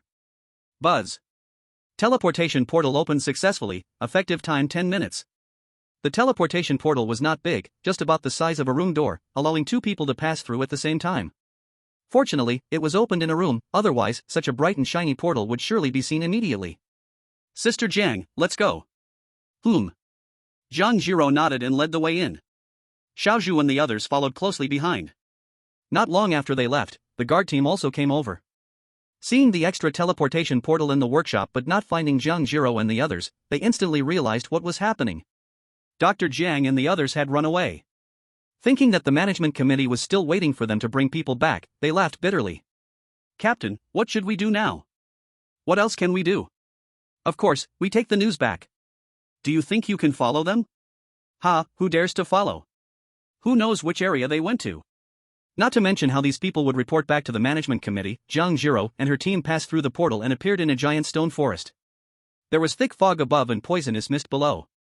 Besides that, there might also be wild beasts or monsters that could suddenly appear. Xiaozhu dared not delay and immediately contacted Chu Yuxue. Sister Chu, we have come over to your area. When will you come to pick us up? Chu Yuxue replied quickly, I just received the invasion information, I guessed you all arrived. Now look around you and see if there are any special markers. Rocks, there are many big rocks around. Should I check the surroundings again? No need. I already know where you are. The poisonous mist has made the forest very dangerous. If you walk randomly, you might step into a crack, so you must stay where you are and wait for me to come. Is it that dangerous outside now? Then we won't leave, we'll just wait here for you to come. By the way, you can make a bonfire where you are. Although it won't disperse the poisonous mist, it will help me find your exact location more easily. No problem. We'll set up a big one so it can be seen from far away. Then it's settled. Wait for me. After hanging up the communication, Chu Yuxue went to borrow a flying beast from Dingzhou. Although one would be enough, to show off a bit for Zhang Jiro and the others, she borrowed all 3 flying beasts. Before leaving, she mustered her courage to ask Dingzhou for 10 more anti-poison pills, only then did she officially set off with her small team to pick up people. At the same time, the managers of Area 6666 also learned that Zhang Jiro and her team had escaped. They were so angry they almost fainted. Ungrateful wolf, ungrateful wolf. We treated her so well, never letting her go out to take risks. Yet, she actually forgot our kindness and ran away when we were in the most dangerous situation. Does she deserve our training? Does she deserve our care? Bang! It's all your fault. If you hadn't said to treat each other with courtesy and to respect privacy, how could she have had the chance to escape? You agreed back then too. Oh, now that there's a problem, you come to blame me? Enough. What good is arguing now? We need to think about how to solve this. The target for Area 4444 is Drive Xiaojiang. Now that she has escaped, we have to face their wrath. Why not send some people to follow her and bring her back? Do you know which area she went to? Who cares which area? If absolutely necessary, we can just drag Area 4444 out. They wouldn't dare snatch people from Area 4444, right? The portal is only valid for 10 minutes. Are you sure you can catch her before then? Time is tight. Won't you use an invasion order yourself? True. Then hurry up and look for them to invade that area. Isn't there an announcement when using an invasion order? Didn't you hear it? And you? Did you hear it? I was busy commanding the team to defend, who had time to pay attention to the invasion announcement. Alright, I found out where they are. It's Area 1024, where Dingzhou is. What? Area 1024? Damn, they found a super strong ally. Do they dare to run away? What should we do now? Should we still send people to catch them back? Idiot. Why are you insulting me? Insulting you is light. If Dingzhou gets angry, do you want to go through another monster wave? Chapter 159, Area 1024 is a bit majestic. Look quickly, what is that? Following Zhang Jiro's finger, they saw 3 huge, blurry shadows in the distant sky. It's flying monsters. Hurry, put out the fire. But if we extinguish the fire, what if Miss Chu can't find us? What time is it? Who cares if she can find us or not? Let's save our lives first. I still have a bottle of poison. Xiaozhu, your archery skills are the best, you use it. Zhang Jiro took out a bottle of liquid from her inner pocket. Damn, Sister Jiang, you secretly hid a bottle? Xiaochu's shocked eyes widened. Do you really think I'm a fool? Zhang Jiro shot her a glare. He. Xiaozhu awkwardly smiled and quickly coated the arrows with the poison. Caw! Just then, the three giant creatures had already flown closer. Suspended in the air, their terrifying presence made the hearts of the girls tremble. Jiang! Sister Jiang, why are these monsters so strong? Will the poisons you made really work on them? Don't move. Let's observe the situation first. Jiang Zhiro felt a bit anxious, afraid that any movement would provoke the creatures. Which of you is Xiaozhu, and who is Dr. Jiang Zhiro? While the girls' hearts were in turmoil, a clear voice rang out from one of the flying monsters. Xiaozhu's eyes widened in disbelief as she asked, "Are you Miss Chu?" "Yes."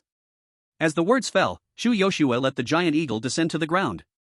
With a casual flap of its enormous wings, the poisonous mist hovering above the ground was blown away. The complete figures of Xiaozhu and her companions were revealed.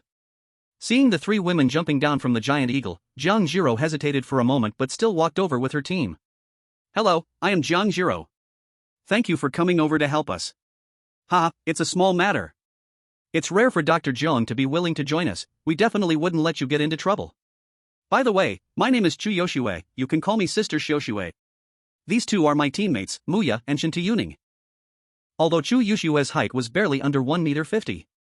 But just by the three majestic flying monsters standing behind her, she deserved the title of sister. Therefore, Xiaozhu and the others didn't dare to act tough and respectfully greeted her. "Hello, Sister Yushue. Alright, this is not a place for chatting, let's go back to the base first." At Chu Yushue's gesture, Jiang Zhiro and the other 8 climbed nervously onto the backs of the flying monsters.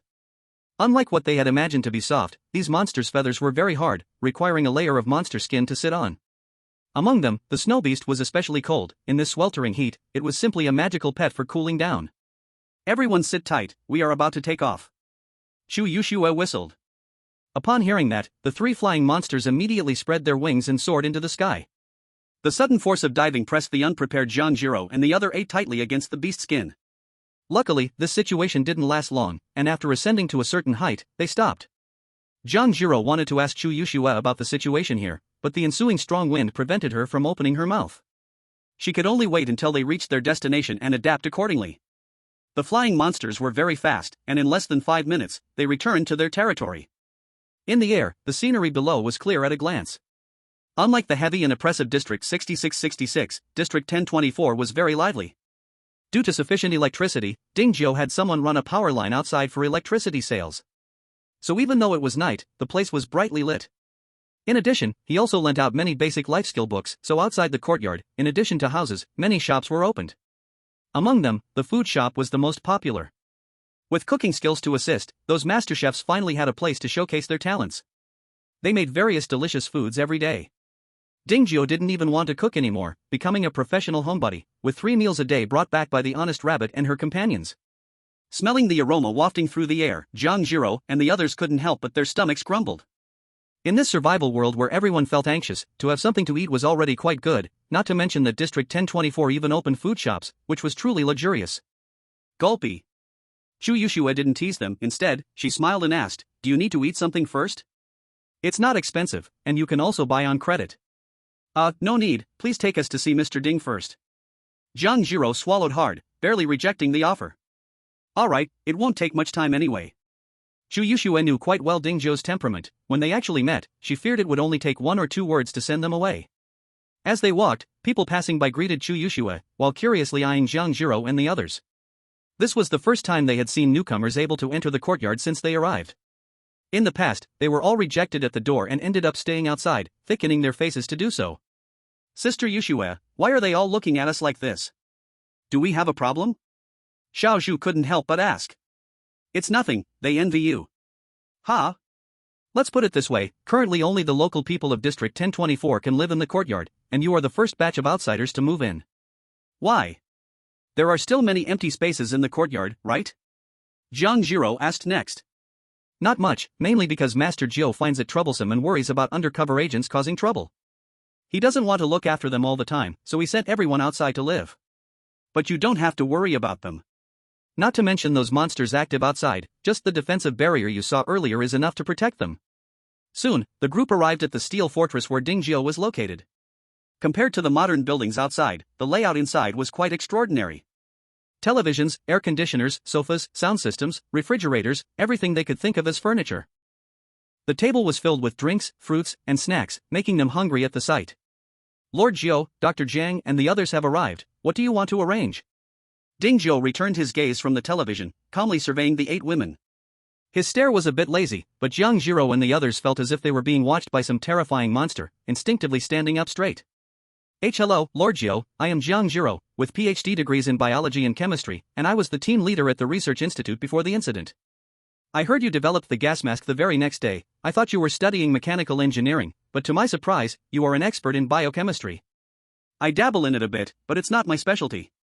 Upon hearing this, Xiaozhu couldn't help but chime in. Lord Jiao, our sister Jiang has also researched a poison that can take down magical beasts. Our area relies on this to fend off the attacks from Zone 4444. Oh. Ding Jiao raised an eyebrow, looks like you are indeed a genius. Alright then, later you go find Ding Yo, let him help you get a studio, for the specific equipment needed, you can discuss with him. Ah, okay, I understand. Then it's settled, you can get busy now. Ding Jiao waved his hand, returning to his lazy existence. Chu Yoshue found it normal and led the confused Jiang Zhiro and the others out of the room. Seeing the anxious looks on the faces of the women as if they wanted to say something but couldn't, she smiled and explained, you don't need to worry, Lord Jiao is just like that, he doesn't dislike you. Is that so? Especially since Ding Jiao's name was too prominent in the mist zone. Before meeting him, they thought he was a strong and overbearing character. But upon meeting him, they found it was completely the opposite. If it weren't for their instincts sensing his terror, they would have thought they were facing a lazy fish. Ding Yo. What does the beautiful Chu want with me? Lord Jiao said to have you bring the construction team to help Dr. Jiang and the others get a house with a studio. There may also be some special requirements, you can arrange it. Dr. Jiang? Is she the genius who created the gas mask? The gas mask was indeed made by me, but calling me a genius is too much praise. Ha, that's definitely not too much praise. We need to build a house, right? Let's go, there's a lot of empty space here, build it however you want, and I guarantee you'll be satisfied. Chapter 160, Chen Ting tests, Ding Jiao's response.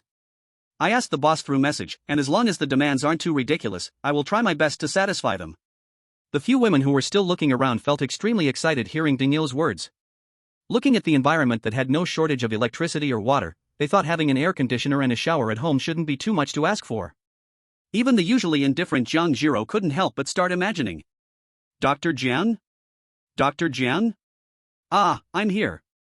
Do you have any specific requirements for the building area? If not, I can start work directly. Then I won't hold back. No problem, just speak freely. I'd like the workshop to be as large as possible because we need to fit a lot of machinery and equipment. Moreover, for the rooms, the area doesn't matter, but it would be best to make more rooms, ideally one per person. Lastly, please make a large room with air conditioning, so we can have a good sleep during these extremely hot days. This is simple, we can make the first floor a workshop and use the second, third, and fourth floors for living. As for air conditioning, it won't be possible to install in every room, we can only install one unit in the workshop and one in the big room. That's fine, that's already great. After discussing the design plan, Daniel began arranging for the construction to start. First to appear was Dehei's family, 3 violent gorillas, each 7 to 8 meters tall, dug the foundation with their hands.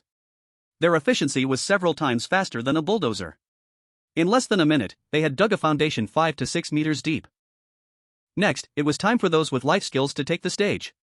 Those who inserted rebar. Those who poured cement. Those who stacked bricks. A luxurious small building of about 50 square meters was instantly built at a visible speed. Seeing Li Danio and their amazing effort, Jiang Zhiro, who originally wanted to be polite, began to express new equipment requirements. Microscopes, centrifuges, glassware, and other experimental equipment. Anyway, Li Dania felt his head spinning. In the end, he could only ask her to list a table, and he would look for them slowly later. While they were busy building the house, Chen Ting from District 4444 also learned about Jiang Zhiro's escape. Angry, he felt like killing again. Especially after hearing that the other side shamelessly wanted to continue receiving benefits, he sneered coldly. Unable to hand over people, yet still wanting benefits, did they really think he ran a benevolent hall? However, Chen Ting did not rush to refuse, but asked him to bring people to the cross-server channel to scold Jiang Zhiro. On one hand, he wanted to tarnish Jiang Zhiro's reputation. On the other hand, he wanted to test District 1024, especially Dingjiu, to see how they would react. The management would agree without hesitation to maintain power in District 4444. Soon, the cross-server channel started refreshing with curse words. 6666, asterisk. Jiang Zhiro is just a wolf in sheep's clothing.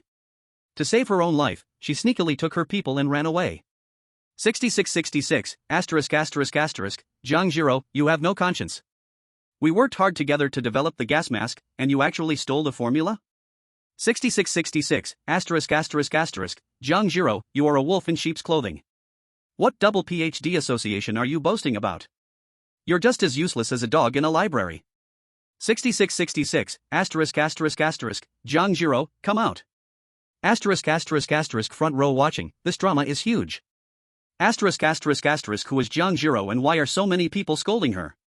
Asterisk asterisk asterisk she's the creator of the gas mask, which has been selling the best recently. Asterisk asterisk asterisk didn't someone say that she was just one of the participants?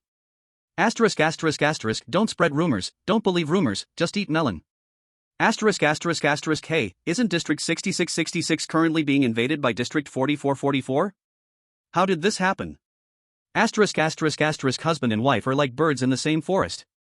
When disaster strikes, they fly separately, let alone they are not even a couple. Asterisk asterisk asterisk where did she run off to? The gas mask is a valuable thing, getting her means getting a treasure trove. Asterisk asterisk asterisk hiss, that is true. The news was refreshing quickly, making it hard for District 6666 to keep up with the insults. Soon, Li Daniu and the others became aware of this situation. Watching the curses and filthy language on the cross-server channel, Jiang Zhiro's face turned pale with anger. If it were just the management's people, she wouldn't be this angry. But seeing those she often cared for and helped also cursing made her heart ache. Did they have no sense of loyalty or shame? Clearly, she had helped them so much, even saving many of their lives, yet this was how they repaid her? Sister Jiang, I told you those people are not worth your kindness. Look, they have begun to bite back. You help them with a grain of rice, they repay you with a peck of bitterness. They are the real wolves in sheep's clothing, there's no need to be angry. Exactly, a group of useless people just waiting to eat and die. Now that they have lost Sister Jiang's support, let's see how long they can survive. Don't forget, District 6666 is still under attack from District 4444. You all know what kind of character District 4444 has, their future days will be tough. No, I can't keep being scolded by them. I want to fight back. Xiao Zhu and others couldn't stand it any longer and rushed to scold back in the cross-server channel. Li Daniu, as the caretaker personally appointed by Dingzhou, certainly would not sit idly by while Jiang Zhiro was insulted. Immediately, he organized people to retort against District 6666. For a moment, the cross-server channel was in chaos. Some said Jiang Zhiro was cold-blooded and heartless, witnessing death without saving, a wolf in sheep's clothing. Others said District 6666 favored its own and suppressed talent, betraying the contributors, and deserved to die. Finally, somehow, the topic shifted to Dingzhou. They say he has no morals, that he digs under people's feet, takes advantage of others, is selfish and indifferent to the ethnic cause. Dingzhou, who was watching a movie at home, was completely stunned after receiving the report from Li Daniu. No. How could he, a perfectly decent person staying at home, suddenly become a notorious villain? This is not how you demean someone, right? He opened the cross-server channel, ready to see for himself. Then he regretted it. Going back 9 generations, going down 9 generations. In the past, he was just a bystander, mostly watching for fun. Now he was the main character. Who could withstand it? His good mood vanished in an instant. But cursing people is too low class, he wouldn't do that. He flipped through the inventory of invasion orders in the system warehouse. There were a total of 200 pieces. Then he took them to the cross-server channel and sent a message. 1024, Dingzhou, 1 minute later, if I see anyone continuing to chatter in the cross-server channel, I will go offline to have some fun with them, invasion orders * 200. Chapter 161, Mobilizing the Beast Cavalry. As soon as Dingzhou said this, the already lively cross-server channel suddenly fell into brief silence. This was not the beginning, any stubborn fool with an abnormal mind would have long died in the various disasters. If it were just for fun, some people could still play along, but truly provoking a big shot like Dingzhou? They didn't dare. After all, as more and more people came to the 1024 district to cling to him, the strength he displayed had already been spread around. First were his little brothers like Li Daniu, who, under his sponsorship, basically all had a set of battle armor. Among them, those like Li Daniu and Zhang San, who managed things, even received career change scrolls, making their strength definitely at the top tier.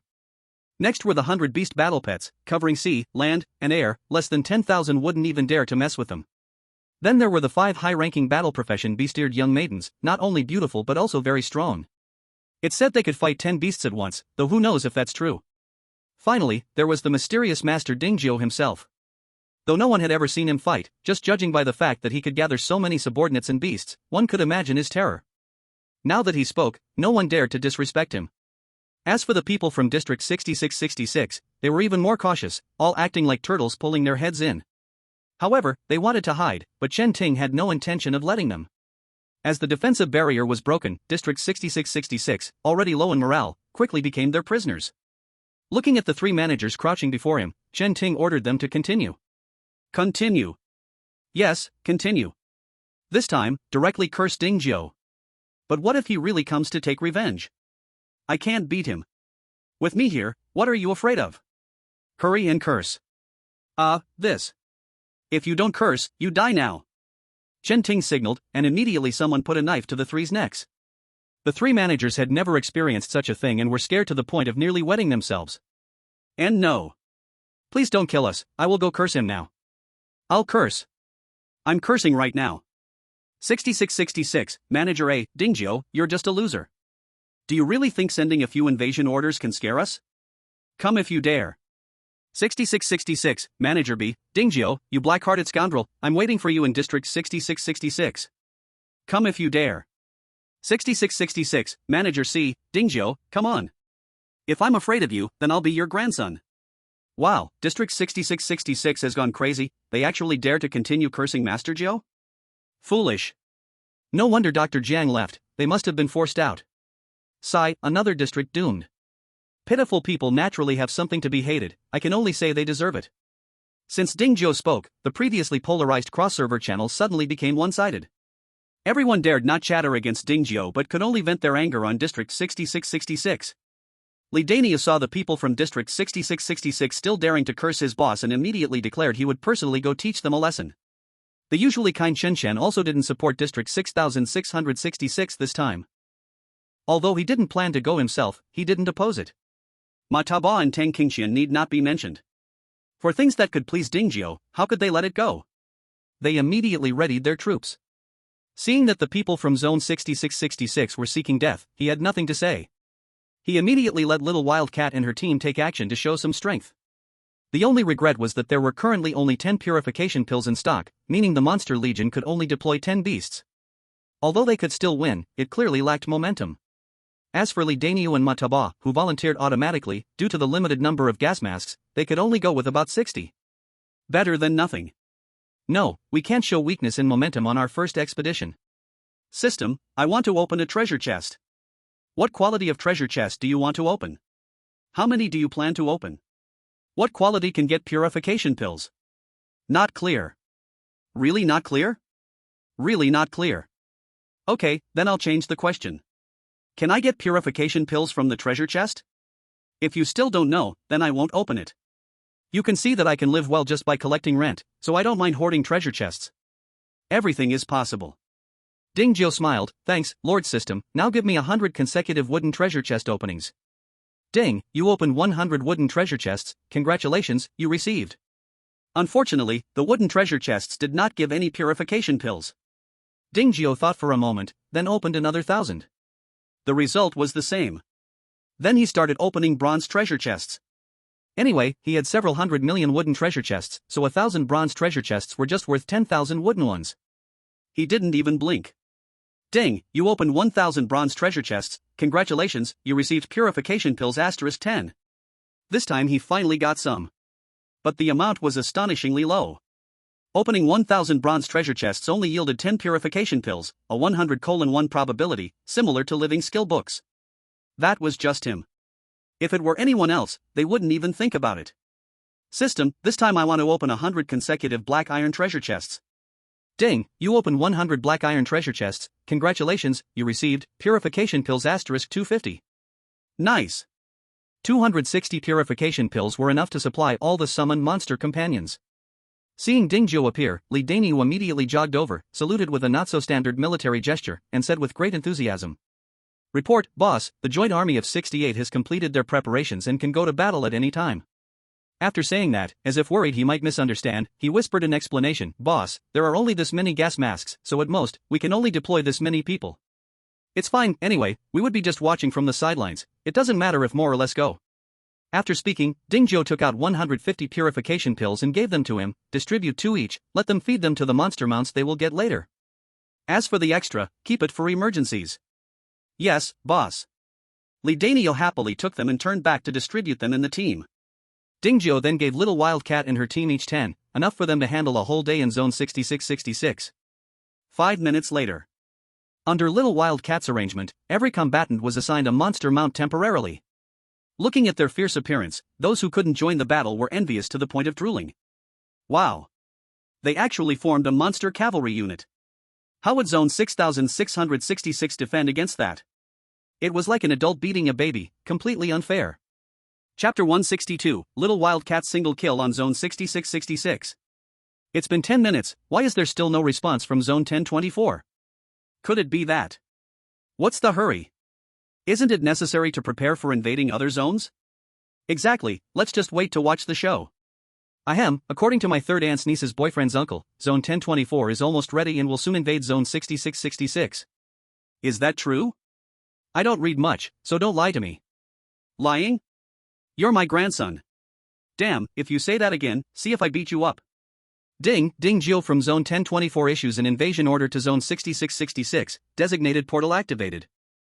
Here they come, the game is finally starting. You call this a game? Isn't it? With Lord Zhou's power, destroying Area 6666 is just a matter of minutes. TSK, it really seems like it. It's their own fault, why on earth would they provoke Lord Zhou? I bet 5 pieces of bread that Area 6666 won't last an hour. I bet 10 pieces, they'll be done in half an hour. Finding the destination will take more than half an hour, you're definitely losing.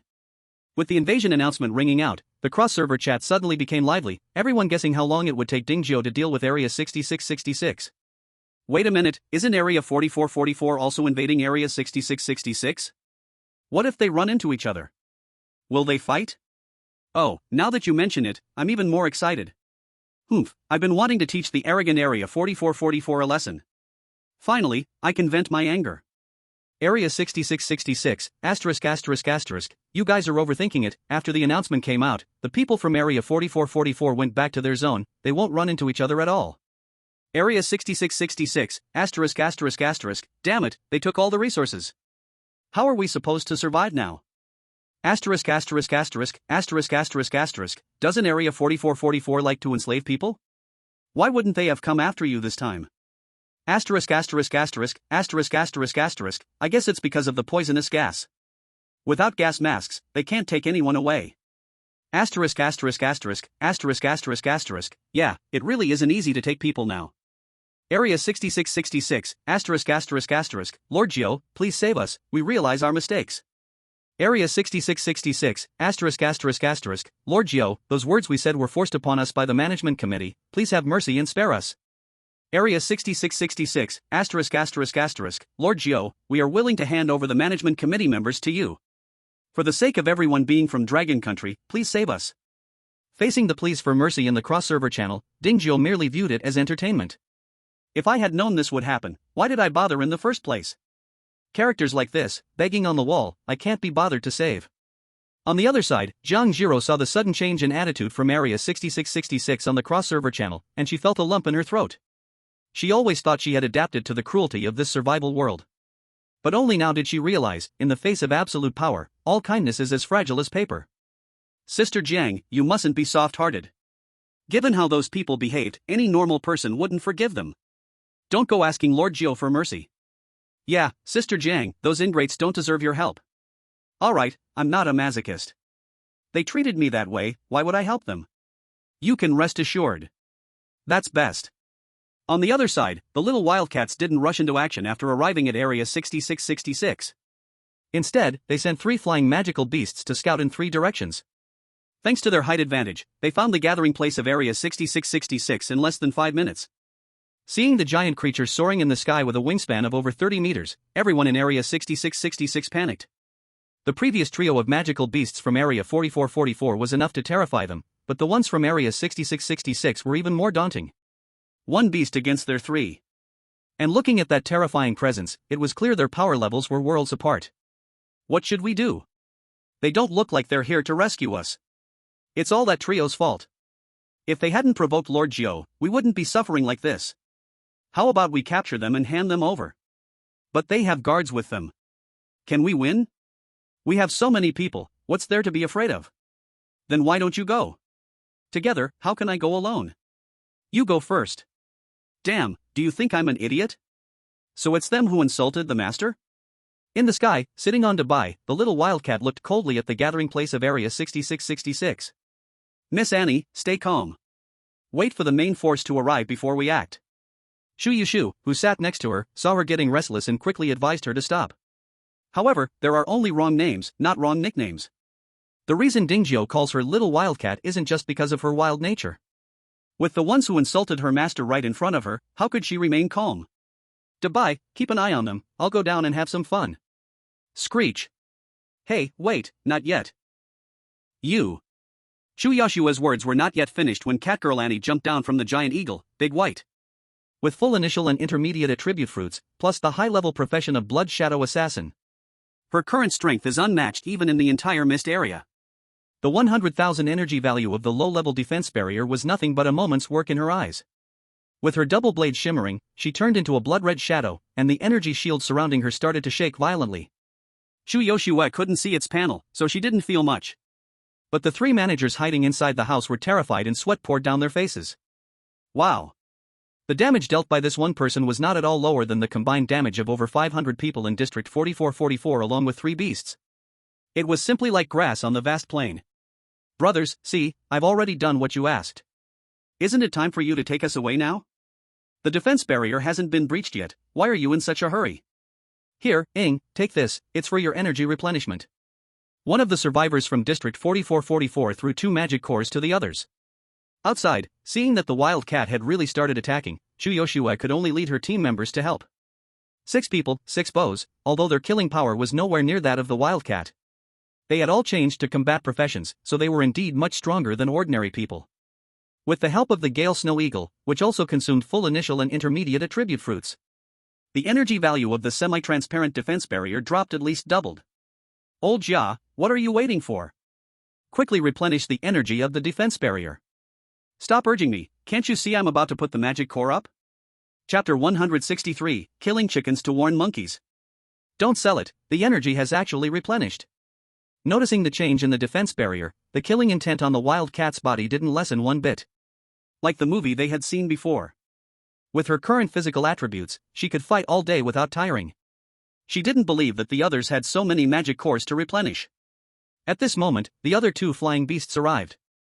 The birds were still in the air, but they launched their attack first. Countless feather blades shot out from their wings, dimming the defense barrier a little.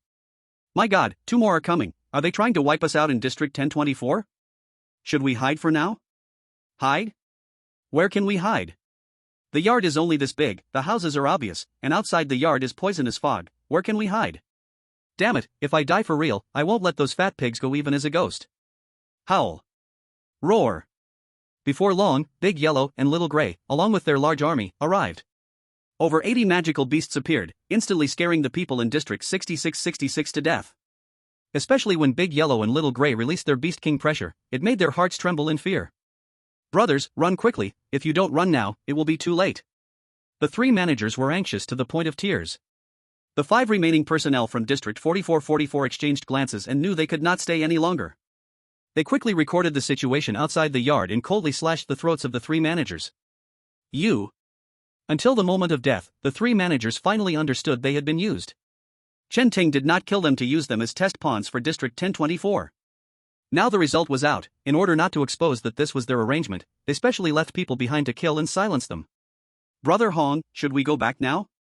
We can't operate here, otherwise, we will be discovered at once. Then where should we go? Don't rush, let's hide in the crowd first. When they leave, it won't be too late to return. But when the sun comes out, the temperature will soar to 100 degrees, are you sure we can return by then? Isn't it still 2 hours until dawn? What's the hurry? Boom. Dozens of magical beasts launched their attacks simultaneously, even if the house's owner was still alive. There was no time to replenish energy, not to mention that someone had already died. Without the defensive barrier in place, the little wildcats easily broke in. They ignored the panicking crowd and walked straight to the location of the house. However, when they confidently kicked open the door, they found that their target had long been dead. It seemed he had been killed with a knife to the throat, eyes wide open, a look of death lingering. Are you sure it's these few? Could they have been replaced? The mermaid lady asked seriously. I'll go find some people outside to recognize them. Lidanio quickly brought some people from the yard. You guys take a look, are these three the same beasts who used to spew filth in the cross-server channel? Yes, my lord, they are the managers of our district. Are you sure you haven't made a mistake? No, even if they turned to ashes, we could recognize them. Then how did they die? Did you do it? No, we wouldn't dare to touch them. So how did they die? We don't know. They had been locked in their rooms. Could it have been suicide? Who commits suicide by cutting their throat? Ah, well. All right, this is no longer your business. Thank you, great lords, spare us. After sending these people away, Lidanio looked at everyone and asked, everyone, now that the target is dead, what do we do next? Should we demolish the house? Chu Yushua rolled her eyes, if we demolish the house, how will the others survive? Lidanio shrugged nonchalantly, even if we don't demolish it, they won't live long. Without the house owner, this house is useless. Without the house's protection, do you think they can survive? Then let's not dirty our hands. The purpose of coming here was simple, to establish authority. Now that the target was dead, Lidanio and others discussed and decided to hang their corpses from a pillar in the center of the yard as a punishment. As for whether it was a bit inhumane. In this apocalypse, who still cares about that? As Lidanio sent the photo to the cross-server channel, the lively atmosphere suddenly became solemn. Although they had already expected this, seeing the other party dead, and their corpse hung on a wooden post, they were still shocked by the efficiency and ruthlessness of District 1024. 1024, Lidanio, our District 1024 doesn't seek trouble, but we are not afraid of it. Those who want to stir up trouble better way if their necks are strong enough. After handling the matter, Lidanio and others ignored the pleading looks of District 6666 and took all the beasts back to District 1024. What should we do? They really left, what do we do now? They are too ruthless, they actually left us alone. Isn't District 1 an official organization? Let's ask them for help. What if they also ignore us? Why not? It's their duty, why wouldn't they help? Yes, if they don't come, we'll report them. Picking on the weak is easier. They didn't dare to provoke Dingjio, so they could only set their sights on District 1. As for how District 1 would save them, that was something for District 1 to consider. Chapter 164, Biological research is more important than guns and cannons. As the sun rose, the liveliness of last night was gradually overshadowed by worry.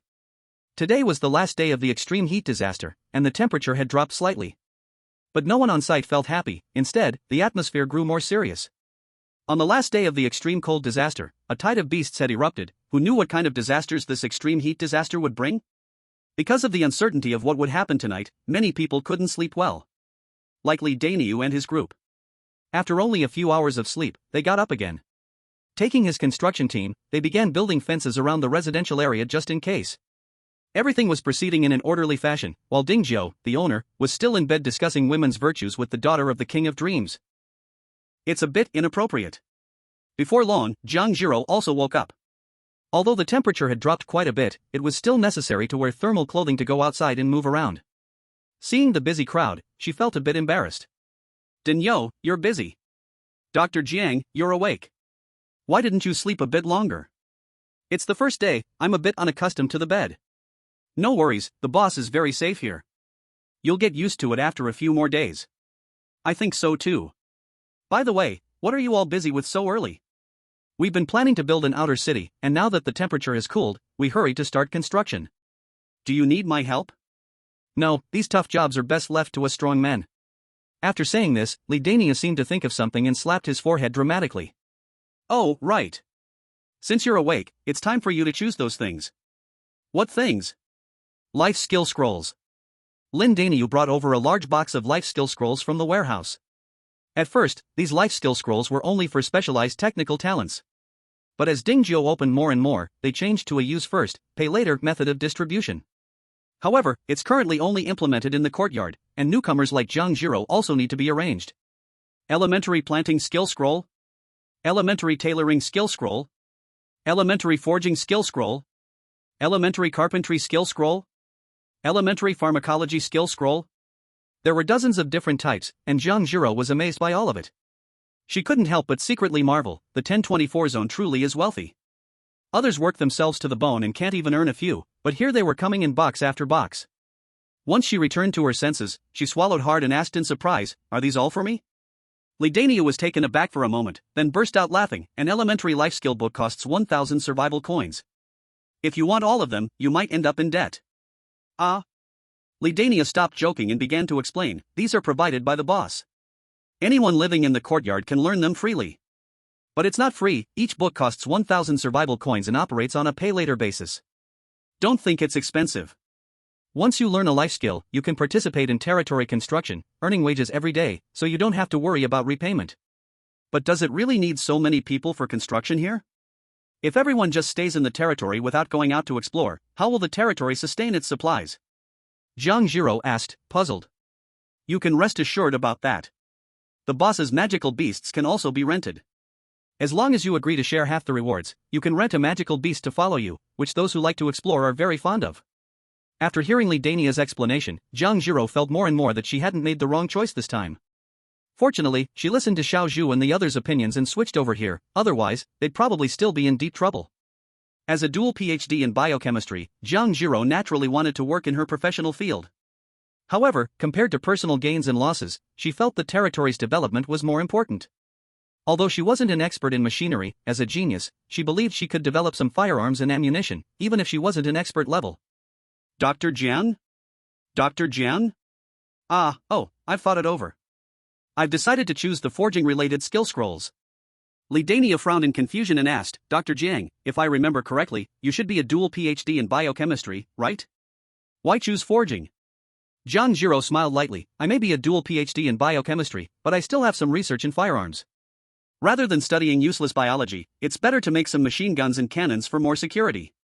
However, for her good intentions, Lidania did not agree. He said seriously, "Dr. Jiang, it seems your way of thinking hasn't fully transitioned yet." "Dr. Jiang. The world of survival is not our original blue star. Here, it is a superhuman world where one's strength is based on oneself. Compared to firearms and other external objects, enhancing one's own strength is even more important."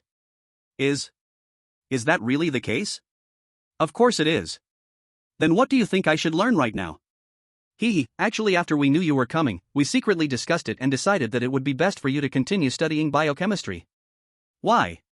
"Because we hope you can develop a medicine that has the effects of a nurturing solution." "Nurturing solution?" "Yes, exactly, the nurturing solution. Currently, there are two ways to enhance strength: eating attribute fruits or changing to a combat profession. Regardless of which, rapidly cultivating attribute fruit trees is essential.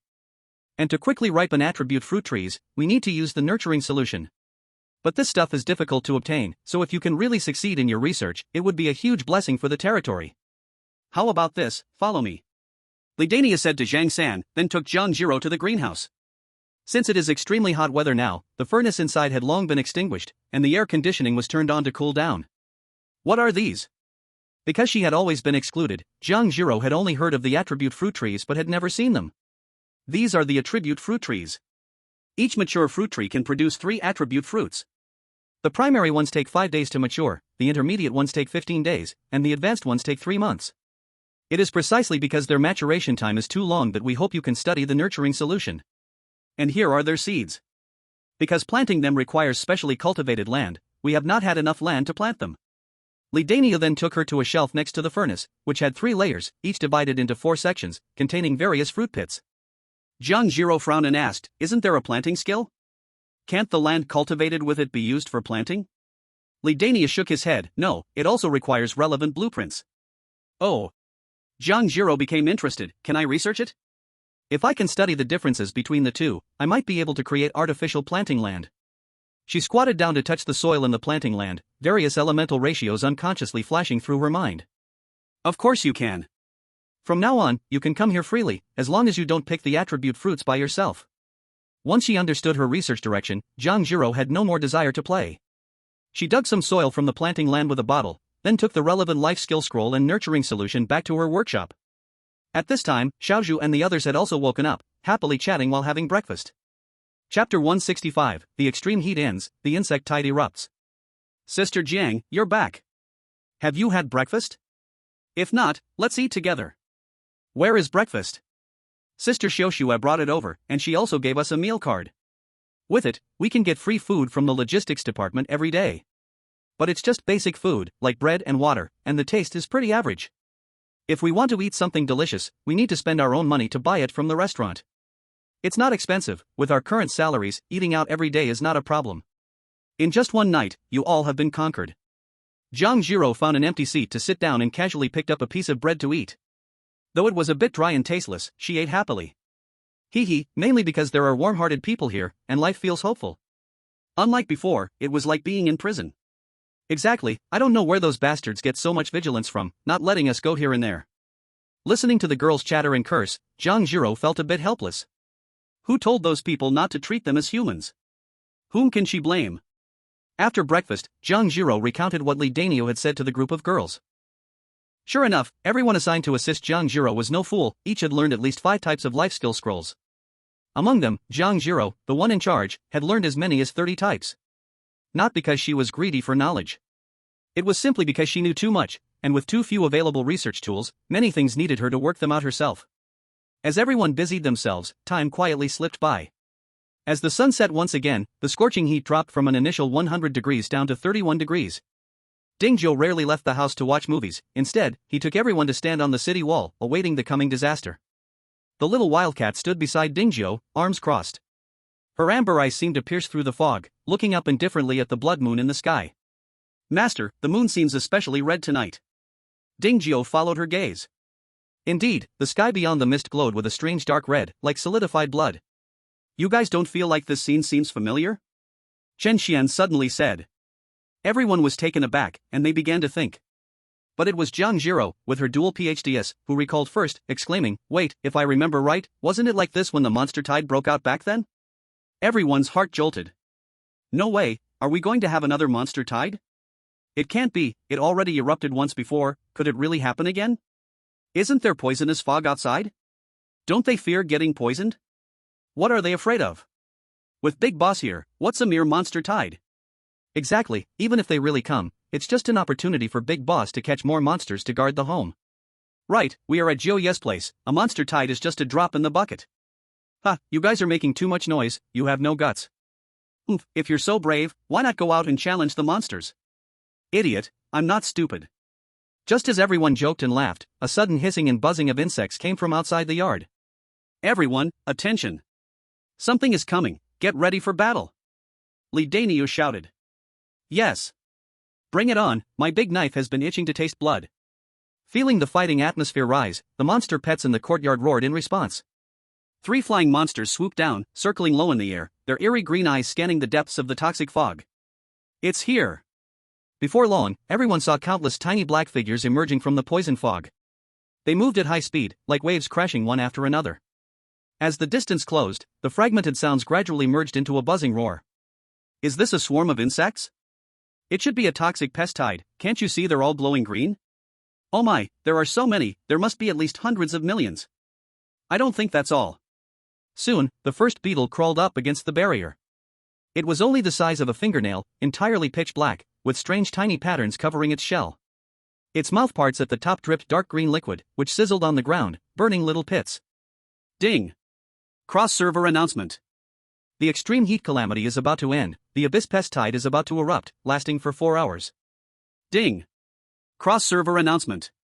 The extreme heat calamity is about to end, the abyss pest tide is about to erupt, lasting for 4 hours. Ding! Cross-server announcement. The extreme heat calamity is about to end, the abyss pest tide is about to erupt, lasting for 4 hours. 3 cross-server announcements warned everyone about what was about to happen. But even without the announcement, people could see with their own eyes. In just a moment of distraction, the densely packed black dots had already climbed several meters high along the defense barrier. Anyone with eyes could see what was happening. No, archery is too inefficient, we must. It's no use, why not try setting fire? Chen Xian suggested loudly. Right, we can try fire. Quick, get the torches. Without needing Ding Zhou to command, Li Dainio and others already took the initiative to deal with the poisonous insects before them. However, to be fair, although there were a lot of poisonous insects, their individual strength was nowhere near that of the magical beasts. Any ordinary person who dared to muster their courage could basically kill them. Because they knew this was a mid-level defense barrier, and that the poisonous insects outside couldn't break in, plus with Li Dainio and their leadership, everyone present was very brave. Those with torches used them, and those without took up wooden sticks. Soon everyone ignited a circle of roaring flames by the edge of the barrier. The beetles charging at the front were engulfed by flames, crackling, and giving off a bird stench. Yet, even so, the poisonous insects behind seemed oblivious, continuing to surge forward over the corpses of their companions. In fact, because there were too many of them, they even covered the newly risen fire pit. They charged up to the defense barrier again. Not good, the flames aren't strong enough. Everyone, keep adding fuel, we need a 5 to 6 meter wide wall of fire. Is there oil? Spraying some oil would make it easier to light and harder to extinguish. Coming, oil is here, hurry, let's divide it up. Zhang San shouted at the top of his lungs, pounding his gong loudly. The people behind spread out to different areas, pouring barrels of gasoline into the woodpile. At the moment they threw down the torches, the firewall rose again, once more blocking the swarm of poisonous insects. Ding Jiao silently watched all of this. His eyes occasionally glanced at the energy value of the defense barrier. To be honest, relying on the advantage in numbers, the energy value of the barrier was dropping very fast under the attack of the insect swarm. In less than 5 minutes, over 30,000 of his 500,000 energy points had been depleted. If this were a low-level defense barrier with only 100,000 energy points, wouldn't it be broken in just 15 minutes? Chapter 166, Setting Fire to the Bugs, wood became a scarce resource. In the past, he always disliked having too many people, now it seemed like having many people was an advantage. Otherwise, with such a long city wall, with just Ding Jiao and his 5 beast-eared girls, they really couldn't manage at all. Another 5 minutes passed. The corpses of the poisonous insects were piling up into a small black mountain, yet they still showed no signs of stopping. This made Li Daniu and others, who were killing them, feel a bit overwhelmed. Damn it, are we really going to have to kill for 4 hours straight? Someone complained. I'm worried there won't be enough gasoline. Don't even mention gasoline, we probably won't have enough wood to burn either. Since the poisonous fog appeared, going out to hunt treasure has decreased, let alone logging. Now they were using supplies they had brought from home. If they kept burning like this, they wouldn't last for 4 hours, they might not even last 1 hour. What the hell, how did these few get in? The defense barrier clearly hasn't been breached. Quick, kill them. Clap, clap. After a flurry of chaos, the poisonous insects that charged in were finally killed. Chen Xian, being meticulous, kept an eye out and had someone capture one alive. Then he sent its attribute panel to the area channel. Everyone be cautious, some of these poisonous insects can ignore the barrier and come in directly, don't get ambushed. Then he sent their attribute panel up. Abyss Centipede. Quality, green. Attributes, Strength 1, Constitution 2, Intelligence 2, Agility 5. Skill, Blink. It turned out they couldn't actually ignore the defense barrier, they could just blink in because they possessed a displacement skill. Not good, there isn't enough wood on the east side, hurry and send some over. I don't have much left here either, I need wood. Got it, you all hang in there, I'll arrange for some people to deliver it. Chen Xian's shouts echoed from behind, and soon a small team went out to gather firewood. Sister Jiang, let's go help too. Xiao Zhu said seriously.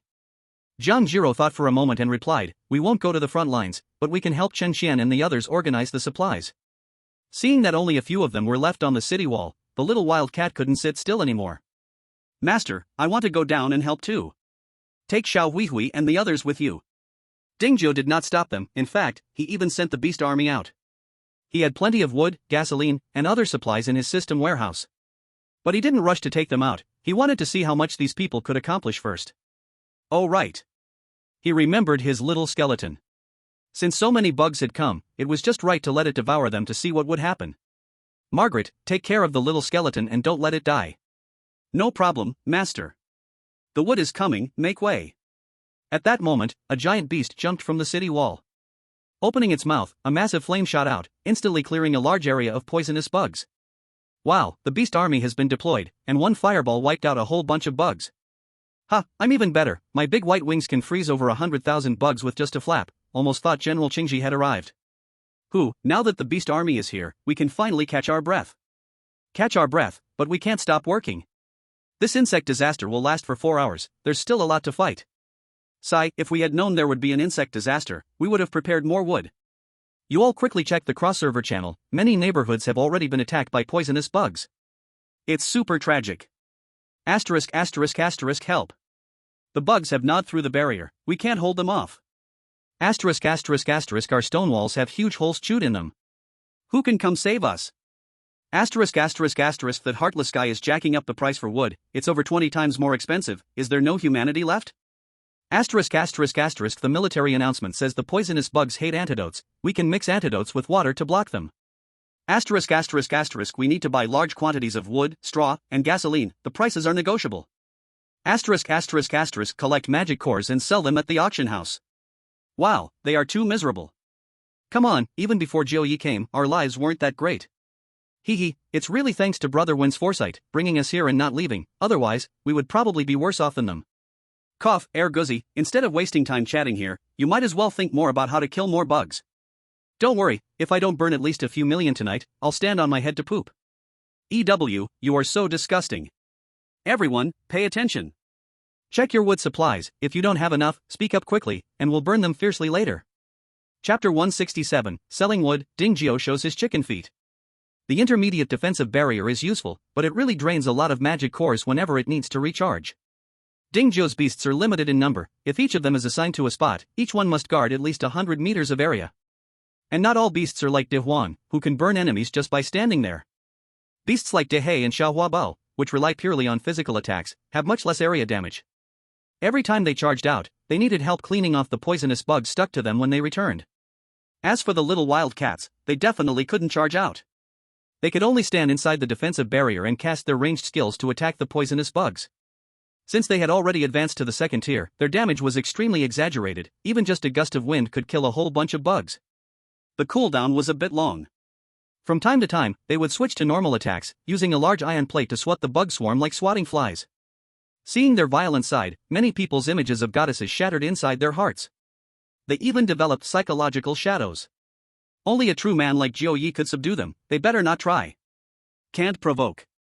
Ding, Area 6666, all members obliterated. The district disbanded. In less than half an hour, the first disappearing district appeared. But when everyone saw it was District 6666, they were not surprised again. Not even the homeowners were left. They had managed to hold on until now, which was already quite an effort. Seeing her birth district vanish, Zhang Zhiro had mixed feelings. She was sad, a little, but not much. More than that, she felt relieved and at ease. Sister Jiang, don't think too much. Now we are people from District 1024, District 6666 is no longer our concern. Yeah, Sister Jiang, why worry about them? With their selfish nature, surviving until now is already a stroke of luck. What are you talking about? Who said I was sad? Hurry up and get to work, the poisonous insects are coming again. Yes, we know. With each fallen district, the other districts became tense. The demand for flammable materials increased even further. They didn't even mind the high prices. Anything put up for auction was immediately snapped up. For things that could not be bought, people even went to dismantle the buildings in their yards. You could say that except for the city walls and houses, everything that could be taken apart was taken apart. Ding Jiu had originally not planned to be a greedy merchant. But seeing the market so booming, he couldn't help himself a bit. After all, if the other side's territory was breached by the poisonous insects, the resources would also be wasted, so might as well make them cheap. A debt of gratitude for life. Charging a little more is normal, right? Ding Jiu opened the auction house and started listing wood. 100 units for a normal blueprint. 500 units for a high-level blueprint. 1,000 units for a special blueprint. Then he added some options specifically to exchange for various odd items.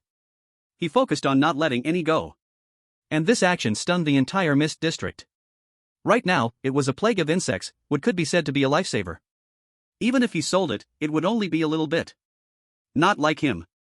His first move was over 300,000 units. Simply extravagant and inhuman. B-boss, how do we have so much wood?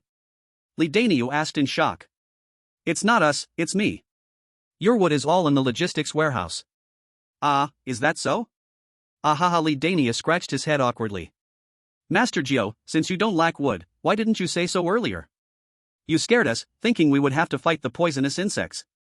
You didn't ask, I thought you all liked to kill insects without a cause. Ding Jiu spread his hands, looking worthy of a slap. Master Jiu, please don't play with us, we are quite timid and can't handle your shenanigans. Chen Xian also spoke, but his tone was much more relaxed than before. Master Jiu, you are still the best. A mere worm disaster doesn't worry you at all. Ma Taba followed up. Master Jiu, how much gasoline do you have? I think using gasoline to kill insects is more efficient than wood. Tung Qingqian asked. Yes, Master Jiu, what other treasures do you have? Don't hide them, show us. Master Geo, surely you still have many magic cores, right?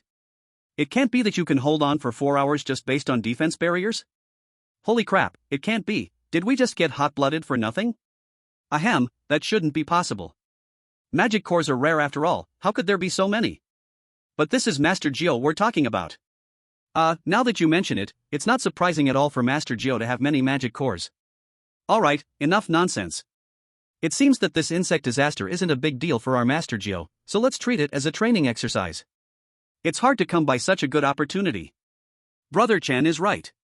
It's rare to have a chance to take action, you should practice well. How should we practice? Setting fires doesn't count as practice. Aren't there special insects breaking in? We can practice with them. Good idea, let's do that. Hey, you can practice, but the fire must still be lit. Otherwise, if the insects crawl all over the defense barrier, even having more magic cores won't be as fast as their destruction. Ding Jiu worried they were playing too hard and quickly reminded them. Chapter 168, The Divine Man Mei Rinching. Don't worry, boss, we know how to balance things. Jiu Yi, we are at the very edge, if something goes wrong, we will be the first to suffer. Jiu Yi, please give us some wood and gasoline, we can make it last 4 hours. Hearing what everyone said, Ding Jiu sent some combustible materials to the logistics team. It's good that he acted early, otherwise, they would really be in trouble. As time went on, the types and strengths of the poisonous insects would change. At first, there were only dozens that could sneak in, but as time passed, it gradually became hundreds and even thousands. Splitting them up wasn't a big deal. But it still made Li Daniu and the others flustered. Several people got bitten and became poisoned. They needed to take antidotes to recover. Seeing the situation getting more serious, Li Daniu and the others didn't dare to mess around anymore. They all increased their firepower, planning to burn those special insects outside the barrier as much as possible. Even on Ding Jiu's side, this was the case, other areas were even worse. Many small zones relaxed their vigilance and were caught off guard by the poisonous insects. In the end, the poisonous insects broke through the points and swallowed the entire territory. Last time during the beast tide, only less than half of the mist zone survived. Now, the poisonous insect tide was clearly more dangerous than the beast tide, and fewer people would survive. Sigh. Ding Jiu let out a sigh and silently stacked up hundreds of thousands of units of wood. He thought he had just cleared them out, but unexpectedly, as soon as those hundreds of thousands of woods were stacked up, they were gone in an instant. Looking at the pile of assorted items that had appeared, Ding Jiu wiped the corner of his mouth and thought about throwing up another hundreds of thousands of units of wood. It must be said that those who survived to this point weren't fools, their resources were solid. Damn it. Even advanced profession promotion scrolls were there. If they didn't push them, they wouldn't have known they were so rich. But unfortunately, he and his 5 beastier girls had already been promoted, this batch could only be kept for collection. Ding, district all personnel killed, this district is disbanded. Ding, district all personnel killed, this district is disbanded. Ding, district all personnel killed, this district is disbanded. Asterisk asterisk asterisk my god, this is terrifying, more than a dozen districts disappeared in a row. Asterisk asterisk asterisk this has only been an hour, what if we wait until 4 hours? Are we going to be wiped out? Asterisk asterisk asterisk you're thinking too much, at least the 1024 district with Jiu Yi will be fine. Asterisk asterisk asterisk exactly, they have so many resources they can sell, it would be strange if anything happened. Asterisk asterisk asterisk sigh, it's all the fault of those at the front, why didn't they learn from others and move us to the 1024 district early? That way, we wouldn't have any trouble. They just had to sit in a latrine without using it and harm themselves and others. Asterisk asterisk asterisk exactly, if we can survive this time, I will die before I move to the 1024 district. Asterisk asterisk asterisk same here. Asterisk asterisk asterisk let's survive first, I'm just afraid we won't make it. Asterisk asterisk asterisk damn, you're a jinx. Ding. Zone 7765, Mei Rinching, invades Zone 1024, effective time 10 minutes. Asterisk asterisk asterisk wait, who is this? Invading it this time? Asterisk asterisk asterisk rather than an invasion, it's more like running away, who knows if there are poisonous insects outside. 7765, asterisk asterisk asterisk, damn it, heartless bastard, bringing all the resources and running away. I curse your grandpa, you are the house owner. What are we supposed to do if you run? This is letting us die. Brothers in Zone 1024, please do not harbor that scumbag. 7765, asterisk asterisk asterisk, bastard, heartless, are you even human? Running away like this. 7765, asterisk asterisk asterisk, cursed heartless scum, I swear your son won't find a place to pee. 7765, heartless, even as a ghost, I won't let you go. No way, this is so ruthless, this person is too heartless. Doesn't that mean zone 7765 is finished? It should be. Without the house owner, they can't operate the house facilities and can't repair the walls, it's easy to be broken through by poisonous insects. Then why wait? Let's run to zone 1024 too. Isn't the portal effective for 10 minutes? We can go over there too. But we need gas masks for that, otherwise, we'll be poisoned as soon as we come out of the portal. Oh yes, I almost forgot there's toxic fog outside. Ahmedba, all benefactors in Area 7765, safe travels. Ding, all members of Area 7765 have perished, this area disbanded. In just a few minutes, the news of the fall of Area 7765 spread through the cross-server announcement. Watching the rescue messages from Mei Rinqing float up in the regional channel, Dingzhou fell silent. This big fool, with all the bad things he just did, does he still think someone would save him? Li Daniel grunted in anger, please your mother's plea, with a loser like you, dying early means rebirth early. Zhang San, if I were you, I'd hang myself from a big tree to save the air from pollution. Xu Yoshue, you actually ran away yourself, do you deserve the trust of those who believed in you? Muya, go die, looking at you even once feels dirty. Mei Rinqing, I've helped them so much, can't I think of myself for once? Mei Rinqing, I just want to live, what's wrong with that? Mei Rinqing, since they acknowledged me as their boss, isn't it normal for them to die for me? What's wrong with that? Li Daniel, damn, if you weren't in front of me, I'd definitely stab you. Mataba, what's wrong with this person? Tang Qingshan, this worldview is simply a fish that slipped through 9 years of compulsory education. Chen Shen, you should just not live anymore, otherwise, you'll only burden others. Mei Rinqing, you guys are going too far. I genuinely came to rely on you, and you hope I die? I will definitely expose you in the cross-server channel. Muya, go on, if you don't go, I'm your mother. No, I don't want to be the scum's mother. Li Daniel, you fool, go check the cross-server channel, it's filled with people cursing you. Zhang San, damn, with this IQ you can still live until now, it's outrageous. Xu Yoshue, this is what they call a fool having foolish luck. Dingzhou, everyone, go back to fighting monsters, don't pay attention to this scum anymore. Dingzhou's words ended this farce. Mei Rinqing still wanted to morally bind everyone, but now no one bothered with him anymore. Regardless if he spoke, cursed, or pleaded, no one paid him any attention, so he truly went to the cross-server channel to speak. He thought he could attract some sympathy, but what came instead was a bigger wave of curses. Chapter 169, The Insect Tide Ends, Dingzhou wins by lying down. Mei Rinqing's appearance provided a vent for the tense crowd. The curses were as ugly as they could be, almost cursing his 18 generations of ancestors all over again. At that moment, Mei Rinqing's name was even more infamous than Chen Ting from Area 4444. Of course, his ending wasn't any better. Though the gas mask could protect him from poison, it couldn't protect him from insects. Suddenly appearing in the wild, those poisonous insects surely targeted him to bite. So he only showed up in the chat channel for a few minutes before being swallowed whole by the insects. As for his disappearance, the people in the misty zone didn't care. After venting their emotions, they shifted their focus back to those insects. After 4 continuous hours, only 58 areas remained alive in the entire misty zone, with a record low survival number of 480,000. As soon as it hit midnight, the attacking swarm of insects seemed to receive some order. The black tide returned along its original path into the ground, leaving behind a field of charred bodies, exuding a bad smell in the toxic fog. Phew, finally over, almost killed me. Li Daniel slumped on the ground, his whole body soaked in sweat. The people around him were no better off, all sprawled beside him, each panting heavily. Ha, we finally won. Zhang San hugged a burning stick and laughed foolishly, the soot on his face washed into a mess by sweat. Wah, Sister Jiang, did we survive? Alright, this is good news, why are you crying? Jiang Zhiro patted her back reassuringly. I'm happy. By the way, these poisonous insects won't come back, right? Chen Xian frowned and asked. Damn, Chen Xian, can you not say such boring things during this happy moment? Looking at his companion's angry glare, Chen Xian scratched his head awkwardly, I'm just being cautious, just in case. TCH, what are you afraid of? If we can drive them back once, we can drive them back countless times. Li Daniel retorted, glaring back. We managed to push them back without any preparation this time, just imagine what will happen next time. If they dare to come again, do you believe I can wipe them all out in a minute? Yes, you are the best. Ahem, anyway, we have a defensive barrier, so why worry at all? Ding, congratulations to everyone for successfully surviving the extreme heat disaster. Reward settlement begins now. Ding, congratulations to Zone 1024 for winning first place in the Insectide defense. Rewards, Village Construction Order ×1, Golden Treasure Chest ×5, Magic Core ×1000, Special Seed Dark Vine ×10. Ding, congratulations to Zone 1 for winning second place in the Insectide defense.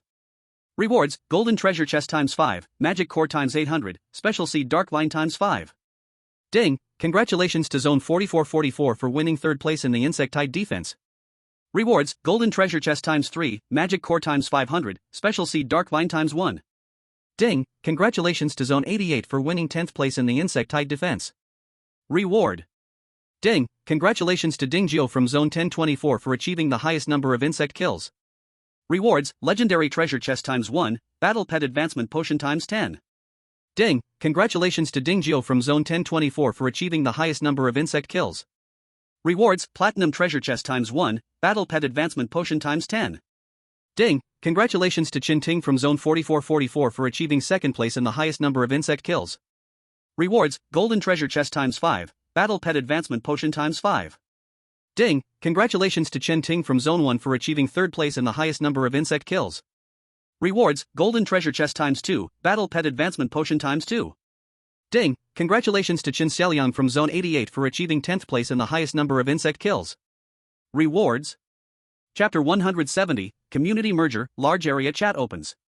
As the rewards appeared, everyone forgot to rest and eagerly opened the cross-server channel to check. Seeing that Zone 1024 claimed the first place as a group, other zones felt envious, but it was expected. However, Zone 4444 surprisingly secured third place, and their leader Chen Ting even claimed second place personally. This was truly unexpected. How could a death row inmate manage that? Could it be that good people are meant to suffer? If it weren't for the Dark Horse Dingjio appearing, would they in the Mist Zone have been bullied to death by Zone 4444? Mataba, what a pity, this time our zone only has Dingjio on the personal leaderboard. Chu Yushue, I clearly worked hard killing insects too. Why am I not on the list? Zhang San, as if anyone else didn't work hard. Zhang Jiro, speaking of which, didn't Dingjio not take action all along? How did he get the first place? Li Daniu, Dr. Jiang, what do you mean? Are you doubting our leader of cheating? Zhang San, exactly, the reward announcement is out. How can it be fake? Zhang Jiro, no offense. I'm just a bit curious about the scoring mechanism. If we could figure that out, maybe we could have more people on the leaderboard in the future. Chen Xian, I can probably guess what's going on. Zhang Jiro, oh, how so? Chen Xian, although Dingjio didn't take action, he has contract monsters and followers. With those dozens of monsters bombarding, who could compare? I guess that Chen Ting from Zone 4444 also relied on his 3 monsters to take second place on the personal leaderboard. Mataba, hearing you say that, it does make sense. Didn't that Yi Huan from Zone 1 also have a contract monster? Li Daniu, so does that mean we should also contract a few monsters in the future? Chu Yushue, hey, what a pity. If I had known, I would have let my little cat fight too. Chu Yushue was one of the only 2 people in the whole territory who had contracted a monster. But unfortunately, she couldn't bear to let it out to kill insects because it didn't have any long-range attack methods. Hey, don't you care about the rewards Dingjio earned? Why care? It has nothing to do with us. Exactly, do you still want Dingjio to share some with you?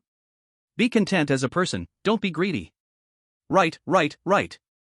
Where are you all thinking? I'm talking about that village construction order. Do you all want to keep living outside the courtyard? Village construction order? What good is that thing? Haven't you played games? It's called a village construction order, so it must be to let us build a village. So what? How will that be different from now? I can't say for sure. That means you haven't said anything. Alright, it's getting late.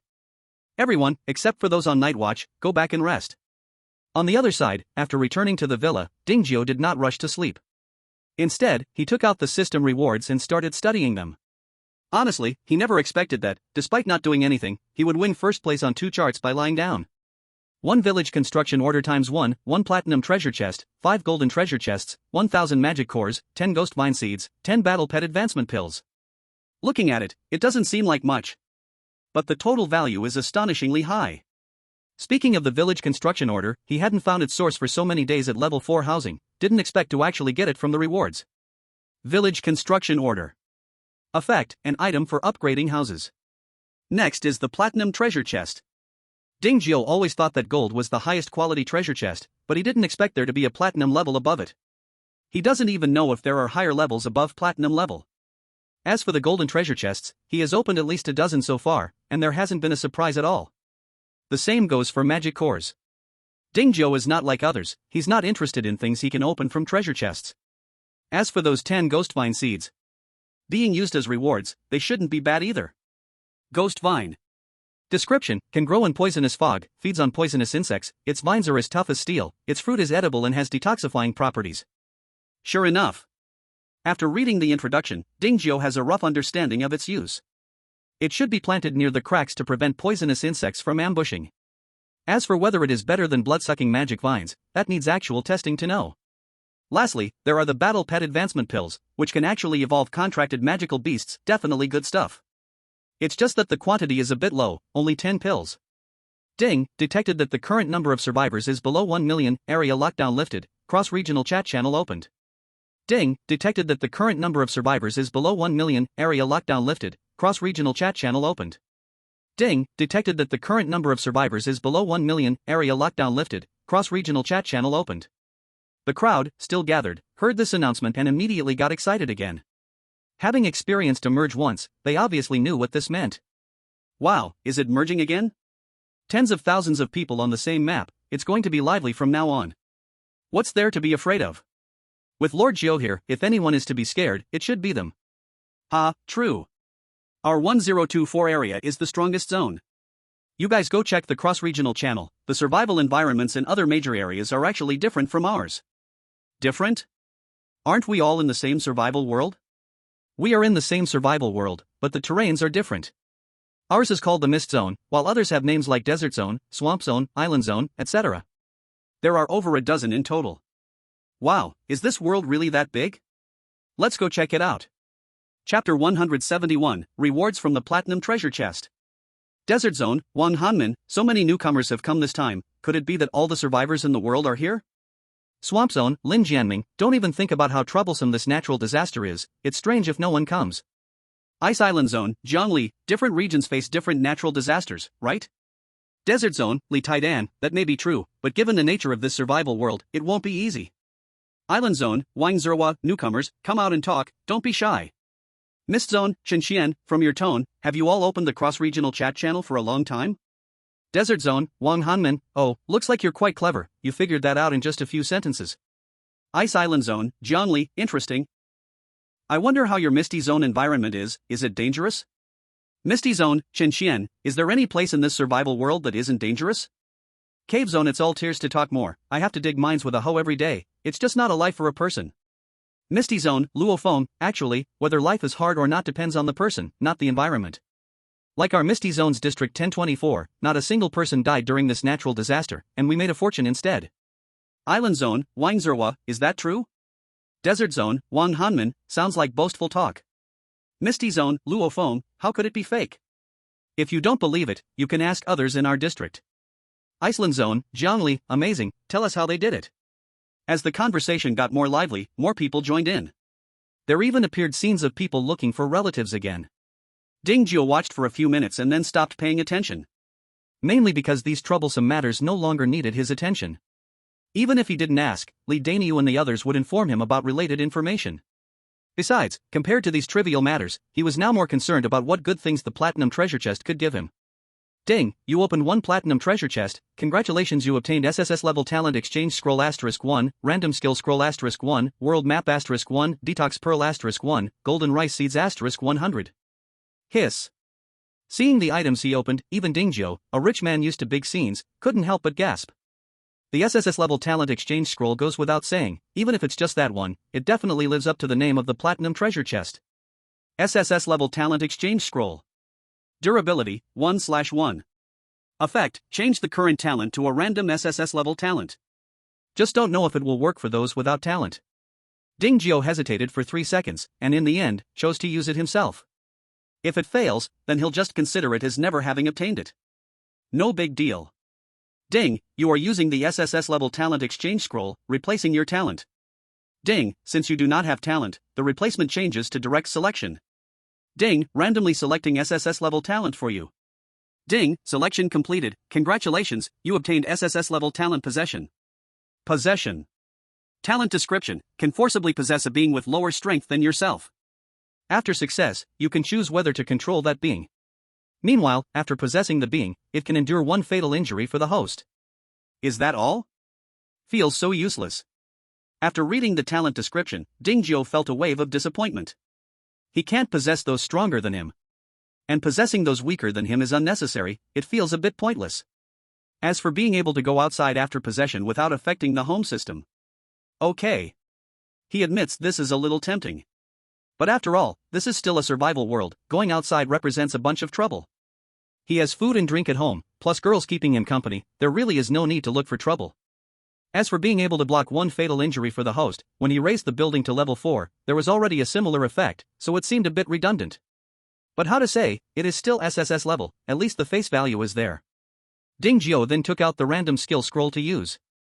Ding, you are using the random skill scroll, now starting to confirm your profession. Ding, detected your profession is Shadow Knight, drawing the corresponding professional skill. Ding, skill drawing successful, congratulations, you learned a new skill, Shadow Feast. Shadow Feast. Skill description, applies shadow power to 10 designated targets, increasing their attack power by 50% and movement speed by 50%, lasting for 5 minutes, cooldown time 10 minutes. I have to say, this skill is really top-notch, it's truly a godly skill for killing enemies beyond levels. It's just that the strength of the little brothers under him is too high, it might not be useful. Feels just like the possession talent earlier, it's more of a more skills, no harm kind of situation. Then Dingzhou took out a pearl the size of a pigeon egg. Antidote Pearl. When held, it feels icy and sparkles with rainbow light under the lamp. Antidote Pearl. Effect, can neutralize all poisons. Unlike antidotes with low effects, and unlike the single-function antidote pills, this thing can detoxify all poisons. With it, poisons basically have no effect on him. It's a nice little accessory. World Map. Description, briefly records the specific distribution of major areas in the survival world and can be used as a small map for identifying locations when going out. Dingzhou curiously unfolded the map. Sure enough, the specific locations of major areas were marked with dotted lines on it. For example, the fog zone is located in the upper left part of the map, adjacent to the marsh zone, desert zone, and icefield zone. In addition, the island zone covers the largest area. No, it should be said that the Sky Island zone is the largest, almost occupying the entire sky. Next are the island zone and raft zone, which can be said to coexist, who knows if they will encounter each other. When switching the world map to a small map mode, its size is exactly the same as the one opened on the housing panel. The only difference is that the small map of the world map can change accordingly as the holder moves. However, the small map on the housing panel is fixed, and when going out, one has to rely on memory to discern directions. Golden Rice Seed. Requirements, planting land, basic planting skills. Description, plant seeds that can produce 100 pounds of food per plant. Eating it can not only greatly increase satiety but also quickly restore stamina.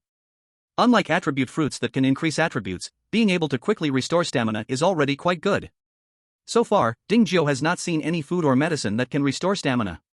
Oh, right, the mermaid's healing technique doesn't count. That thing is really great, it's easy to become addicted. Seeing that the platinum treasure chest gave so many good things, he even felt a bit reluctant to open the golden treasure chest. If he stored up to 100 of them, could he synthesize another platinum treasure chest? 1 billion wooden treasure chests can be exchanged for one golden treasure chest. Currently, he has nearly 400 million wooden treasure chests, which means he still needs 9.1 billion more. Converted into days, that's 9 sets of 10 days, or was it 5 sets of 10 days? Never mind. No matter which one, he was afraid he wouldn't live long enough to store that many. Chapter 172, Upgrading to a Village. The next day at noon. The temperature outside had returned to a normal level. Without needing to wear insulation suits, Area 1024 was clearly much more lively. Seeing Dingzhou appear, everyone greeted him warmly. Dingzhou didn't act aloof and smiled back all the way. After learning that he planned to upgrade his level 4 house to a village, everyone was instantly dumbfounded. Although they didn't know how many resources it took to upgrade a level 4 house to a village, they knew how many resources were needed to upgrade a level 3 house to a level 4 house. Not to mention the fog zone, even in the entire survival world, it seemed like he was the only one who had upgraded a house to level 4.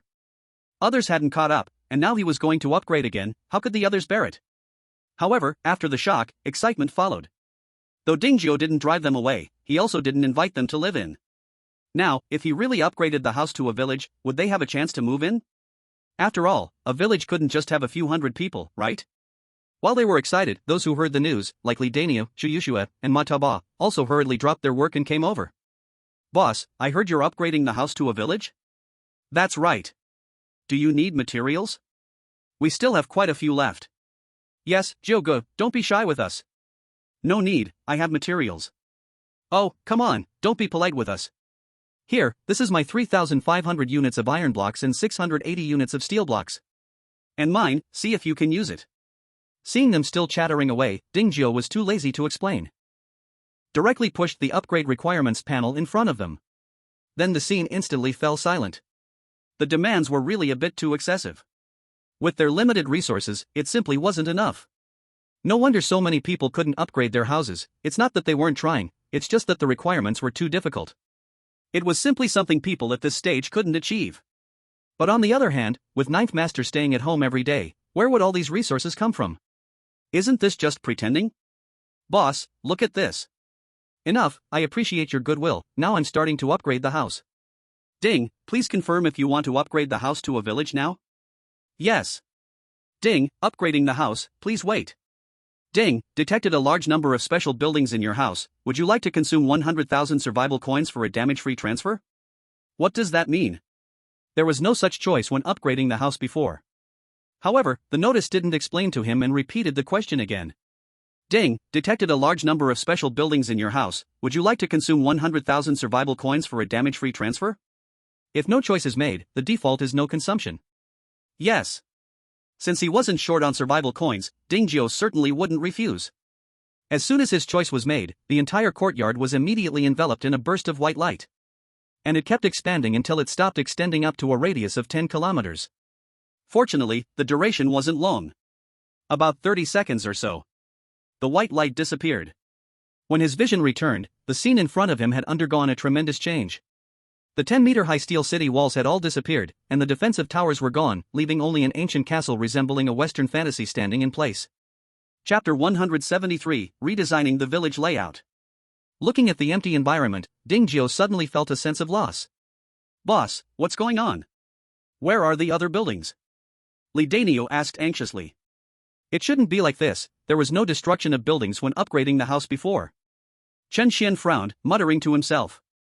It's gone, it's gone. We have so many people here, those buildings can be rebuilt in no time. Chu Yoshua crossed her arms and said proudly. After all, there's a koi fish in our squad. Isn't it just some building blueprints? When we open a few more, a few hundred chests, won't we have them back? Right, boss, we'll support you for sure. Get lost. Ding. World announcement, congratulations to Dingjio from the Misty area, the first person to upgrade a house to a village, rewarded with a special building, a mercenary guild. Ding. World announcement, congratulations to Dingjio from the Misty area, the first person to upgrade a house to a village, rewarded with a special building, a mercenary guild. Ding. World announcement, congratulations to Dingjio from the Misty area, the first person to upgrade a house to a village, rewarded with a special building, a mercenary guild. Mine cave area, wow, who is this person? So amazing, they even built a village? Misty area, no wonder it's Ninth Master, always one step ahead. Sky Island area, damn, our area's highest level is only level 3, so how did he build a village? Are we playing the same survival game? Misty area, you can't be envious.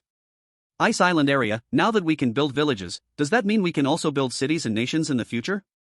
Desert area, just because of this, it's nothing, I'm afraid there will be national wars in the future. We only have over 10 million living people left now, if we keep dying, humanity could become extinct. Woodcutting area, is it really that serious? Fearfulface.jpg.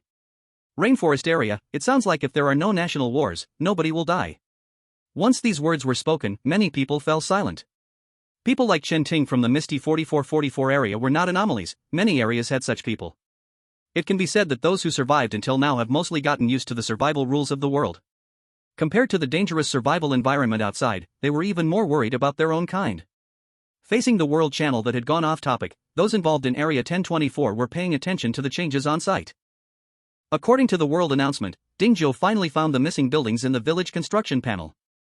No need to rebuild. Just select the right position to take them out and use them again.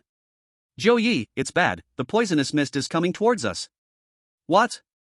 Impossible, there's a defensive barrier blocking it, how could it come in? Wait, the defensive barrier hasn't disappeared, has it? It seems it really has. Damn, this is a problem. Don't worry, I still have a basic one. Take it and use it. Chu Yushua calmly took out a long dusty second-hand basic defensive barrier from her backpack. However, Ding Jiao did not take it. Now that he knew where the buildings went, he would of course continue to use his intermediate defensive barrier. As for the position, it would still be next to the castle. Ding, intermediate defensive barrier placement successful. Would you like to activate it now? Yes. Buzz. After a roar, the translucent defensive barrier appeared once again, blocking the poisonous mist outside. It seems those buildings didn't disappear. Chen Chen muttered. Ah, that's really great. Li Dania laughed loudly, instinctively slapping Zhang San, causing him to stumble. The buildings were previously stored away, and there was one free migration opportunity. If anyone understands urban planning, get the design plans out today, I'll go release the city wall first. After Ding Jiao finished, he habitually tossed the follow-up work to Li Daniu and the others. He then went to patrol with the little wild cats. As he walked, he adjusted the range of the defensive barrier but finally stopped at the original city wall location. It wasn't that the village area was that small, but the previous upgrade had cleared all the cement floor he had laid before. This caused the cracks below to be exposed, and poisonous mist was now seeping out endlessly. Ding Jiao tried to expand the barrier outward a bit, but found it couldn't block the poisonous mist, so he retracted it. Do I need to lay down the cement floor again? Ding Jiao frowned. Since it was outside the yard before, he didn't care if there were hidden dangers. But now the cracks lay within the village, which he could not tolerate. Who knows when poisonous creatures would suddenly appear and ambush him? In order to peacefully stay at home in the future with fewer worries, this matter must be resolved. Thinking of the 10 nether vine seeds he received as rewards, he suddenly had an idea. Master, be careful, that poisonous mist is toxic. Seeing Ding Jiao walk out of the defensive barrier without even wearing a gas mask, the 5 beastier girls were stunned and quickly pulled him back. It's fine, I have this. Ding Jiao smiled and raised his right hand, with a pest repellent pill pinched between his 2 fingers. Seeing the pest repellent pill, the 5 girls finally let go and put on their own gas masks one after another. Ding Jiao didn't mind. With another vine in one hand and a multifunctional shovel in the other, he needed to find a good crack to bury it. However, what he didn't expect was that even though he hadn't eaten the pest repellent pill yet and was still moving in the poison, he felt no signs of poisoning. Could it be because my physical attributes are too high? As Ding Jiao thought of this reason, he suddenly remembered he was also wearing an anti-poison bead, which made him smile. He felt like giving himself a thumbs up for being cautious. Putting away the anti-poison bead, Ding Jiao still did not feel dizzy or nauseous. This meant having a high physique really allowed him to do as he wished. Not only was he not afraid of extreme heat, but even the poisonous mist had no effect on him. It made him feel a bit embarrassed. Chapter 174, The territory changes greatly. Like the blood-sucking demon vine, the nether vine seed in front of him also does not require life skills to plant. The only difference is their growth requirements. One needs to absorb toxic gas and poisonous insects to grow. So there isn't much to say. He quickly found a crack nearby to plant it. As soon as he watered it a little, it began to grow rapidly.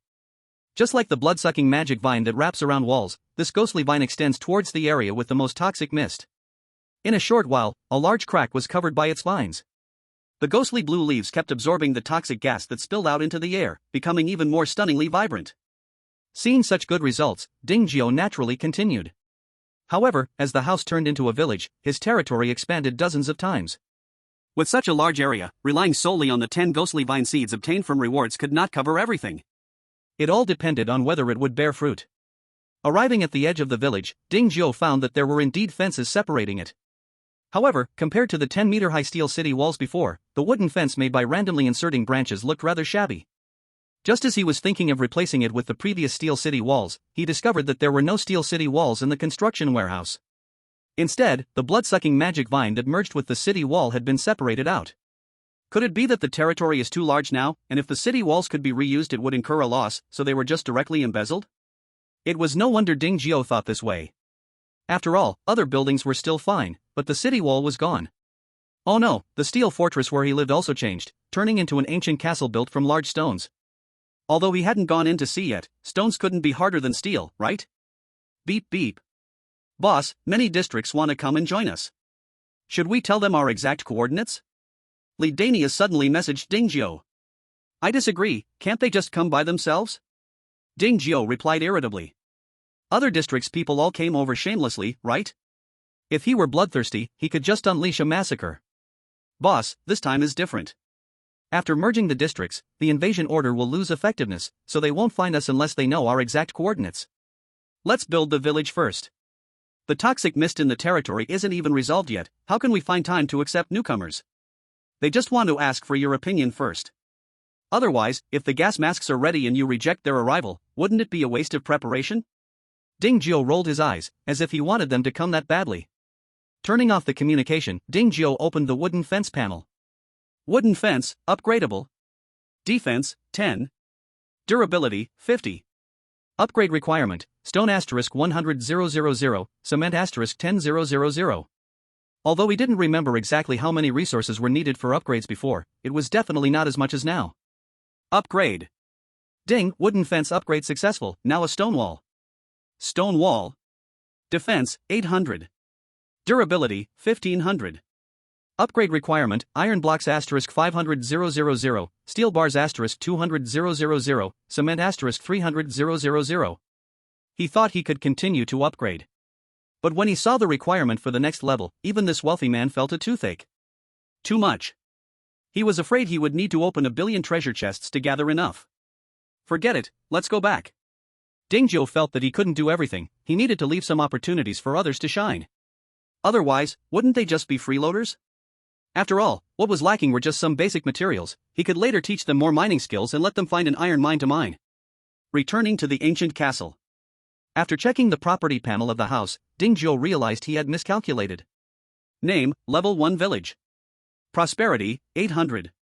Current buildings, Ancient Castle, Stone Wall. Available buildings, Forge, Tailor Shop, Alchemy Lab, Pet Shop, General Store, Planting Ground. Golden Attribute, Life-Sharing Chain, designated multiple members to share life points. If someone suffers a fatal injury, the remaining members will share the damage. The golden phrase, loyalty and faith. As time passes, the villager's sense of belonging to the village will grow stronger.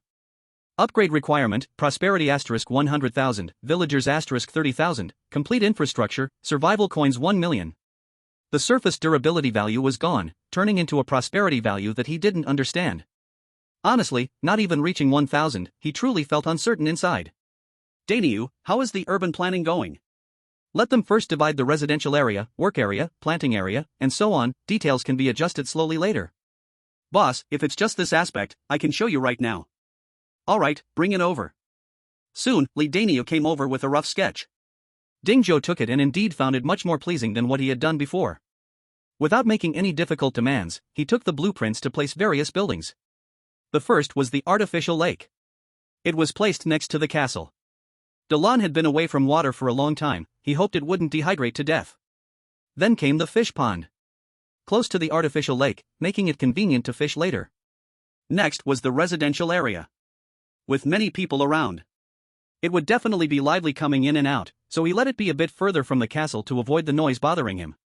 The rewarded mercenary guild building was also placed this way, to prevent it from disturbing him later on. Ding Jiao almost planned to put it in a corner.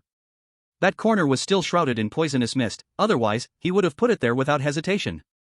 As Ding Jiao placed these buildings one by one, the prosperity of the village began to rise rapidly. After building the blacksmith, tailor, potion shop, pet store, and grocery store, the village's prosperity was close to breaching the 30,000 mark. Boss, all those shops are empty, do we need to arrange people to manage them? I'll take care of that, you don't need to worry. Alright, then I'll get back to work. Chapter 175, Preparing to Summon an Old Familiar. Ding, you opened a random summoning scroll, and you summoned a blood-biting python. Little Gray, up. Ah whoa. Boom. The blood-biting python had just stepped out of the portal, not having the time to understand the situation, when it was slapped to the ground by Little Gray. Then it was shoved into the pet house like a stick of spicy strips. Ding, you opened a random summoning scroll, and you summoned a corrupted bone spider. Big yellow. Roar. No need to act, just a roar scared the newly emerged corrupted bone spider to its legs. Ding, you opened a random summoning scroll, and you summoned a novice merchant Andrew. Originally thinking he successfully summoned his old familiar Lama E. But unexpectedly, what came out was a low-level goblin merchant like Garuk. Thinking he was already here, Ding Jiao let it show off its goods. Unexpectedly, it was indeed very similar to Garuk's. Great lord, I wonder if you have fixed your eyes on something? Honest Andrew was willing to give you the lowest price. Seeing the row of monsters standing behind Ding Jiao, Andrew didn't dare to put on airs, he respectfully asked with a smile. Ding Jiu shook his head, straightforwardly saying, "No, you can go back." "Ah? No, my lord, why don't you take a closer look, maybe you can find something you like." Andrew clearly didn't expect him to respond this way and wanted to persuade him. "Didn't you hear the master telling you to leave?" Little Wildcat jumped forward and kicked him back through the portal. Ding Jiu didn't stop the summoning just because of the multiple failures. After the random portal disappeared, he took out another random summoning scroll to summon again. Ding, you opened a random summoning scroll, and you summoned a bone-eating fly. This time, without Ding Jiu calling, Little Gray returned and slapped the opponent to the ground again. Then it skillfully carried it back to the pet house. "Wow, this is incredible, Master Jiu is actually summoning monsters. What does that mean? Where is it? Where is it?" On the artificial lake, Master Jiu was using a random summon scroll to summon beasts, having already caught several to take back to the pet house. "So ferocious? I need to go take a look. Add me. I want to go too."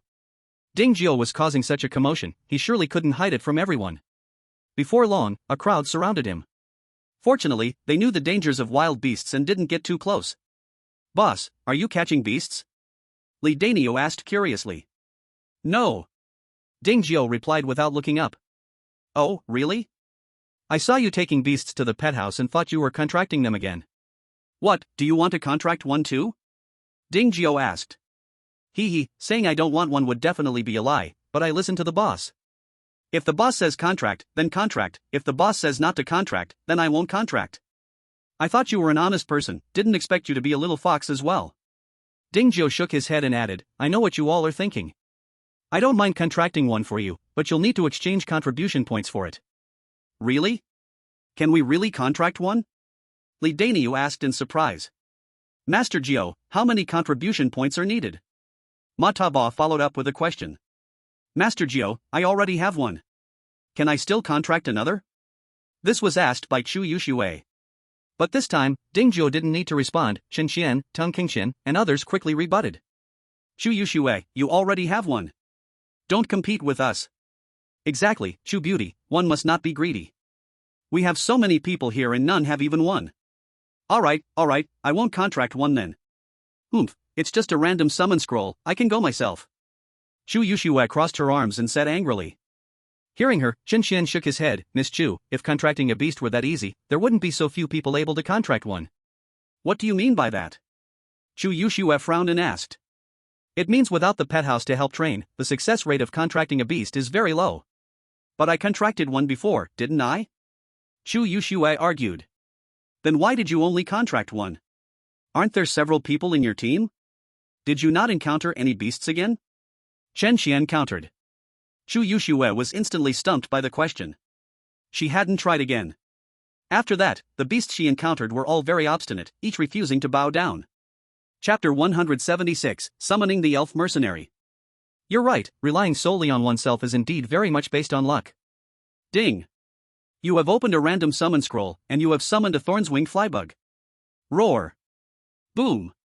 With a slap, a flick, and tossing it into the pet house, this Thornswing Flybug, which was over 10 meters long, was swiftly dealt with. Li Danyu and the others watched in awe. Although they had already seen its power during the wave of poisonous insects, they still didn't expect to crush the same type of beast so easily. Powerful.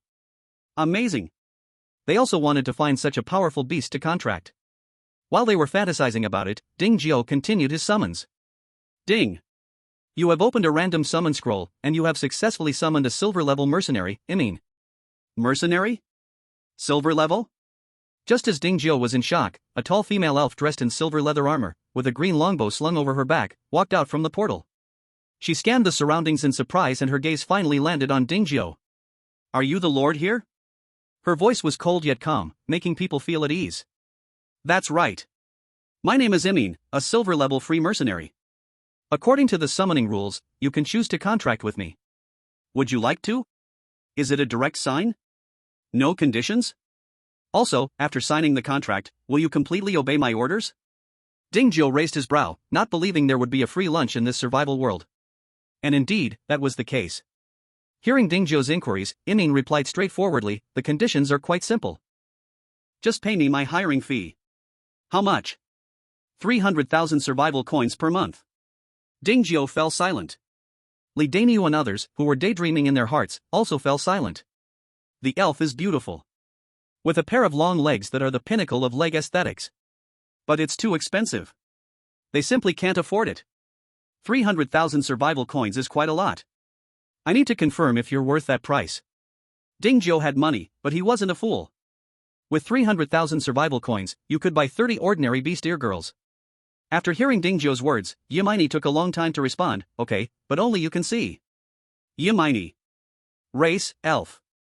Occupation, druid. Trait, wood. Attributes, Strength 1022, Constitution 1285, Intelligence 1581, Agility 1363. Skills, Precise Shooting, Multiple Arrows, Deadly Strike, Transformation, Nature's Grasp, Entangling Roots, Mist of Calm, Wild Instinct, Summon Forest Guardian, Nature Affinity, Nature's Wrath.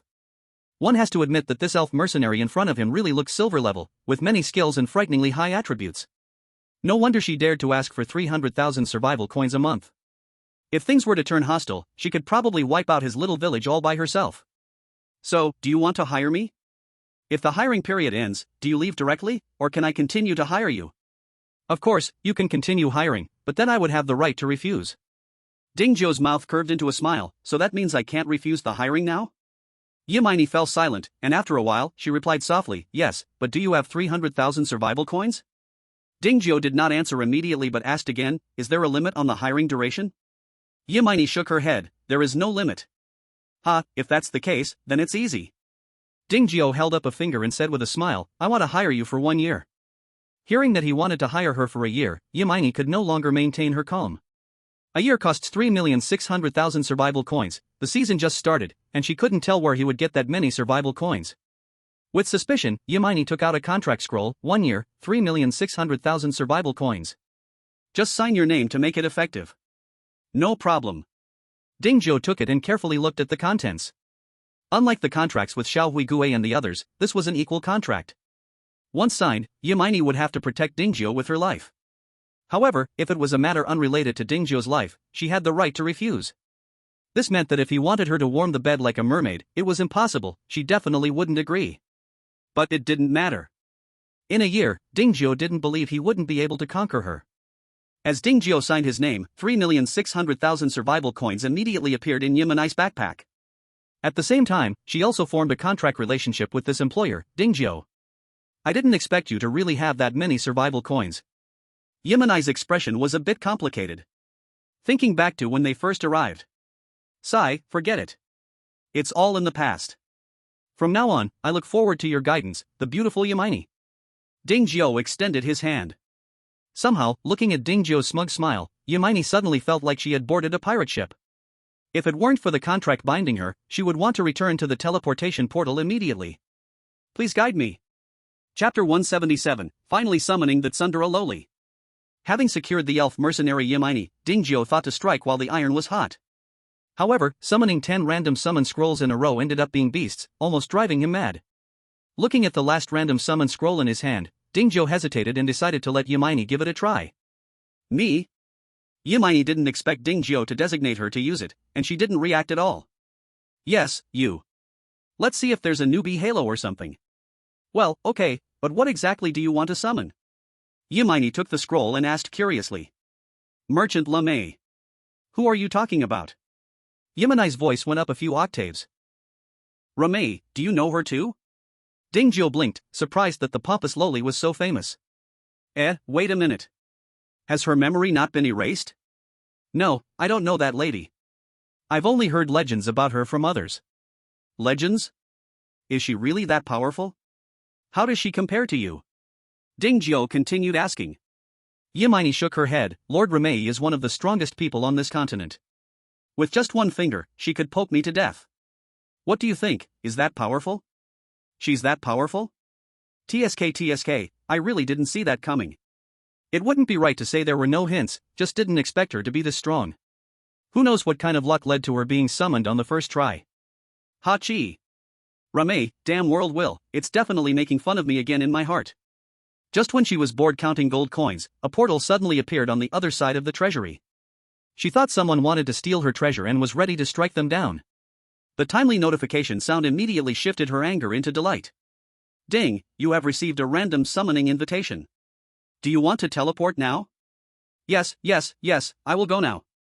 A flash of white light passed. A flashy loli in a short skirt with golden threads appeared before everyone. Seeing this familiar figure, Ding Zhuo's lips nearly curled up to the moon. Ah, good job. I'll add a chicken leg for you tonight. Ding Zhuo excitedly stepped forward. At this moment, Ramei also realized she had arrived, and her lips similarly curled up a bit.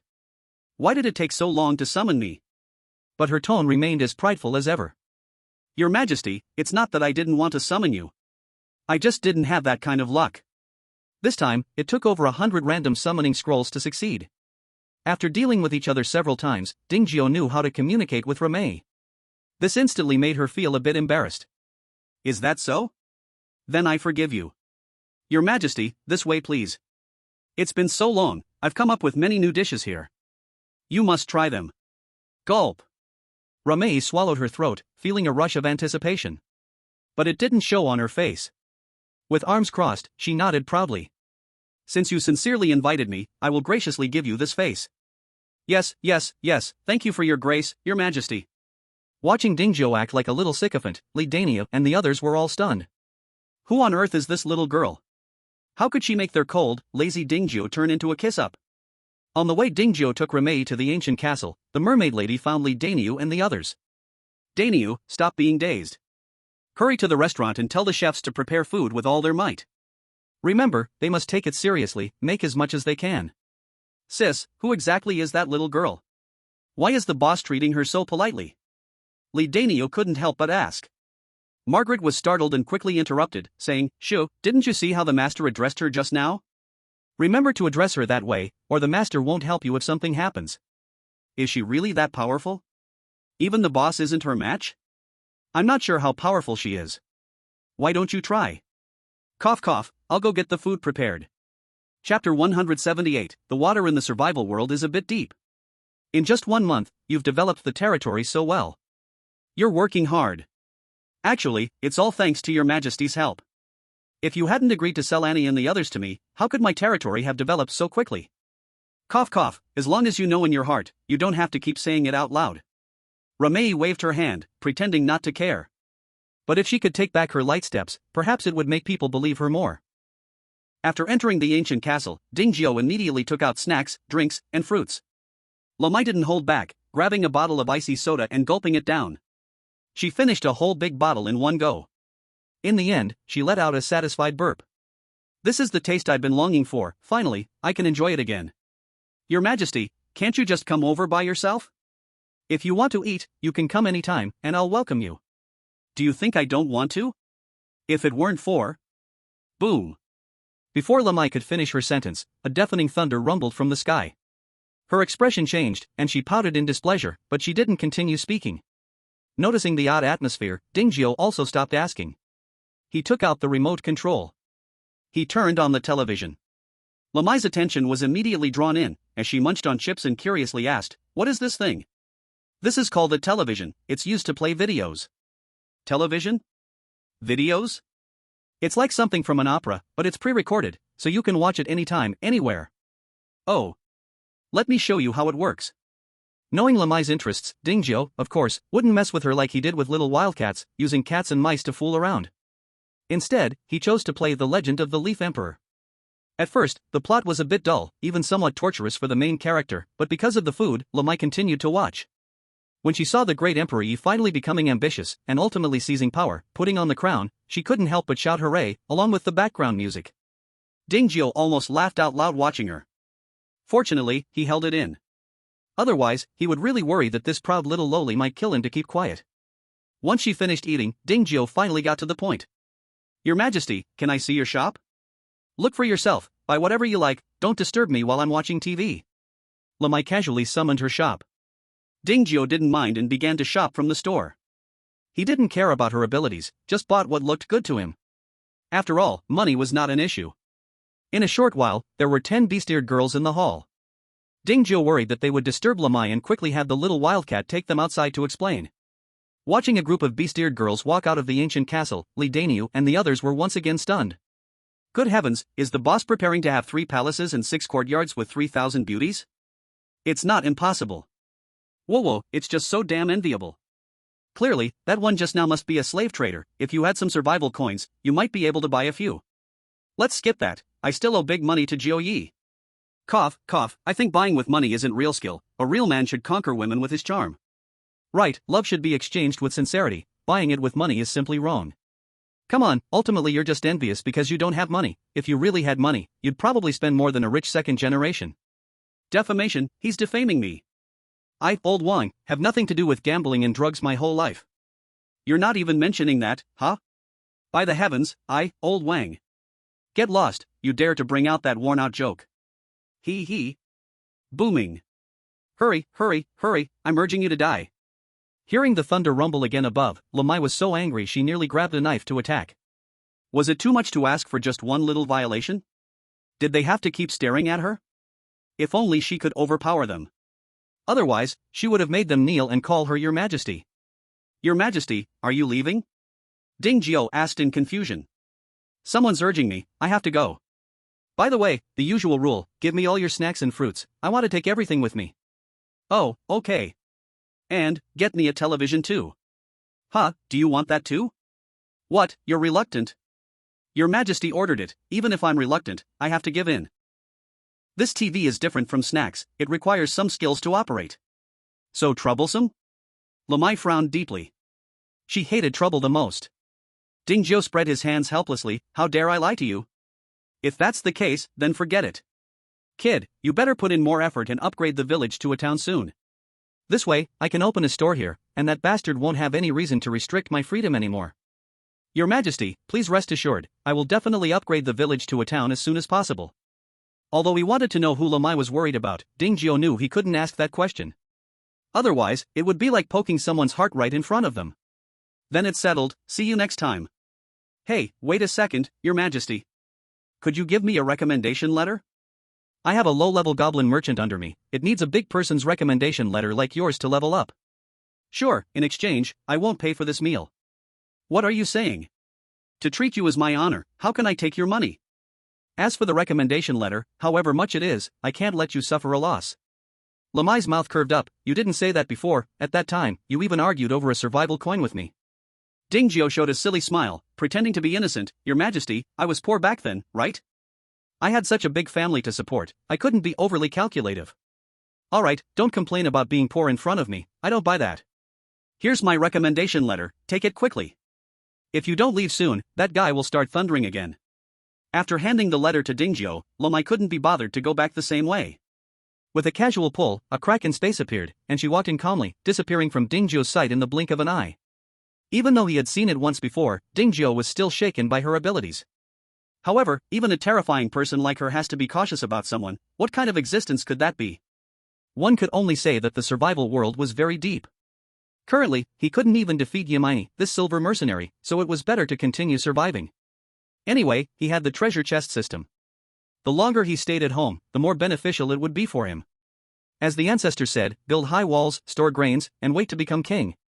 Wait until he becomes invincible before stepping out again and shocking everyone. Chapter 179, Hunting Competition. After sending Lamai away, Ding Jiu began to count the gains from this trip. Originally, he only planned to buy beastier girls. But after placing the order, he discovered that Lamai's servants were not as many as he had imagined. Also, those priced over 10 million that he had seen before were gone too. With no other choice, Ding Jiu, who had money but nowhere to spend it, could only clear the store. In the end, he purchased a total of 150 exotic girls and 50 subhumans. Among them, 60 had changed jobs, and 10 had advanced their professions. If it weren't for using the pet advancement pills to elevate Ziowawi and the others to high-level magical beasts, his overall strength wouldn't necessarily match theirs. Now that he had the people, the next step was to arrange their work. Just right, those newly built buildings needed people to maintain them, and they were the most suitable due to their full loyalty. And then there were the Traiants. They were naturally close to nature and could cooperate perfectly with the forest deer, effectively replacing the intermediate cultivation fluids effect. With such good tools, Ding Jiu would certainly use them towards a 007 direction, not letting them rest until their energy was fully spent every day. As for the three dwarves, they were assigned to Jiang Jiro as her subordinates. Didn't she always lack research equipment? Just right, dwarves are specialized in forging. After giving them a few related skill books, they can get whatever they want themselves. Since adding this group of specialized talents, Ding Jiu's territory has truly changed every day. By accelerating the growth of the nether vine, within just 3 days, relying on its seeds, covered all the cracks in the territory. But while he was enjoying, others were suffering. Because the toxic mist hadn't dissipated, those without antitoxin means could only continue to hide in the territory. This led to their consumption outpacing their income. Finally, to collect resources, they could only implement multiple shifts, taking turns to go out for 24 hours a day.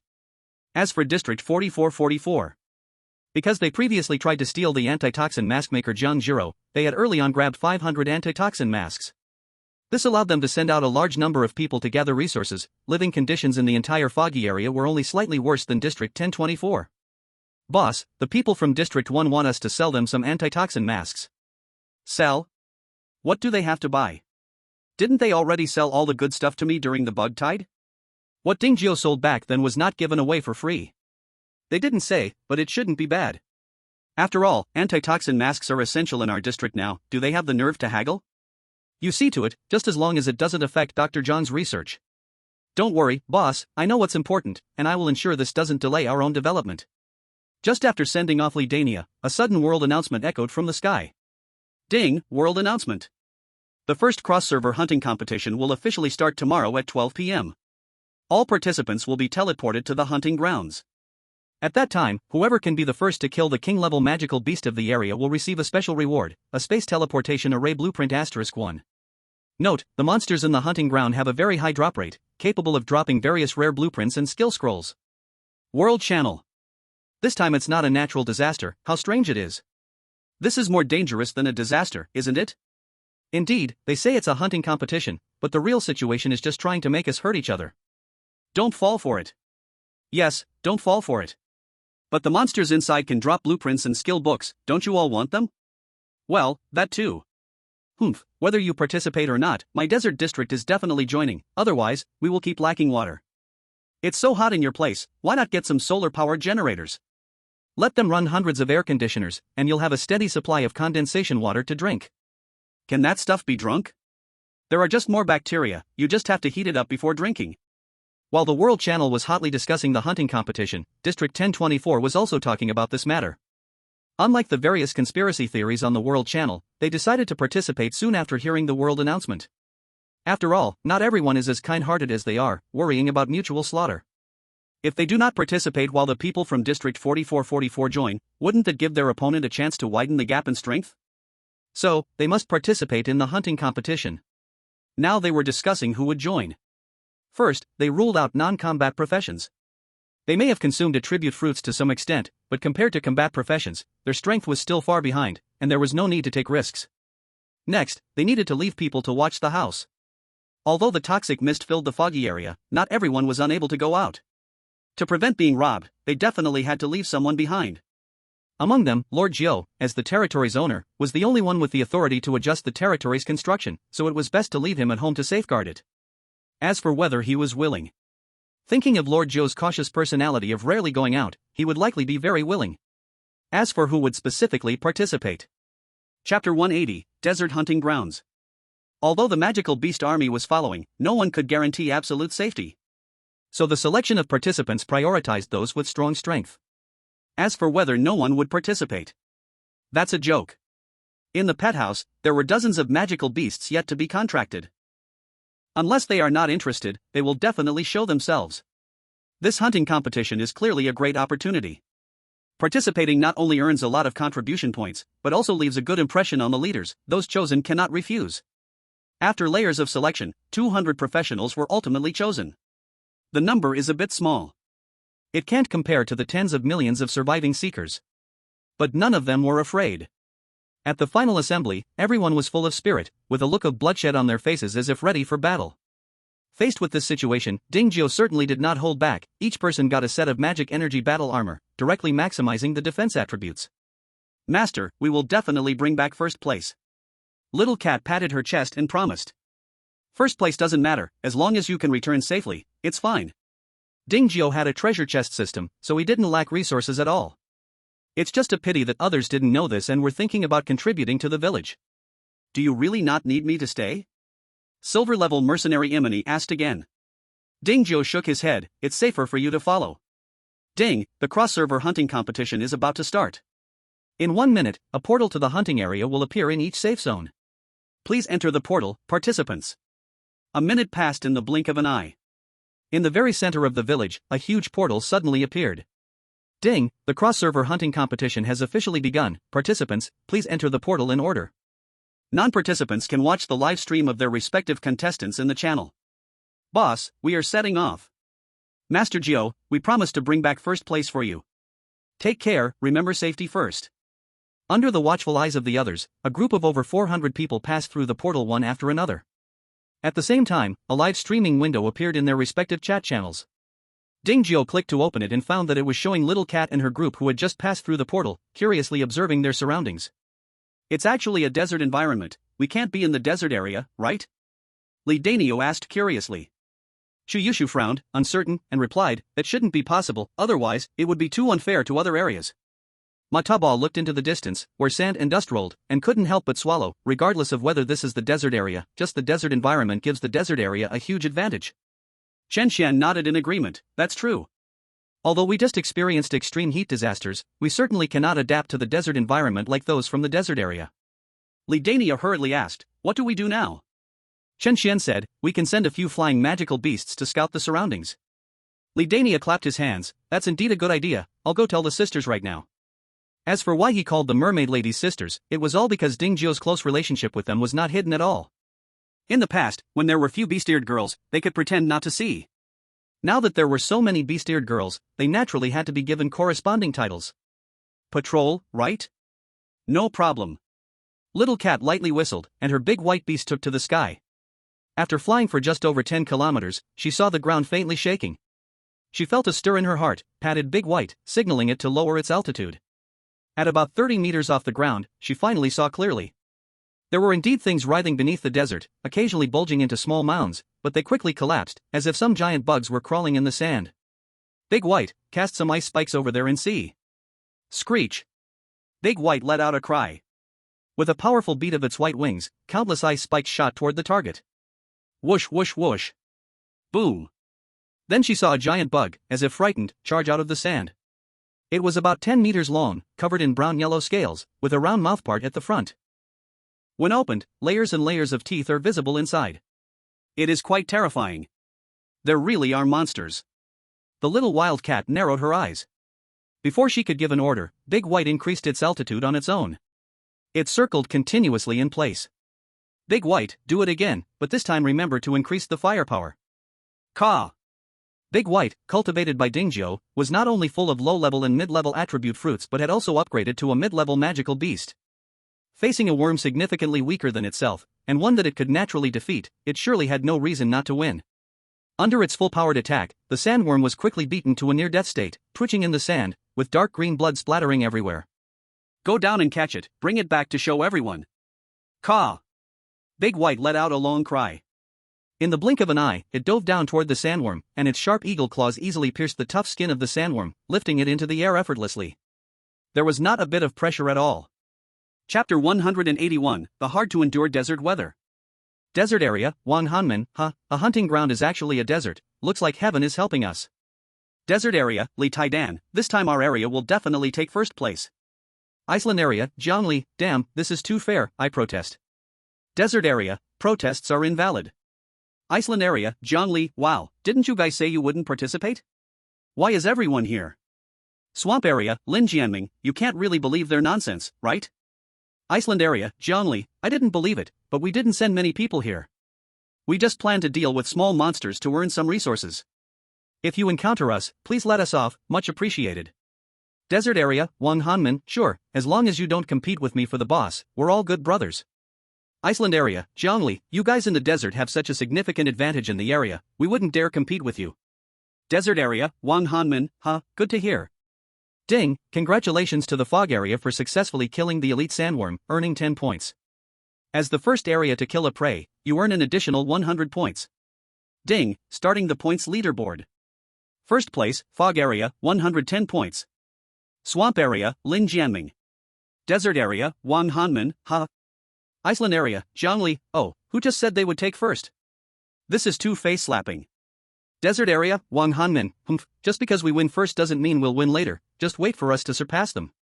Desert area, Li Taidan, exactly, the fog area just got lucky and ran into a prey. If it were us, we could do it too. Grassland area, Hong Xian, as expected of the desert area, with plenty of sunshine, even the breath feels hardened by the sun. Boom. On the other side, after dealing with the sandworm, the little wild cat instructed Big White to bring back its corpse. The moment they landed, the sandworm, still barely alive, was smashed to death, dropping several items. Li Daniu, damn, the world announcement didn't lie to us, the drop rate in this place is indeed so high. Chu Yushue, quick, let's see what it dropped. Chen Xian, in charge of logistics, stepped forward immediately. There are a total of 3 items: sword chi/skill scroll, antidote, and mineral water.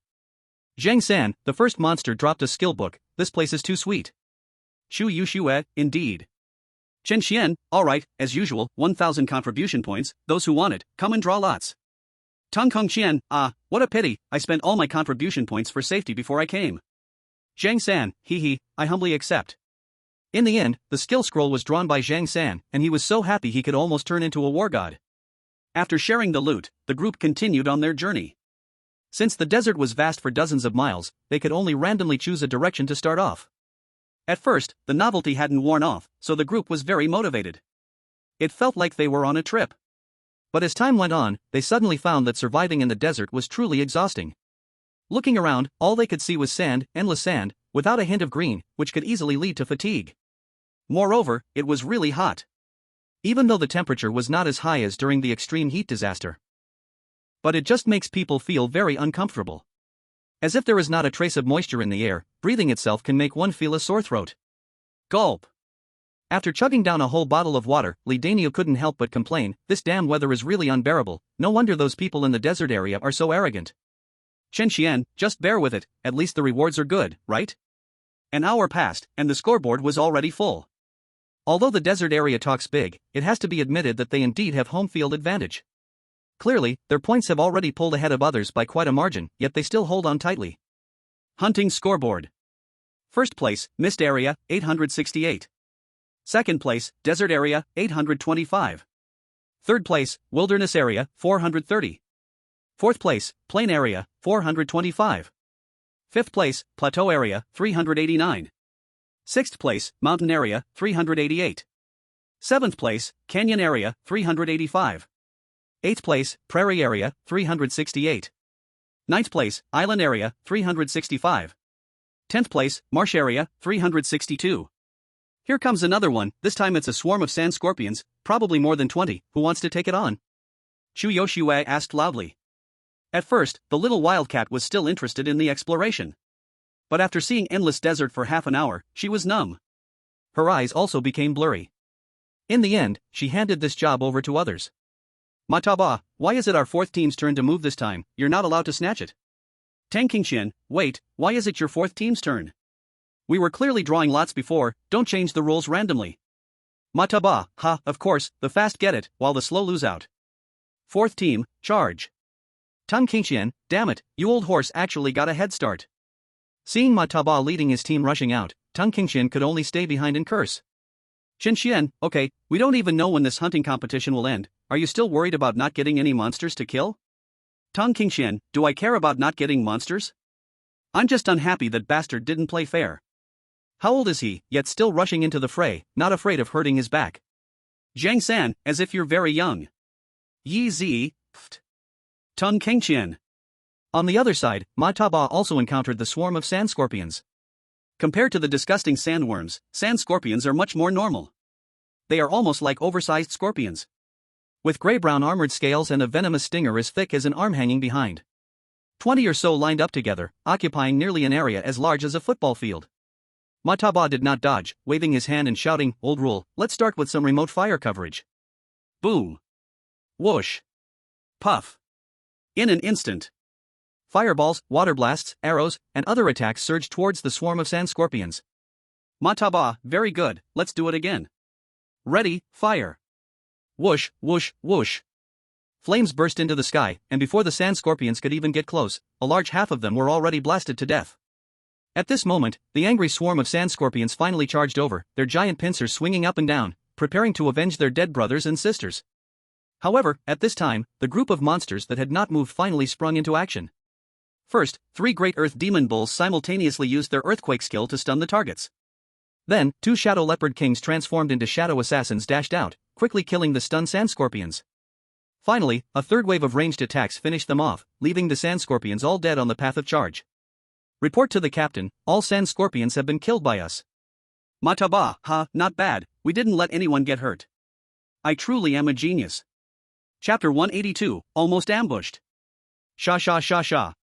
Hey, did you guys hear anything? Did you? Could it be that I heard wrong? Just when Li Daniu and the others were resting for lunch, a sudden rustling sound came from the sand dunes. However, since everyone was talking, aside from those who had advanced, others didn't notice it. Do you want me to go deal with them? Imani glanced at the mermaid and asked. As a silver-level mercenary hired with real money by Ding Jiuzhen, she had yet to make a move. She felt quite embarrassed. The mermaid shook her head. Just a reminder is enough, there are only a few hundred little bugs, they should be able to cope. Alright, you are the boss, you have the final say. With no need to take action herself, Imani continued to eat her lunch. Not to mention how strong they are. Simply put, the cooking skills are truly impressive. After being a vegetarian for over 200 years, she only now realizes how delicious meat is. No wonder that Lord would show up in this small territory. Big Nyo, enemies are coming, pay attention, the little wildcat shouted loudly. The loud shout drowned out everyone else's voices. Enemies are coming? Li Daniu paused his movements, then stood up alertly. Chu Yuxue and Chen Xian, unable to care about eating, grabbed their weapons and looked in the direction the little wildcat was pointing. Then they saw hundreds of sand lizards, their bodies a solid yellow, coming out from behind the sand dune. They were as large as medium-sized dogs, with a layer of tough yellow scales on their backs, somewhat like alligators. Damn it, disturbing us while we're eating, are you looking for death? Almost face-to-face already, Zhang San couldn't care about commanding anymore. Swinging his long sword, a crescent-shaped wave slashed out. In an instant, several sand lizards were sent flying. However, this was insignificant against the massive number of sand lizards. Eventually, the horde of sand lizards charged forward despite the attack. Shield warriors, put up your shields. Li Daniu shouted, slamming his giant shield onto the ground, and a series of faint golden shields instantly appeared, blocking the charging sand lizards. Yun. Xiaoyi, stay close to me. Chu Yuxue restrained her urge to charge out and swung her 3-meter-long giant sword continuously. Any sand lizard she swept across would have its head smashed and body broken. Tip, congratulations, you have successfully killed a normal sand lizard, you have gained 1 point. Tip, congratulations, you have successfully killed a normal sand lizard, you have gained 1 point. Tip, congratulations, you have successfully killed an elite sand lizard, you have gained 10 points. Not good, the sand lizards have burrowed underground. Ox Demon King, quickly use an earthquake. Moo. The Earth Demon Bull raised its foreleg high, then stomped hard onto the ground. Boom. The sandy ground collapsed half a meter, instantly killing all the buried sand lizards below. Serves you right. Li Daniu laughed heartily. Pushing his shield forward, he unleashed a shockwave, instantly clearing a wide space of over 10 meters ahead. Humph. Xiaoyi, keep a close eye on me. Chu Yuxue reminded her, then turned into a fading shadow and rushed out. Countless sword energies slashed out from her hand, forming a storm of blades around her. Wherever she passed, corpses lay everywhere. Seeing her teammates displaying great prowess one after another, Chen Xian couldn't help but feel his fighting spirit surge. He lifted his staff, and countless snowflakes fell, freezing a large group of sand lizards in moments. Good opportunity. Ma Taba, seeing the sand lizards frozen, immediately picked up arrows and shot at their heads. Soon, he heard the sound of gaining points in his ears. Tip, congratulations, you have successfully killed a normal sand lizard, you have gained 1 point. Tip, congratulations, you have successfully killed a normal sand lizard, you have gained 1 point. Tip, congratulations, you have successfully killed a normal sand lizard, you have gained 1 point. Damn it, you dead old horse, don't steal my kills. As a fellow ranged profession, Teng Kongqian couldn't stand others stealing his kills, and immediately started to fight with Mataba. Hee, the quick hand wins, the slow hand loses. Who told you mages have to chant?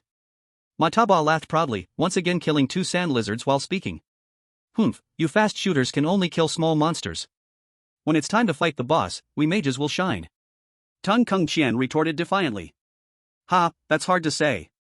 It seemed to verify Mataba's words. A silver-white arrow flew out by the side of the two. It directly cleared away everything in its path, the sand lizard monsters. Such an explosive scene made even the two who wanted to argue shut their mouths. Without looking, they could guess who did this. The former second-in-command of the beautiful girl battle team, Shin Tu Yuning. A cold as ice archer. Chen Qian, everyone, put in more effort, the monsters are about to be completely eliminated. Ma Ta Ba, here they come. Tung Qingqian, watch me. This ambush battle lasted a full 10 minutes, and at least over 300 sand lizards were eliminated. They were indeed a bit tired. But the harvest was plentiful. Looking at the pile of red, blue, white, and green loot on the ground, Chen Qian hurriedly led his logistics team to collect it, ignoring his need to rest. Shu Yusno took out a bottle of water and took a sip, then asked, "Phew, don't you all feel it's becoming easier to encounter monsters now?" Ma Ta Ba thought carefully, and his expression changed slightly. Now that you mention it, it does seem like it. Chen Shen, who was counting the loot, couldn't help but join in when he heard their conversation. Not only that, but the number of monsters is also increasing. At first, there were just 1 or 2, but now there are almost 300 or 400. Tung Qingqian sucked in a breath sharply. Hiss, Chen Qian, don't scare us. Li Daniu obviously didn't understand and asked in confusion, "What's wrong?" Zhang San, "It's nothing, they're just overthinking." So far, the sisters haven't even made a move. Who knows what they are afraid of? Li Daniu, huh? Chen Qian, ahem, it's fine, you all hurry and finish your lunch. We need someone on guard when we distribute the loot later. Don't let monsters sneak up on us, no one knows yet. Ha, Li Dania forced a smile. After suffering once, I won't dare to be careless again. Chapter 183, Finally Encountering Living People. The following journey indeed unfolded as they guessed. Not only had the frequency of encountering monsters increased, but the number of monsters they faced each time was also rising correspondingly. Under such pressure, Li Dania and the others' combat style changed from initially showing off to becoming practical users. They began to radiate a terrifying aura as a whole. Just as the sun was about to set, they finally met their first group of people after being solo for so long. You all come over quickly, it seems like someone is up ahead. Damn, after being solo for so long, we finally encountered living people. I wonder which zone they are from. No matter which zone, we must be careful. This is a competition event, and we are rivals, so don't get ambushed. Everyone followed Zhang San's pointing direction and saw ahead at a sand dune. 2 groups were confronting each other, one on the left and one on the right. It looks like they are about to fight. Should we go over and mediate? Li Dania scratched his head and asked. Do we know what those 2 survival zones are? Chen Qian asked. Everyone shook their heads. Then let's check the various chat channels, maybe there will be clues, Chen Qian suggested. Zhang San seemed a little skeptical. So what if we know those 2 survival zones, can we collaborate? I guess that makes sense. Chen Qian awkwardly smiled, realizing he had been a bit overly cautious. Li Daniu, so do we just continue to watch? Shu Yusno, alright, they've already noticed us. Ma Ta Ba, we hid so well, how did they find us? Chen Qian, it's probably because of the monster group, they are way too big, even if they're crouching down, they look like little hills, it's obvious something is wrong. Li Daniu, ugh, why is the group on the left coming towards us? Chen Qian, stay alert, once you spot any unusual movements from them, don't hesitate, attack immediately. They had walked all the way here without any casualties, and they didn't want that to change now. Yi Zi, ugh, don't you think their discipline is incredible? Thousands of people can move in such perfect harmony, it feels like. An army? Chun Qian interjected. Yi Zi quickly nodded, yes, exactly an army. Shin Tu Yuning said expressionlessly, is it possible that they are military personnel? When it comes to the military, they naturally think of Area 1 in the Mist Zone. It couldn't be this coincidental, right? Just as this thought rose in their minds, someone on the opposite side shouted. Is that you comrades from Area 1024? We are from Area 1. Well, it truly is coincidental. Li Daniu and the others exchanged glances. They never expected the first group they encountered would actually be from their own area. What should we do? Should we go and meet them? Li Daniu asked. Chen Qian said, it's a rare chance, let's go meet them. After all, we are from the same area and there is no competition. Shu Yushua said, I don't mind. Ma Ta Ba added, as long as they're not from Area 4444, it's fine. Tung Qingqian said, I think it's unnecessary for everyone to go. Just send a few representatives. Chen Qian nodded in agreement, this is indeed safer. Li Daniu asked, then who should go? Ma Ta Ba raised his hand, you can count on me. Before the crossover, I often interacted with them, so I have experience. Tung Qingqian added, count me in as well. As a major taxpayer in the nation, I am familiar with their people. Li Dania turned to Chu Yushue, beautiful Chu, do you want to go? Chu Yushue replied, I'm not interested in this. Li Dania said, alright, then I'll leave this to the 3 of you. I will borrow Xiao Huaihui from my sister-in-law to serve as your temporary mount. With Xiao Huaihui around, even if something goes wrong, they can safely bring people back. This started with another group of people. As long as the other side doesn't cause trouble, they had no intention of annihilating them. Mainly because it was unnecessary. As the top of the leaderboard, they had no need to do such a morally corrupt thing. Of course, if the other side actively caused trouble, it would be a different story. Their knives could do more than just kill monsters. You are from Area 1024, right? I am Yi Huan from Area 1. Finally, I can meet you. So you are General Yi, nice to meet you. I am Mataba from Area 1024, and these are Teng Qingshan and Shunxian. Ha, nice to meet you all. General Yi, how did you recognize us? Although Chun Xian and the others had added each other as friends, they had never formally met, and they were puzzled as to how Yi Huan recognized them. Yi Huan smiled and pointed at Li Dania, then pointed at Mataba. So far, I only know you from Area 1024 have this many magical beasts, combined with Mataba's appearance. Well, that's indeed the case. Tang Qingshan was very famous in Longwa, but his recognizability was certainly not as high as Mataba's. Since he knew Mataba was from Area 1024, he could naturally guess which side they were from upon seeing them. After chatting for a while, the topic shifted to the other group that had slipped away. Who were those people just now? How did you run into them? Normally, an official organization like Yi Huan's shouldn't treat their own country's talents that way. Yi Huan took a deep breath, and his previously smiling face turned cold. They are Qin Ting's people. Mataba blinked and asked curiously, who is Yi Ting? Is he powerful? Yi Huan opened his mouth to explain, but Chen Shen beat into it. Yi Ting is the boss of Area 4444. Mataba's face changed immediately. What? That group is actually from Area 4444? Damn, if I had known, I wouldn't have let them go. Chen Xian shook his head. If we didn't let them go, could we have killed them? Tang Qingshan was puzzled. Why can't we kill them? With the bad things they've done, dying 1,000 times wouldn't be too much. Mataba looked at him with the same confusion. Chen Xian sighed helplessly. Do you know how many people are in Area 4444 right now? Over 40,000. 3/4 of them are ordinary people. If we killed them here, then the houses in 4444 would become useless, and how would those ordinary people who were captured and made slaves survive? Yi Huan frowned tightly. If Qin Xian hadn't mentioned it, he wouldn't have known there was this outcome. Luckily, they hadn't engaged with the other party just now. Tang Qingshan asked, are we just supposed to watch helplessly and do nothing? Mataba, isn't there someone at home? Just let Ji bring some people over to pick them up. Chen Xian rubbed his forehead. He was a bit too lazy to explain. Do you not understand Juye's personality? How could he possibly go out to pick someone up?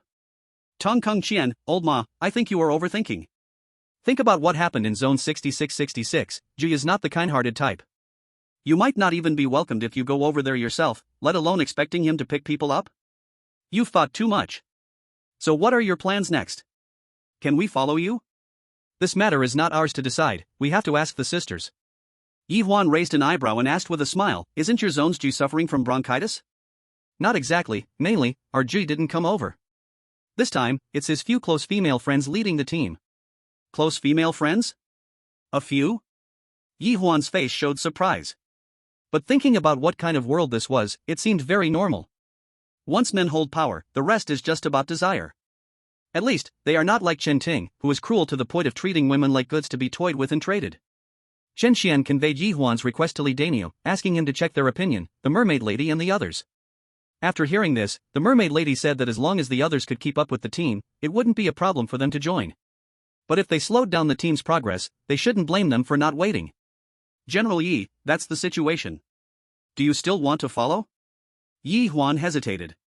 Their zone had contracted 5 magical beasts, and they couldn't ride together like in Zone 1024. And they all knew how fast magical beasts could run, they truly didn't believe they could keep up on foot. It seems we can't go together. Yi Huan sighed and was preparing to say goodbye to Chen Xian and the others when a hissing sound suddenly erupted around them. Then, the ground began to tremble slightly. Not good, something's happening. Chen Chen didn't bother with pleasantries with Yi Huan, he grabbed Mataba and Tang Kung Qian and climbed onto Xiao Huihui's back. Yi Huan reacted quickly too, shouting loudly, everyone, be alert. Keep an eye on the surroundings. If something feels off, attack immediately. Yes. N. This time, the disturbance is quite big. Li Dania frowned, staring at the dust storm gradually rising around them. Could it be there are thousands? Chu Yushua pulled up the mask on her helmet and gripped her giant sword tightly. General, it seems there are a lot of monsters this time. Should we hide over in Zone 1024? Actually, Yi Huan didn't need his deputy to remind him, he noticed it himself. Unlike the few dozens he saw before, now there were at least 1,000 magical beasts coming. Although they had 5,000 people, if they really fought, a lot of them would probably get injured or worse. Alright, let's go join forces with Zone 1024 and face this wave of magical beasts together. Li Daniu and the others only glanced over with curiosity when they arrived and didn't mind. This was based on the natural good feeling the people of Longhua had towards soldiers. They've appeared. Just as both sides were getting their formation ready, a large wave like black tide surged out from the dust storm. It was the sand scorpions they had faced before. But this time, the number was overwhelming, at least 2,000 or more. They were densely packed, surrounding all directions around them. Chapter 185, After the small ones, here comes the big ones.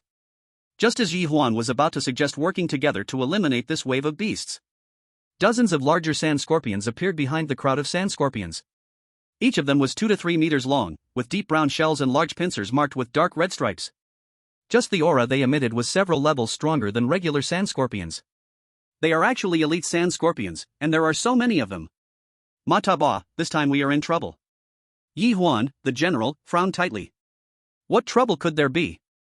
Mataba sneered dismissively. It's just a few thousand, just elite sand scorpions. What trouble is that? Is this still not troublesome? Yi Huan was stunned, wanting to ask for clarity. But at this moment, the swarm of sand scorpions had already attacked, and he could only refocus his energy on command. First Regiment, swear to block the march of the sand scorpions. Second and Third Regiments, attack with all your might. Fourth Regiment, prepare for healing, paying special attention to the situation of the First Regiment. Received. I have to say that the aura of soldiers is majestic. Thousands of people shouting in unison is truly inspiring. Upon hearing this, Li Daniu and the others couldn't help but feel a surge of heroism in their hearts. In the end, they rode out on the magical beasts. As soon as they landed, countless stone spikes erupted, instantly killing over a dozen ordinary sand scorpions. Among them, the most outstanding were undoubtedly Xiao Huihui and De Huang. These two king-level magical beasts, under the command of the little wildcat, charged straight toward the elite sand scorpions. Wherever they passed, sand scorpions were either knocked dead or trampled to death. As for the sand scorpions hitting them, they either sounded a metallic clang or were burned to nothing. Let alone encircling them, they couldn't even scratch a single hair on them. How is this possible? How can they be so strong? Yi Huan's eyes widened, his mouth agape as if a fist could fit inside. Over here, they needed several people to cooperate just to deal with an ordinary sand scorpion. Yet in Area 1024, just a few magical beasts were deployed, easily sweeping through thousands of sand scorpions like slicing vegetables. General, do we still need to step in to help? The Vice-General asked weakly. Yi Huan shook his head. In his shock, there was also a hint of bitterness. Forget it, it's best not to disturb their battle. At the same time, he vaguely understood why the people from Area 4444 had run away so quickly. It seemed they already knew the strength of Area 1024. Knowing that even though they had over 10,000 people, they were still no match for the mere 300 in Area 1024. After the reckless charge of the magical beasts, the swarm of sand scorpions was quickly divided into dozens of small battlefields. This gave Li Daniu and their team the chance to shine. Li Daniu was steadfast as a mountain. Chu Yoshue charged recklessly. Zhang San's sword light surged. Mataba's flames burned cities, and so on. Once again, they left the people in Area 1 dumbfounded. It turned out that not only were the magical beasts in Area 1024 powerful, but the people were also extraordinary. What about those beast-eared girls who had been fighting? Could they also be a group of hidden experts? What in the world? What kind of luck did Jui have? What qualifications did he have to have such a group of extraordinary subordinates? Yi Huan admitted he was envious. He wished he could pull all these people to Area 1 to be his soldiers. At this moment, Xiao Huihui had also confronted the dozens of elite sand scorpions. Clearly outnumbered, yet Xiao Huihui and De Huang were instead forcing the opponents back. With a claw swipe, the elite sand scorpion's heavy shell was cracked open. With another swipe, it even twisted off its head. Just when everyone thought this battle would end here, there was another violent tremor from below the desert. No way, could there be more? Isn't that good? The more that come, the more points we earn, and the greater the rewards. That may be true, but we still have to be cautious to avoid falling into a trap. Did you not see that the lady boss and the others haven't made a move yet? What are you afraid of? Who says I'm afraid? He. Boom. Seconds later, a deafening explosion erupted from beneath the desert. Then everyone saw a massive figure burrowing up from below. Hiss. This sand scorpion is too huge, it's almost as big as a small mountain. Such a big one, can we really defeat it? We'll know if we give it a try. Ma Taba raised his hand and shot a fireball at it. However, the result was not as expected. The blood and gore he imagined did not appear, it merely left a black mark on the sand scorpion commander. Wow, its defense is so tough. Ma Taba clicked his tongue inwardly. Let me try. Chu Yoshua activated her talent. All of a sudden, her strength multiplied several times. Boom. Then she exerted force with both feet. She created a small pit in the sand, using it to charge towards the sand scorpion leader. Whoosh. A massive sword swept out of her hand, striking fiercely at one of the sand scorpion's legs. Crack. It truly managed to create a crack. Squeak. The sand scorpion leader did not expect that the tiny Chu Yoshua could actually hurt it. Although it was just a little, it made it incredibly angry, and it immediately swung its giant pincers towards Chu Yoshua. Chu Yoshua blocked with her sword, but she realized she had underestimated her opponent's strength and was directly knocked away. Xia Xue. Sister Shui. The beautiful Chu. Worried that Chu Yoshua might be in trouble, the others quickly took action to draw the sand scorpion leader's attention. In an instant, countless fire arrows rained down towards the sand scorpion leader. Unfortunately, the difference in strength was too great, and they couldn't deal any damage to the sand scorpion leader. Imani watched the scene calmly as she took down her wooden longbow. However, before she could act, Xiaowei and Daolo, who had already dealt with dozens of elite sand scorpions, first targeted the sand scorpion leader. A wolf and a tiger, they flanked the opponent, constantly using their beast king pressure to intimidate it. The sand scorpion leader sensed the unusual nature of the two beasts and no longer pursued Chu Yoshua and the others, its poisonous tail swaying up and down, searching for an opportunity to strike. Chapter 186, A Broadened Perspective, Another Plan. Ow. Roar. While the sand scorpion leader was still searching for an opportunity, Xiaowei and Daolo took the initiative first. One shot a fireball, the other let out a tiger's roar, sending the mountain-sized sand scorpion leader staggering back 100 meters. This was nothing like the earlier tickling from Chu Yoshua, it truly injured it. Squeak. The sand scorpion leader let out a sharp hiss, its massive tail whipping violently. The dark, icy poisonous stinger shot straight towards Xiaowei. Xiaowei quickly dodged, leaping to the other side. Seeing an opportunity, Daolo hurriedly pounced forward. A faint red flame rose from its tiger paw, slamming hard onto the sand scorpion leader. Bang!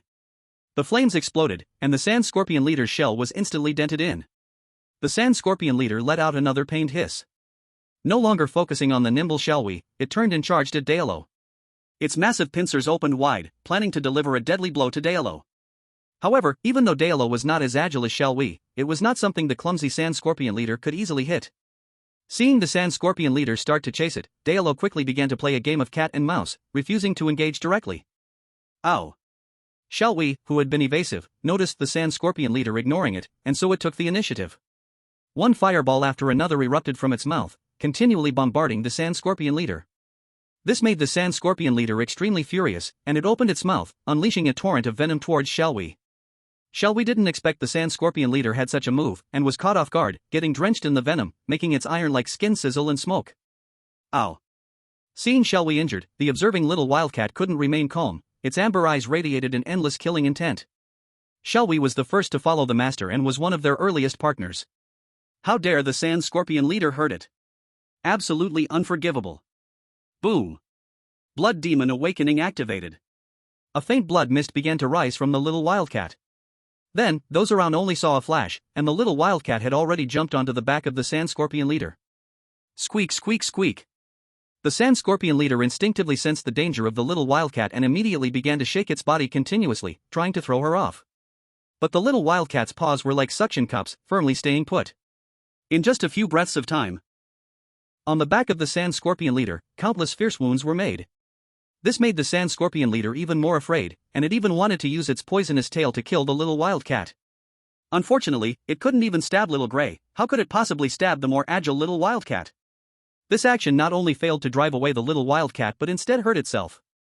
After being treated by the mermaid daughter, Little Gray had also recovered by this time.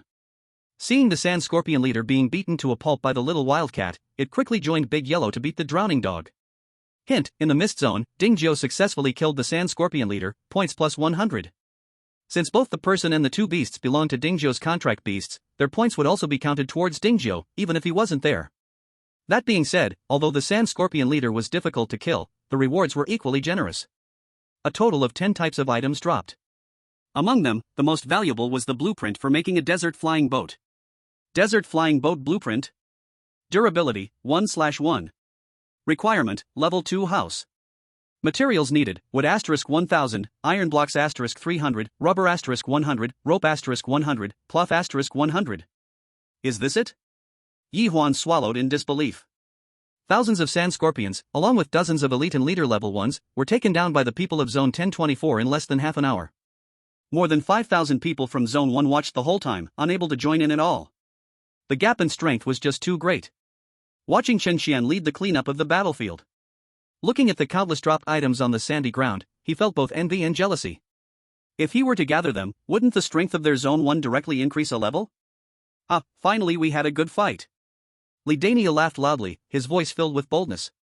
Those who are injured, go to Shaoyi for treatment, don't delay the journey. Chu Yuxue shouted. With forest snow deer around, some minor injuries didn't require the mermaid daughter's help. So they let Ez, the healer, lead a medical team. Unless they encountered injuries like Little Grace just now, most of the time, these healer teams would solve the problems. General, I think we should avoid acting alone, it's not safe. After realizing the recent battle, the deputy was very worried about the upcoming journey. In fact, he was not the only one thinking this. Everyone in Zone 1 felt like they were looking at the sky from the bottom of a well. If it weren't for the people from Zone 1024 being here this time.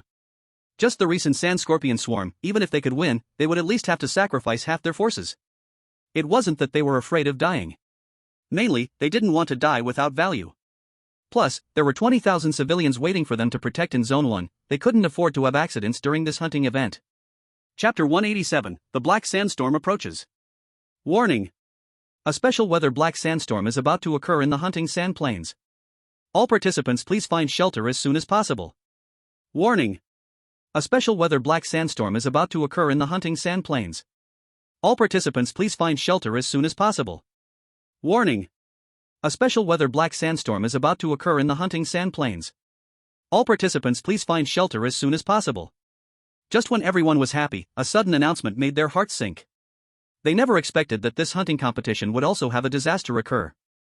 Damn, are they messing with us? It's nothing but sand around, what shelter is there? Li Daniel cursed. General Yi, have you discovered anything along the way? Chen Xian asked. Yi Huan shook his head, no, all I saw was sand, there isn't any building at all. Chen Xian's face was serious, that's troublesome. Sandstorms are different from others, you can't just tough it out. Chu Yuxue sighed, it's a pity we didn't bring the defense barrier, otherwise, it would be much easier.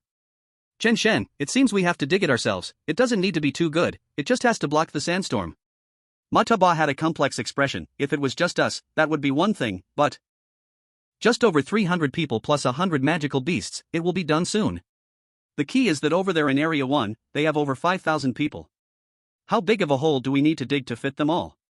Xin Xian, even if it's big, we have to dig it. Are you going to just watch without helping? Ma Taba, I'm not, don't talk nonsense. TCH. Li Dania, don't worry, even though the construction team hasn't come, the soul of the team, Dehe, has arrived. Let it lead the other magical beasts to dig the hole. I believe it will be done soon.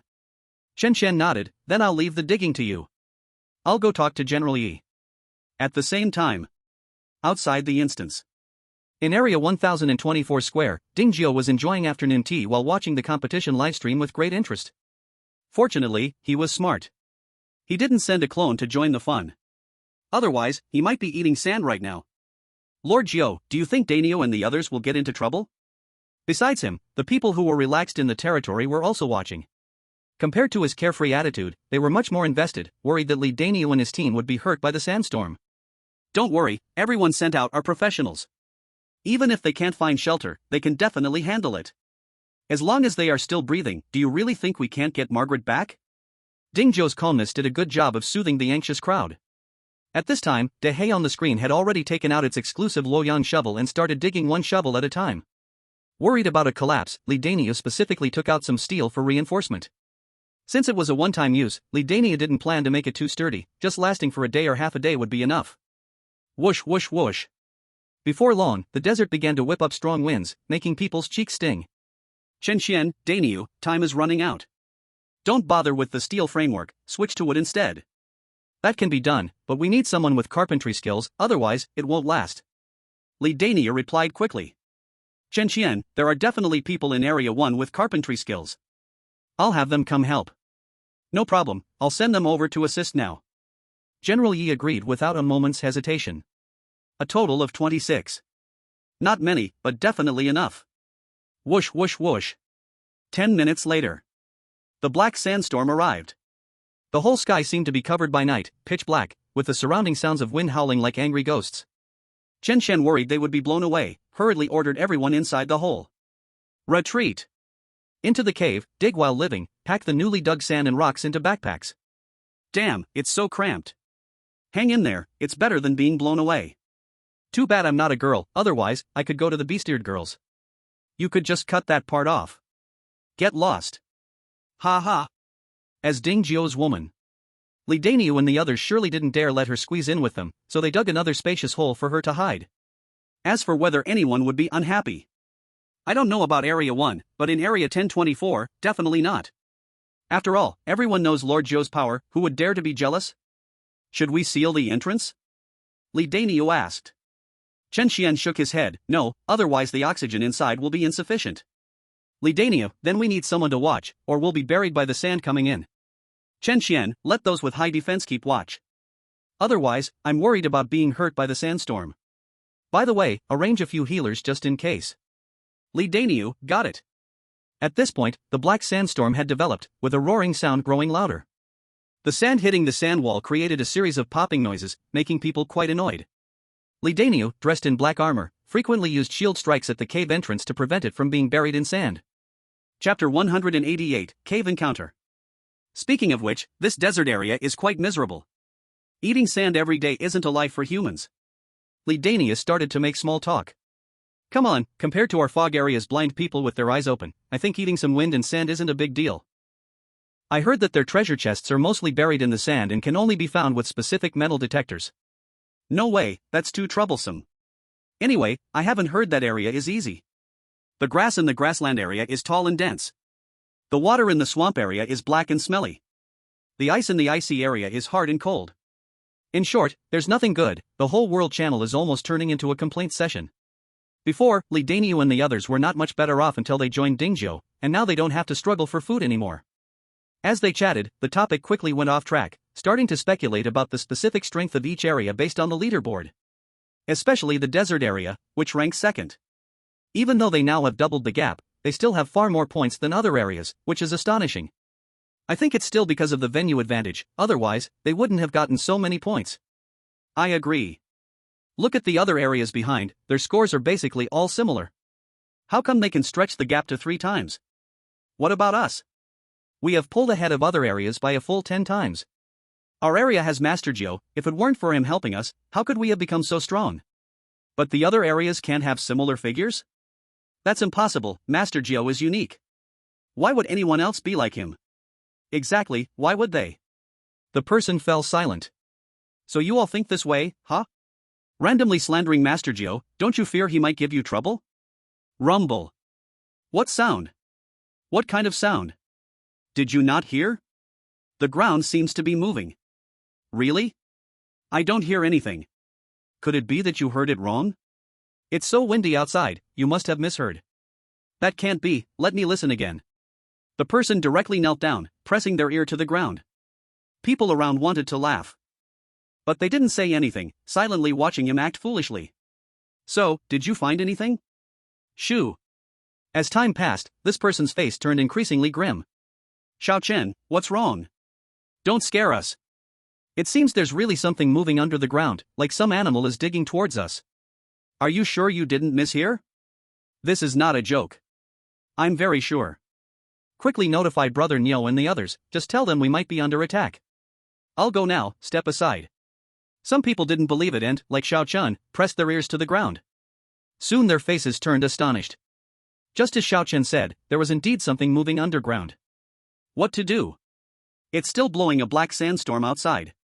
We might not withstand it if we go out. Let's wait for Brother Niu and them to come. We should put on our gear just in case. Understood. Just moments ago still playful, everyone immediately became serious. They quickly formed teams, weapons in hand, vigilantly watching the ground. Just then, the ground suddenly shook violently. Then they saw giant sandworms breaking through the earth, viciously lunging at the nearest person. Block it, quickly block it. Don't let them collapse the pit. Shield strike. Provocation. Charge. Each used their control skills to barely hold back the attacking sandworms. However, the control skills didn't last long, so they had to cooperate and attack together. 3 to 5 people formed a team, with 3 teams taking on one sandworm. Fortunately, this time they all came from the elite, and they had gained plenty of practical combat experience along the way, or else they wouldn't have been able to react so quickly. As for the first area, while there weren't many professionals, they were brave and fought hard, facing the terrifying sandworms without a single person choosing to retreat. Sneaking an attack while the black sandstorm is raging, these sandworms are too cunning. As soon as they learned about the monster's ambush, Lidanio couldn't care less about guarding the cave entrance anymore. He rushed deep into the cave. On the way, he ran into Chen Xian and a few others. Then they joined forces and charged over together. The reason there were no magical beasts helping them was mainly that when they were digging the cave, they were too rushed. There was simply no time to dig out enough space for them to move. So, unless absolutely necessary, they would definitely not let them take action, for fear of the cave collapsing. However, someone arrived even faster than they did. The swift little wild cat, after dealing with the sandworm group on her side, immediately rushed over to the boys. Chapter 189, Brutal Slaughter of the Sandworm Leader. To be more precise, just as the sandworms on the girls' side were emerging from the ground, Yumini single-handedly took them out in an instant. With just one person and one bow, hundreds of arrows shot out together. They hit the ambushing sandworm group precisely. Her simple yet effective attack also allowed the mermaid sisters to witness the strength of a silver-level mercenary. They understood why their master was willing to spend such a huge amount to hire her. It was truly worth every bit. Now that their side was safe, they of course would go and check on Lidanio. Unlike in Area 1, Lidanio and others were their master's subordinates and they couldn't just stand by and watch. Fortunately, the two sides were not far apart. After exiting the cave entrance, it would only take a dozen meters to reach them, so the agile little wildcat quickly arrived. Seeing the sandworms being brutally slaughtered, her eyes turned cold and her figure instantly transformed into a red blood shadow, the dagger thrust out, slicing one of the sandworms in half. So fast. This was the first time Yihuan saw the little wildcat in action, and she was immediately shocked by her extreme speed. Especially now that they were still in the dimly lit cave, the little wildcat's high-speed movement felt like teleportation. She had clearly just seen her appear at the side, yet in the blink of an eye, she was on the other side, giving the impression of teleporting. The key was that her strikes were fierce, each sandworm only needed a single stab to be finished off. Boom! Just as the little wildcat was about to eliminate all the sandworms, the ground shook violently once again. And this time, the intensity was even more exaggerated than before. Countless sands and stones fell from the cave ceiling, raising clouds of dust. The little wildcat frowned slightly, her amber eyes shining brightly like jewels in the dim cave. In her perception, a larger sandworm was gathering power underground, ready to burst out. Could it be the leader level? Boom! Just as she thought this, it burst out of the ground. It was 3 or 4 meters wide, like a titan python, instantly filling half of the cave. Finally, it even broke through the cave ceiling, a roaring black sandstorm blowing in, causing many people's eyes to squint. What a disgusting worm! The little wildcat made a disgusted expression and reminded, "You all better stay away from it, it is not something you can handle." Boom! However, the sandworm leader moved. With a wide mouth, its terrifying jaws revealed a terrifying mouth filled with layers of sharp, turbine-like teeth before everyone's eyes, chilling their hearts. Not good, run! The little wildcat's expression changed, she stepped out and rushed toward the sandworm leader. Bang! However, compared to ordinary sandworms, this leader-level sandworm had a shell that was a bit too tough. When she thrust her dagger, it simply sank into the flesh but did not harm it at all. Hiss! But despite that, it attracted the sandworm leader's attention, which began to chase her. Whoosh, whoosh, whoosh. The little wildcat reacted quickly and began to run on the sandworm leader's body. At that moment, the little angel who had just arrived shot 3 arrows as cover. However, the arrows hit the sandworm leader but bounced back, unable to penetrate its tough skin. What tough skin? The little angel frowned. Again, she pulled back the bowstring. But this time, she did not rush to shoot, instead, she began to gather energy at the arrow tip. Hiss! Sensing the smell of danger, the sandworm leader paused its pursuit of the little wildcat and turned to look warily at the little angel. Lisa, can your illusion work on the PXHFN? I won't know until I try. The little fox raised her staff, and a white light wave shot from it, accurately hitting the sandworm's body. Then, a layer of pink light appeared on the sandworm leader's body, and it began to twist and writhe in place. It worked, but the control won't last long, so you need to hurry. Don't worry, we won't give it a chance to react. The little fox's magic white light. The honest rabbit's heavy sword blades glow. The little wildcat's shadowy blood blade. One after another, they all smashed into the sandworm leader's body. With so many attacks, no matter how tough the sandworm leader's skin was, it could not withstand it and was immediately blasted into a pile of meat. Bright green blood splattered all over its body, making it look even more grotesque. Come again. Boom boom boom. Because the sandworm leader's skin was too thick, the four of them struck it 7 or 8 times before finally killing it. And as the sandworm leader died, this attack event came to an end. Hint, congratulations, you have perfectly completed the special event, killing the sandworm swarm's ambush, rewarding you with 1000 points. Hint, congratulations, you have successfully killed the sandworm leader, adding 300 points. Chapter 190, The Hunting Rules of Fueling the Fire. The rewards were generous, but the consequences were also severe. In Zone 1024, there were few people, and since most of them were professionals, except for some unlucky ones who were injured, no one sacrificed. However, Zone 1 was different, with over 5,000 people scattered throughout the underground cave, most of them were non-professionals. This caused them to feel overwhelmed when faced with the sandworm swarm's ambush, ultimately resulting in dozens of casualties. Those who were injured received treatment and were fine, but for those who had died, there was nothing to be done. Furthermore, the underground cave in front of them had been hastily dug out, with many areas not well constructed. Now, after the chaos caused by the sandworm leader, several large holes had been punched in the cave ceiling. Faced with the violently surging black sandstorm, Lidania and the others tried to organize people to block it, but found it quite difficult in practice. Unlike on the surface, the makeshift wooden boards they had created had durability and simply could not withstand the black sandstorm's assault. As for replacing them with steel plates, they had come to participate in a hunting event and had not brought such things. Moreover, there was no workbench here, so how could they synthesize steel plates? Just as they were thinking about whether to block this underground hall, the fiercely howling black sandstorm suddenly stopped. Is it over? Did it only blow for 2 hours? Isn't it better to end early? Are you hoping it blows all night? No, I'm just curious. After all, the disasters we faced before lasted for half a month. Come on, can they be the same? Alright, stop arguing, those in front, hurry up and get out. I'm covered in sand and it's unbearable. By the way, what kind of sand is this? It smells burnt? Could it be carbon? No, carbon doesn't smell like this. As they exited the cave, the sky outside was already dark. A blood moon hung high in the sky, with the dark red moonlight casting a bloody and eerie glow on the surroundings. Especially with the ground covered in a layer of black sand grains, it felt as though they had entered some strange place. From time to time, a burnt smell drifted by, making them feel uncomfortable but somewhat dizzy as well. So, do you want to grind monsters all night? Li Danio asked. Chen Xian quickly shook his head, let's forget it. Our points are nearly double compared to the second-place desert zone. There is no need to stay up all night fighting for points. Mataba agreed, I agree, we don't know what will happen tomorrow, we can't waste our energy for no reason. So, after some discussion, they decided to stay overnight here. Yi Huan still wanted to send some people to help, but when he saw a huge gorilla skillfully building a wooden framework with its smaller brothers, he was stunned. Damn, digging holes is one thing, but can even build? Have these beasts turned into intelligent beings? General Yi, is there something you need? Seeing Yi Huan approach, Chen Xian quickly walked over. Yi Huan looked away, his expression complex, and asked the approaching Chen Xian, how did you manage to make them so obedient? Chen Xian showed confusion, General Yi, didn't you also contract a few beasts over there? Don't they listen to you?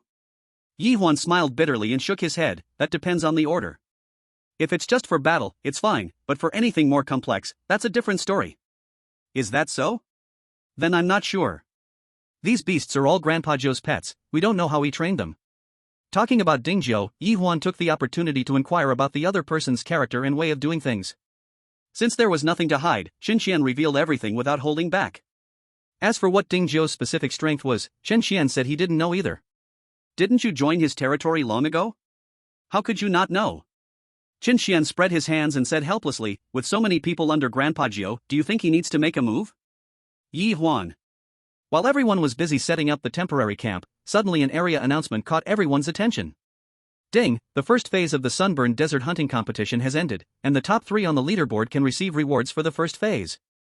The first place Misty Region, 23,582 points, reward. The overall resources of this area will be multiplied by 10, lasting 1 week.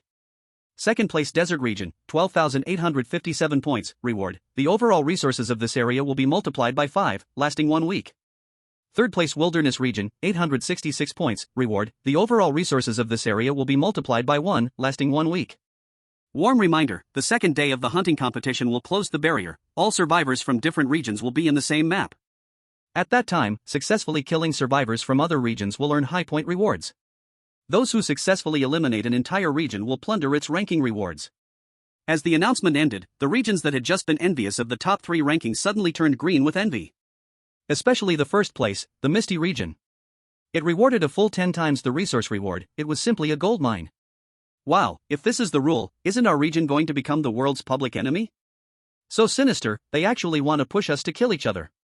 What are you afraid of? I don't believe they can be stronger than us. Exactly, no matter how many come, we will kill them all. Of course, they definitely aren't stronger than us, but there are too many of them. Don't forget, our District 1 alone has 5,000 people. Wouldn't an entire region have tens of thousands? If so many people really come, are you sure you can handle it? Don't end up having nightmares about it at night. Chapter 191, Building the Sand Ship. A night passed with no words. They thought there would be monster attacks at night, but the whole night went by, and other than snoring, nothing happened. The next day, they woke up. The sun rose early. The temperature on the sandy ground rose quickly, and the moist air from last night began to turn hot again. As Ding Jiu's subordinates. Leaving aside everything else, when it comes to enjoyment, Li Dania and the others were deeply influenced by Ding Jiu. Especially when the food street opened, barbecue, skewers, watching movies, it felt like returning to Blue Star. Over in District 1, they were just preparing to distribute bread, when they caught a whiff of the irresistible aroma of meat buns wafting from District 1024. Looking around. Large meat buns, beast meat sandwiches, steamed scorpion pincers, bog heart soup powder. One by one, dishes filled with otherworldly characteristics were brought to the table, adding a hint of aroma to the hot air. The people in Area 1, who were about to have breakfast, looked at the rich breakfast in Area 1024, and saliva almost spilled out of their mouths. Should we send some to General Yi and his team? Someone asked. They have thousands of people over there. Even if we give them everything, it won't be enough to share. We can just give a few to General Yi and his team. Eating in front of them like that, aren't you afraid they'll say you're undermining the morale of the army? Then forget I said anything. Following the principle of it's better to avoid trouble, in the end, Li Dania and the others did not actively invite General Yi and his team to join them for breakfast. Poor General Yi and his team had already thought of what to say to refuse. Little did they know that the people over there had no such plans at all. Perhaps the heavens couldn't bear to watch. Just when they were halfway through breakfast, howls of wolves echoed from afar, growing closer. Then, massive creatures emerged from the other side of the sand dunes. They were covered in black fur, and their mouths exhaled black mist while breathing. The smell was just like the previous black sandstorm, extremely unpleasant. Black mist sandstorm wolves? This creature can't be related to the previous black sandstorm, right? I think so too. Who cares if it is or not? It's just points delivered to our doorstep, we shouldn't pass it up. Ha, right. Unlike the relaxed atmosphere in Area 1024, General Yi in Area 1 had already started organizing defenses. Same old rules. The high defense profession stood at the front, with melee fighters covering and ambushing from the sides, while ranged fighters and medics stayed in the center responsible for output and rescue. Everything was arranged very well, with great discipline, yet they seemed to have forgotten the terrifying strength of Area 1024. AU. As the Black Mist Sandstorm wolf pack charged, the monster team from Area 1024 rushed out from their sides.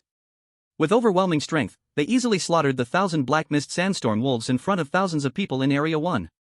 Looking at the items and props scattered all around, General Yi felt once again like he and his team were a joke. Instead of continuing to struggle to survive like before, wouldn't it be better to ally with the big boss Ding Jiu like Li Danio and the others? As soon as this thought crossed his mind, he was startled.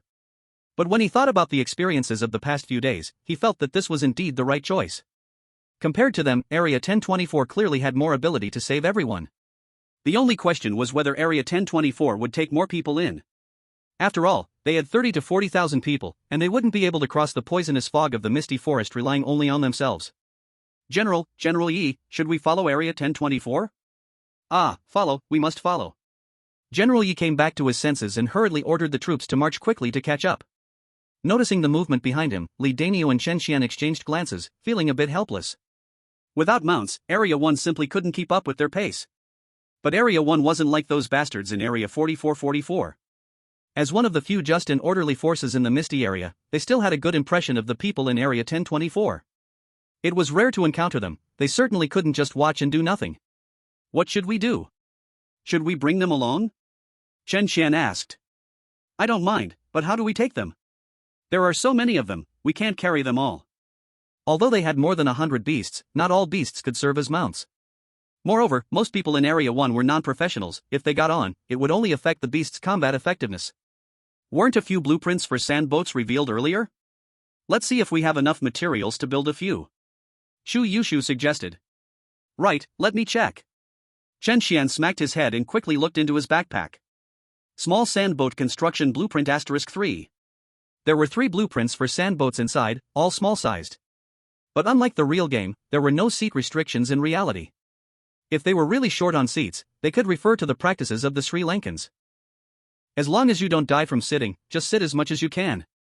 As long as it doesn't affect the operation of the sandships, it's fine. How is it? Is the material enough? Enough. We have killed so many monsters and collected enough materials long ago, but to make it requires intermediate forging or intermediate woodworking. It's just intermediate forging and intermediate woodworking. Do we lack those? Ah, that's true. With Master Geo around, they have never lacked for life skills. Soon, 3 small sandships were made by them. Although they are called small, they are still 12 meters long and 3 meters wide. The design is similar to ancient warships, with an orange-yellow hull standing tall with 2 sails. Powered by magic cores, they can sail on sandy ground without wind. These ships are so small, they can't hold many people, right? Zhang San curiously touched the hull and asked. Let's get the non-class people on board first, then let the class people sit by the edge and on the mast, Li Dania replied in a muffled voice. Chen Qian. Shu Yo Shue. Ma Ta Ba. Tun Kengqian. Chapter 192, Encountering Foreign Survivors. General Yi, these are the 3 sandships we just made. Let your people get on board, or else we are afraid you won't keep up. Are these for us? General Li Huan looked at the 3 sandships in front of him with surprise. Although the style is very old, in this extreme survival environment, calling them magical tools is not an exaggeration. He did not expect that District 1024 would be so generous as to directly give them 3 ships. Ahem, you are thinking too much. These 3 sandships are only temporarily lent to you. They must be returned after the event. As the first known means of transportation, Chen Qian dared not be overly generous with them. After all, this sandship, though called a sandland flying boat, no one knows if it can sail on ordinary land. If it can, the use would be tremendous. It must be taken back to the Misty area for testing. Ah, just a temporary loan? General Li Huan immediately became disappointed. As a soldier, seeing good equipment usually makes one want to possess it. However, he did not say anything, and after thanking Chen Qian, he began to organize the personnel to board the ship. In order to accommodate as many people as possible, General Li Huan arranged every spot where one could stand. Yet even so, each ship could hold at most just under 200 people. With 3 ships, that totals 600, which is far less compared to a 5,000-person team. Chen Qian, do you have more sandships? 3 ships are not enough. General Yi had to seek help from Chen Qian and the others. Chen Qian shook his head, no more, we only got 3 sandship blueprints, and we've used them all for you. Then what to do? There are still so many people left, they can't keep up with the team either. Chen Qian thought for a moment and suggested, how about we modify the sandships into larger vehicles similar to tricycles? Tricycles? Will that work? Won't it affect its usage? It just involves adding a connecting platform on top of the hull, what's the big deal? Thinking of it, they would do it. Chen Qian asked General Yi to get the people off the ship while he went to tell Li Daniu and the others to organize a construction team to modify the sandships. I must say, the digitized world has its beautiful side. As long as you have the corresponding life skills and the items still have durability, it does not all affect their normal use. Simply put, use the 3 sandships as wheels for a tricycle, then build a wooden platform on top of them that intersects. This way, their seating area can expand from just the hull to several times larger. If additional supports are reinforced on the platform, this number can multiply several more times. 5,000 people is a small matter. In about an hour, the project was completed. The 3 sandships had been transformed into a huge structure over 100 meters in length and width. It resembled a flat snail. A 3-layer conical structure. Easily accommodating 5,000 people from District 1. The only drawback was that the total consumption increased tenfold. And it was hard to control the direction. And when they encountered uneven sand dunes, it was very bumpy. If they weren't careful, they would probably be jolted so badly that they could be sent flying, even more thrilling than a roller coaster. After traveling for a while, they felt dizzy and their fighting power had dropped by more than half. But it didn't matter, with the people from Area 1024 there, they didn't need to intervene at all. Listen quickly, there seems to be the sound of fighting ahead. Let's go, let's check it out. After more than an hour of walking, the group finally encountered new survivors. But this time, the encounter was somewhat unexpected. Blonde hair, blue eyes. Black and white colors. This time, they had actually run into foreign survivors. About 1,000 of them, currently fighting against a swarm of several hundred sand scorpions. I thought we caught up with Area 4444, but it turns out they're from a foreign area. They're so weak, they can't even defeat a few hundred magical beasts. Should we help them? Forget it, we're in competition with them. It would be good enough if we don't add to their troubles. You want us to save them? Does anyone know which country they are from? Ahem, I'm faceblind, all these foreigners look the same to me. Me too. Ahem, are you also faceblind with American people? How could that be? She's my goddess, if I see her, I'll definitely represent my country with pride. TCH. Actually, I think I can guess which country they're from. Just as the conversation was about to go off track, General Li Huan made a timely interjection. If I remember correctly, they should be soldiers from the Arctic Bear country. Arctic Bear? Are you sure? I have communicated with them before, I've seen their combat style. So, should we help them? I remember their relationship with us seems quite good. On the surface, it's fine, but secretly, there's a lot of competition. Besides, this is the survival world, who knows what they've been through these past few days, better to be cautious. That's true. Hey, look, they've run into trouble. In just a short time, things took a turn for the worse. The sand scorpions, perhaps provoked by the large forces from Area 1024, suddenly became frantic. Their attacks became more reckless, as though they were ready to sacrifice themselves. And the Arctic Bear side, having split their attention, was slow in command, giving the enemy a chance. With both forces fluctuating, the Arctic Bear survivors, already at a disadvantage, suddenly found themselves in a desperate situation. A large number of casualties began to appear. Chapter 193, The Strange Canyon. They're running towards us. Are they asking for help?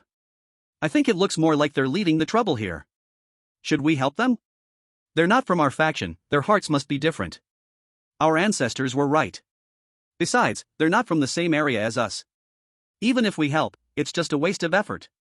Exactly, helping them for a moment won't help in the long run. Who knows how much longer this will last? I don't want a bunch of strangers around me. Help! Friends from Dragon Country, please save us. What the hell, how did they know we're from Dragon Country?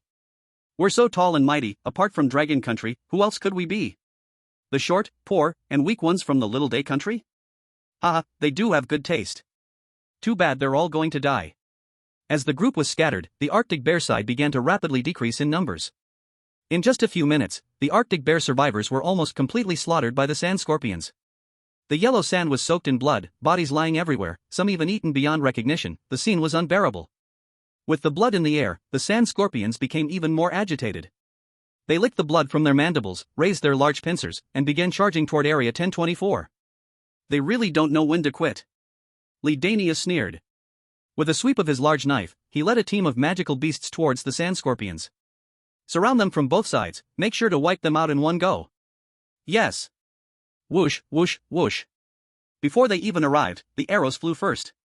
In one round of firing, the sand scorpions at the front were pinned to the sand, with no time to react. Then, Lidania's squad arrived, and with just one charge, they crushed the remaining enemies. It took less than a minute. So all the survivors of the polar bears died, otherwise, they would definitely ask, since you can kill the sand scorpions so easily, why didn't you come to save us? Chen Xian said they couldn't stand bloody scenes, so while cleaning the battlefield, they conveniently buried them. It's just that they were a bit poor. The service fees they found didn't even add up to the cost of clearing one monster wave.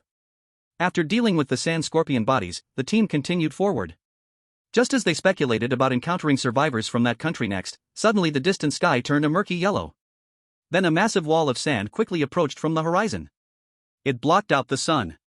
In the blink of an eye, it covered the originally clear sky, presenting an apocalyptic scene. Wow, it's another sandstorm. It's coming too fast, we don't have time to dig holes. Let the monster team take the front, and we will hide behind them. Healing professions separate to help with recovery, hurry, hurry. Everyone knew the situation was urgent, and one by one they got off the sandship. After Chen Xian put the sandship back in his backpack, he began organizing people to gather behind the monster wall. At that moment, the sandstorm also swept in. The fierce wind carried the sand particles like countless little knives, hitting the monsters with a loud crackling sound, making people's scalps tingle. The yellow sand on the ground was blown up everywhere, visibility dropped to less than a meter, and everyone could only hold hands to prevent being swept away. Tisk, good thing I didn't go join the excitement, otherwise, it would be me eating sand right now. Watching Li Danio and others struggling on the screen, Ding Zhuo sitting comfortably at home, blowing air conditioning and sipping cold cola, couldn't help but feel pleased. So miserable. Way too miserable. Compared to eating sand, he would rather stay at home. To celebrate not falling for it, he hurriedly took out a table of snacks, ready for a good feast. This sandstorm lasted for more than half an hour before gradually weakening. When the wind stopped and the sand settled, everyone, including the monster team, was covered with a thick layer of yellow sand, looking very messy. Fortunately, no one was injured. Huh, I got a mouthful of sand, that's really unfortunate. Huh, good thing I brought my gas mask, otherwise, I would definitely have eaten sand too. Wow, you're too sneaky. Okay, everyone, stop messing around, let's clean up quickly and continue on our way. Ugh, hey, look, why is there a continuous mountain range ahead? Am I seeing things? I see it too. Could it be a mirage? But this is a survival world, could there really be a mirage? Chen Qian, what do you think? Li Dania turned back to ask. It doesn't look like a mirage. Chen Qian frowned, squinting his eyes to examine the mountain range closely.